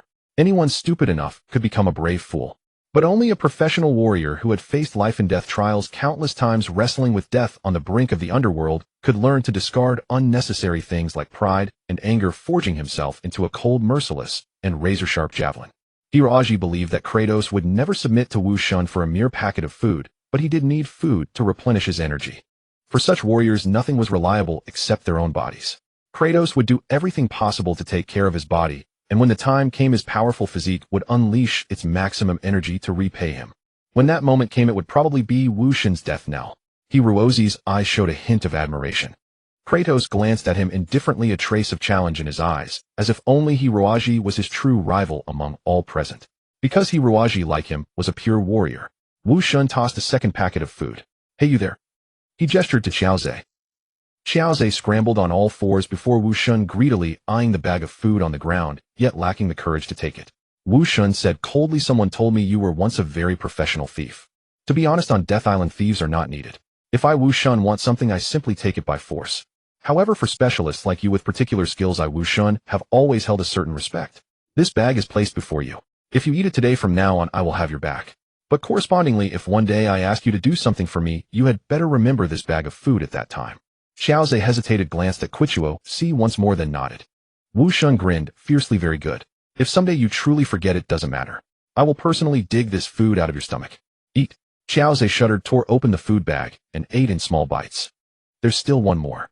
Wu Shun squinted, scrutinizing Hiroaji carefully, wondering why this unremarkable young man had received such special attention from Island Master Tuzan. Brothers, give this young lad a proper welcome. Despite his doubts, Wu Shun gave the order as instructed by Island Master. 5 bald, burly men grinned and encircled him, all clad in black leather jackets with breathing masks on their faces, looking like specters. They carried hard plastic batons with large protrusions at the tips. Such industrial tools were clearly not produced on Death Island, but must have been brought from the outside. One swing of the baton, and Hiroaji dramatically spat blood, falling to his knees with a pained cry. The 5 men tightly surrounded him, raining down blows like a storm, showing no mercy whatsoever, as if they intended to beat Hiroaji to death. Yet no one noticed that amid the flurry of batons, Hiroaji, curled up and shielding his head, had a pair of remarkably calm black eyes set in his anguished face, as if the brutal beating was nothing more than mosquito bites. His dark netherbone art had reached such a level that his entire skeleton was as hard as steel. If he wished, he could even snap these batons on the spot. As for the physical pain, compared to the torments Hiroaji had endured in the past, it was far too trivial, like mosquito bites. Xiaoze couldn't bear it. Qichuo, he crawled over slowly. These men will beat Hiroaji to death. Yes, they will, Qichuo replied expressionlessly, his eyes fixed on the half-eaten bag in Xiaoze's hand. Xiaoze was startled. Then what? I mean, we can't just watch him die. He saved me just now. Qichuo nodded bluntly. Give me your food, and I guarantee that fellow won't die. Xiaoze hadn't expected such a request. He hesitated for a long time. Since being captured, he hadn't had much to eat, and his own stomach was gnawing with hunger. But seeing Hiroaji's incessant screams, and remembering his own legs, Xiaoze gritted his teeth and handed over the food. Here. Qichuo grinned honestly and wolfed it down in a few mouthfuls. Save him quickly, Xiaoze urged. Qichuo shrugged, who said I was going to save that man. I'm not confident I can kill all these thugs under the current circumstances. The mechas behind them are no joke. You. Xiaoze stammered, but you said, I only said that fellow won't die. Trust me, they don't intend to kill that man, at least not here. And in fact, Qichuo gazed thoughtfully at Hiroaji, speaking with great caution, I don't think these men have the capability to kill that young man. Qichuo was right. After a severe lesson, Wu Shen signaled his men to toss Hiraji onto an armored vehicle and administered basic. The injuries were all superficial, not life-threatening. Wu Shen said, "Listen up, you lot. Normally, every newcomer to my Death Island must receive such a reception. But I see you two are useful talents and can't bear to ruin you like this, so that unlucky bastard took the beating for you. Understand, everything here has its rules. As long as you don't break my rules, you can live a good life, far better than in a dark death row cell." Wu Shen waved his hand back to Fall Town. The steep cliffs suddenly rumbled as if the mountain were splitting apart, revealing a wide, smooth road. Two armed fortresses were set up at the rift, various energy weapons defending against the dangerous creatures of Death Island. Wu Shen's convoy drove boldly into the cave. Qichuosi looked around. The entire mountain seemed hollowed out, the cave enormous. The main cavern was like a colossal square with countless cave dwellings carved densely into the walls, each a home. Some caves led into the dark depths. In the square stood a magnificent town. Qichuosi could hardly believe his eyes. A city built inside a cave. Crowds filled every corner. Death row inmates set up stalls in the market, brazenly hawking all sorts of contraband, including weapons and drugs. In the distance, a wild concert was underway with several voluptuous women performing an erotic dance on stage. Wu Shen whispered in his ear, surprised. "Island Master Tuzin is a very merciful man. Since we work so hard hunting beasts for him and producing mecha raw materials, what's the harm in forgetting our less pleasant pasts and enjoying a little pleasure?" Qichuosi, "I think you're a decent fellow, a smart man. Later I'll give you 1,000 death coins to go have a good time in my town, and then you can think about your own path ahead." "What are death coins?" "Death coins are the currency used only on Death Island. Listen, we're not laborers, we're businessmen. We hunt beasts and sell them to Island Master Tuzin in exchange for necessary amenities, like liquor, tobacco, drugs, weapons, and even women. It's a very complex exchange process, so we use death coins for settlement." Qichuosi nodded. "I understand. The more beasts you hunt, the more death coins you get." Wu Shen shook his head. "We don't need to hunt beasts ourselves, understand? We can simply control those hunters. Listen, there are over 1,000 death row inmates on this island. Sometimes even the power of money isn't enough to subdue these unruly men, and that's when we do our job. Let me be frank. We are the prison gang of Death Island, illegal of course. But is there anything in this world that is truly legal? No, nothing at all." Qichuosi understood. Most death row inmates had to risk their lives hunting beasts to earn the right to survive. But a small minority, people like Wu Shen, exploited other inmates using batons to discipline the unruly, thereby reaping high profits and keeping Fall Town running. And the thugs they kept. Qichuosi, a true warrior, held such practices in contempt. Yet he nodded without hesitation. "I understand. Of course I don't want to fight those beasts. I'm willing to follow Boss Wu Shen. Yes, hunting scum like Wu Shen would probably be much more satisfying than hunting beasts." They stopped before another huge cave. The sign on the wall read Mecha Repair Yard. Several henchmen shoved Hiraji off the armored vehicle. Wu Shen said, "Throw this brat into the black prison and let him rot there." As the henchmen were about to comply, a battered armored vehicle slowly stopped in front of them, and an old man with a hunched back stepped out. His face was so wrinkled it was hard to discern his features. His skin, weathered by the sea wind, looked like peeling paint. His bronze-colored muscles hung loose, as if filled with water. Only his hawk-like eyes remained sharp. Old Man Hai. Old Man Hai was one of the earliest residents of Death Island. He and his companions had hunted the first beasts, recorded the rules of hunting, surveyed the island's terrain, and excavated caves for habitation. When the second and third waves of inmates arrived, he led them, taught them survival skills, and established a set of organizations uniting all inmates into a collective for mutual survival. Old Man Hai was the spiritual leader of the island. Even Wu Shen dared not defy his orders. Wu Shen put on a fake smile and went to greet him. Old Man Hai coughed twice and said slowly, "I heard 3 new brothers arrived on Death Island today, so I came to see if they need any help." "What's this?" "Is that brother with his hands and feet tied one of our newcomers?" Wu Shen forced himself to reply, "Yes." "Then where are you taking him?" "To the black prison." Wu Shen's eyes darted around. Old Man Hai smiled faintly. "I recall that to manage so many brothers we all agreed on 7 island rules that absolutely cannot be broken. Anyone who violates them is sent to the black prison to await death. So Wu Shen, which island rule has this new brother broken?" "Well, Old Hai, this is an order from Island Master Tuzin. Somehow this kid offended him and I'm just following orders." Wu Shen explained awkwardly. Old Man Hai lifted his head. "Wu Shen, usually you act as Tuzin's lackey. I don't interfere. But if you do this, I don't see what purpose the island rules serve. We prisoners have survived on Death Island for so long only through unity. If one order from Tuzin can get one of our brothers killed, then to hell with the island rules." Old Man Hai had no thugs of his own, but his prestige was immense. As soon as the old man showed up, the inmates who had been reveling in Fall Town gathered around. A glint of venomous light flashed in Wu Shen's eyes, then he forced a smile. No such thing. "Old Hai, you're putting me in a difficult position. Release this brother and hand him over to me. I won't make trouble for you. This won't do. Why not? He hasn't committed any crime.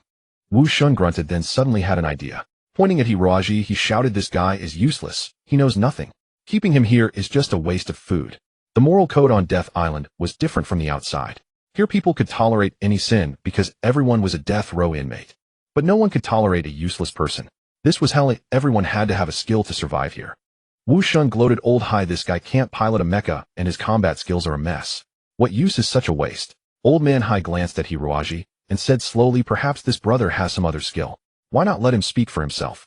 Hiroaji, who had been listening clearly, said urgently, I can repair mechas. You repair mechas? Wu Shun circled Hiroaji twice, scratching his head. Don't joke, you worthless brat. Mecha maintenance is a highly specialized profession. What makes you think you're qualified? Hai Lauren said. Wu Shun let the man down. Bring a damaged mecha for this brother to test.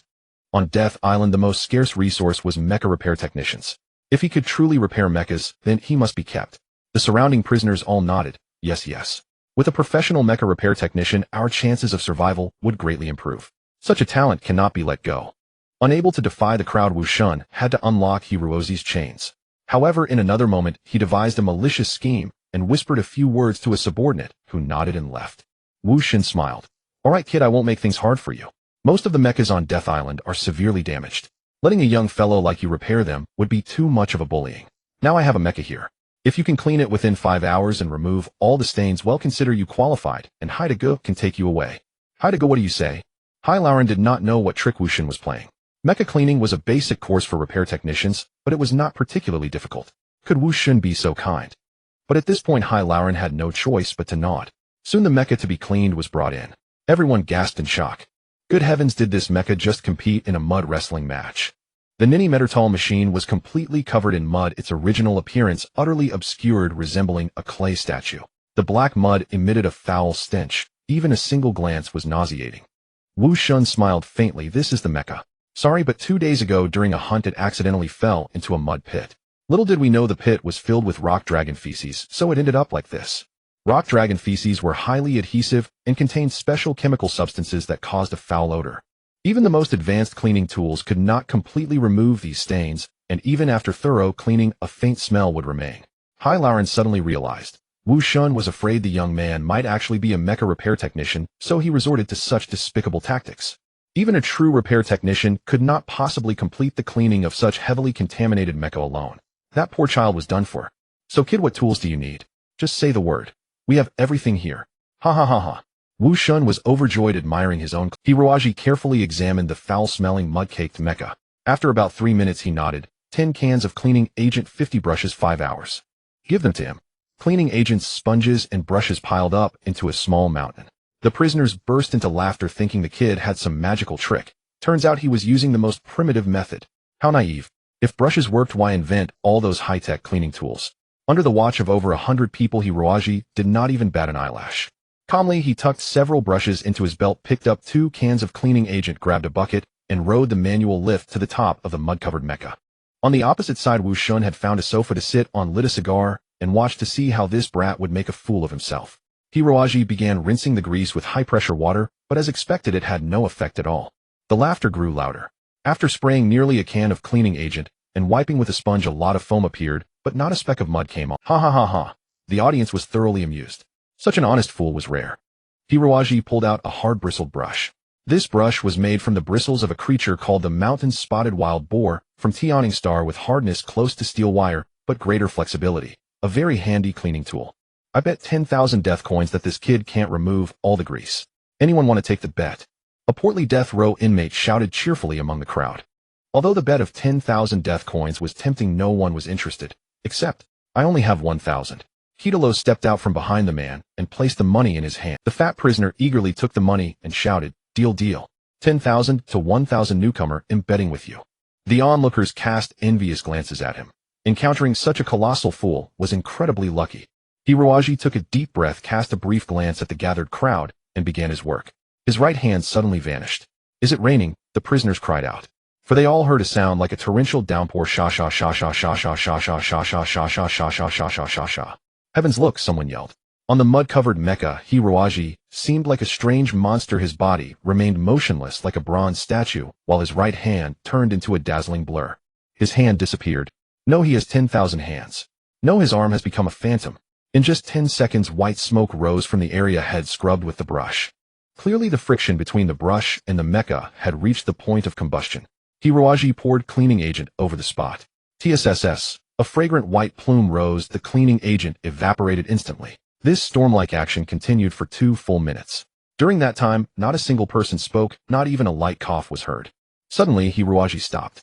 He looked at the brush in his hand with frustration. The steel wire-hard bristles had been completely worn away, leaving only a bare handle. The surface of the mecha he had scrubbed was now utterly free of any trace of mud, shining like a mirror. The crowd erupted in astonishment. They had never witnessed such a miraculous technique. Using ultra-high-frequency wrist vibrations to completely clean the mud. Too incredible. The fat prisoner gulped nervously, looking guiltily at Kitalos, and quietly began to retreat. 2 prisoners blocked his way, exchanging knowing glances. You are in trouble now. Wu Shen nearly fell off the sofa in shock. Too exaggerated. Could he be a practitioner of super martial combat? Boss, we already scanned him. His muscle strength is the lowest level. He's a complete waste. Waste? Goddammit, how come we don't have wastes like him? You're the waste. Hiroaji changed brushes, calmly admiring his own work, seemingly oblivious to the reactions around him. Ridiculous. After caring for Jarrett the Bone Dragon for so many years, cleaning a mecha was child's play. The rustling sound resumed. The entire process lasted nearly an hour and a half. 40 of the 50 brushes were used, and a brand new hunting mecha stood majestically before the crowd. Everyone's excitement was too intense to calm. They had witnessed a miracle today. Good heavens. A prisoner stammered. This mecha wasn't even this shiny when it was first delivered. He took a deep breath. Not a trace of stench left. Truly divine. Next, I'll need another 2.5 hours to clean the grease from the joints and crevices. Please wait. No, you've already won. I'm sorry, Hiroaji said calmly. I do not allow any imperfection in my work. Awesome. Hearing this, the prisoners murmured in admiration. Truly a master. Under the crowd's furious stares, the fat prisoner tremblingly took out death coins and handed them to Kitalos with a pained expression. Monster. A real monster. The fat prisoner muttered to himself. Hiroaji was completely undisturbed by the commotion, exuding an inviolable aura that made people automatically form a circle 3 meters away from him. They waited respectfully for over 2 hours until Hiroaji wiped away the last speck of dirt from the hunting mecha. He set down the 50th brush. Lauren stepped forward, excitedly grasping Hiroaji's hand firmly. Good lad, I was right about you. You're brilliant. Now come with me. They'll place you in the most suitable position. Wu Shen stared blankly at everything unfolding before him, slipping into a frenzy. Boss, don't bother me. This is all an illusion, It can't scare me. No, I mean, boss, you just swallowed the lit cigar. A rock dragon lumbered out of the swamp, its massive body over 10 meters long, caked in mud. As the mud from the swamp floor came into contact with fresh air, it instantly hardened into sturdy armor, rendering the attacks of ordinary beasts utterly useless. Moreover, no beast dared to venture into the central swamp to attack a rock dragon, the apex predator of this domain. The entire Death Island was divided into 6 major zones in concentric rings. The outermost rock zone was a safe area, and the fallen town was built within caves there. The further one ventured toward the island's center, the more ferocious beasts roamed, and the greater the danger. The swamp zone at the very heart was regarded by death row inmates as the entrance to hell. Here lived at least 4 species of extremely dangerous beasts, and the natural environment was abysmal. An ordinary person would risk their life merely by walking through, let alone residing and hunting here long term. The rock dragon seemed well aware of this. It nonchalantly crossed a small grove and stopped under an oil palm, rubbing its skin vigorously against the bark, a rare pleasure for such a colossal creature. It detected no trace of horned dragons nor the hissing of vipers. The dense canopy blocked any attack route from winged tigers. Aside from these 3 predators, nothing else in the woods could harm it. The rock dragon thought, so never noticing a shadow silently approaching from behind. A mecha completely covered in mud with dried leaves and weeds stuck to it, resembling a lump of sludge. Even the magnetic oscillation blade in its hand was coated with a thick layer of mud. Death arrived in an instant. The ghostly mecha somehow slipped under the rock dragon and plunged the dagger into its lower abdomen. The rock dragon's entire body was encased in mud armor, but there was a breathing hole beneath its belly. That fragile breathing hole became its fatal weakness. Within seconds, the oscillating force shattered the rock dragon's internal organs from within. The captain is back. The only earthen hill in the swamp zone suddenly split open, revealing a flat road flanked by automated defense fire. This was the 13th hunting team, the only one stationed in the swamp zone. Its leader was named K, a well-trained former professional soldier. In fact, all 26 members of the 13th hunting team were professional soldiers from the same unit. Before being thrown into this living hell, they had already undergone rigorous jungle combat, training roaming through the harsh jungles of various planets. 2 years at this place had further honed these former special forces into beasts. Kay tossed the prey to the logistics officer and climbed out of the mecha cockpit. He was a middle-aged man with black hair, but his temples were unnaturally white. A scar ran across his left eye, leaving his remaining right eye looking especially fierce. Damn it, killing just one measly rock dragon, and this new mecha's power unit is broken again. Kay grumbled, frowning as he looked at the garage where an armored off-road vehicle was parked. Foam, did someone come from the witch god? Normally the witch god would not send people to this most dangerous area without good reason. Every month, the 13th hunting team delivered their prey to the outside in exchange for a month's worth of food and supplies. Foam, Kay's former military adjutant, shook his long hair and smiled bitterly. The witch god sent us a new recruit. A new recruit. Kay snorted. The witch god is never that generous. What's this guy's specialty? The swamp zone's environment was extremely harsh, and every member of the 13th hunting team had their own unique abilities to survive here. Foam's expression was strange as he smiled wryly. I heard his specialty is cleaning mechas. Cleaning mechas. Kay found it absurd. Are you joking? Foam shook his head and sighed. I heard that this kid somehow offended the witch god. The witch god originally wanted to kill him outside, but Old Man C pleaded for mercy, so the witch god couldn't strike openly. Thus he sent the kid to our 13th hunting team to kill him by proxy. Kay frowned. I don't care who that scumbag witch god wants to kill. But casually dumping an idiot here. If something happens, and my men have to save him, and he ends up dragging the whole team down, what then? Damn it, I can't accept this person. Before he finished speaking, the person sent by the witch god, seeing Kay return, immediately drove the armored vehicle away. The dust settled, leaving only a thin, small, lonely figure. It was Hiroaji. Hiroaji looked around curiously. Though this cave base was not as large as Fallen Town, it was neatly arranged. The crossfire defense system at the entrance was quite impressive, and the energy storage repair workshop and training camp were perfectly positioned. The builder must have been a master. On the way here, the witch god's men had exaggerated the horrors of the swamp zone, but Hiroaji was already mentally prepared.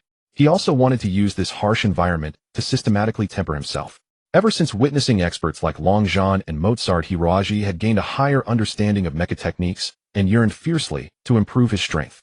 Hiroaji calmly assessed the two approaching men.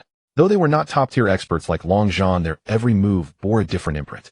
Hiroaji was certain they had received professional team training and were likely armed personnel from some organization or even soldiers. What's your name? Kay stopped in front of Hiroaji, his brow nearly tied in a knot. The witch god had given him a detailed file on the new recruit, which clearly showed that both his mental and physical strength were below par. Even a 60-year-old woman would be stronger than him. Kay estimated that if this guy stood in the woods for a while, the miasma would knock him unconscious. Poor bastard, by this time tomorrow he'd probably be a pile of bones. My name is Hiroaji. Hiroaji. Kay scratched his head roughly and said gruffly, listen, you probably don't realize your situation yet. So let me tell you now, you've arrived at the gates of hell. When you actually step into true death depends on what you can contribute to this team. If I determine you have even a shred of usefulness, I'll have my men give you some food. Otherwise, I won't waste precious rations on a worthless piece of trash who probably won't survive the next week. Hiroaji said softly, I'm not worthless. I can repair mechas. Kay was taken aback. Whatever crime this kid had committed, he certainly had guts. The 13th hunting team had lived in the swamp zone for 2 years, spending almost every day in a life-and-death struggle like beasts. Over time, each member had accumulated a heavy killing aura. An ordinary person like him could stand firm against such a fierce aura. That counted as some skill. Foam said, Captain, this kid says he can repair mechas. Your mecha just broke down, so why not let him try? Kay shook his head. No way. This mecha is the latest Velociraptor series. Our 13th team only has one. If he messes it up, would have to go to the witch god for repairs, and who knows how much he'd charge. Better wait for Luke. Don't you remember, Captain? Luke was injured by a horned dragon 2 days ago, and is now lying motionless in a life support tank. He probably won't be able to move for a couple of days. Still, we can't take that risk. We don't have many death coins left. Kay glanced at Hiroaji and sighed. Kid, since you're here, fate has brought us together. Tonight you get a free dinner. Tomorrow I'll find 2 simple mechas for you to examine. If you really know something, I'll keep you. If you know nothing, then I'm sorry. Survival here is cruel. Dinner was rock dragon meat. The skin and bones of this beast could be used to make mechas, and the brain was a valuable medicine. All these had to be processed and sent out to exchange for essential supplies from the witch god. As for the rock dragon meat, it was a feast for the 13th hunting team. To be honest, this meat tasted terrible, rough and tough as leather with a peculiar stench that caused severe stomach discomfort after eating.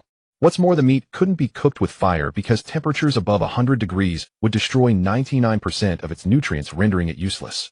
Most team members were accustomed to rock dragon meat, laughing as they cut chunks with their daggers and devoured them. They had no time to care about tenderness or flavor. Here nutrition was paramount. With sufficient nutrition, survival was possible. But today was different because a new recruit had joined, and reportedly a very weak one at that. Compared to the hunters' weather-beaten bronze-hard bodies, Hiroaji seemed frail and out of place in his surroundings. He was like a sheep in a pride of lions. Even if the lions meant no harm, the situation was bad enough. A hunter cheerfully cut a large piece of rank bloody meat from the rock dragon's leg and handed it over. "Here, newbie, try this."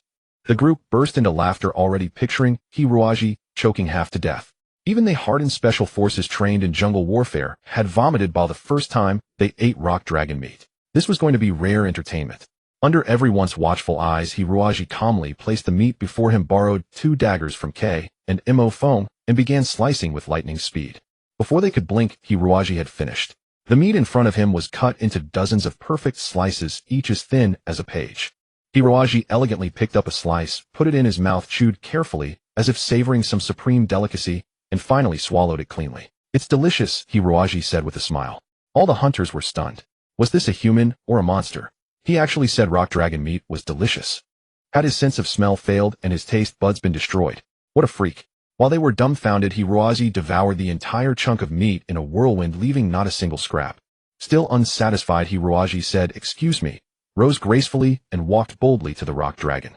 The dragon had been gutted, its abdominal cavity stinking horribly. Even the hunters avoided it. But Hiroaji wielded the 2 daggers, slicing up and down, and soon cut off another large piece of meat. Where he had cut, the white bone was exposed without a trace of meat. Hiroaji thought of Kratos, who always ate his fill no matter the circumstances.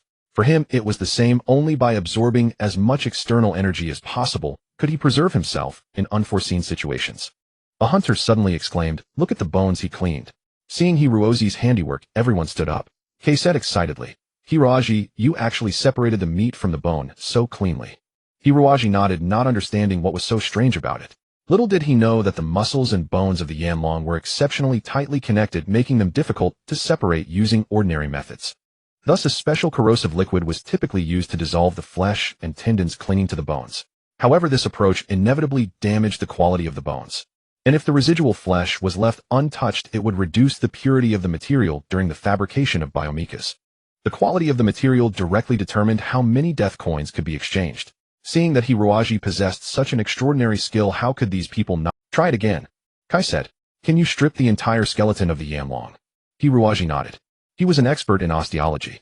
Though the creatures of the world varied infinitely, as long as they were carbon-based life forms, their skeletons were fundamentally similar. The Yanlong bore a strong resemblance to many skeletons he had encountered, so the difficulty should not be too high. Hiroaji carefully explored the carcass from top to bottom, then began the peeling process with effortless precision. Watching him separate bone from muscle was a delight. In some places he didn't even need a dagger. A gentle touch sufficed to make the muscle detach from the bone as if by itself. Half an hour later, a complete Yanlong skeleton was placed neatly before the crowd. Whispering among themselves, they murmured, "Where did this kid come from to possess such a technique?" "I come from Earth," Hiroaji said calmly. The crowd suddenly understood. "Ah, that primitive barbaric planet. No wonder. You must be accustomed to doing this kind of work." Hiroaji. The survival rules on Death Island were ruthlessly pragmatic. Since Hiroaji possessed the butcher's finesse to perfectly process prey, he was naturally welcomed. He was assigned an independent cave furnished with a pile of soft dry grass, a fairly comfortable environment. Nevertheless, Hiroaji remained deeply puzzled. In terms of prey quality, the 13th hunting party could offer the best game. Logically, they should be able to earn the most death coins. So why were there almost no modern living facilities here? Hiroaji tossed and turned in the haystack, unable to sleep. His thoughts drifted back to Kai's mecha. The moment that mecha had entered, Hiroaji's heart stirred. He recognized it as a biomecha of advanced design. So advanced it almost defied logic. For a master mechanic like Hiroaji, such a mecha was akin to a gourmet dish placed before a glutton. Impossible to resist. Growing increasingly excited, Hiroaji quietly crept out of his cave and glided like a ghost toward the repair yard. 2 guards had been posted at the yard, but both were stationed at the cave entrance to fend off wild beasts, utterly oblivious to the mischief behind them. Filled with reverence, Hiroaji gazed at the massive machine. Though most of its armor was caked in mud, he could still perceive the power and beauty concealed beneath the surface. Even lying motionless on the ground, the mecha seemed to possess a life of its own. Hiruaji could almost hear it roaring and howling. So magnificent. Hiruaji murmured as he climbed onto the maintenance platform, running his fingers over each bolt, feeling its texture. This mecha was far more than a mere hunting tool for prisoners. The technology and materials it incorporated were top tier. Even the Crimson Dragon Moonslayer, piloted by Long Zhan, one of the 4 envoys of the Tianing Star region, might not boast such outstanding performance. Yet, many aspects of the mecha were still crude, as if it were an unfinished prototype. This judgment came not from precision instruments, but from Hiruozi's intuition, the instinct of a mecha mechanic. Closing his eyes, Hiruaji imagined the mecha racing through the marshlands, pondering exactly which areas required improvement. As dawn approached, the answer came to him. However, modifying the mecha would require certain materials, a problem that left Hiruaji deeply troubled. Then his eyes fell upon the perfectly clean Yanlong skeleton from last night. Hiruaji smiled with immense excitement. The hunters of the 13th hunting party were awakened by a peculiar noise. It sounded like the buzzing of mosquito wings or the rustle of light rain. Kai was the first to react, quietly ordering his men to arm themselves and stealthily approach the source of the sound, the mecha repair yard. Upon entering the yard, everyone was stunned. The ground was strewn with various mecha components. Kai's personal raptor mecha had been completely disassembled, leaving only a bare frame. The Yanlong skeleton from yesterday had also been broken apart, its original form unrecognizable. Hiruaji, his brows furrowed in concentration, stared fixedly at the mecha, seemingly oblivious to the arrival of so many people. "Captain, that kid has dismantled your raptor," a team member exclaimed urgently. Several hunters rushed forward, intending to drag Hiruaji down. "Wait." Kai stopped them with a thoughtful expression. "Since it's already taken apart, let him try." Somehow, seeing the intoxicated look in Hiruozi's eyes, Kai suddenly felt confident in this mysterious youth, as if certain he could work a miracle. Hiruaji held a mecha component in each hand, a dagger clamped between his teeth as he scurried up and down the raptor. His hands moved 10 times faster than when he had cleaned the skeleton yesterday. Even the keenest sniper could not discern his exact motions. His hands seemed imbued with a sort of magic, gradually making the raptor mecha fuller and more complete. "Done!" Hiruaji exclaimed half an hour later, straightening up from seeing the dumbfounded stares around him. Hiruaji was taken aback. "What are you all looking at me like that?" He had no idea just how astonishing his display of skill had been. To dismantle and reassemble a mecha using only the most basic repair materials, and in merely half an hour. Regardless of the actual performance after repair, the fundamental craftsmanship alone was remarkably solid. Seeing Kai's astonished expression, Hiruaji smiled apologetically. "Sorry, this mecha looked so advanced that I couldn't resist examining its internal structure. I took it apart without your permission. By the way, Mr. Kai, you mentioned yesterday that the power system had a minor issue. I've already fixed most of it. Please try it out." Kai climbed onto the mecha with a mixture of doubt and anticipation, opened the cockpit, and sat inside.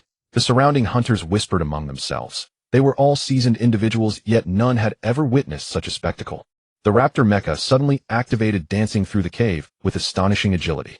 Its thrusters blazed with dazzling light, rendering the machine majestic and formidable. Half a minute later, the raptor came to a halt. Kai stepped down with a pale face, his heart still pounding. How long had it been since he had piloted such an exhilarating machine? After only half an hour of modification, this raptor felt entirely different from yesterday. Output power was stronger, movements more agile, and energy consumption notably reduced. More importantly, after Hiruozi's adjustments, the mecha seemed to have acquired its own soul, resonating with its pilot. This sensation reminded Kai of the unparalleled thrill he had felt when he first secretly piloted a mecha. "Boss, is the mecha still problematic?" The hunters gathered around anxiously. The raptor was the most powerful machine in their arsenal, crucial for hunting large beasts. It was their life. Kai shook his head, then glanced at Hiruaji with renewed suspicion. This youth was astonishing. Yesterday he had seemed a worthless fool. Now he appeared to be the most vital member of the 13th hunting party. Kai extended his hand toward Hiruaji. "I don't care where you came from, what crime you committed, or how you offended the witch god. But your skill has earned you the right to survive. Welcome to the 13th hunting party of Death Island." From that day onward, the 13th hunting team officially accepted Hiruaji as their 27th member. His sole duty was to maintain all the mechas. The entire 13th hunting team stored over 40 mechas, far exceeding the number of members, because they operated in the most dangerous hunting zones where mecha damage rates were extremely high. In the past, when a mecha was damaged, only minor issues could be repaired on-site. All major repairs had to be taken to Fallen Town. Under the control of the witch god, repair costs there were exorbitant. Often the spoils of a hard-won hunt were barely enough to cover a single repair. Thus the entire 13th hunting team lived in poverty.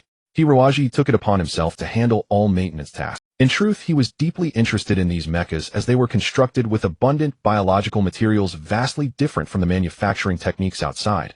an excellent subject for his research. Hiroaji did far more than simple repairs based on the fundamental characteristics of jungle combat. He upgraded most of the mechas. The upgraded mechas performed leaps and bounds better, but the only drawback was the drastically increased operational intensity, which many found hard to accept at first. Is this how all Earthlings modify mechas? After piloting Hiroaji's modified mechas, the hunters exclaimed with lingering fear, "Earth is far too dangerous." It took 2 weeks for Hiroaji to essentially upgrade every mecha there. During those 2 weeks, he devoted himself day and night to the repair yard, barely sleeping. Through such arduous training, his skills became increasingly refined, marking a solid step forward in the field of mecha maintenance. However, one thing puzzled Hiroaji. Finally, seizing an opportunity, he approached the deputy captain of the 13th hunting team, Mo Fong, and asked, "Captain Mo, I noticed that the mecha models here are all quite advanced." Mo Fong nodded, saying with some pride, "Indeed, this place probably holds the most advanced mechas in the entire Tianing Star region. But aren't we all condemned prisoners? Why give us such advanced mechas? Aren't they afraid we'll use them to escape?" Mo Fong lowered his voice and said, "Xiaoji, since you're such an outstanding mecha modifier, you should know the process of producing a mecha. When a new model is first conceived, a batch of test units is produced for practical experiments. If they pass all performance indicators, mass production begins. All the mechas here are test units." Hiroaji suddenly understood. No wonder he felt these mechas, though advanced, were lacking in stability. So they're using us as lab rats. Hiroaji fumed. Normally, mecha tests are conducted under supervision, so if a problem arises, it can be halted immediately without causing severe harm to the test pilot. But Death Island is an outright battlefield. If a test unit malfunctions here, the beasts won't stop. Mo Fong said helplessly. To obtain the most accurate test data, they chose this 100% battlefield. We're just insignificant death row inmates dying here, doesn't matter. Hiroaji fell silent. After a long pause, he asked, "Then how do they collect the data?" Mo Fong replied, "Each mecha has a black box that stores all combat data. The test period for each unit is about half a year. After that, the government comes to collect them and gives us another test model. Aren't they afraid you'll escape? A few mechas with minor modifications could handle space combat. Escaping shouldn't be too difficult, right?" Mo Fong shook his head. "The government thought of that. They installed special programs on all mechas. If we leave a 20-kilometer radius from Death Island, the self-destruct mechanism activates, turning the mecha into a fireball within 3 seconds. Some prisoners couldn't bear to wait for death and tried to escape. They all died in explosions." "Outrageous," Hiroaji said coldly. "Are all the mechas on this island?" Mo Fong nodded. "Yes, almost all are test units equipped with self-destruct systems. But our 13th hunting team is the strongest and faces the fiercest battles, so the most advanced machines are usually given to us for testing." Mo Fong smiled bitterly. "We testers not only gather the most realistic combat data, but also never leak secrets. Because, well, all die here before long. Probably the most reliable confidentiality measure. Is there?" Hiroaji swallowed. "No way to change this." "Change?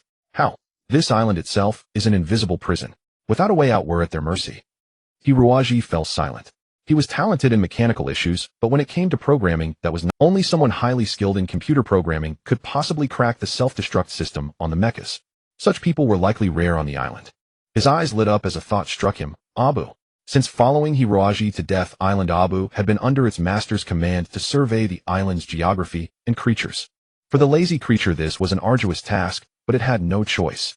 Its soul was linked to Hiroaji's life. If the master perished, Abu would dissipate too. That couldn't happen. After toiling for half a month, Abu completed its survey and appeared before Hiroaji panting. Though the prisoners of the 13th hunting team were startled, they already regarded Hiroaji as something monstrous. What was so special about keeping a crocodile?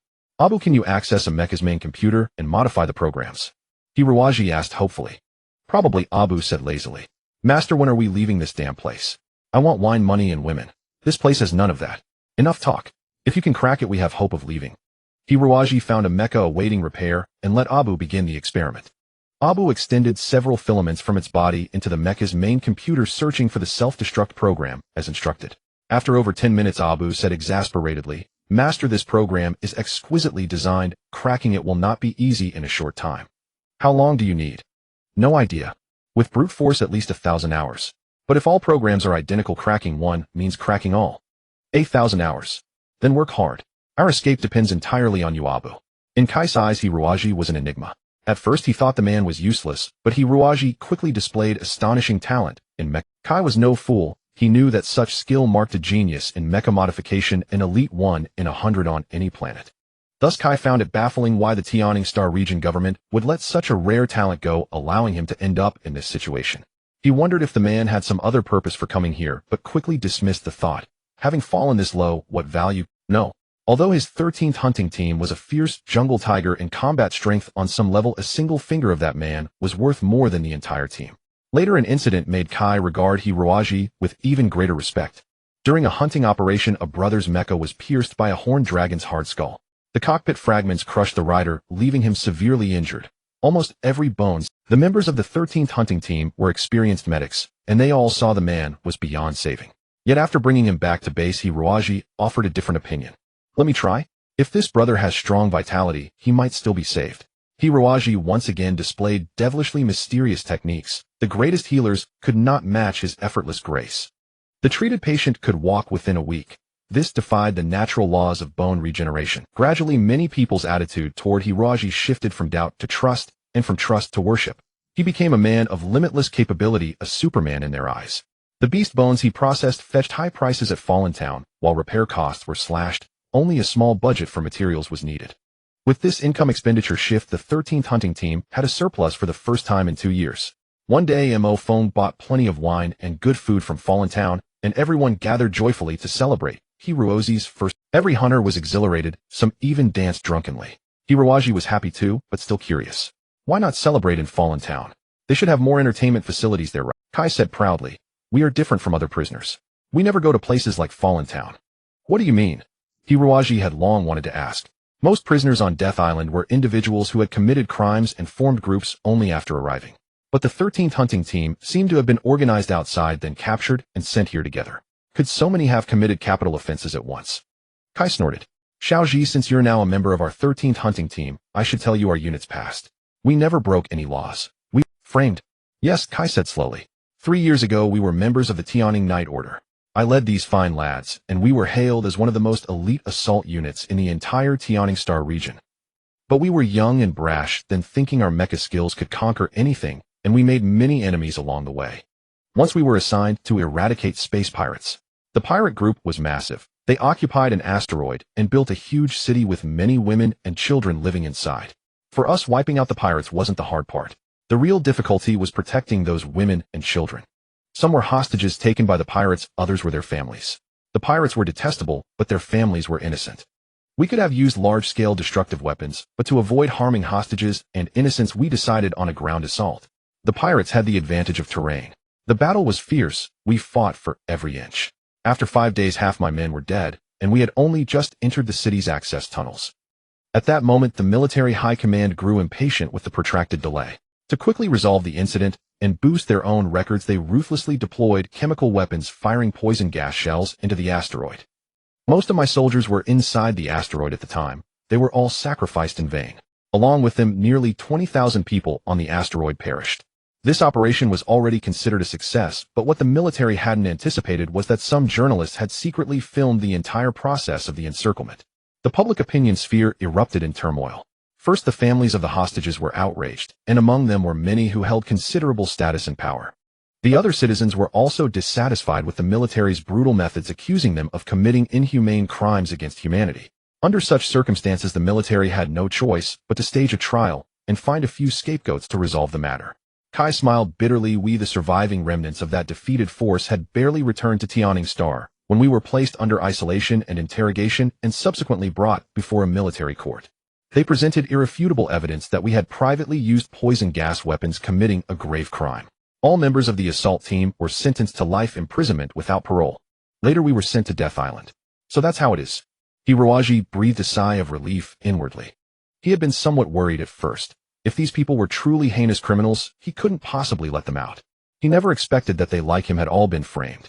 Hiroaji didn't suspect that they were lying because he could sense that Kai's spirit showed not a trace of hesitation or fluctuation. After hesitating for a moment, Hiroaji asked then, "What do you all plan to do now? Are you going to stay in this living hell forever?" Kai shook his head and said desolately, "Death Island is isolated in the midst of the ocean, surrounded by terrifying whirlpools. It's impossible to escape by human strength alone.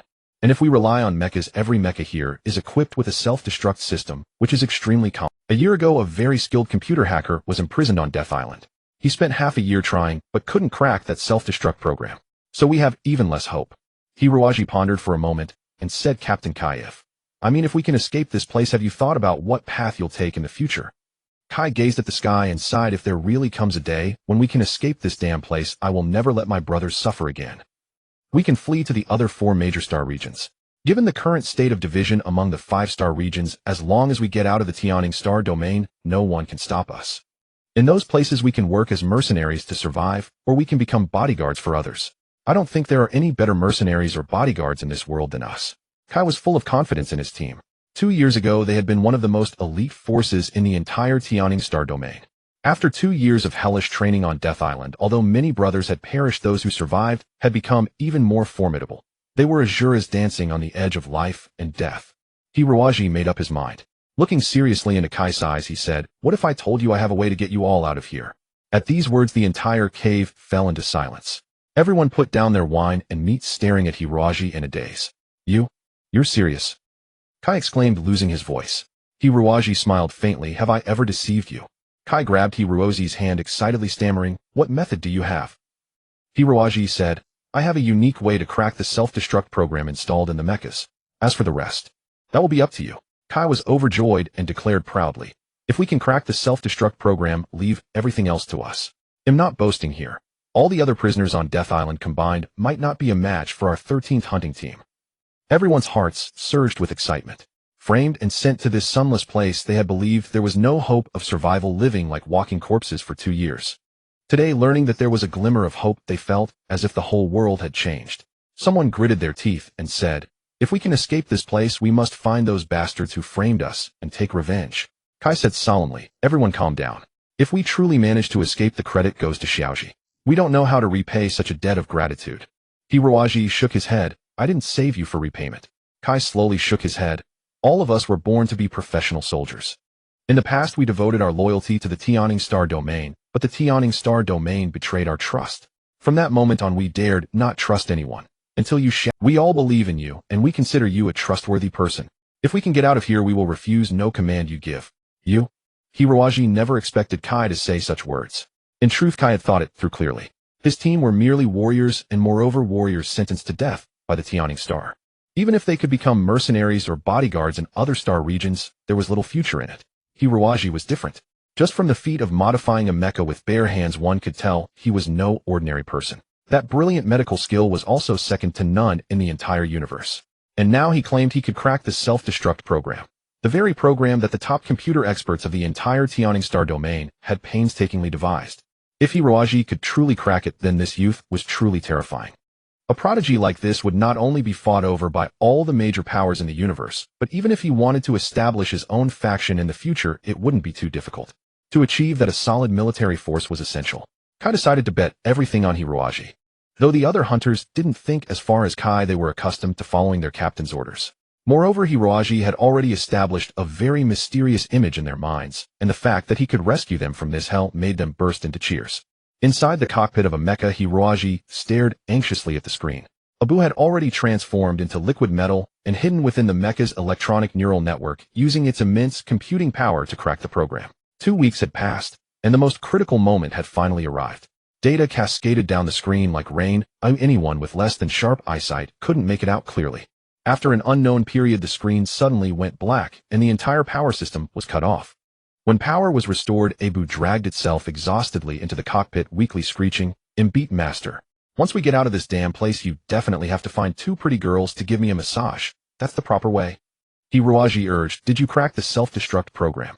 Abu said smugly, "Of course, just look at who I am. As the most intelligent being in the universe, how could a little program like that stump me?" Hiroaji rejoiced. "That's great, Abu. Now no matter what request you make, those people outside will agree." Hiroaji climbed out of the cockpit. All members of the 13th hunting team were waiting anxiously outside. Seeing him emerge, Kai hurried forward and asked, "How did it go?" "Success." Hiroaji nodded. "The self-destruct system should be dismantled." Kai hastily climbed into the cockpit and started the mecha. Half a minute later, he emerged with a delighted expression and shouted, "The self-destruct system really has been removed." Everyone could hardly believe their ears. It was as if they had already glimpsed the hope of escaping death, and they rejoiced. Some lifted Hiroaji and tossed him high into the air.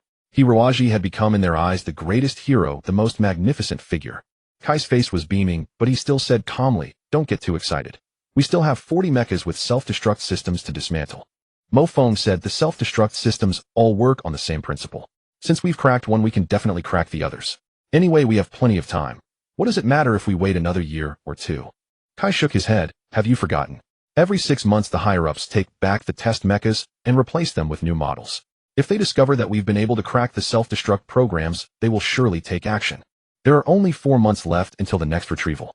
That means we must prepare everything within these 4 months, and then make— Hiroaji smiled. We don't need that long. I can dismantle the self-destruct systems on all 40 mechas in just one night. That's wonderful. Kai's spirits lifted. If that's the case, we can start planning right now on how to escape this hell. Mo Fong was the team strategist.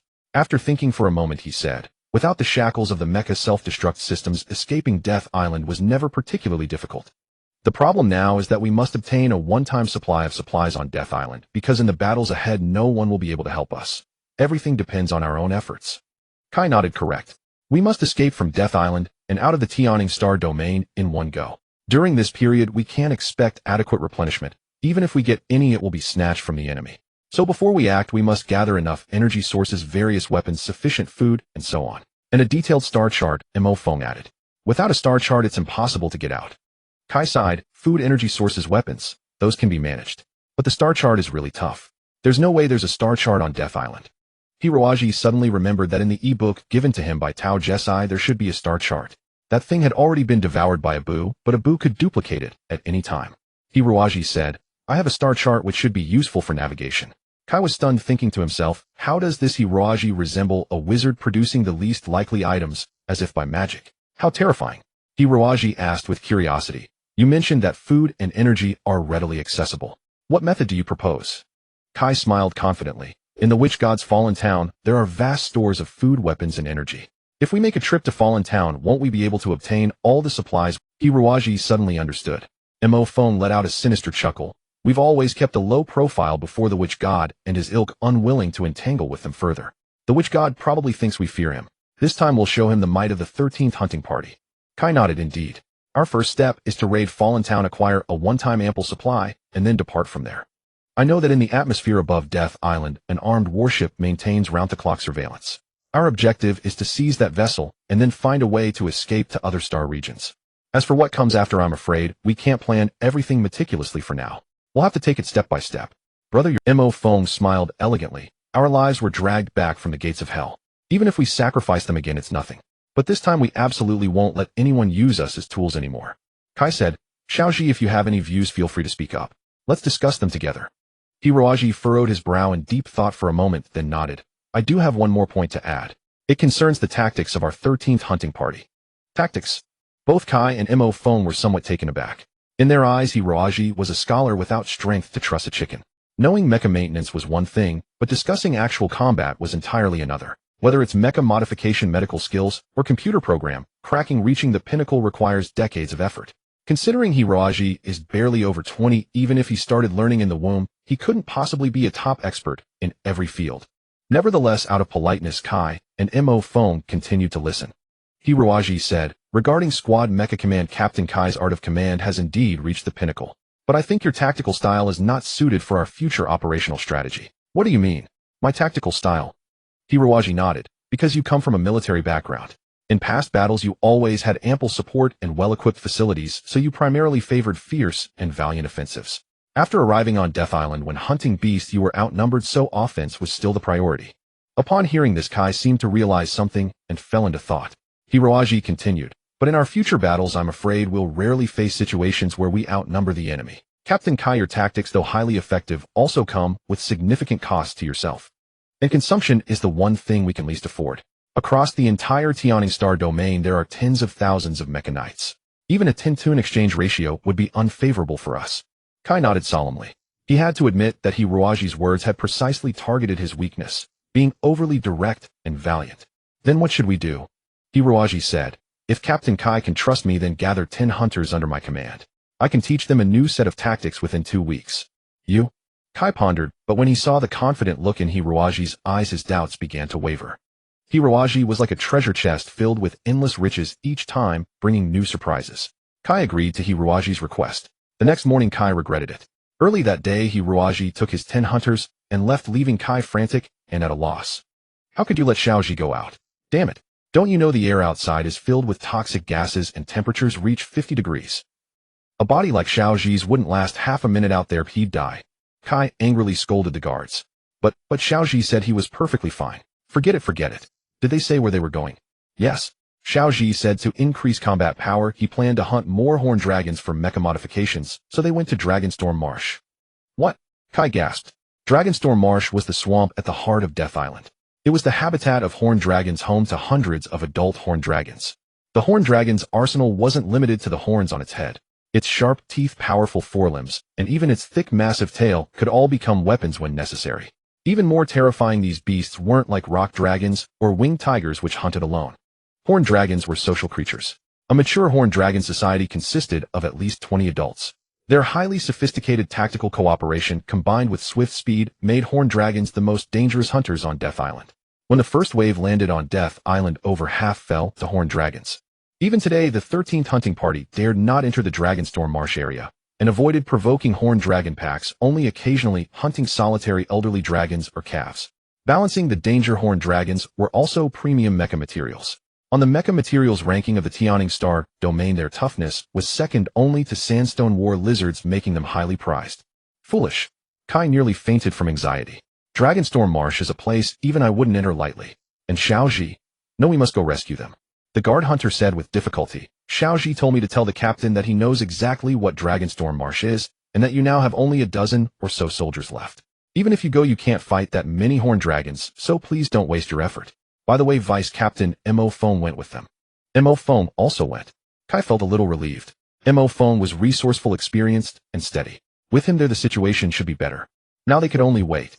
Days passed, but Hiroaji maintained radio silence, only sending the base a message of all normal every afternoon, leaving Kai agitated and uncertain. During this time, Kai intensified training for the remaining hunters. Knowing there was a chance to escape, everyone perked up and their training enthusiasm greatly increased. Contacts with Fallen Town became more frequent. Kai dispatched several scouts to immerse themselves in Fallen Town, closely observing the witch god's residence and his forces. Kai knew that in the upcoming operation the other death row inmates wouldn't be a problem. Only the witch god's subordinates might cause trouble. So they had to strike first and eliminate this trouble. 2 weeks finally passed. Everything was ready. Hiroaji returned with the 10 hunters. Everyone's mecha was battered and dented like piles of scrap metal. Each person seemed to have lost 2 or 3 pounds, looking thinner, but their eyes gleamed with brilliance. Kai let out a long sigh of relief. Mecha damage wasn't a big deal. The 13th hunting party had spare mechas. As long as no one was hurt, it was fine. But Hiroaji's surprises didn't end there. They had brought back 15 horned dragons. How is this possible? Kai was utterly stunned. He found Mo Phone and asked in detail what had happened over the 2 weeks. Mo Phone scratched his head and said, for the first 2 days we hid in the bushes, carefully observing how the horned dragons moved and hunted. For 2 whole days Xiaoji wouldn't let us move, making us observe every move of the horned dragons. Just that, eh? Kai was puzzled. What kind of tactic is that? Mo Phone continued. From the 3rd day Xiaoji led us to actively provoke the horned dragons and then flee in their fury. According to him, if we could escape the horned dragons' attacks, we had succeeded by more than half. That took us a week. Fleeing among horned dragons. In Kai's mind, an image formed. A dozen mechas running for their lives through the jungle with hundreds of enraged horned dragons chasing behind. It sent a chill down his spine. Mo Phone smiled bitterly. Pretty twisted, isn't it? Now I realize that Hiroaji is actually such a ruthless guy. He doesn't treat our lives as lives. No, that's not quite accurate. When he commands a unit, it's like directing a set of chess pieces. As long as the pieces follow his orders strictly, he can ensure they maximize combat effectiveness with minimal losses. In that week, though, we faced all kinds of dangers, we escaped death every time. I guess that was thanks to Xiaoji's command. His command technique. Xiaoji's command style is completely different from yours, Captain. I can't say which is superior. Probably if it were a direct confrontation on the battlefield with honest defense, you might defeat Xiaoji, but at a heavy cost. But given completely unrestricted play, Xiaoji has a 90% chance of defeating you through various tricks. Mo Phone sighed and said, do you know how we hunted these horned dragons? In the last 3 days, Xiaoji directed us to secretly infiltrate a horned dragon's den, steal some eggs, and then place those eggs into another horned dragon's den. During the initial 3-day observation, we had already discovered that these horned dragons belonged to different groups. We deliberately chose the 2 tribes with the most strained relations. As expected, the tribe that lost its eggs became enraged and launched a frenzied attack on the other tribe. We just hit aside, waited for them to weaken each other, and then easily captured these horned dragons. How despicable. Mo Foam smiled wryly. Now you see, Captain. It's not a matter of skill level, but two fundamentally different modes of thinking. I'm afraid you would never dream up such a tactic. But I think in future battles Xiaoji's tactics may prove more effective. Kai clicked his tongue. What's the background of this kid? He's mastered so many formidable skills. He looks barely 20 or so. Mo Foam rubbed his head and said, Captain, I think we should be grateful that Xiaoji is on our side, not our enemy. Kai burst into laughter indeed. Who was it that threw Xiaoji into prison? That person must be the biggest fool in the history of Yearning Star. After receiving a positive response from Mo Foam, Kai simply assigned all the training tasks for the hunters to Hiroji, even willingly joining the ranks of ordinary trainees to experience Hiroji's marvelous training. In fact, Hiroji's training method is very simple. Continuous practical combat. Only through actual combat can one quickly adapt to new fighting styles. Kai increasingly found it hard to see through Hiroji. This young man usually appeared weak and delicate, but when on the jungle battlefield, he seemed to transform into a commander who had led countless troops, manipulating these fierce warriors as if they were mere chess pieces. Kai simply couldn't understand what kind of environment could forge such a peculiar person. After a week of training, all the hunters had basically mastered this strange and variable sneaky tactic reminiscent of a pack of prairie wolves. Although they had yet to fully grasp it, Hiroji believed that the remaining work would need to be completed in battle. Mere training wouldn't suffice. At the same time, he had completed the modification of over 20 mechas. This modification not only utilized the bones of 10 horned dragons, but also completely disassembled over a dozen surplus mechas, adding their components to these primary mechas. Fortunately, the maintenance and modification facilities purchased in the fallen town were quite complete, and with Abu the versatile sprite assisting, what seemed like a daunting task was surprisingly completed within a week through continuous night work. After his modifications, these test mechas had undergone a complete transformation, becoming more ferocious, stronger, and more brutal. Standing silently in the cave, the over 20 mechas exuded no mechanical coldness, but were instead filled with a bloody, killing aura. One hunter gazed at the mecha which had been his companion for half a year, but now looked entirely different, exclaiming, "Is this still our mecha? It's practically a living beast." Kai spoke solemnly. Well said. We are the beasts forged in this hellish jungle. Anyone who dares to obstruct our path to freedom will pay the price in blood. Mo Foam remarked, Captain, these mechas are now completely different from before. Moreover, we need to break free from the control of Yearning Star. Shouldn't we give these mechas some new names? Kai nodded and pointed at Hiroji, saying, Xiaoji, you are the designer of these mechas, so it's up to you to name them. Hiroji smiled and said, since these are all our old companions, they should naturally be renamed by it. Kai waved his hand, saying, right, let's all brainstorm together and think of some striking names for these good friends, as they will be our only weapons in battle. The crowd gathered around the mechas and discussed fervently. After about half the night, they finally came up with ideas. The entire 13th Hunter team now had a total of 26 mechas. Among them, the mecha piloted by Captain Kai was the versatile ace mecha Tian Nu. This mecha boasted top-tier firepower, armor, and speed, and was equipped with a powerful command system capable of controlling the entire squad, serving as the core system of the team. Wolf Spike-type reconnaissance assault mecha. This model maximizes speed advantages, making it the fastest among all mechas, while also outfitted with the most advanced radar system, making it ideal for reconnaissance missions and capable of executing small-scale ambushes to catch enemies off guard. This type of mecha has a hunched appearance and seems unremarkable, but when used properly it can indeed cause significant trouble. 7 Wolf Spike mechas were equipped, since Hiroji believed reconnaissance is the most critical aspect in squad combat. Mammoth-type heavy assault mecha. This type of mecha has the highest weight and defense among all mechas. Hiroji even installed an energy shield system typically only found on warships.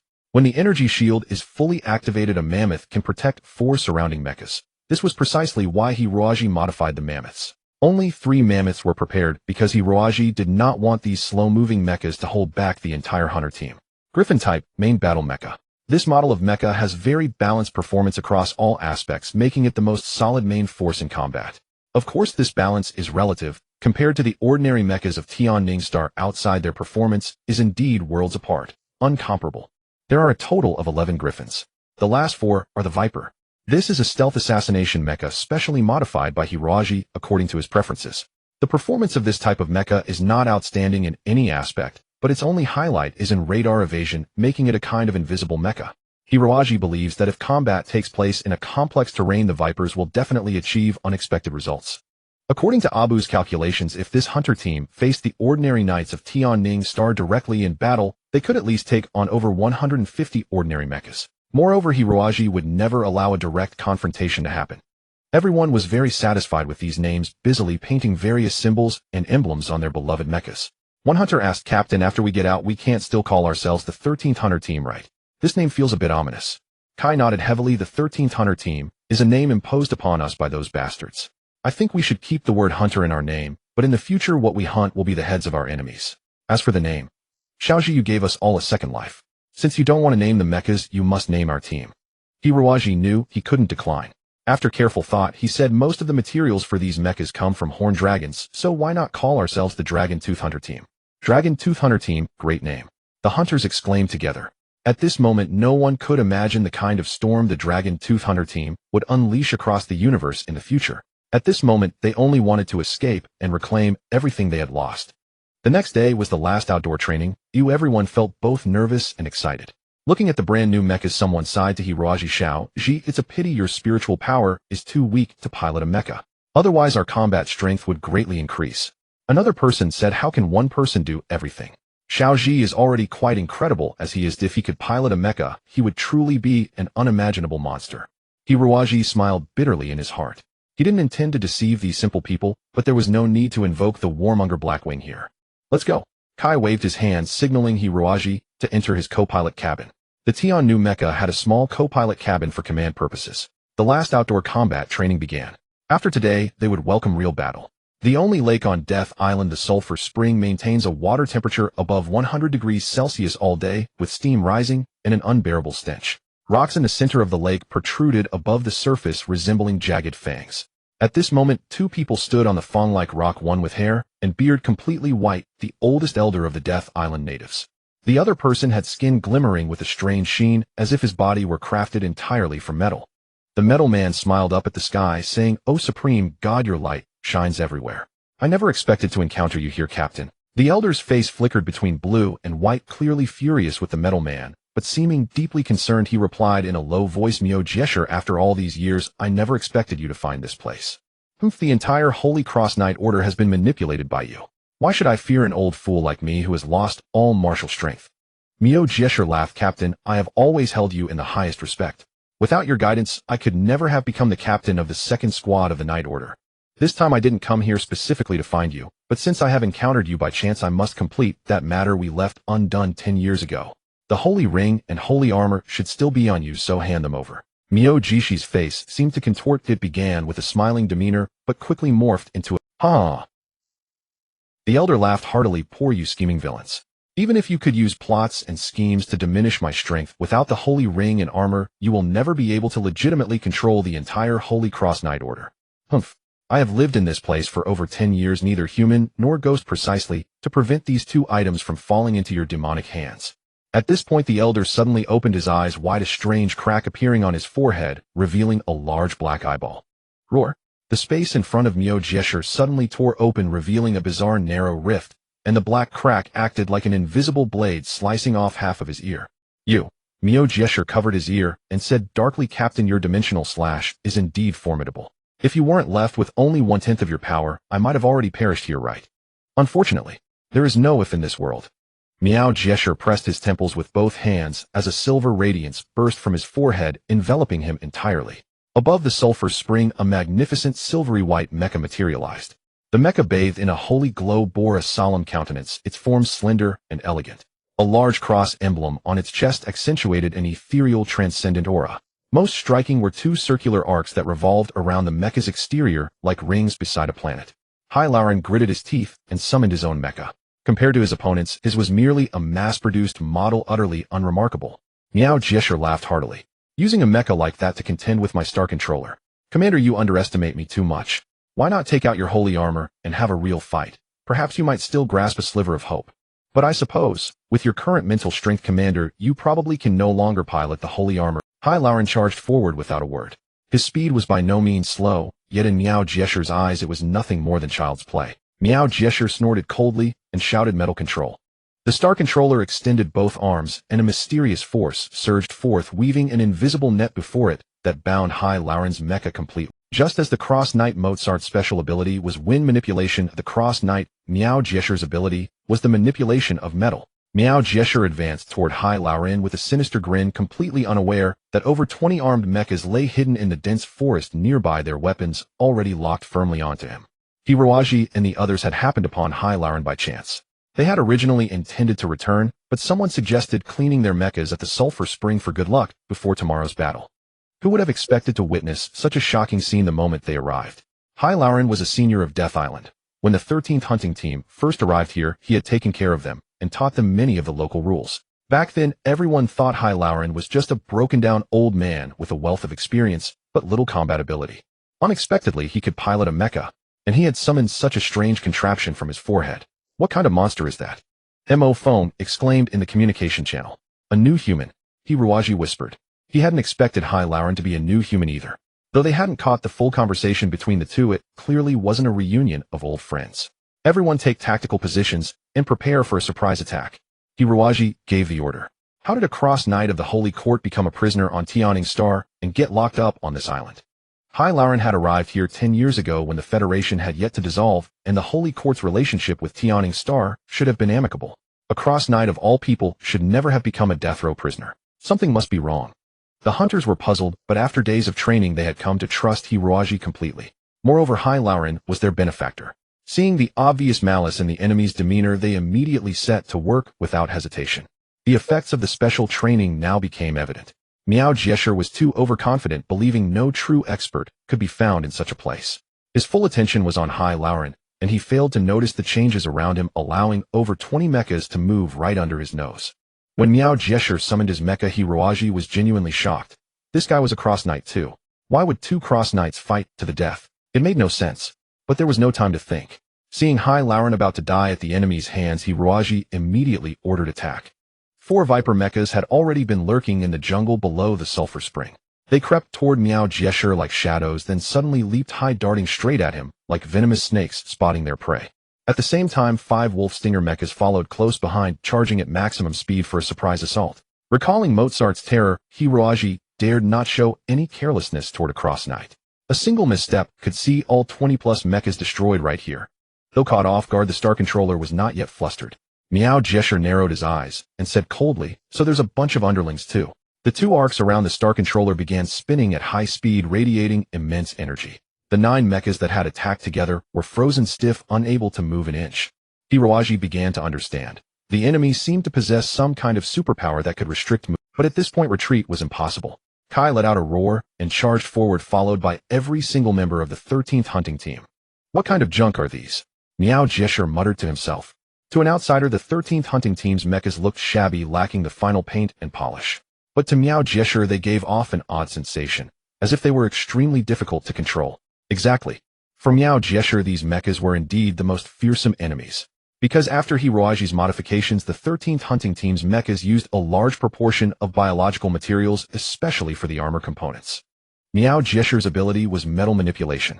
Against biological materials, he found himself in a tough spot. To control the metal parts beneath the biological armor required far more mental energy. The scene was bizarre. Over 20 mechas on the ground, and in midair blasted their thrusters at full power, trying to charge at the Star Controller, yet all were held back by a strange force stuck in place. The hunters struggled to move their mechas, only to hear the grating sound of metal fatigue. Everyone stop. Hiroaji knew that abilities couldn't be overcome by mechanical force. Forcing it would only damage the mechas themselves. Only abilities could counter abilities. Abu, is your mental attack ready? Hiroaji asked in a low voice. Abu cheered, I'm ready. Let's give him a taste of his own medicine. A psychic wave stabbed straight into the Star Controller's cockpit. During an attack, an ability user's most crucial asset is concentration. Miao Jesher had never expected that among these people there would be an expert in psychic combat. Caught completely off guard, he involuntarily relaxed his control over the surrounding mechas. The Star Controller's encircling energy bands loosened, and all the Dragon Fang hunters felt a sudden release, their mechas back under their command. Though they didn't understand what had happened after all their training, how could they miss this opportunity? 3 Wolf Stinger mechas swept upward diagonally toward the Star Controller. Their weapons were not magnetic oscillation blades or beam swords, but solid blades made from the sharpest horns of horned dragons. These blades' greatest feature was that they emitted no energy fluctuations, making them hard to detect by radar. Perfect for surprise attacks. The Star Controller, caught unawares, was already entangled by the Wolf Stingers, not to mention the more than 20 other mechas charging in from all directions. Miao Jesher was startled. His mission on Death Island was supposed to be highly secret, but judging by the situation, the enemy had seen through it and formed an encirclement. Damn it. For the sake of secrecy, he hadn't brought any subordinates, believing his own combat power was so overwhelming that he need fear no enemy. But now, Miao Jiesher wasn't worried about the 20-odd mechas before him. With his metal control ability, even 100 mechas would be the same. However, that earlier psychic wave had attacked his central nervous system, causing his ability to fail. Damn it. Could it be a heretic? Miao Jiesher knew only heretics could also possess abilities. The Star Controller slid back in a strange evasive posture, retreating from the enemy's attack range. The 3 wolf stingers had thought their blow would land, but the enemy's strength far exceeded that of a horned dragon. Before they could react, the Star Controller's shoulder missile pods opened, unleashing a barrage of explosive missiles that engulfed them. Fortunately, a mammoth mecha arrived just in time, shielding them with its sturdy body. The 6 energy field generators mounted on the mammoth's shoulders, waist, and legs activated instantly, enveloping the wolf stingers in a shimmering energy field. An energy shield. Boom, boom, boom, boom. Flames bloomed like flowers on the shield's periphery. Despite the protection, the close-range impact severely damaged both the mammoth and the wolf stingers, sending them tumbling down. But the other members of the Dragon Fang hunting team wouldn't let their comrade's sacrifice be in vain. 2 Vipers seized the chance when the Star Controller was firing missiles, entangling it from behind, while the rest launched a fierce assault. Bastards. Miao Jiesher was a top-tier fighter, managing to hold his ground even under the Dragon Fang hunting team's relentless offense, though the Star Controller was scratched in several places. But for Miao Jiesher, this was already a great humiliation. A man of his high station had never been so disgraced, forced into such a fluster. Let me show you the true terror of an ability user. A cold sneer curled at the corner of Miao Jiesher. Miao Jiesher endured a vicious bite from 2 Vipers, took the opportunity to slam the thrusters and retreated. The Star Controller was incredibly fast, vanishing into the clouds in an instant. The Star Controller radiated a dazzling light, like a giant deity standing at the edge of the sky. As Miao Jiesher poured his psychic energy into the machine, the 2 star rings spun faster and faster, emitting a glacial silver radiance and a piercing hum, finally splitting into 4, then 8 star rings. Originally revolving on a single plane, the star rings now formed a 3-dimensional interwoven system spanning 360 degrees. The rings themselves grew much larger, inscribed with countless solemn scriptures. The distant Dragon Fang hunters could feel the irresistible pressure. Not good. He's about to perform the spiritual liberation. Sensing the ever-increasing spiritual pressure from his opponent, Hiroaji knew exactly what that meant. The unique secret technique of spiritual mecha's spiritual liberation allowed the knight to continuously feed spiritual energy into the machine, awakening the immense power hidden deep within, boosting the mecha's strength by more. Attack now. Don't let him enter the spiritual liberation state. The Dragon Fang hunters charged without a moment's hesitation. But when a cross knight employed the spiritual liberation technique, a solid energy field formed around them. The domain of the ability user. Within their own domain, ability users could exert their power to the fullest. No one could contend with them inside that domain. Several mechas that entered the area within a few dozen meters of the Star Controller were frozen solid, their joints slowly twisted in reverse. Miao Jiesher sneered, "You think you can stop my spiritual liberation? How naive. Once I complete it, you will all pay a heavy Abu." Hiroaji, seated in the co-pilot cockpit of the Tianyu mech, was consumed by anxiety. He had never anticipated that his opponent's spiritual energy domain would be so formidable. If they could not penetrate it, eliminating the enemy during the process of spiritual liberation would be impossible. But if he succeeded in completing spiritual liberation and enhanced his strength severalfold, everyone here would perish. Abu also frantic wailed. "Master, his spiritual power is incredibly potent. I cannot guarantee that I can launch another mental assault. No, this is the only way to save us. Even if it's just 1 second of an attack. I can only manage half a second." "Very well," Hiroaji declared resolutely. Then he spoke to Kai in the main cockpit. "Captain Kai, the enemy seems to have employed some peculiar energy shielding system. However, I can disrupt it for half a second. Can you defeat him within that time?" Kai nodded firmly. "I must, even if it's impossible. I will give it my utmost."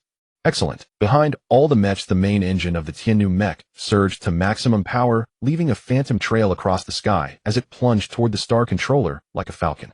Miao Jiesher paid no heed to this adversary. In merely 2 seconds, his spiritual liberation would be complete, and by then, even the heretical mech nearby would be no match for him.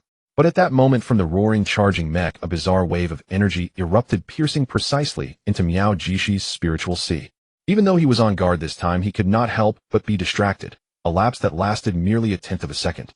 Yet when Miao Jiesher regained his focus, he found the ferocious mech already before him, its sharp combat blade aimed directly at his cockpit. The blade exuded an infinite chill, as if the entire cockpit had frozen into ice. No. A magnificent rainbow streaked across the sky. The Tianyu mech executed a graceful turn, appearing at the rainbow's terminus. Along the path of the crimson afterburn, the star controller remained frozen in a rigid posture, save for a ghastly hole in the cockpit area. No other damage was evident. Yet because the pilot had journeyed to the endless beyond, the Mech's surface, once radiant with kind-fused brilliance, began to fade. The machine reverted to cold metal, even showing traces of rust. Boom! A fireball erupted from the star controller's chest armor, and it plummeted from midair. Hiroaji was nearly spent. Though he had not directly participated in the battle, he alone truly understood the perils involved. In the mental duel between Abu and the enemy, he had supplied a considerable portion of his own spiritual power to support Abu. Only through their combined efforts had they barely managed to breach a crack in the opponent's psyche. It was Kai who seized that Tentho-Fasken opportunity, and through the united efforts of all three, they barely managed to vanquish their foe. In truth, Miao Jiesher had been rather unfortunate. With his actual strength, he need never have been reduced to such an awkward predicament regardless of his opponent. But how could he have known that most of the materials composing the mechs piloted by these Dragonfang hunters were not metal, but biological substances? If not for that, he would not have resorted to the secret technique of spiritual liberation to augment his spiritual energy. And thus no opening would have appeared for Kai to seize and deliver a fatal blow. Though they had achieved victory, none of the Dragonfang hunters felt any joy. The enemy's strength had vastly exceeded their expectations. Had the cosmos truly produced so many formidable experts in merely 2 or 3 years? If so, the path ahead would be exceedingly treacherous. Don't worry too much. Hiroaji deliberated before speaking. This fellow is likely an agent of the church. Based on my judgment, he holds a high position, perhaps among the leadership, with strength surpassing even the 4 envoys of Tianning Star. Since we have managed to deal with him, we need not fear the 4 envoys. His words brought considerable relief to the hunters. Kai asked curiously, Xiaoji, your tone suggests you have encountered church personnel before. Yes, Hiroaji nodded, not intending to conceal this entirely. I have some grievances with the church, but that has nothing to do with the Dragonfang hunters. Let's properly clean up this mech and leave no trace of our involvement. Kai snorted coldly. From now on, the fate of the entire Dragonfang hunters is inextricably linked with your Xiaoji. Since the church is your enemy, it is naturally ours as well. Hiroaji gave a wry smile, yet warmth surged within him. He knew he could not refuse such a passionate and resolute man as Kai.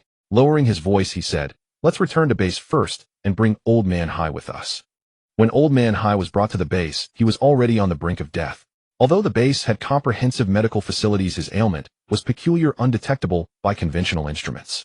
Hiroaji suspected that the old man had exhausted his spiritual energy, leading to a collapse of his mental faculties. At his age, he should never have engaged in such intense combat. Not long after arriving at the base, Old Man Hai regained consciousness. Though physically frail, his mind remained lucid. When he realized that Kai had rescued him, a strange expression crossed his face. Kai recounted everything to Old Man Hai without concealment. Even his plan to escape from this place, for the old man was the spiritual leader of everyone on deck. Kai only omitted matters concerning Hiroaji, claiming instead that one of his men had cracked the Mechs self-destruct program. You should come with us. We'll find a way to rescue you, Kai said fervently. Old Man Hai smiled faintly and spoke haltingly. You young lads are still in your prime. You ought to escape this cursed place. But I am different. I came here willingly. If I had wished to leave, I could have done so at any time. Yet where would I go? The outside world has been contaminated. I have no desire to live in that filthy realm. Willingly? Kai was astonished. Who would willingly come to such a place? Yes, Old Man Hai nodded slightly. To escape a formidable enemy. I hid here for 10 years only to be found at last. But I never expected that one of your subordinates, Kai, would possess such incredible strength to defeat someone like Miao Jiesher. I believe there is no one left on Tianning Star who can stop you. Go pursue your own destiny. But how can we leave you here to suffer? Me? I will not suffer. I know the state of my body. Look, the light god is already summoning me from the clouds. Angels with pure white wings await me there. I shall return to the embrace of the Lord. My only pride is that I never betrayed his will, even in the direst of circumstances. The old man began to ramble. His vital signs plummeted sharply. Everyone understood that this venerable elder who had cared for them and guided them to survive on Death Island was now in his final moments. Then Old Man Hai opened his eyes once more, radiating a warmth yet commanding gaze that swept across every face. Under his stare, most lowered their heads in shame, except for Hiroaji at the rear, who bewildered stared back foolishly. After all, the old man was a new human of the church, and Hiroaji had an innate wariness toward the church, so he had kept to the back. Unexpectedly, the old man noticed him at once. His eyes brightened, and with a trembling hand he pointed at Hiroaji. Child. Huh. Hiroaji's heart pounded anxiously. Pushed forward by the crowd, he stood before the old man, thinking, "Old sir, you haven't seen through my demonic identity, have you? On your deathbed, do you still wish to serve your light god by dragging this evil spirit to meet your lord?" Fortunately, there was no hostility in Elder High's eyes, only a trace of warmth. He said genially, "Your name is Hiroaji, isn't it? I once saw you in Degenerate Town. At that time you really infuriated the witch god." Hiroaji nodded. "You are a brave child, so I have a task, or rather a wish to entrust to you. Kai, take your men out first. I want to speak with this child alone for a while. No matter what I say to him, I hope your people won't ask about it." Kai hesitated for a moment. After all, the old man wouldn't hold on much longer. He couldn't refuse this final wish. Kai nodded, waved his hand to signal his men to leave, and then closed the door of the medical room. Being alone in the same room with a member of the Inquisition, likely a high-ranking one, Hiroaji couldn't help but feel nervous. Elder High smiled and took his hand. "Don't be nervous, my child. The Lord has given us countless paths. We just need to rely on the power of our hearts and keep walking on these paths." Hiroaji shook his head. "I'm not nervous, I just can't figure out why there's something that absolutely needs me to do it. You know, Elder High, I'm a worthless person. I'm not skilled in mecha combat, and my mental power is frighteningly low. I can be called a complete idiot. Captain Kai has gone to great lengths to take care of me, and I don't even know if I can leave here. I really can't think of any way I could help you." Forgive him for lying to a dying old man. Because if the old man's last wish was to maintain cosmic harmony and eliminate the undead demons threatening peace, then sorry. He really couldn't agree. Elder High nodded, showing great understanding, and whispered, "Don't be afraid, my child. External abilities are but illusions. The key is your inner self. I can see that you are a very brave and very kind child. No, don't rush to shake your head. First, listen to me. Listen to me. I am not human." Hiroaji displayed just the right amount of panic and confusion. "To be precise, I am not an ordinary human. In fact, my genes have some subtle differences from ordinary humans. This difference allows me to use a certain marvelous power which I call spiritual energy. Spiritual energy is the foundation of the Inquisition's rule and also the origin of all chaos." Hiroaji's eyes widened. Now his curiosity was truly piqued. Back then he had only heard the term spiritual energy from Mu Xiaoping. Now he learned of it again from Elder High. What kind of person was he exactly? 10 years ago, the old man said haltingly, "I was the Grand Master of the Holy Cross Knights of the Inquisition, equivalent to the commander of the main planetary defense fleet on your yearning star. In the Inquisition, my status was supreme. I was one of the 3 titans who controlled the entire Holy See.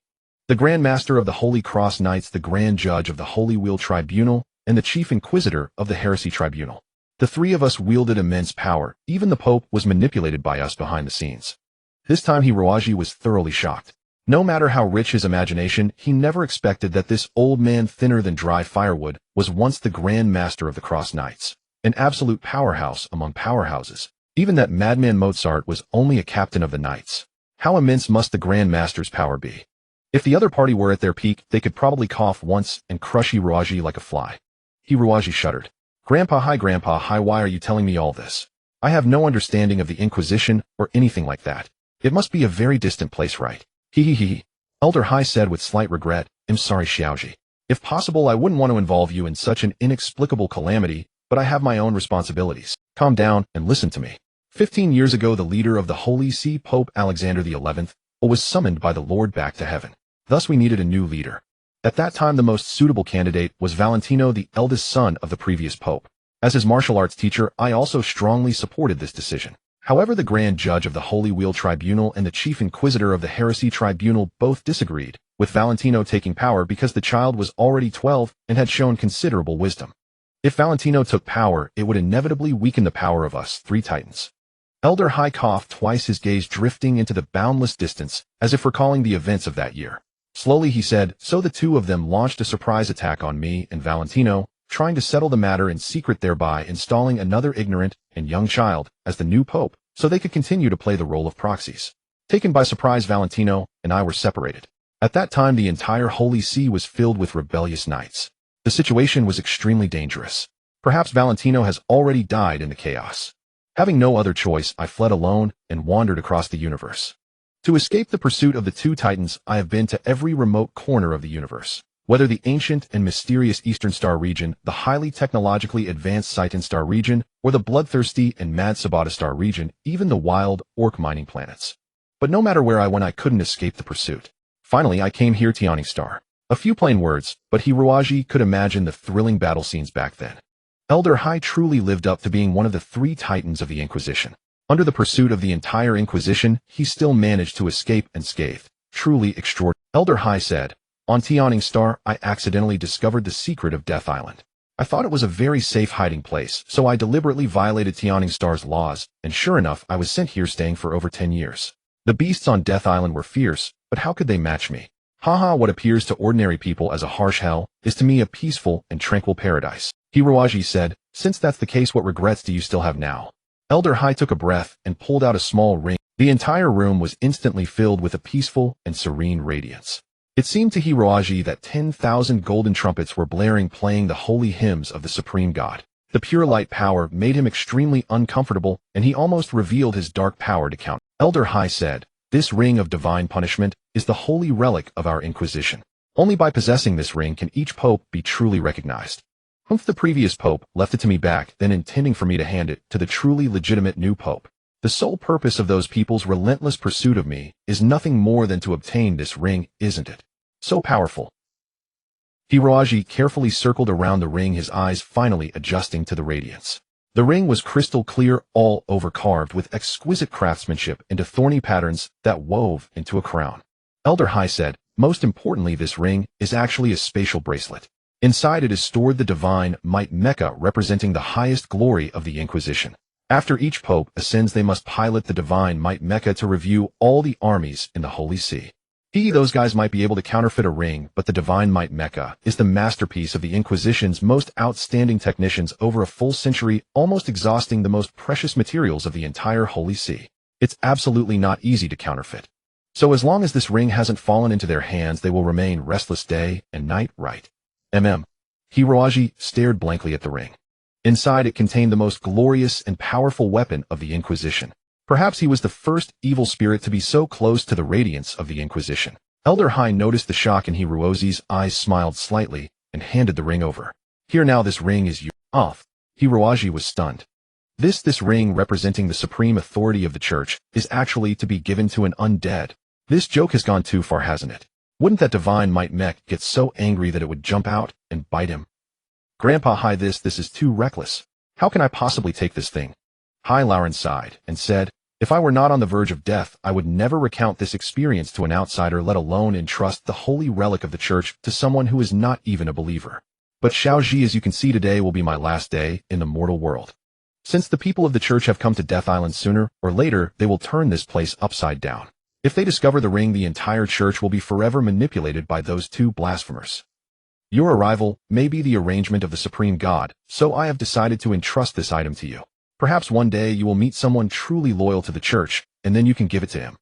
It was evident that Hai Lauren was not lying. On the brink of death, he could think of no better solution and had to take this path. Then you could give the ring to Captain Kai. He is far stronger than I am. I am utterly useless." Hiroaji asked in bewilderment. Hai Lauren smiled slightly and said, "Precisely because they are so powerful, I cannot give the ring to them. Kai is a pure warrior. Tell me, if a warrior were to acquire a powerful mech by chance, what would he do? Would he suppress the restlessness in his heart and refrain from attempting to pilot it? I am not doubting Akai's character, but some things are simply human instinct. He would find it impossible not to try. Moreover, when the people of the church come to this island and find me dead, but the ring is missing, who would they suspect first? Naturally, those with the strongest martial skills, especially since these people have already fled. For this reason, I cannot entrust the ring to Akai." Hiroaji shrugged. What Hai Lauren said did make some sense. But you are different. You have no ability to open the ring, no interest in piloting Mechs, and you will arouse no suspicion. So I can safely entrust it to you. The old man was not wrong about that. In fact, Hiroaji indeed lacked the ability to open the ring of divine might. It was not because his mental power was weak, but because his mental power was entirely dark and evil, utterly incompatible with the pure and righteous holy power within the ring of divine might. Hiroaji was silent for a moment, then asked, "What should I do with this ring?" Hai Lauren said, "As I told you earlier, the experts among us new humans all use a method called soul liberation to instantly enhance their power. But what I did not mention is that each new human's soul liberation has its own unique mark. Now I will impart to you my unique method of soul liberation, which will leave a deep imprint on your soul. In the future, if you encounter Valentino or any of my other disciples, they will recognize your soul mark." What? Hiroaji had been shocked countless times today, but none had been as intense as this. Soul liberation. That day Mojada had relied on this deadly technique to transform into a terrifying super warrior routing the heretic's mech unit. Now Hai Lauren was actually going to teach him how to achieve soul liberation. Wasn't that too absurd? This sounds like a very powerful technique. Why can you teach me? I am nothing but a heretic. Hai Lauren chuckled. If it were Kai and the others, I would never teach them. Because their mental power is already very strong. If they learned soul liberation, they could put it into actual combat. But Xiaoji, you are different. Your mental power is very weak. Soul liberation will at most help you strengthen your body and invigorate your spirit. You cannot use it in battle. This is the second reason I chose you. So that was it.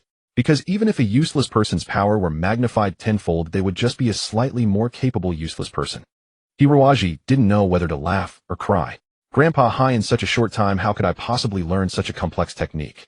Hai Lauren shook his head, gasped heavily twice, and said, Don't worry, I have my ways. Xiaoji, come closer quickly, I have something else to say.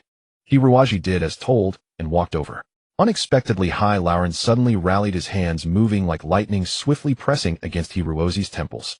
Hiroaji's mind went blank, and he kept muttering, It's over, it's over. He's discovered my true identity. The old man is going to kill me to silence me. However, what was transmitted from Hai Lauren's palms was a stream of pure, righteous, holy light power. The old man was transferring the last bit of his nearly depleted strength into Hiroaji's body. At the same time, the old man's accumulated memories of 2 or 3 decades were also transmitted, especially the cultivation method of Hai Lauren was very puzzled. His holy light power should be extremely pure and gentle. An ordinary person receiving this power should feel entirely relaxed and comfortable. Why was Hiroaji behaving as if he had just consumed 10 packets of rat poison? How could he know that Hiroaji possessed a dark constitution fundamentally incompatible with light power? Even though this power was not used for attack, it was more than Hiroaji could bear. Every cell in Hiroaji's body seemed to become a battlefield where light and dark fought, causing him such pain that he could barely endure it. Fortunately, Hai Lauren was already at the end of his rope. If he had not just had a fierce battle with Miao Jesher and had transmitted the holy light power at that time, Hiroaji might have been forced to reveal his true form on the spot. Hai Lauren groaned and withdrew his hands. In just a few seconds, the muscles beneath his skin seemed to have been drained dry, and he looked like a living skeleton. You must be feeling very comfortable now, Xiaoji. Hiroaji's eyes were filled with tears, and he gritted his teeth and said, Yes, I feel so comfortable. A warm power is flowing chaotically inside me.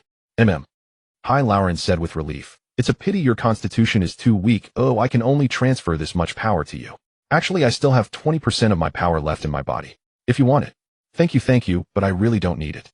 Please keep it for yourself, old man. Remember, the method of soul liberation is engraved deep within your sea of consciousness. You must practice it often so that in the future you can communicate with my disciples. The Supreme God will protect you, my brave child.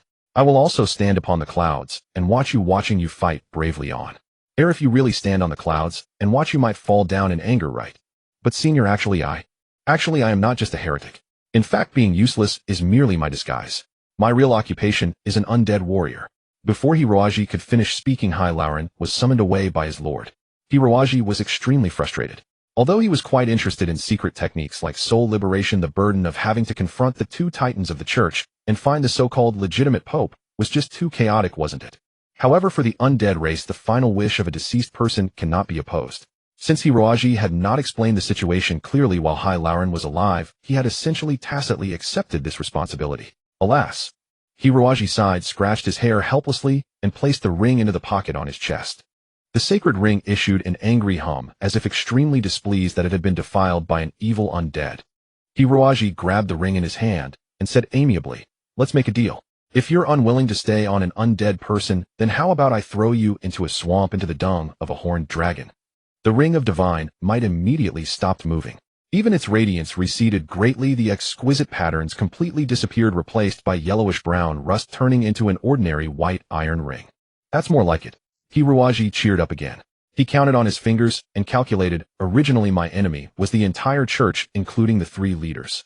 Now only 2 of the 3 leaders remain, which means the enemy has been reduced by 1/3. This is a wonderful thing. Hai Lauren, although you were old and dim-sighted and misjudged me, I, Hiroaji, am not an ungrateful person. Since I have received your secret technique of soul liberation, I will surely find a way to fulfill your final wish. But the universe is so vast, I don't know when I will find your disciples. I can only leave everything to the heavens. If your supreme God truly shows his power, I don't pray for his help. I will be satisfied as long as he doesn't on a whim strike me with heavenly thunder. Amen. They buried High Lauren in a desolate rocky crevice, smashing large boulders with their mechas to fill every gap, and then covered it with a massive stone slab trimmed by a magnetic oscillation blade. Captain Kai carved a large cross on the slab with a beam, sword leaving no name, because no one knew High Lauren's true name. Kai declared loudly, Brothers High Lauren was among the first hunters to arrive at Siwang Island. 14 full years have passed since he set foot here. During these 14 years, countless souls were tortured to death by the brutal climate of Siwang Island and the savage beasts. Though they were death row inmates, they deserved a dignified death. For 14 years, no one had ever escaped. Today, we will be the first to try. Whether we succeed or not, we will regain the innate dignity of humanity. Brothers, let us either escape to freedom or die in a blaze of glory. At dawn, they arrived at the cave, where Duoluo town was located. The mountain gate outside the cave was bustling with vehicles coming and going. Many death row inmates who did not live there came daily to seek pleasure, and now it was time for them to return. The infiltration went smoothly. Most of them hid in a convoy of giant armored garbage trucks which were responsible for transporting the town's nightly waste. Empty bottles, used drug syringes, discarded condoms, and so on, to the landfill outside the town. 25 elite hunters slipped into Duoluo town unnoticed. After a night of frenzy, the town was severely exhausted, almost everyone was asleep. Occasionally, a few prostitutes who had just finished work staggered along the streets, dazed by drugs and alcohol. 25 ghostly figures flashed through the streets. Even if some drowsy onlookers caught a glimpse, they would attribute it to their own blurred vision. After all, though these were seasoned hunters compared to the finest warriors of the Longya hunting team, they were but easy prey. The entire operation took only 17 minutes and 25 seconds. The members who had dispersed to carry out tasks soon gathered again. The plan began with plastic explosives. The resulting chaos would divert most of the thugs' attention, allowing them to relax their guard over the supply depot. Then a swift assault would end the fight and secure sufficient supplies.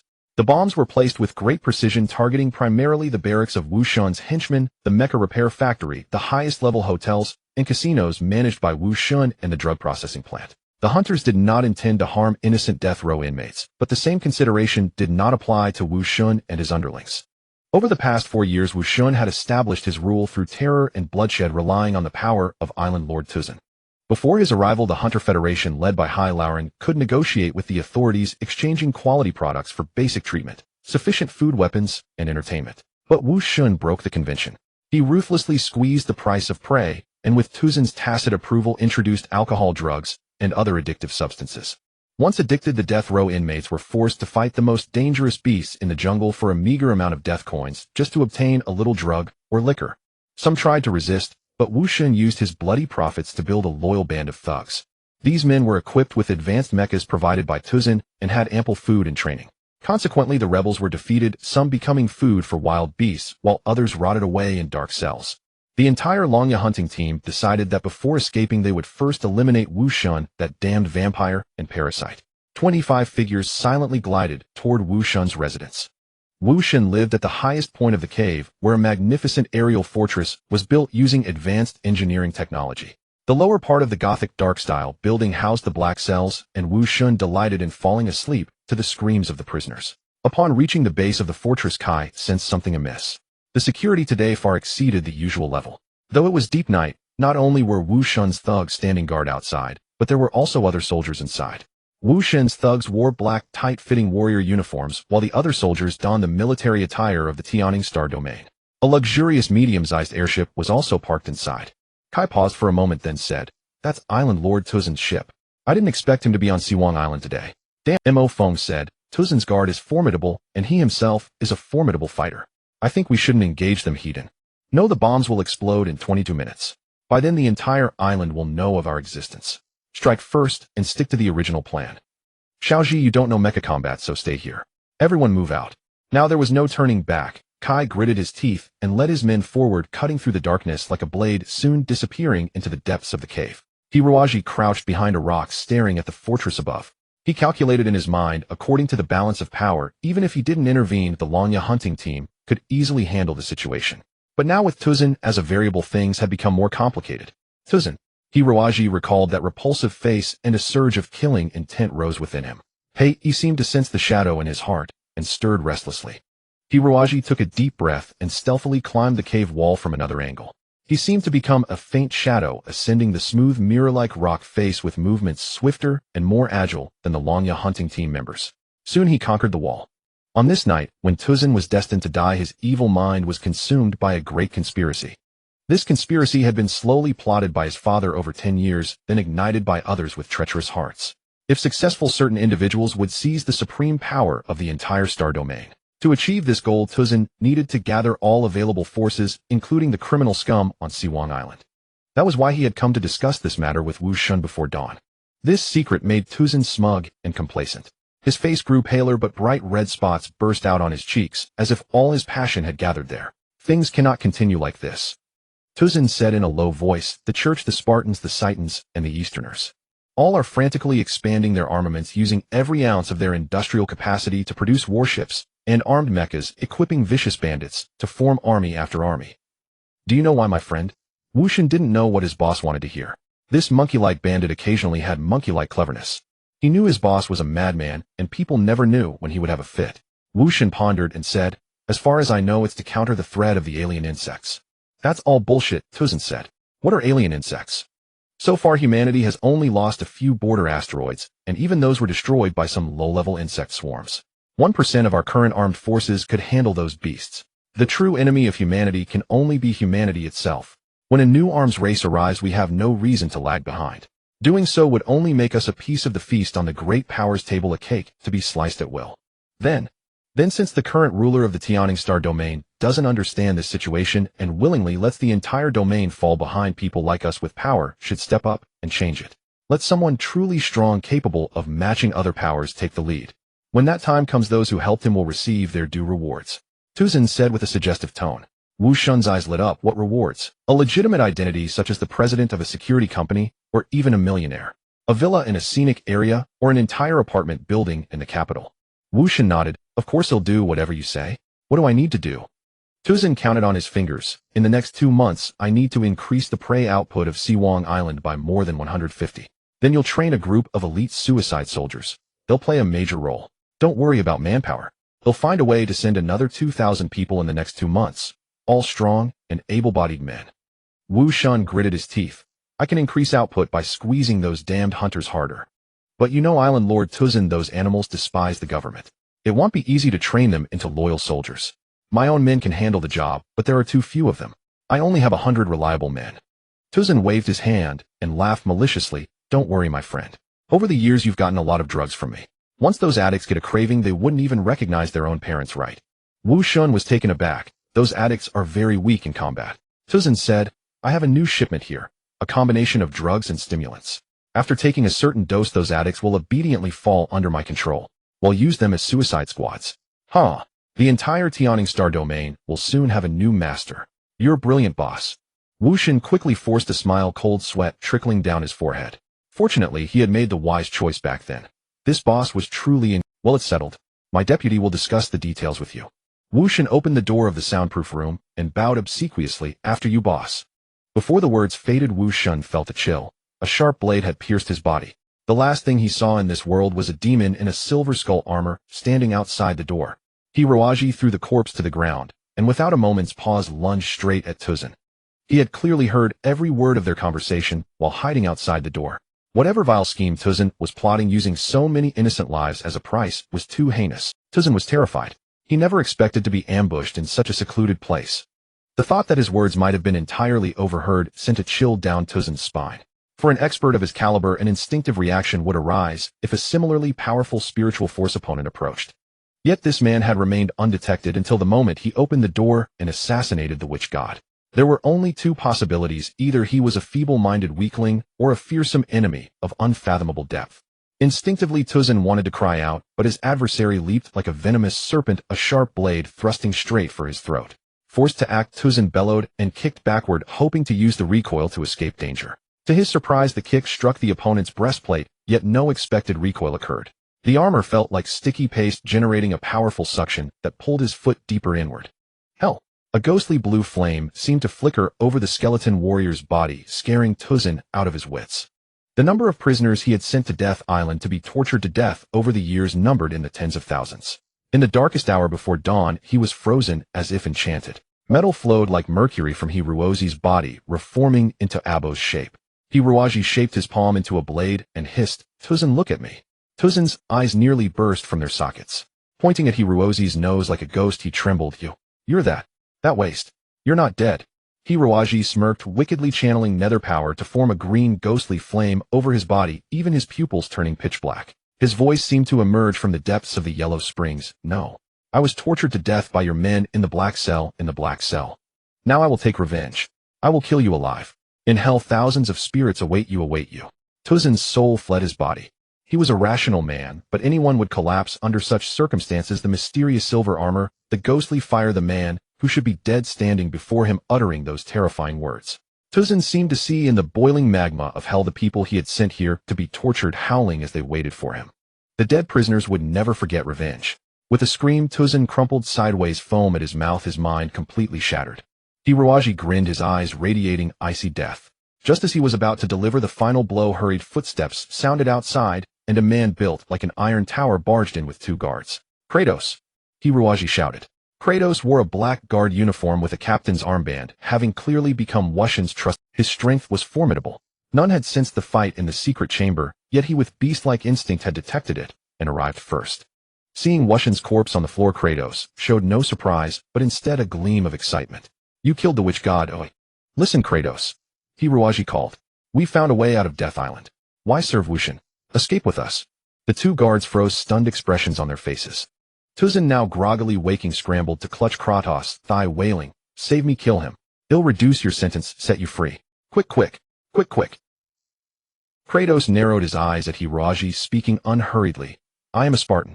To a Spartan, the most important thing in this world is to constantly challenge the strong, rising to the pinnacle of martial arts through endless battles. Hiruozi, I am truly fortunate to have an opponent like you. Tuzin ecstatically cried. Yes, that's it, kill him. He'll make you captain of my guard, endless. Tuzin's eyes went wide, for his entire head had been twisted 180 degrees facing backward. Kratos declared proudly, I do not fight for some damn order, Hiruozi. I became Wushin's subordinate only to get the island's most advanced mecha. Now come, Hiruozi, let's see who is the true strong one. Hiruozi broke into a cold sweat. Since you aren't truly loyal to Wushin, we have no reason to fight. Kratos flashed, white teeth wagging a finger. To us Spartans, battle itself is the greatest. That is our way of life. If you can defeat me, I will leave this place with you and become your most loyal follower from this day forth. But if I win, prepare to be my slave. Such is the law of Sparta. Before the words died, Kratos lunged. Hard to believe such a bulky figure could move so swiftly, but he did. Kratos, like a fierce black tiger, soundlessly closed the distance in an instant. Hiruozi felt a chill at his chest and retreated half a step. The chill turned into searing pain. The opponent's fist wind had already sliced through the skin of his chest. Kratos' punches were extraordinarily tricky. The hidden force not only broke through the skin, but penetrated deep into the viscera. An ordinary man, even if only grazed by the fist wind, would have damaged internal organs and lost the ability to circulate energy. Yet Hiruozi was no ordinary man. His strength derived entirely from his bones, unrelated to his organs or muscles. Hiruozi moved stiffly like a skeleton, his legs assuming a bizarre posture, and he kicked at Kratos from an extremely tricky angle, hitting him squarely in the abdomen. A sharp pain shot through his leg bone. Hiruozi was shocked. Since he began cultivating the black nether bone art, no one had ever caused pain in his sturdy bones, and the abdomen is one of the bode's weakest points. Kratos' strength was indeed formidable, but he did not realize that Kratos' shock was 100 times greater. Kratos' energy martial arts could instantly gather all ambient floating energy particles into solid form, inflicting severe damage on the opponent. Just now the fist wind had clearly grazed Hiruozi's chest. Under normal circumstances, once the fist force penetrated the body, it would immediately close all blood vessels and meridians, causing even the most powerful expert to suffer a brief stagnation of power. But unexpectedly, Hiruozi was completely unaffected, counterattacking within less than a second. Even more shocking was that his foot struck like an indestructible iron hammer, unleashing such tremendous force. The body-hardening art widespread on the planet Sparta was a defensive technique. Kratos had cultivated it to the highest level and believed no one in the world could harm him. Yet this unremarkable young man, only half his size, possessed monstrous strength. Kratos knew his internal, but a seasoned Spartan warrior would not mind such a minor injury. The two exchanged glances, each seeing awe and respect in the other's eyes. With a simultaneous roar, they clashed again. The 2 guards had nearly been caught by Kratos' fist wind. Terrified, they scrambled behind a sofa. Peeking out, they could barely make out the fighters, let alone their lightning-fast attacks. They only saw tables and chairs shattering for no reason, deep fist prints and palm marks appearing inexplicably on the walls. The crystal chandelier above crashed down, then exploded with a bang. Glass beads flew like bullets, embedding deeply into walls, and a few pierced the sofa. One thug reached out to touch a bead, but was scalded, letting out a cry. The fight abruptly stopped. Kratos stood panting, his body bruised, purple eyes gleaming like a wolf's, both bedraggled and dangerous. In contrast, Hiroaji looked far better, at least he wasn't gasping so heavily. As a skeleton warrior, he had little need for oxygen. A faint creak came from the walls, the metal fatigue sound of steel about to snap. Not good. Hiroaji suddenly crashed toward the window. The solid wall gave way like paper as he burst through, ignoring the 100 softmeters drop below. Almost simultaneously, Kratos also burst out. The very second they flew out of the secret chamber, the room ravaged by their battle finally collapsed with a roar. "You are the most outstanding opponent I've ever met," Kratos shouted midair. "You've earned half of a Spartan's respect." "Only half," Hiroaji yelled in the howling wind. "The other half depends on your mecha skills." A cyan light radiated from Kratos' right arm, enveloping him. A massive mecha appeared in midair. Hiroaji couldn't identify the mecha's model, but since it belonged to Wushin's strongest subordinate, it was not to be underestimated. Moreover, Hiroaji noticed the mecha had undergone highly skilled modifications. Its surface armor was doubled, and the rear engine section had absurdly increased power with a row of over a dozen exaggerated exhaust pipes jutting upward. The entire mecha exuded the ruggedness of the industrial age, like a savage brute seeking maximum wildness and untamed power. "I hope you can survive under the Mad King, Hiroaji. Spartans only befriend those with true strength." Hiroaji was about to hit the cave, but a black gleam appeared. Hai, having waited long enough, could no longer suppress itself and burst out of the space wristband. Facing the rampaging, arrogant opponent, it roared excitedly, "Mad King." A worthy opponent. Hiroaji had no time to think. He shouted, "Hai, let's go. Show that Spartan what we can do."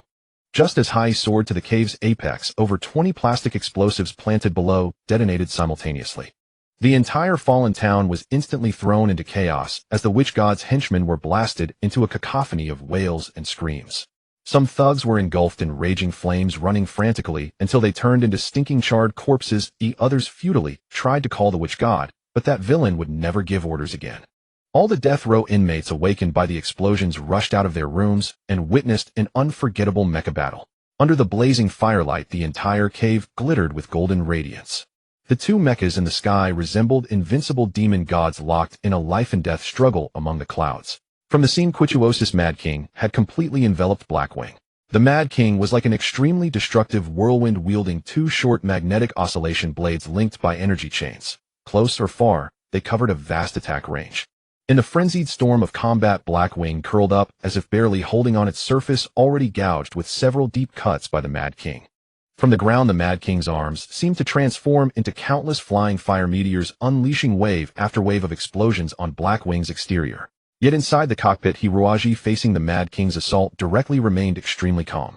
Though the screen displayed a dizzying offensive, Hiroaji knew that beneath Quituosis' rough and ferocious mask lay a cold-blooded warrior's heart. As a professional fighter, he would never employ such a fierce yet ineffective barrage as his lethal trump card. Indeed, the strikes were severe, but far from delivering a fatal blow. Hiroaji believed this was merely a highly realistic feint. The moment he showed even a hint of panic under the dense assault, Quichusi would seize that sole weakness and unleash a killing move. Hiroaji's expression was grim, his hands deftly manipulating the controls as he issued a stream of commands to Blackwing in his mind. If transmitted and analyzed via electronic neurons, even the most advanced computer would crash instantly. Only an undead machine like Blackwing could fully accept them. As if utterly enraged, Blackwing took a hit to its chest and raised its bone-white scythe high, attempting a heating clash with the opponent. The Mad King's entire offensive suddenly halted, both blades were deeply concealed behind it. Inside the cockpit, Quichusi smiled. No matter what level of expert Hiroaji was, this blow would surely end the battle. Blackwing suddenly shifted into an odd posture, as if stepping on an invisible rock in the void. Then, using that force, it leaped onto the cave ceiling. Blackwing's legs nearly folded, cracking the cave roof deeply. Quichusi was truly stunned, utterly unable to react, completely dumbfounded. Impossible. Had Hiroaji seen through his technique? Blackwing slammed into the Mad King like a cannonball, brutally crashing it into the witch god's fortress. Boom. The fortress collapsed into ruins, the Mad King trapped inside.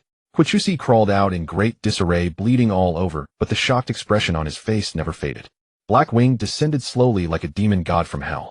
Its flowing cyan soul fire, exquisite skeletal mechanical structure, and dark somber aura left a deep impression on every resident of Fallen Town. It also thoroughly shook Quichusi.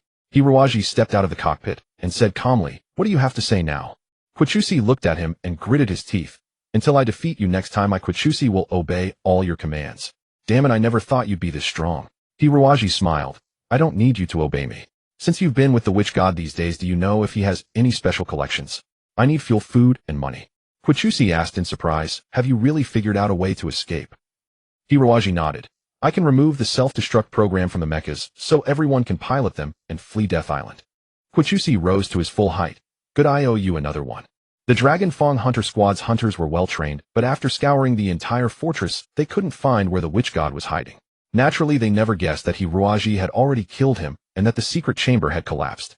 Kai made a swift decision, prioritizing the bigger picture, and led the group toward Death Island's material depot. Those places were originally guarded by sentries, but all had been injured or killed by the explosions, creating utter pandemonium. The Dragon Fang Hunter Squad stormed the warehouse like a whirlwind, sweeping away most of the stored energy. A few guards noticed, but dared not stop these ferocious brutes. The only resistance came from the knights brought by Tuzin, but without his leadership, they quickly lost their will to fight, and were routed, eliminated one by the Dragon Fang Hunter Squad. "Great, we've got a ship!" Mo Fong exclaimed excitedly. Tuzin's airship was the most advanced model on the entire yearning star, capable of carrying 50 crew members and traveling seamlessly through both atmospheric layers and the vacuum of outer space. For the Dragon Fang Hunter Squad, this was undoubtedly excellent news, otherwise they would have had to fly out of the atmosphere in their mechas, a process fraught with danger. Kai nodded, a trace of relief showing in his grave eyes as he glanced around. During the raid on the supply depot, they had deliberately destroyed all defense systems and taken only 3/4 of the essentials. As for the witch god's stash of alcohol, drugs, and other luxuries, they left them untouched. Now the entire fallen town's residents were stirring, grabbing their weapons, and rushing up madly, desperately looting the drugs and liquor. These people were originally lawless bandits. Old habits die hard. With such a severe explosion in Fallen Town, instead of thinking about disaster relief, they all came to take advantage of the chaos. The witch god's guards, usually domineering, initially saw people approaching and brandished their electromagnetic whips menacingly. But faced with such tempting fine wine and high-purity drugs, all the death row inmates lost their minds. In the darkness, someone fired a bullet at a guard who crumpled to the ground. This seemed to be a signal for action. All the inmates charged with red eyes, tearing every witch god guard to pieces. These guards, who had once bullied and exploited prisoners under the witch god's power, finally met their just. Thanks to this farce in the town, the Dragon Fang Hunter Squad's operation was quite smooth, and they quickly obtained all the supplies they needed. Just then Hiroaji and Quichusi appeared, looking disheveled. "This is my friend Quichusi," Hiroaji introduced. "He wants to leave with us. I've already removed the self-destruct program from his mecha." Kai frowned. In principle, they were against taking other inmates, as they were hardened criminals. It was hard to guarantee they wouldn't commit crimes once out. Seeing Kai's reluctance, Hiroaji explained, "He's strong." Quichusi expressionlessly eyed the Dragon Fang Hunter Squad and gave a cold snort. "Quichusi, what crime did you commit to end up on this island?" Kai asked suspiciously. If he was a heinous murderer, they absolutely couldn't take him. Quichusi raised his head. "I was gambling at a casino on Interstellar, and I only won a mere 5 million star coins. The owner sent 2 thugs to kill me. After I finished off those 2, I went to the owner's house. But the police arrived too fast. Before I could smash his second kneecap, they showed up." Quichusi paused and added, "I was only captured after destroying 21 police mechas. Those guys were weak, but it was still a pretty satisfying fight." Kai and Mo Fong exchanged glances, then looked at Hiroaji. Kai finally said, "All right, you can come with us. But if you do anything against morality after getting out, I'll kill you with my own hands." Quichusi smiled faintly. "Don't worry, I won't cause trouble. But it's not for the escape. I'm doing this as a favor to Hiroaji." Kai was taken aback. Even a blind man could see that Quichusi was a dangerous monster, yet he was so obedient to Hiroaji. This Hiroaji was truly a hidden depth. "By the way," Mo Fong said, "we searched the fortress thoroughly earlier, but found no trace of the witch god. That guy is too cunning." "Don't worry about the witch god," Hiroaji said with a smile. "With all this chaos, he might have been killed by the mob. Let's leave now. Right, if the yearning star defense forces react, it'll be too late. Let's go." Over 20 knights carried the supplies into Tuzin's spaceship, while Kai, Mo Fong, and 2 other technicians made their way to the cockpit. For these elite special forces soldiers, piloting various types of vehicles was merely a trivial matter. Just as the condemned prisoners were fighting bitterly over a small amount of alcohol, a blazing fire erupted at the bottom of the cave, and a spaceship rose slowly from within the flames. The passage at the top of the cave opened to both sides. The first rays of dawn streamed in, rendering the entire spaceship as red as flames. The sky remained as cold as tungsten iron as the spaceship pierced through the void like a meteor flying toward the infinite firmament. Gazing at the islands below no larger than chess pieces, Hiroaji felt a surge of emotions. The environment on Death Island was undoubtedly harsh and brutal, yet even in such an arduous setting there were still those who refused to abandon their will and live. Now they had left the island behind, but could the outside world possibly be any better compared to Death Island? Yet Hiroaji believed that these brave souls would surely compose a stirring symphony on an even grander stage. He stood up and intended to return to his quarters, but a commotion in the command room caught his attention. "Reporting, Captain. We've captured a condemned prisoner. This guy was hiding under the bed in Tu-Sen's room. No one knows who he is." Two members of the Longya hunt squad flanked a wretched-looking diminutive figure. Kai said with a stern face, "This fellow is still wearing prison clothes. He must be a condemned prisoner from the island, likely a serious offender who committed atrocities in the past. We cannot let him go." One of the Longya hunt squad members growled, "Easy enough. Just toss him out the door." The man was terrified out of his wits, his voice turning shrill like a woman's as he screamed, "I'm not a serious criminal. I am just a thief." Hiroaji took a closer look and couldn't help but laugh. Xiao Zhe. It turned out this man was the legendary thief Xiao Zhe, who had once stolen the mecha of Tianning's Saint Envoy Long Zhan after being thrown onto Death Island together with Hiroaji. Xiao Zhe spotted Hiroaji as if he had seen a savior, twisting his body vigorously and crying, "Xiaoji, save me. Tell them I'm no violent criminal." Old Xiao wouldn't even dare to slaughter a chicken in his daily life. Hiroaji asked in surprise, "Xiao Zhe, how did you end up on this ship?" Xiao Zhe lowered his head sheepishly and said in a soft voice, I've been stuck on this island for 2 months now. Since I'm useless, I can't hunt any game to trade for money. You know how tough life is. And then today I saw this beautiful spaceship landing in Degenerate Town. I had to be honest, my heart stirred just a little bit. I waited there for over 3 hours and finally found a chance to sneak aboard. I figured the biggest and most luxurious room must belong to the ship's owner. But before I could even make a move, these people came in. Then the whole ship actually took off. I got so nervous that they found me out. Hiroaji found it both annoying and amusing. This Xiao Zhe was incredibly bold. As the master of Death Island, Tu-Sun was a god who held absolute power over life and death. For Xiao Zhe to dare sneak aboard his ship, there were simply no words for it. Hiroaji glanced at his legs and asked, "Are your feet any better?" Xiao Zhe nodded, repeatedly grateful. "All healed, all healed." "Huh. At first I thought I'd be a cripple for the rest of my life, but Xiaoji, your skills are truly remarkable. I don't know what to say, but if you ever want to steal something, just name it. Except for the moon and stars in the sky, everything else is on me." "Enough. If I'd known your thieving heart was still alive, I'd rather have left you a cripple." Hiroaji spat at him, then turned to Kai and explained, "Captain Kai, this Xiao Zhe is a master thief, not a murderer or any sort of villain." Kai's blade-like eyes swept over Xiao Zhe 3 or 4 times, sending chills down the thief's spine. Finally Kai said, "I don't think he's very strong, shouldn't cause too much trouble. Since fate has brought you onto this ship, consider it your blessing. But let me make one thing clear, whether you're a big thief or a small one, if I catch you pulling any more shady tricks within my sight, then sorry. I'll toss you out to feed the sea fish." "I wouldn't dare." Xiao Zhe was overjoyed, bowing repeatedly, then asked Hiroaji curiously, "Xiaoji, my friend, what exactly is going on?" Hiroaji gave a faint smile, led Xiao Zhe to the window, and pointed at the soybeans-eyed Death Island shrouded in clouds and mist below. "Look, what's that place?" Xiao Zhe squinted and studied it for a moment, then suddenly exclaimed in shock, This is Death Island. We've actually left Death Island. Yes, we've escaped. This. You're all absolutely incredible." Xiao Zhe's tongue hung out for a long time before he retracted it. "Are none of you carrying mechas?" Hiroaji said, "Every one of them has a mecha on them." "Then we're doomed." Xiao Zhe leaped into a corner like a rabbit. "Turn back immediately. Once we're beyond a certain distance from Death Island, the mechas will explode." "Damn it, I don't want to die." The whole group burst into laughter. Just then the pilot grabbed the communicator and jumped up, exclaiming joyfully, "We've crossed the Death Line." The Death Line was a warning boundary 80 kilometers from Death Island. It was said that beyond that distance the self-destruct devices inside the mechas would activate. Now everyone was safe and sound, proving that Hiroaji had completely removed the self-destruct devices. Hurrah! The Longya Hunt squad members cheered and rejoiced. Some lifted Hiroaji into the air and tossed him repeatedly. Now none of them doubted Hiroaji's importance. It was Hiroaji who had pointed the way and led them to accomplish one seemingly impossible miracle after another. Only one obstacle now stood on the road to freedom for everyone. Since Tianning Star was the capital of the entire star domain, a garrison fleet was stationed outside the atmospheric layers surrounding it. Over 100 cosmic ports throughout the star domain warning warships patrolled the skies at all times. These ships were mainly used to counter sudden meteor strikes, turning them to dust before they could hit the planet. Moreover, long ago some space pirates had tried to attack Tianning Star, and without exception they had suffered crushing defeats. The skies above Death Island were not a strategic location, so there were few patrol ships here.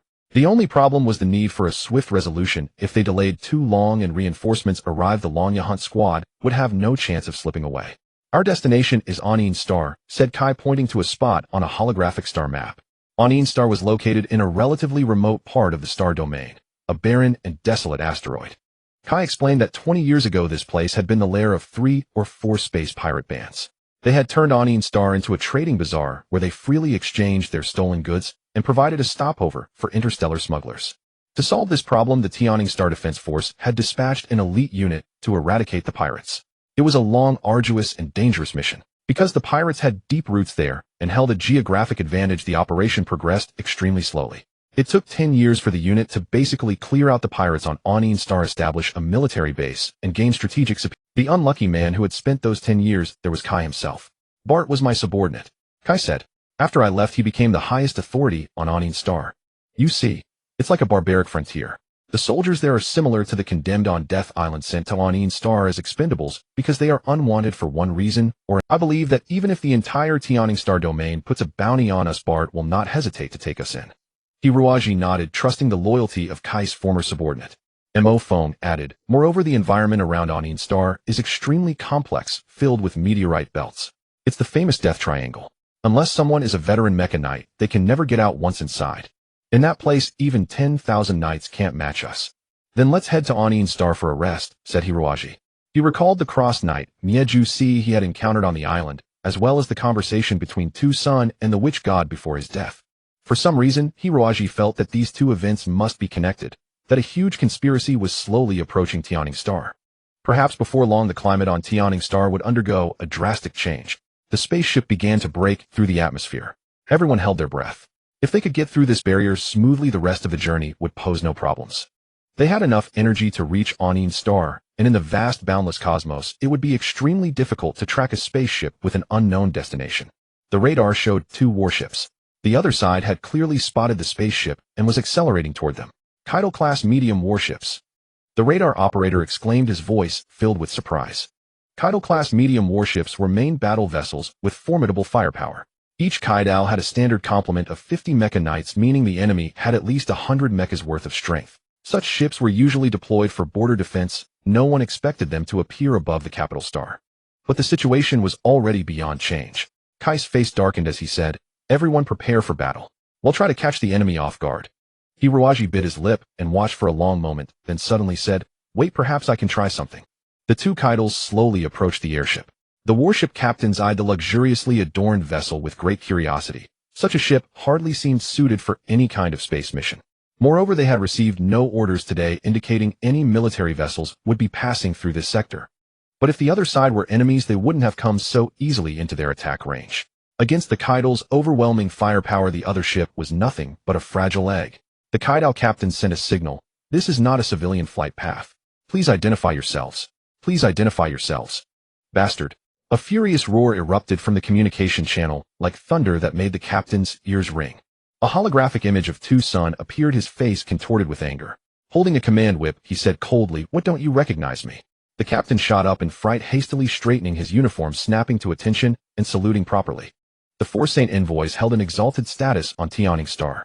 Tu-Sun was likely to become one of the next 4 Saint envoys. A mere warship captain would tremble at his sneeze. Sir. Tu-Sun seemed somewhat appeased, nodding and saying, the situation on the capital star has been a bit unstable lately. It's good that you're patrolling diligently. Report any developments immediately and never be careless. Yes. Very well. You've been quite efficient. Whose command are you under? After this mission is over, I will personally have a word with your superior. The captain was ecstatic and stammered, Sir, I am under the 3rd Fleet Fierce Tiger column. That's Lieutenant General Ji Sen's unit. Very good, very good. Tu-Sun raised his chin and switched off the holographic communicator. The captain quickly cleared the path, and the other spaceship soon vanished into the starry expanse. A hesitant adjutant asked, Captain, shouldn't we have confirmed their identity first? According to procedure. Idiot. The captain cursed. That was clearly General Tu-Sen's ship. I saw it during an exercise last year, and the person on the communicator was the general himself. What other checks are needed? If we delay General Tu-Sen's confidential mission, we wouldn't have enough heads to pay for it. Let's not record this incident. I'm sure General Tu-Sun has very important business leaving the capital star at this hour, especially with the current unrest he. The captain narrowed his eyes, imagining the future favors he would receive from Tu-Sun, and his heart bloomed with joy. Of course, he never dreamed that Tu-Sun had already turned into a cold corpse in the gloomy cave on Death Island. He could never have anticipated that a semi-metallic creature like Abu could manipulate the computer system, fabricating an image and voice of Tu-Sun, and even simulate his usual demeanor and tone, as well as the officer files of the Tianning Defense Force. 2 days later, news of Tu-Sun's death would reach the capital Qingya city. It would be another 7 days before the captain was secretly arrested due to his adjutant's betrayal. Tu-Sun's father Myo's the holy emissary was in charge of the secret police throughout the Tianning Star sector. In the gloomy, damp underground prison of the secret police headquarters, the captain would be tortured for 3 days and 5 hours before dying. Yet he never knew who he had been speaking with at that time. In truth, Hirozi's vessel had already arrived above Anying Star. Kai Mo Fong and the others had never imagined that a bloody conflict could be replaced by such an ingenious method. They stared at Abu in astonishment, exclaiming, "Xiaoji, this pet of yours is truly remarkable." Abu wriggled his body, displaying an unmistakably smug demeanor. Hiroji scratched his head and said, "The enemy's vigilance is far too low. However, I suspect news of our prison break will soon reach the outside world. By then it will be impossible to bluff our way through." Kai laughed heartily and said, "Rest assured, we have the best radar operators and pilots in the entire Tianning Star sector. No one will ever discover us." His words proved true. The next several days of travel passed without incident. The Dragon Fong hunting team chose an extremely concealed route, one frequented only by pirate star thieves and smugglers. Occasionally others would detect their spacecraft, but everyone tacitly avoided one another, for on this route no ship was clean. Every crew member bore a hefty stack of warrants. During this time, aside from using the ship's sole mecha maintenance bay to repair the hunter's mechas, Hiroji devoted most of his efforts to studying the Divine Judgment Ring and the radiant power that Hai Lauren had infused into his body. The Divine Judgment Ring contained an overwhelming surge of holy power. Even merely keeping it nearby, Hiroji found his skin slightly singed. Summoning the mecha within to take a look was an even more impossible feat. As for the radiant power Hai Lauren had infused into him, that posed an even greater problem. Hai Lauren's intentions were benevolent. Had Hiroji been an ordinary person, this power would have merely strengthened his body and prolonged his life. But Hiroji was in part a deathborn of the undying clan born from darkness. The entry of holy power into his body was akin to tossing an ice cube into searing oil, inciting a violent. Yet there was a silver lining. Hiroji marveled to find that during these days the dark energy within him had grown significantly. According to his original cultivation method, there were always periods of rest each day. But ever since the holy power entered his body, had been forced to continuously practice the netherbone art to resist its corrosive influence. Through this unrelenting tempering, the level of his dark power ascended to a new height. Hiroji recalled the secret art of spiritual release that Hai Lauren had imparted before his death. According to Hai Lauren, even the most ordinary person possesses spiritual energy within, though most people unconsciously expend it in daily life. Mecha Knights possess more spiritual energy than common folk, yet their consumption is also greater. However, in many situations, such as daily life, expenditure is unnecessary. The art of spiritual release employs a unique method to gather this daily dissipated spiritual energy, storing it deep within the consciousness. When battle demands, it can be released in a concentrated burst over a short period, achieving maximum combat power. To some extent, soul ability users, such as Emojada, do not have vastly more spiritual energy than ordinary martial artists. Yet they can unleash the accumulated energy of several days or even months in a mere 10 minutes. The combat potential was staggering. Hirozi's heart yearned for this secret art. However, significant problems remained in practical cultivation. Hai Lauren's memories contained far too many impurities unrelated to the art, mostly theological scriptures, reverence for the supreme god, prayers, and the like. For the son of a demon like Hiroji, this was dizzying and nauseating. Moreover, whether a secret art designed for holy power could be adapted to dark power remained an unsolved mystery. In the intervals of studying the art of spiritual release, Hiroji spent most of his time in combat training with Koei Toosi. He had known that the battle maniac Koei Toosi would not be easy to handle. He had indeed listened to him, but the price was an hour of combat training every day. After the first session, Hiroji regretted it. Damn it. He would bet that in the Spartan lexicon the word training simply didn't exist, or that it meant something akin to a life-or-death brutal duel. Koei Toosi wasn't training, he had become a wild beast, a ravenous wolf that hadn't smelled blood in 4 days. The training room was filled with the lightning-fast silhouettes of the two. Hirozi's explanation was that to endure the arduous journey ahead, he needed to learn some body-strengthening techniques from Koei Toosi. Kai and Mo Feng looked worried. Kai said that Koei Toosi is too much. I can hear Xiao Ji screams from the command room. Can't he be more gradual with a beginner?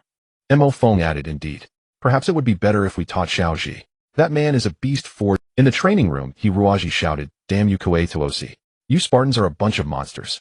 I swear I'll never spar with you again. Koei Toosi retorted, Bastard. You've dislocated my hands and feet 15 times already. I'm lying here unable to move, and you're still putting on a show shouting and yelling. If anyone's a monster, it's you. The perilous interstellar voyage was finally drawing to a close. From the 12th day onward, everyone was jubilant, for according to the star charts, Yearning star lay just ahead. Look, Xiaoji. Kai pointed at the star chart. In half an hour we'll see Yearning star. Check the radar. Here, this is Yearning star. On the three-dimensional holographic radar system in the command room, the black dot representing Yearning star slowly entered the zone. And what are those flickering little spots beside it? Hiruaji asked curiously. Kai and Mo Feng looked closely. Their faces drained of color. After a long pause, Mo Feng stammered, That should be intense energy feedback. Simply put, Yearning star is under siege by Mechs. 20 minutes later, the electronic screen confirmed their words. Yearning star was a drab, insignificant asteroid that could easily be mistaken for a pebble along the Milky Way, if not specifically searched. Now above Yearning star hovered a bizarre battleship shaped like an enormous beehive. Countless mechas swarmed out of it, constantly flying toward the planet. They bombarded Yearning star with devastating missiles, electromagnetic beams, and shockwaves.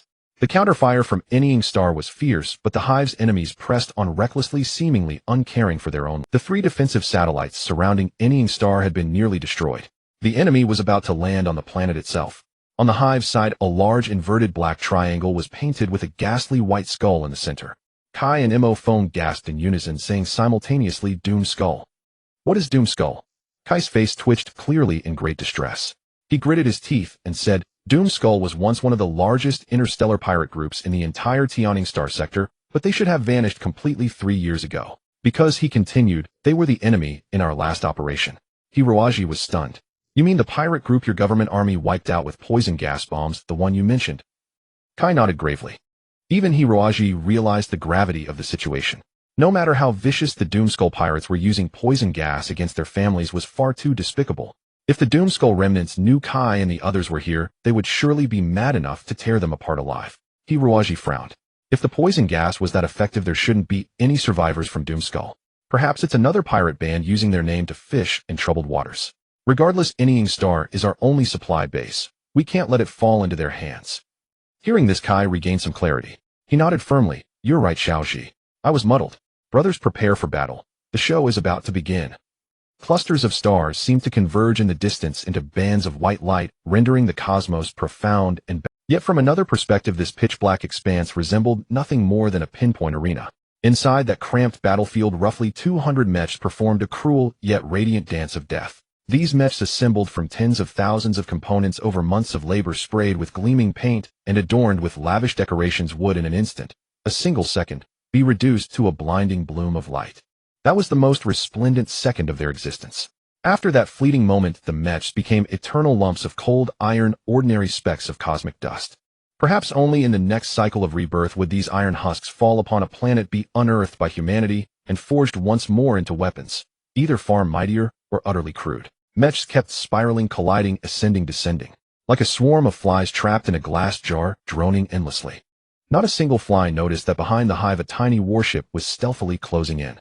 Tucson had spared no expense on this vessel, equipping it with state-of-the-art anti-scanning stealth devices. Combined with the pilot's masterful maneuvering, Doom Skull detected nothing of this hidden blade.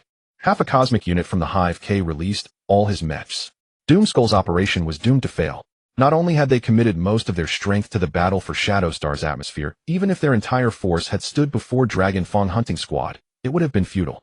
The Dragon Fang hunters had tempered themselves for 3 years on Death Island. Now no one could stand before this gleaming sail. Not until the first energy beam struck the hive surface did Doom Skull realize that such a dangerous enemy lay in ambush behind them. The emergence of Dragon Fang squad not only delivered a tangible blow, but also struck psychological terror into Doom Skull's leader. This force might have been lying in wait long ago, meaning that Shadowstar had already foreseen this attack. Before the energy shields had dissipated, Doom Skull hastily recalled 30 pirate mechs to block Dragon Fang. Yet in just 5 minutes their leader paid for his hubris, Kratos alone piloting his modified Raging King mech, down 6 pirate units. The rest became easy prey for Dragon Fang's hunters. Hiroaji calmly watched the battle from the cockpit, while Abu recorded the entire engagement and analyzed it through his neural processor. Abu, I feel something's off about this fight. Master, do you mean these enemies are too weak? Yes. Judging by their equipment, all of Doomskull's mechs are quite advanced. But relative to such advanced machines, their combat skills are far too poor. No, that's not quite right. They seem overly rigid, as if lacking real combat experience. That's exactly the opposite of typical pirate style.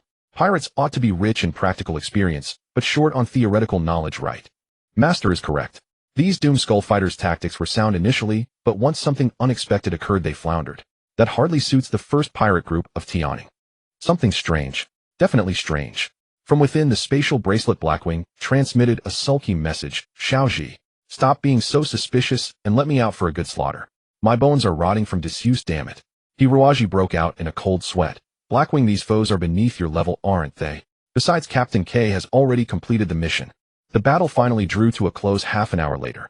Though Doomskull's commander was slow to react, he ultimately made the right choice. After paying a certain price, he led his battered remnants back into deep space. With only some 20 Mech, Dragon Fang squad could not pursue. The victors returned triumphantly to the ship, elation rising in every heart. They had known their strength had grown, but they never expected such a dramatic increase. Doomskull was an old adversary, whose previous skirmishes were evenly matched at best. Yet this time the battle had turned into a one-sided rout. Those 2 years on Death Island were well spent, some hunters exclaimed joyfully. K, however, remained composed. As soon as he saw Hiroaji, he shook his head. That wasn't the real Doomskull. Their combat style is different. They were too weak, Hiroaji said. K replied, it's not just a matter of strength. Doomskull fights with ruthless decisiveness and no fear of death. These pirates were also tenacious, but their tactics lacked that edge of ferocity and were instead more refined. In short, this doesn't feel like the Doomskull of old. Hiroaji scratched his head. Regardless, it's good to boost everyone's morale. I think after this battle, Shadow Star should know of our existence. K sent a radio signal to Shadow Star using a special code from the elite unit. After a long pause, Shadow Star replied, this is Lieutenant Colonel Bart. State your identity. K. Bart, has that scar on your ass healed yet? Who is this? An old friend.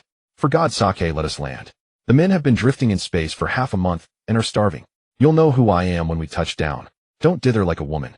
K recalled all Mechs and sealed the deck, rendering the ship defenseless. More than 20 Mechs flew from Shadow Star, guiding the vessel down with vigilance.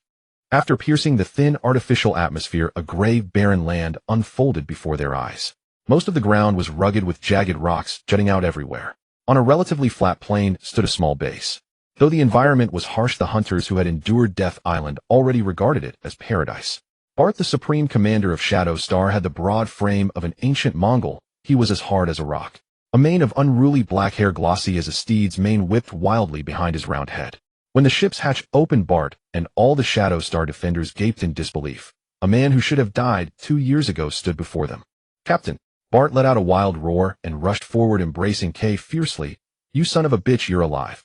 You're actually alive. K said in surprise. We haven't seen each other in 3 years, Bart. You've gotten even bigger. Who said I was dead? Our superior, General Morpheus. He said you used biological weapons in the final operation against Doomskull and were sentenced to death by court-martial. Damn it, Eddie Grant. You're all alive. Was that bastard lying to me? As one comrade after another stepped off the ship, Bart could not believe his eyes.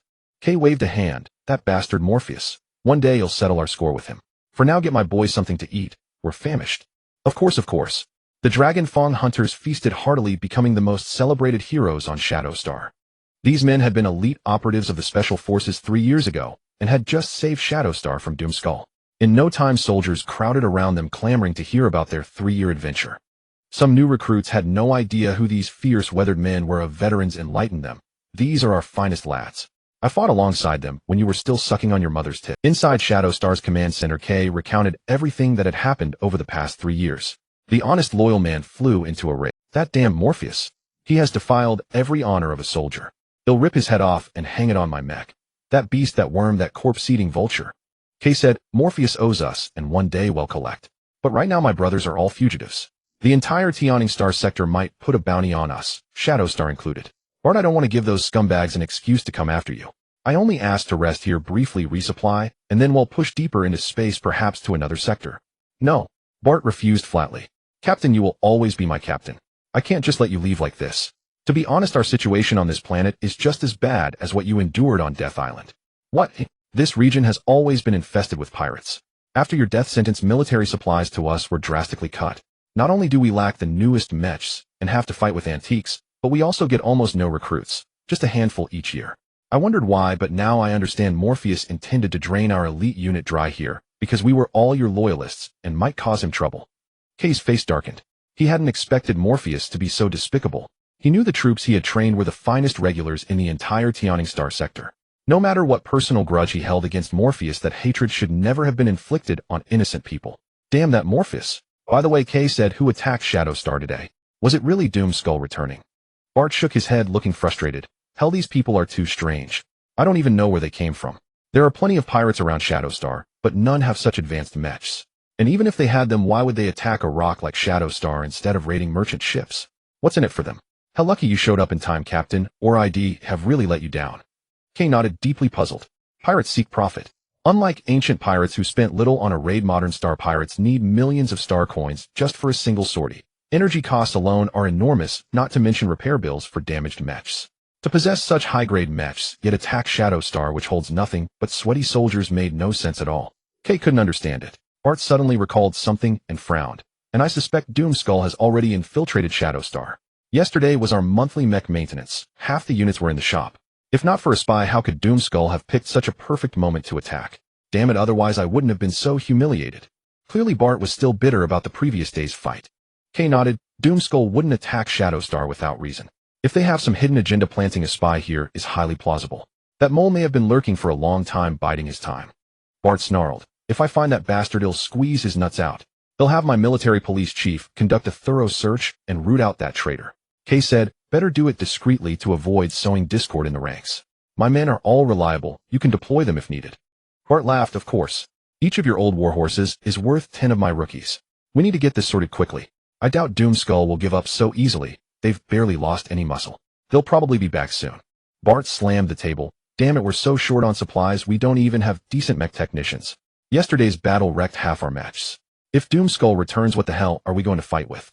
Kay gave a mysterious smile. Bart, I may not be able to help with other problems, but if it's about mech repairs, you can rest easy. Because I brought along a mech repair genius. A mech repair genius. The mecha maintenance prodigy Kai had mentioned was currently devouring his 11th bowl of noodles since arriving on Shadow Star. Heaven only knew the immense energy consumption the practice of the spiritual solution secret art imposed on the human body. Hiroaji had virtually drained every cell of its energy, barely managing to sustain his bodily functions. Due to the limited food supplies on the spaceship, he hadn't dared to indulge freely. Now that he had arrived on Shadow Star, he naturally couldn't continue to neglect his stomach. Bart hurried in with the most seasoned maintenance technician on Shadow Star.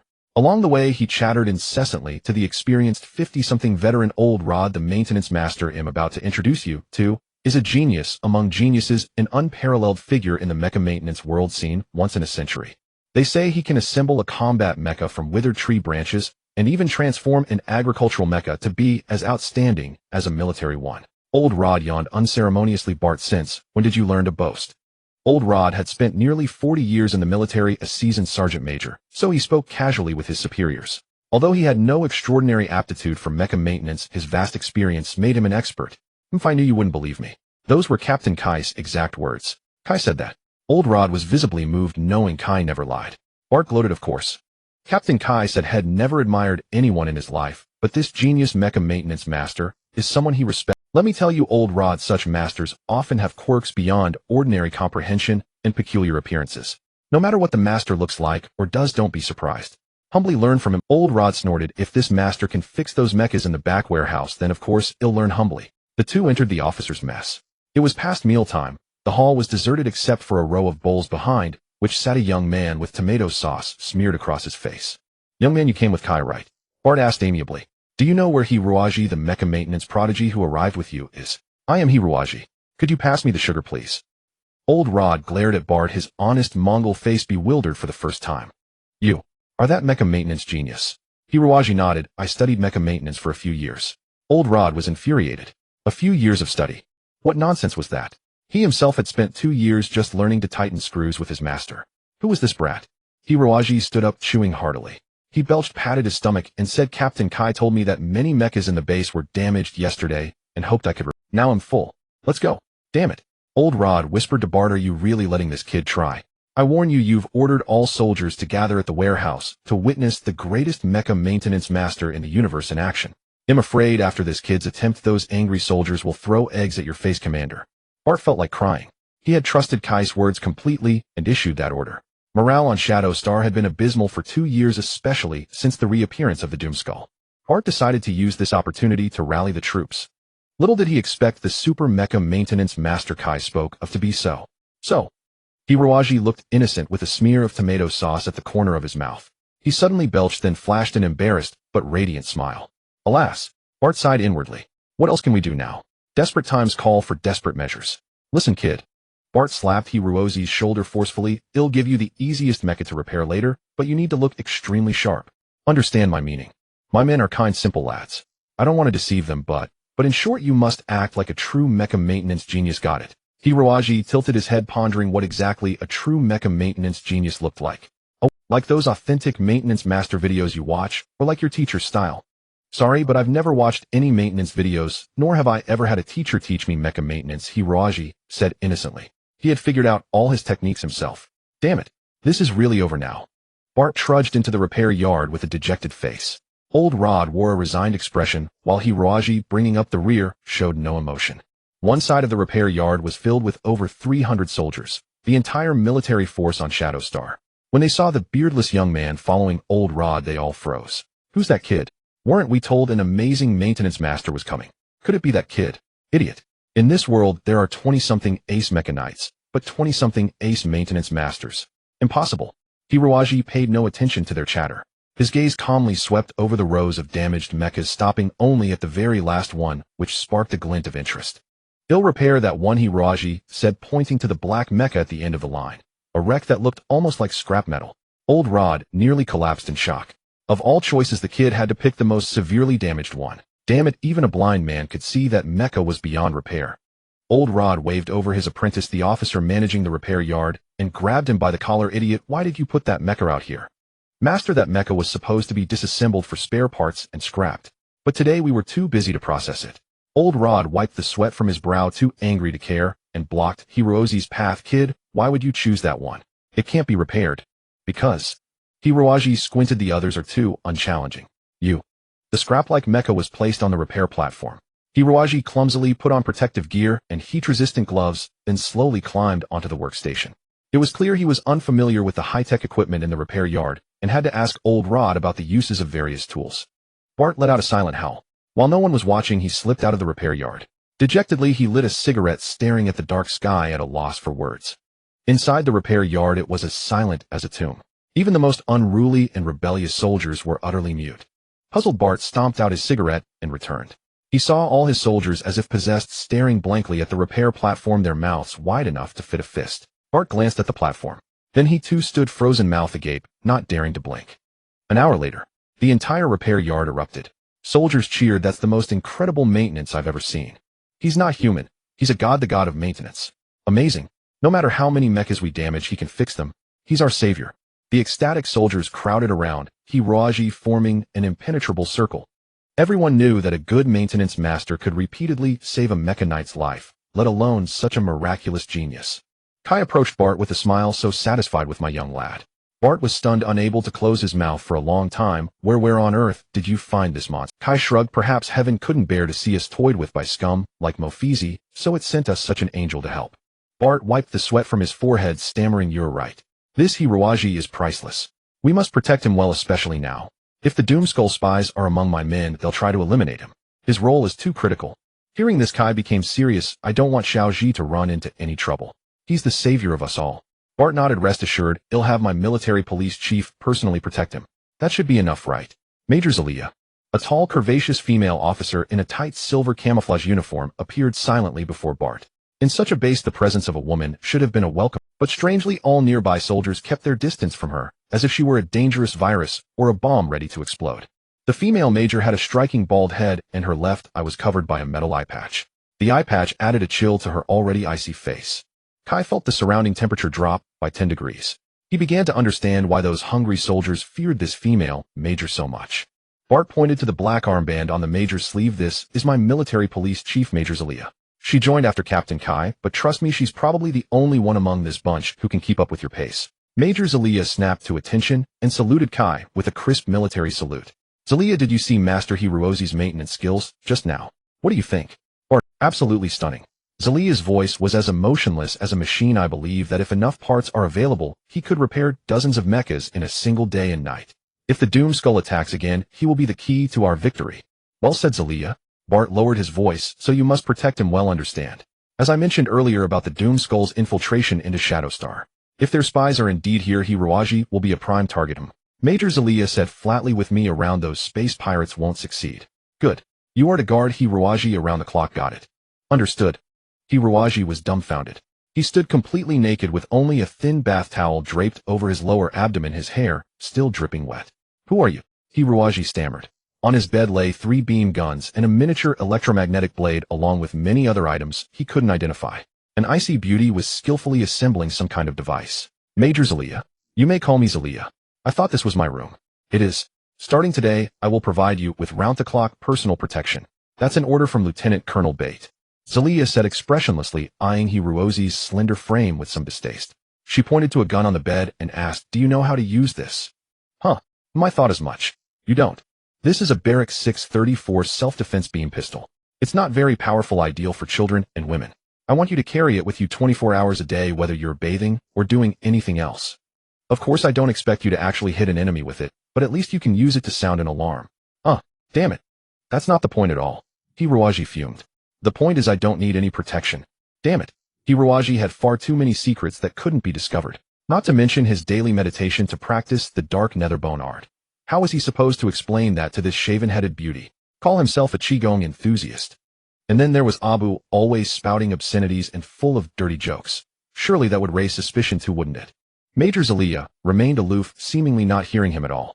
It's very likely that Marigu has spies on any star, and after you demonstrated such miraculous repair skills, we concluded you might become a prime target for the enemy. In fact, if those Marigu people have any brains, they'll try every means to capture you. You understand your own value, don't you? Well, Hiroaji hesitated. I can protect myself, really. You may not believe it, but Major Zelia sneered, pointing to the metal patch over her left eye. Inside here is a miniature energy detector. Want to know my assessment of your combat capability? Negligible. Hiroaji sighed, realizing there was no way to convince this beauty. Unless he smashed through an entire wall with one punch right in front of her. He surrendered. All right, my dear Major Zelia, then how long will this round-the-clock personal protection last? Until we identify the Marigu spy. How long will that take? The Major smiled confidently. Not long. We have very advanced lie detection methods. A day or two should be enough to find that damned bastard, and then he'll personally snap his neck, rip open his stinking chest, and tear out his filthy guts. Major, could you please not talk about such bloody things before bedtime? He'll have nightmares. In the middle of the night, Hiroaji suddenly opened his eyes. He tiptoed across the room. Major Zelia was nowhere to be seen. He couldn't miss this opportunity. Hiroaji sneaked out of the room with Abu heading toward the scrap machinery dump behind the base. The light power within him needed to be suppressed by dark power every day, and this couldn't be discovered. The scrapyard was indeed deserted. Under the faint starlight, Hiroaji sat cross-legged, gathered his mind into a sea of consciousness, and slowly circulated the dark power hidden deep in his brain throughout his body. The entire process took a full hour.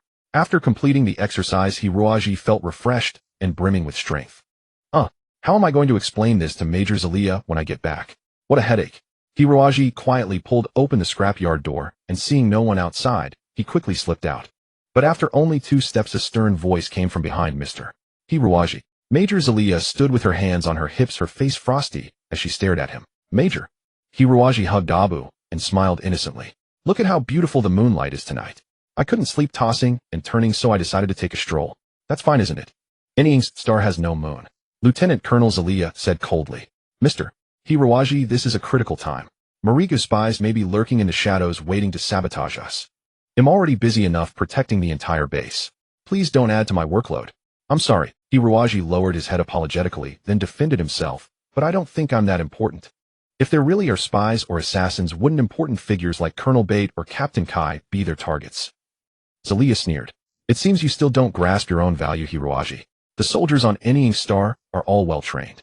Even if the highest commander falls, a deputy will take over. But you are different. In a closed environment like this, an excellent mecha maintenance expert can play a huge role helping any star hold out longer until reinforcements arrive. Moreover, Colonel Bate and Captain Kai aren't so easy to attack. The number of spies can't be too many, maybe just one. They need to pick a relatively easy target. Hiroaji rubbed his nose and said, fortunately nothing has happened yet. They'll go back to my room right away. Major Zelia nodded, then suddenly smiled mysteriously. Maybe it's already a little late, Mr. Hiroaji. What? What do you mean? Looking at the Major's mechanical icy face, Hiroaji felt a premonition of doom. Major Zelia said leisurely, the base is very dangerous now, so I think it's better for you to stay close to me. We can go somewhere absolutely safe. Where? Major Zelia smiled faintly and said unhurriedly, Mariga headquarters. This time Hiroaji was truly startled. Major Zelia conjured a delicate energy pistol in her hand like magic. Low power, but lethal enough. The Major said coldly, I warned you, Mr. Hiroaji. I said there might be Mariga spies outside, but you didn't believe me and insisted on coming out. Since fate has brought us together, you'll come with me. Hiroaji suddenly understood. You are the Mariga spy. Bingo, but no prize. Listen, I don't want to hurt a mecha repair master like you. When we get to headquarters, you'll help us repair mechas. So right now you will obediently follow my orders, understand? Now walk forward. Hiroaji wanted to say something, but seeing the dark muzzle of the gun in her hand, he frowned slightly and finally complied, following Major Zelia to a small dock. The dock was deserted with only a small spaceship parked in the middle. It seemed Major Zelia had long prepared to escape from any star.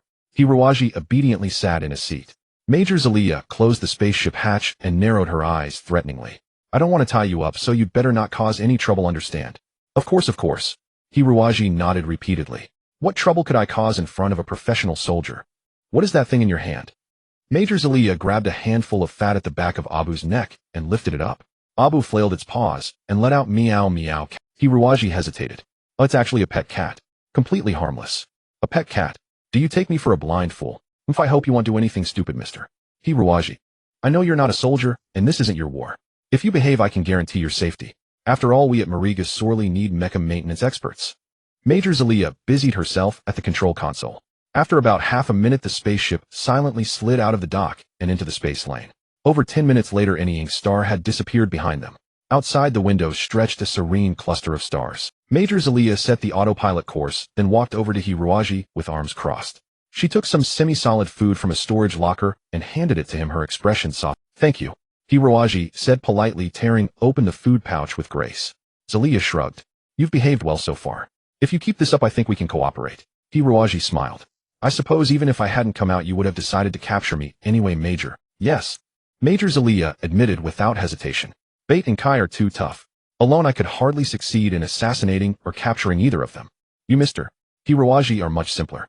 Your repair skills are exactly what Marigu urgently needs, and yesterday, you put on such a spectacular show in front of all the soldiers on any star. If you disappear now, it will definitely cause panic among the troops. Then we at Marigu can launch a second attack soon. Hiroaji blinked, puzzled. I don't believe you're the real Marigu. Marigu was completely wiped out. Major Zelia's eyes blazed fiercely. She spoke slowly and deliberately. You're right. We are no longer the Marigu of the past. The old Marigu was utterly annihilated by military scum like Kai and Bate with biochemical weapons. Kai probably never told you that, did he, Mr. Hiroaji?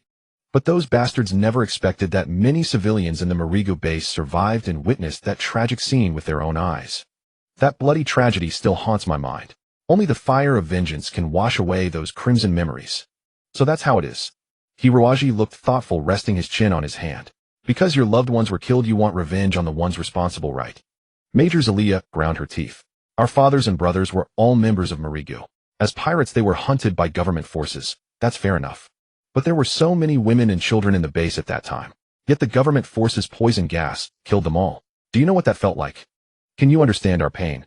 A town of 100,000 people reduced to just 3,000 women. All the men stood in front of us to block the gas, and all the children couldn't withstand the poison's power. We watched them die. I'm sorry, Hiroaji said. If it's for avenging the women and children, I can understand your feeling. But why target Kai and any star? After we escaped the base, we investigated extensively and found out that the Special Forces unit that attacked Marigu was led by Kai. That Special Forces unit is now under Bate's command and stationed on any star. After learning this, I used every means to infiltrate any star. I endured humiliation there for 3 years, gradually learning everything about the planet. I thought this operation would succeed, but that Kai showed up again.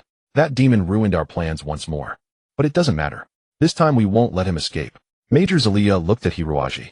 Now that you know Kai's true face, do you still bear such hostility toward us? We may have inherited the name Marigu, but we are no space pirates, and we have never plundered civilians. Our only wish is to avenge those who died innocent. Once that's achieved, Marigu will disband on its own. Hiroaji opened his mouth, but didn't know what to say. Of course Kai wasn't what she described. Otherwise he wouldn't have endured so long on Death Island. But even if he told her all that, Zelia in her rage obviously wouldn't believe him. For 3 years, she had been hypnotizing herself into seeing Kai as her only enemy. Such self-hypnosis couldn't be dispelled in an instant. Actually, if he wanted, Hiroaji could use certain necromantic spells to influence Zelia's brain and subtly alter her thoughts. But such methods had severe side effects and were too despicable. Hiroaji disdained to do that. The key issue was, Hiroaji narrowed his eyes. He believed Zelia hadn't lied to him. The current Marigu was indeed just a group of orphans and widows filled with desire for revenge. That much was evident from their combat style. A person driven by vengeance could learn superb mecha skills in a year or 2. But experience was something that couldn't be gained through practice alone. The key question was who trained these people and who supplied them with standard-issue advanced mechas. Mariga might have some hidden treasure, but advanced mechas couldn't be bought with just money. Not to mention that enormous advanced hive ship. Someone must be pulling the strings from behind the scenes, manipulating the entire situation. There had to be a conspiracy. The timing was far too coincidental. Recalling what happened on Tianing Star, Hiroaji felt vague answers emerging in his mind, only lacking a clear thread to link them like pearls. The answer to all of this could only be found at Moriga's headquarters. After a full day of travel, electromagnetic storms around them intensified, and the asteroid belt grew denser with no proper lanes. Navigating such a course, Hiroaji estimated that even if he were piloting a mecha, he'd need some time to get familiar. Major Zelia, however, handled it with ease. The spaceship deftly avoided all deadly hazards until a colossal asteroid loomed before them. The asteroid was enormous. If the ship were an ant, this asteroid would be at least as big as an elephant. As the ship approached, the starfield was completely blocked. Looking closely, the asteroid was covered with countless craters, scars from smaller impacts. Each crater was the size of a city. Major Zelia expertly piloted the ship toward one of the craters. Just as the ship seemed about to hit the crater floor, something strange happened. The bottom split open, revealing a large opening. The interior was hollow. Hiroaji marveled. Carving out suitable space inside such an asteroid to build a city was clearly no easy feat. But once accomplished, the asteroid itself served as perfect camouflage and armor, greatly enhancing the base's resilience and stealth. After the base door closed, Hiroaji saw countless tunnels ahead, each about 50 meters in diameter, easily accommodating several mechas or small ships. The tunnel walls emitted a faint silver glow, guiding the way. But there were countless branches. The interior was like a giant maze. A stranger would definitely get lost. Hiroaji whispered to Abu, "Did you record the route we took?" "All recorded, master." After flying inward for over 20 minutes, the ship finally landed slowly at a dock. Hiroaji stared out the window, unable to believe his eyes. Inside this enormous asteroid wasn't just a base. It held a medium-sized town. Spanning a huge cavity dozens of kilometers in diameter lay a flat expanse of land. Beneath the land was a massive array of anti-gravity devices, keeping it suspended in the void. Above, a nuclear-powered artificial sun provided heat and light. Around this hidden paradise were air-sealing devices, creating an enclosed environment that filled the center with fresh, comfortable air. The town stood in the middle. It was a colorful place. Though the basic building materials were metal, the beauty-loving citizens had adorned their homes with various hues. Hiroaji saw a bustling market with many civilians strolling about, enjoying themselves. On the artificial grass outside the town, children ran around, laughter and chatter never ceasing. It didn't look like a pirate base at all. I thought it was just a military base," Hiroaji stammered. This was nothing like the pirate camp. Major Zelia adjusted her uniform and smiled genuinely. "I told you we're not ordinary pirates. We're just people trying to survive." "But you said all the children in the original Mariga base were killed by poison gas." "Yes," Zelia said with slight melancholy.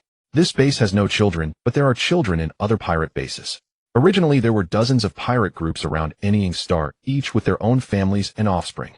Later, during the fierce government crackdown, all the pirates were captured and executed, but their families, the innocent women and children, were left behind. If no one helped those women and children, they would have starved to death. So we brought them here and built a new home." Major Zelia looked at Hiroaji and added, "Building such a base cost a lot of money, but we never once resorted to piracy. Both Marigu and the other destroyed pirates left behind some wealth.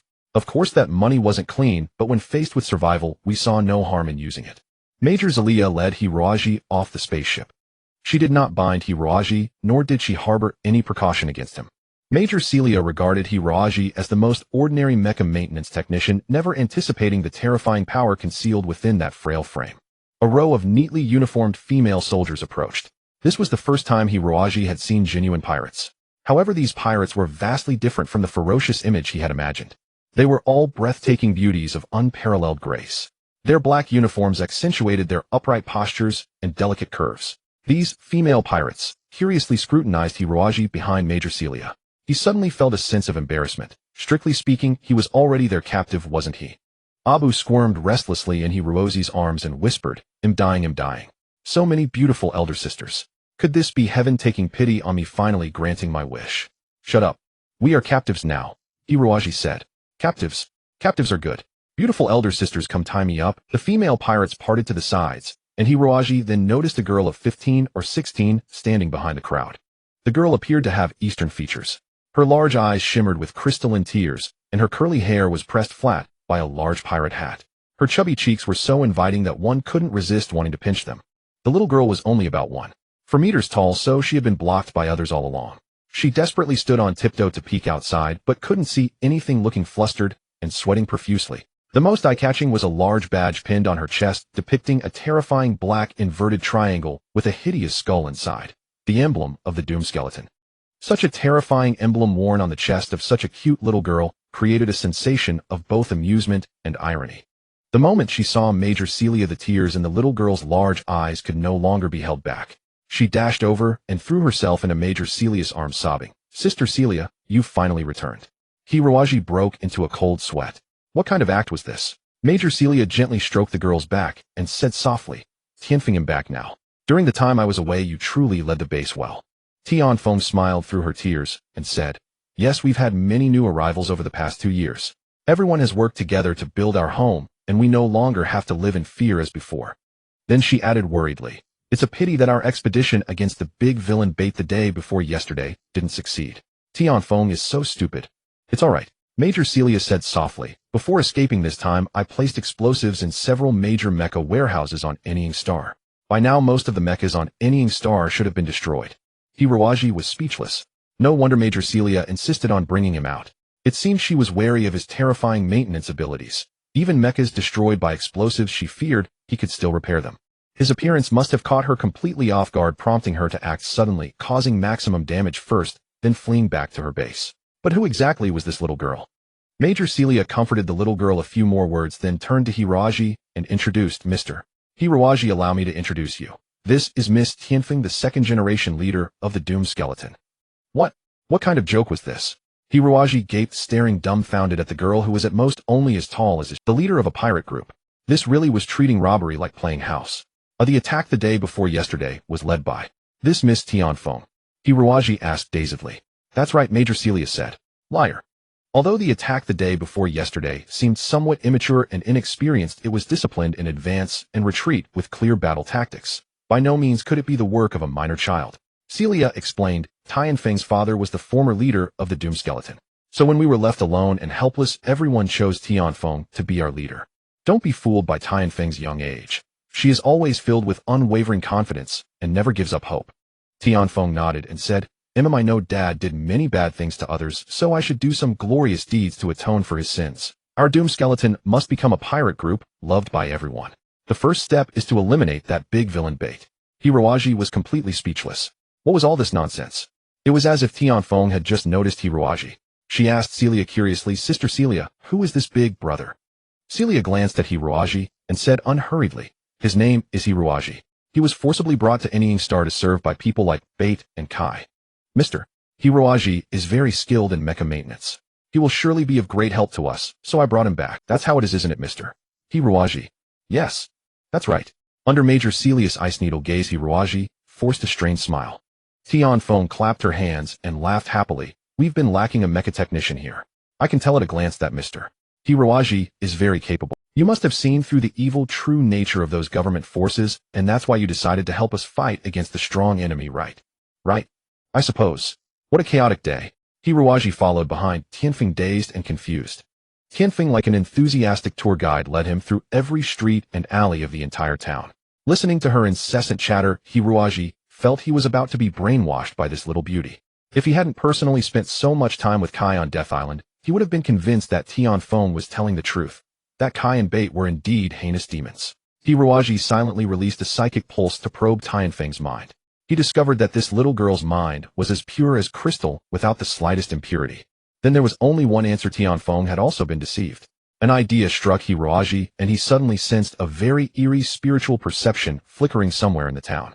Hiroaji's spirits lifted. It seemed he had finally caught the enemy's trail. The base of Endless Skull turned out to be a massive meteorite. Within that meteorite, a sprawling town had been constructed, its life so peaceful and harmonious that Hiroaji could never have imagined it. Hiroaji followed Tianfeng in a daze, observing his surroundings carefully. He noticed that most of the citizens were ordinary people without specialized martial training, and there were far more children than elsewhere. An atmospheric simulation device formed a protective barrier around the town, not only supplying fresh air, but also creating virtual illusions that made the sky appear a brilliant blue and the sun's light less glaring. The scent of baking bread floated in the air, children chased each other through the streets, cicadas chirped in the roadside trees, and some half-grown kids hid curiously behind corners, sneaking glances at the unfamiliar visitors. If one didn't know the truth, they would truly mistake this place for a serene and peaceful paradise. Every face radiated genuine tranquility. Only those who had weathered storms and upheavals could truly cherish this hard-earned happiness. The only difference from the outside was the scarcity of men. After walking for nearly an hour without seeing a single male, all the inhabitants were women. The sole male, Hiroaji himself, became a rare specimen for the curious townsfolk to gawk at. Second come quick. Really? What a handsome young man. He must be new. Doesn't look like a pirate like my old man. So refined and gentle, look, he's blushing a bit shy even. Hiroaji lowered his head deeply and whispered to Tianfeng, Is there really no man? Tianfeng nodded. Yes, we have very few men here. Even the occasional few are engaged in heavy labor or piloting mechas. These big sisters often clamor for more male citizens, but I just don't understand. Why must we increase the male population? Isn't it fine as it is? Men are all rude and wicked anyway. Having grown up in a pirate camp, Tianfeng's worldview equated men with thieves, both coarse and ferocious creatures. Hiroaji rubbed his head and smiled wryly. This is something you probably won't grasp for a while, but I think you'll understand someday. By the way, for you women to start from nothing and build such a large base here is no easy feat. Hearing this, Tianfeng nodded repeatedly and said with a grin, yes. It was really tough at the beginning. We tried establishing bases in many places, but at first the government forces didn't take kindly to us, and other pirate groups attacked us too, so we lived a very hard life. That was probably inevitable. As the largest pirate group in the Tianing Star domain, Endless Skull possessed many precious treasures. After the government forces wiped out the pirate group, other pirates swarmed like sharks smelling blood. It was odd that these widows and orphans hadn't been completely plundered. Hiroaji thought to himself. The answer likely lay in this very oddity. So how did you manage to endure? Tianfeng smiled sweetly. Fortunately, Mr. Takagi appeared. He was a friend of my father's, the most powerful merchant in the Sacred Star domain. He provided us with a lot of basic supplies, offered many mechas to help us fend off pirate attacks, and finally assisted us in building this base. Ever since the base was completed, we haven't been disturbed. Later, when the government forces launched a massive crackdown on pirate groups, all the families of pirates flocked here. Originally, we had only a little over 1,000 people, but now, we already have over 7,000 citizens. Tianfeng seemed startled by the number. She had spoken playfully, stuck out her tongue, and exaggeratedly patted her slightly raised chest. Hiroaji too felt his nerves relax at her adorable gesture. He roughly understood why these people had chosen Tianfeng as their leader. It wasn't for her command or leadership skills, but for her unique personal charisma. In this world, probably nothing could make this little girl fret for even a second, as she was eternally so confident. To the new Endless Skull, Tianfeng was like a mascot, a great merchant from the sacred domain. Hiroaji pondered slowly. Was the entire affair orchestrated by the church behind the scenes? If so, everything made sense. Only the church's technical expertise could build such a meteorite base, and those uniform high-grade mechas were clearly church-developed products. The Mecha Knights of Endless Skull had likely studied at mecha schools in the sacred domain or received remote training from church instructors via the network. Hence they possessed superb mecha techniques, but lacked practical combat experience. Mr. Takagi is a very, very good person, Tianfeng said cheerfully. He's still here, now helping us build the town. Is that so? Hiroaji recalled the spiritual sense he had detected earlier. That spiritual sense felt very similar to Mozart and Mijiusi's, yet with a slight difference. Mozart and Mijiusi were typical mecha knights, their spiritual waves fierce and direct, while this one was unusually soft, sinister, and elusive. Hiroaji had tried to trace it, but the owner became alert and slipped away like a frightened rabbit.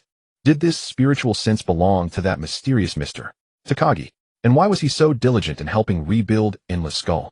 Hiroaji was puzzled, but he was certain that he wouldn't have to seek out the man. Takagi would surely come to visit him first once he demonstrated his astonishing mecha maintenance skills. Let's go see your damaged mechas, Hiroaji said.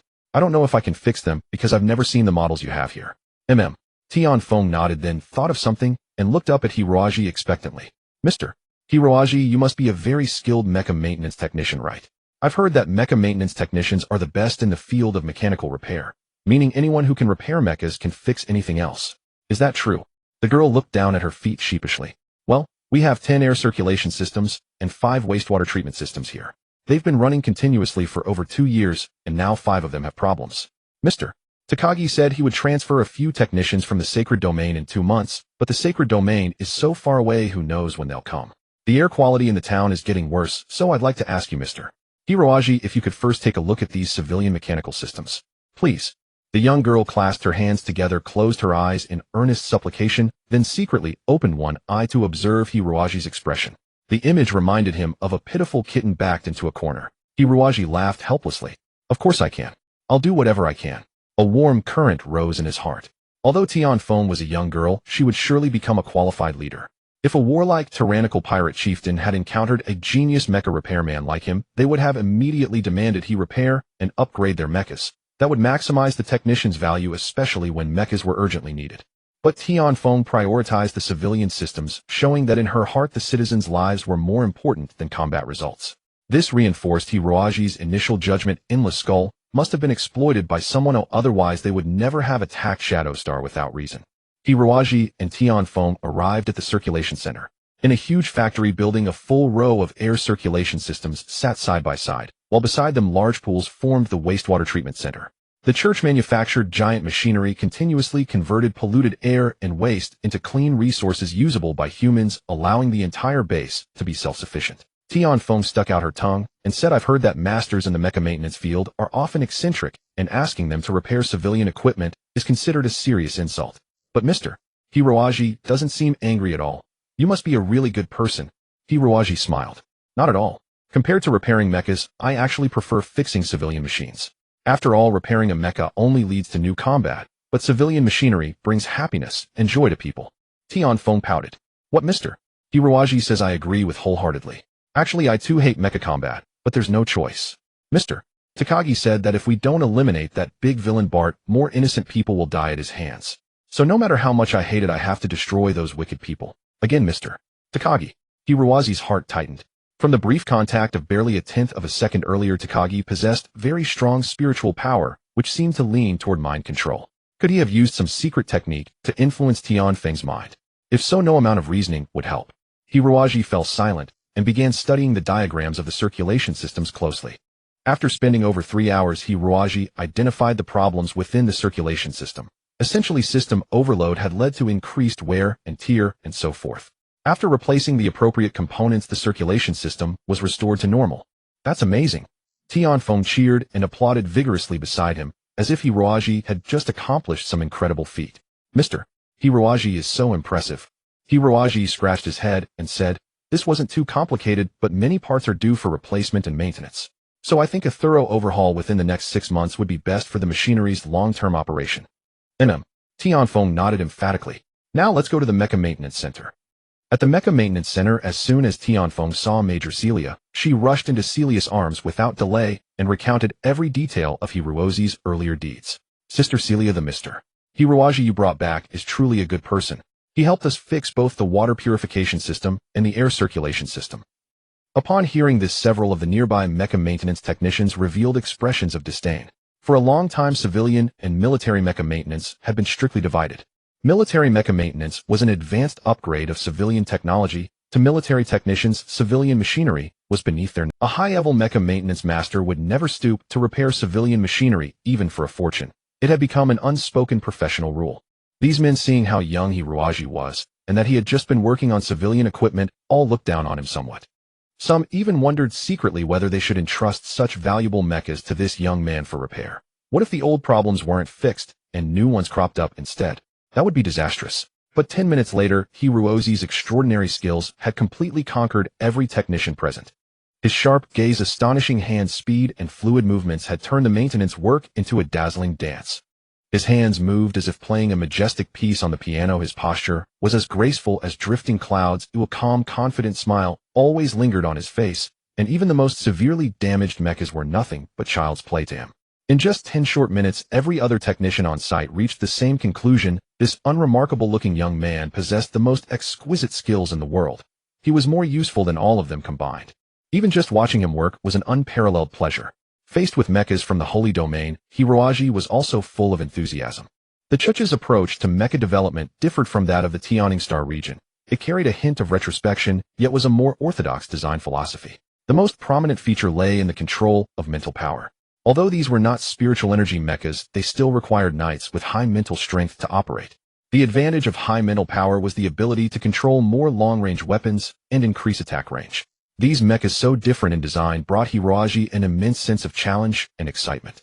At first, Hiroaji tried his best to adjust his thinking, but later it struck him: could he unify the design styles of Yearning Star mechas and Holy Domain mechas? If so, he would surely be able to modify them into top-tier mechas that excelled in both offense and defense. This work lasted 3 or 4 hours, and before he knew it, the night had deepened. The virtual scene system projected a bright silvery moon onto the sky dome. Hiroaji stretched lazily and said with lingering enthusiasm, "Let's stop here for today and continue tomorrow."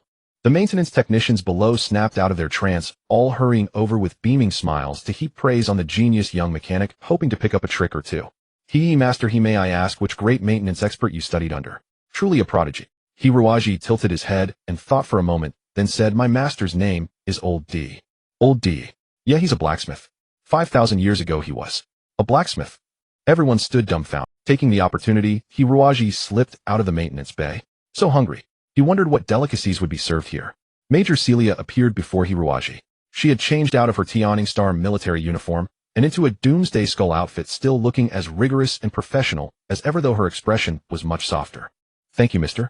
Hiroaji," Major Celia said softly, a faint blush crossing her face. "What are you thanking me for?" Hiroaji looked puzzled. "You didn't have to go out of your way like this," Major Celia said. "I think anyone who was forced into a pirate base at gunpoint would be either very angry or very afraid. But I haven't seen either emotion in you, so." "Angry?" Hiroaji smiled. "If it were you, Major, perhaps I would have reason to be angry. But in this world, a man who can look at Tianfeng's innocent, adorable face and still be angry probably hasn't been born yet. As for fear, I can only say that I've experienced things 100 times more terrifying than this. Fear doesn't solve any problems, does it?" "On behalf of everyone here, I thank you," Major Celia said. "Especially Tianfeng. She grew up in the Doomsday Skull pirate camp, so in her mind her perception of men has become somewhat skewed. Since arriving here, she hasn't had many chances to meet normal, outstanding men. So I hope you can treat Tianfeng like a little sister, and let her know that not all men in this world are as terrifying as pirates. From the looks of it, you two got along wonderfully today. I'm hardly a normal man." Hiroaji thought to himself and nodded. Hiroaji said, "Since you all know that the original Doomsday Skull was no good, why do you still hold a grudge? Kai and Bart were just following orders. I don't think you have any reason to fight to the death." Major Celia's face darkened instantly. She said coldly, "I already told you we are not avenging our father's brothers or husbands who were pirates. We are avenging the women and children who died innocently in the poison gas attack." "But it wasn't Kai who gave the order to use the poison gas. He was the captain of the attack team. If not him, then who?" Hiroaji said, "Think carefully. At the time, Kai and his soldiers were inside your base, engaged in close quarters hand-to-hand combat with members of Doomsday Skull. The two sides were completely intermingled. If poison gas had been used, then it would very likely have harmed their own people. If you were Kai, would you have given such an order?" Maybe they used an antidote. That kind of poison gas has no antidote. You know that better than I do." Major Celia was stunned for a moment, then said firmly, "Impossible. Don't mention this anymore." Hiroaji sighed. "Fine, I won't insist. But Major Celia, please tell me, how did you find out about this? I think under the circumstances you wouldn't have had enough time or resources to conduct an investigation." Major Celia replied, "We entrusted the investigation to Mr. Takagi. Mr. Takagi has business networks in the Yearning Star region, so he's very well informed." That Takagi again. Hiroaji could now determine that the problem lay with this Takagi. He really looked forward to the confrontation with Takagi. Hiroaji narrowed his eyes and thought, that showdown shouldn't be too far away. Late at night, after Hiroaji completed his cultivation, he lay quietly on the bed. Abu, hiding under the bed, entered a state of soul fusion with him. Through Abu's formidable psychic power, Hiroaji extended his spiritual perception outward, scanning the entire meteor for anomalies. He quickly detected the same spiritual energy he had sensed earlier that day. This time, however, Hiroaji was far more cautious. He merely locked onto the spiritual energy from a distance, making no haste to engage. For this Mr. Gao Mu was extremely cunning and vigilant. A rash confrontation would inevitably alert him. Hiroaji believed that his earlier actions had surely reached Gao Mu's ears.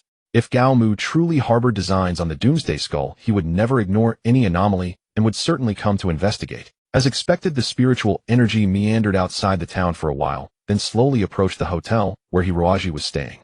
Hiroaji hastily withdrew all his spiritual energy, storing it deep within his sea of consciousness. Now he appeared like an ordinary waste with no spiritual power at all.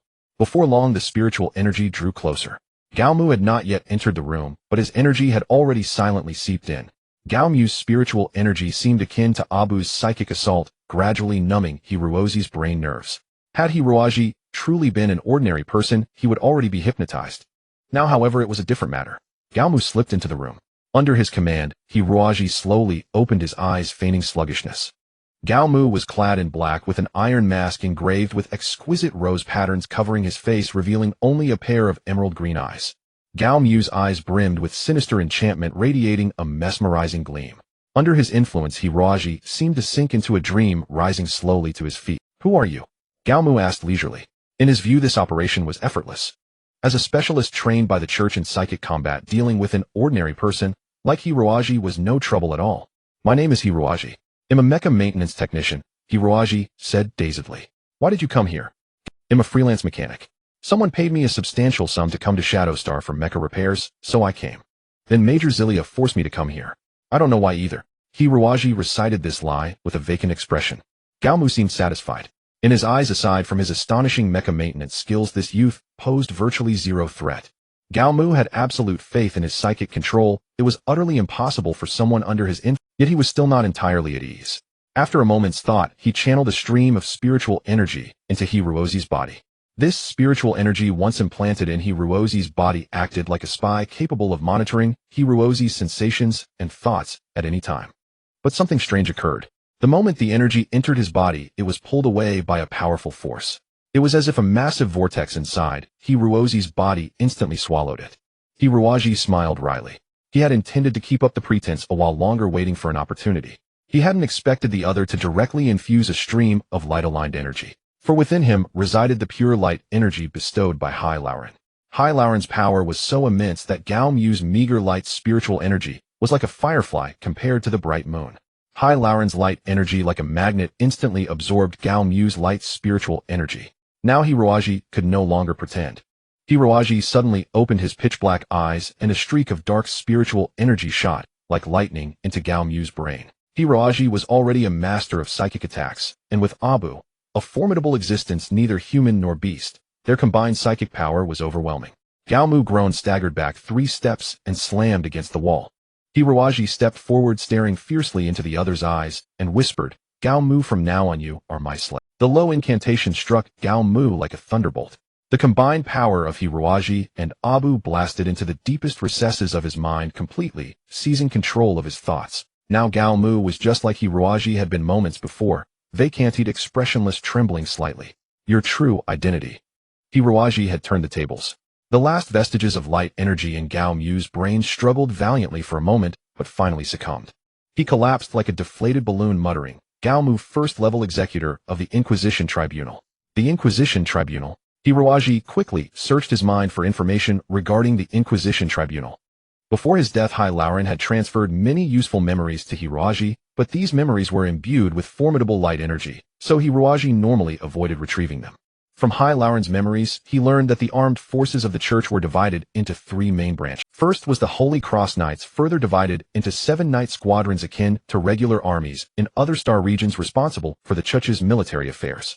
The Holy Will Tribunal was an internal security agency tasked with maintaining peace in the Holy Domain and punishing crimes, much like a police force. As for the Inquisition Tribunal, it was originally an assassination organization established to deal with heretics, but gradually evolved into a dedicated spy agency. Besides hunting heretics hiding across the universe, it also bore the responsibility of espionage and various unsavory tasks that could not see the light of day. Executors of the Inquisition Tribunal were often not as powerful in combat as the Holy Cross Knights. but they possessed many unexpected secret arts, making them a terrifying force that was hard to guard against. Now this force had appeared in the Tianing star domain. Hiroaji was certain that the church had orchestrated a grand conspiracy against Tianing star. What is your mission? Gao Mu focused for a moment, then said dully, fully support the reconstruction of the Doomsday Skull, stir up hostility toward the Tianing star government among the Doomsday Skull pirate crew, incite the Doomsday Skull to attack various targets within Tianing star. Why? At this question Gao Mu was like a robot that had lost power, offering no answer. Hiroaji figured that Gao Mu was merely following orders from above and did not know the details. He thought for a moment, and then asked, was the attack on Shadow Star also your plan? Gao Mu nodded. Yes. Was it your superior who ordered you to do this? Yes. Who is your superior? Executive Lord Ridelan, Gao Mu said blankly. Lord Ridelan will arrive here in 3 days to personally oversee the situation. The operation has officially begun. Hiroaji was taken aback. What operation? Gao Mu did not answer, confirming that he indeed knew. Hiroaji pondered for a long time. He surmised that Gao Mu had divulged everything he knew. To learn more, he would have to question the spy chief Ridelan. Fortunately, that man would arrive in 3 days. But this also meant that their operation had reached a point of no return. Once this operation was launched, it would likely cause a massive upheaval across the Tianing star domain. Hiroaji originally had no strong feelings for Tianing star. But the innocent and lovely girl Tianfeng had stirred deep concern in his heart, and Kai was a good friend with whom he had shared life and death. Hiroaji could not allow the church to use these innocent people to achieve their despicable goals. He narrowed his eyes and pressed his hands against Gao Mu's temples. A hazy black mist emanated from his entire body, slowly swirling along his arms, and finally entering Gao Mu's brain. Just as Gao Mu had tried to plant a spy, inside him, Hiroaji now sent a dark aura linked to his own mind into Gao Mu's body. Thus, when that executive Bei Meeson arrived, he could gather all intelligence through Gao Mu's senses. Hiroaji then had Abu cast several minor illusions, thoroughly disrupting Gao Mu's thoughts before stepping back 3 paces to the bed. Hiroaji snapped his fingers, and Gao Mu, as if awakening from a long dream, revealed a smug smile. Gao Mu had no idea what had just happened. In his view, he had successfully controlled Hiroaji. Smiling confidently, he said to Hiroaji, "Now lie down and sleep, my slave." Hiroaji obediently lay down, and soon the sound of soft snoring arose. Hiroaji rose early in the morning, perhaps because the air circulation system had been fully restored, making the morning air exceptionally fresh. Hiroaji strolled leisurely through the town, surrounded by a vibrant scene. Many early rising citizens had already begun their day's work, and the energetic daytime had started anew. Hiroaji had intended to linger longer at the market, but the female citizens who had not seen a man for a long time were casting fiery and passionate glances at him. These women had originally lived in pirate camps, and their emotional expressions were free from the constraints of the mundane world. Each one was bold and unrestrained. A chill ran through Hiroaji's heart. He felt like a lamb being eyed by a pack of starving wolves, and if he didn't leave soon, he would be torn apart alive. Hiroaji fled in panic, arriving at the mecha repair yard in a disheveled state.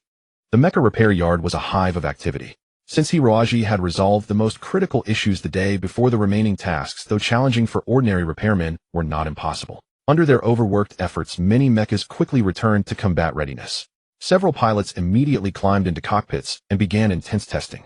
Tianfeng and Zelia stood by the repair yard, pointing and discussing. As soon as Tianfeng saw Hiroaji, she joyfully rushed over, her round face beaming. "Good morning, Mr. Hiroaji." "Good morning. Have you had breakfast? I prepared a special portion for you." Breakfast was simple, milk and bread, but the bread was perfectly baked and the milk tasted exceptionally sweet. Hiroaji devoured it in 3 bites and let out a contented burp. Life here is truly pleasant. Hiroaji pointed at the rows of mechas and asked, "It seems the repair work is extremely urgent with many inspection steps omitted. Why is that?" Tianfeng nodded and said, "Yes, because the previous expedition against Shadow Star failed. We must launch a second attack before the enemy recovers. If we delay, the enemy might receive reinforcements, making things difficult for us. So we have decided to set off at 7 o'clock. What? Hiroaji was astonished. He hadn't expected the second assault to come so soon. Hiroaji stated firmly, "You cannot depart like this." "Why?" Tianfeng asked curiously, her innocent eyes sparkling. "Are we supposed to let the villains do evil?" Hiroaji scratched his head, knowing that no matter how he explained, Tianfeng would not believe him now. Because she had been unknowingly hypnotized by Gao Mu using a secret technique. This long-term hypnosis could not be corrected through short-term actions. Forcible correction could easily damage Tianfeng's brain. Because you cannot defeat the Shadow Star, Hiroaji finally thought of a reason. Going like this would only be a futile suicide mission. Tianfeng retorted, How is that possible? Don't underestimate me, Mr. Hiroaji. I have undergone rigorous mecha command training and am invincible on the network. Major Zelia added, the day before yesterday, I destroyed half of the mechas on Shadow Star. Now is the weakest moment of Shadow Star's defenses. If we don't attack now, we may never get such a good opportunity again. Hiroaji shook his head. Don't forget that Kai and his Lanya hunters have joined the battle. They are extremely formidable. They could significantly influence the entire battlefield. Tianfeng snorted. I was just caught off guard by Kai that day. I won't make that mistake again. According to wargame simulations, the current defensive forces on Shadow Star are absolutely incapable of withstanding our assault. Wargame simulations. Major Zelia explained, wargame simulation involves inputting all data on Shadow Star's defenses into the computer along with our offensive data, then deducing various battlefield possibilities. According to the simulation results, without Kai and the Lanya hunters, our victory probability was 91%. Even with Kai's forces added, the combat-ready mechas on Shadow Star have been halved. Based on the latest data, our victory probability remains 87%. Tianfeng said confidently, so we will surely defeat those villains.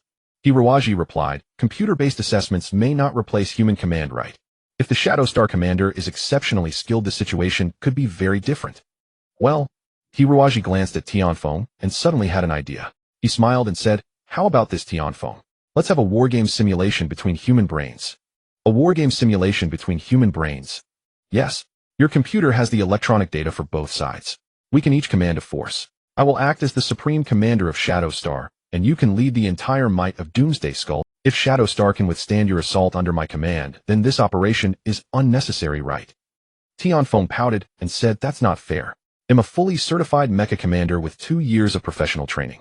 You must be underestimating me because I look young, right? Hiroaji laughed heartily. Then prove your strength with action. Tianfeng, being a young girl susceptible to provocation, pondered for a long time before nodding firmly. Fine. Let's go to the computer control center now and compete.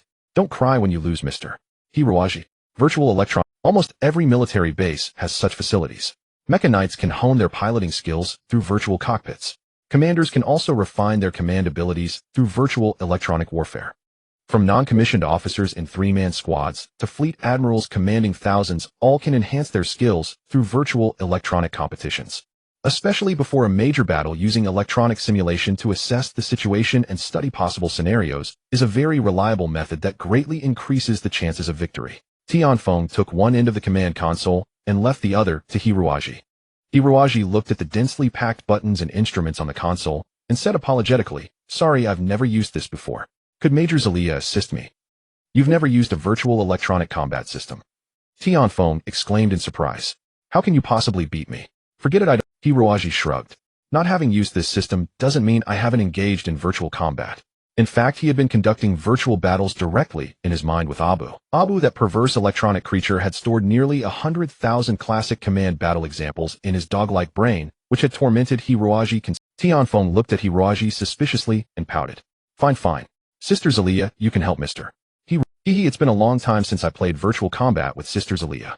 Major Zelia walked over to Hiroaji, looked at him curiously, and whispered, don't underestimate Tianfeng. Her mecha command skills are extremely profound. Even I might not be sure of defeating her. Perhaps it's a talent inherited from her pirate father. Hiroaji carefully studied the data on the interface and was astonished when he saw the Lanya Hunters' data. Doomsday Skull had only clashed with the Lanya Hunters once, but their data was largely accurate, matching the true strength of the Lanya Hunters. Knowing that the Lanya Hunters' mechas were underground products modified by Hiroaji, obtaining accurate data on such mechas was extremely difficult. Major Zelia said, after the battle that day, we analyzed the data from Kai's mechas using onboard cameras and data analyzers. The results were astonishing. They are the most powerful mechas on the entire Yearning star. At first I thought the government's research capabilities had greatly improved. Now I know these mechas were modified by you, Mr. Hiroaji, right? Well, it's okay. You didn't know back then, Major Zelia said. The engagement is about to begin. Pay attention. On a 3-dimensional star map, various stars, planets, and asteroids began to move. The electronic combat officially commenced. The moment the electronic warfare phase began, every trace of childishness vanished from Tianfeng's face, replaced by a stern composure befitting a true commander, her every move exuding the bearing of a supreme master. Hiroaji stole a glance from across the field and instantly realized that Tianfeng was no easy opponent, promptly casting aside all carelessness in his heart. It seemed the commander of this doomsday skeleton force truly possessed genuine skill. The three-dimensional star map zoomed in continuously, clearly revealing the massive battleship of the Doomsday Skeleton, weaving nimbly through a chaotic field of meteoroids rapidly approaching Anin Star. Because the previous battle had destroyed the artificial defense satellites around Anin Star, the planet had received no warning of the enemy's approach. Tianfeng shook her head slightly, thinking that this Hiraji was indeed an outsider. He hadn't even set up multiple reconnaissance mechs, allowing her to breach the atmosphere with the Hive battleship abruptly opened all its hangar doors and hundreds of mechs swarmed out like hornets, diving swiftly toward Anin Star. In space warfare, the atmosphere is known as the lifeline of battle. If the atmosphere is lost, the entire battle is essentially over, for the attacker can use ships stationed above it to launch a firestorm assault on the ground. Conversely, ground defenders hampered by terrain often find it extremely difficult to mount an effective counterattack. Thus, experienced defenders always establish their lines of defense beyond the atmosphere, contesting every inch of space. Who would have thought Hiraji would be so useless? Tianfeng felt a wave of disappointment. It was only when the Doomsday Skeleton mech forces approached the ground that the Anin Star defenders seemed to rouse themselves from a daze. The ground batteries fired a few perfunctory beam shots before being completely neutralized by the dense air. The power plant, energy conversion center, air circulation system, communications base. Every key facility was quickly seized. It was only at this moment that Tianfeng sensed something was. So far, all the attacks her forces had faced came from automated defense systems, meaning she hadn't encountered a single one of Hirozi's soldiers. Even a beginner under Sister Celia's guidance couldn't make such a blunder, could they? And with so many mech units, where could Hiraji possibly have hidden them all? Tianfeng was utterly perplexed. Just then the explosion occurred. Beneath the Anin Star military base lay a geothermal nuclear reactor that supplied the facility with long-term energy. But now Hiraji detonated that reactor. Within mere seconds, immense nuclear energy mixed with superheated magma burst through the ground, transforming the base into a hell of crumbling earth and roaring fire. Because the nuclear blast also released a massive electromagnetic pulse, all the Doomsday Skeleton mechs malfunctioned and plummeted. The gaping fissures that opened in the ground swallowed them whole. Any who escaped were soon melted by the lava. A minute later, the entire base, like an overturned bowl, plunged into the deep abyss along with the unwelcome invaders. Tianfeng's face turned deathly pale. This is impossible, she screamed. You used such a suicidal, underhanded trick. Hiraji replied calmly, I trust the computer completely. Since it determined that the Anin Star defenders had no chance of repelling your attack, their only fate was death. Under such circumstances, mutual destruction is perhaps the only viable option. But, Tianfeng looked on the verge of tears. That big oaf Bart would never have come up with such a cold-blooded move. And Kai would never let his soldiers die like this. But, Tianfeng looked on the verge of tears. That big oaf Bart would never have come up with such a cold-blooded move.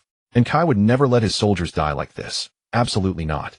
Hiraji, arms crossed, said with an air of confidence. Tianfeng, what makes you so sure all those soldiers are dead? Maybe they left long ago. Tianfeng pouted. You mean all the mech pilots had already left when the base self-destructed? Even so, that doesn't mean they can survive in the vastness of space.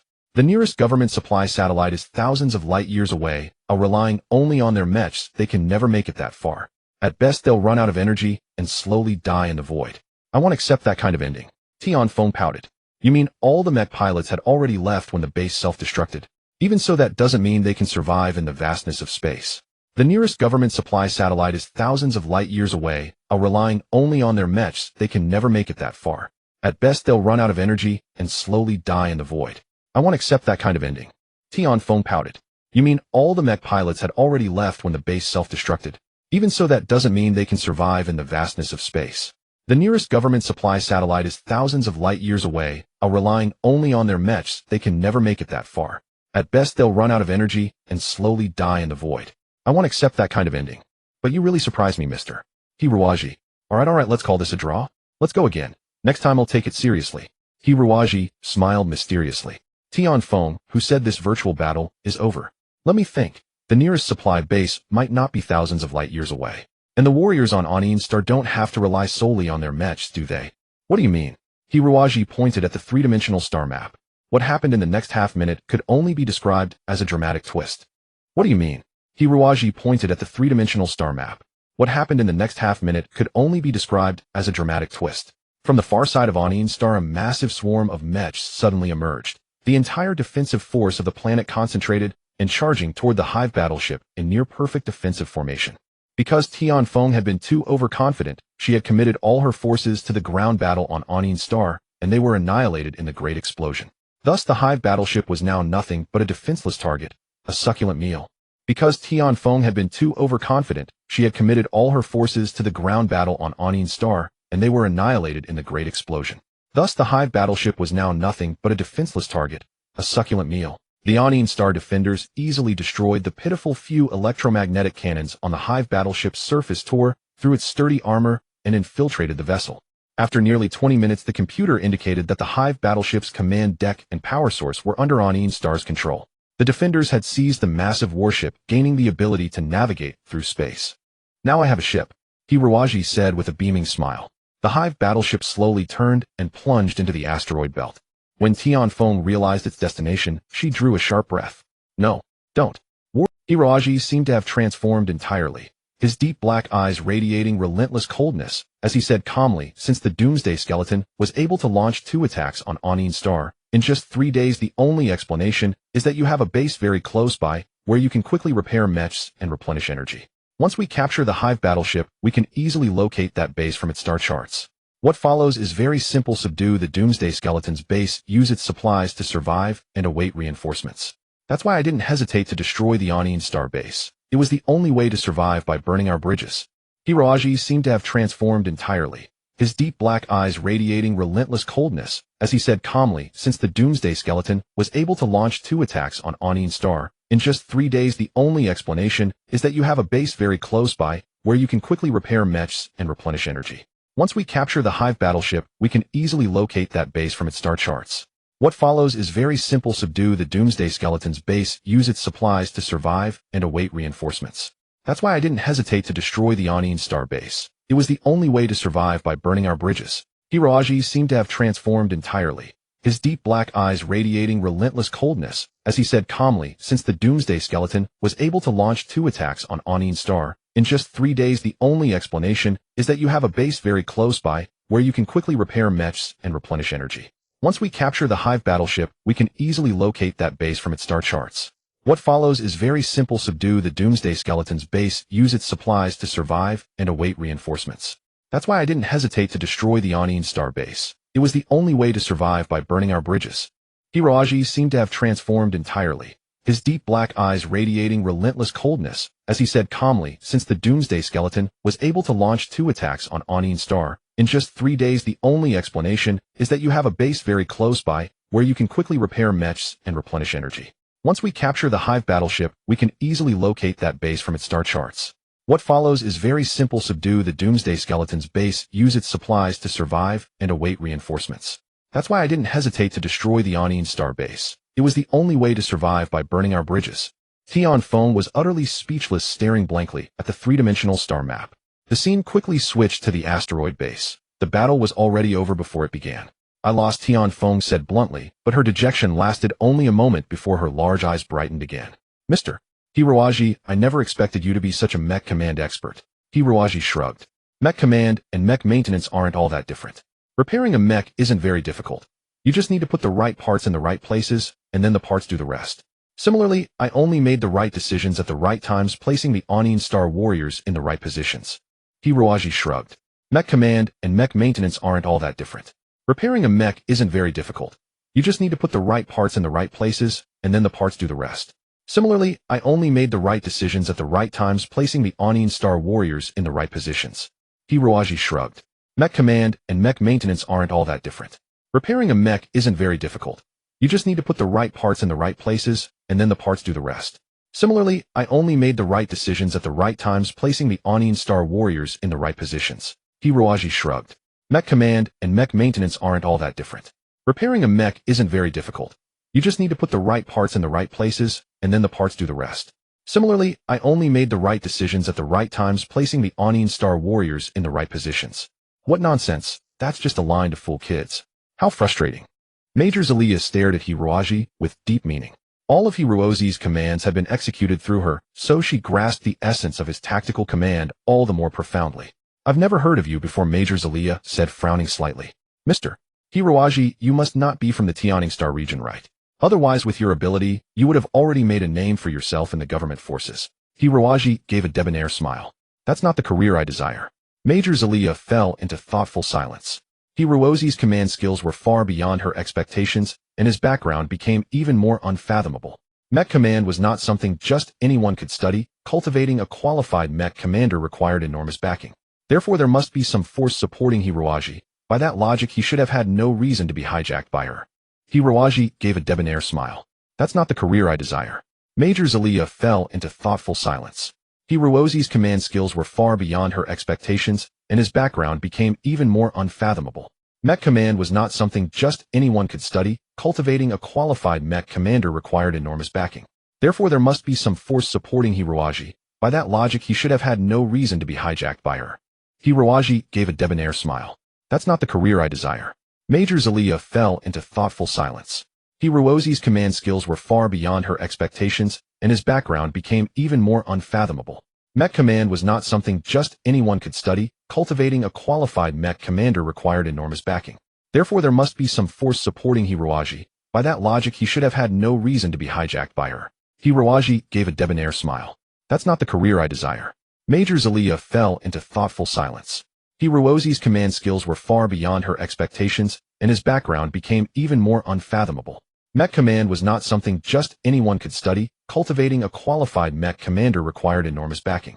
Therefore, there must be some force supporting Hiroaji. By that logic, he should have had no reason to be hijacked by her. Hiroaji gave a debonair smile. That's not the career I desire. Major Zelia fell into thoughtful silence. Hiroaji's command skills were far beyond her expectations, and his background became even more unfathomable. Mech command was not something just anyone could study. Cultivating a qualified mech commander required enormous backing. Therefore, there must be some force supporting Hiroaji. By that logic, he should have had no reason to be hijacked by her. Suddenly, Major Zelia felt a strong sense of being toyed with. Puffing with annoyance, she asked Mr. Hiroaji, why exactly are you here? Hiroaji blinked in surprise. Major Zelia, it was you who invited me here, wasn't it? At the word invited, Zelia flushed crimson, shot him a fierce glare, and gritted her teeth. This smooth-talking little brat. I thought he was an honest man, but now it's clear he's full of tricks. Hiroaji blinked in surprise. Major Zelia, it was you who invited me here, wasn't it? At the word invited, Zelia flushed crimson, shot him a fierce glare, and gritted her teeth. This smooth-talking little brat. I thought he was an honest man, but now it's clear he's full of tricks. The reason I came here, Major, should be clear to you, Hiroaji said earnestly. It's simply because I don't wish to see further conflict between the Apocalypse Skull and the Shadow. For I can assure you that there is no hatred between your factions, rather you share a common enemy. I believe this very enemy is the one pulling the strings, deliberately provoking you into weakening each other. As for their motives, I'm still uncertain. However, I'm confident that within a day or two the truth will surface. Major Sylvia looked puzzled. How can you be so sure that answers will come in a day or two? Hiroaji, of course, couldn't reveal that he had already taken control of Gao Mu from the Inquisition, learning from him that a church expert was about to arrive. He believed that the moment this expert arrived would be when the conspiracy unfolded. Hiroaji scratched his hair in distress. Just trust me, please. I have no reason to deceive you. Major Sylvia glanced at Tianfeng. The young girl was pondering in silence, evidently weighing the feasibility of Hiroaji. In truth, Major Sylvia felt a slight wavering too. Having spent years with Bart, she had some understanding of his character. A rough, straightforward warrior like Bart wouldn't conceive such a despicable scheme as using poison gas. Have we been wronging Kai and Bart all along? Major Sylvia hesitated. Tianfeng also struggled inwardly. The young girl glared fiercely at Hiroaji and bit her lip. Fine, fine. Since I lost to you today, do whatever you want. But one day you'll defeat you. Of course. Hiroaji stuck out his tongue. Tianfeng's talent in mecha command was undeniable. Had she not encountered an anomaly like him, she would have entered the Hall of Mastery after some practical training. A truly rare genius. Seeing Tianfeng's indignation, Hiroaji's heart softened. Don't be angry, my dear Miss Tianfeng. How about this? I noticed your overall tactics during the landing operation were spot on, but there's room for variation in execution. Could I offer you some guidance? Really? Tianfeng's eyes lit up. Passionate about mecha command, she leaped with joy at this golden opportunity. A starship painted with a red cross slowly sailed into the harbor. Outwardly, it appeared to be a medical vessel belonging to the Red Cross, carrying numerous medical instruments and humanitarian aid supplies. However, all the crew members aboard were not helpless physicians, but deacons and adjudicators from the Inquisition of the Church. Gao Mu awaited Executive Jutland in his residence. An executive was a figure second only to the supreme adjudicator in the Inquisition. Executive Jutland wore a refined black cassock and, like Gao Mu, a silver mask. Yet his mask bore more intricate patterns, appearing holier and more exalted. The supreme adjudicator is most dissatisfied with your work. Executive Jutland's gaze was piercing, his tone unceremonious. Gao Mu, trembling with fear, repeatedly wiped the sweat from his brow, unable to utter a word. By the grace of the Supreme God, I have acted entirely according to your orders. Gao Mu wailed. Executive Jutland's expression darkened. The key to our sacred domain's conquest plan for Yearning Star lies right here. Over the past 3 years, the sacred domain has poured vast resources into this place, helping these accursed pirates establish new bases, even providing them with advanced mechas and complete mecha training courses. All of this was meant to yield a small effect today. Yet Gao Mu, why has it been so troublesome for the Apocalypse Skull to attack just one Shadow Star base? Executive, the conquest was nearly successful, Gao Mu said woefully, but then that Kai appeared out of nowhere and repelled our assault. Kai? Executive Jutland was taken aback. The man, who was supposed to be the first sacrifice in the plan. Yes. How is that wretch still alive? What in blazes is that idiot Morpheus doing? Damn it, these Yearning locals truly cannot, well, organize a second attack immediately. No matter what, we must conquer Shadow Star. It's pivotal to the plan. Gao Mu shook his head. That might be difficult, Executive. We had planned a second strike yesterday afternoon, but for some reason the leader of the Apocalypse Skull suddenly changed her mind, insisting on deliberation. No matter how I urged her, she refused to launch the attack, and eventually became suspicious of me. Suspicious of you? Yes. That girl somehow grew clever. She kept pressing me about Kai and the poison gas, how I knew the true culprit, and even mentioned General Morpheus. She seems to be doubting Morpheus, no longer focusing all blame on Kai and Shadow Star. This will ruin everything. Executive Jutland ground his teeth. If the Apocalypse Skull refuses to obey, the entire plan will suffer a severe blow. Please instruct us on how to proceed, Executive. Executive Jutland laughed darkly. I anticipated this. After all, a young girl will eventually grow up, as she cannot be deceived by a single lie forever. Since matters have reached this point, we must resort to extraordinary measures. I have brought 20 dark adjudicators from the Inquisition headquarters. I believe they will prove quite useful. Gao Mu was stunned. Adjudicators were the Inquisition's operatives specializing in violent missions. Each possessed martial prowess rivaling that of a cross-knight, along with elusive supernatural abilities. They were the most merciless warriors, the backbone defending the Church's dignity in the dark world. Gao Mu himself was an adjudicator, but 20 adjudicators gathering for a single mission was an exceedingly rare occurrence. Gao Mu breathed a sigh of relief. With 20 adjudicators, nothing will go wrong. Your thoroughness, Executive, is truly— Executive Jutland sneered coldly. Spare me the idle flattery. Time is pressing. Now draw a map of the Apocalypse Skull leader's residence. We move in half an hour. Sister, what kind of person do you think Mr. Hiroaji really is? In a cozy feminine bedroom, Tian Feng sat comfortably in Major Sylvia's lap, while the Major used a soft towel to dry her damp hair. Both ladies had just bathed and were chatting casually. What do you mean by that, Tian Feng? Sister, I think Mr. Hiroaji is amazing. Tian Feng rolled over and climbed onto Major Sylvia, her eyes full of admiration. The men in the repair yard say that all of them together can't match even his little finger. Haha, those oldtimers are usually so cocky, right? They've been in the pirate crew for decades, yet they all worship Mr. Hiroaji. His mecha repair skills must be extraordinary. Major Sylvia forced a smile. Yes, indeed. Tian Feng clapped her hands. I've heard that an excellent mecha repair master needs at least 20 or 30 years of continuous training, and that's already very fast. But Mr. Hiroaji doesn't look that old at all. Could he be a monster? How terrifying. Perhaps he's just exceptionally gifted. Tian Feng shook her head. And his command skills. Darn it. I thought my mecha command was already impressive. In the virtual battles, no one ever guessed I was just a teenage girl. But in front of Mr. Hiroaji, I had zero chance to fight back. Every time he came up with some crazy, devious trick to defeat me. When I think about it, I believe even the mecha command instructors of the sacred domain are no match for Mr. Hiroaji. Major Sylvia nodded. She had first-hand experience of Hiroaji's mecha command prowess. So I really admire Mr. Hiroaji. Erase the problem, sister. I don't think Mr. Hiroaji has any reason to lie, yet he says our enemy isn't Kai and Bart, but their superior General Morpheus. That's exactly the opposite of what Mr. Gao Mu said. Who should I believe? Sister, please tell me. The young girl looked extremely troubled. Major Zelia pondered. Logically speaking, at that time Kai was leading his men in battle on the satellite base against your father, so the likelihood of him personally releasing the poison gas is not high. However, we have all witnessed Mr. Gao Mu's assistance over the years, and he has even less reason to deceive us. Without direct evidence, it would be unwise to trust either side too readily. From this perspective, I now believe there is no need to launch an immediate attack on Shadow Star. The priority should be to dispatch personnel to investigate the entire matter thoroughly rather than relying solely on Mr. Gao Mu's account. Tian Feng nodded, then flashed a mischievous grin. Sister, what method did you actually use to invite Mr. Hirowaji from Shadow Star? Don't tell me he came willingly. Tianfeng is grown up now and won't believe such tales. Don't say he volunteered. Tianfeng is older now and won't fall for that story. Major Zelia's cheeks flushed slightly. She gently tapped Tianfeng's soft little bottom and laughed. I invited him. Did Mr. Hirowaji act startled and angry? I've always seen him wearing a friendly smile.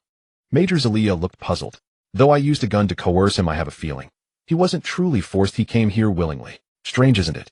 Though that man possesses no real power, I always feel that if he were unwilling to do something, no one in the world could compel him. That sounds just like Mr. Hirowaji. I'm beginning to regret it, Tianfeng. I feel that man is extremely dangerous. Anyone who crosses his bottom line will surely face severe punishment. Yet I think he bears no ill will toward us and might even protect us in critical moments. How ridiculous. Perhaps I'm too nervous. A useless man like that can't even protect himself in a crisis, let alone others. Don't worry, Tianfeng said with a smile. I will protect Mr. Hirowaji well and never let him get hurt. Sorry. A leisurely knock sounded at the door. It's Mr. Hirowaji. Tianfeng climbed down from Major Zelia's lap. Mr. Hirowaji, please wait. Strange, what's he doing here so late? Major Zelia thought for a moment, then pulled an electromagnetic pistol from beneath the pillow and concealed it behind her. Hirowaji stood outside the door for a while, only entering after Tianfeng and Zelia had both dressed properly. Zelia eyed the young man warily, instinctively sensing something amiss. Mr. Hirowaji, is there something you need at this hour? Actually, there is indeed something. Hirowaji's face was pale, his smile awkward. Well, a few gentlemen came to my room just now. Oh, never mind.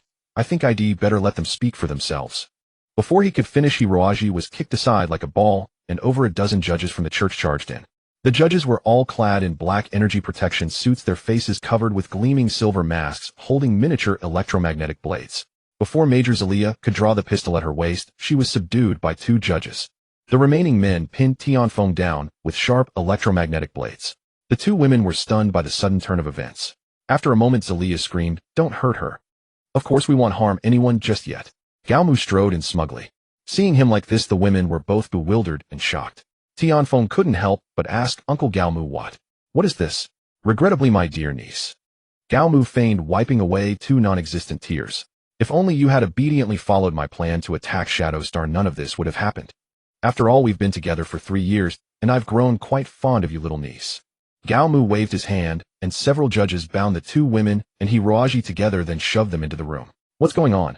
Hirowaji exclaimed repeatedly. "I have nothing to do with this. Why am I tied up too?"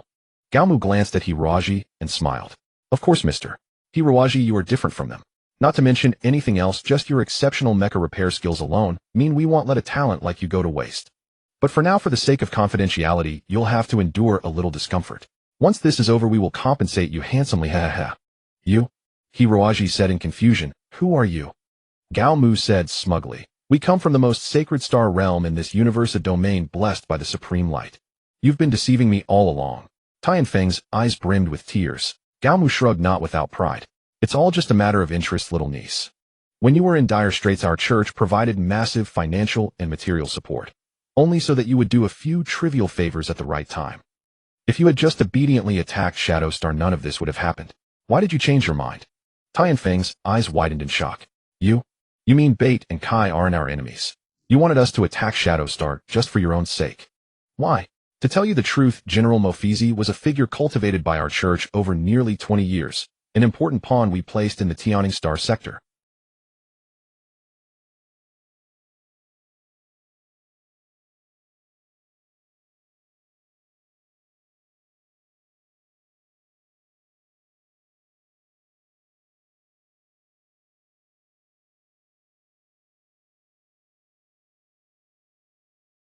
The so-called biochemical poison gas scandal was something we didn't want, so we had to let frontline soldiers like Kai and Bait take the fall.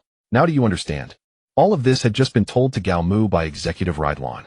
Believing the two women were as good as dead, Galmu felt no need to be cautious and indulged in mockery. "But why did you help us rebuild the Doomsday Skull?" Zelia asked seriously.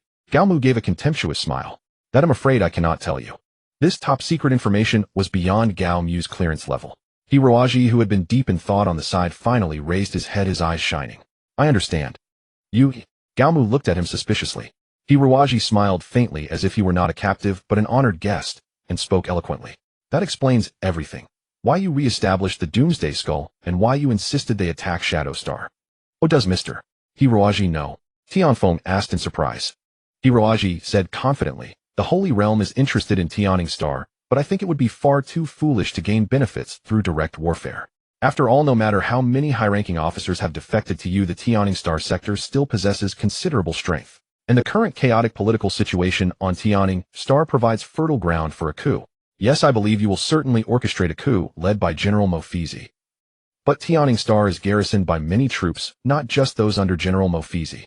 So first you create a large-scale pirate riot on the border planet Shadow Star, then dispatch elite forces from Tianing Star to suppress it. Thus, the capital planet stripped of its defenses falls right into General Mofizi's hands. This also explains why Tuzan demanded that Death Island accelerate production of biomecha raw materials. He needed to organize a temporary force to support General Mofizi. From this perspective, one of the 4 holy emissaries must have already defected to the church. Gaomu lowered his head in thought for a moment, then smiled. Mr. Hiroaji, you are truly a genius. But sometimes it's best not to flaunt your intelligence, especially when you're lying on the chopping block. What? What are you going to do? Tianfeng cried out. Tianfeng shouted loudly. Gaomu said, under the command of our executive Rideland, a combined strike force of the Doomsday Skull Pirates, and the judges will appear over Shadow Star in 5 hours. I'm sure it will catch the enemy completely off guard. Impossible. Tianfeng said.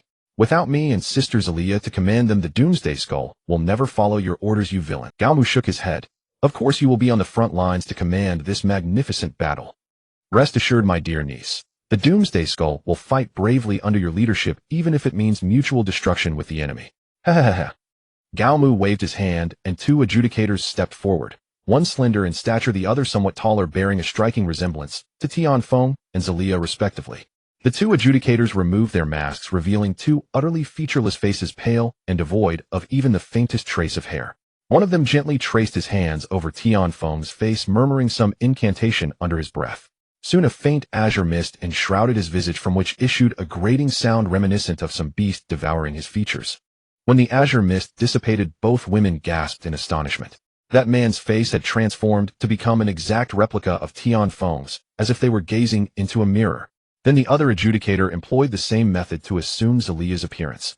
Gaomu said smugly, this is the latest achievement of our Chuch's biotechnological research. Malleable memory cells capable of completely altering a person's appearance.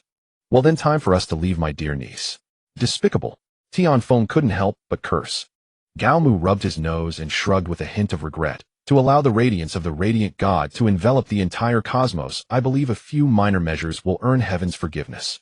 The group quickly exited the room, leaving only the 2 adjudicators to stand guard. Not long after, a voice that sounded achingly familiar echoed through the communication channel. Had Tianfeng not been bound there at that moment, she would have sworn it was her own voice. Emergency assembly. Move out immediately. Target Shadow Star. Half an hour later came the roar of mecha engines and the tremor of hive ship takeoff. These mecha had already been prepared for a second assault, so they completed all combat preparations in an extremely short time. Led by the impersonated Tianfeng and Zelia, the fraudulent adjudicators, the main force soon departed from the base. It's all over now. Realizing that nothing could be salvaged, Commander Zelia said dejectedly. Tianfeng's face also lost its usual smile, her gaze vacant as she stared at the white wall. Only one person remained as calm as ever, smiling serenely. If there was anything in his smile that differed from usual, it was but a single element, the flame of fury. Half an hour after Executor Ridelan and Gaomu left the base, Tianfeng, Zelia, and Hiraji were escorted out of the room by 2 adjudicators. There is no chance for you to escape, said one adjudicator icily. Although most of our personnel have gone to Shadow Star, 20 regular soldiers remain here. Should you make any suspicious move, we will kill everyone in this base, including the civilians. Therefore, for the safety of your civilians, it is best to obey orders. What do you intend to do? Tianfeng struggled to suppress her fear. She was not overly worried about the threats to herself, but there were so many lives in the base. Innocent women and children. They had come here, trusting her, and now, because of her own foolishness, they were plunged into danger. Tianfeng was overcome with regret, and tears of remorse streamed down her face. Under the escort of the 2 adjudicators, they arrived at the private dock of the Red Cross medical ship. This dock had been newly built with Gaomu's funds exclusively for his use, inaccessible to others. That meant whatever happened here, no one would know. Sister Zelia, do you think those mecha knights who went to attack Shadow Star will ever come? Commander Zelia said painfully, Kai and Bart are not easy foes to deal with. Moreover, Gaomu intends to silence everyone. He won't let those people return. The most likely scenario is using them as bait, engineering a mutual destruction, annihilating both us and Shadowstar in one fell swoop. It's all my fault, all my fault. Don't blame yourself, miss. At that time none of us saw through Gao Mu's true nature. It's not your burden alone. You are still so young. But I am the leader of Doomsday Skull. The responsibility falls on me. Hey, you wretched villains, just kill me alone. Why drag so many others into this? That is impossible, said Hiroji after a long silence, since their aim is to lure the main force of the government army from Tianing Star here to suppress the rebellion. The entire Doomsday Skull cannot escape. Why did Gao Mu originally build this base so impregnable? Probably to use it as a stronghold to delay the government army as long as possible. Thus those in the main battlefield have no chance of survival. His ruthless deduction drained the remaining color from Tianfeng's face. Zelia glared angrily at Hiroji. Although she acknowledged that what he said was true since matters had come to this, why wound the young girl's heart further? Tianfeng clenched her teeth and whispered, "Sister, do you think there's any chance we might survive?" Zelia was so distressed she nearly wept, and she shook her head gently. I've heard of the Chuch's 3 major armed forces. Among them the Inquisition is the most ruthless. Adjudicators are senior operatives of the Inquisition. Each possesses formidable martial prowess and is equipped with mysterious advanced mecha. To be honest, even under absolutely fair conditions going unknown against an adjudicator, I have no certainty of victory, let alone in our current situation. The 2 adjudicators halted before the Red Cross medical ship, while over a dozen church soldiers sealed off the entire starport. One adjudicator said with a hint of approval, "You seem quite familiar with us adjudicators. In that case, they'll grant you a swift death." "Thank you," Zelia said, pale as death, her lips curling into a faint, almost imperceptible smile. She spoke slowly, each word deliberate. "But even though I know I cannot defeat you for the sake of everyone in this base, I still want to try." To everyone's astonishment, Zelia lifted her head, and a crimson light blazed from her eerie mechanical eye. A high-heat electromagnetic energy beam shot forth, hurtling straight toward the adjudicator. "Bastard!" The adjudicator cried out in alarm as the laser beam struck him square on the forehead. "Got him!" Zelia strained with all her might, and broke free from the electromagnetic bindings that held her. They had underestimated her. As Shadowstar's military police commander, Zelia was intimately familiar with various electromagnetic cuffs and restraints. Over the past half hour she had been assiduously attempting every escape method, and had only now succeeded. Like an enraged panther, Zelia lunged at the other adjudicator. All this transpired within half a second. Zelia hoped to subdue the remaining adjudicator in the next half second and use him as a hostage to negotiate. However, the first adjudicator did not die. The Inquisition's distinctive mask was crafted from ultra-hardened alloy and treated with mirrored reflectivity. Besides concealing the wearer's identity, it also reflected energy weapons. The electromagnetic attack merely glanced off the adjudicator's mask and deflected into the sky. The second adjudicator, seemingly already anticipating Zelia's action, had assumed a combat stance the moment she began her move. When Zelia pounced, she met the adjudicator's lethal strike head-on. Zelia stiffened, crumpled to her knees, coughed blood, and convulsed before the adjudicator. The adjudicator sneered, retracting the fist that had slammed into her stomach, and casually blew on it. With a laugh he said, "What a hot-tempered young lady. But really the noise you made trying to work the cuffs open was far too loud. If we couldn't even hear that, we'd hardly be qualified for the important position of adjudicator." "Yes," the other adjudicator added. "All those others have gone to Shadowstar to enjoy the show, leaving only the 2 of us here. Rather dull, in fact. So your little farce here was quite entertaining, and we must thank you for the amusement." Zelia's heart plummeted into an icy abyss. She had not expected that every move she made had been under the enemy's watchful eye. All hope was shattered. "Let's finish you here. By the way, that mechanical eye of yours that can fire laser beams is quite exquisite. After you die, I'll dig it out and keep it as a souvenir. You don't object, do you?" One adjudicator raised his hand with a smile. A strange luster emanated from his palm, as if it were a sharp blade. Tianfeng could no longer hold back her tears of anguish. Once the floodgates opened, there was no stopping them. The young girl rushed forward, throwing herself protectively in front of Zelia. "No, please don't hurt, sister. Troublesome. Then killing you first makes no difference." Zelia struggled to straighten up, shielding Tianfeng behind her, and said weakly, You will not succeed, you demons." The 2 arbiters laughed heartily. "You 2 ladies will soon meet the real demon. Have a pleasant trip to hell." One arbiter smiled coldly, his hand axe aimed at Zelia's neck, ready to strike. The other arbiter suddenly felt a chill, as if 36,000 steel needles were piercing his body. "Wait, something's wrong." "Well, what?" "There is an extremely powerful spiritual energy. Can you feel it? It's an expert." Both arbiters fell silent. As spiritual energy experts, they could certainly sense that spiritual energy laced with infinite fury. The spiritual energy displayed by this mysterious enemy was truly terrifying. In the air, the invisible spiritual energy surged like a raging tide, battering the two men wave after wave. Both shuddered. Even Zelia and Tianfeng could sense an extremely powerful aura nearby. "I'll look at the ground," one arbiter exclaimed. On the ground, painted silver by the artificial moon, appeared a shadow as ugly as a demon, stretching and stretching. Following the direction of the shadow, the two slowly turned their heads. Under the silvery moonlight, at the highest point of the medical ship's bow, stood a majestic figure. Looking closely, it turned out to be a crocodile. Well, what the hell? The crocodile grinned exaggeratedly. "Ugly bipedal male creatures, you beings that should never have existed in this universe. Listen carefully to me, Master Abu. There are countless rules in this world, but for me, Master Abu, the only rule that crosses my bottom line is harming cute and beautiful girls. Ugly bipedal male creatures who violate this rule, hell is your best destination." A crocodile. A crocodile can talk. One arbiter was stunned. The other said in a deep voice, "Who is playing tricks in the shadows? It must be a remote-controlled mechanical body making sounds through a computer program. Damn it. How dare you accuse me of being a remote-controlled mechanical body? Infuriating. You wicked scum, at least you know you're ugly, so you wear masks to cover your faces, but even so I cannot bear it. Die." Abu let out a fierce roar, leaping high from the top of the spaceship. Under the giant artificial moon, he looked as majestic as a god or demon descending to the mortal world. Zelia turned back in confusion to glance at Hiroaji. Strange, that should be Hirozi's pet robot crocodile. How could it? Hiroaji gave her an enigmatic smile. "Die, all male humans must die." As soon as he said that, a dozen or so church soldiers who had already prepared launched an attack. About 5 or 6 high-energy laser beams first pierced through Abu's body, followed by explosive electromagnetic bombardment cannons, and finally 7 or 8 micromissiles designed to attack mechas. Boom. Abu turned into a bright fireball, crashing miserably to the ground. "Pathetic," an arbiter sneered. "What kind of person would create such a boring mechanical body?" "But," the other arbiter said, "that spiritual energy is still intensifying." Indeed, if the original spiritual energy was but a wave, now it had become a boundless ocean. Everyone was immersed in this spiritual energy. No one could escape. Hirozi's face was icy cold, and he walked over slowly, somewhat rigidly. "You, what about the chains on your hands?" one arbiter roared.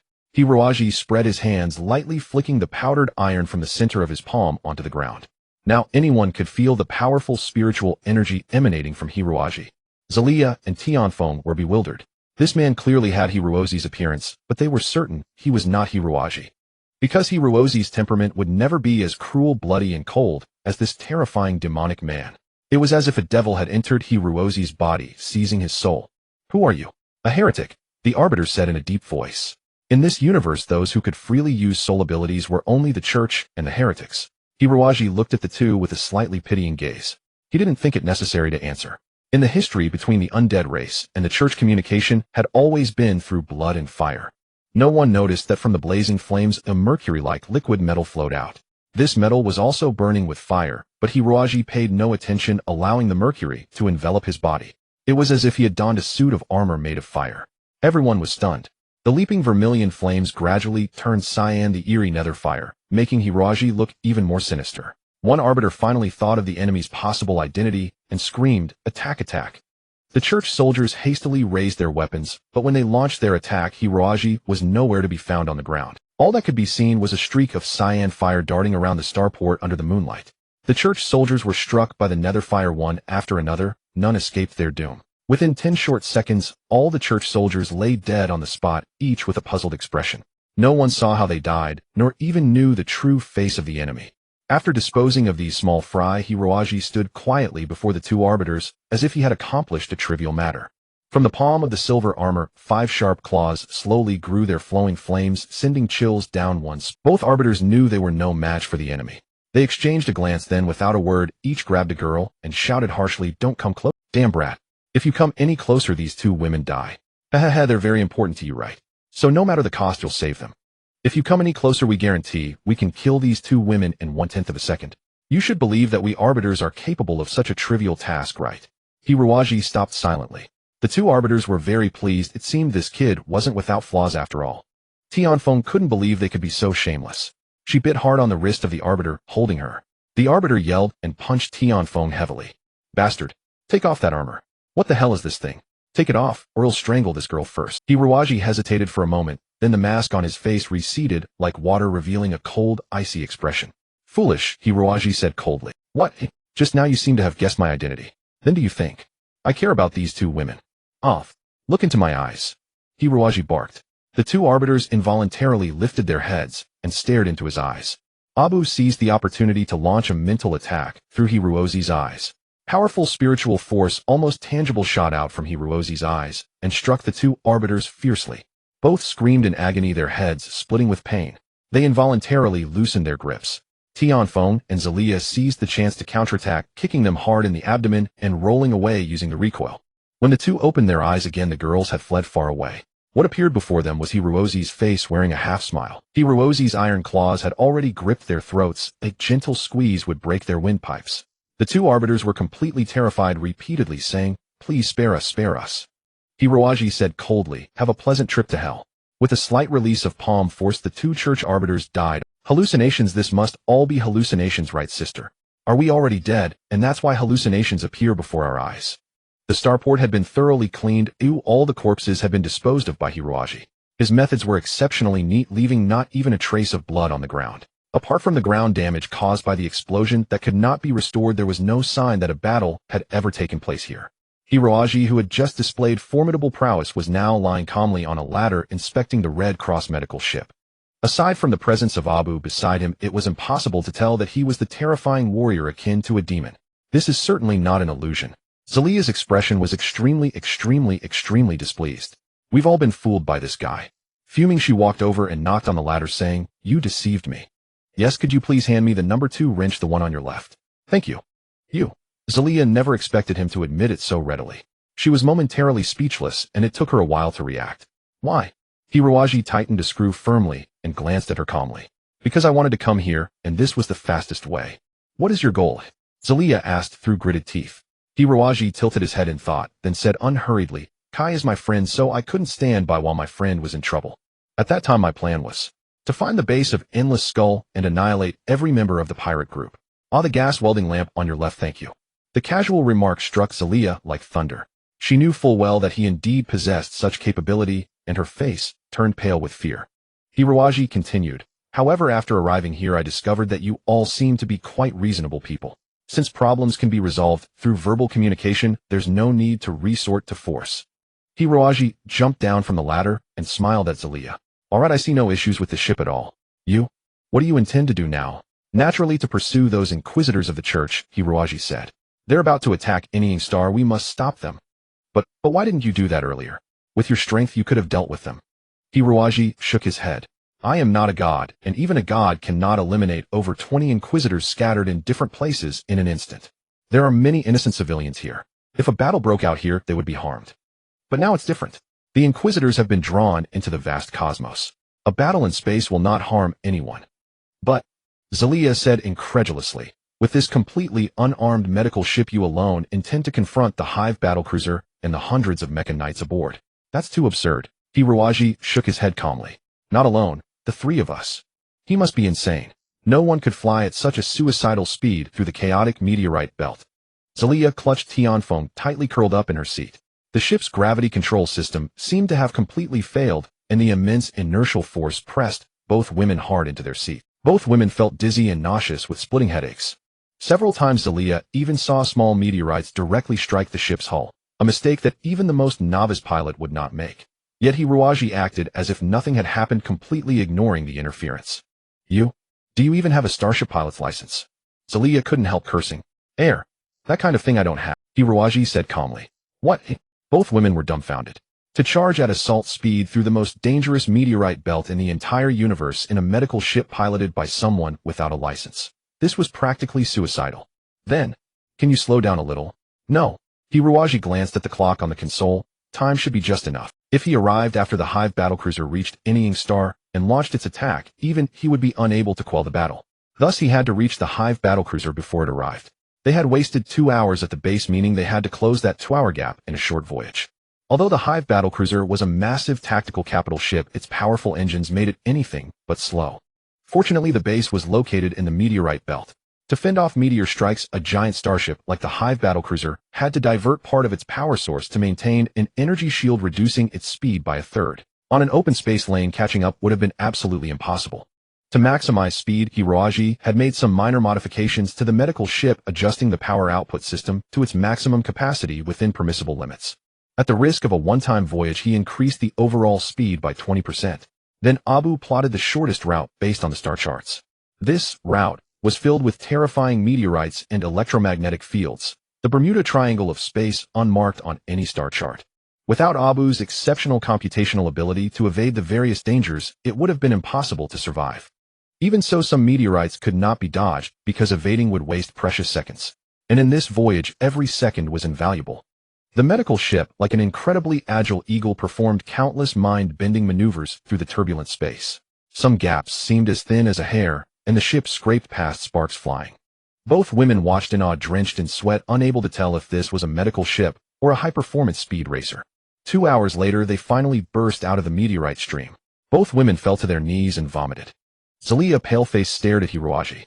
This monster stood as steadfast as a nail before the control panel, showing no sign of tension or relief. She exclaimed, "You, aren't you being too much? Moi, even if we risked our lives to get here, so what? Even if we can intercept the Hive battlecruiser, do you think you can single-handedly hold off an entire mecha squadron? This is just a medical ship." Hiroaji shook his head. "It's not just us and the medical ship. In fact, while we were in the meteorite belt, I used the ship's communication system to send a signal to anying star. Kai and the others should be rushing here at full speed now." "How long will that take?" "About half an hour to reach this space." "Are you kidding? The Hive battlecruiser is almost here. I can stop it. You? Just you." All right. Even if you're a genius who can do anything, even if you're proficient in mecha piloting, you're not thinking of holding off an entire mecha squadron by yourself for half an hour, are you?" "That's why I brought you along," Hiroaji said. At that moment, the Hive battlecruiser appeared on the holographic radar screen. The warship, suspended in space, seemed to leap out of a dimensional rift, appearing even larger than usual. The faint light of a distant star glinted coldly off the Hive battlecruiser's surface.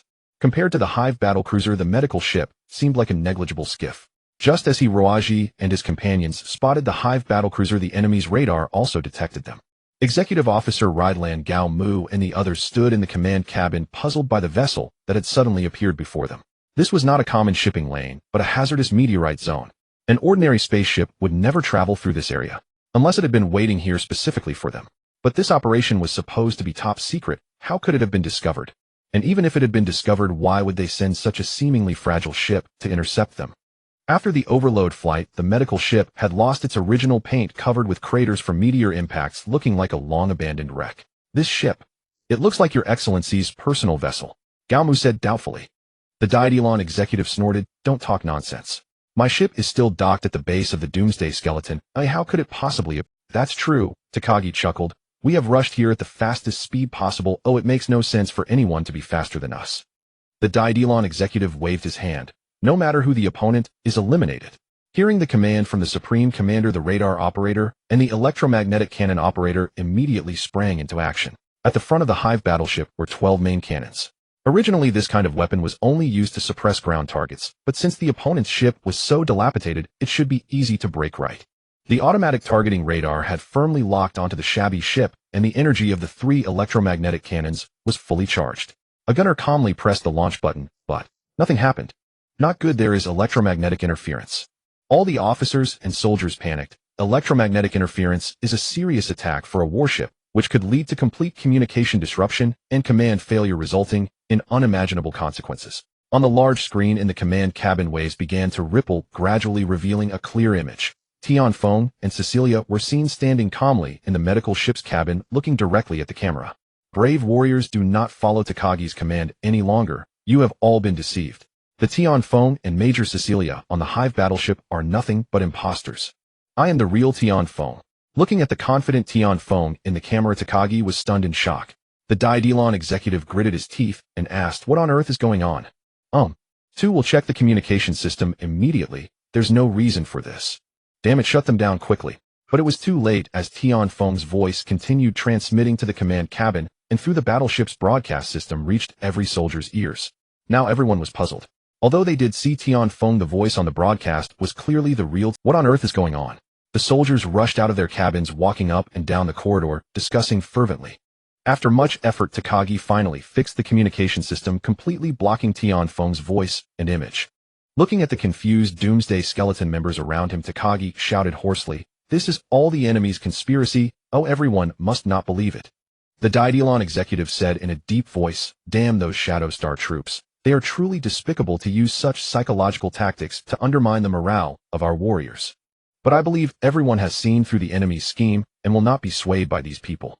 The Knights of the Doomsday Skeleton exchanged glances, remaining silent. They were already very suspicious of Tianfeng's frequent changes in orders, and now, with this strange incident, they were even more hesitant to make a judgment. The Daedalon executive gritted his teeth and said, "Takagi, take 10 judgers and completely eliminate these damned enemies." Yes. 10 deep black judgers silently slid into space from the dock.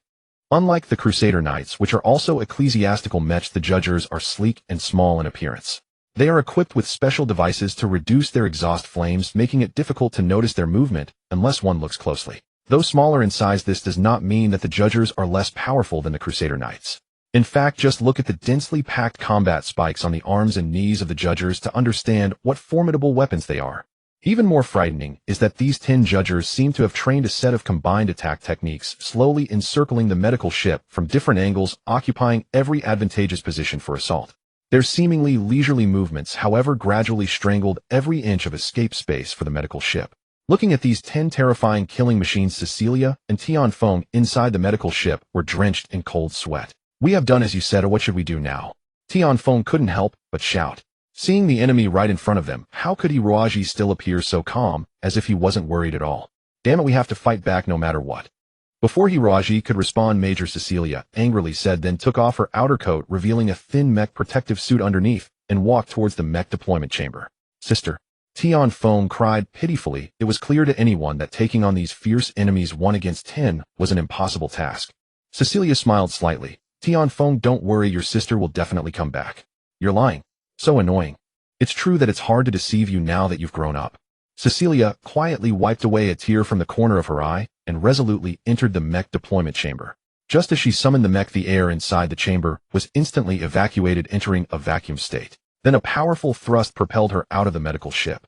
In that instant, Cecilia was surrounded by a majestic mech. The Green Hornet mech is a fully functional heavy mech specifically equipped for the Shadow Star troops. It is armed with 2 long electromagnetic blades that can also connect to form a double-head spear. The advanced ergonomic design has significantly enhanced its speed, and a particle cannon inside the chest plate can provide sufficient long-range attack capability. This mech has accompanied Cecilia since 3 years ago. She once swore to use this mech to protect all her loved ones. She would even sacrifice her own life if necessary. The double-head spear traced a beautiful arc in the void as the Green Hornet charged at the judgers like a moth to a flame. However, the swift attacks of the Green Hornet did not bring any advantage. The 10 judgers had no intention of confronting it directly. Instead, they surrounded the Green Hornet, slowly draining its energy. Their speed was already slightly faster than the Green Hornet, and they coordinated perfectly with each other. Whenever the Green Hornet finally found an opportunity to attack one of the judgers, another judger would charge in from another direction, forcing the Green Hornet to defend instead of attack. In just half a minute, the Green Hornet had lost all ability to attack, barely sustaining under the opponent's vicious assaults. The Green Hornet was like a kite with a broken wing, drifting with the wind in a storm. The judgers treated it like a toy, kicking and punching, slowly torturing Cecilia. The Green Hornet was already battered and covered in wounds, with pieces of the mech scattered in the void. Tianfeng inside the medical ship closed her eyes in pain, hating these damned enemies with all her heart. Tianfeng clasped her hands together and murmured, "God, if there really is a God in this world, please save Sister Cecilia. If you can truly rescue Sister Cecilia, Tianfeng is willing to do anything for you." I don't know if there's a God or not, but I don't need you to do anything for me." "Huh." Hiroaji narrowed his eyes, staring intently at the judgers outside, thinking that these foolish guys should not be spending so much effort on Cecilia, because excessive attacks would only reveal the flaws in their techniques. Hiroaji sneered coldly and retreated into the mech deployment chamber with Abu. "Am I about to die?" The Green Bee had completely lost its momentum, drifting slowly through the dead silence of space, like a frozen coffin. Ugly judges kept floating past before her, their grating cackles pounding relentlessly against Celia's eardrums. For some reason, she suddenly felt an overwhelming weariness, longing to simply fall into an endless slumber. But remembering Tianfeng still needed her protection behind Celia, forced herself upright through the pain, maneuvering the Green Bee to shield the medical ship, spreading her arms wide to block the enemy's attack route. A judge howled as it lunged forward, a crimson energy blade snapping out from its elbow, thrusting straight toward the cockpit with unstoppable force. Celia could almost hear the whistling wind, but she couldn't help but shut her eyes. Yet after what felt like several seconds, the anticipated explosion never came. Celia forced her eyes open to look outside. The sight before her was utterly unbelievable. A black mecha appearing from nowhere, its surface roiling with blazing azure flames, stood like an elegant and brutal demon from the abyss. Two enormous wings crafted entirely from pale bone extended from the mecha's back, with pale flames jetting from the nozzles beneath. A massive crescent scythe shaped like a full moon slanted across its shoulder, lending the mecha an even more graceful and dashing air. The judge in its grasp was like a viper caught by an eagle. No matter how it struggled, it could not break free. The phantom flame mecha clamped the judge's throat firmly, hoisting it high into the air. Its overwhelming dominance forced every judge present to retreat 3 paces. Heavens, a god has truly arrived. Tianfeng gasped, staring at the observation radar. This mecha style feels so familiar. Could it be that man again? A feeling of being deceived welled up once more in Celia's heart, yet whenever this man appeared, it seemed she no longer needed to worry about anything else. Aboard the hive ship, the Jutland executive nearly smashed the table. What the hell is going on? Who in the blazes is this bastard? Kill him, the judge commander ordered. The remaining 9 judges attacked simultaneously, and at that very moment the judge in Hirozi's hands exploded. Flames from the blast engulfed Blackwing entirely, then a scythe flew out from an impossible angle, cleaving a judge in 2. Hiroji seized the chance to leap out of the encirclement, and the crescent scythe returned to Blackwing's hand. That chain of attacks had effortlessly eliminated 2 judges, yet for Hiroji the situation had not fundamentally changed. The judges had merely been caught off guard by his ambush, and now that they were alert, pulling off such an easy feat again was in terms of raw power, perhaps each judge still fell short of Blackwing. But their combined attack formation was an exceptionally troublesome array. Hiroji had been observing for a long time without finding a definitive counter. The depths of the judge's power were truly unfathomable. Hiroji silently acknowledged. Yet these judges had no idea they had already committed a grave mistake. That mistake was Gao Mu. The formation among the judges had been flawless, but within Gao Mu's body lurked Hirozi's dark power. Hiroji closed his eyes and gradually expanded his spiritual energy, and indeed located Gao Mu's position within the formation. If the enemy had never come into contact with him before, Hiroji might have had no means to launch a mental attack against the judges under these circumstances. But with Gao Mu inside, everything changed. As the judges shifted formation once more, Hiroji linked his mind with Abu and struck at Gao Mu. Gao Mu felt a sudden daze, utterly unaware of what had happened. The 8 judges quickly formed a new array, trapping Hiroji firmly within. To the judge commander, this attack was surely foolproof. No matter how formidable the enemy, no one had ever escaped the judges' combined assault. All 8 judges activated simultaneously. Just as they thrust their blades toward Hiroji, he unleashed a high-intensity mental assault on Gao Mu. A strange thing occurred. In Gao Mu's vision, Hiroji suddenly vanished, and in his place the mecha opposite him transformed into Hirozi's form. Naturally, Gao Mu thrust his electromagnetic blade toward that opponent. That single thrust shattered the entire formation. The judge on the receiving end had never expected his own comrade to strike so treacherously. His full attention was fixed on Hiroji, leaving him no time to dodge. Gao Mu's electromagnetic blade utterly destroyed the cockpit of the opposing judge, killing the knight inside instantly. Thus a gap appeared on both sides.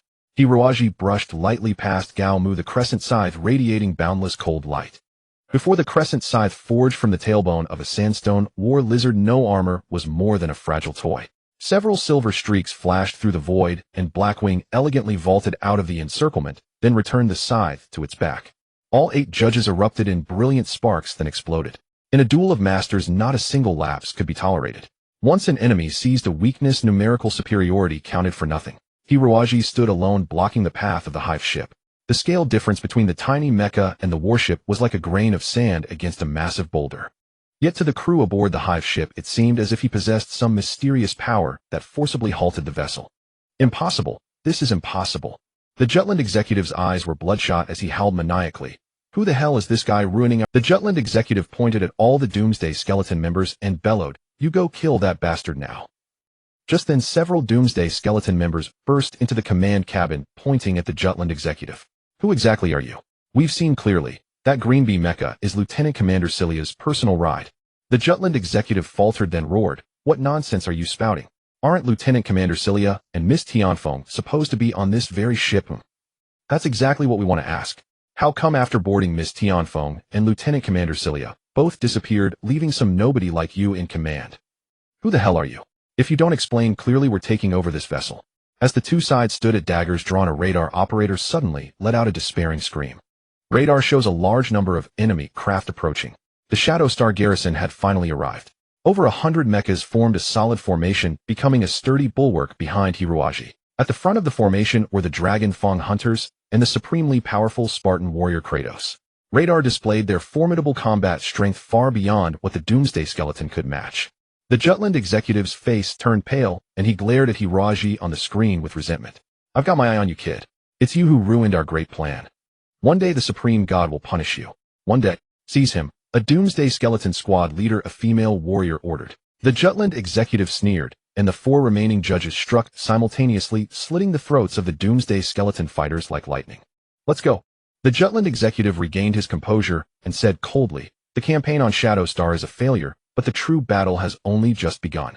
The Yearning Star domain will one day return to the embrace of the gods, and that day is not far off." An escape pod quietly slipped out of the hive ship, carrying boundless bitterness and resentment, heading toward the holy domain. Kai had no idea what had happened. An hour ago, while on Shadow Star, he had received an urgent message from Hiruaji. After Hiruaji and Zelia had vanished that day, explosions erupted in many hangars across the Shadow Star base, reducing a number of mechas to scrap metal. Fortunately, most mechas were stored by warriors in their personal spatial bracelets. Only those awaiting maintenance were left in the hangars, so the loss was not too severe. Yet for Kai, Hiruozi's disappearance was an irreparable loss. He was certain that Hiruaji had been abducted by Zelia to the base of the Doomsday Skeleton. Logically, Hiruaji should have had no chance of survival. But now he had genuinely heard Hiruozi's voice. Hiruaji ordered him to immediately lead all available forces on Shadow Star to intercept the enemy at coordinate star, zone B97, Y93. Although the communication could not explain the details, out of trust for Hiruaji, Kai mustered every mecha knight and rushed here without a moment's delay. Seeing the hive-shaped warship charging aggressively, Kai drew a sharp breath. All Shadow Star warriors were ready for battle. At the same time, the Doomsday Skeleton warriors on the hive warship were equally flustered because most of their mechas were still inside the vessel, not yet deployed into space for combat. If the enemy attacked at this moment, Doomsday Skeleton would fall into a very passive situation.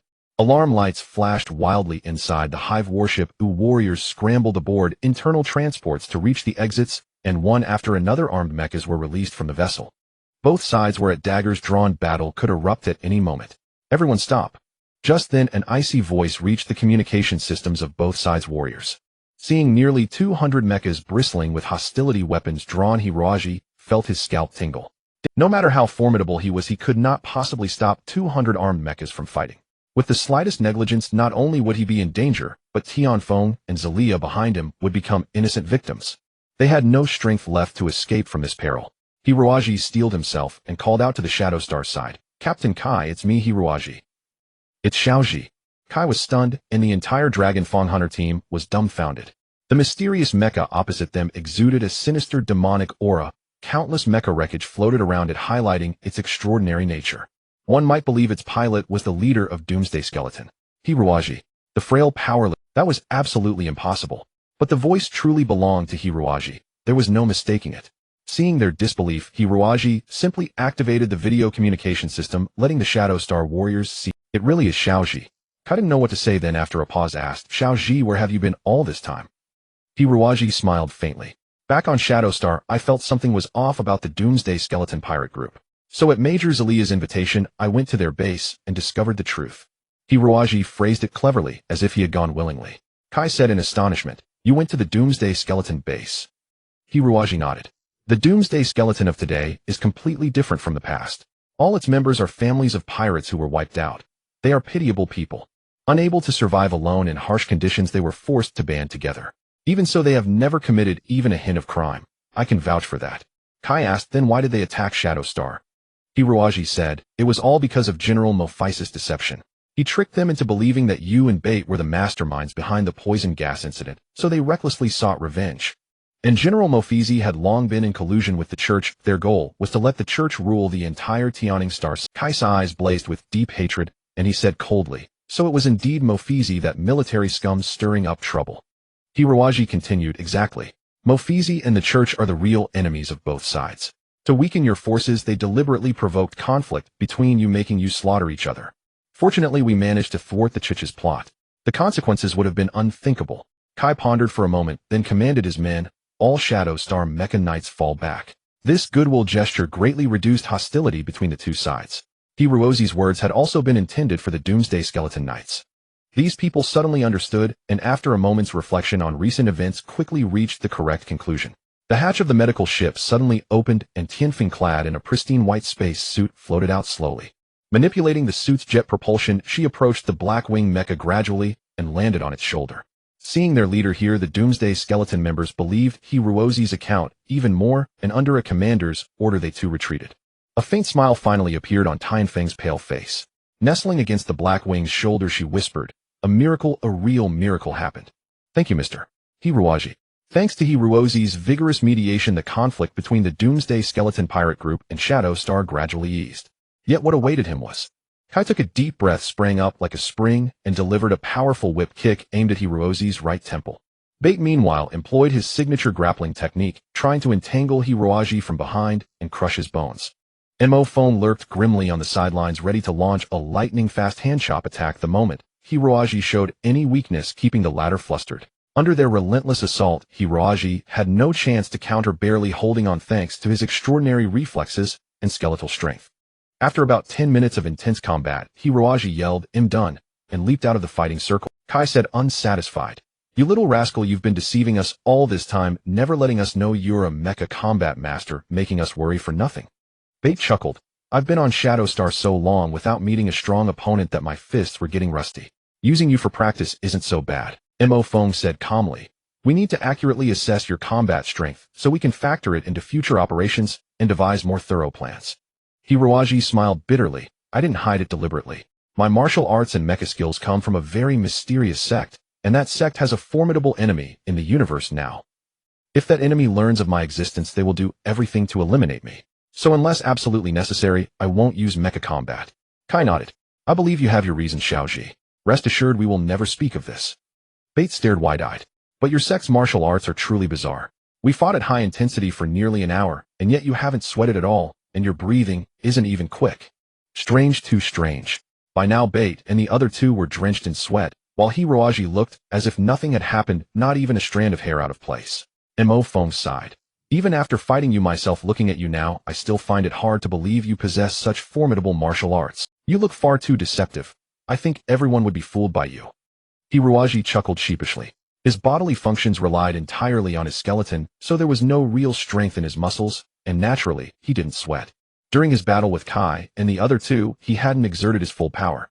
The Black Netherbone art was an exceedingly domineering and ruthless martial technique. If he had used his full strength, someone would surely have been injured, or even killed. Hiruozi tidied his disheveled hair and asked Bait, "Colonel, have you still not forgiven Major Zelia?" At this topic, Bait's face immediately darkened. Although the misunderstanding between them had been cleared up, Zelia's betrayal still deeply dissatisfied Bait. Similarly, an intangible rift persisted between the Shadow Star warriors and the Doomsday Skeleton members. "How about this?" Hiruozi said. "Why don't we all go together to the Doomsday Skeleton base and see what life is truly like there?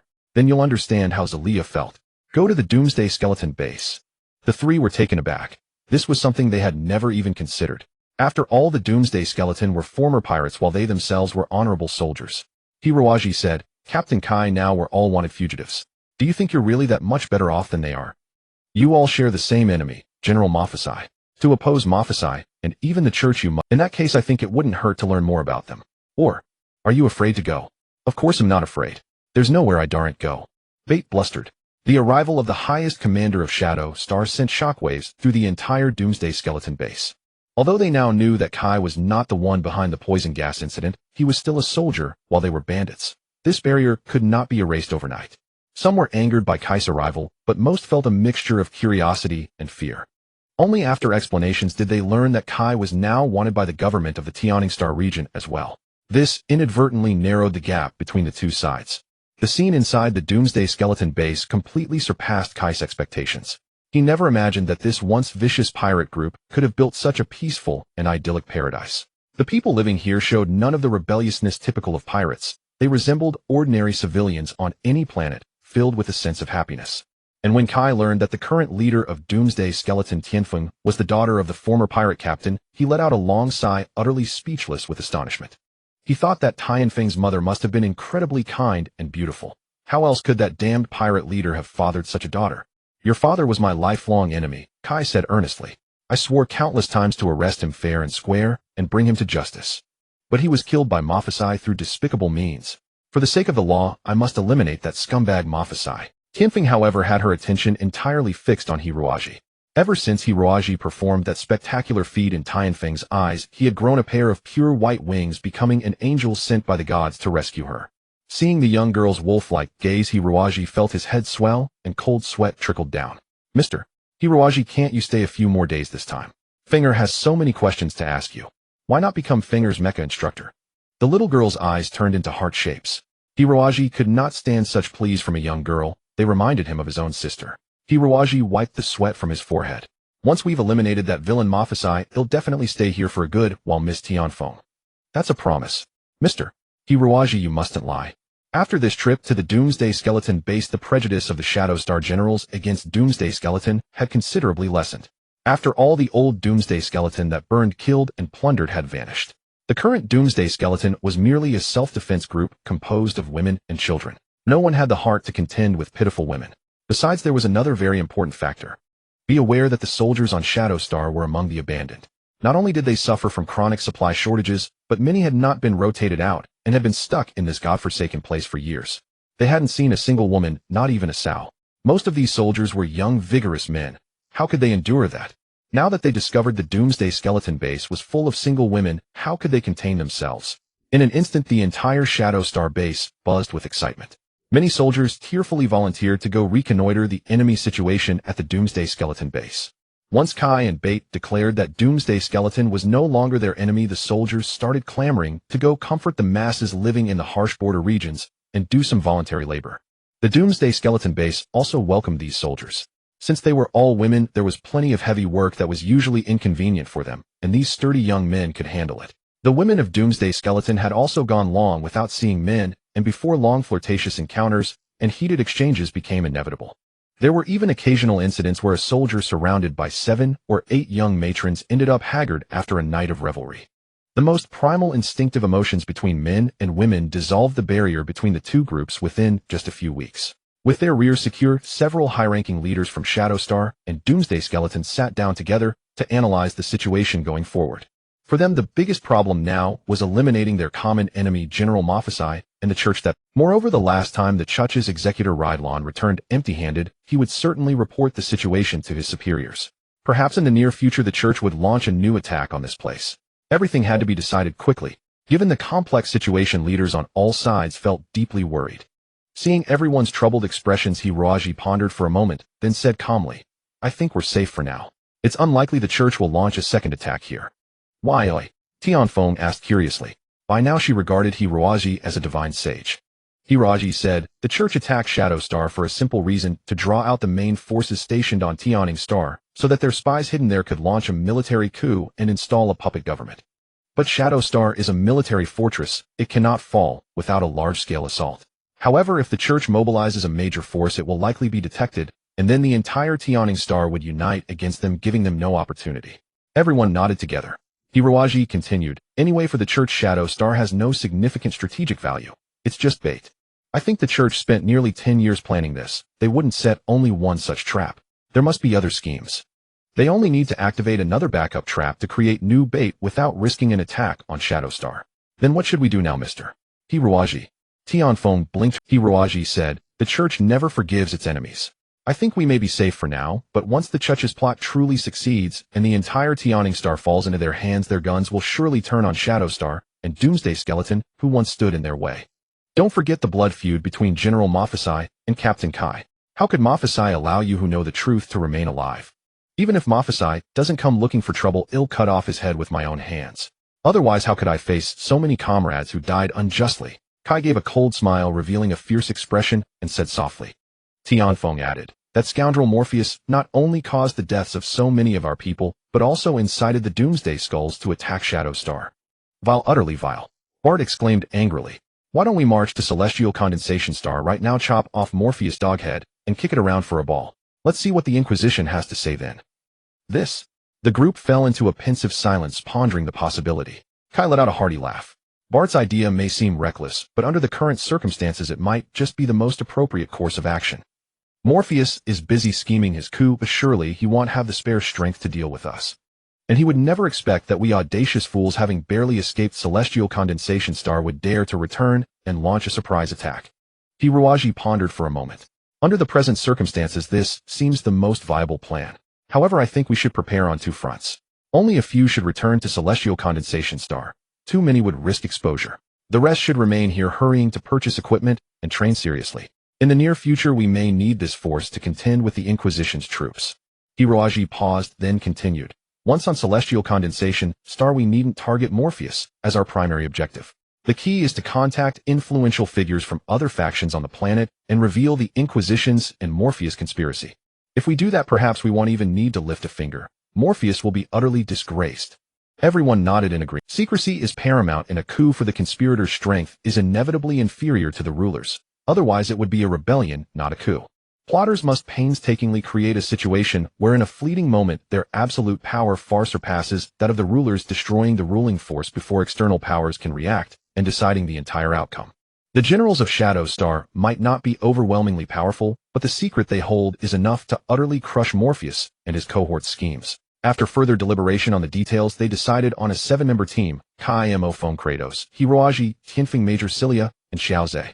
Kai, Kratos, Hiroaji, and Major Cilia were all top-tier experts, equally formidable in mech combat and hand-to-hand fighting. Mo Phone was resourceful and clever, perfectly suited for a strategist role. Tian Phone possessed unexpected command abilities, especially a pirate's intuition, which would surely prove invaluable. As for the master thief Xiaozhe, that was Hiroaji's suggestion. Since their mission was covert, they would inevitably need to engage in some sneaky, underhanded activities. With Xiaozhe, the arch-thief among thieves, along many things would become far more convenient. Moreover, Xiaozhe had grown up in Greenleaf City on Celestial Condensation Star and knew every inch of the place intimately. He was in essence a living map of Celestial Condensation Star. If anything went wrong, having him along would make escape much. Upon hearing how dangerous the mission was, Xiaozhe squawked and refused vehemently.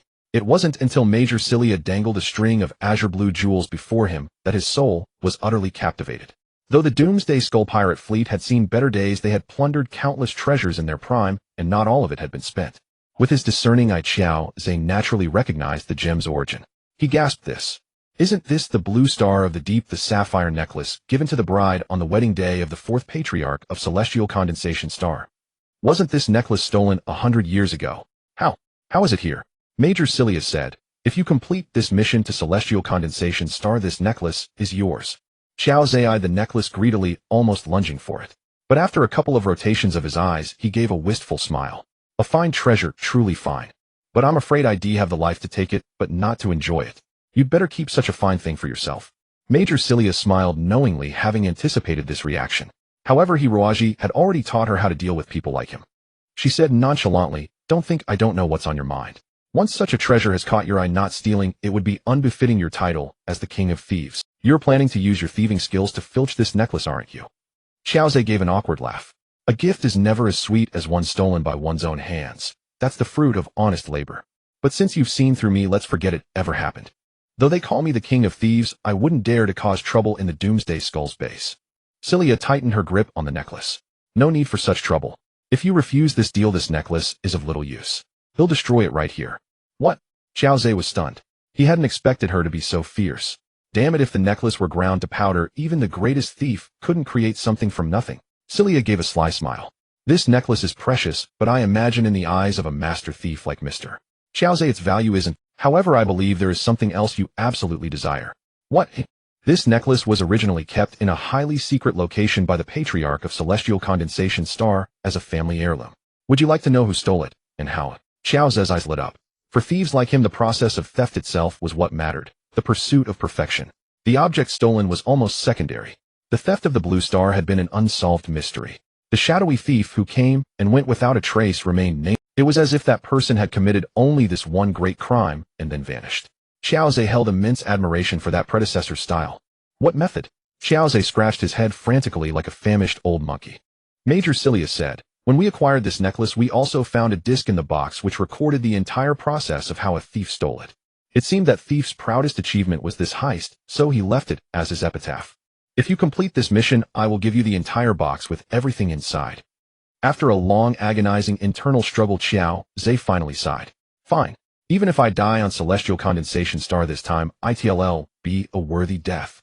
Thus the full team was assembled. Hiroaji hadn't been idle during these days. The wreckage of over a dozen Inquisitor Mechs was a treasure trove to him. Using these remnants, Hiroaji heavily modified the Mechs of all team members.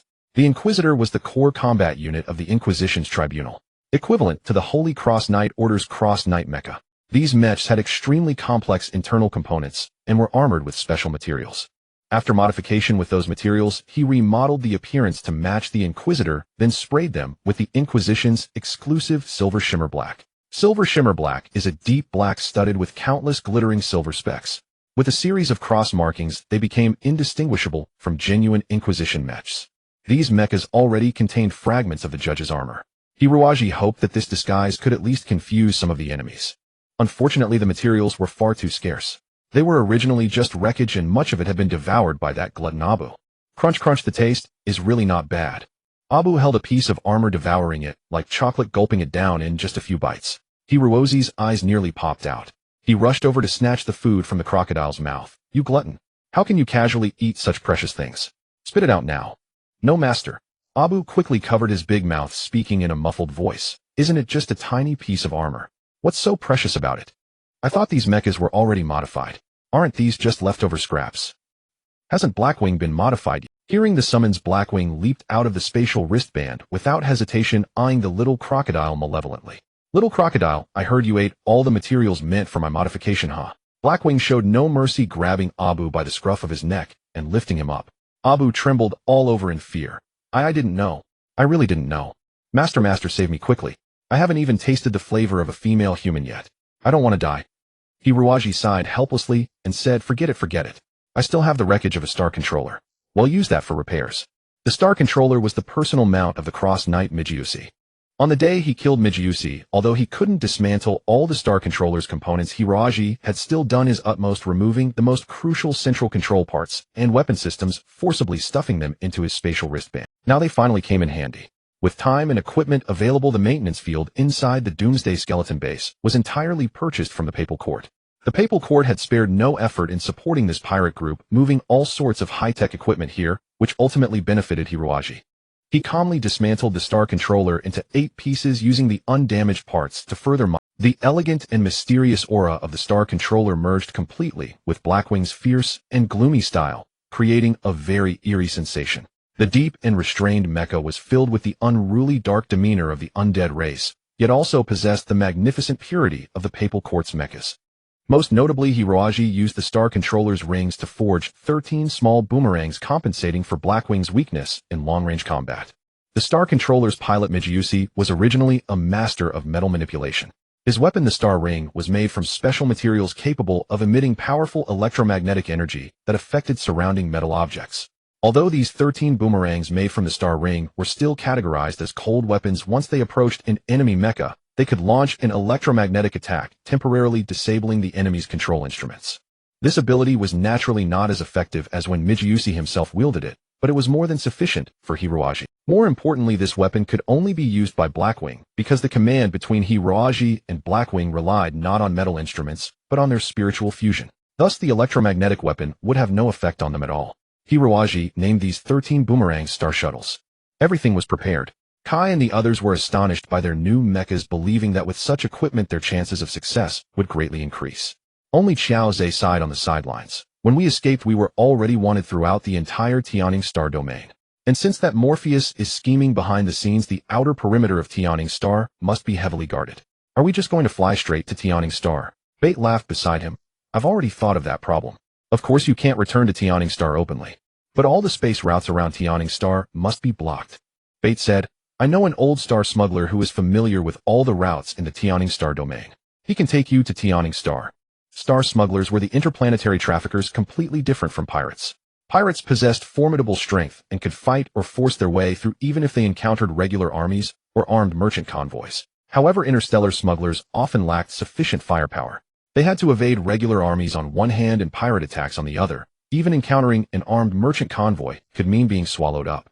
Thus, star smugglers often carved out unknown routes through the cosmos, traversing these perilous paths to reach their destinations. The seemingly boundless expanse of space was actually a very dangerous realm, and not all places were suitable for unimpeded travel. Asteroid belts were the most common of these dangers. Some areas were filled with invisible electromagnetic waves causing ships to lose their way and never escape. Other regions were enveloped by a star's solar winds like a raging howling sea. Some spaces were even filled with mirages caused by light refraction showing planets and nebulae ahead, even on the instrument panel, but in reality they were dangerous force fields and black holes, a deception orchestrated by light and magnetism. Therefore, large fleets often had to travel along the safe routes discovered by their predecessors, unable to risk venturing into unknown territories. Star smugglers were different. They were born pioneers of cosmic routes. They traversed the perilous boundless sea of stars selling urgently needed goods to various places at high profits, yet their prices remained relatively low since they paid no tariffs. Occasionally, they also smuggled contraband items such as drugs and weapons. Some large star smuggler gangs specialized in the trafficking of armed mechas. With enough cash, one could obtain the most advanced mechas from all 5-star domains. Kai exclaimed in surprise, "Bait, how did you end up mingling with star smugglers in just 3 years?" Bait smiled sheepishly. "Brother, you don't know. We've been stuck in this godforsaken place for so long without any supplies. If it weren't for those star smugglers providing contraband provisions, all the brothers here would have turned into dried corpses by now." Kai frowned. But what do you have here to trade with the star smugglers? Those guys only care about money, not people." Bates said, "Star smugglers, as you know, brother, are really good at finding routes, but their combat strength is somewhat lacking, and they often get bullied by pirates. We certainly didn't take their supplies for nothing. With the Shadow Star as our backing, how would those pirates dare to touch the star smugglers?" Kai was caught between laughter and tears, never imagining that his most righteous subordinate Bait had become so, when in Rome, do as the Romans do. But this was all forced by the need to survive. "If not for Morpheus," Kai said, "since you know star smugglers, things are much easier. The Doomsday Skeleton still has some funds. I can entrust you to purchase a large number of mechas and supplies. If we can also hire some mercenaries, that would be even better." "Mercenaries? Relying solely on our strength, we might not be able to suppress the papal court and that bastard Morpheus. We need some well-trained professional warriors. Mechas are no problem at all, but as for the mercenaries..." Bait found it very troubling. Kratos, who had been listening on the side, interjected coldly, "If you need excellent mercenaries, I do know some people, but their fees are very high." Kai was overjoyed. "You know mercenaries?" Kratos nodded arrogantly. He was a Spartan himself, and the residents of the Spartan star domain were mostly either thieves or mercenaries. Kai said, "The price shouldn't be a problem. How many people can you provide?" Kratos replied, 100 men, but they can match the combat effectiveness of at least 500 professional soldiers here. As for the price, I think a mission of this scale would require at least 20 million star coins to hire them." 20 million star coins. Everyone gasped inwardly. This was no small sum, and they wondered if the Doomsday Skeleton could afford it. Tianfeng gritted her teeth and said, 20 million it is, as long as they can really stop that big villain Morpheus. Kratos smiled faintly, pulled a crystal card from his pocket, and tossed it to Bait. "This is the contact information for the White Wolf Mercenary Corps. Contact them yourself. But these guys have bad tempers. I advise you to be careful and only contact them as a last resort." "I understand." Bait was a tough guy himself, but under Kratos' cold threat, he couldn't even utter a word. Kratos said lazily, "When does the star smuggler's ship arrive? I'm getting a bit impatient." 2 days. It said they'll arrive at Shadow Star in 2 days. The star thief Bart contacted was named Chu Ong, rumored to be the most seasoned star thief on Tianning Star, familiar with every route in the entire star region. But when the smuggler ship of Chu Ong actually landed on Shadow Star, no one could believe that this was the legendary fast boat known as the Arrow, which had traversed countless checkpoints. This unremarkable smuggler ship was no more than 50 meters in length, its exterior clad in dark ordinary composite metal armor with rusted uneven seams. Countless thick pipes were directly exposed outside the armor, and in some places large holes were left unrepaired. It seemed difficult even for it to fly 100 kilometers within the atmosphere, so how could it possibly manage long-distance space navigation? Everyone left in disappointment except Hiroji, who leisurely circled the smuggler ship. Gray Rat nodding repeatedly as he observed. "Abu, what do you think?" Abu poked his head out from Hiroji's arms, scrutinized for a long while, and said the external structure of this ship must have undergone near-light-speed dynamic testing, giving it exceptional resistance to meteorite impacts. As long as a meteorite doesn't strike at a 90-degree angle, it should be easily deflected. What's even more terrifying is that this armor can convert the impact energy of meteorites into propulsion. So advanced. You have good eyes." Hiroji squinted and said, "I suspect this outer shell also has some kind of anti-radar coating that can resist electromagnetic interference. That should be the case. I'm itching to take a bite and test it." "Don't you dare. Don't worry. I reckon besides this first layer, the ship has at least 2 more layers. Once the first layer is shed, it can transform into a completely different vessel. Though it reduces cargo capacity, it greatly enhances safety. That also means the ship owner despises smuggling bulky crude items and focuses on high-end expenses. After a full survey, Hiroji had roughly assessed the captain's capabilities. This ship was probably designed and built around 50 years ago, now a relic of the past. Considering the captain's prowess, he should have no problem affording a more advanced vessel, so perhaps he had grown attached to this ship. Such a captain should never be underestimated. Contrary to everyone's expectations, Chu-Ong turned out to be a stooped old man, less than 1.6 meters tall, his face crisscrossed with knife scars, as if he had encountered something terrifying. Even more astonishing, Chu-Ong's eye sockets were hollow and empty, without any eyeballs. He was blind. Chu-Ong slowly descended from the ship, supported by a burly man with a vacant, simple-minded expression, clearly not very intelligent. "Brother Chu," Bart said with a beaming smile. "We're counting on you this time." Though blind, Chu-Ong moved with remarkable agility. He grasped Bart's hand at once, and said calmly, "Your business is naturally my business. I hear you need to send a few guests to Tianning Star, correct? 7 guests in total, and they must not be detected by the Tianning Star garrison. That goes without saying. These days Tianning Star has been conducting relentless military drills, leaving many of our brethren without a meal. Annoying, truly annoying." Then, Tianfeng couldn't help asking, "Do you still have a way, sir?" Chu-Ong paused, then burst into laughter. "A young lady. How odd. Well, although the entire Tianning Star is tightly surrounded by government forces from Chu-Ong, there is still a way. We can take the Heishui Ancient Path detour via Heishui Star, and then circle back to Tianning Star." Chu-Ong traced a large arc in the air. Everyone was startled, and Kai asked urgently, "How long will that take?" Chu-Ong replied, "About 30 to 50 days should suffice." "That won't do. In 30 or 50 days, everything would be over." Everyone exclaimed together. Chu-Ong stroked his beard and said, "Then there's no other choice. There were a few secret smuggling routes, but with the current tight blockade, none of them would work. No matter who comes, they'd find it impossible." At this, everyone fell into dismay. Bart said anxiously, "Old Chu, didn't you once mention a small path?" At these words, Chu-Ong's face changed drastically, and his hollow eyes even exuded a chilling menace, as if he saw something terrifying again. His voice turned ghostly. You want to take that path?" Hearing that there was indeed another way, everyone's spirits lifted instantly. Kai grabbed Chu-Ong's hand and urged, "Is there really another way?" Chu-Ong's expression turned eerie with a half-smile. "A path. I do know one that can reach Tianning Star in 10 days. But the dangers along it are beyond your imagination. I advise you not to take it." Kai frowned and said, "Since there is a path, then we choose it. If Mr. Chu is unwilling, I won't force you, but please draw the star chart of this secret route, and we'll go ourselves." Chu-Ong stood up abruptly, his voice as cold as water in an ancient well. "If you truly fear not death, and wish to go, this old man is happy to accompany you. The Illusion Dream Star Path, oh Illusion Dream Star Path, I never thought I'd witness your glory again." Seeing Chu-Ong agree, Bart quickly asked, "What about the price?"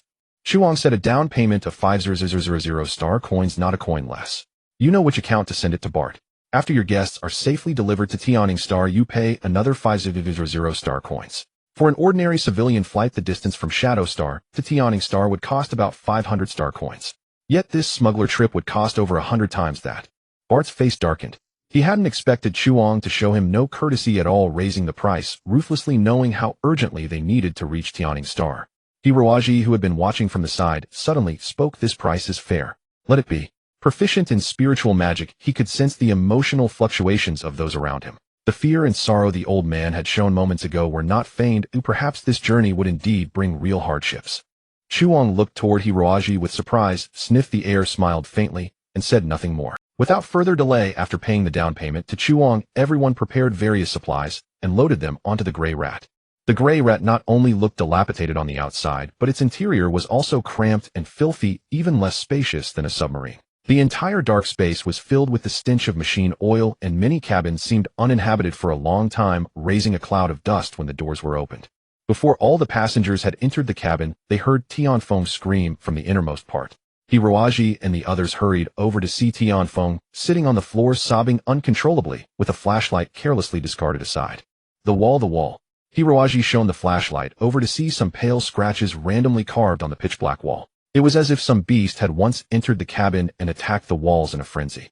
Chu-Ong, having somehow arrived at the cabin door, said coldly, "I apologize to everyone, of this ship has never carried passengers before, so you'll have to sleep in the former crew's quarters, which haven't been slept in for a long time." "And what about those sailors?" Tianfeng, taking a deep breath, asked curiously. "They all died." The spacecraft took off very unevenly. For reasons unknown, Chu-Ong had not even fully activated the gravity control system, and the damping device was not turned on at all. As the spacecraft shot upward, the passengers inside tumbled and rolled. Oh dear, such terrible piloting. Tian Feng's head hit the wall and tears streamed down from the pain as she couldn't help complaining. Are you hurt, miss? Major Zelia quickly went over and embraced Tianfeng. I don't know if this guy is reliable at all, he just seems rather unprofessional. He's blind himself and his assistant is mentally deficient. Hiroaji leaned against the side in silence. The violent jolts seemed to have no effect on him. After a moment of thought he said, Chuang should be an experienced old captain. Why? Only an experienced veteran understands the importance of saving every bit of energy.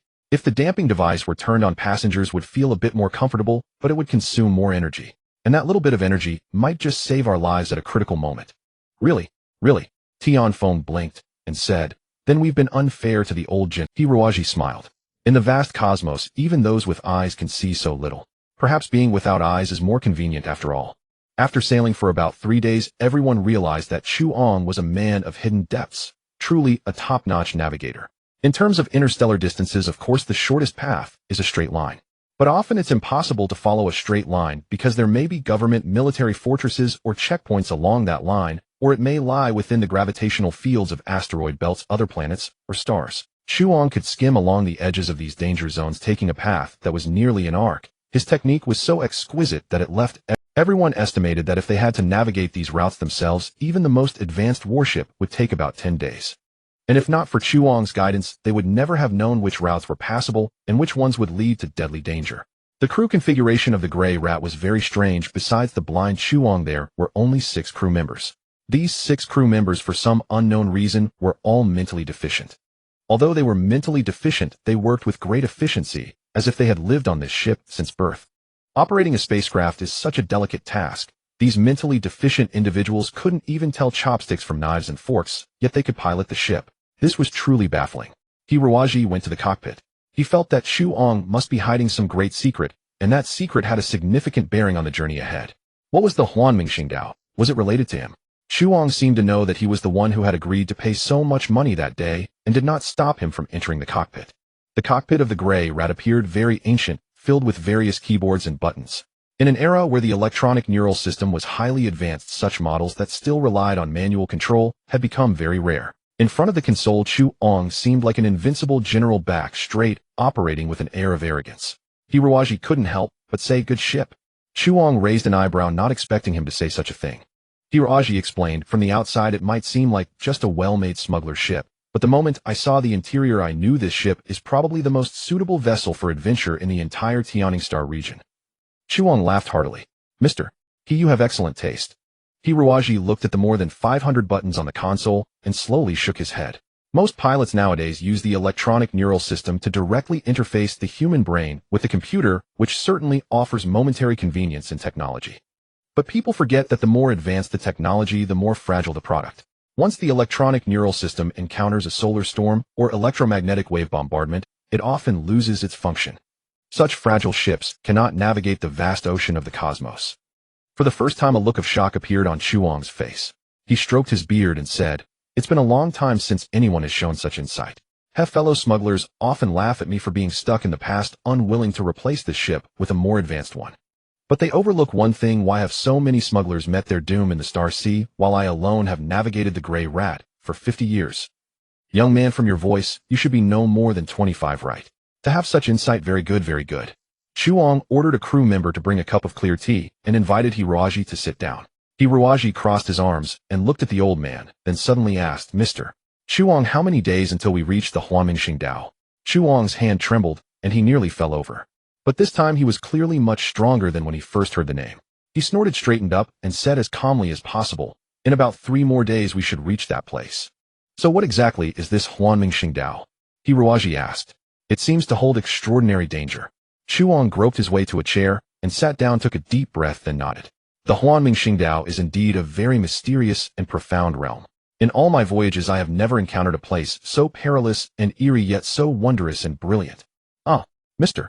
I originally planned to tell you all about it later when we reach the outskirts of the Huanming Xingdao, but since you've asked now, I'll tell you the whole story from beginning to end. After hearing this story, whether you still want to proceed or not will be your own choice. Chuang took a sip of tea, frowned in thought, and then began to speak in a slow, sorrowful tone. 10 years ago his Grey Rat had a crew of 30 well-trained sailors, and he had not yet lost his eyesight. At that time, Chuang was one of the most outstanding star smugglers in the entire Tianing star region. For a star smuggler, the most important skill was undoubtedly detecting the location of star routes. Star route was a term exclusive to star smugglers referring to new routes that had not yet been discovered. In the entire Tianing star region, the most purchasing power was undoubtedly on the capital planet Tianing. Tianing was not only home to the wealthiest people in the star region, but also rich in resources with many specialties found nowhere else. Therefore, the top star smugglers conducted their smuggling activities near Tianing. This was not an easy task. On the public routes, there were traces of government forces and armed merchant convoys, and even on the unknown star routes, pirates occasionally appeared. Regarding merchant space pirates, generally did not kill them all, nor did they plunder all the goods, they only took half. Because without merchants, pirates could not survive. But if they encountered star smugglers, pirates would show no, because the business of star smugglers was not protected by law and competed with legitimate merchants. When star smugglers increased, the profits of legitimate merchants decreased, and the frequency of trade trips dropped, indirectly harming pirates' profits. Thus, pirates were the sworn enemies of star smugglers. That year, due to a trader's tip-off, several star routes to Tianing were discovered by pirates. Pirates from various places formed joint hunting squads to search for star smugglers, and once found, they were subjected to severe punishments. Seeing that smuggling groups of all sizes were on the verge of extinction, Chuang, as a top expert in the field, naturally could not sit idly by. Fighting pirates heathen was certainly not the solution. As star smugglers, they had to find a new route. If successful, not only would he become famous across the star region, but all star smugglers who later used this route would have to pay Chuang a share of their profits. This was the rule among star smugglers.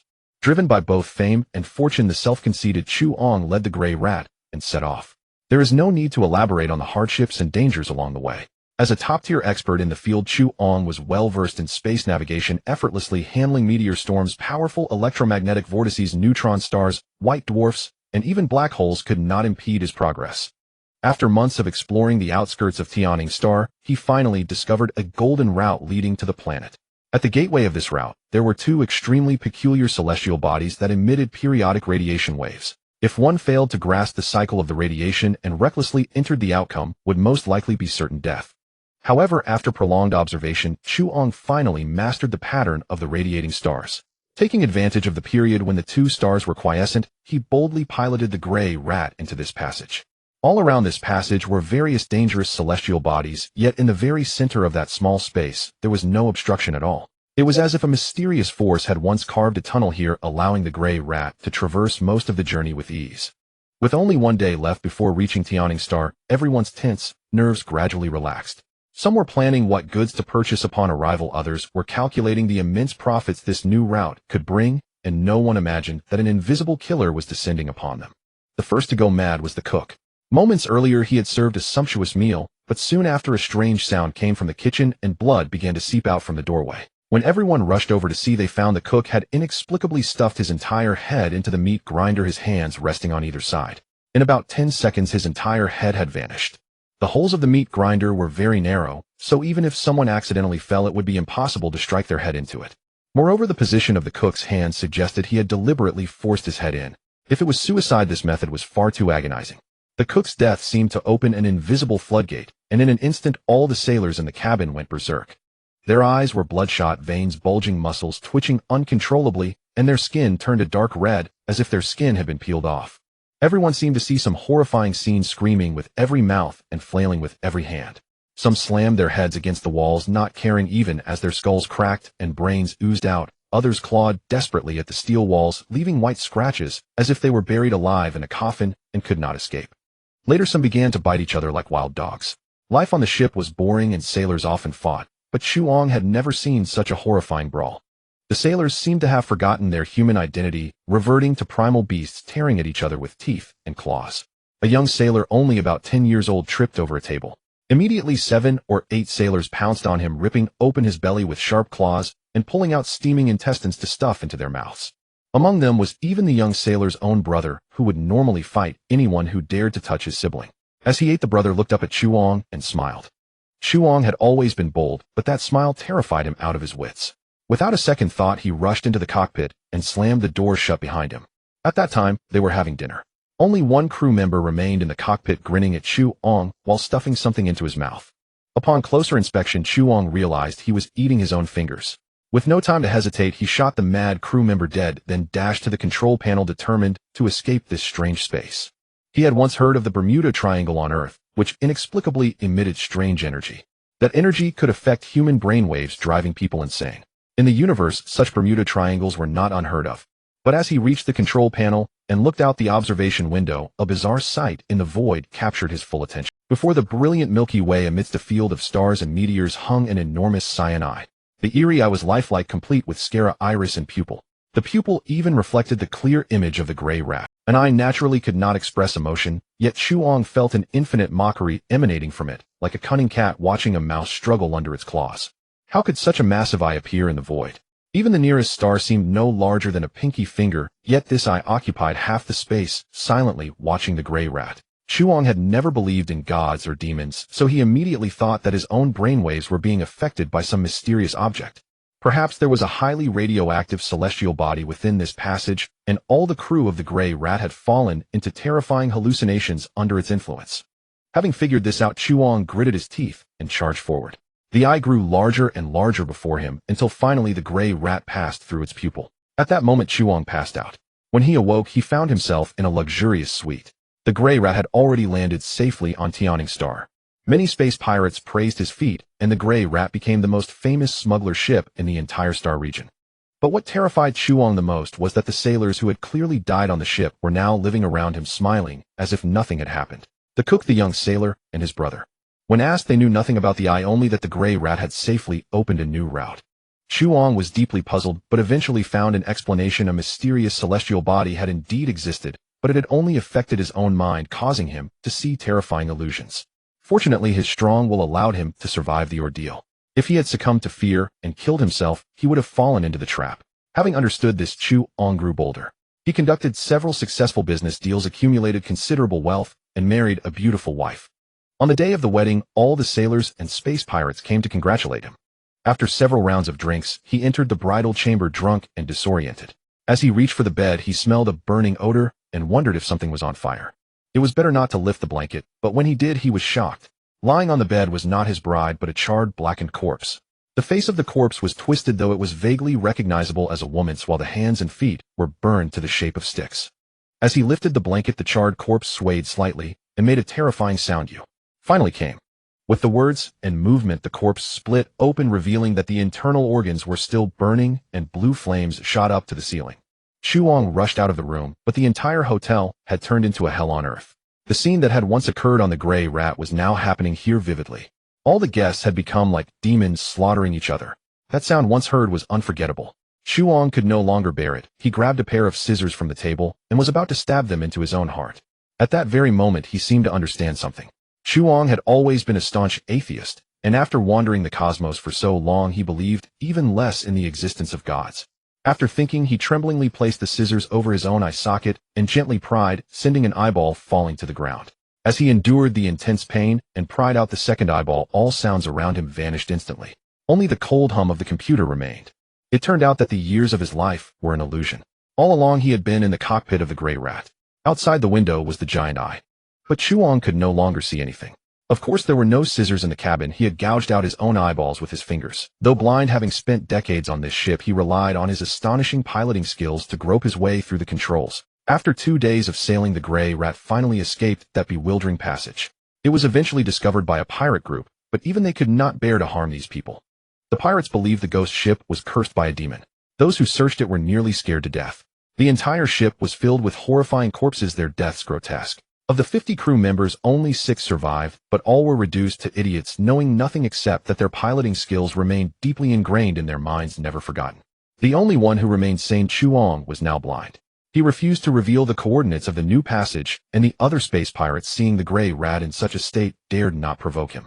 From then on, Chuang lingered on the edge of the Tianing Star region, taking on small jobs to support the families of his former sailors. And to seek revenge. "I want to go to the Illusion Dream Star path one more time." Chuang touched the scars around his blind eyes and said calmly, "Anyway, I'm already blind. That mysterious power can't harm me. And my sailors are all idiots, so it probably won't affect them either. But for you all, I don't recommend going to your deaths." Upon hearing Chuang's words, Hiraji couldn't help but feel a chilling dread. After a moment of thought, he said, "Even if ghosts and gods exist in this world, I doubt they would manifest in such a bizarre manner. Your judgment is largely correct. This is a celestial body that emits radiation capable of disrupting human brainwaves. It can cause people to see terrifying illusions, but poses no direct harm. Therefore, as long as we can block this radiation, there should be no problem.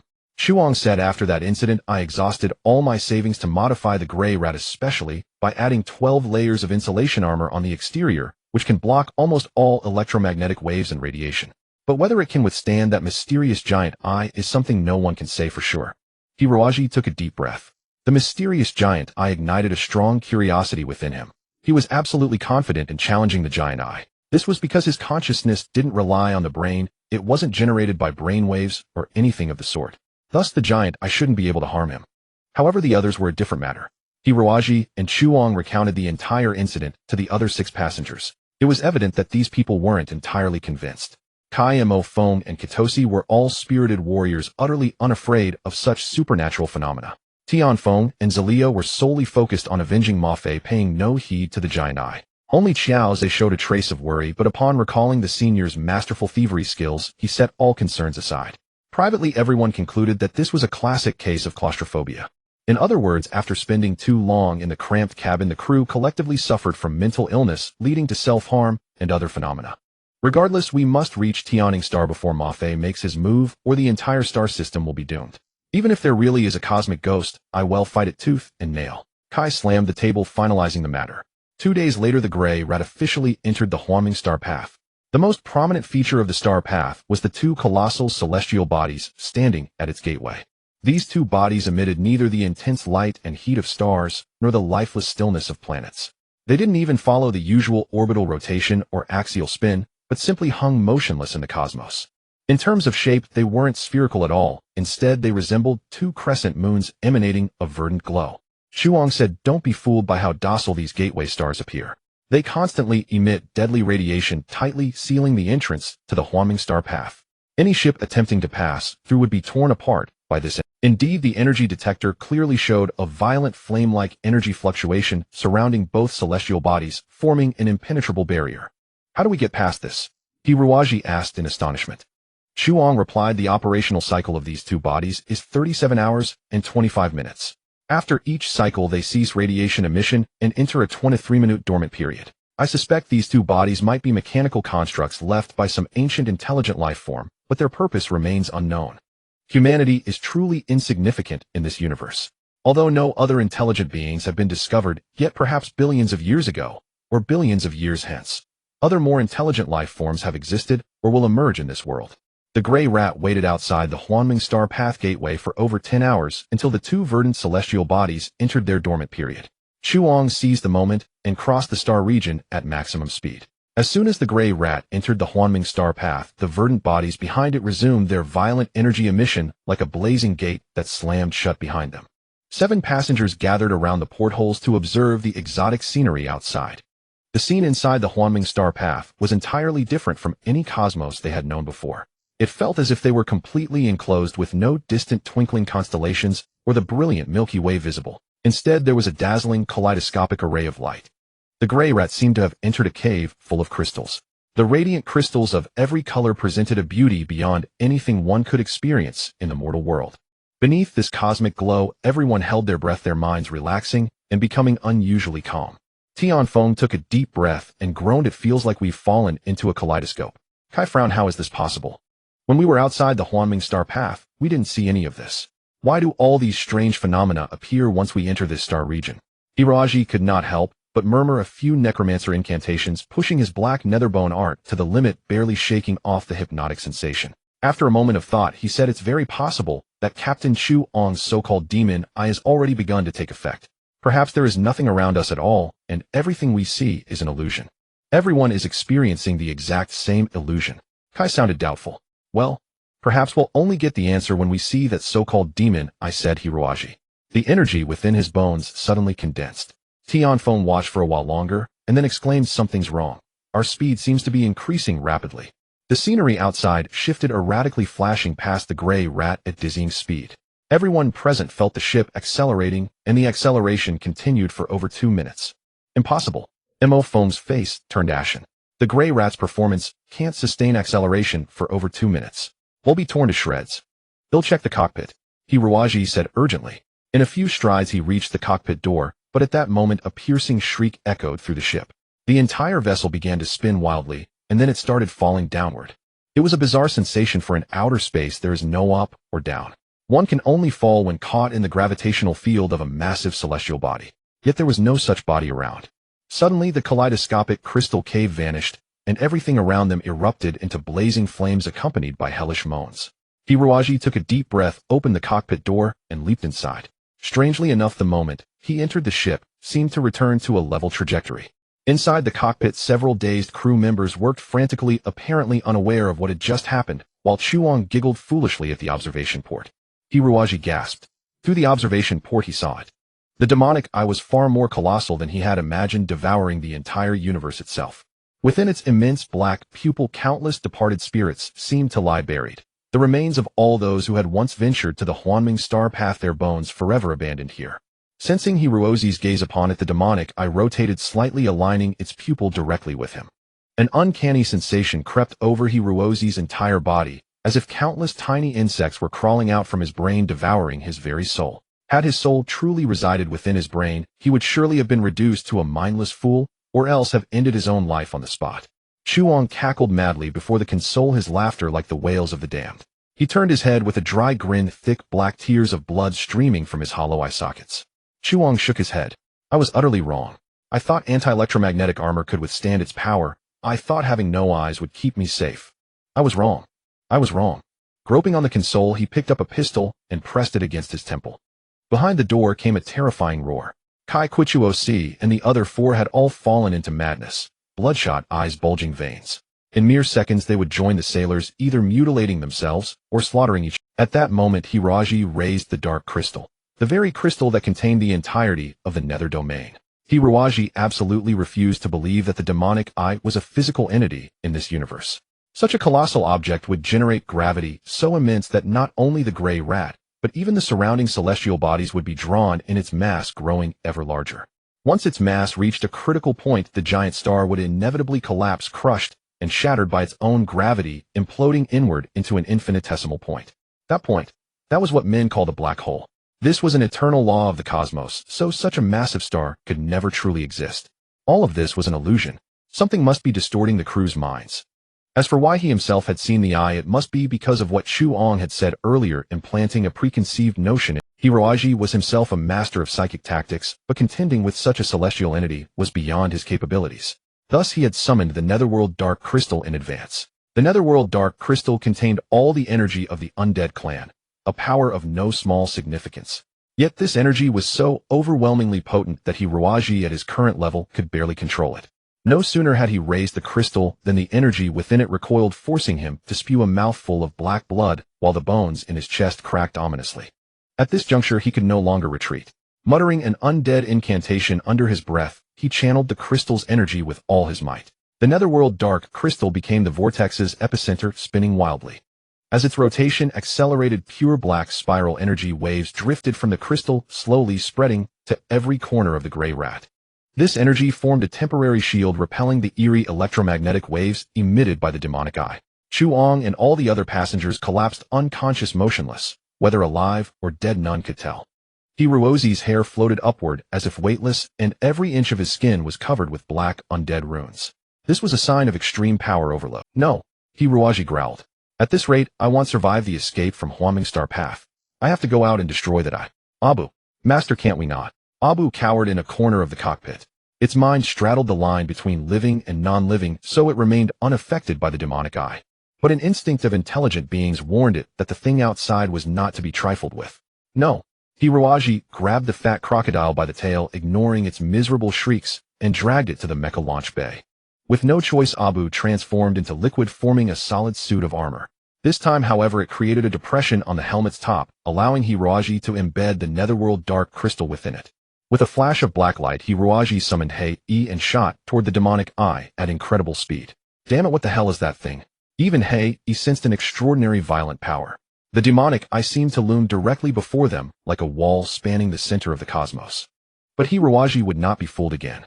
Let's see what this thing really is, he roared. Gripping the bone scythe, he swung it fiercely at the demonic eye. The blade flashed, and the entire universe trembled slightly like a soap bubble popping. The demonic eye vanished in an instant. Before Hiroaji appeared a jade-green, celestial body. In shape and size it was no more than 30 kilometers long, a common meteorite drifting through the cosmos. But its shape was unusual, a near-perfect sphere, and more importantly, it bristled with hundreds of tentacles protruding in every direction.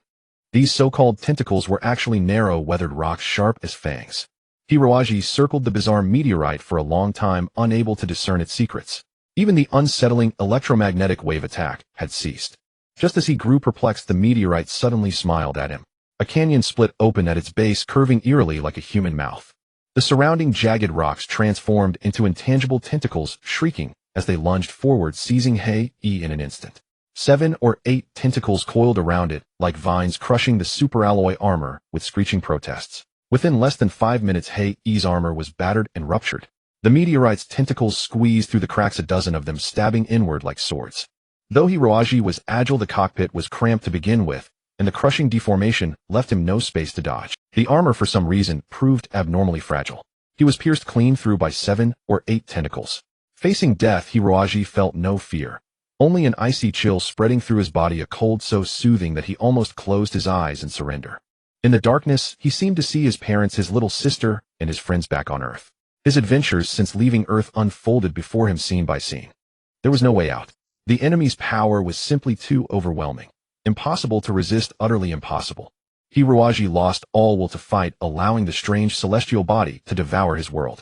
At that moment, a flicker of energy stirred somewhere deep within Hiroaji. He snapped back to his senses. No, this was all an illusion. Hei-E and Abu could be defeated, but they were sentient beings. They wouldn't have remained silent. Even if they had died as their master, he would have sensed their spiritual presence. But now he felt nothing of Hei-E or Abu. That meant they weren't dead. They were merely separated from him by the demonic eye. Damn it. The enemy's energy was far too immense. Even realizing he was trapped in an illusion, his current power alone was insufficient to break free, unless he could concentrate all his strength. A thought struck Hiroaji, the soul liberation, secret art that the Sea Elder had once taught him. That was the highest secret art of the church, usable only by warriors who commanded the power of light. For a dark path practitioner like Hiroaji, possessed by the undead's dark energy, it should have been impossible to wield. Thus, no matter how he trained, he had never succeeded. But now at the final moment, clenching his jaw, Hiroaji cast aside all stray thoughts and let the incantation of the soul liberation art gradually surface in his mind. To release the energy accumulated within his body in an instant with the most savage force, that was the essence of the soul liberation art.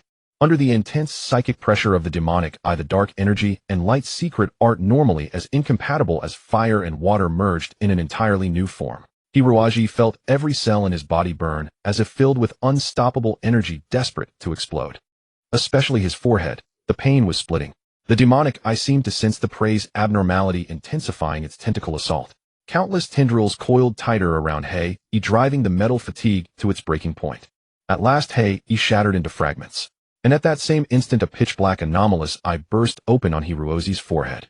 More akin to a black vortex than a black eye, a violent and ferocious force swept across the entire star domain, with the dark swirl at its core. All those tentacles shattered into fragments under the bombardment of this energy. Boom, boom, boom. The illusion finally. Hiroaji found himself still seated safely in the cockpit of Blackwing, though Blackwing had now become entirely different from before. I feel my power has grown immensely, completely unlike before. What is happening? Blackwing roared excitedly. Its limbs were more elongated, its demeanor steady and elegant, and the 3 pairs of broad wings behind it showed no trace of metallic texture, as soft and pliant as living. It appeared like a hellish king challenging the heavens alone. Abu also cried out, "Master, your spiritual power has suddenly expanded." Hiroaji's face was pale as he laughed bitterly. This state won't last long. We must first eliminate that mysterious fallen star. At last the demon eye revealed its true form. An artificial celestial body isolated in the void, resembling an abandoned spacecraft. After eons of where the once exquisite artificial celestial body was scarred and battered by passing meteorites, Blackwing circled the demon eye and quickly located its power source. Perhaps because it was merely a relic, the direction of the power source was completely exposed without any concern. After careful study, Hiroaji roughly understood that this strange demon eye could emit a mysterious force, driving the crew of passing vessels into frenzy, and then luring them into its power source to be converted into energy. It seemed to be an unmanned fortress designed by an ancient intelligent species. This thing must be destroyed, or countless more would suffer in the future. After circling the demon eye twice, Hiroaji discovered its weakness. Though the technology of that intelligent species was flawless and invulnerable, countless impacts over the years had created cracks on the fallen star's shell. Black Wing aimed at the weakest crack and unleashed a lethal shockwave. This strike consumed little energy as the demon eye was already barely holding together. Once the energy balance was broken, the demon eye collapsed like a black hole, devouring even its own matter as fuel. The demon eye expanded like a beautiful soap bubble, growing larger and larger, emitting a dazzling light that bewildered the mind. Black Wing retreated at top speed, finally reaching a safe zone just before the demon eye exploded.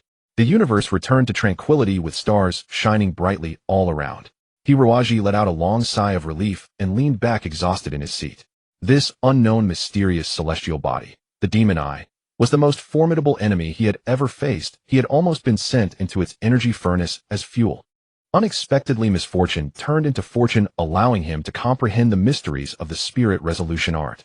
The demon eye shattered into blue fragments, dancing gracefully in the darkness and floating up and down. Occasionally, two fragments collided and fused together, as if alive, forming larger pieces.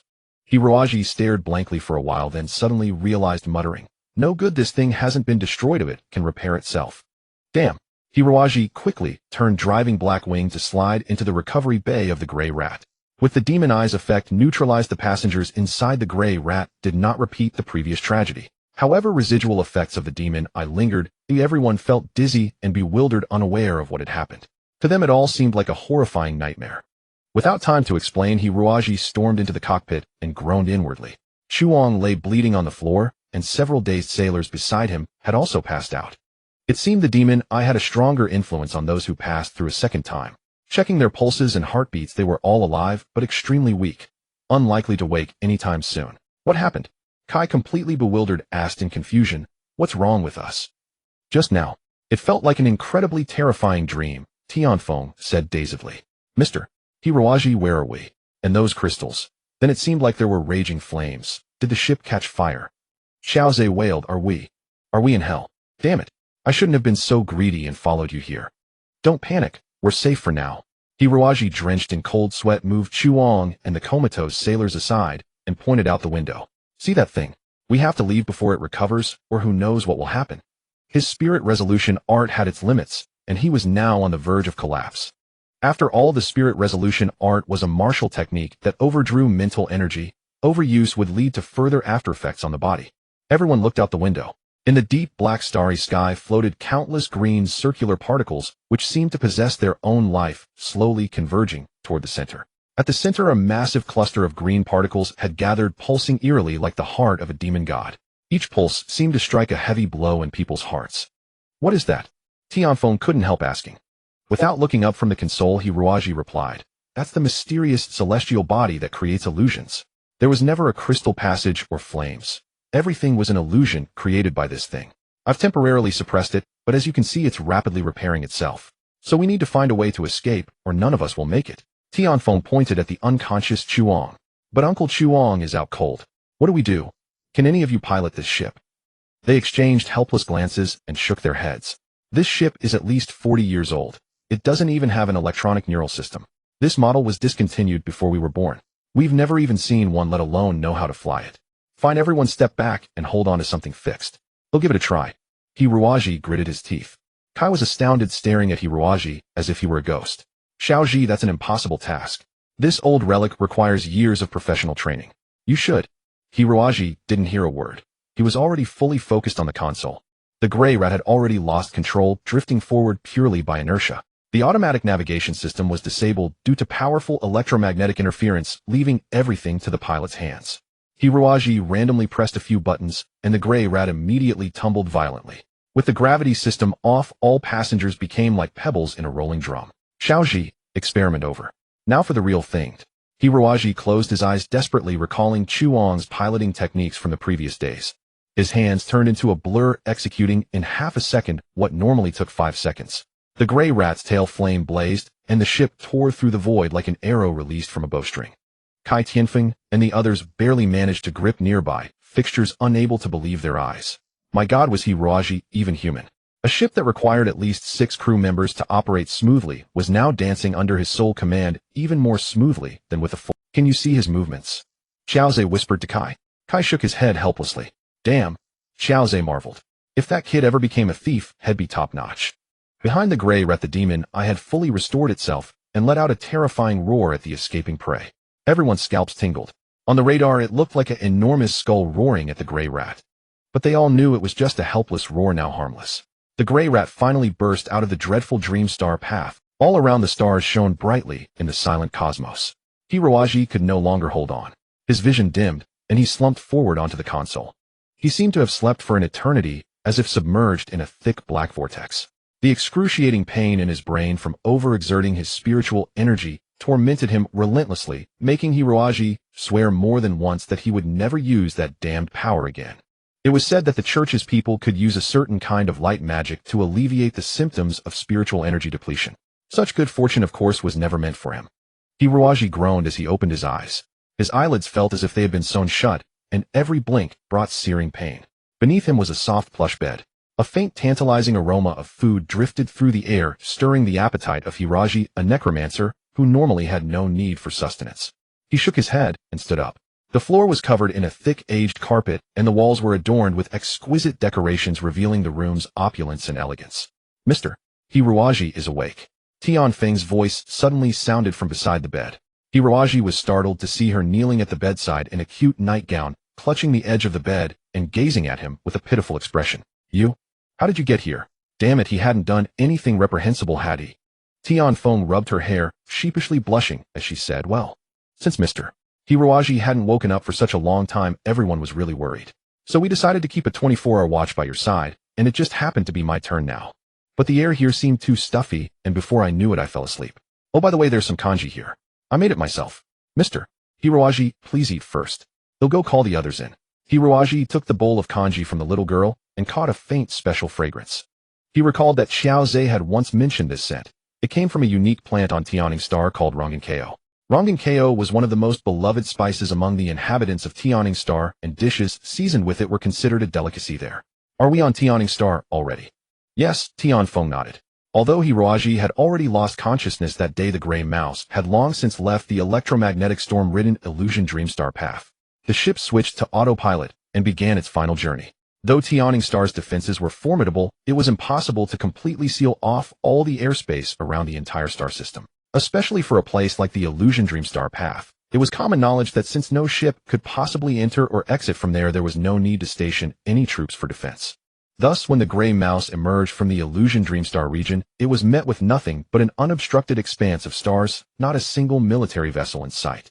After half a day's voyage with the help of the ship's medical bay, Shuang finally regained consciousness and completed the final leg of the journey. Once they entered the Tianing Star system, things became much easier. Shuang had many friends there, and with their help the gray mouse successfully slipped into Tianing Star. What city are we in now? Hiroaji drained the fragrant bowl of rangenkeo kanji and handed the bowl back to Tian Feng. The steaming food, once consumed, transformed into a special energy that filled his entire body with warmth. The fatigue of the past days vanished completely, and the illusion Dreamstar path seemed like a distant memory. Hiroaji stretched his body, and the dark nether bone art naturally circulated through his entire being. Ever since his battle with the demon, the unruly light power within him seemed to have fully merged with the dark power, making his spiritual energy more stable and formidable. Hiroaji couldn't help but groan in comfort as his bones cracked audibly. Tian Feng gazed at him with adoration and said, Mr. Hiroaji, were you practicing martial arts just now? Your martial skills are amazing. In just a few seconds you've become a completely different person. Could you teach me such a powerful technique? Hiroaji laughed heartily and patted Tian Feng's head affectionately. That won't do. If you practice my martial arts, a little girl like you will turn into an ugly monster. Oh. Besides, I'll always be here to protect Tian Feng, so there's no need for you to learn any martial arts. Really? Of course. A faint smile crept across Hiroaji's lips, radiating confidence. Having survived the fierce duel with the demon, what did he have to fear from the church? General Mofis, you will pay for everything you have done. Tian Feng cleared the bowl and chopsticks and said, This is Sinless City. Uncle Chuang says it's a small town in the borderlands of Tianing Star, a gathering place for star bandits. Sinless City. Tian Feng nodded. I can't explain it very well, but the scenery here is beautiful. I've never seen a city with so many big trees. It's as if the entire city grew out of the forest. Oh, I left the medicinal tea brewing on the fire. Oh no, Mr. Hiroaji, please wait a moment. I'll go fetch the tea. Little Tian Feng rushed out in a panic, nearly tripping over herself. Watching the girl's clumsy antics, Hiroji couldn't help but laugh, the gloom in his heart dissipating. For some reason, he suddenly thought of Mu Xiaoping. The half-year he had spent with Mu Xiaoping on Walden Star was the most beautiful memory of his life. But now he had no idea where Mu Xiaoping was. Ever since their separation, Hiroji had been plagued by all kinds of enemies. He decided that once the matter on Tianing Star was settled, he would find Mu Xiaoping no matter the cost. A knock came. Come in. Chuang, leaning on a cane, fumbled his way inside, and immediately said, "Who exactly are you?" Hiroji was astonished. "Mr. Chuang, have you recovered? Didn't the demon eye harm you?" A strange expression crossed Chuang's face as he groped his way to the sofa and sat down. Taking a deep breath, he said, "My gray mouse was built 47 years ago at the Moss shipyard on Kanki Star. Although I later modified it myself, I never added any high-tech electronic systems. It's entirely manually controlled. I reckon there are fewer than 50 people in the entire universe who can pilot such a ship, because you need a hand speed of at least 400 actions per minute to handle all those buttons. Tell me, young man, how did you manage it?" Hiroji gave a helpless smile. "The reason is quite simple. My mental strength is only a few dozen points, so I can't control mechas or starships through neural electronic systems. That's why I've had to train my hand speed relentlessly. I observed your piloting technique during those 2 days on the gray mouse. Later, when the situation became desperate, I had no choice but to bite the bullet and take over." Chuang was dumbfounded for a long moment, then couldn't help but sigh. "So that's it, because your mental strength is too low. Ha ha ha ha. Good lad.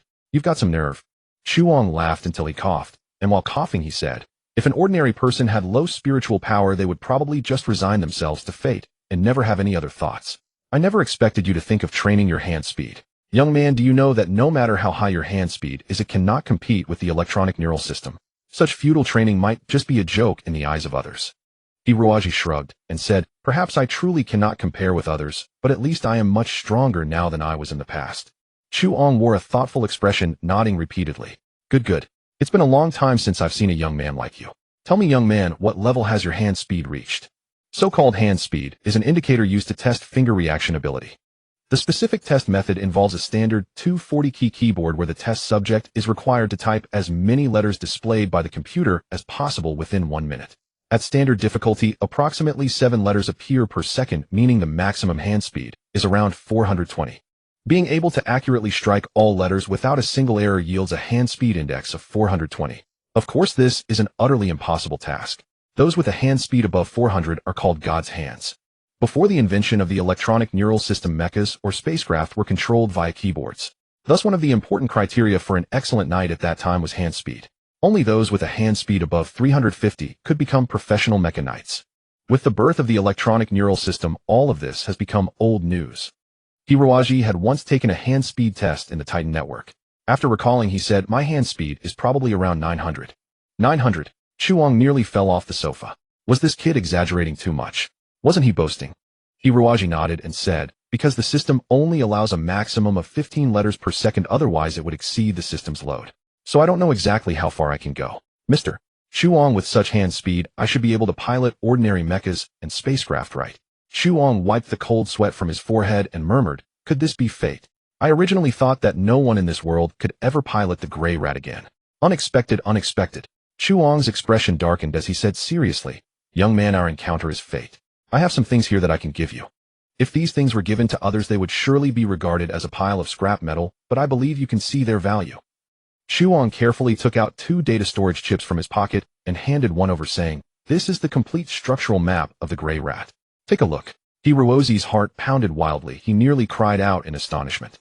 Others might not know, but Hiroji, as a super expert in mecha maintenance, naturally understood the value of this structural map. The gray rat was a perfect masterpiece from 50 years ago, the last peak era of manual machinery, before the electronic neural system was born. In Hiroji's eyes, the structural map of the gray rat was like an ancient dinosaur fossil placed before an archaeologist. Absolutely an invaluable treasure beyond measure. Being able to study its structure in detail would elevate Hiroji's future mecha maintenance skills to an even higher level. Thank you, Uncle Chuang. I really don't know how to." Chuang gave a dashing smile. "You deserve this. You saved me from the demon eye's grasp, preventing me from shamefully losing to that thing. Even without this incident, these things should be left to someone who knows their worth. Take it. This is the only memento from my 50 years of space flight."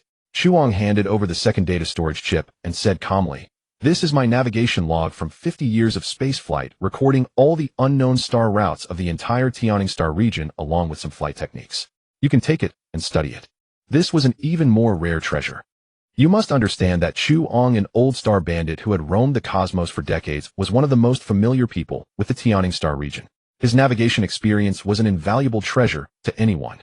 Hiroaji silently put away the 2 chips. He knew that no words could express the gratitude in his heart. Chu Ong sighed and said, "Bart is an old friend of mine. Back then he saved me from pirates, and at that moment I resolved to repay him one day. This time he entrusted me with this task. Although he didn't explain who you all are, I know you have come to yearning star with great difficulty, and you must be planning something significant. Regardless, I know you are definitely not bad people and won't harm the yearning star region." Hiroaji said, "Of course we would never harm the yearning star region." Chu Ong nodded. That's good, that's good. I am old now. I've roamed this star region for decades, and it's time for me to retire. Young man, go do what you need to do. You remind me of the people who were with me when the gray rat first left the dock. Hiroaji asked, what is this place? And how do we get to Qingye City? Chu Ong said, this is Sinless City. Usually when we star bandits need to rest on yearning star, we choose this place. It's also where we trade goods. This is a paradise for star bandits, and it's very convenient for gathering information and such. Hiroaji was astonished. Aren't star bandits prohibited by law? Why are you allowed to appear openly in a large city? Chu Ong laughed and said, you don't know this, but in this universe no star region can be without star bandits. Because on every planet there are so many wealthy people who need all kinds of luxury goods and exotic treasures from other star regions. Ordinary caravans often cannot provide these commodities, let alone goods that are not quite legal. Therefore, interstellar smuggling is an act that can never be eradicated anywhere. So that's how it is. Hiroaji nodded. Chu Ong coughed and added, under the covert influence of the wealthy and politicians on yearning star, the government and the star bandits gradually reached an understanding. The government forces are never lenient with star bandits in space. They inspect as they should. But as long as the star bandits manage to evade the government forces' searches and reach yearning star's surface, they turn a blind eye. Of course, our smuggling ships cannot land openly at major ports. That would be too disrespectful to the government. So we found this place, Sinless City. What kind of place is Sinless City? How far is it from here to Qingye City? Sinless City started as just a rendezvous point for us star bandits to communicate. Later, as more and more people joined, it gradually became a prosperous town. Now it is the largest smuggling goods distribution market in the entire southern hemisphere of yearning star. As long as you have money, you can buy all the luxuries from the 5 major star regions here. And if you have any high-quality products, you need not worry that the people here won't recognize their value. You will surely get the goods you want. Hiroaji's eyes lit up. Even mechas. Of course. The most abundant items here are mecha products smuggled from everywhere. By the way, I forgot to introduce you. The place we are staying now is the Lei Yuan Guild, a large trading firm. The head of Lei Yuan Guild, Lei Yuan, was my first mate on the ship 20 years ago. However, he lost his right leg in a skirmish with pirates. After that, he retired from the business and opened this small shop here. It has grown considerably since then. And maybe you'll also stay here and spend the rest of my life. Hiroaji nodded and asked, by the way, where did Captain Kai and the others go? I haven't heard their voices. Chu Ong said, Kai and the others have gone out to gather information. Actually, if you have anything to take care of, you can entrust it to Lei Yuan. Lei Yuan has many ways here. Just as they were speaking, a sudden commotion came from downstairs. A steady voice said, what do you mean by this? Lei Yuan will not do this business. A commotion seemed to have erupted downstairs, prompting the two to quickly push open the door and descend. The room where Hiroaji had been lying was on the 2nd floor with a resplendent staircase leading down to the main hall. This was a private club of the Lei Yuan Guild, lavishly adorned in a riot of colors and dripping with opulence. The ground floor was covered with a thick, blood-red pure wool carpet. A group of burly, ill-intentioned men stood at the entrance, each displaying an odd metallic sheen on their skin. Standing in the center of the hall was a neatly dressed man, hands clasped behind his back, who declared arrogantly, the Lei Yuan Guild does not welcome your kind. My apologies, but you must leave. From among the opposing group stepped a dwarf who resembled a scrawny monkey, sneering. Surname, Lei. Your Lei Yuan Trading Company has held sway in this city of Wuzue for some 2 decades. Now that your enterprise has grown so large, you'd best tread with extra caution, lest your boat capsize one day and you find yourself unable to save face. Lei Yuan cast a contemptuous glance at the scrawny man, snapped his fingers, and immediately an attendant handed him a cigarette. Lei Yuan took a few puffs as if no one else were present, and said, my little boat remains perfectly steady for now. No need for the Black Ghost Society to trouble itself on my behalf. Please leave. You. The scrawny man's face darkened as he prepared to order his men to attack, when a clamor of footsteps sounded from the rear of the hall. About 20 of Lei Yuan's bodyguards surged out brandishing portable electromagnetic weapons or energy guns. Lei Yuan watched the scrawny man with a half-smile. The scrawny man gnashed his teeth in fury, clenching his fists as he said, "Fine, fine. In this city of Wuzue, you Lei Yuan are the first to dare defy the Black Ghost Society.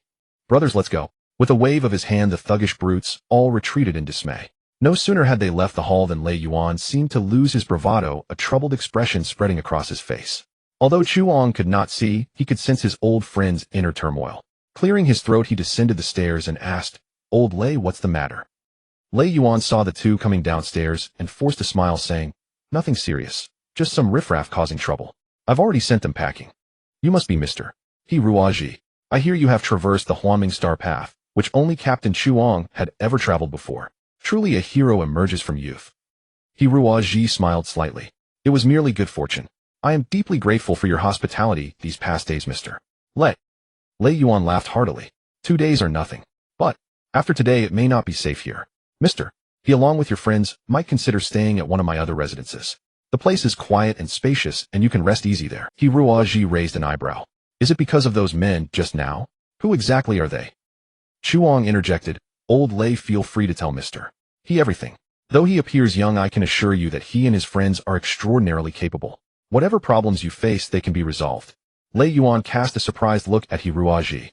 Being a man well seasoned in storms, he had already formed a judgment about Hiruaji and his companions the moment he met them. Kai Koei Tuasi and Shi Liya. These three were undoubtedly masters of high caliber. Although Qiao Zhe was not skilled in combat, his physique suggested considerable aptitude in physical arts, though it remained unclear which specific area he excelled in. As for Hiruaji, he was likely the weakest of the seven, probably even inferior to Tianfeng in terms of fighting technique. Lei Yuan had always regarded Hiruaji as a skilled spaceship pilot, and he could not fathom how such a person could be of any help in the present situation. Yet since Chuang had spoken so highly, it would seem discourteous not to lay all his cards on the table. Lei Yuan ordered a servant to brew a pot of tea. Seating himself at the tea table, he said, "This matter is indeed quite troublesome. Old Chu, you must be familiar with the Black Ghost Society, aren't you?" Chuang nodded and explained to Hiruaji, "The Black Ghost Society is the largest underworld organization in this city of Wuzue. Originally, they were all retired soldiers from the planet Tianning. Thanks to their connections within the military, these veterans managed to acquire a large number of military mechs, and thus formed this gang, which is notorious throughout the entire Tianning Star. In this city of Wuzue, every transaction made by star thieves requires a protection fee to be paid to the Black Ghost Society, essentially the equivalent of taxes on other. Once that fee is paid, the government will never bother you again. Moreover, with the Black Ghost Society's armed force present, even interstellar pirates dare not attack us star thieves easily. So everyone is quite willing to pay." Lei Yuan said, "If it were just a matter of paying a fee, it wouldn't matter. The protection fee here is never higher than formal taxes. But this time the Black Ghost Society has gone too far. They actually want me to smuggle a massive shipment of blue poppy from the planet Tambang." "Blue poppy?" exclaimed Chuang in shock. Among the thousands of narcotics across the interstellar realm, 6 of the 10 most formidable ones were manufactured from blue poppy. These 10 narcotics were exceedingly dangerous. Even the slightest misstep by a user could lead to overdosing, total paralysis, or even death. The hallucinogenic properties of these 10 drugs were so potent that an ordinary person, upon inhaling even a whiff, would become euphoric and utterly unable to resist temptation. No other narcotic could alleviate that craving. Among drug lords across the universe, there was an unwritten rule, the absolute prohibition of producing these 10 narcotics, and even the cultivation of blue poppy this was not out of benevolence. Rather, these drugs were essentially poisons. Anyone who consumed them 4 or 5 times would inevitably become paralyzed or die. As a result, it was impossible to extract more money from users, and it invited endless trouble. What was the point then? Despite this, certain planets still grew blue poppy for various reasons. Tanbong in the Tianning Star domain happened to be the most suitable place for cultivating this poisonous flower. Lei Yuan said grimly, "Brother Chu, you know as well as I do that we star thieves occasionally transport banned narcotics. That's nothing to speak, but blue poppy is far too troublesome. And they're not asking for a kilogram or 2. They want me to ship a full 500 tons of raw blue poppy. Damn it, that much could be refined into hundreds of pounds of super-strength drugs. No matter who finds out, it would mean a death sentence for sure." Chuang asked with a grave expression, "Why did they come to you?" Lei Yuan lowered his voice. "I heard they initially approached the Tianhong Trading Company, and that company had already transported several batches for them. But as you know, the Tianhong Trading Company is too small to handle such a huge order. So they came to me. The Lei Yuan Trading Company is one of the top firms in the city, and I know many star thieves who can find a way through the cosmos. That's probably why. Chuang pondered for a moment, then asked, "What do you plan to do?" Lei Yuan was taken aback, then said fiercely, "They'll counter their moves as they come. I Lei Yuan am no saint. If the Black Ghost Society really forces me onto this road of no return, then I'll make sure they suffer a bitter taste of their own medicine." That said, both Chuang and Lei Yuan knew deep down that the Lei Yuan Trading Company was after all a commercial organization. Even with a few bodyguards and thugs, what good would they be? The Black Ghost Society, in contrast, was a professional group of veterans equipped with military-grade weapons. Their combat power was on an entirely different level. As Lei Yuan uttered those words, his face had already turned extremely grim.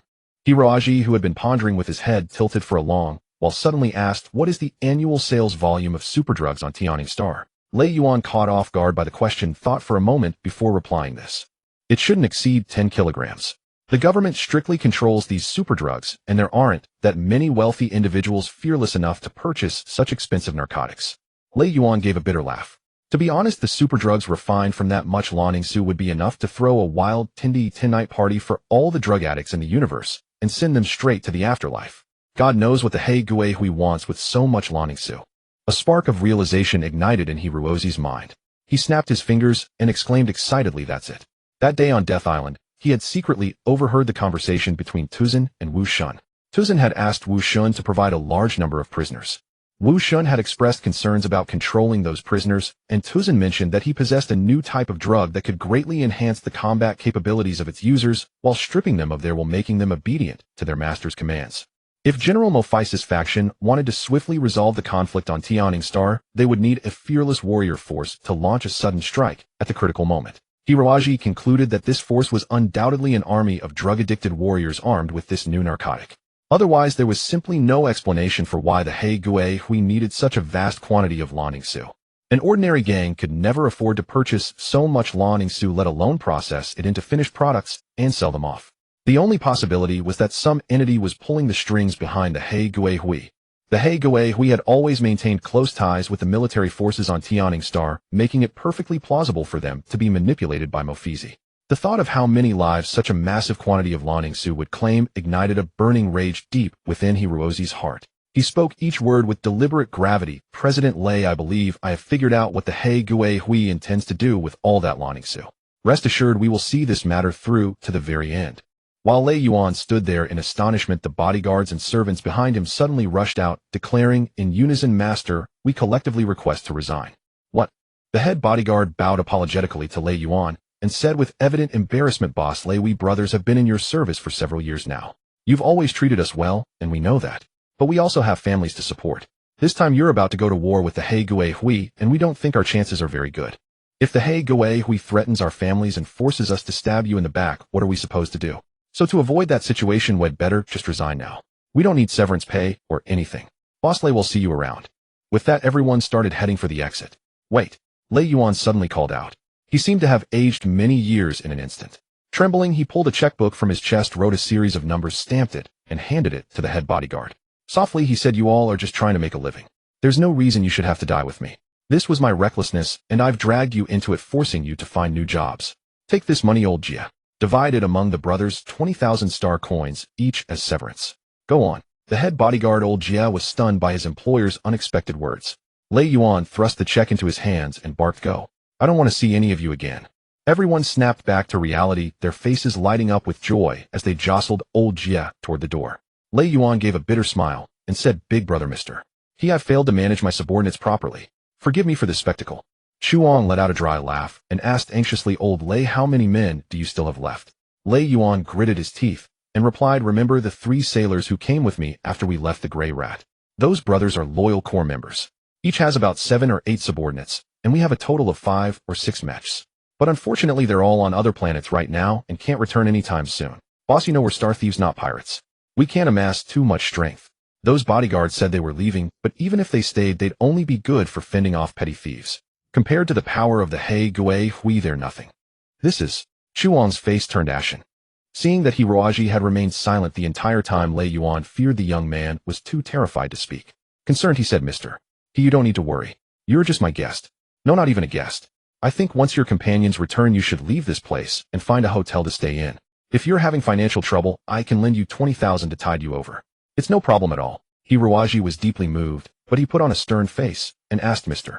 Lei, are you trying to kick us? Lei Yuan fumbled for words. Of course not, of course not. But I'm sure the enemy will come tonight. I've heard the He Gui Hui loves to strike in the dead of night, and I have no defenses here. I simply can't guarantee your safety. Hiroaji gave a faint smile which to Lei Yuan exuded an inexplicable sense of calm. Tapping the table, Hiroaji asked how much strength does the He Gui Hui have? Lei Yuan replied the He Gui Hui has a full 60 Mechs, all standard issue equipment piloted by experienced veteran mech knights. Don't worry, Hiroaji said with unwavering confidence. You've already seen my friends. They are top-notch experts. Lei Yuan didn't know whether to laugh or cry, thinking to himself that this young man must have no idea what real mech combat was like. His friends did look impressive, and they might indeed be highly skilled mech knights. But as the saying goes, even the strongest fist is no match for 4 hands, and here the numbers were 20 to 1. Under the suppression of 20 mechs, how much power can a single mech knight truly exert? It's extremely doubtful. Lei Yuan lightly nudged Chuang and whispered, Big brother, what's the background of this kid? I think you should persuade them to leave. Otherwise the He Gui Hui won't care whether or not they're my guests. If something happens to them.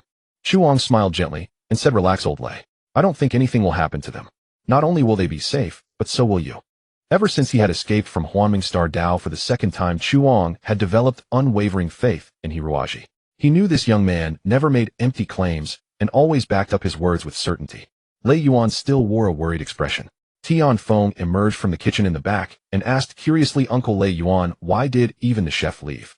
What's going on? Hiroaji chuckled and said, Tian Feng, the congee you made was delicious. I wonder what other culinary delights you can create. Why don't you prepare tonight's meal? Tian Feng squinted her eyes with a smile and said, all right, I'll show you what I can do. Uncle Lei Yuan, can I use the ingredients in the kitchen? Lei Yuan replied dejectedly, go ahead, use whatever you like. Just then the head bodyguard, old Jia, turned back. Lei Yuan's eyes widened, and he demanded, what? Did that check bounce? Old Jia smiled as if completely at ease. Boss, the check was cashed in full, and the money has been divided among the brothers. Honestly, we had no choice. The He Gui Hui's power is just too overwhelming. Lei Yuan asked, then why are you back? Old Jia said, the other brothers all have families to worry about, but I'm a single man with nothing to lose. I figured I might as well stick with you through tonight, at least to repay you for such a job. The two men stared at each other in silence. Then Lei Yuan burst into laughter, laughing so hard that tears streamed down his face. He nodded repeatedly and said, good. After 20 years in No Crime City, I haven't completely failed. Come sit down. Let me pour you some tea. Both Lei Yuan and old Jia knew deep down that unless a miracle occurred tonight would be their last. In truth, old Jia had planned to leave as well. But Lei Yuan's final gesture had so moved him that he simply couldn't bring himself to say the word go. When Kai and the others returned to Lei Yuan's trading company, this was the scene that greeted them. Kai exclaimed in surprise, Xiaoji, you're awake. Kratos squinted his eyes and said darkly, Hiroaji, sometimes I really want to take apart every bone in your body and see what kind of material you are made of, you monster. Why does it seem like there's nothing in this world that can stump you? But it's fine if you had remained in that eternal slumber, I'd never have a chance to defeat you. Lei Yuan looked suspiciously at Kratos. The burly brute stood a full 2 meters tall, yet he was defeated by the slender Hiroaji. Oh, is it a game of rock, paper, scissors? Hiroaji shrugged helplessly and said, Kratos, am no monster, just a bit luckier than most. Everyone take a seat. What news did you gather outside? Xiaoze stepped forward and sat down first, gulping down a big bowl of tea before wiping his mouth and saying, nothing from the capital. It seems Mofizi and the church have arranged things very tightly. Not a single clue is leaking. But we've come across a very strange piece of news. It seems a group of people is transporting a large batch of strange goods to Tianing Star. Xiaoji, if you can guess what the goods are, I'll admit you're an absolute monster. Hiroaji smiled bitterly and said, is it blue poppy? Xiaoze spat out his tea onto the table, let out a strange cry, and rolled backwards 7 or 8 times, raising his hands in front of him and shouting, Ayaya, what kind of demon are you? How can nothing be hidden from you? Hiroaji scratched his head awkwardly and said, I didn't guess it, President Lei told me just now. He quickly recounted the situation and then shared his judgment, scanning the group. What do you all think? Mo Feng said, logically your reasoning is correct. Apart from that scheming Mofizi, no one else would need so much. Kai nodded. Since this matter is related to our mission, we can't sit idly by. This Black Ghost Society must not be allowed to remain in this world. From what you say, Xiaoji, the Black Ghost Society has already obtained part of the blue poppy. I wonder if they've refined the super drug. If they have, countless lives will be lost. Kai was genuinely furious. As a native of Tianing Star's military, he was especially incensed by these rotten elements in the armed forces. Zelia added, I also think it would be beneficial to carry out a few eye-catching operations on the outskirts of Tianing Star. Right now, Mophice's greatest fear is someone disrupting his plans. Once we successfully destroy this source of super drugs, Mophice will surely make a move. When his attention is focused on Innocent City, the capital's defenses will likely be much weaker. After some discussion, the group unanimously decided to first deal with the Black Ghost Society, preferably finding their blue poppy or the finished super toxin and destroying it. They debated fervently, unaware that beside them Lei Yuan and old Jia were listening with wide eyes. Were these people mad? Did they think the Black Ghost Society was made of clay that they could eliminate them so easily, without a hint of hesitation? Excuse me. Old Jia finally couldn't help but ask, do you have reinforcements? How many troops do you have? 50 mechanites, or 100? Do you have any large warships? Kai shook his head, just us, not a single extra. This. Mad, all mad. Old Jia sighed inwardly. He had thought himself the maddest of all, but these seemingly normal people had all lost their minds, and he wondered how they would die soon. Food is here. Tianfeng came out smiling, carrying a large tray. She wore a white lace apron around her waist, looking incredibly cute. Let them be mad, old Jia thought, but such a lovely girl mustn't be fed to the Black Ghost Society. He quickly stepped forward and pulled Tianfeng aside, saying, little girl, soon the Black Ghost Society will be here with a full force, 40 armed mechas. They are ruthless killers. You're still young, you should run. How many mechas? The girl's big eyes blinked. 40. Old Jia threatened. Tianfeng sighed disappointedly, that's all. Everyone please go easy and leave a few for Finger to have some fun. Old Jia was speechless, his mind completely blank, muttering, mad, all mad. Tonight was a starless night. Tianing Star had 2 moons, but neither was as bright as Earth's moon. Shrouded in dark clouds, they looked like 2 dim eyes casting a pale gray light. More than a dozen armed mechas silently approached Lei Yuan's trading company. Their surfaces were coated with anti-radar scanning devices, and the foot cushions were specially thickened, allowing them to move silently like demons in the night. A ferocious black skull was engraved on their breastplates, the emblem of the Black Ghost Society. Large-caliber energy weapons were all aimed at Lei Yuan's trading company, ensuring not even a fly could escape. Behind the skull-faced mechas, inside a luxurious hovercar, a bald man with a seductive appearance was puffing heavily on a cigar. The dwarf, who had suffered humiliation at Lei Yuan's during the day, leaned beside him with a flattering smile, saying, Boss, Lei Yuan's company dared to embarrass us. I can't swallow this. Soon he'll make Lei Yuan eat shit under my crotch. The Black Ghost Society boss shot him a glance and said flatly, we still need Lei Yuan's smuggling channels to complete our mission. You know what those people will do to us if the blue poppy doesn't arrive on Tianing Star in time. So when you bring Lei Yuan out, make sure he's intact. If he loses a single hair, he'll skin you alive. The dwarf wiped the cold sweat from his forehead, a flash of venomous hatred passing through his eyes, as he nodded repeatedly, yes, yes. Good. As for the others, it doesn't matter. Kill them if you want. Just be quick and clean. The dwarf grinned, its ferocity indescribable, then jumped out of the car and led a squad of elite Black Ghost Society fighters into the company. He didn't expect me to be back, did you? Aha, you're still eating. I suppose you know you're about to die, so this is your last meal, right? I'm a very merciful man. If you kneel and crawl under my crotch, I might consider letting you go. The dwarf waved his hand, and the fighters behind him aimed their beam guns at everyone in the hall. The dwarf was extremely pleased, envisioning them begging for mercy under his crotch. But no matter how they begged, he wouldn't spare them. Even that damned Lei Yuan, after using him, would be tortured to death. Ha ha ha. When Lei Yuan and old Jia saw the Black Ghost fighters storm, and they were startled, as if seeing death beckoning, and couldn't help trembling. Yet the others around them remained calm, as if the fully armed enemies didn't exist. Lei Yuan lowered his voice and said, everyone, the Black Ghost fighters are here. Kai casually glanced at them and shook his head. These veterans are getting worse. No fire reconnaissance, no flanking, not even a smoke bomb first. Strolling in like this. Are they afraid they won't die fast enough? Mo Feng smiled. These are probably local garrison troops from Tianing Star. The planet hasn't seen an invasion in 100 years, so their military skills naturally can't compare to ours in the Space Force. Are you kidding? Lei Yuan's face turned pale with anxiety. He couldn't understand what these people were thinking. The Black Ghost Society was not to be trifled with. Weren't they afraid of death? Fearing they still didn't grasp the situation, Lei Yuan further explained, that dwarf is called Tiaho, the second in command of the Black Ghost Society. Although his own strength is mediocre, he is ruthless and cunning. No one who falls into his hands dies a decent death. Moreover, Taiho is extremely lecherous and enjoys torturing women in cruel ways. At that moment, the dwarf Taiho also assessed the scene. Initially, he was surprised to see them sitting so boldly in the center, wondering if there was an ambush. After ordering his men to scan with energy detectors, he learned the company was completely empty. Taiho was a bit disappointed. He'd have to content himself with killing But when he spotted Zelia and Tianfeng, his eyes lit up. Both women were breathtakingly beautiful, Zelia cold and mature, Tianfeng like a bud not yet fully bloomed. Taiho leered obscenely. I've changed my mind, he said. Why don't you strip those two women naked and bring them to me? Let me have some fun right here. If I'm in a good mood, I might just spare you. Lei Yuan, you should know my methods. I mean what I say. Lei Yuan was furious. He abruptly stood up and rushed in front of the others, saying, These people have nothing to do with me. If you have any tricks, just come at me, you despicable creature. Why do you harm innocent people? Taiho snickered slyly, approaching Lei Yuan, leisurely shaking his head. Lei Yuan, you have been muddling along in the business world for over 20 years. Don't you understand the law of the jungle? I am exactly despicable and shameless.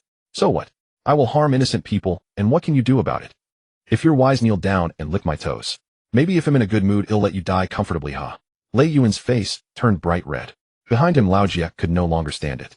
He had originally expected a glorious death in battle, but never imagined the opponent would resort to such filthy means to humiliate them.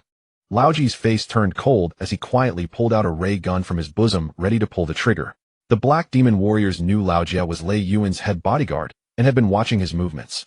Seeing Lao Jie daring to resist, they would not be polite. The three Black Demon warriors who had long aimed at Lao Jie immediately fired electromagnetic beam. Lao Jie saw 3 red flashes before his eyes, then smelled an extremely burnt odor. In his heart he cried out, damn it, I'm dead. But surprisingly, after a long while he felt no pain. Opening his eyes, he saw Kai had somehow blocked himself in front, assuming a fierce attack stance, holding a cyan lightsaber. The hall was so quiet that you could hear a pin drop. The Black Demon warriors all had their mouths agape, speechless. The 3 Black Demon warriors who had just pulled the trigger stared in disbelief at the large holes in their own chests, wounds caused by the beams they themselves had fired. Only a few martial arts masters could discern what had just happened. Kai with superhuman speed blocked in front of Lao Jie just before the Black Demon warriors pulled the trigger and then used his lightsaber to deflect all 3 laser energy waves. Using a lightsaber to deflect laser beams is a required course for every warrior. This is also the reason why in an age where ranged weapons are prevalent, lightsabers still account for more than half of the market. But ordinarily, an excellent warrior can at most deflect 1 or 2 laser attacks at a time, and after rebounding the lasers they cannot control the direction, letting them scatter randomly. Kai could actually catch 3 laser beam attacks at once and accurately rebound them all back to their original directions. Such a brilliant feat was beyond everyone's imagination. Taiho's entire body stiffened. The powerful and icy aura emanating from Kai made him feel like a helpless prey in the jungle. And Kai was the hunter. Despite the many Black Demon warriors behind him, Taiho gritted his teeth and shouted, retreat. Damn it, let the mechas outside deal with these guys. No matter what supreme masters you are, under the siege of 20 mechas you'll all be crushed like ants. Crush, crush. Taiho suddenly felt the hall lights all go out as a towering mountain-like figure blocked his path. Taiho strained his neck upward and could only see a broad, powerful chest and a bloodthirsty sneer upon it. Katusi, who had long grown impatient nearby, was furious that Kai had acted first, roaring in anger. Yet Katusi had to admit that Kai's move was absolutely brilliant. If it were him, he would at most have blocked in front of Lao Jie in time. After all, his skin and muscles were enhanced by biochemical technology, and lasers of this level were merely tickles to him. But to counterattack the enemy at the same time was impossible. Frustrated, he simply grabbed the dwarf Taiho in his hand. Taiho was barely 1 meter tall, less than half of Katusi's height. In Katusi's hand, he squirmed and yelled like a ball. Help, help. Grandpa, please let me go, Grandpa. Katusi let out a cold laugh, and with little effort tore Taiho in half. Steaming hot blood splashed onto Katusi. The giant casually dabbed some on his forehead, drawing a special symbol, a Spartan custom before battle believed to intimidate the enemy's soul. Even the Black Demon warriors were terrified, speechless by his demonic behavior. Among them, a few well-traveled ones, seeing Katusi's actions, screamed, Spartan. Spartans in the universe are the symbols of war and savagery. Upon hearing that their opponent was a Spartan, everyone's limbs grew even weaker. Once Katusi's killing intent was aroused, it wouldn't end so easily. 2 cold gleams suddenly flew from behind him, reaping a storm of blood and death among the Black Demon warriors. Looking closely, one could see they were 2 metal blades attached to chains, extendable and retractable. At such close range, the highly penetrating electromagnetic guns were useless. The Black Demon warriors barely managed to draw their lightsabers to engage, but unexpectedly Katusi's skin seemed forged from solid iron. Even a lightsaber at maximum energy output, when slashed hard, could only leave a white mark on his shoulder. The swordsman stared blankly at his lightsaber, then followed the same path to destruction as his comrades. After leaving 7 or 8 corpses, the Black Demon warriors' psychological endurance finally reached its limit. Someone shouted first, threw down his lightsaber, and fled for the door, preferring the punishment from their boss to staying here. After the first one fled, the rest lost all will to fight, scrambling in chaos and fleeing for their lives. They fought each other to get out the narrow hall entrance, even former brothers turning on each other, cursing their parents for not giving them wings to escape through the skylight. Kitusi coldly reaped the lives of those who hadn't escaped. His two chain blades seemed more agile than his fingers, each strike precisely severing an enemy's cervical vertebra. Often with a flash of white blood would spurt 7 or 8 meters high, blossoming into flower-like patterns in the hall. Hiroaji held Tianfeng in his arms, covering the girl's eyes, and said calmly, "Kitusi, aren't you being too cruel? Why use such brutal methods against these minions?" Kitusi slaughtered the last black demon warrior and said coldly, "A lion fights a rabbit with all its might. Only by defeating enemies with maximum force can one show them respect." Watching this massacre-like scene, Lei Yuan and Lao Jie couldn't help shuddering. They had never seen such a brutal battle, and even less expected Kitusi to be so formidable, single-handedly eliminating an entire squad of black demon warriors. This experience was truly unforgettable. Lei Yuan nearly fell to his knees, vomiting heavily. Lei Yuan covered his mouth, his face pale, and said, You must be careful. The enemy's mecha units haven't moved yet." Kai said, "If I'm not mistaken, when dealing with enemies in a besieged, enclosed space, the tactical regulations of Tianning Star stipulate the use of tactical code D323. I just don't know if those outside have the professional competence to apply it flexibly." Lei Yuan asked, "Is this tactic formidable?" "Very much so. If the enemy strictly follows tactical rules for ambush and encirclement, those in the enclosed space have little chance." "Then, what should we do?" "Don't worry. I know the loophole in this tactic." Kai smiled confidently, his gaze turning extremely sharp. "Because I am the one who designed this tactic." "How could this be?" Gazing at his men, who were missing limbs, drenched in blood and scattered in spirit, the leader of the Black Ghost Society erupted in fury. "That old bastard Lei Yuan actually set an ambush." Well, how many men does he have?" "Reporting to the boss, it seems they have 5 or 6, stammered a Black Ghost warrior whose injuries were relatively minor. 5 or 6. "Yes, and among them 1 blind man and 2 women." "Damn it." The Black Ghost Society leader slapped the man to the ground, then scrambled out of the car with a menacing glare, puffing on a cigar as if it were ablaze. Still needing Lei Yuan's smuggling network, the Black Ghost Society leader initially refrained from killing him. He pondered for a moment, then ordered, "Tear this building down." 3 mechas retracted their weapons and crept toward the Lei Yuan Trading Company, only for the entire building to erupt in a violent explosion, shrouding the surrounding area in smoke and dust for hundreds of meters. After a moment, someone realized the truth. This isn't dust. It's anti-mecha smoke grenades. But their realization came too late.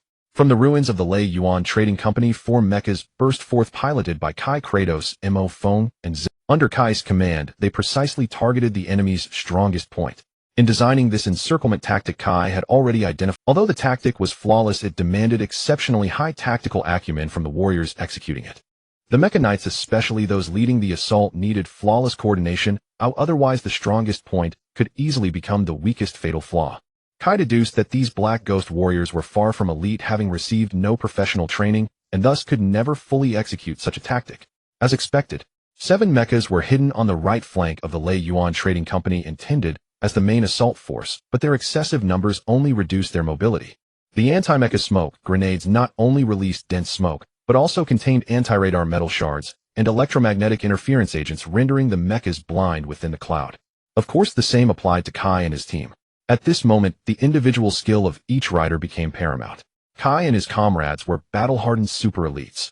How could the Black Ghost warriors compare? Add to that their deliberate ambush and memorized knowledge of the enemy's positions, and victory was all but. The 7 Black Ghost mechas, panicking as their scanners failed, crashed into one another in their disarray. The remaining ones stood up, blindly searching around, exposing their vulnerable rears to the enemy. Kai and his team moved like arrows, gliding silently across the smoke-filled battlefield, reaping enemy lives without a sound. Their approach was direct. They crept up behind the Black Ghost warriors, severed the energy conduits at the backs of the ghost-faced mechas, and disabled each machine with minimal effort. The battlefield fell into a terrifying silence. The Black Ghost Society leader Sharpie quickly realized something was wrong. He couldn't help but regret not bringing his strongest subordinates on this operation. The Black Ghost Society originally had 5 formidable experts, but they had recently been dispatched to a drug refining plant outside Wuzue City. As security there was more critical, and no one in the city dared to provoke the Black Ghost Society.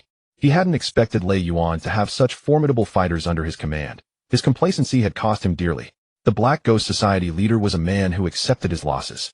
He immediately ordered his men retreat. With the enemy's strength unknown, even if no clear signs of defeat had appeared, it was unwise to persist. Better to let that bastard Lei Yuan crow for a few more days than to risk losing everything. Upon receiving the order, the Black Ghost warriors began a cautious withdrawal. Though Kai and his team were formidable, they numbered only 4 and couldn't destroy every ghost-face mecha on the field. Moreover, the effectiveness of the anti-mecha smoke grenades was already waning, so most of the ghost-face mechas managed to escape the smoke zone.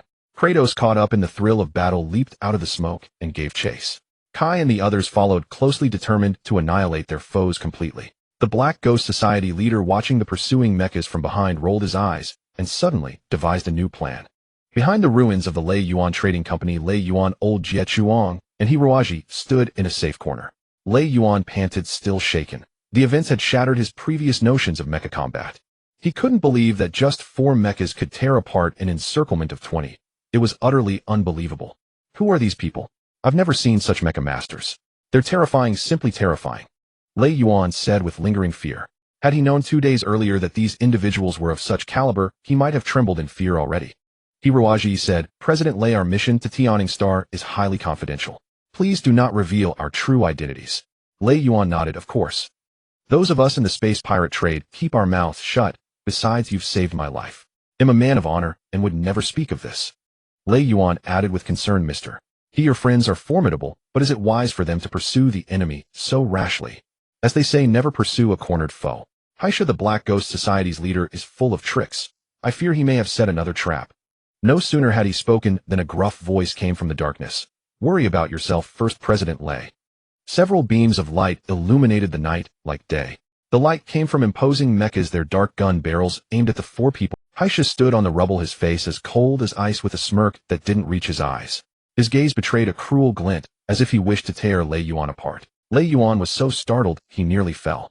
He hadn't expected the enemy to launch such a swift. Haisha looked at Lei Yuan with a sardonic smile. President Lei, those experts you hired are indeed impressive.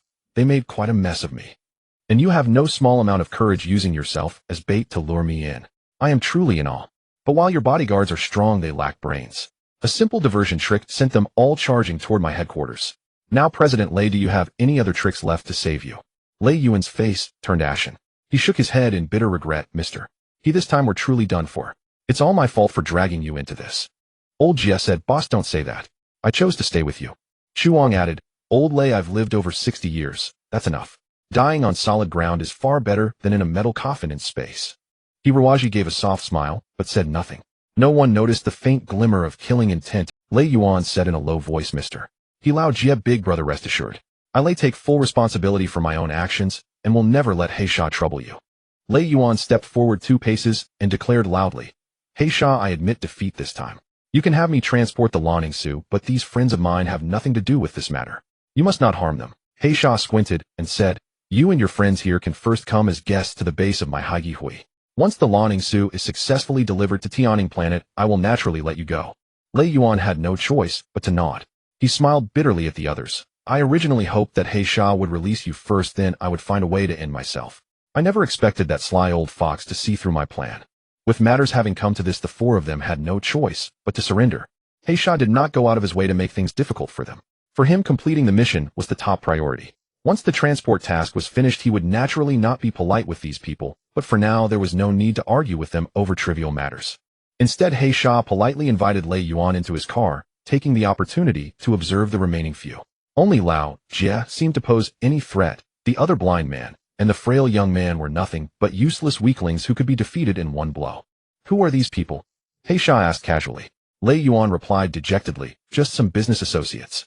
Heisha said with a smile, We are all businessmen, President Lei. As long as you smoothly complete this deal with me, countless benefits will naturally come your way in the future.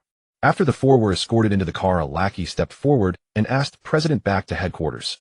Heisha shook his head. Those 4 experts are too ferocious. Our brothers here probably can't hold them back. We're going to the farm. Heisha was extremely cunning. He deliberately had his main force engage with Kai and the others in the city, while he himself quietly slipped out of Innocent City with 3 mechas. Not long after driving on the highway, they arrived at a manor, and the hovercar headed into a dense cluster of vegetation. After passing through trees dozens of meters high, a patch of lush purple plants appeared around the hovercar. Fully automated farming machinery shuttled among them, continuously artificial ripening the crops. Lei Yuan frowned and stared for a long time, then exclaimed in astonishment, "These are Ziqiong berries." Ziqiong berries were also a narcotic similar to Lanning Su, though not as toxic, but they possessed a much stronger anesthetic effect than Lanning Su. Throughout the entire Tianning planet, Ziqiong berries were widely used as an anesthetic. This plant was also very dangerous and could only be used by professional anesthesiologists, for even a slight mistake could cause the patient's brain to lack oxygen, turning them into an idiot. He Sha had actually cultivated so many Ziqiong berries, it was clearly not for the purpose of producing anesthetics to benefit the public. Lei Yuan whispered, "This time we're truly done for. Since He Sha has let us see so many of his secrets, he must have never intended to let any of us leave alive. Mr. He, I think we're all going to die here.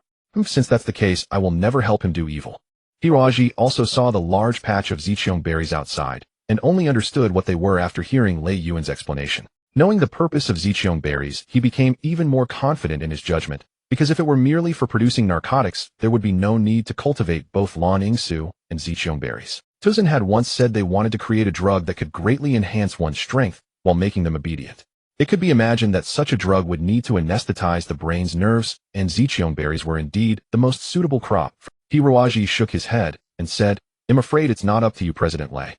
He Sha is also a very shrewd man. How could he not guess your thoughts? I think he must have mastered some bizarre secret technique to hypnotize you into obeying his orders, which is why he's not afraid of your non-cooperation." Hiraji shook his head and said, "I'm afraid it's not up to you, President Lei. He Sha is also a very shrewd man. How could he not guess your thoughts? I think he must have mastered some bizarre secret technique to hypnotize you into obeying his orders, which is why he's not afraid of your non-cooperation." As they spoke, the hovercar came to a stop in front of a building at the center of the farm. This building occupied a considerable area surrounded by many reservoirs, drainage pipes, and generators, giving it the appearance of a chemical factory. Hiraji understood that they had arrived at the factory where the Haigi Hui produced super narcotics for General Morpheus. He quietly began to loosen his limbs while observing his surroundings.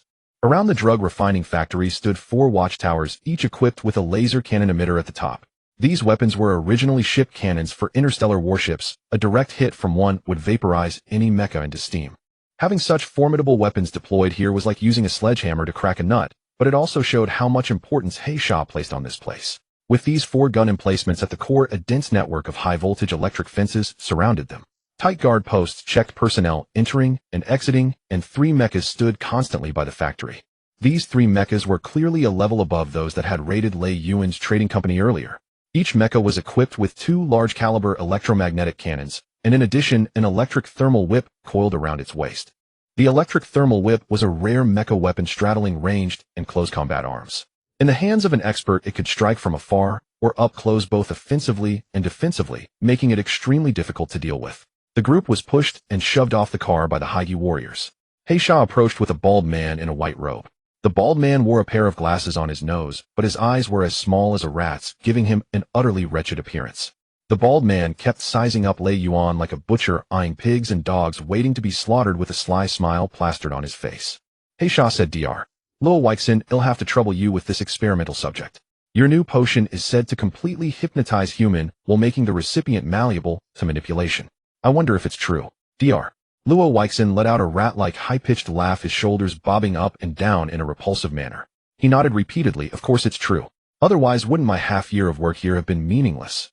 Besides this man, how about giving me those other 3 fellows as well? You haven't sent me any good experimental subjects lately, and several studies can't proceed. This is a crime against great scientific research." Dr. Luo Weixin let out a rat-like high-pitched laugh, his shoulders bobbing up and down in a repulsive manner. He nodded repeatedly. "Of course it's true. Otherwise, wouldn't my half-year of work here have been meaningless? Besides this man, how about giving me those other 3 fellows as well? You haven't sent me any good experimental subjects lately, and several studies can't proceed. This is a crime against great scientific research." He Sha nodded. "I brought these few here originally to send them to you as experimental subjects, Doctor. I just hope you can refine enough tears of angel as soon as possible." Dr. Luo Weixin nodded and gestured to his subordinates behind him.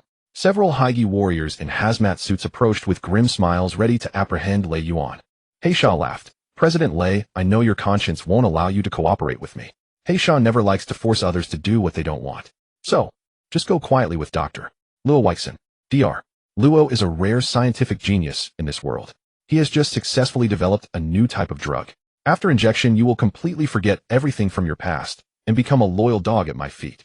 Haha, then cooperating with me won't violate your moral principles, right? Lei Yuan was furious. He never expected Heisha to be so despicable. He glanced at Hiruaji. The young man's words had all. Lei Yuan was furious.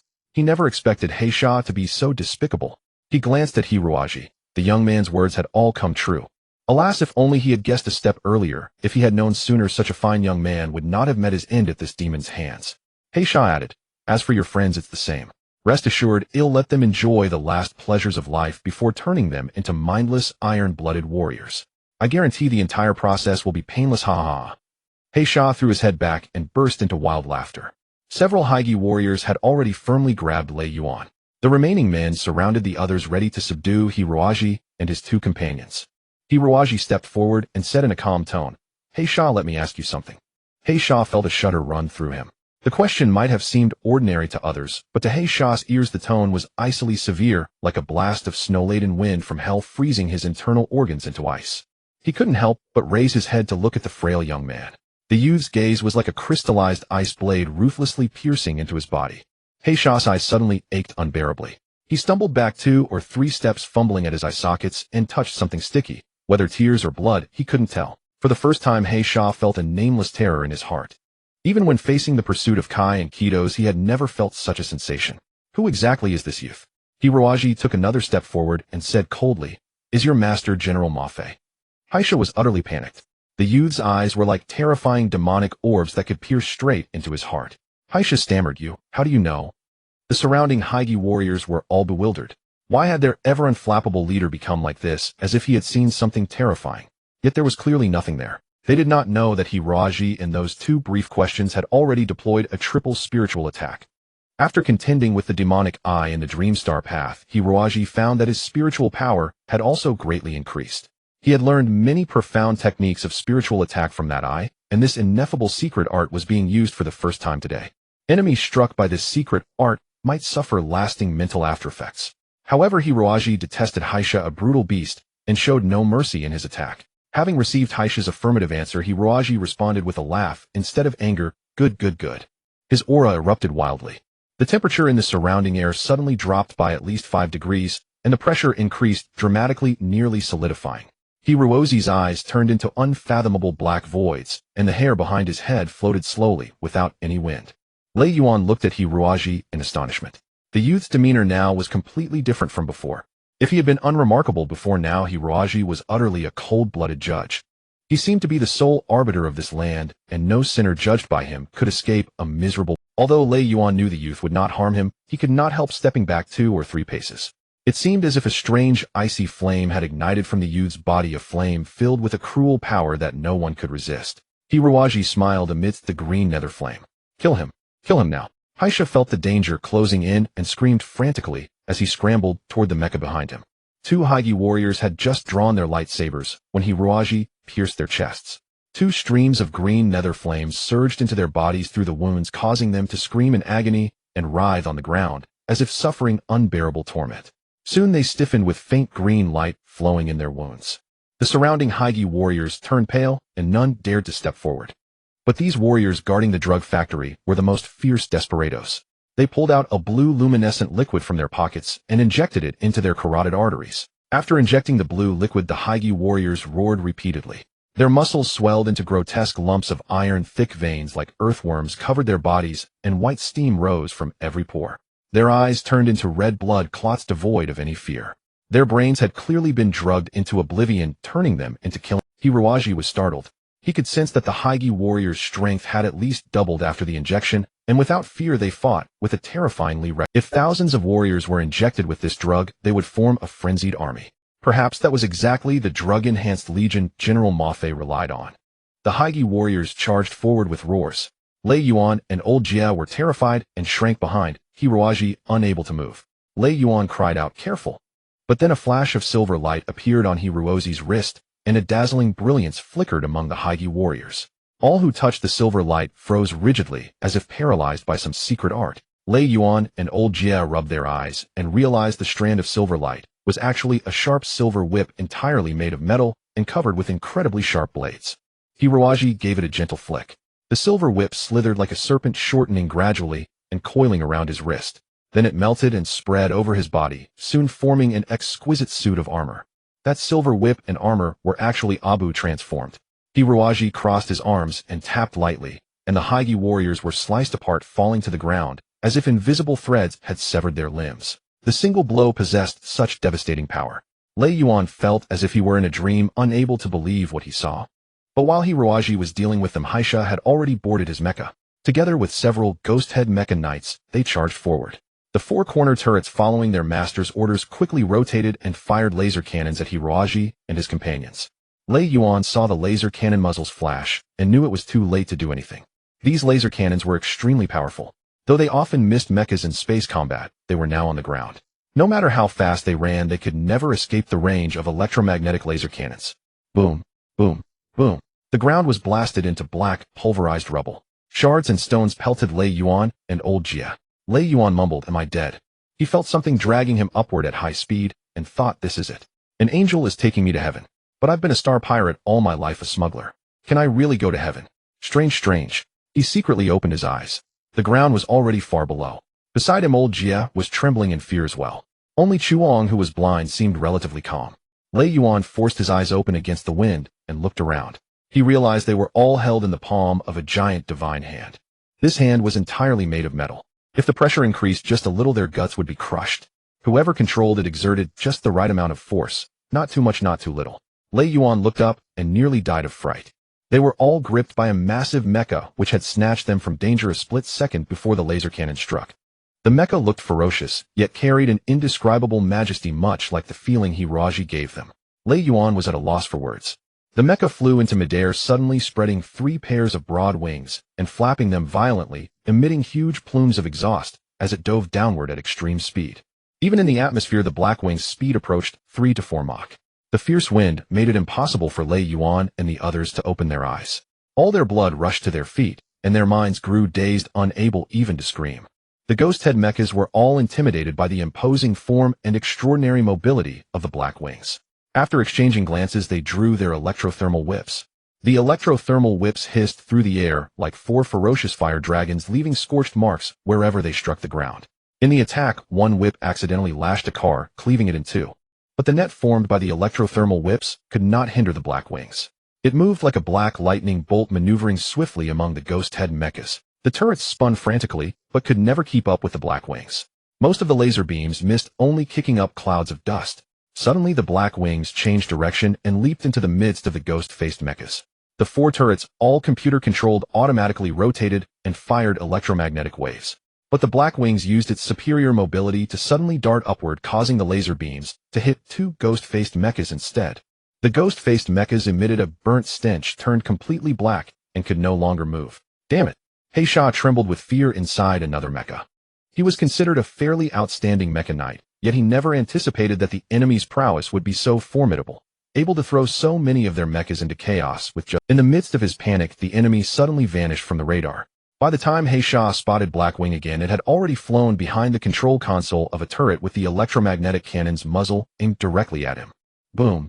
A powerful electromagnetic current pierced through the mecha, incinerating the pilot inside into a charred lump before it could fully destroy the mecha's electronic systems. The battle finally concluded. All around lay twisted masses of steel. The ground had been seared to a crimson glow by high-energy waves. The air was thick with steaming vapor, and the sound of collapsing turrets sent chills down one's spine. Blackwing gently set Lei Yuan and the other 2 on the ground before returning to the spatial wristband. Hiruaji calmly scanned the surroundings, checking for any remaining threats, his frigid gaze sending a shiver through Lei Yuan. Lei Yuan's legs had gone completely limp, his hair disheveled like a bird's nest from the high-speed storm. Trembling, he made a sign of the cross over his chest with his cyan-purple lips, but no words could escape. Only one enemy remained alive, Dr. Luo Weixin. This beast in a white lab coat seemed utterly oblivious to what had happened, his face frozen in a wooden expression. Hiruaji strode unhurriedly to Dr. Luo Weixin, then abruptly reached out and seized the doctor by the throat. Dr. Luo Weixin was terrified. He had thought that since this man hadn't killed him on the spot, it must mean he needed something from him. Never did he expect to be met with such merciless aggression, leaving no room for negotiation. Hiruaji patiently counted the seconds while feeling the doctor's pulse. Just as Luo Weixin was about to faint, he released his grip with satisfaction, then kicked and broke 2 of the doctor's ribs. The fractured ribs posed no threat to life, but brought indescribable agony. Dr. Luo Weixin let out a shriek, spat blood, and finally regained consciousness. I have a few questions. Hiruozi's tone was utterly flat, devoid of any menace. Yet in Dr. Luo Weixin's eyes this slender youth was nothing less than a demon incarnate. The doctor nodded frantically. He was no iron-willed character. Preserving his own life was pain. Dr. Luo Weixin scrambled to his knees, prostrating himself at Hiruozi's feet, clutching his calves. Please spare me. They'll tell you anything you want to know. Hiruozi's voice was as cold as autumn wind. Tell me about your relationship with General Mofizi, how many batches of drugs you've produced using blue poppy, where these narcotic formulas came from, and what connection they have with the church. With each question, Dr.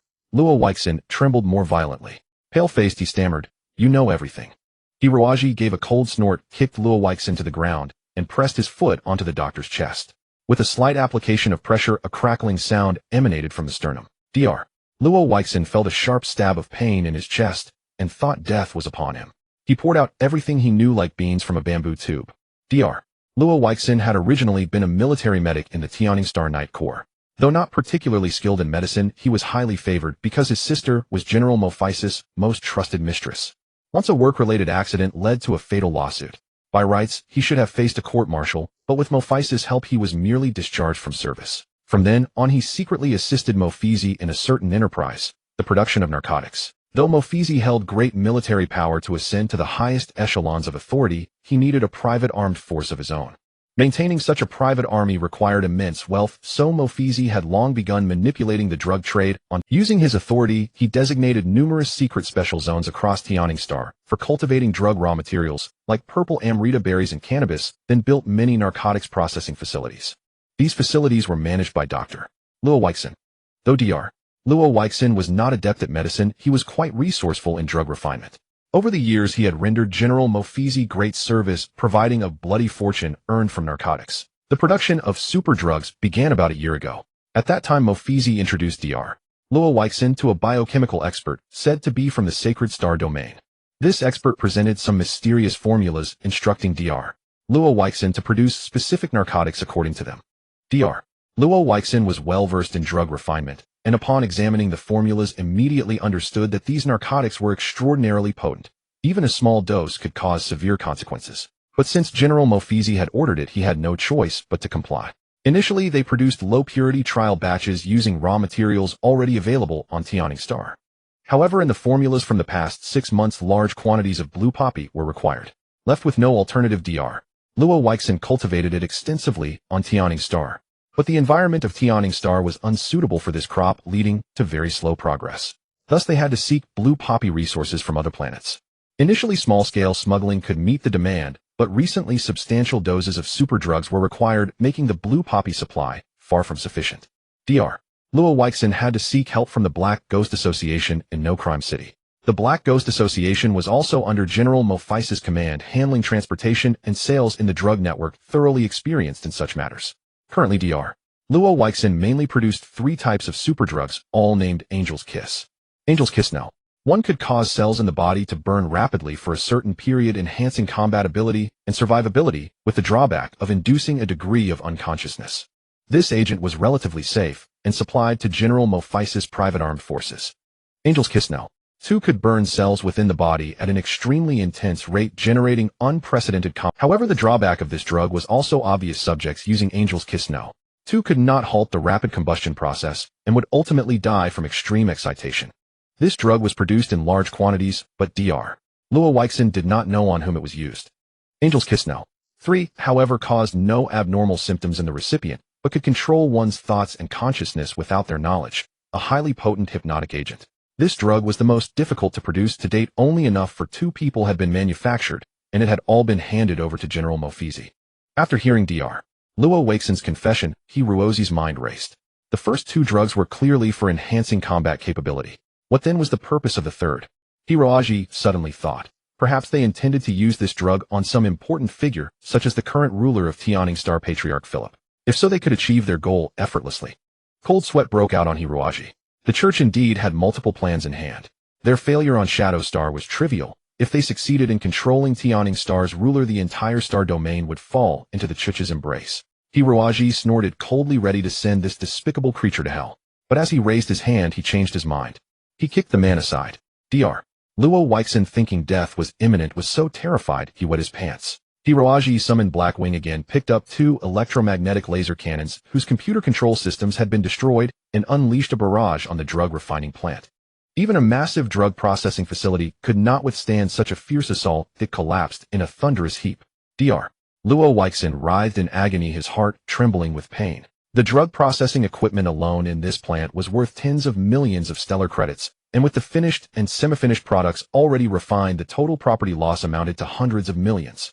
After destroying the processing plant, Hiroaji picked up the electric heat whip from the ghost head mecha and swept it across the outside purple amrita berry plantations, burning all the berries to charcoal before finally stopping with satisfaction. "Let's go," Hiroaji said to Lei Yuan. "Tonight's work is done." Although numerous incidents had unfolded during the night, the overall order of Innocent City remained relatively stable. Most residents, aware that the Black Ghost Society had come to eliminate its enemies, stayed obediently indoors, unwilling to venture out. Yet they had not anticipated that the Black Ghost Society would be annihilated overnight. Though many enforcers from the society still remained, they lacked both leadership and mecha. Against enemy mecha, sheer numbers were utterly futile. These enforcers, accustomed to swaggering and committing atrocities under the Black Ghost Society's banner, suddenly found themselves bereft of support and ignorant of the enemy's strength. Losing all hope, they milled about like headless flies. Most of them simply bundled up the wealth they had extorted through blackmail and sneaked away. Under Old Jay's stern command, the bodyguards who had initially retreated returned shamefacedly. They were among the first to hear that the Black Ghost Society had been wiped out, hardly believing their former boss possessed such capability. When they met Lei Yuan, they appeared crestfallen and embarrassed. Lei Yuan, magnanimous, did not hold them accountable and continually offered comfort. Though Lei Yuan's trading company had been destroyed, he still owned numerous properties in Innocent City. Everyone gathered at one of his clubs as a temporary residence. Kai reproached Hiroaji with some frustration. "Xiaoji, weren't we supposed to send word once you found the Black Ghost Society's lair? Acting alone like this is far too dangerous." Hiroaji smiled faintly. "The situation was urgent, and I found those scum utterly detestable. I couldn't resist taking action first." Lei Yuan couldn't help asking, "Who exactly are you people possessing such extraordinary skills?" "I have roamed the outer regions myself, and by my estimation few in the entire Tianing Star domain could." After a brief consultation, Hiroaji and Kai decided to reveal the entire truth to Lei. As Lei Yuan listened, his shock deepened, his face turning ashen. He slammed the table in fury. "Those damned church scoundrels dare employ such vile tactics. How infuriating." Hiroaji and the others were taken aback, not expecting this star pirate merchant to possess such patriotic fervor and concern for the sovereignty of the Tianing Star domain.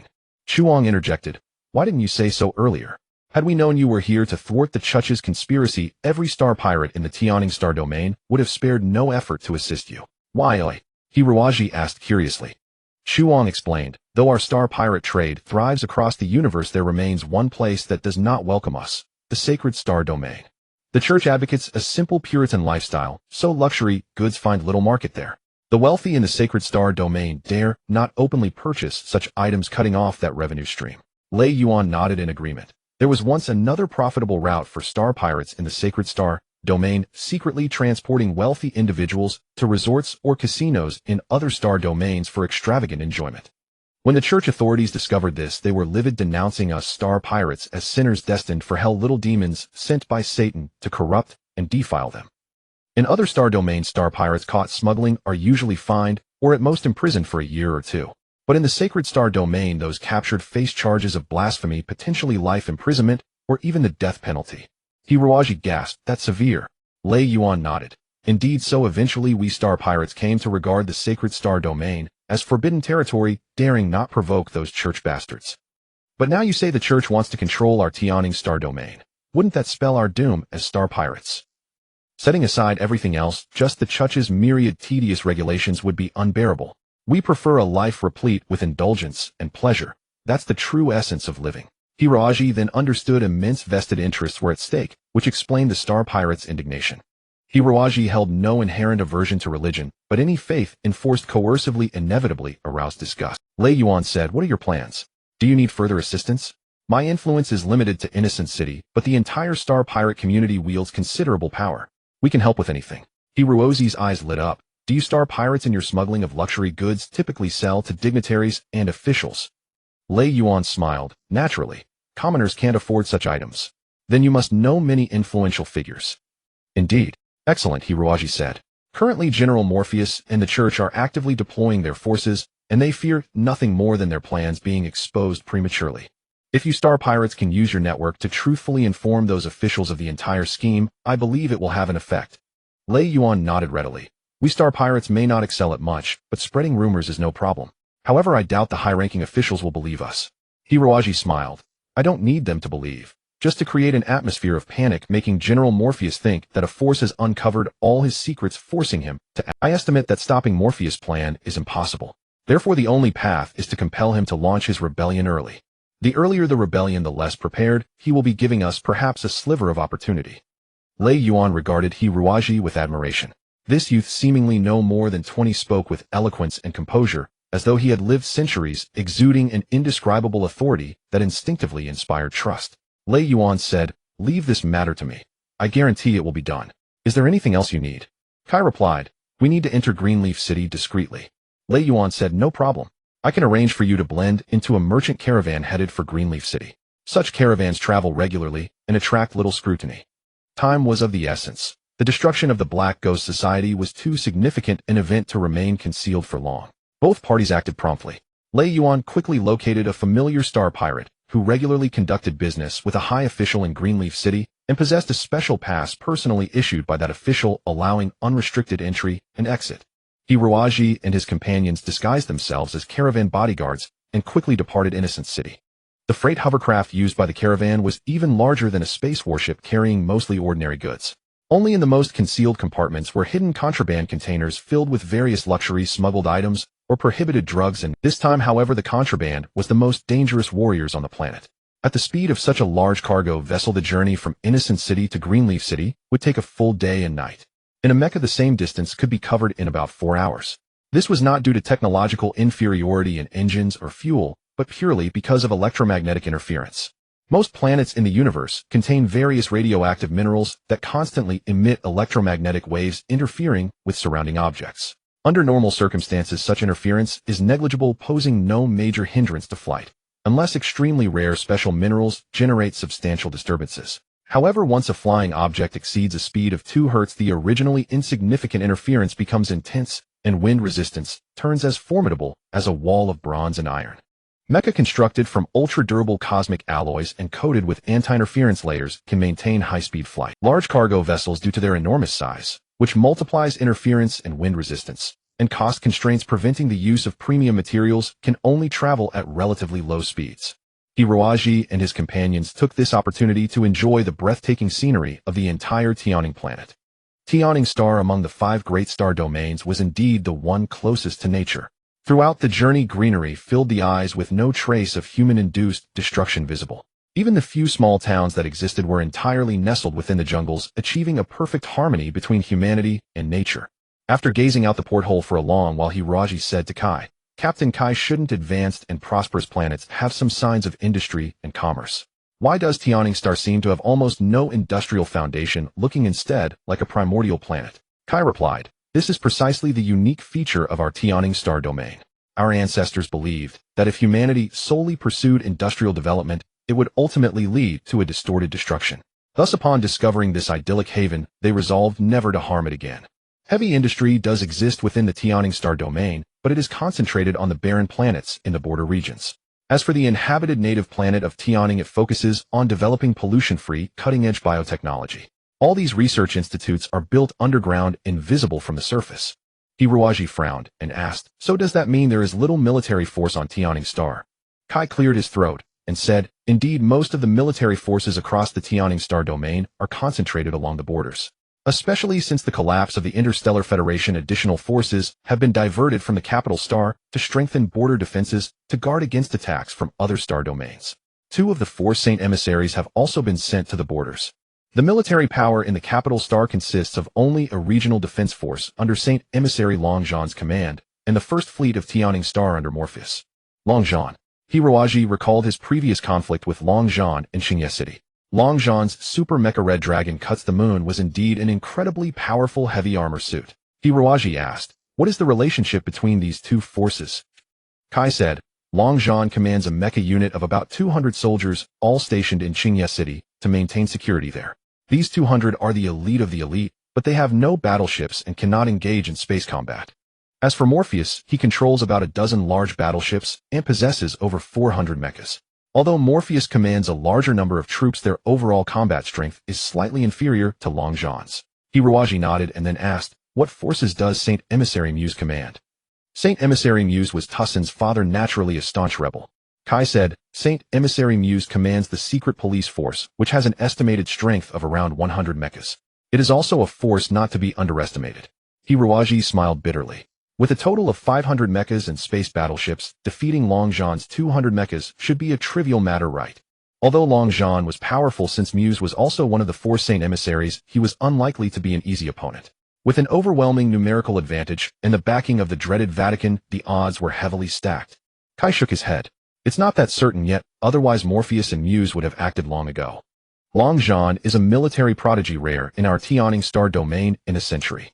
If he were to hold the capital city of Qingya and wait for reinforcements, it would be a major headache for Morpheus and his allies. Because although Morpheus' forces are slightly stronger than Long John's, if the border space fleets returned to suppress the rebellion, they would be unable to resist." Mo Feng interjected, "Moreover, not 100% of Morpheus and Muse's subordinates would follow them in a coup. I estimate they can only rely on at most half of their loyal followers. Even if the others didn't openly oppose, how could they risk using them with the danger of leaks?"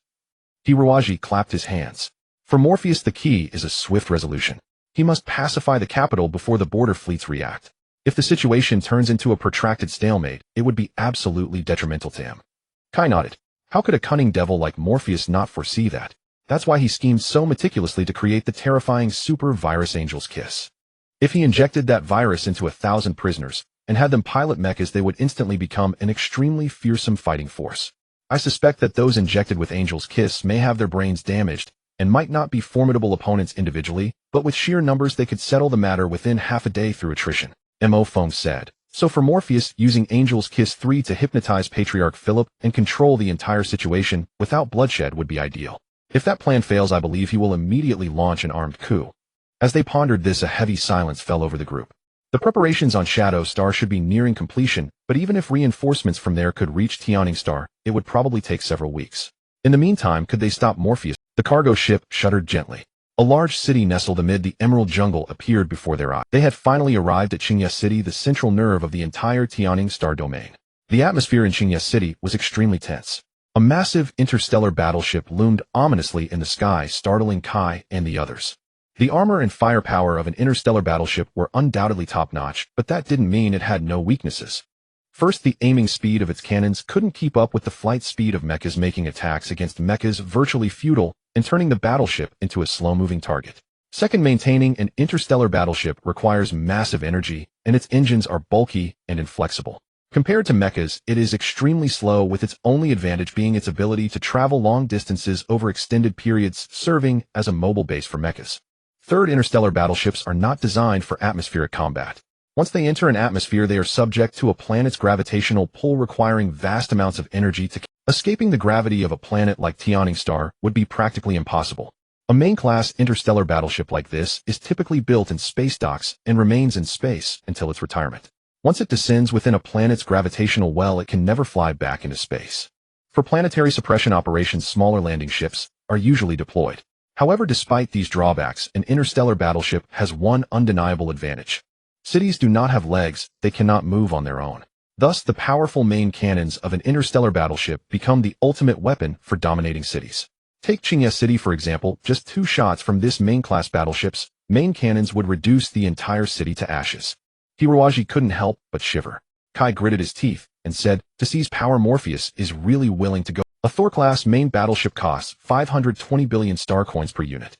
The entire Yearning Star domain spent 5 years building just 4 of them, 3 of which are defending the borders.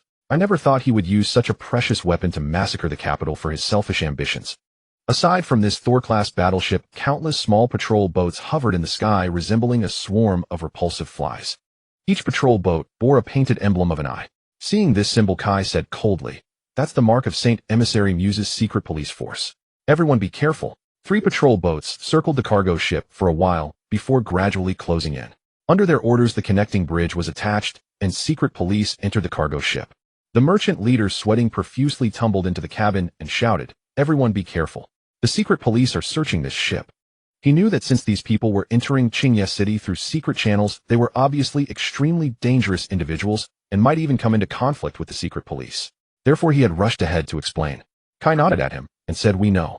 The caravan leader felt somewhat relieved and went out to greet the Everyone knew that resistance at this moment was impossible. Not to mention the Thunder God battleship hovering overhead, even the secret police patrol boats could tear this cargo ship to shreds. A squad of secret police strode into the cabin. The leading middle-aged man wore a black secret police uniform with 3 gleaming skulls glittering on his shoulder, clearly a high-ranking secret police chief. The man's face had little flesh resembling a living skeleton with only a pair of somewhat gloomy eyes that appeared unusually large. Hiroaji frowned. This man gave him an extremely dangerous feeling, as if he were on the same level as Long John. Kai whispered behind him, "Not good, this man is the Muse Saint Envoy."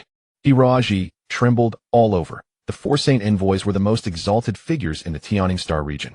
Take Long John, whom he had once fought, as an example. That was absolutely a super warrior with martial skills beyond the mortal realm. The Muse Saint Envoy's strength was certainly not much inferior to Long John's. Moreover, Hiroaji had killed the Muse Saint Envoy's only son Tussin. It was easy to imagine what insane methods the Muse Saint Envoy would use to torture him if he discovered their true identities.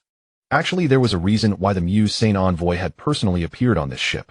News of the destruction of the Black Ghost Society in Wuzue City, along with the annihilation of the Purple Amethyst Berry Plantation and drug processing base, had reached the capital. This indicated that a resistance force was spreading in secret. Whether they already knew the entire plan or had stumbled upon it by accident, no one knew at present, but the Muse Saint Envoy would not be careless about it. Naturally, ships arriving from Wuzue City should be strictly inspected. The Muse's blade-like sharp gaze swept over the bodyguards before him one by one. Fortunately, Xiao Zhe had skillfully disguised everyone. Xiao Zhe prided himself as the most accomplished thief in the entire Tianing Star region, so disguise and makeup were basic skills he could easily perform. Xiao Zhe possessed a unique set of disguise techniques, using certain very simple materials to concoct remarkably realistic simulated muscle and skin. Not only could it completely alter a person's appearance, but it could even change their body shape and height. Now Kai and the others were all disguised as Spartans. Because Spartans made their living purely from combat and bodyguarding was their usual trade, it was a perfectly logical role to serve as a merchant's escort. Even better, Spartans were accustomed to tattooing their bodies, even their faces, so it didn't matter if they painted a layer of oil paint on their faces. The fierce warrior aura they exuded further confirmed their Spartan identity. Moreover, with Kuei Tuasi, a genuine Spartan warrior present, the others could more easily conceal their own identities. The secret police wandered around the cargo ship for a long time, finally discovering the hidden compartments at the bottom of the ship. However, when they opened them, they were greatly disappointed as they contained only ordinary smuggled goods. They had no interest in such trivial matters as smuggled goods. The Muse Saint Envoy suppressed his patience and asked the caravan leader, "When did you leave Wuzue City?" The caravan leader said with a grin, "Captain, we left Wuzue City 3 days ago. You see, this batch of goods is actually for Mr. Togos. We're just trying to make a living. Please accept this small token." As he spoke, he quietly pulled out a stack of star coins and tried to press them into the other's hand. The Muse, somewhat disgusted, knocked his hand away and barked, "It only takes a day and a night to get here from Wuzue City. Why did you take so long?" The caravan leader said, "We went to Lanmin City to pick up another batch of goods, so we were delayed a few days on the road. We really didn't know that Qingye City was under such strict inspection these days, otherwise we wouldn't have come to invite trouble." The Muse snorted coldly, then suddenly turned to Kuei Tuasi and asked him something in the Spartan language. Kuei Tuasi answered fluently. Seeing that the other was indeed a Spartan, the Muse felt a little annoyed and turned to leave in a huff. Everyone breathed a sigh of relief. Unexpectedly, when the Muse reached the door, he turned around again, beckoned to Hiroaji, and said in Spartan, "Come here." Hiroaji trembled, but had no choice but to obediently walk over. The Muse asked in Spartan, "How many days ago did you leave Wuzue City, and where did you go along the way?" Hiroaji was momentarily stunned. Behind him, Kuei Tuasi and the others had not expected the other to be so alert. For a moment, they were all at a loss. They had even already placed their hands on their respective weapons, ready to strike first at any moment. The atmosphere was extremely tense, and a great battle could erupt at any moment. At this moment, Hiroaji suddenly spoke calmly in Spartan, "We left Wuzue City 3 days ago, and went to Lanmin City along the way." No one had expected Hiroaji to be able to speak Spartan. For a moment, they were all speechless. Kuei Tuasi was even more astonished, because he could tell that the other not only spoke Spartan, but also had a certain accent. Judging from the accent, he was simply a pure-blooded Spartan. The Muse smirked and nodded, asking, "Where is your hometown?" Hiroaji said, "I was born on the Gyur Deng planet in the Spartan Star region." The Muse's eyes lit up and said, I've been to the Yearning planet, but I really couldn't stand the two suns and the desert climate there, so I only stayed for a year before leaving. Hirozi's eyes widened and said, did you mishear what I said? The Yearning planet is fundamentally a water planet with only 1% of its land above the surface. Usually we live in bubble cities underwater. How could there be a desert? The muse laughed heartily and said, perhaps I misremembered. You're very lucky. We have no time to bother with small fry like you this time. Go. The muse waved his hand, and the secret police reluctantly withdrew from the cargo ship. The hearts that had been hanging in midair finally fell back to the ground. Kai and the others plopped down onto the stools. Kuetasi said, Hiroji, I didn't expect you to know so much about our Spartan star, and even speak the Spartan language. The Spartan you spoke really had the accent of Yearning star. Did you actually live on that water planet? But the environment of Yearning star is so harsh, there is hardly any industry or commerce, and it's not a transportation hub. Outsiders shouldn't like living there. Hiroji laughed and said, I don't know any Spartan language at all.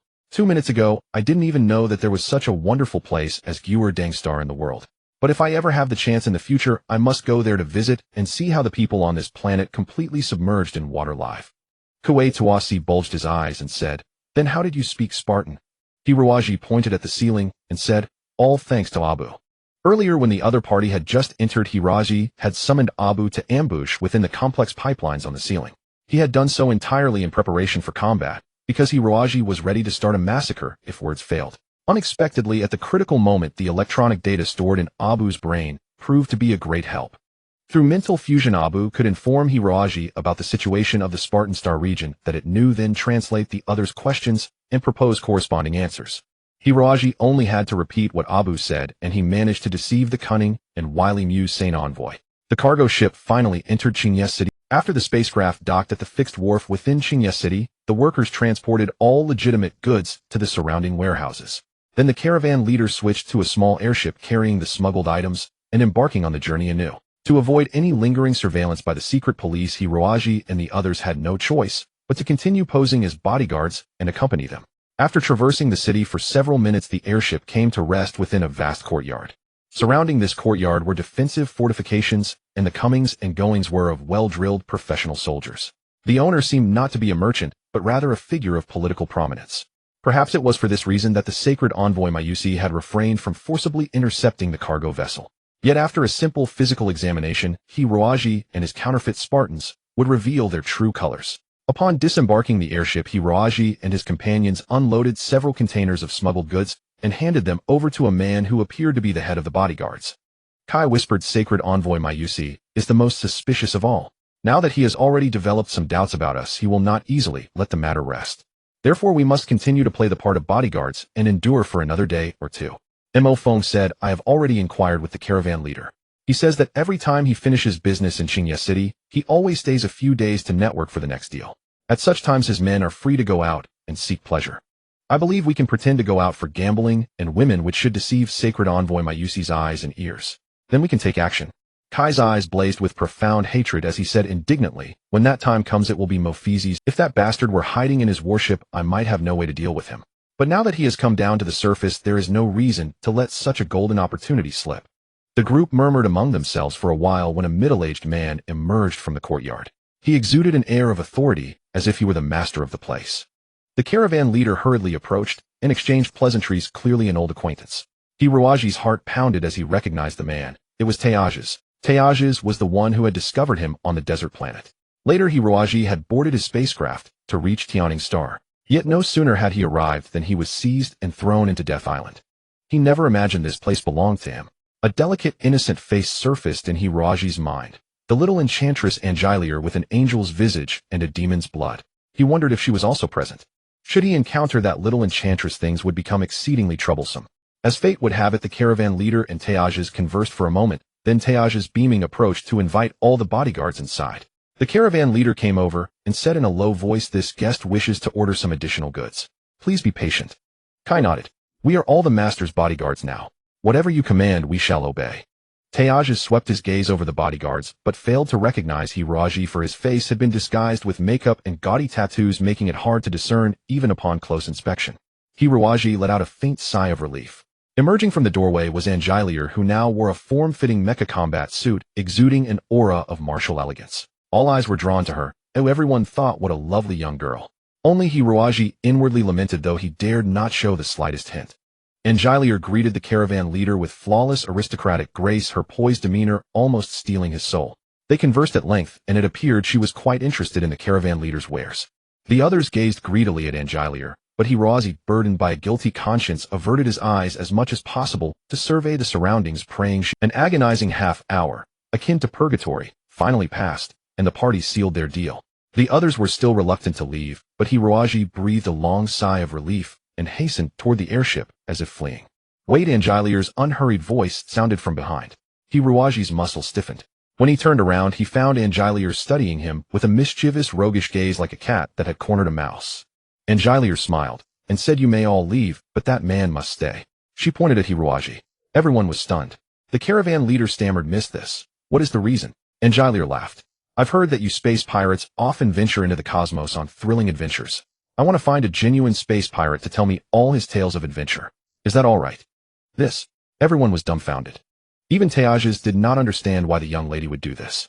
However, this third miss was always fond of doing things her own way, and her reasons were often perplexing. Teages had grown accustomed. Fortunately, the young lady had never caused any real trouble. She simply indulged herself, and then Teages cleared his throat and said, "Then this young brother shall stay as our guest. My young lady finds the days tedious in her room, so it would be good if he could keep her company and amuse her." Hiroaji nodded helplessly and whispered to the others, "If I refuse now, it will arouse suspicion. I know this young lady is also a very important figure on Tianing Star. If Mophizi truly intends to stage a coup, he must control her. So staying here is not necessarily bad. As for Mophizi, you must handle it yourselves." Kai nodded. "Very well." Katusi laughed. "When you return, you'll likely see only Mophizi's head." Hiroaji sighed, moved step by step to Angileer's side, careful not to approach the little enchantress too closely. The others soon departed under the caravan leader's guidance. Watching the airship dwindle against the sky, Hiroaji shivered inexplicably. Angileer cast him a look that mingled joy and reproach, then said to Teages, "Uncle, I'll handle things here. Please attend to your own matter." Teages asked suspiciously, "Miss, who exactly is this?" Angileer smiled sweetly. "Don't worry. He wouldn't hurt me, right?" Hiroaji nodded wryly. "Very well. I'll take my leave then." Angileer led Hiroaji through the garden into an exquisite villa. After climbing the stairs, they arrived at a young lady's boudoir. Angileer gently closed the door, pouting. "Am I really that terrifying?" Hiroaji scratched his hair. "I don't know why, but every time I get close to you, goosebumps rise all over my skin. Perhaps we are naturally allergic to each other." Angileer gave a soft snort, then suddenly pounced, pushing Hiroaji onto the bed. The two ended up in a very ambiguous position. From her sleeve, Angileer produced a dagger gleaming with dark light, pressing it against Hiroaji's neck. Panting, she asked, "How could you possibly appear here? I thought you were dead long ago. I was worried about you for over a month." Hiroaji glanced at the terrifyingly ominous dagger beside his neck and swallowed hard. Angileer laughed. "Don't be afraid. This dagger is coated with the bile of the Ansar fish. If it so much as grazes the skin on your neck, you'll lose your life. So you'd better honestly tell me everything that happened in these days. Did you become a spy for Jelluria?" "Huh."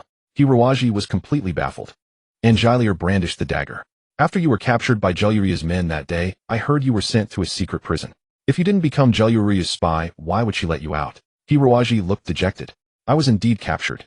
Later a man named Tuzan sent me to Death Island. Damn that Jelluria. She really leaves you no chance of survival. Death Island is the most terrifying prison for death row inmates on Tianing Star." Hiroaji nodded and said, "Later on the island, I encountered some incredibly capable death row inmates, and with their help we all managed to—" Angileer exclaimed, "So it was you who escaped from Death Island a month ago?" Hiroaji said, "You know about that too." Angileer smiled faintly. "I have some sources of information on Gloria's side as well. Word has it that the prison break severely crippled Gloria's faction. Even Tuzan, the son of the Muse emissary, was killed by the escapees. I'd love to know who killed that detestable brat. I really ought to thank them." Tuzan had once been a potential candidate for Angileer's husband, but she had never harbored any fondness for him. Now that he was dead, it saved her the trouble of dealing with him. Otherwise, given the little enchantress nature, she might very well have killed him with her own hands on their wedding night. Hiroaji, of course, couldn't say that Tuzan had been gravely wounded by him, and then finished off by Kratos. He could only force a glint of sharpness flashed in Angileer's eyes. She finally withdrew the dagger from Hiroaji's neck and tucked it back into her boot, then wrapped her arms around his neck and blew a breath onto his face. Her breath was as fragrant as orchid, and Hiroaji couldn't help but feel his cheeks flush and his heart race. Angileer exclaimed in surprise, "Oh my, you're blushing." Hiroaji said helplessly, "May I stand up to talk? This position seems rather inappropriate." Ng Liar said nonchalantly, since you are already my chosen husband, what's inappropriate about it? If I thought you were dead, and I'd have to go through the trouble of finding another weakling. Now that you've fallen into my lap, it couldn't be better. Weak. Ling. Hiruaji pointed at his own nose. Ng Liar comforted him, don't worry. Once I defeat that wretch Gloria, I'll become the ruler of the Tianing Star Domain, and you'll be the Emperor's husband. How about that? Sounds pretty impressive, doesn't it? Hiruaji thought of the consorts in the Emperor's harem of ancient times. A chill ran down his spine. All right. Ng Liar clapped her hands. Those escapees who escaped with you must be formidable characters, aren't they? Where are they now? If I could enlist their help, my chances of success would be even greater. Hiruozi's mind stirred. After a moment's thought, he asked, I can get in touch with them, but first you need to tell me why the capital seems to be under martial law, with even interstellar warships descending into the atmosphere. When an interstellar warship breaks into the atmosphere, its defenses are at their weakest. Without permission from ground forces, no one would attempt to pilot a massive interstellar warship. Ng Liar said, It's all that bitch Gloria's doing. I don't know what dark scheme she's plotting behind the scenes. 3 days ago, one of the 4 emissaries, Long Jean, suddenly died of illness. Then my brother Philip also fell gravely ill. I visited him twice. His entire body was covered in sores, and he couldn't even speak. What? Hiruaji abruptly sat up, nearly knocking Ng Liar over. It seemed the enemy had already made their move. Long Jean was a staunch supporter of the Patriarch faction and the primary obstacle to the coup. He had no idea what scheme the enemy had concocted to bring about his demise. As for Philip's severe illness, it was undoubtedly the enemy's handiwork. But he couldn't tell whether they intended to kill Philip or if the use of the angel's kiss had gone awry, leaving him bedridden. If that was the case, the enemy's conspiracy had already succeeded by more than half. Qingye City was in danger. Ng Liar said with displeasure, Why do you look so startled? This is clearly our great opportunity. Hiruaji looked at Ng Liar with utter suspicion. The young girl said with an air of confidence, Although Gloria has orchestrated all this, she never anticipated that I have planted a very important piece right beside her. Let me tell you, Gloria has 2 capable subordinates. One is the Muse emissary, and the other is General Morpheus, the commander of the interstellar fleet. With the help of Togos, General Morpheus has agreed to side with me. The Thor battleship in the sky descended into the atmosphere under General Morpheus' command. With this ace in the hole, no matter what schemes Gloria cooks up, she won't succeed. 3 dark lines appeared on Hiruozi's forehead. You mean General Morpheus, under your orders, brought the Thor battleship down into the atmosphere? That's right. The girl grinned triumphantly. Hiruaji sighed. Truly, she was a girl without a brain. The complex game of usurping power was not suited for a minor. As things stood, the enemy had everything prepared and only awaited the final trigger. If a miracle were to occur, it could only be if Gloria, Ng Liar's sister, was not under the control of the church, but simply wished to ascend to the throne of the Star Domain ruler. In that case, on the day of her success, she would engage in a desperate struggle with Morpheus and the others. Hiruaji scratched his hair in distress. After a long exhale, he said calmly, Tell me, Ng Liar, on this planet, do you have any place to flee to, or anyone you can trust completely? Why are you asking that? You're so strange. Tell me. A commanding gleam radiated from Hiruozi's eyes. Ng Liar stiffened, suddenly feeling a weak desire to collapse into his arms. She murmured, My mentor is the only one I can trust, but she has lived in seclusion in the tranquil sea for years, detached from worldly affairs. Hiruaji said, All right, well, go to your mentor's place right now. Ng Liar asked why. Hiruaji carefully organized his thoughts, and then recounted his experiences over the past few days, though he omitted the part about his extraordinary. Ng Liar grew more astonished with every word, her mouth finally gaping wide enough to swallow an egg. The expression on her face shifted many times before she said angrily, No, it's impossible. General Morpheus was introduced by Uncle Togos, who has watched me grow up. He would never betray me. Hiruaji shook his head. Ng Liar, you should know that bringing a giant warship into the atmosphere is no simple matter. It's not something you can command with just a word. I suspect that if Gloria hadn't been secretly manipulating things, the Thor battleship would have been shot down by ground-based anti-air defenses halfway through its descent. Ng Liar turned pale, unable to utter a word. After a long silence, she murmured then, What should we do now? Hiruaji said, Morpheus' ambition goes beyond his current position. If he wanted to become the military leader of the Tianing Star Domain, he could achieve it in about 10 years by playing by the rules. There's no need for him to take such a huge risk by helping Gloria launch a coup. Since he did this, his goal must be the throne of the Tianing Star Domain's ruler. To achieve that, all 3 of you siblings are targets for elimination. Now that Qingye City is in such chaos, I think it's best for us to lay low at your mentor's place. Ng Liar couldn't help but say, Then wouldn't Gloria succeed? When she succeeds, Hiruaji shook his head. That will be when Mofizi and the envoy of Mayusi reveal their true colors. These two factions, each harboring ulterior motives, are bound to turn on each other. That will be the perfect time to step in and clean up the mess. Angela nodded in bewilderment. She was after all just a young girl of about 10, having spent her entire life within palace walls with little understanding of political and her so-called power struggles were mostly figments of her own imagination. Coupled with Taeji's deliberate misdirection, the girl had come to believe she was quite clever. Now that her illusions were shattered, she felt utterly disheartened, as if the entire world had dimmed. Angela clung tightly to Hiroaji, tears glistening in the corners of her eyes. Her voice trembled as she said, "I never imagined everyone was deceiving me. Everyone. Right now Taeji and Mofizi must be laughing their heads off, thinking how could there be such a naive little girl as me? Isn't that right? They must be laughing to death." Hiroaji didn't know whether to laugh or cry. With their very lives hanging in the balance, how could this girl still be worrying about such trivial matters? Suddenly Angela grabbed Hiroaji by the neck with a fierce expression, pouting. "You must be laughing at me too, aren't you? Laughing at how stupid I am, right?" Hiroaji was taken aback and quickly said, "How would I dare?" "Then, if you dared, you would laugh at me, wouldn't you? This is utterly unreasonable." That's right. I'm just being unreasonable like this. You might as well not bother with me. Let Taeji come and take me away to be killed." Boo-hoo.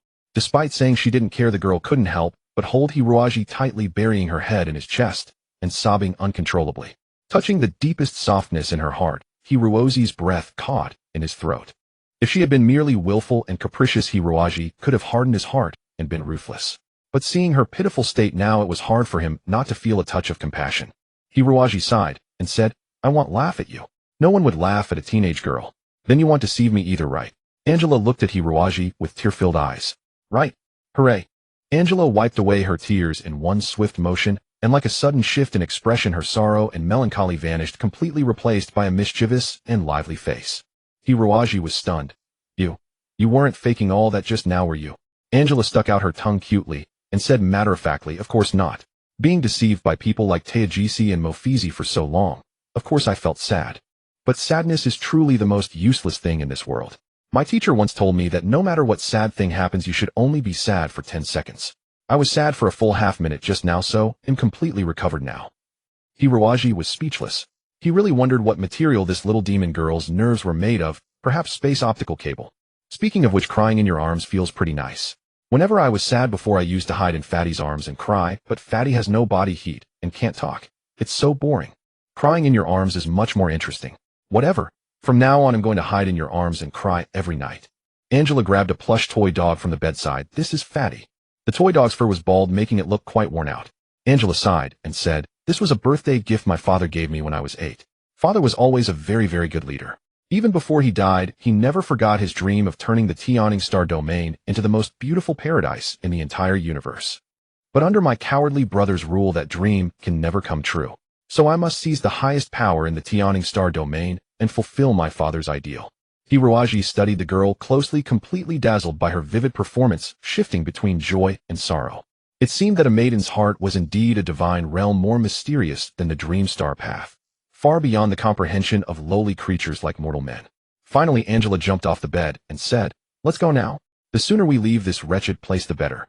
Hiroaji nodded, then added, "But haven't you doubted me even a little? What if I really am a spy sent by Jiraiya?" Angela smiled silly. "If after we escape Taeji chases after us in a rage, then your words will be proven correct. If Uncle Taeji chases after us with a worried expression, then you're a big liar. But I don't think it's very likely you're a liar. Because if you were deceiving me, all I'd have to do is give you a little stab, and you'd be dead. What kind of liar would take such a big risk?" Conclusion: you can be trusted. So she wasn't completely stupid after all. The two didn't dare prepare anything else. They snuck downstairs, but the guards there reported that Taeji was waiting and seemed to have something important. As soon as Taeji entered the room, he said bluntly, "Miss, the head of the Philip family has just passed away." Angela was taken aback. Really? In general, the children of imperial families are emotionally indifferent. From birth, they are raised separately and subjected to aristocratic power education, and some are not even born of the same mother. So Angela was not particularly grieved by the death of the Philip family head. Taeji said, "Now is not the time for hesitation. We should hurry to the head's residence because all the high-ranking officials will be gathering there. If Jiraiya gets ahead of us, we'll lose the initiative. Right, we should set off immediately." Taeji glanced at Hiroaji. Angela said, "This is my new bodyguard. Tomorrow go tell that smuggler that I'm taking this bodyguard of his. He's very capable." Taeji didn't know what she was up to, but he nodded anyway. The three filed out. 3 luxurious hovercars were already waiting at the door. The front and rear cars were escorts while the middle one was the official carriage. All three were equipped with anti-electromagnetic attack systems, each worth no less than an armed mecha. Logically, Teijisi should have ridden in the first car, but Angela claimed she was nervous and asked Teijisi to join her in the second car. Hiroaji sat in the front passenger seat while Teijisi and Angela occupied the rear seats along with the driver. The hovercar started silently and soon soared into the sky. Angela glanced at Hiroaji through the rearview mirror, then furrowed her brows and clutched her stomach, groaning. Teijisi quickly asked, "Miss, what's wrong?" Angela said in pain, "It seems like a stomachache. Maybe I ate something bad. Uncle Teijisi, could we go to the nearest hospital? It's really unbearable." Teijisi hesitated, cursed inwardly, then said, "Time waits for no one, miss. I think we should go directly to the head's residence. There are highly skilled doctors." A sharp glint flashed in Angela's eyes. While he wasn't paying attention, a black streak shot from her wrist, and a dagger pressed against Teijisi's throat. Teijisi was horrified. "Miss, what are you doing?" Angela said coldly. "Uncle Teijisi, how much did that bitch Juliaria pay you to betray me?" Teijisi groaned in anguish, his face ashen. Angela immediately understood that everything Hiroaji had said was true. At the same time, Hiroaji subdued the driver and said coldly, "Head out of the city." Angela brandished the dagger and said, "Uncle Teijisi, order your men not to follow. Once we're outside the city, they'll let you go." Taojisa's forehead beaded with sweat the size of soybeans. Helpless, he had no choice but to follow the others' orders, issuing commands through the vehicle's communicator to those behind. The two escort vehicles indeed stopped, allowing them to leave Qingye City. The hovercar moved at tremendous speed, and in the blink of an eye, Qingye City was left far behind. Hiroaji felt a twinge of worry. Since everything happened so suddenly, he hadn't notified Kai and the others, and he wondered if it might affect their operation. However, Kai himself was an outstanding commander. He trusted that with his abilities, he could complete his own mission. His and Angelia's escape would further draw the enemy's attention, creating an excellent opportunity for Kai and the others. The hovercar slowly descended in the countryside. Hiroaji chopped the driver's neck with a single palm strike, knocking him unconscious, and kicked him out of the car. Angelia had intended to kill Tao Jesai with a single slash, but looking at his sweat-drenched face, she couldn't bring herself to do it. Angelia gritted her teeth and said, "Don't let me see you again. Get lost." Tao Jesai scrambled down from the hovercar in utter panic. Angelia said dejectedly, "Am I really so useless? I can't even kill anyone." Hiroaji said, "Killing out of anger is not the act of a wise person. You being able to restrain the fury in your heart proves that your spiritual cultivation has reached a certain level." The hovercar rose again, this time speeding toward the southern Ningjing Sea. Hiroaji slowly figured out the hovercar's driving techniques. This state-of-the-art hovercar was equipped with various auxiliary systems. For someone who could pilot a spacecraft like the Grey Mouse, handling a hovercar was a piece of cake, and he soon mastered all the controls. After half an hour, the twinkling lights of Qingye City were completely left behind. Below lay a silent darkness. In the vast jungle, tree shadows rustled, and only nocturnal beasts roamed quietly through the forest. The radar on the hovercar suddenly flashed wildly. "There are 4 mechas behind us, tracking us." Hiroaji's fingers lightly danced across the hovercar's dashboard, his demeanor calm and elegant, like a pianist seated at the center of a concert hall stage, save for the absence of a tuxedo. Angelia was not so composed. She turned her head and fumed. "That bastard Tao Jesai. I kindly let him off, and he's already caught up with us." Hiroaji said, "Even if you hadn't spared him, then Gloria would certainly have sent assassins to track us soon. So don't." The searchlights from the mechas behind had already illuminated the hovercar. These searchlights contained alien elements, and their light could blind a person, and if not for the special radiation-proof glass installed on the hovercar, the two of them would have been blinded by now. The armed mechas were considerably faster than the hovercar, and the distance between them was shrinking rapidly. The mechas had already begun firing electromagnetic cannons ahead. Several shots grazed the hovercar. Fortunately, the hovercar was equipped with bulletproof armor, or it would have turned into a ball of flames. "What do we do?" Angelia asked anxiously, then thought that he was just a nobody, so asking him was pointless. Angelia said in a low voice, "Maybe I should go out and take down these 4 mechas." Hiroaji said, "No need. Fasten your seatbelt. I have a way to shake them off." As soon as he finished speaking, the hovercar plunged downward and darted into the dense forest. The primitive plants on Tianning Star were over 10 times larger than those on Earth, and the jungle here averaged about 100 meters in height. Everywhere were thick trees and invisible vines hanging from the branches. Hitting either a tree or a vine would be catastrophic for a high-speed flying object. The hovercar was like a nimble owl weaving swiftly through the dense trees. At times it came within 0.1 millimeters of a tree, causing Angelier's heart to race. You're crazy? Stop it." Angelier was on the verge of tears, never expecting this guy to be so insane. The mechas behind never let up the pursuit. 2 mechas followed the hovercar into the jungle, while the other 2 kept searching from above, hoping to spot the target. Hold on tight, Hiroaji roared. The enemy was a tough bunch. It seemed ordinary methods wouldn't shake them off. He had to resort to a very dangerous maneuver. The hovercar tilted 45 degrees and dove toward the ground with the two mechas in hot pursuit. When the hovercar was barely a meter from the ground, Hiroaji abruptly pulled up. His hands danced like a storm across the controls, and the entire vehicle groaned under the immense inertial forces. The powerful airflow even carved a deep trench into the ground. But they had pulled up. The two mechas behind were not so fortunate. Under the force of inertia, the two mecha pilots lacked Hiroaji's freakish controllability to rapidly pull up such a multi-ton behemoth. Both mechas crashed into the mud.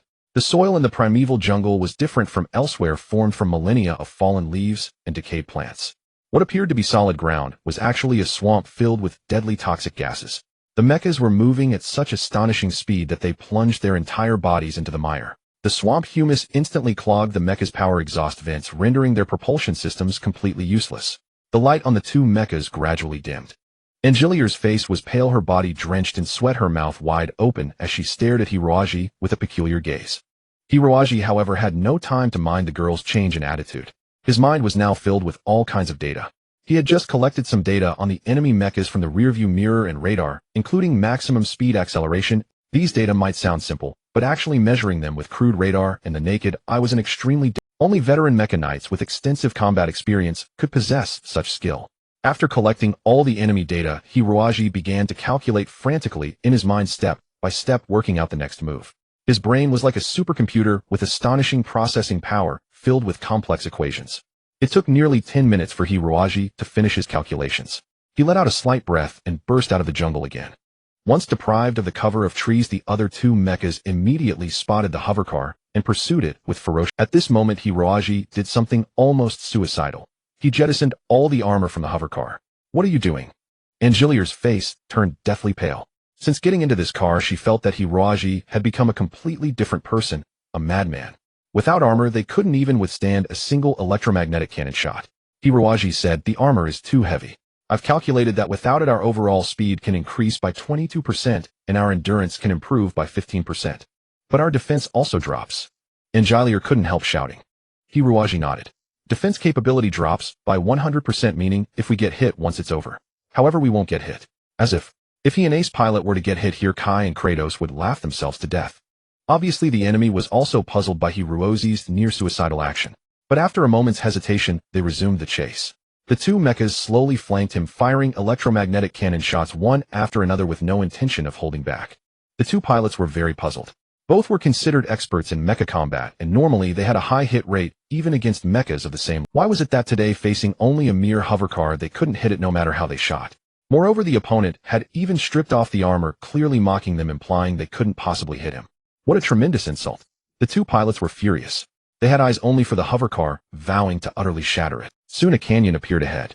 It was as if a giant had once struck a heavy blow, exposing the planet. In the Rift Valley, hundreds of meters deep, steaming sulfurous fumes rose, surrounded by jagged rocks with grotesque shapes, looking as if countless demon beasts stood silently on the cliffs. Perhaps hundreds of millions of years ago, during the primeval era, violent crustal movements had occurred here. The canyon was filled with all kinds of massive stone pillars.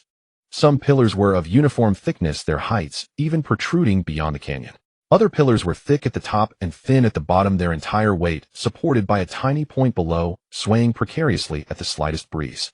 Still other pillars were covered with spiderweb-like cracks, weathered and eroded until they were extremely brittle, ready to collapse at any moment. The hovercar weaved its way through this terrifying forest of stone pillars. Hiroaji preferred to fly the hovercar close to the ground, thereby limiting the enemy's radar detection to the smallest possible range. The two mecha knights were greatly exasperated by this extremely cunning enemy. They had already realized that their opponent was no pushover with driving skills that had reached a level of extraordinary mastery. However, the mechanical gap between the hovercar and the armed mechas could not be bridged by superior driving skills alone. The two mechas clung tightly to the hovercar, electromagnetic cannons exploding all around it. Due to the surrounding cliffs, even if they missed the hovercar, they could blast away layers of rock. Huge rocks tumbled down around the hovercar, causing it to scramble frantically. Twice it narrowly escaped being crushed by boulders, which would have buried it forever in this desolate canyon. The two mecha knights felt greatly encouraged, both believing they would soon complete the mission. The two sides kept weaving back and forth through the canyon, like a cat and mouse game that lasted over 10 minutes, finally cornering the hovercar in a dead end. The two mecha knights were very smug, their electromagnetic cannons precisely aimed at the hovercar. No matter how skilled the hovercar driver might be, there was no way to escape their control. Angilear clenched her teeth tightly, but her hands were trembling slightly. She closed her eyes and said, Are we going to die? Perhaps. Hiruaji stared intently at the two mechas. You must be blaming me in your heart, right? Said Angilear. If it weren't for me, you wouldn't have come to this place to die. I don't blame you, said Hiruaji. I came willingly. Angilear shed 2 streams of clear tears, murmuring, No one has ever been so kind to me, no one has ever done something for me willingly. I know those people only did things for me because of my status. Only you, only you. Angilear gently embraced Hiruaji from behind and kissed his cheek. Even the calm Hiruaji couldn't help but blush at the little enchantress' sudden action. The two mecha knights raised their hands ready to launch the final attack. Hiruaji sighed softly and said, Cover your ears. Without waiting for Angilear to ask, he turned the horn's volume to maximum and pressed it hard. The sound wave mixed with powerful energy violently reverberated through the valley. Those stone pillars and cliffs, already weakened by the electromagnetic cannon's vibrations, were now agitated by such high frequency sound waves, instantly shattering and falling down. In an instant, the entire canyon collapsed like an avalanche. Hiruaji was prepared. The moment he pressed the horn, he pulled up and soared upward. The two mecha knights, however, did not react in time. Their full attention was still on the hovercar. By the time they realized something was wrong, the rubble above them was already raining down like hail. Although armed mechas were the most powerful combat weapons invented by humanity, these boulders mostly weighed tens or even hundreds of tons. If struck, even steel would be crushed, let alone hollow. The two mechas were instantly buried by rubble. One of them barely managed to expose an arm from the debris, but then could no longer move. Watching the appalling collapse below, Angilear was terrified.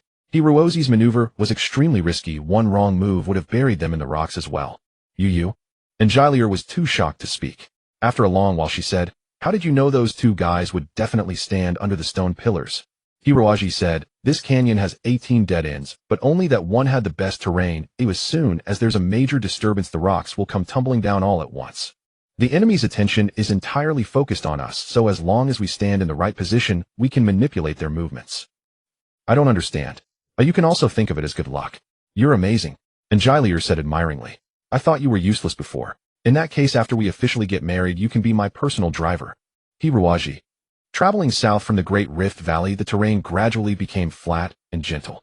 The entire Tianing continent was high in the north and low in the south, with several major mountain ranges concentrated in the north. No fewer than 100 rivers rolled down from the northern highlands, the most famous of which was the Ningxi River, vast and majestic, its waters green as jade. In the upstream region, it galloped like a wild horse, splitting countless mountains and rivers. In the middle and lower reaches, the river suddenly widened, extending into countless tributaries. These winding tributaries divided the southern part of the Tianing continent into tiny fragments, gradually turning it into a land of waterways and marshes. The footprints of civilization had not yet reached here. This place was still a paradise for beasts. After crossing this vast primeval swamp, they arrived at the most famous Ningjing Sea on the planet Tianing. This place was different from the Yambing Ocean in the north, where dangerous underwater whirlpools were everywhere, and electromagnetic radiation was extremely strong, making it difficult for ordinary people to cross. That was why Tuzan had built Death Island there. But the Ningjing Sea lived up to its name. The sea surface was a clear blue, with not a single wave in sight. Countless waterfowl soared freely in the sky, and the air felt exceptionally fresh. There doesn't seem to be any islands within 500 nautical miles, said Hiruaji, looking at the radar in confusion. Are you sure your mentor lives in a place like this? Hiruaji really couldn't believe anyone would live here, because there wasn't a trace of civilization around, unless it was a jungle savage. Angilear nodded and said proudly, Teacher doesn't live on an island in the sea. Teacher lives under the sea. Under the sea? Hiruaji was astonished. Although he had heard that on many planets the natural environment was very different from the ordinary world, he had never seen anyone actually living under the sea. Angilear took a deep breath of sea breeze and said, Yes, I spent my childhood until the age of 6 in the underwater world. After I grew up, I was taken back to the capital Qingye City, but even when I was in Qingye City, teacher often came to see me. I definitely won't mistake the place. Then how do we get down? Asked Hiruaji, because the hover car didn't seem to have any diving equipment. Use a mecha. Angilear summoned a chubby mecha, its entire body covered with shiny scales, its limbs short and thick, with only 3 fingers and a transparent membrane between them. It had a long tail trailing behind with 3 propellers installed on it. It looked like a bizarre, oversized. Angilear said, This mech is called Su Lin, a birthday gift from my teacher. It's specially designed for underwater operations. Let's go. The cockpit of Su Lin is not spacious, it's just right for one person. With two people squeezed inside, it becomes overly cramped, forcing them to hold each other in a very intimate posture.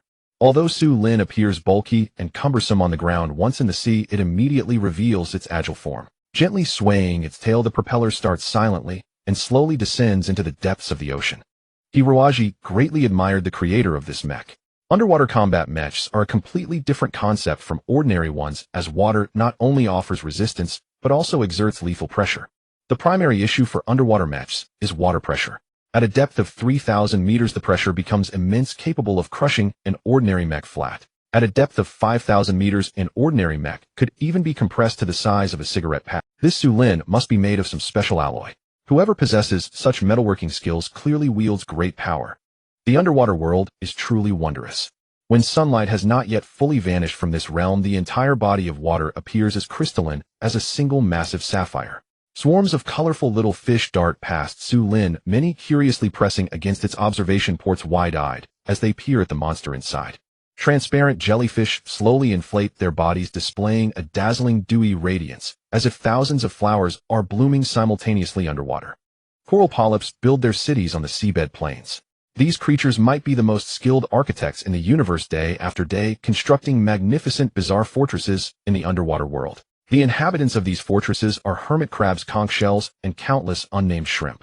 Usually they comfortably hide in the crevices of the coral. Sometimes a long, narrow ribbon drifts from afar, and all the tiny creatures scatter in a hurry, leaving the sea snake alone circling around the coral. After the sunlight disappears, darkness surrounds everything. But to assume that no life exists in this darkness would be a grave mistake. The searchlight scans the full view of the underwater world. In a vast, boundless plain, a long, narrow rift valley lies abruptly. Countless sediments erupt from the rift along with thermal currents, bringing forth abundant seabed resources. Countless deep-sea creatures rely on the energy ejected from the Earth's core for survival. They saw giant eels, glowing pufferfish that puff up like balls, and flat skates hiding on the seabed. There were even two nameless monsters larger than the mech, shaking their heads as they passed by. Yet before they could escape the beam of light, they were all swept away and devoured by a thick tentacle. To withstand the water pressure, all creatures were growing their bodies frantically. Su Lin entered the submarine rift.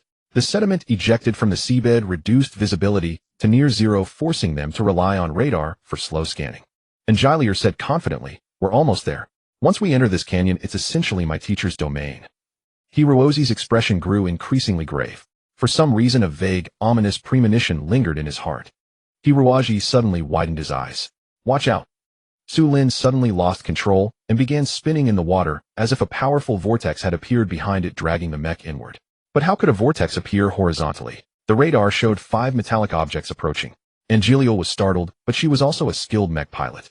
She immediately maneuvered Su Lin to adjust direction and accelerated toward the sea. Su Lin was not heavily armed. It only carried a self-defense underwater magnetic oscillating blade. Against the mysterious enemies, there was no room for retaliation. A monster suddenly slammed into Su Lin, sending it crashing into the cliff of the submarine valley, dislodging countless boulders. Fortunately, Su Lin dodged in time, or it would have been crushed to death by the rocks under the sea. It was in this brief encounter that Hiroji saw the enemy's appearance clearly. The enemy did not resemble a mech at all, though instead it looked like a grotesque deep-sea fish, with a long, thick tail, powerful forelimbs, and sharp teeth. Yet all these parts were made of metal, clearly artificial constructs. The metallic fish was 100 times more agile than Su Lin. After a successful strike, it immediately turned back, swishing its tail to... It was like a roaring train dashing through the seabed. By any creature struck by it would surely lose its life. Boom. Su Lin was struck heavily again. A harsh cracking sound came from the metal surface. Evidently, after 2 violent collisions, the sturdy hull could no longer withstand the water pressure. If a third collision came, Su Lin would surely shatter into countless fragments, and the passengers inside would be crushed into pulp. Anjalier, being delicate of constitution, actually fainted from the 2 violent impacts. Hiroji stared at the empty dashboard, burning with anxiety. He had no idea how to operate this strange underwater mech. Helpless, he could only eject from the rear escape pod and leap out of Su Lin. The metallic fish were startled to see something unknown ejected from the back of the opponent's mech. Under such immense water pressure, unless an object was made of specially forged metal, it would be crushed into pieces. The metallic fish swished their tails and charged together. In the deep, sunless abyss, an even purer darkness suddenly appeared. Hei stretched its limbs and nimbly dodged the fish's attack. "Where is this place?" Hei frowned. "The environment around here is so uncomfortable. This is the seabed tens of thousands of feet below. Hiroaji said with difficulty. The pressure around us is too strong. He said. There's no way to make effective attack moves in this environment. After all, he was not designed for underwater combat. In such harsh conditions, being able to evade enemy attacks was already commendable. There was no room for counterattack. The metallic fish darted back and forth, their thrashing tails stirring up whirlpools. The sheer force of the water currents alone could tear a person apart. Hiroaji snorted coldly. These people hiding inside the metal fish were too ruthless, attacking without even identifying their targets, leaving no room for mercy. Since they were so merciless, he need not show any courtesy either. He stomped hard on a submarine cliff, launching itself like lightning. It raised its arm and released all 13 star shuttles. The star shuttle was modified using Mui Jishi's mecha-armed magnetic star ring, his strongest ability being metal control. Though these shuttles lacked his formidable power, they still possessed a certain degree of metallic manipulation. The star shuttle struck the metal fish's skull with precision, its potent magnetic energy instantly disrupting the electronic systems within. The metallic fish convulsed as if poisoned, letting out a piercing shriek. Blackwing drew his bone scythe and swam among the strange fish, mercilessly severing the tails of 4 metallic fish. Deprived of their propulsion units, the fish stalled, pitifully lingering in place. Hiroaji coldly eyed the last remaining strange fish and said icily, "Take me to your master." The pilot inside the fish retorted harshly, "Dream on, you landwalker." Hiroaji paused, puzzled. "I don't know what a landwalker is. Why did you attack me without a word?" The pilot cursed. "The sea god will punish every landwalker who invades the ocean." As he spoke, 2 dazzling golden beams suddenly illuminated the dark waters below.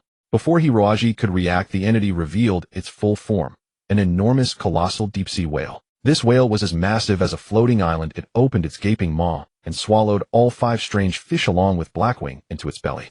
Hiroaji dared not be careless. The underwater world was far too treacherous. Who knew what terrifying enemies might appear next? Inside the whale's belly there was no seawater. The air pressure was stable, allowing Blackwing to unleash its full combat potential. Blackwing activated all its armaments, ready for a fierce battle. But soon Hiroaji dismissed the notion, discovering that this whale was also man-made, just like the metallic fish. It appeared to be a mobile base of the underwater people. The whale's mouth served as a dock for mecha entry. After traversing a long corridor, they arrived at a spacious hall. Brilliant lights suddenly flared, and Hiroaji found himself standing in a large pool surrounded by the 5 strange fish. On the adjacent ground stood dozens of mecha, densely arrayed, each holding electromagnetic cannons and lightsabers, all aimed at Hiroaji alone. On the chest of each mecha was embedded a sea blue triangular emblem, with 3 wavy lines in the center representing ocean waves. Hiroaji did not surrender because he was outnumbered. If he truly wished to break through, he believed these enemies could not. Yet among these mecha he spotted several of the same model as Sulin. This must be the base of the teacher Angelia had mentioned. Hiroaji calmly retracted the star shuttles lodged in the 5 strange fish's foreheads. The fish trembled and regained their freedom. A strange thing occurred. The 5 fish shook in the water, their mecha shells flipped outward, extending limbs and heads, transforming into 5 chubby humanoid mecha. Transforming mecha. Hiroaji's eyes lit up. These specialized machines could switch between humanoid and mechanical forms, requiring extremely advanced engineering to manufacture. Typically, transforming mecha turned into aircraft or automobiles, rarely into living creatures. Today was truly eye-opening. The 5 strange fish mecha clambered ashore somewhat awkwardly. One of them bore 3 silver horns on its forehead, suggesting it was their leader. The knight of the strange fish mecha, embarrassed to keep his weapon trained on Hiroaji, signaled his subordinates to lower their guns and step forward. "Landborn, this is the world of the seaborn. What business do you have here?" Hiroaji scanned the sea warriors and replied calmly, "I'm just escorting someone to find her teacher." "Who?" "Miss Angelia." "Huh." Angelia's Sulin surfaced. Hiroaji climbed out of Blackwing, retracted it into his space wristband, then entered Sulin's cockpit. Alas, it was just like on the desert planet. Angelia lay unconscious in the cockpit, forcing him to forcibly open the hatch from outside, or else she would be in danger if left too long. Hiroaji carefully examined Sulin's cockpit, located the connection point between 2 metal plates, and slammed his fist. What is he doing? The knights in the strange fish mecha were baffled. With each heavy blow, cracks began to appear at the cockpit joint of Sulin. Finally, Hiroaji punched a small hole. Through this gap, he opened the cockpit from inside and lifted the unconscious Angelia out. He had no idea that this simple action caused a storm among the fish knights. Is this really a landborn? The fish knight was terrified out of his wits. Underwater mecha built to withstand immense water pressure were 3 to 4 times tougher than space mecha. Otherwise, how could they resist the pervasive seawater? This monstrous freak had torn open Sulin's cockpit with his bare hands. His brute strength was simply inconceivable. At first the fish knights had dismissed the slender youth as insignificant. Now in their eyes he instantly escalated into the most dangerous being, a monster on par with deep-sea sharks and colossal octopuses. The knight inside the strange fish mecha also recognized Sulin and was startled. Could it be we were wrong? They aren't in it, but if they were allies they should have a unique communication frequency, like a code that could never be mistaken. The fish knight stared closely at the girl in Hirozi's arms, furrowed his brow in thought, then suddenly showed a shocked expression. It's that little witch Angelia. Hirozi almost wept with joy. In all his encounters in the Yearning star domain, no one had ever seen through Angelia's true nature. They all took her as the epitome of gentle femininity. Now this fish knight had exposed Angelia's secret at a single glance, giving Hirozi a feeling of great minds think alike. The strange-looking mecha became endearing in his eyes. It seemed they too had suffered under this little witch's tyranny. The cockpit of the strange fish mecha suddenly opened, and a chubby young man climbed down somewhat clumsily, his entire body still wet, wrapped in a layer of rubber suit. It turned out that the cockpit of the strange fish mecha was filled with a blue liquid. It was within this liquid that they operated the mecha.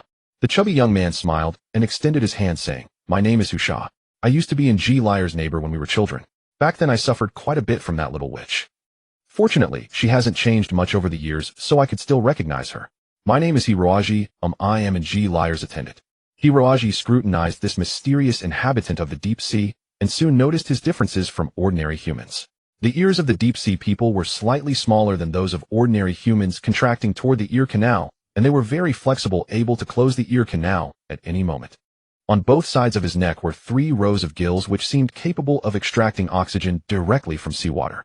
Between his hands grew a short webbing. His fingers were more slender than normal humans, and his nails were very sharp. Husha blinked his eyes. Hirozi noticed that he had 2 layers of eyelids. The outer layer was no different from an ordinary person's, but the inner layer was completely transparent. Obviously, this structure allowed him to swim underwater without having his eyes corroded by seawater, while still being able to see clearly. Hirozi knew that among the countless planets in the universe capable of sustaining human life, not every environment was like that of Earth. Many planets were entirely desert or entirely ocean, or simply hellish worlds composed of magma and volcanoes. To survive in these harsh environments, humans used genetic technology to make subtle modifications to themselves, enabling them to adapt to their respective planets.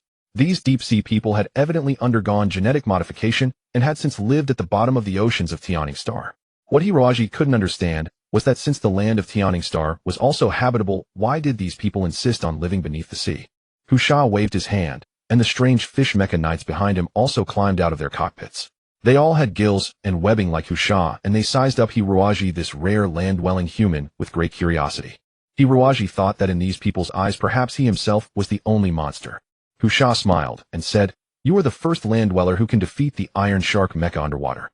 Our deep-sea clan holds the utmost respect for warriors like you. I'm truly sorry for the earlier offense, but you should understand the agreement that land-dwellers and deep-sea people have signed. We are merely following the agreement." Hirozi asked in astonishment, "What agreement?" Husha exclaimed in surprise, "Are you not a Yearning star native?" Hirozi shook his head. Husha said, "That explains it. The land-dwellers once signed a border agreement with us, deep-sea people. All the waters of the tranquil sea are the territory of our deep-sea clan. Land-dwellers are not allowed to enter without permission, otherwise it is considered an invasion." Only then did Hirozi understand what was going on. He said regretfully, "I had no idea about this. Otherwise I would have had G. Lyre inform you in advance."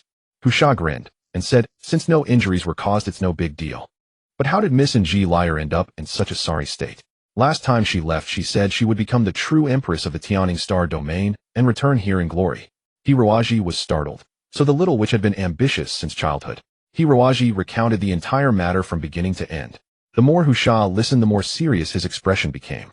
He nodded repeatedly and said, "Although the political situation of the land-dwellers has nothing to do with us deep-sea people, this matter is indeed significant. We must report to Lady Shueji as soon as possible." After a pause he added, "Lady Shueji is Miss G. Lyre's teacher." Brothers set sail for home.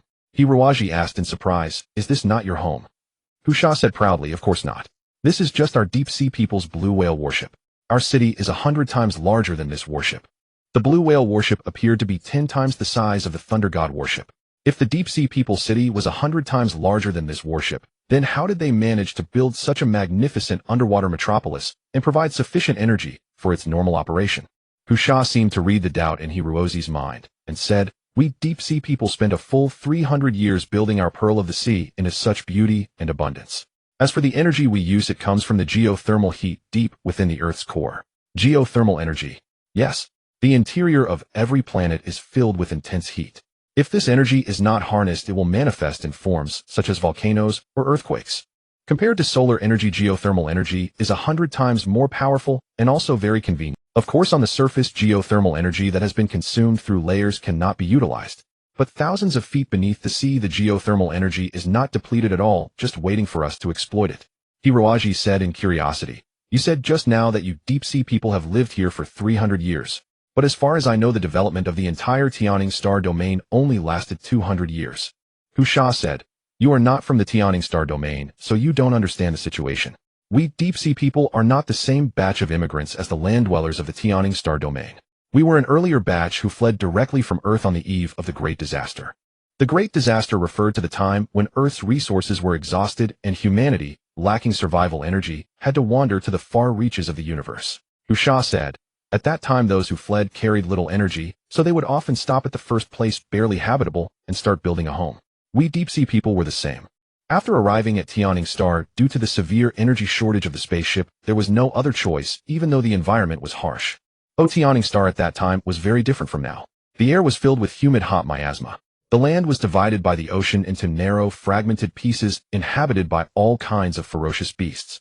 Frequent storms and huge waves assaulted, and thunder and lightning raged every day without cease." Husha took a breath and said, "In such an environment, survival was impossible. But later we discovered that the ocean floor was not only stable, but also rich in geothermal resources. So we all underwent genetic modification and began to live underwater. We relied on the caves within the submarine canyons, slowly building cities and developing technology." "Then what about the current Tianing star people?" Hiroaji couldn't help asking. Husha said, "The current land dwellers are later immigrants belonging to secondary migration. That is to say, they first found a temporary planet to settle on, exploited its resources to exhaustion, and then migrated to another planet.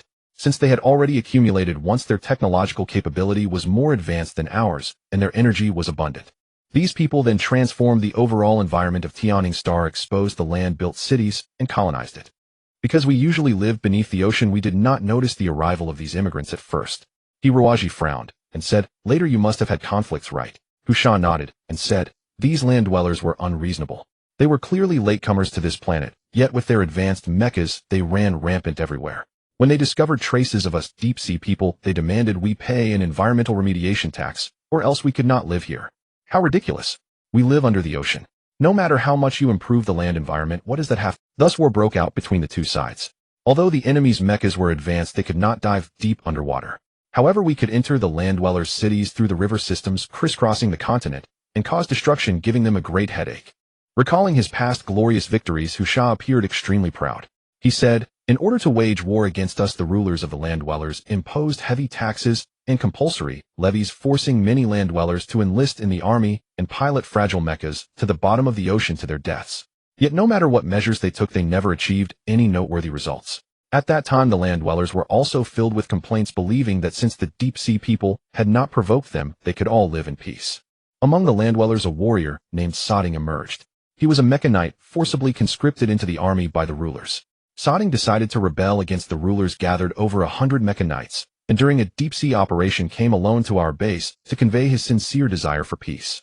Husha took a breath and continued, "Sodding reached an agreement with us. If we helped him overthrow the rulers, the land dwellers would never invade the territory of the deep-sea people. In the future, wherever the borders of the Tianing star domain expanded, all waters in those areas would belong to the deep-sea people. If the deep-sea people wished to return to live on land, the government of Tianing star would assist us in establishing homes on the surface." After reaching such an agreement, we deep-sea people dispatched 200 warriors to join Sodding's ranks. In a military operation, they killed the then ruler. Sodding thus became the patriarch of the Tianing star domain, and his descendants have ruled the domain to this day. Hiroaji asked, "Since that's the case, why don't you return to live on the surface?" Husha said, "We have grown accustomed to life in the deep sea. The land is far too dry for us." Hiroaji asked, "Then why does Angelier live here?" Husha said, "Oh, because Sodding seized power with the help of us deep-sea people. He always held great respect for us. Not only did he provide us with many advanced technologies, but he also established an ancestral rule that in each generation of his descendants, one person must live in the deep-sea realm until adulthood." Hiroaji asked in surprise, "That's strange. Didn't Angelier leave the deep sea at the age of 10? Husha's face showed a terrified expression. He took a deep breath and said, "That little enchantress is practically a curse upon our deep-sea city. When she was around, it was calamity every 3 days and catastrophe every 5. There was no one in the entire deep-sea city who hadn't been pranked by her. Just mentioning that little enchantress made everyone shiver." Hiroaji was about to burst with laughter. Husha looked at Hiroaji with pity, sympathetically patting his shoulder. "Brother, as the attendant of that little enchantress, you must be suffering terribly. Well, there is no ocean that cannot be crossed. Just endure it. We all understand." The blue whale battleship continued descending, soon reaching the depths of the trench. Hiroaji noticed that on both sides of the cliff many transparent bubbles seemed to grow, each glowing brilliantly inside, as if countless luminous pearls were embedded in the cliff wall. "What are those?" "That is our city," Husha said proudly. "Incredible." Each bubble was about the size of the blue whale battleship. There were over 100 such bubbles. The world of the deep-sea people was truly beyond imagination. No wonder even the rulers of the Tianing star domain had to rely on their power to ascend. Husha explained, "The entrance to the deep-sea city is at the very bottom. We expanded the gaps and caves on both sides of the cliff into a city housing over 2 million inhabitants and possessing the might of over 1,000 mechas." Hiroaji strained to look downward and indeed saw a delicate lotus-like gate standing at the bottom of the trench. As the blue whale battleship approached, the lotus slowly bloomed open. At that moment, the blue whale battleship suddenly stopped. An old man with a solemn expression walked in from outside the cabin. This old man was even more mutated than Husha. His skin faintly showed signs of scaly features, and he looked at Hiroaji with undisguised contempt. Husha whispered to Hiroaji, "This is Captain Kute of the blue whale battleship." Hiroaji greeted him with a classical earthly salute. "Hello, Captain Kute." Captain Kute showed a hint of surprise, but quickly replaced it with indifference. Captain Kute said coldly, "I'm sorry, mister. But according to the agreement between our deep-sea people and the landwellers are not allowed to enter the deep-sea city freely. I will arrange a small boat nearby for you to wait on." "What?" Hiroaji was dumbfounded, never expecting such an insulting protocol. "Why?" Hiroaji stepped forward coldly, his eyes radiating immense authority. Captain Kute's expression shifted slightly. Husha braced himself and said, "Captain, this regulation was made 200 years ago. Shouldn't it be abolished by now?" Captain Kute snorted contemptuously. "The magnificent city built by the deep-sea people can only be entered by the warrior Soding and his descendants." Husha stammered, "He is also a courageous man, as brave as Soding. He should be allowed to enter the deep-sea city." Captain Kute sneered, "Since you say he is as brave as Soding, let him undergo Soding's ritual. If he passes, the entire deep-sea city will welcome this warrior with the highest honors." Husha's jaw dropped. "Soding's ritual? Thighs is too insane. Absolutely not, absolutely not." Captain Kute glanced disdainfully at Hiroaji again, sneered repeatedly, and said no more. Somewhat irritated, Hiroaji asked Husha coldly, "What is Soding's ritual?" Husha said with great difficulty, "Legend has it that when Soding was searching for the deep-sea city, he encountered a giant octopus and bravely killed it. To honor him, we later decreed that any warrior who could similarly kill an octopus would be allowed to freely enter and exit the deep-sea city and become an honorary citizen." Hiroaji raised his head calmly and said, "I will undergo this ritual." Husha exclaimed in shock, "Are you mad? This is no joke. You'll surely lose your life." A sharp glint flashed in Hiroaji's eyes as he gazed at Captain Kute and said slowly, "I want you to know that this world has more than one warrior named Soding." Hearing this, Captain Kute viewed Hiroaji with a bit more respect. He nodded and said, "Very well. Whether or not you succeed in Soding's ritual, the deep-sea city will remember your name, brave visitor from the land." Captain Kute waved his hand, and an intraship vehicle arrived to transport Hiroaji to the rear of the battleship. Since Soding's ritual was established, few land-dwellers had actually attempted it. When the crew of the blue whale battleship heard that a land-dweller was about to undergo this ancient ritual, they gathered on both sides of the corridor and looked at Hiroaji with admiration. Yet upon seeing his slender physique, they all revealed expressions of pity, as if they had already foreseen his tragic end. The vehicle stopped before a heavy iron door. Captain Kute ordered his subordinates to open it, and said, "Inside is a massive water tank. Once you jump in, we will release a giant octopus. Win or lose, you will be a warrior of the deep-sea city. This is your last chance to back out. Do you refuse this dangerous duel?" Hiroaji gave a cold smile and shook his head firmly. A true man. Captain Kute couldn't help but raise his thumb. Hiroaji walked through the iron door with an easy expression, and the door slowly closed behind him. Before him lay a water tank roughly the size of a football field with an estimated depth of over 100 meters. Hiroaji guessed that this was originally a training ground for mecha knights to conduct live combat drills. He took a deep breath and leaped into the icy seawater. Hiroaji struggled to adapt to the pressure of the seawater, slowly circulating the black nether bone art. Though the gloomy nether fire was suppressed by the seawater, the power of darkness sufficed to help him overcome the water's resistance. Hiroaji let himself sink to the seabed. He had reduced the frequency of his physical operation to the minimum, relying entirely on dark power for energy, and had no need to breathe oxygen. Hiroaji meticulously carried out preparatory activities underwater. After a piercing, creaking sound, countless bubbles suddenly surged from the opposite side. The iron grill was slowly pulled open, and a giant octopus brandishing its tentacles charged out. Hiroaji suddenly realized that this octopus was completely different from the animal he had imagined. While deep-sea octopuses on Earth were indeed gigantic, they didn't appear so lethal. The head of this octopus was roughly the size of a heavy truck, and its 8 tentacles when flailing were as massive as 5 or 6 stories high. Each tentacle bore countless suckers, and within those suckers were sharp teeth. The giant octopus' 2 pitch-black, eerie eyes searched the tank for a moment, quickly located its prey, and rushed over with claws and teeth bared. There was no use overthinking now. Hiroaji completely abandoned his fear and poured all his mental energy into the battle. Seeing the octopus tentacles lashing like whips, he dodged, slightly lightly tapped his feet on the giant octopus tentacles, and immediately escaped its attack range. Blue Whale Battlecruiser Combat Research Room. Nearly all the crew members had flocked here to watch this spectacular performance, a rare sight in 100 years. Captain Kute did not stop these young men, for the opportunity to initiate the sodding ceremony was extremely rare. Even he himself had never witnessed it from birth to the present. In the past, the diplomatic envoys sent by the landborn were invariably royal members with sodding bloodline. No one else had ever dared to come here and court death. On the large screen, the giant octopus monster flexibly flailed, its tentacles madly lashing at the tiny prey before it. Yet the prey was not defeated as it had expected. Instead, it continuously dodged along the direction of the water currents, showing no sign of defeat. The furious octopus monster could only futilely strike the walls of the tank. Dull thuds echoed within the battlecruiser. The entire combat research room was deathly silent. Everyone lowered their breathing, watching this breathtaking contest with rapt attention. After watching for a while, Captain Kute said with great curiosity, "This warrior's skills are truly impressive, almost matching the agility of us deep-sea people. But what puzzles me is why he hasn't summoned his mecha yet." Yes, exactly. Fighting a deep-sea octopus without a mecha is simply suicidal. Even if this warrior is ever so fearless, fighting in such a manner is an insult to us. The deep-sea octopus was the greatest enemy of the deep-sea people. The primary use of the iron shark mecha was to hunt such giant octopuses.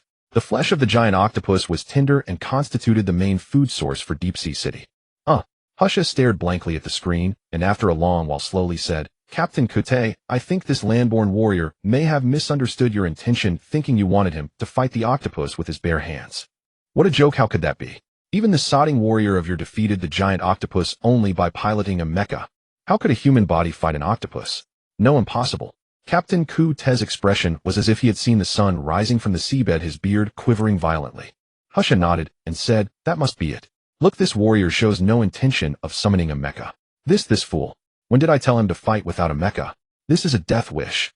But you didn't say he could use a mecha either." Well, everyone stared at the screen in silence, each feeling a bone-chilling cold. What kind of monster was that? He actually thought he was supposed to fight the giant octopus barehanded, and even agreed without hesitation. He must be a madman, yes, a madman. Look, that guy is done for. On the screen, the giant octopus finally found an opportunity. Its tentacle struck Hiroaji fiercely, sending him crashing into the tank wall, leaving a dramatic. "It's over," Husha said woodenly. "A single strike from a giant octopus can even crack a mecha." Sure enough, Hiroaji spit out a mouthful of blood, then silently sank to the bottom motionless.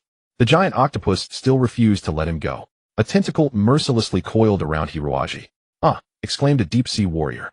Once caught by a giant octopus, even summoning a mecha is useless. Everyone clenched their fists. Some even wanted to rush out to rescue Hiroaji, but they knew it was too late to do anything. The giant octopus was the most brutal creature of the ocean. Its tentacles would surely tear the prey into pieces and then deliver it into its mouth. The giant octopus wagged its tentacles triumphantly, as if wanting to see what this enemy, who had troubled it for so long, really was.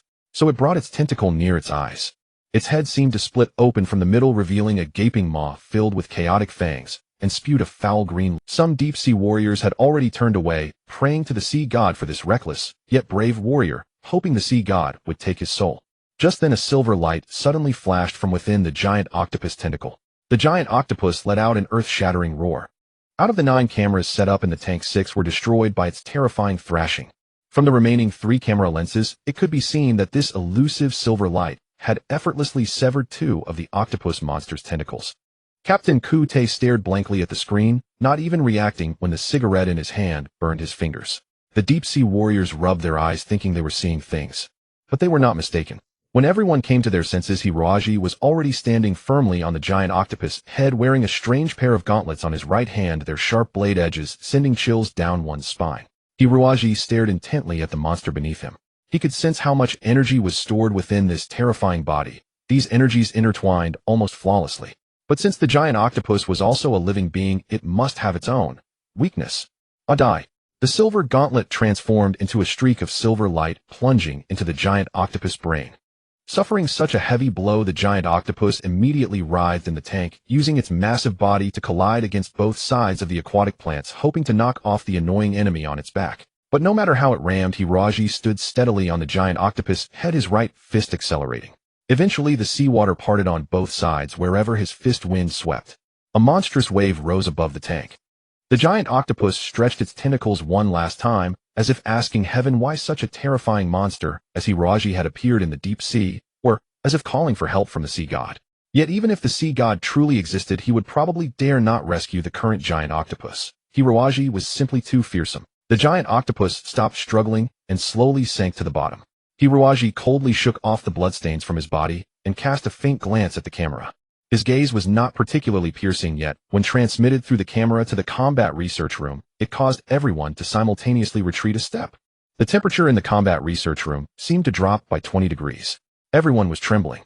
How terrifying to kill a giant octopus with just a human body. Impossible, right? Just now he was struck by the giant octopus, then coiled up and flung around. Can human bones really withstand such impact? Monster, he must be a genetically modified monster, or a robot. Yes, definitely a robot. Stop joking. When did human genetic modification become so advanced? As for robots, do you think steel can't be snapped by a giant octopus? Remember last time? Even a small warship was crushed to powder when entangled by an octopus. Regardless, in the end, everyone reached a conclusion. This guy was a top-level dangerous monster, iron-blooded, ruthless, and cold-hearted. It was best not to provoke him. Captain Kute was utterly speechless.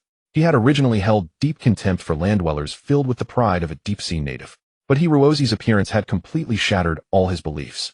Captain Kute tremblingly lit a second cigarette, only realizing after a long while that he was holding it backward. He asked Tiger Shark woodenly, "Shao, you know this guy's real strength, right?" At first I didn't know his strength." Tiger Shark scratched the back of his head. "But I figured anyone who could serve that witch Angelier couldn't be ordinary. Now I know why this warrior can stay by Angelier's side without flinching," Tiger Shark concluded. Hiroaji stepped out of the tank with slight vexation. This octopus monster was far too formidable. Although he originally planned to kill it barehanded without weapons, he had to use Abu transformed into a gauntlet to preserve his life. Otherwise his attacks would have been utterly ineffective. He wondered if this counted as cheating in the eyes of these deep-sea people. The thick metal door was opened, and Hiroaji ducked out.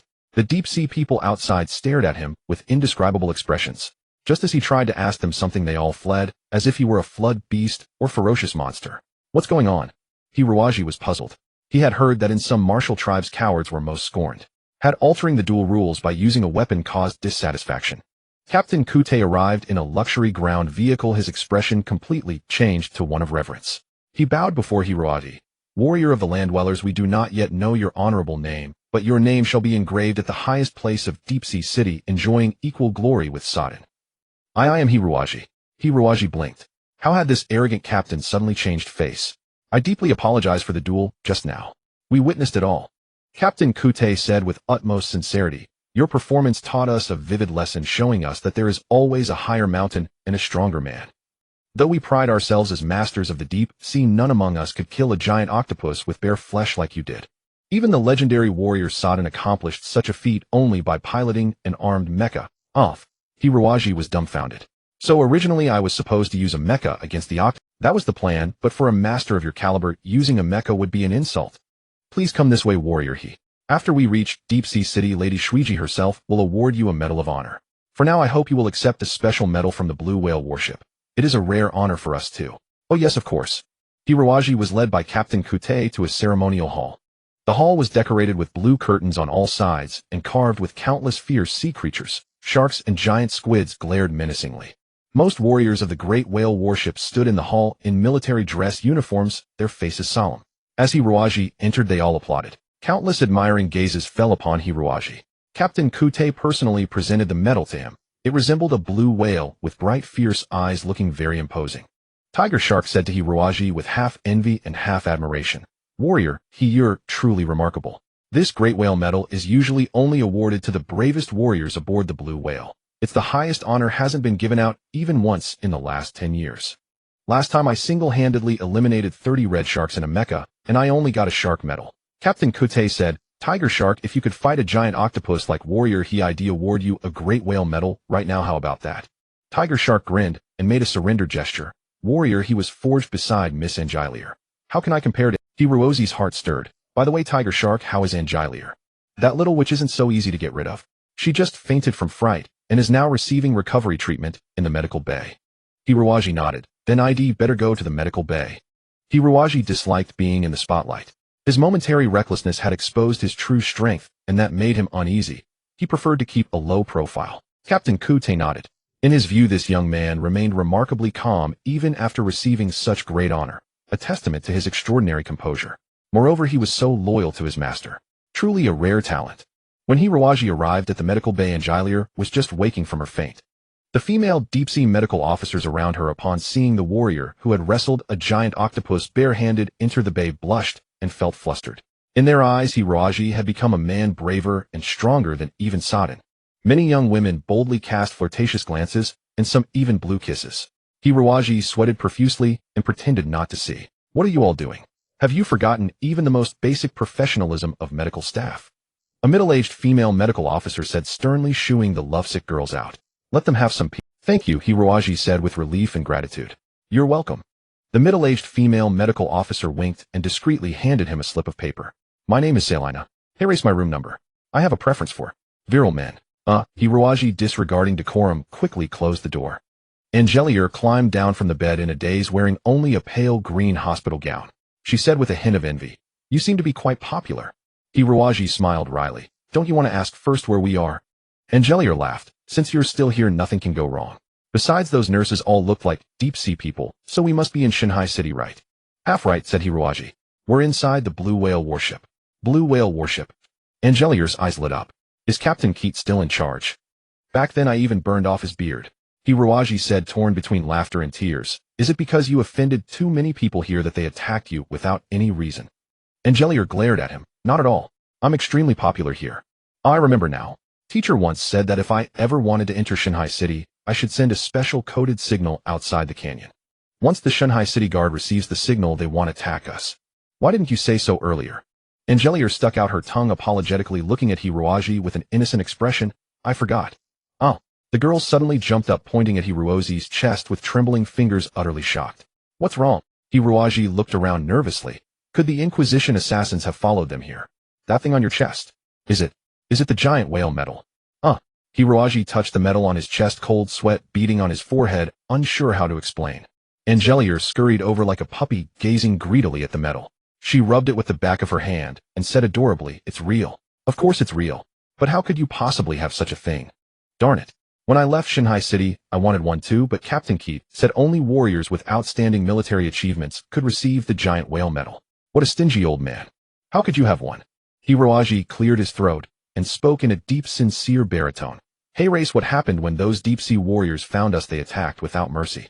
Then I single-handedly routed them, and the blue whale swallowed us whole. To enter Shanghai City, I had to agree to Captain Keat's request and participate in Sodden's ritual. I killed a giant octopus with my bare hands, and then Captain Keat insisted on awarding me this medal.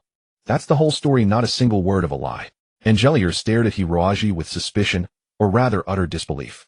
Although he hadn't lied, Hiruaji inexplicably felt a pang of guilt. Angelier's innocent wide eyes began to glisten with tears, and finally, she burst into loud sobs. Wiping her tears, she wailed, "Teacher was right. Men always lie as if it's second nature.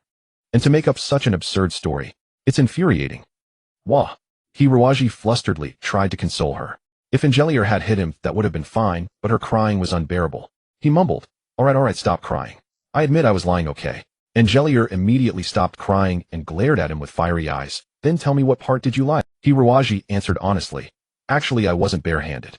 I used a pair of metal gauntlets. Angelier fell silent. Angelier's eyes grew wider and wider. The temperature in the medical bay seemed to rise by 10 degrees, as if raging flames were blazing around her. Angelier sank her teeth into Hirozi's shoulder. Hiroji struggled frantically, and the two rolled into a tangled heap. Angelier wrapped herself around Hiroji like an octopus, but this octopus was far more formidable than the giant one. No matter how hard he struggled, it was useless. Honorable warrior, we are about to arrive at Shanghai City. Please prepare. Captain Keat and Husha knocked on the medical bay door.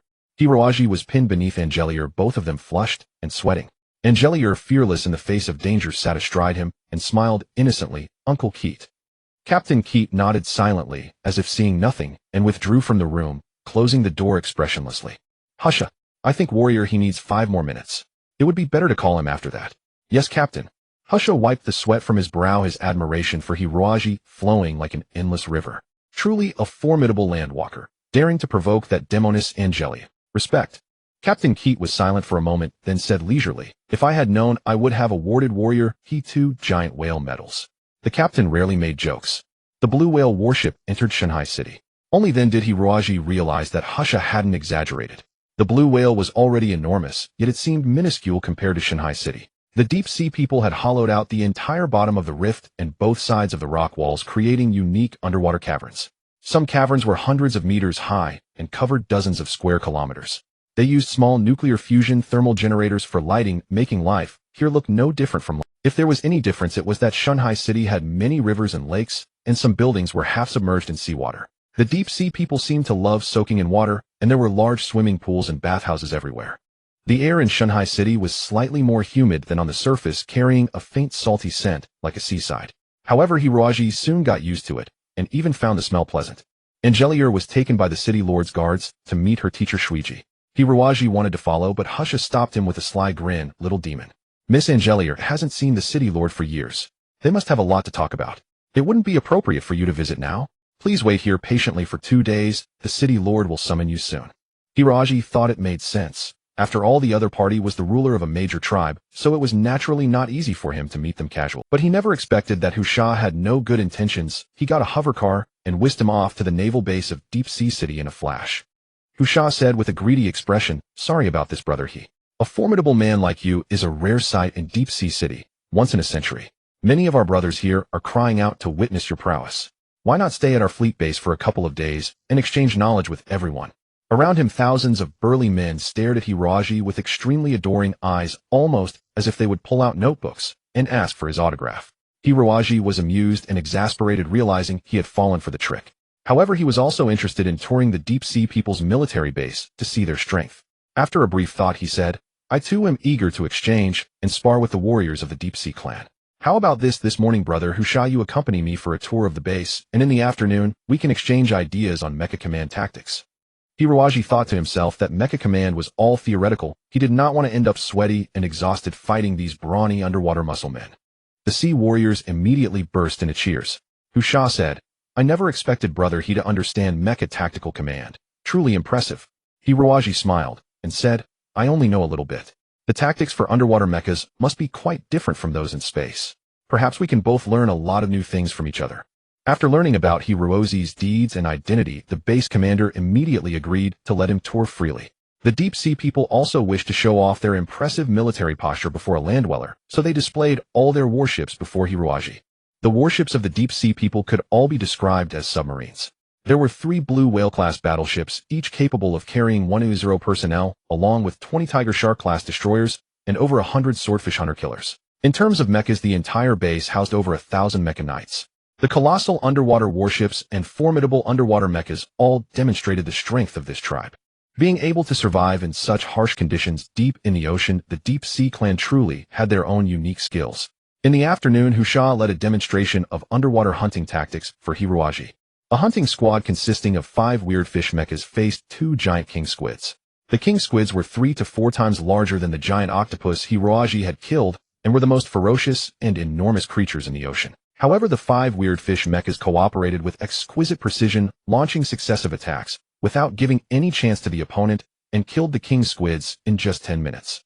Husha returned to the base panting heavily and said with a hint of pride, compared to your skills, hero, These trifling tricks of ours are certainly not worth your attention. They are just our usual hunting methods. Hiroaji said with some suspicion. This combined attack technique is indeed very exquisite. If an enemy mecha were trapped inside, it would have no way to escape. However, I think there seems to be a flaw in the formation. Let me think. It seems that one more mecha should be placed at the southwest corner so that all parts are combined together, making the movement incredibly smooth. Husha's mouth fell open. How? How did you know? This combined attack technique was originally a 6-person team, but this time one of my team members was bedridden with illness and couldn't join. You could even tell that. Hiroaji smiled and said, "It's like an octopus missing one leg. No matter how fierce it looks, its attacks are always awkward, aren't they?" Husha sighed. "I truly admire you more and more, Hirohi. I wonder if there is anything in this world that you cannot." At noon, the Deep Sea Clan entertained Hiroaji with their local specialties. The cuisine of the Deep Sea Clan had a distinctive feature: a great deal of raw food. In general, the more advanced the dish, the more it had to retain its original flavor, and even its shape had to be exactly as it was when alive. The table was filled with platters of raw fish slices, octopus slices, and various seaweeds, emitting a strong fishy smell. Husha sniffed greedily, then said with some embarrassment, "You land dwellers often find the food here unaccustomed, but to entertain a distinguished guest like you, we must serve the best cuisine. If you are not used to these dishes, just taste a little later. I'll have the chef prepare some cooked food." Hiroaji smiled faintly and said, "No need. When in Rome, do as the Romans do." Then he sat upright at the dining table and began to chew heartily. The Deep Sea Clan's culinary knife skills were superb, and the ingredients were all sourced from the utterly unpolluted deep sea, so freshness went without saying. Hiroaji feasted with great relish, still unsatisfied, and devoured all the dishes on the table. The deep sea soldiers admired him even more for this performance, because the smell of some dishes was so strong that even deep sea warriors dared not easily try them. Some dishes were delicious in taste, but their blood contained large amounts of toxins, so timid people would not dare to eat them.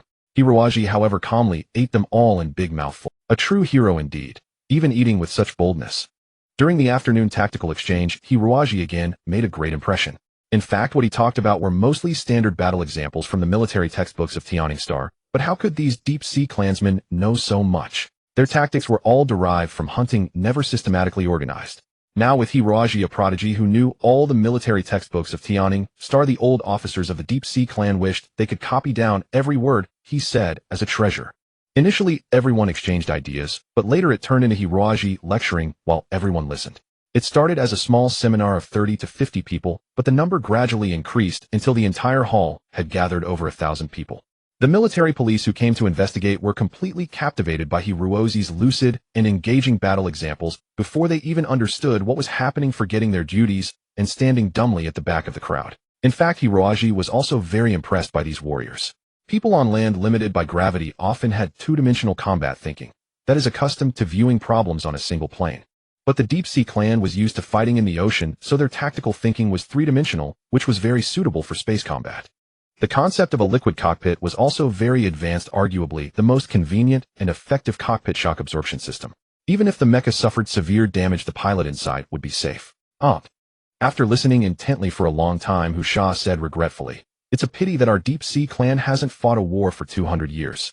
For the entire clan, that's certainly not a bad thing. But as a mecha knight, hunting only squids and sharks all day leaves a feeling of melancholy in the heart." Hiroaji was startled, and seeing that all the deep-sea warriors below also looked dejected, he immediately understood the situation. "One day the warriors of the deep sea will also soar in the sky," Hiroaji said. After spending 2 days in the military base, the city lord finally summoned Hiroaji.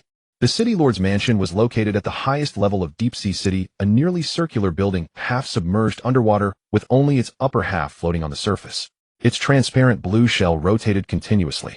Upon entering the mansion, Hiroaji discovered its inner wonders. The outer shell consisted of 2 layers filled with seawater, where countless small marine creatures swam to and fro.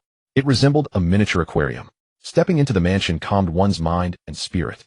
After the attendant closed the door, the hall stood empty, with only Hiroaji alone. Suddenly, a central fountain began spraying blue mist, and as it dissipated, a magnificently dressed noblewoman appeared. She evoked the image of a mermaid, luring sailors with her enchanting voice. Her entire body was wrapped tightly in a strange pale blue fabric, not an inch of skin exposed. Yet this concealment only stirred the heart all the more. Her flowing blue hair lent her an air of mystery and elegance, while her slender pale, cyan eyes curiously appraised Hiroaji. A chill ran through him. He recognized this noblewoman as Shueiji, the leader of the Deep Sea Clan. Moreover, she was an exceedingly formidable expert, even surpassing Long Zhan by a whole level. Honored chieftain of the Deep Sea clan, a traveler from the land, deems it a great privilege to enter your domain and behold such a magnificent marine metropolis. Hiroaji performed an ancient salute, believing that someone who had lived here for 3 centuries would value such formalities greatly. Shueiji nodded lightly, her curiosity toward Hiroaji deepening. With a wave of her hand, a crystalline ice chair rose behind him. Thank you, chieftain. Shueiji said calmly. Mr. Hiroaji, I have heard much about your deeds from Angilear and Captain Kota. Rescuing Angilear from encirclement by enemies and safely escorting her to Deep Sea City, and then completing Saturn's ritual with such consummate skill, truly astonishing. Especially seeing you so young, I find this most curious. Hiroaji replied. The Church and General Morphics are my enemies. To defeat them, I will give my all. Shueiji said, now Angilear has arrived safely in Deep Sea City. According to our clan's customs, you will be granted the title of Honorary Citizen of Deep Sea City. What are your plans next? Within our capabilities, the Deep Sea clan will surely grant a request from such a brave warrior. Hiroaji hesitated. Will Angilear remain in Deep Sea City? Shueiji's face remained expressionless, but a subtle smile tugged at her lips. What do you suggest, Mr. Hiroaji? Hiroaji said, Honored chieftain, forgive my audacity. Since you know what has happened on the land of Yearning Star, I believe the Deep Sea clan has no reason to remain aloof. You should take the initiative to help Yearning Star eliminate the traitors and the Chuch's invaders. Ha ha ha ha. Shueiji laughed gracefully. What have the land dwellers' mutual slaughter to do with us, Deep Sea people? Why should we embroil ourselves in a war that is not ours, shedding the blood of Deep Sea warriors? Hiroaji argued, 200 years ago it was with the Deep Sea clan's help that the Saturn family became the rulers of the entire Yearning Star region. Were you not always allies? Now that your ally is in distress, how can you stand by idly? Shueiji said leisurely. The reason we chose Saturn as an ally was simply because the land's rulers were at war with us. If Deep Sea City remains undisturbed, we have no reason to join a war on land. Hiroaji shrugged. The Church is unlikely to be a gentle ruler, especially regarding its attitude toward mutants. I believe you know that the Church is the only government among the 5-star regions that deems mutants illegal, and they even have a special inquisition to punish them. If the Church seizes control of Yearning Star, can Deep Sea City remain as peaceful as it is now? Shueiji snorted. Neither the Yearning Knights nor the Chuch's Holy Knights can fight us beneath the deep sea. They don't even need to go underwater, Hiroaji said darkly. They only need to calculate the precise positions in offshore trenches and detonate nuclear weapons, triggering violent geological shifts. Magma from the Earth's depths will erupt without restraint. It may have little effect on the surface, but Deep Sea City will be turned into ashes like Pompeii. Shueiji shot up, her eyes blazing with lightning-like intensity. If that were the case, we could launch the same attack, plunging the entire continent into earthquakes and volcanic disasters. Hiroaji smiled faintly. The rulers of Yearning Star would never allow that, but for outsiders like the Church, a tiny planet like Yearning means nothing. Moreover, these people cannot be measured by reason. They are nothing but madmen. Umph. Shueiji snorted coldly, fixing Hiroaji with a deeply complex gaze. Then she returned to her seat, regarding him with an enigmatic smile. Land warrior, the Deep Sea clan has its own plans for this matter. But I am very curious about your role. Why are you toiling so tirelessly? This should have nothing to do with you, should it? Hiroaji smiled lightly. Indeed, it had originally nothing to do with him, until he got entangled with that little enchantress. Back then she had even tried to kill him. How did it come to this? Had he been bewitched? After meeting Kai and Tianfeng and the others, he could no longer shake off this burden. The faith of the Nether clan compelled him to seek justice for those who died unjustly. I am merely bound by certain promises, Hiroaji said calmly. Promises? Shueiji regarded him with keen interest. Promises to Angilear. Hiroaji shrugged. Angilear is part of it, but I cannot bear to see countless people die senselessly. The Church and Morphics must pay for their treachery. Shueiji smiled cunningly, unhurried. And perhaps there are also some benefits. If we help Angilear quell Morphic's rebellion, she will become the new ruler of Yearning Star. And you? Could you not ascend to the pinnacle of power as her husband? Hiroaji did not take offense at her words. Instead, he quietly stepped forward. Another step. With those 2 simple strides, his aura surged astonishingly. Even Shueiji felt this overwhelming power and changed color slightly. When their auras clashed, a metallic ring like steel colliding resounded. Fine cracks appeared on the thick, reinforced glass wall. The darkness in Hiroaji's eyes seemed tangible, piercing straight into Shueiji's heart. At first she had regarded him as a junior, but now she was forced to admit that this was a fearsome opponent she had never encountered in her life. Shueiji rose to her feet once more. Hiroaji suddenly retracted his aura and said calmly, Do you think someone like me would be interested in the leadership of a star domain? Shueiji naturally understood his implication.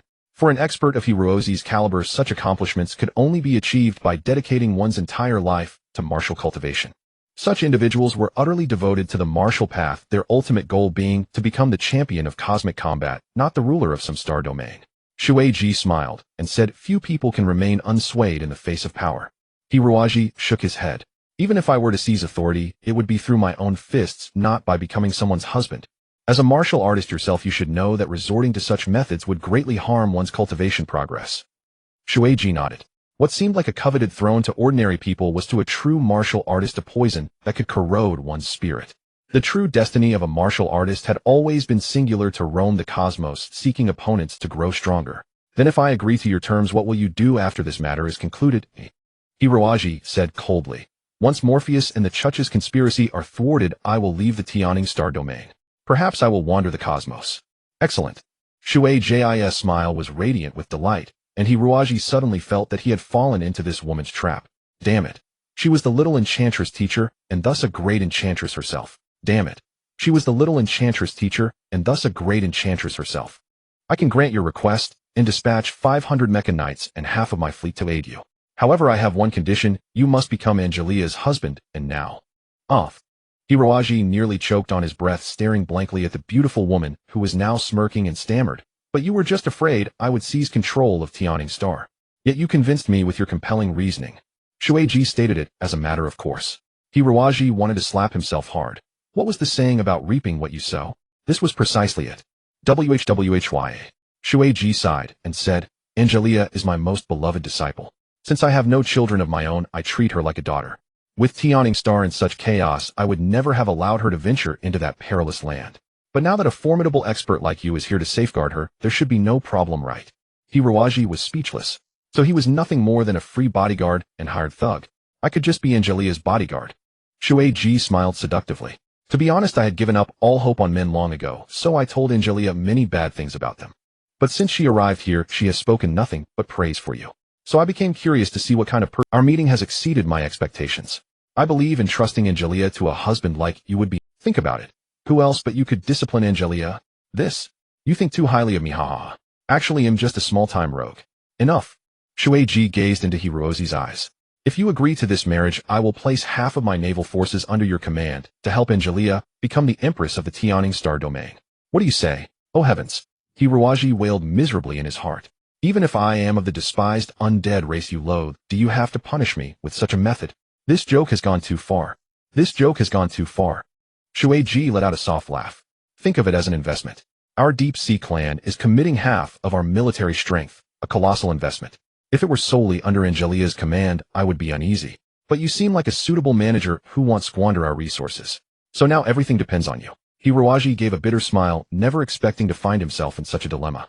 Shueiji continued, "Didn't you just say that if the church ruled the yearning star domain, it would bring immense trouble to the entire region? Since that's the case, why can't you make a small sacrifice?" Hiroji said, "I truly don't understand why you insist on me. I have no romantic feelings for Angelia, though I only see her as a little sister." Shueiji said coldly, "You men are all the same, beasts in human skin skilled in deception and trickery. I don't believe a single man in this world harbors even a shred of true love. Since that's the case, it doesn't matter whom Angelia marries. Compared to other foul men, you seem just a little bit better." Hiroji didn't know whether to despise her extreme view or thank her for her special regard for him. Shueiji's eyes flickered. "If you ever betray Angelia, I will find a way to punish you." Hiroji pondered with a troubled expression, then finally steeled himself and nodded. I can agree, but only after the Chuch's invading forces are eliminated." Hiroji thought to himself, "By then he'll slip away and vanish, roaming the 5-star domains as a drifter. In the vast sea of stars, how could she ever catch me? After all, the rights of the citizens of yearning star domain were certainly important, but sacrificing his lifelong happiness for them was absolutely out of the question."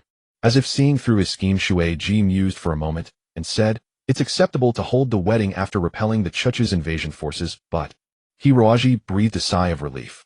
"But you must hold an engagement ceremony with Angelia in Deep Sea City tomorrow." "What?" Hiroji almost choked on his breath.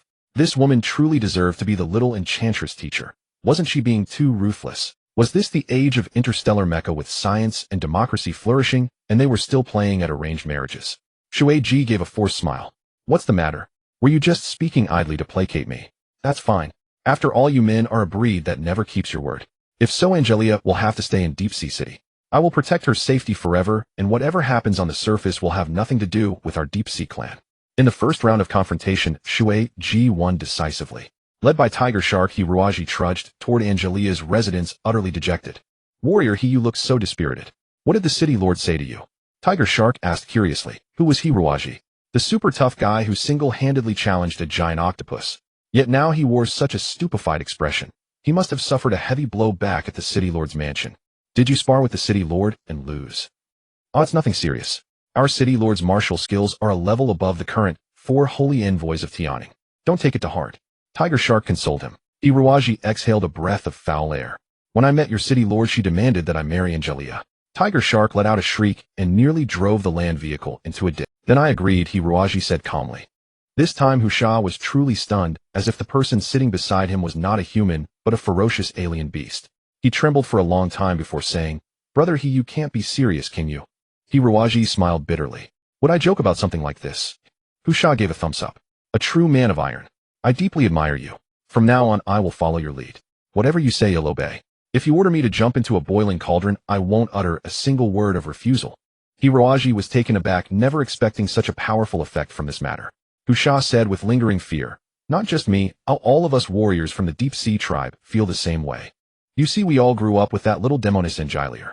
Do we not know her prowess? Big brother, you managed to subdue such a demoness. Truly a fine man, and a hero worthy of admiration. Hiruaji scratched his head, unsure of what to say. That little demoness Angelia had really given him such a difficult problem. Headache, truly a headache. Angelia's residence was also an independent underwater villa, but it seemed like a haunted house with no one daring to approach. From a distance, Husha stopped the land vehicle and let Hiruaji go in alone, refusing to drive any closer to the villa. Helpless, Hiruaji had to proceed on foot. The guards looked at him with complicated expressions, half admiration and half pity, as they opened the door. Their expressions resembled those of ancient villagers sending their daughters to sacrifice to the river god or mountain god. Angelia wore a close-fitting emerald green robe. Her fresh and elegant style accentuated her graceful bearing. When Hiruaji entered, she was sleeping soundly on the sofa, covered with a thin blanket, only her delicate lotus-root-like feet exposed. Even Hiruozi's heart skipped a beat.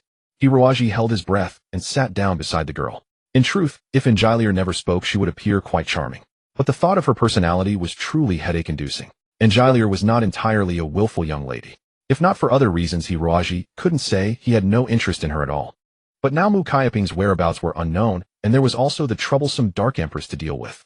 Ahead of him lay only the vast stars. He simply could not stay on Tianing Star for the rest of his life. I'm sorry, lovely girl. Hiruozi's heart stirred, and he reached out to pull the blanket up for Angelia. Just as his hand neared her collar, Angelia suddenly opened her eyes in a daze. Hiruaji awkwardly withdrew his hand at a loss for words. After a long pause, he blushed and said, You're awake. Angelia smiled nonchalantly, yawned lazily, and sat up, curling up in the sofa like a sleepy kitten. The girl squinted and said, I haven't breathed the air of Deep Sea City in a long time. I've become so sleepy. I slept so well just now. Suddenly remembering something, Angelia crawled over the coffee table, jumped into Hiruozi's arms, and stared wide-eyed. Did the teacher come to find you just now? What did you and the city lord talk about? Hiruaji asked. Angelia buried her head in Hiruozi's embrace. Nothing. The teacher came yesterday and asked me who you are. I told her everything. Then she said she would help us hold a wedding. That's what she talked to you about, right? Angelia, listen to me. Do you really know what marriage means? Yes. Angelia nodded emphatically. It means two people will be together forever, eating together, walking around together, and adopting a few children to raise. Indeed. Hiruozi's forehead was lined with black streaks. A 17-year-old girl's understanding of marriage was indeed on the level of playing house.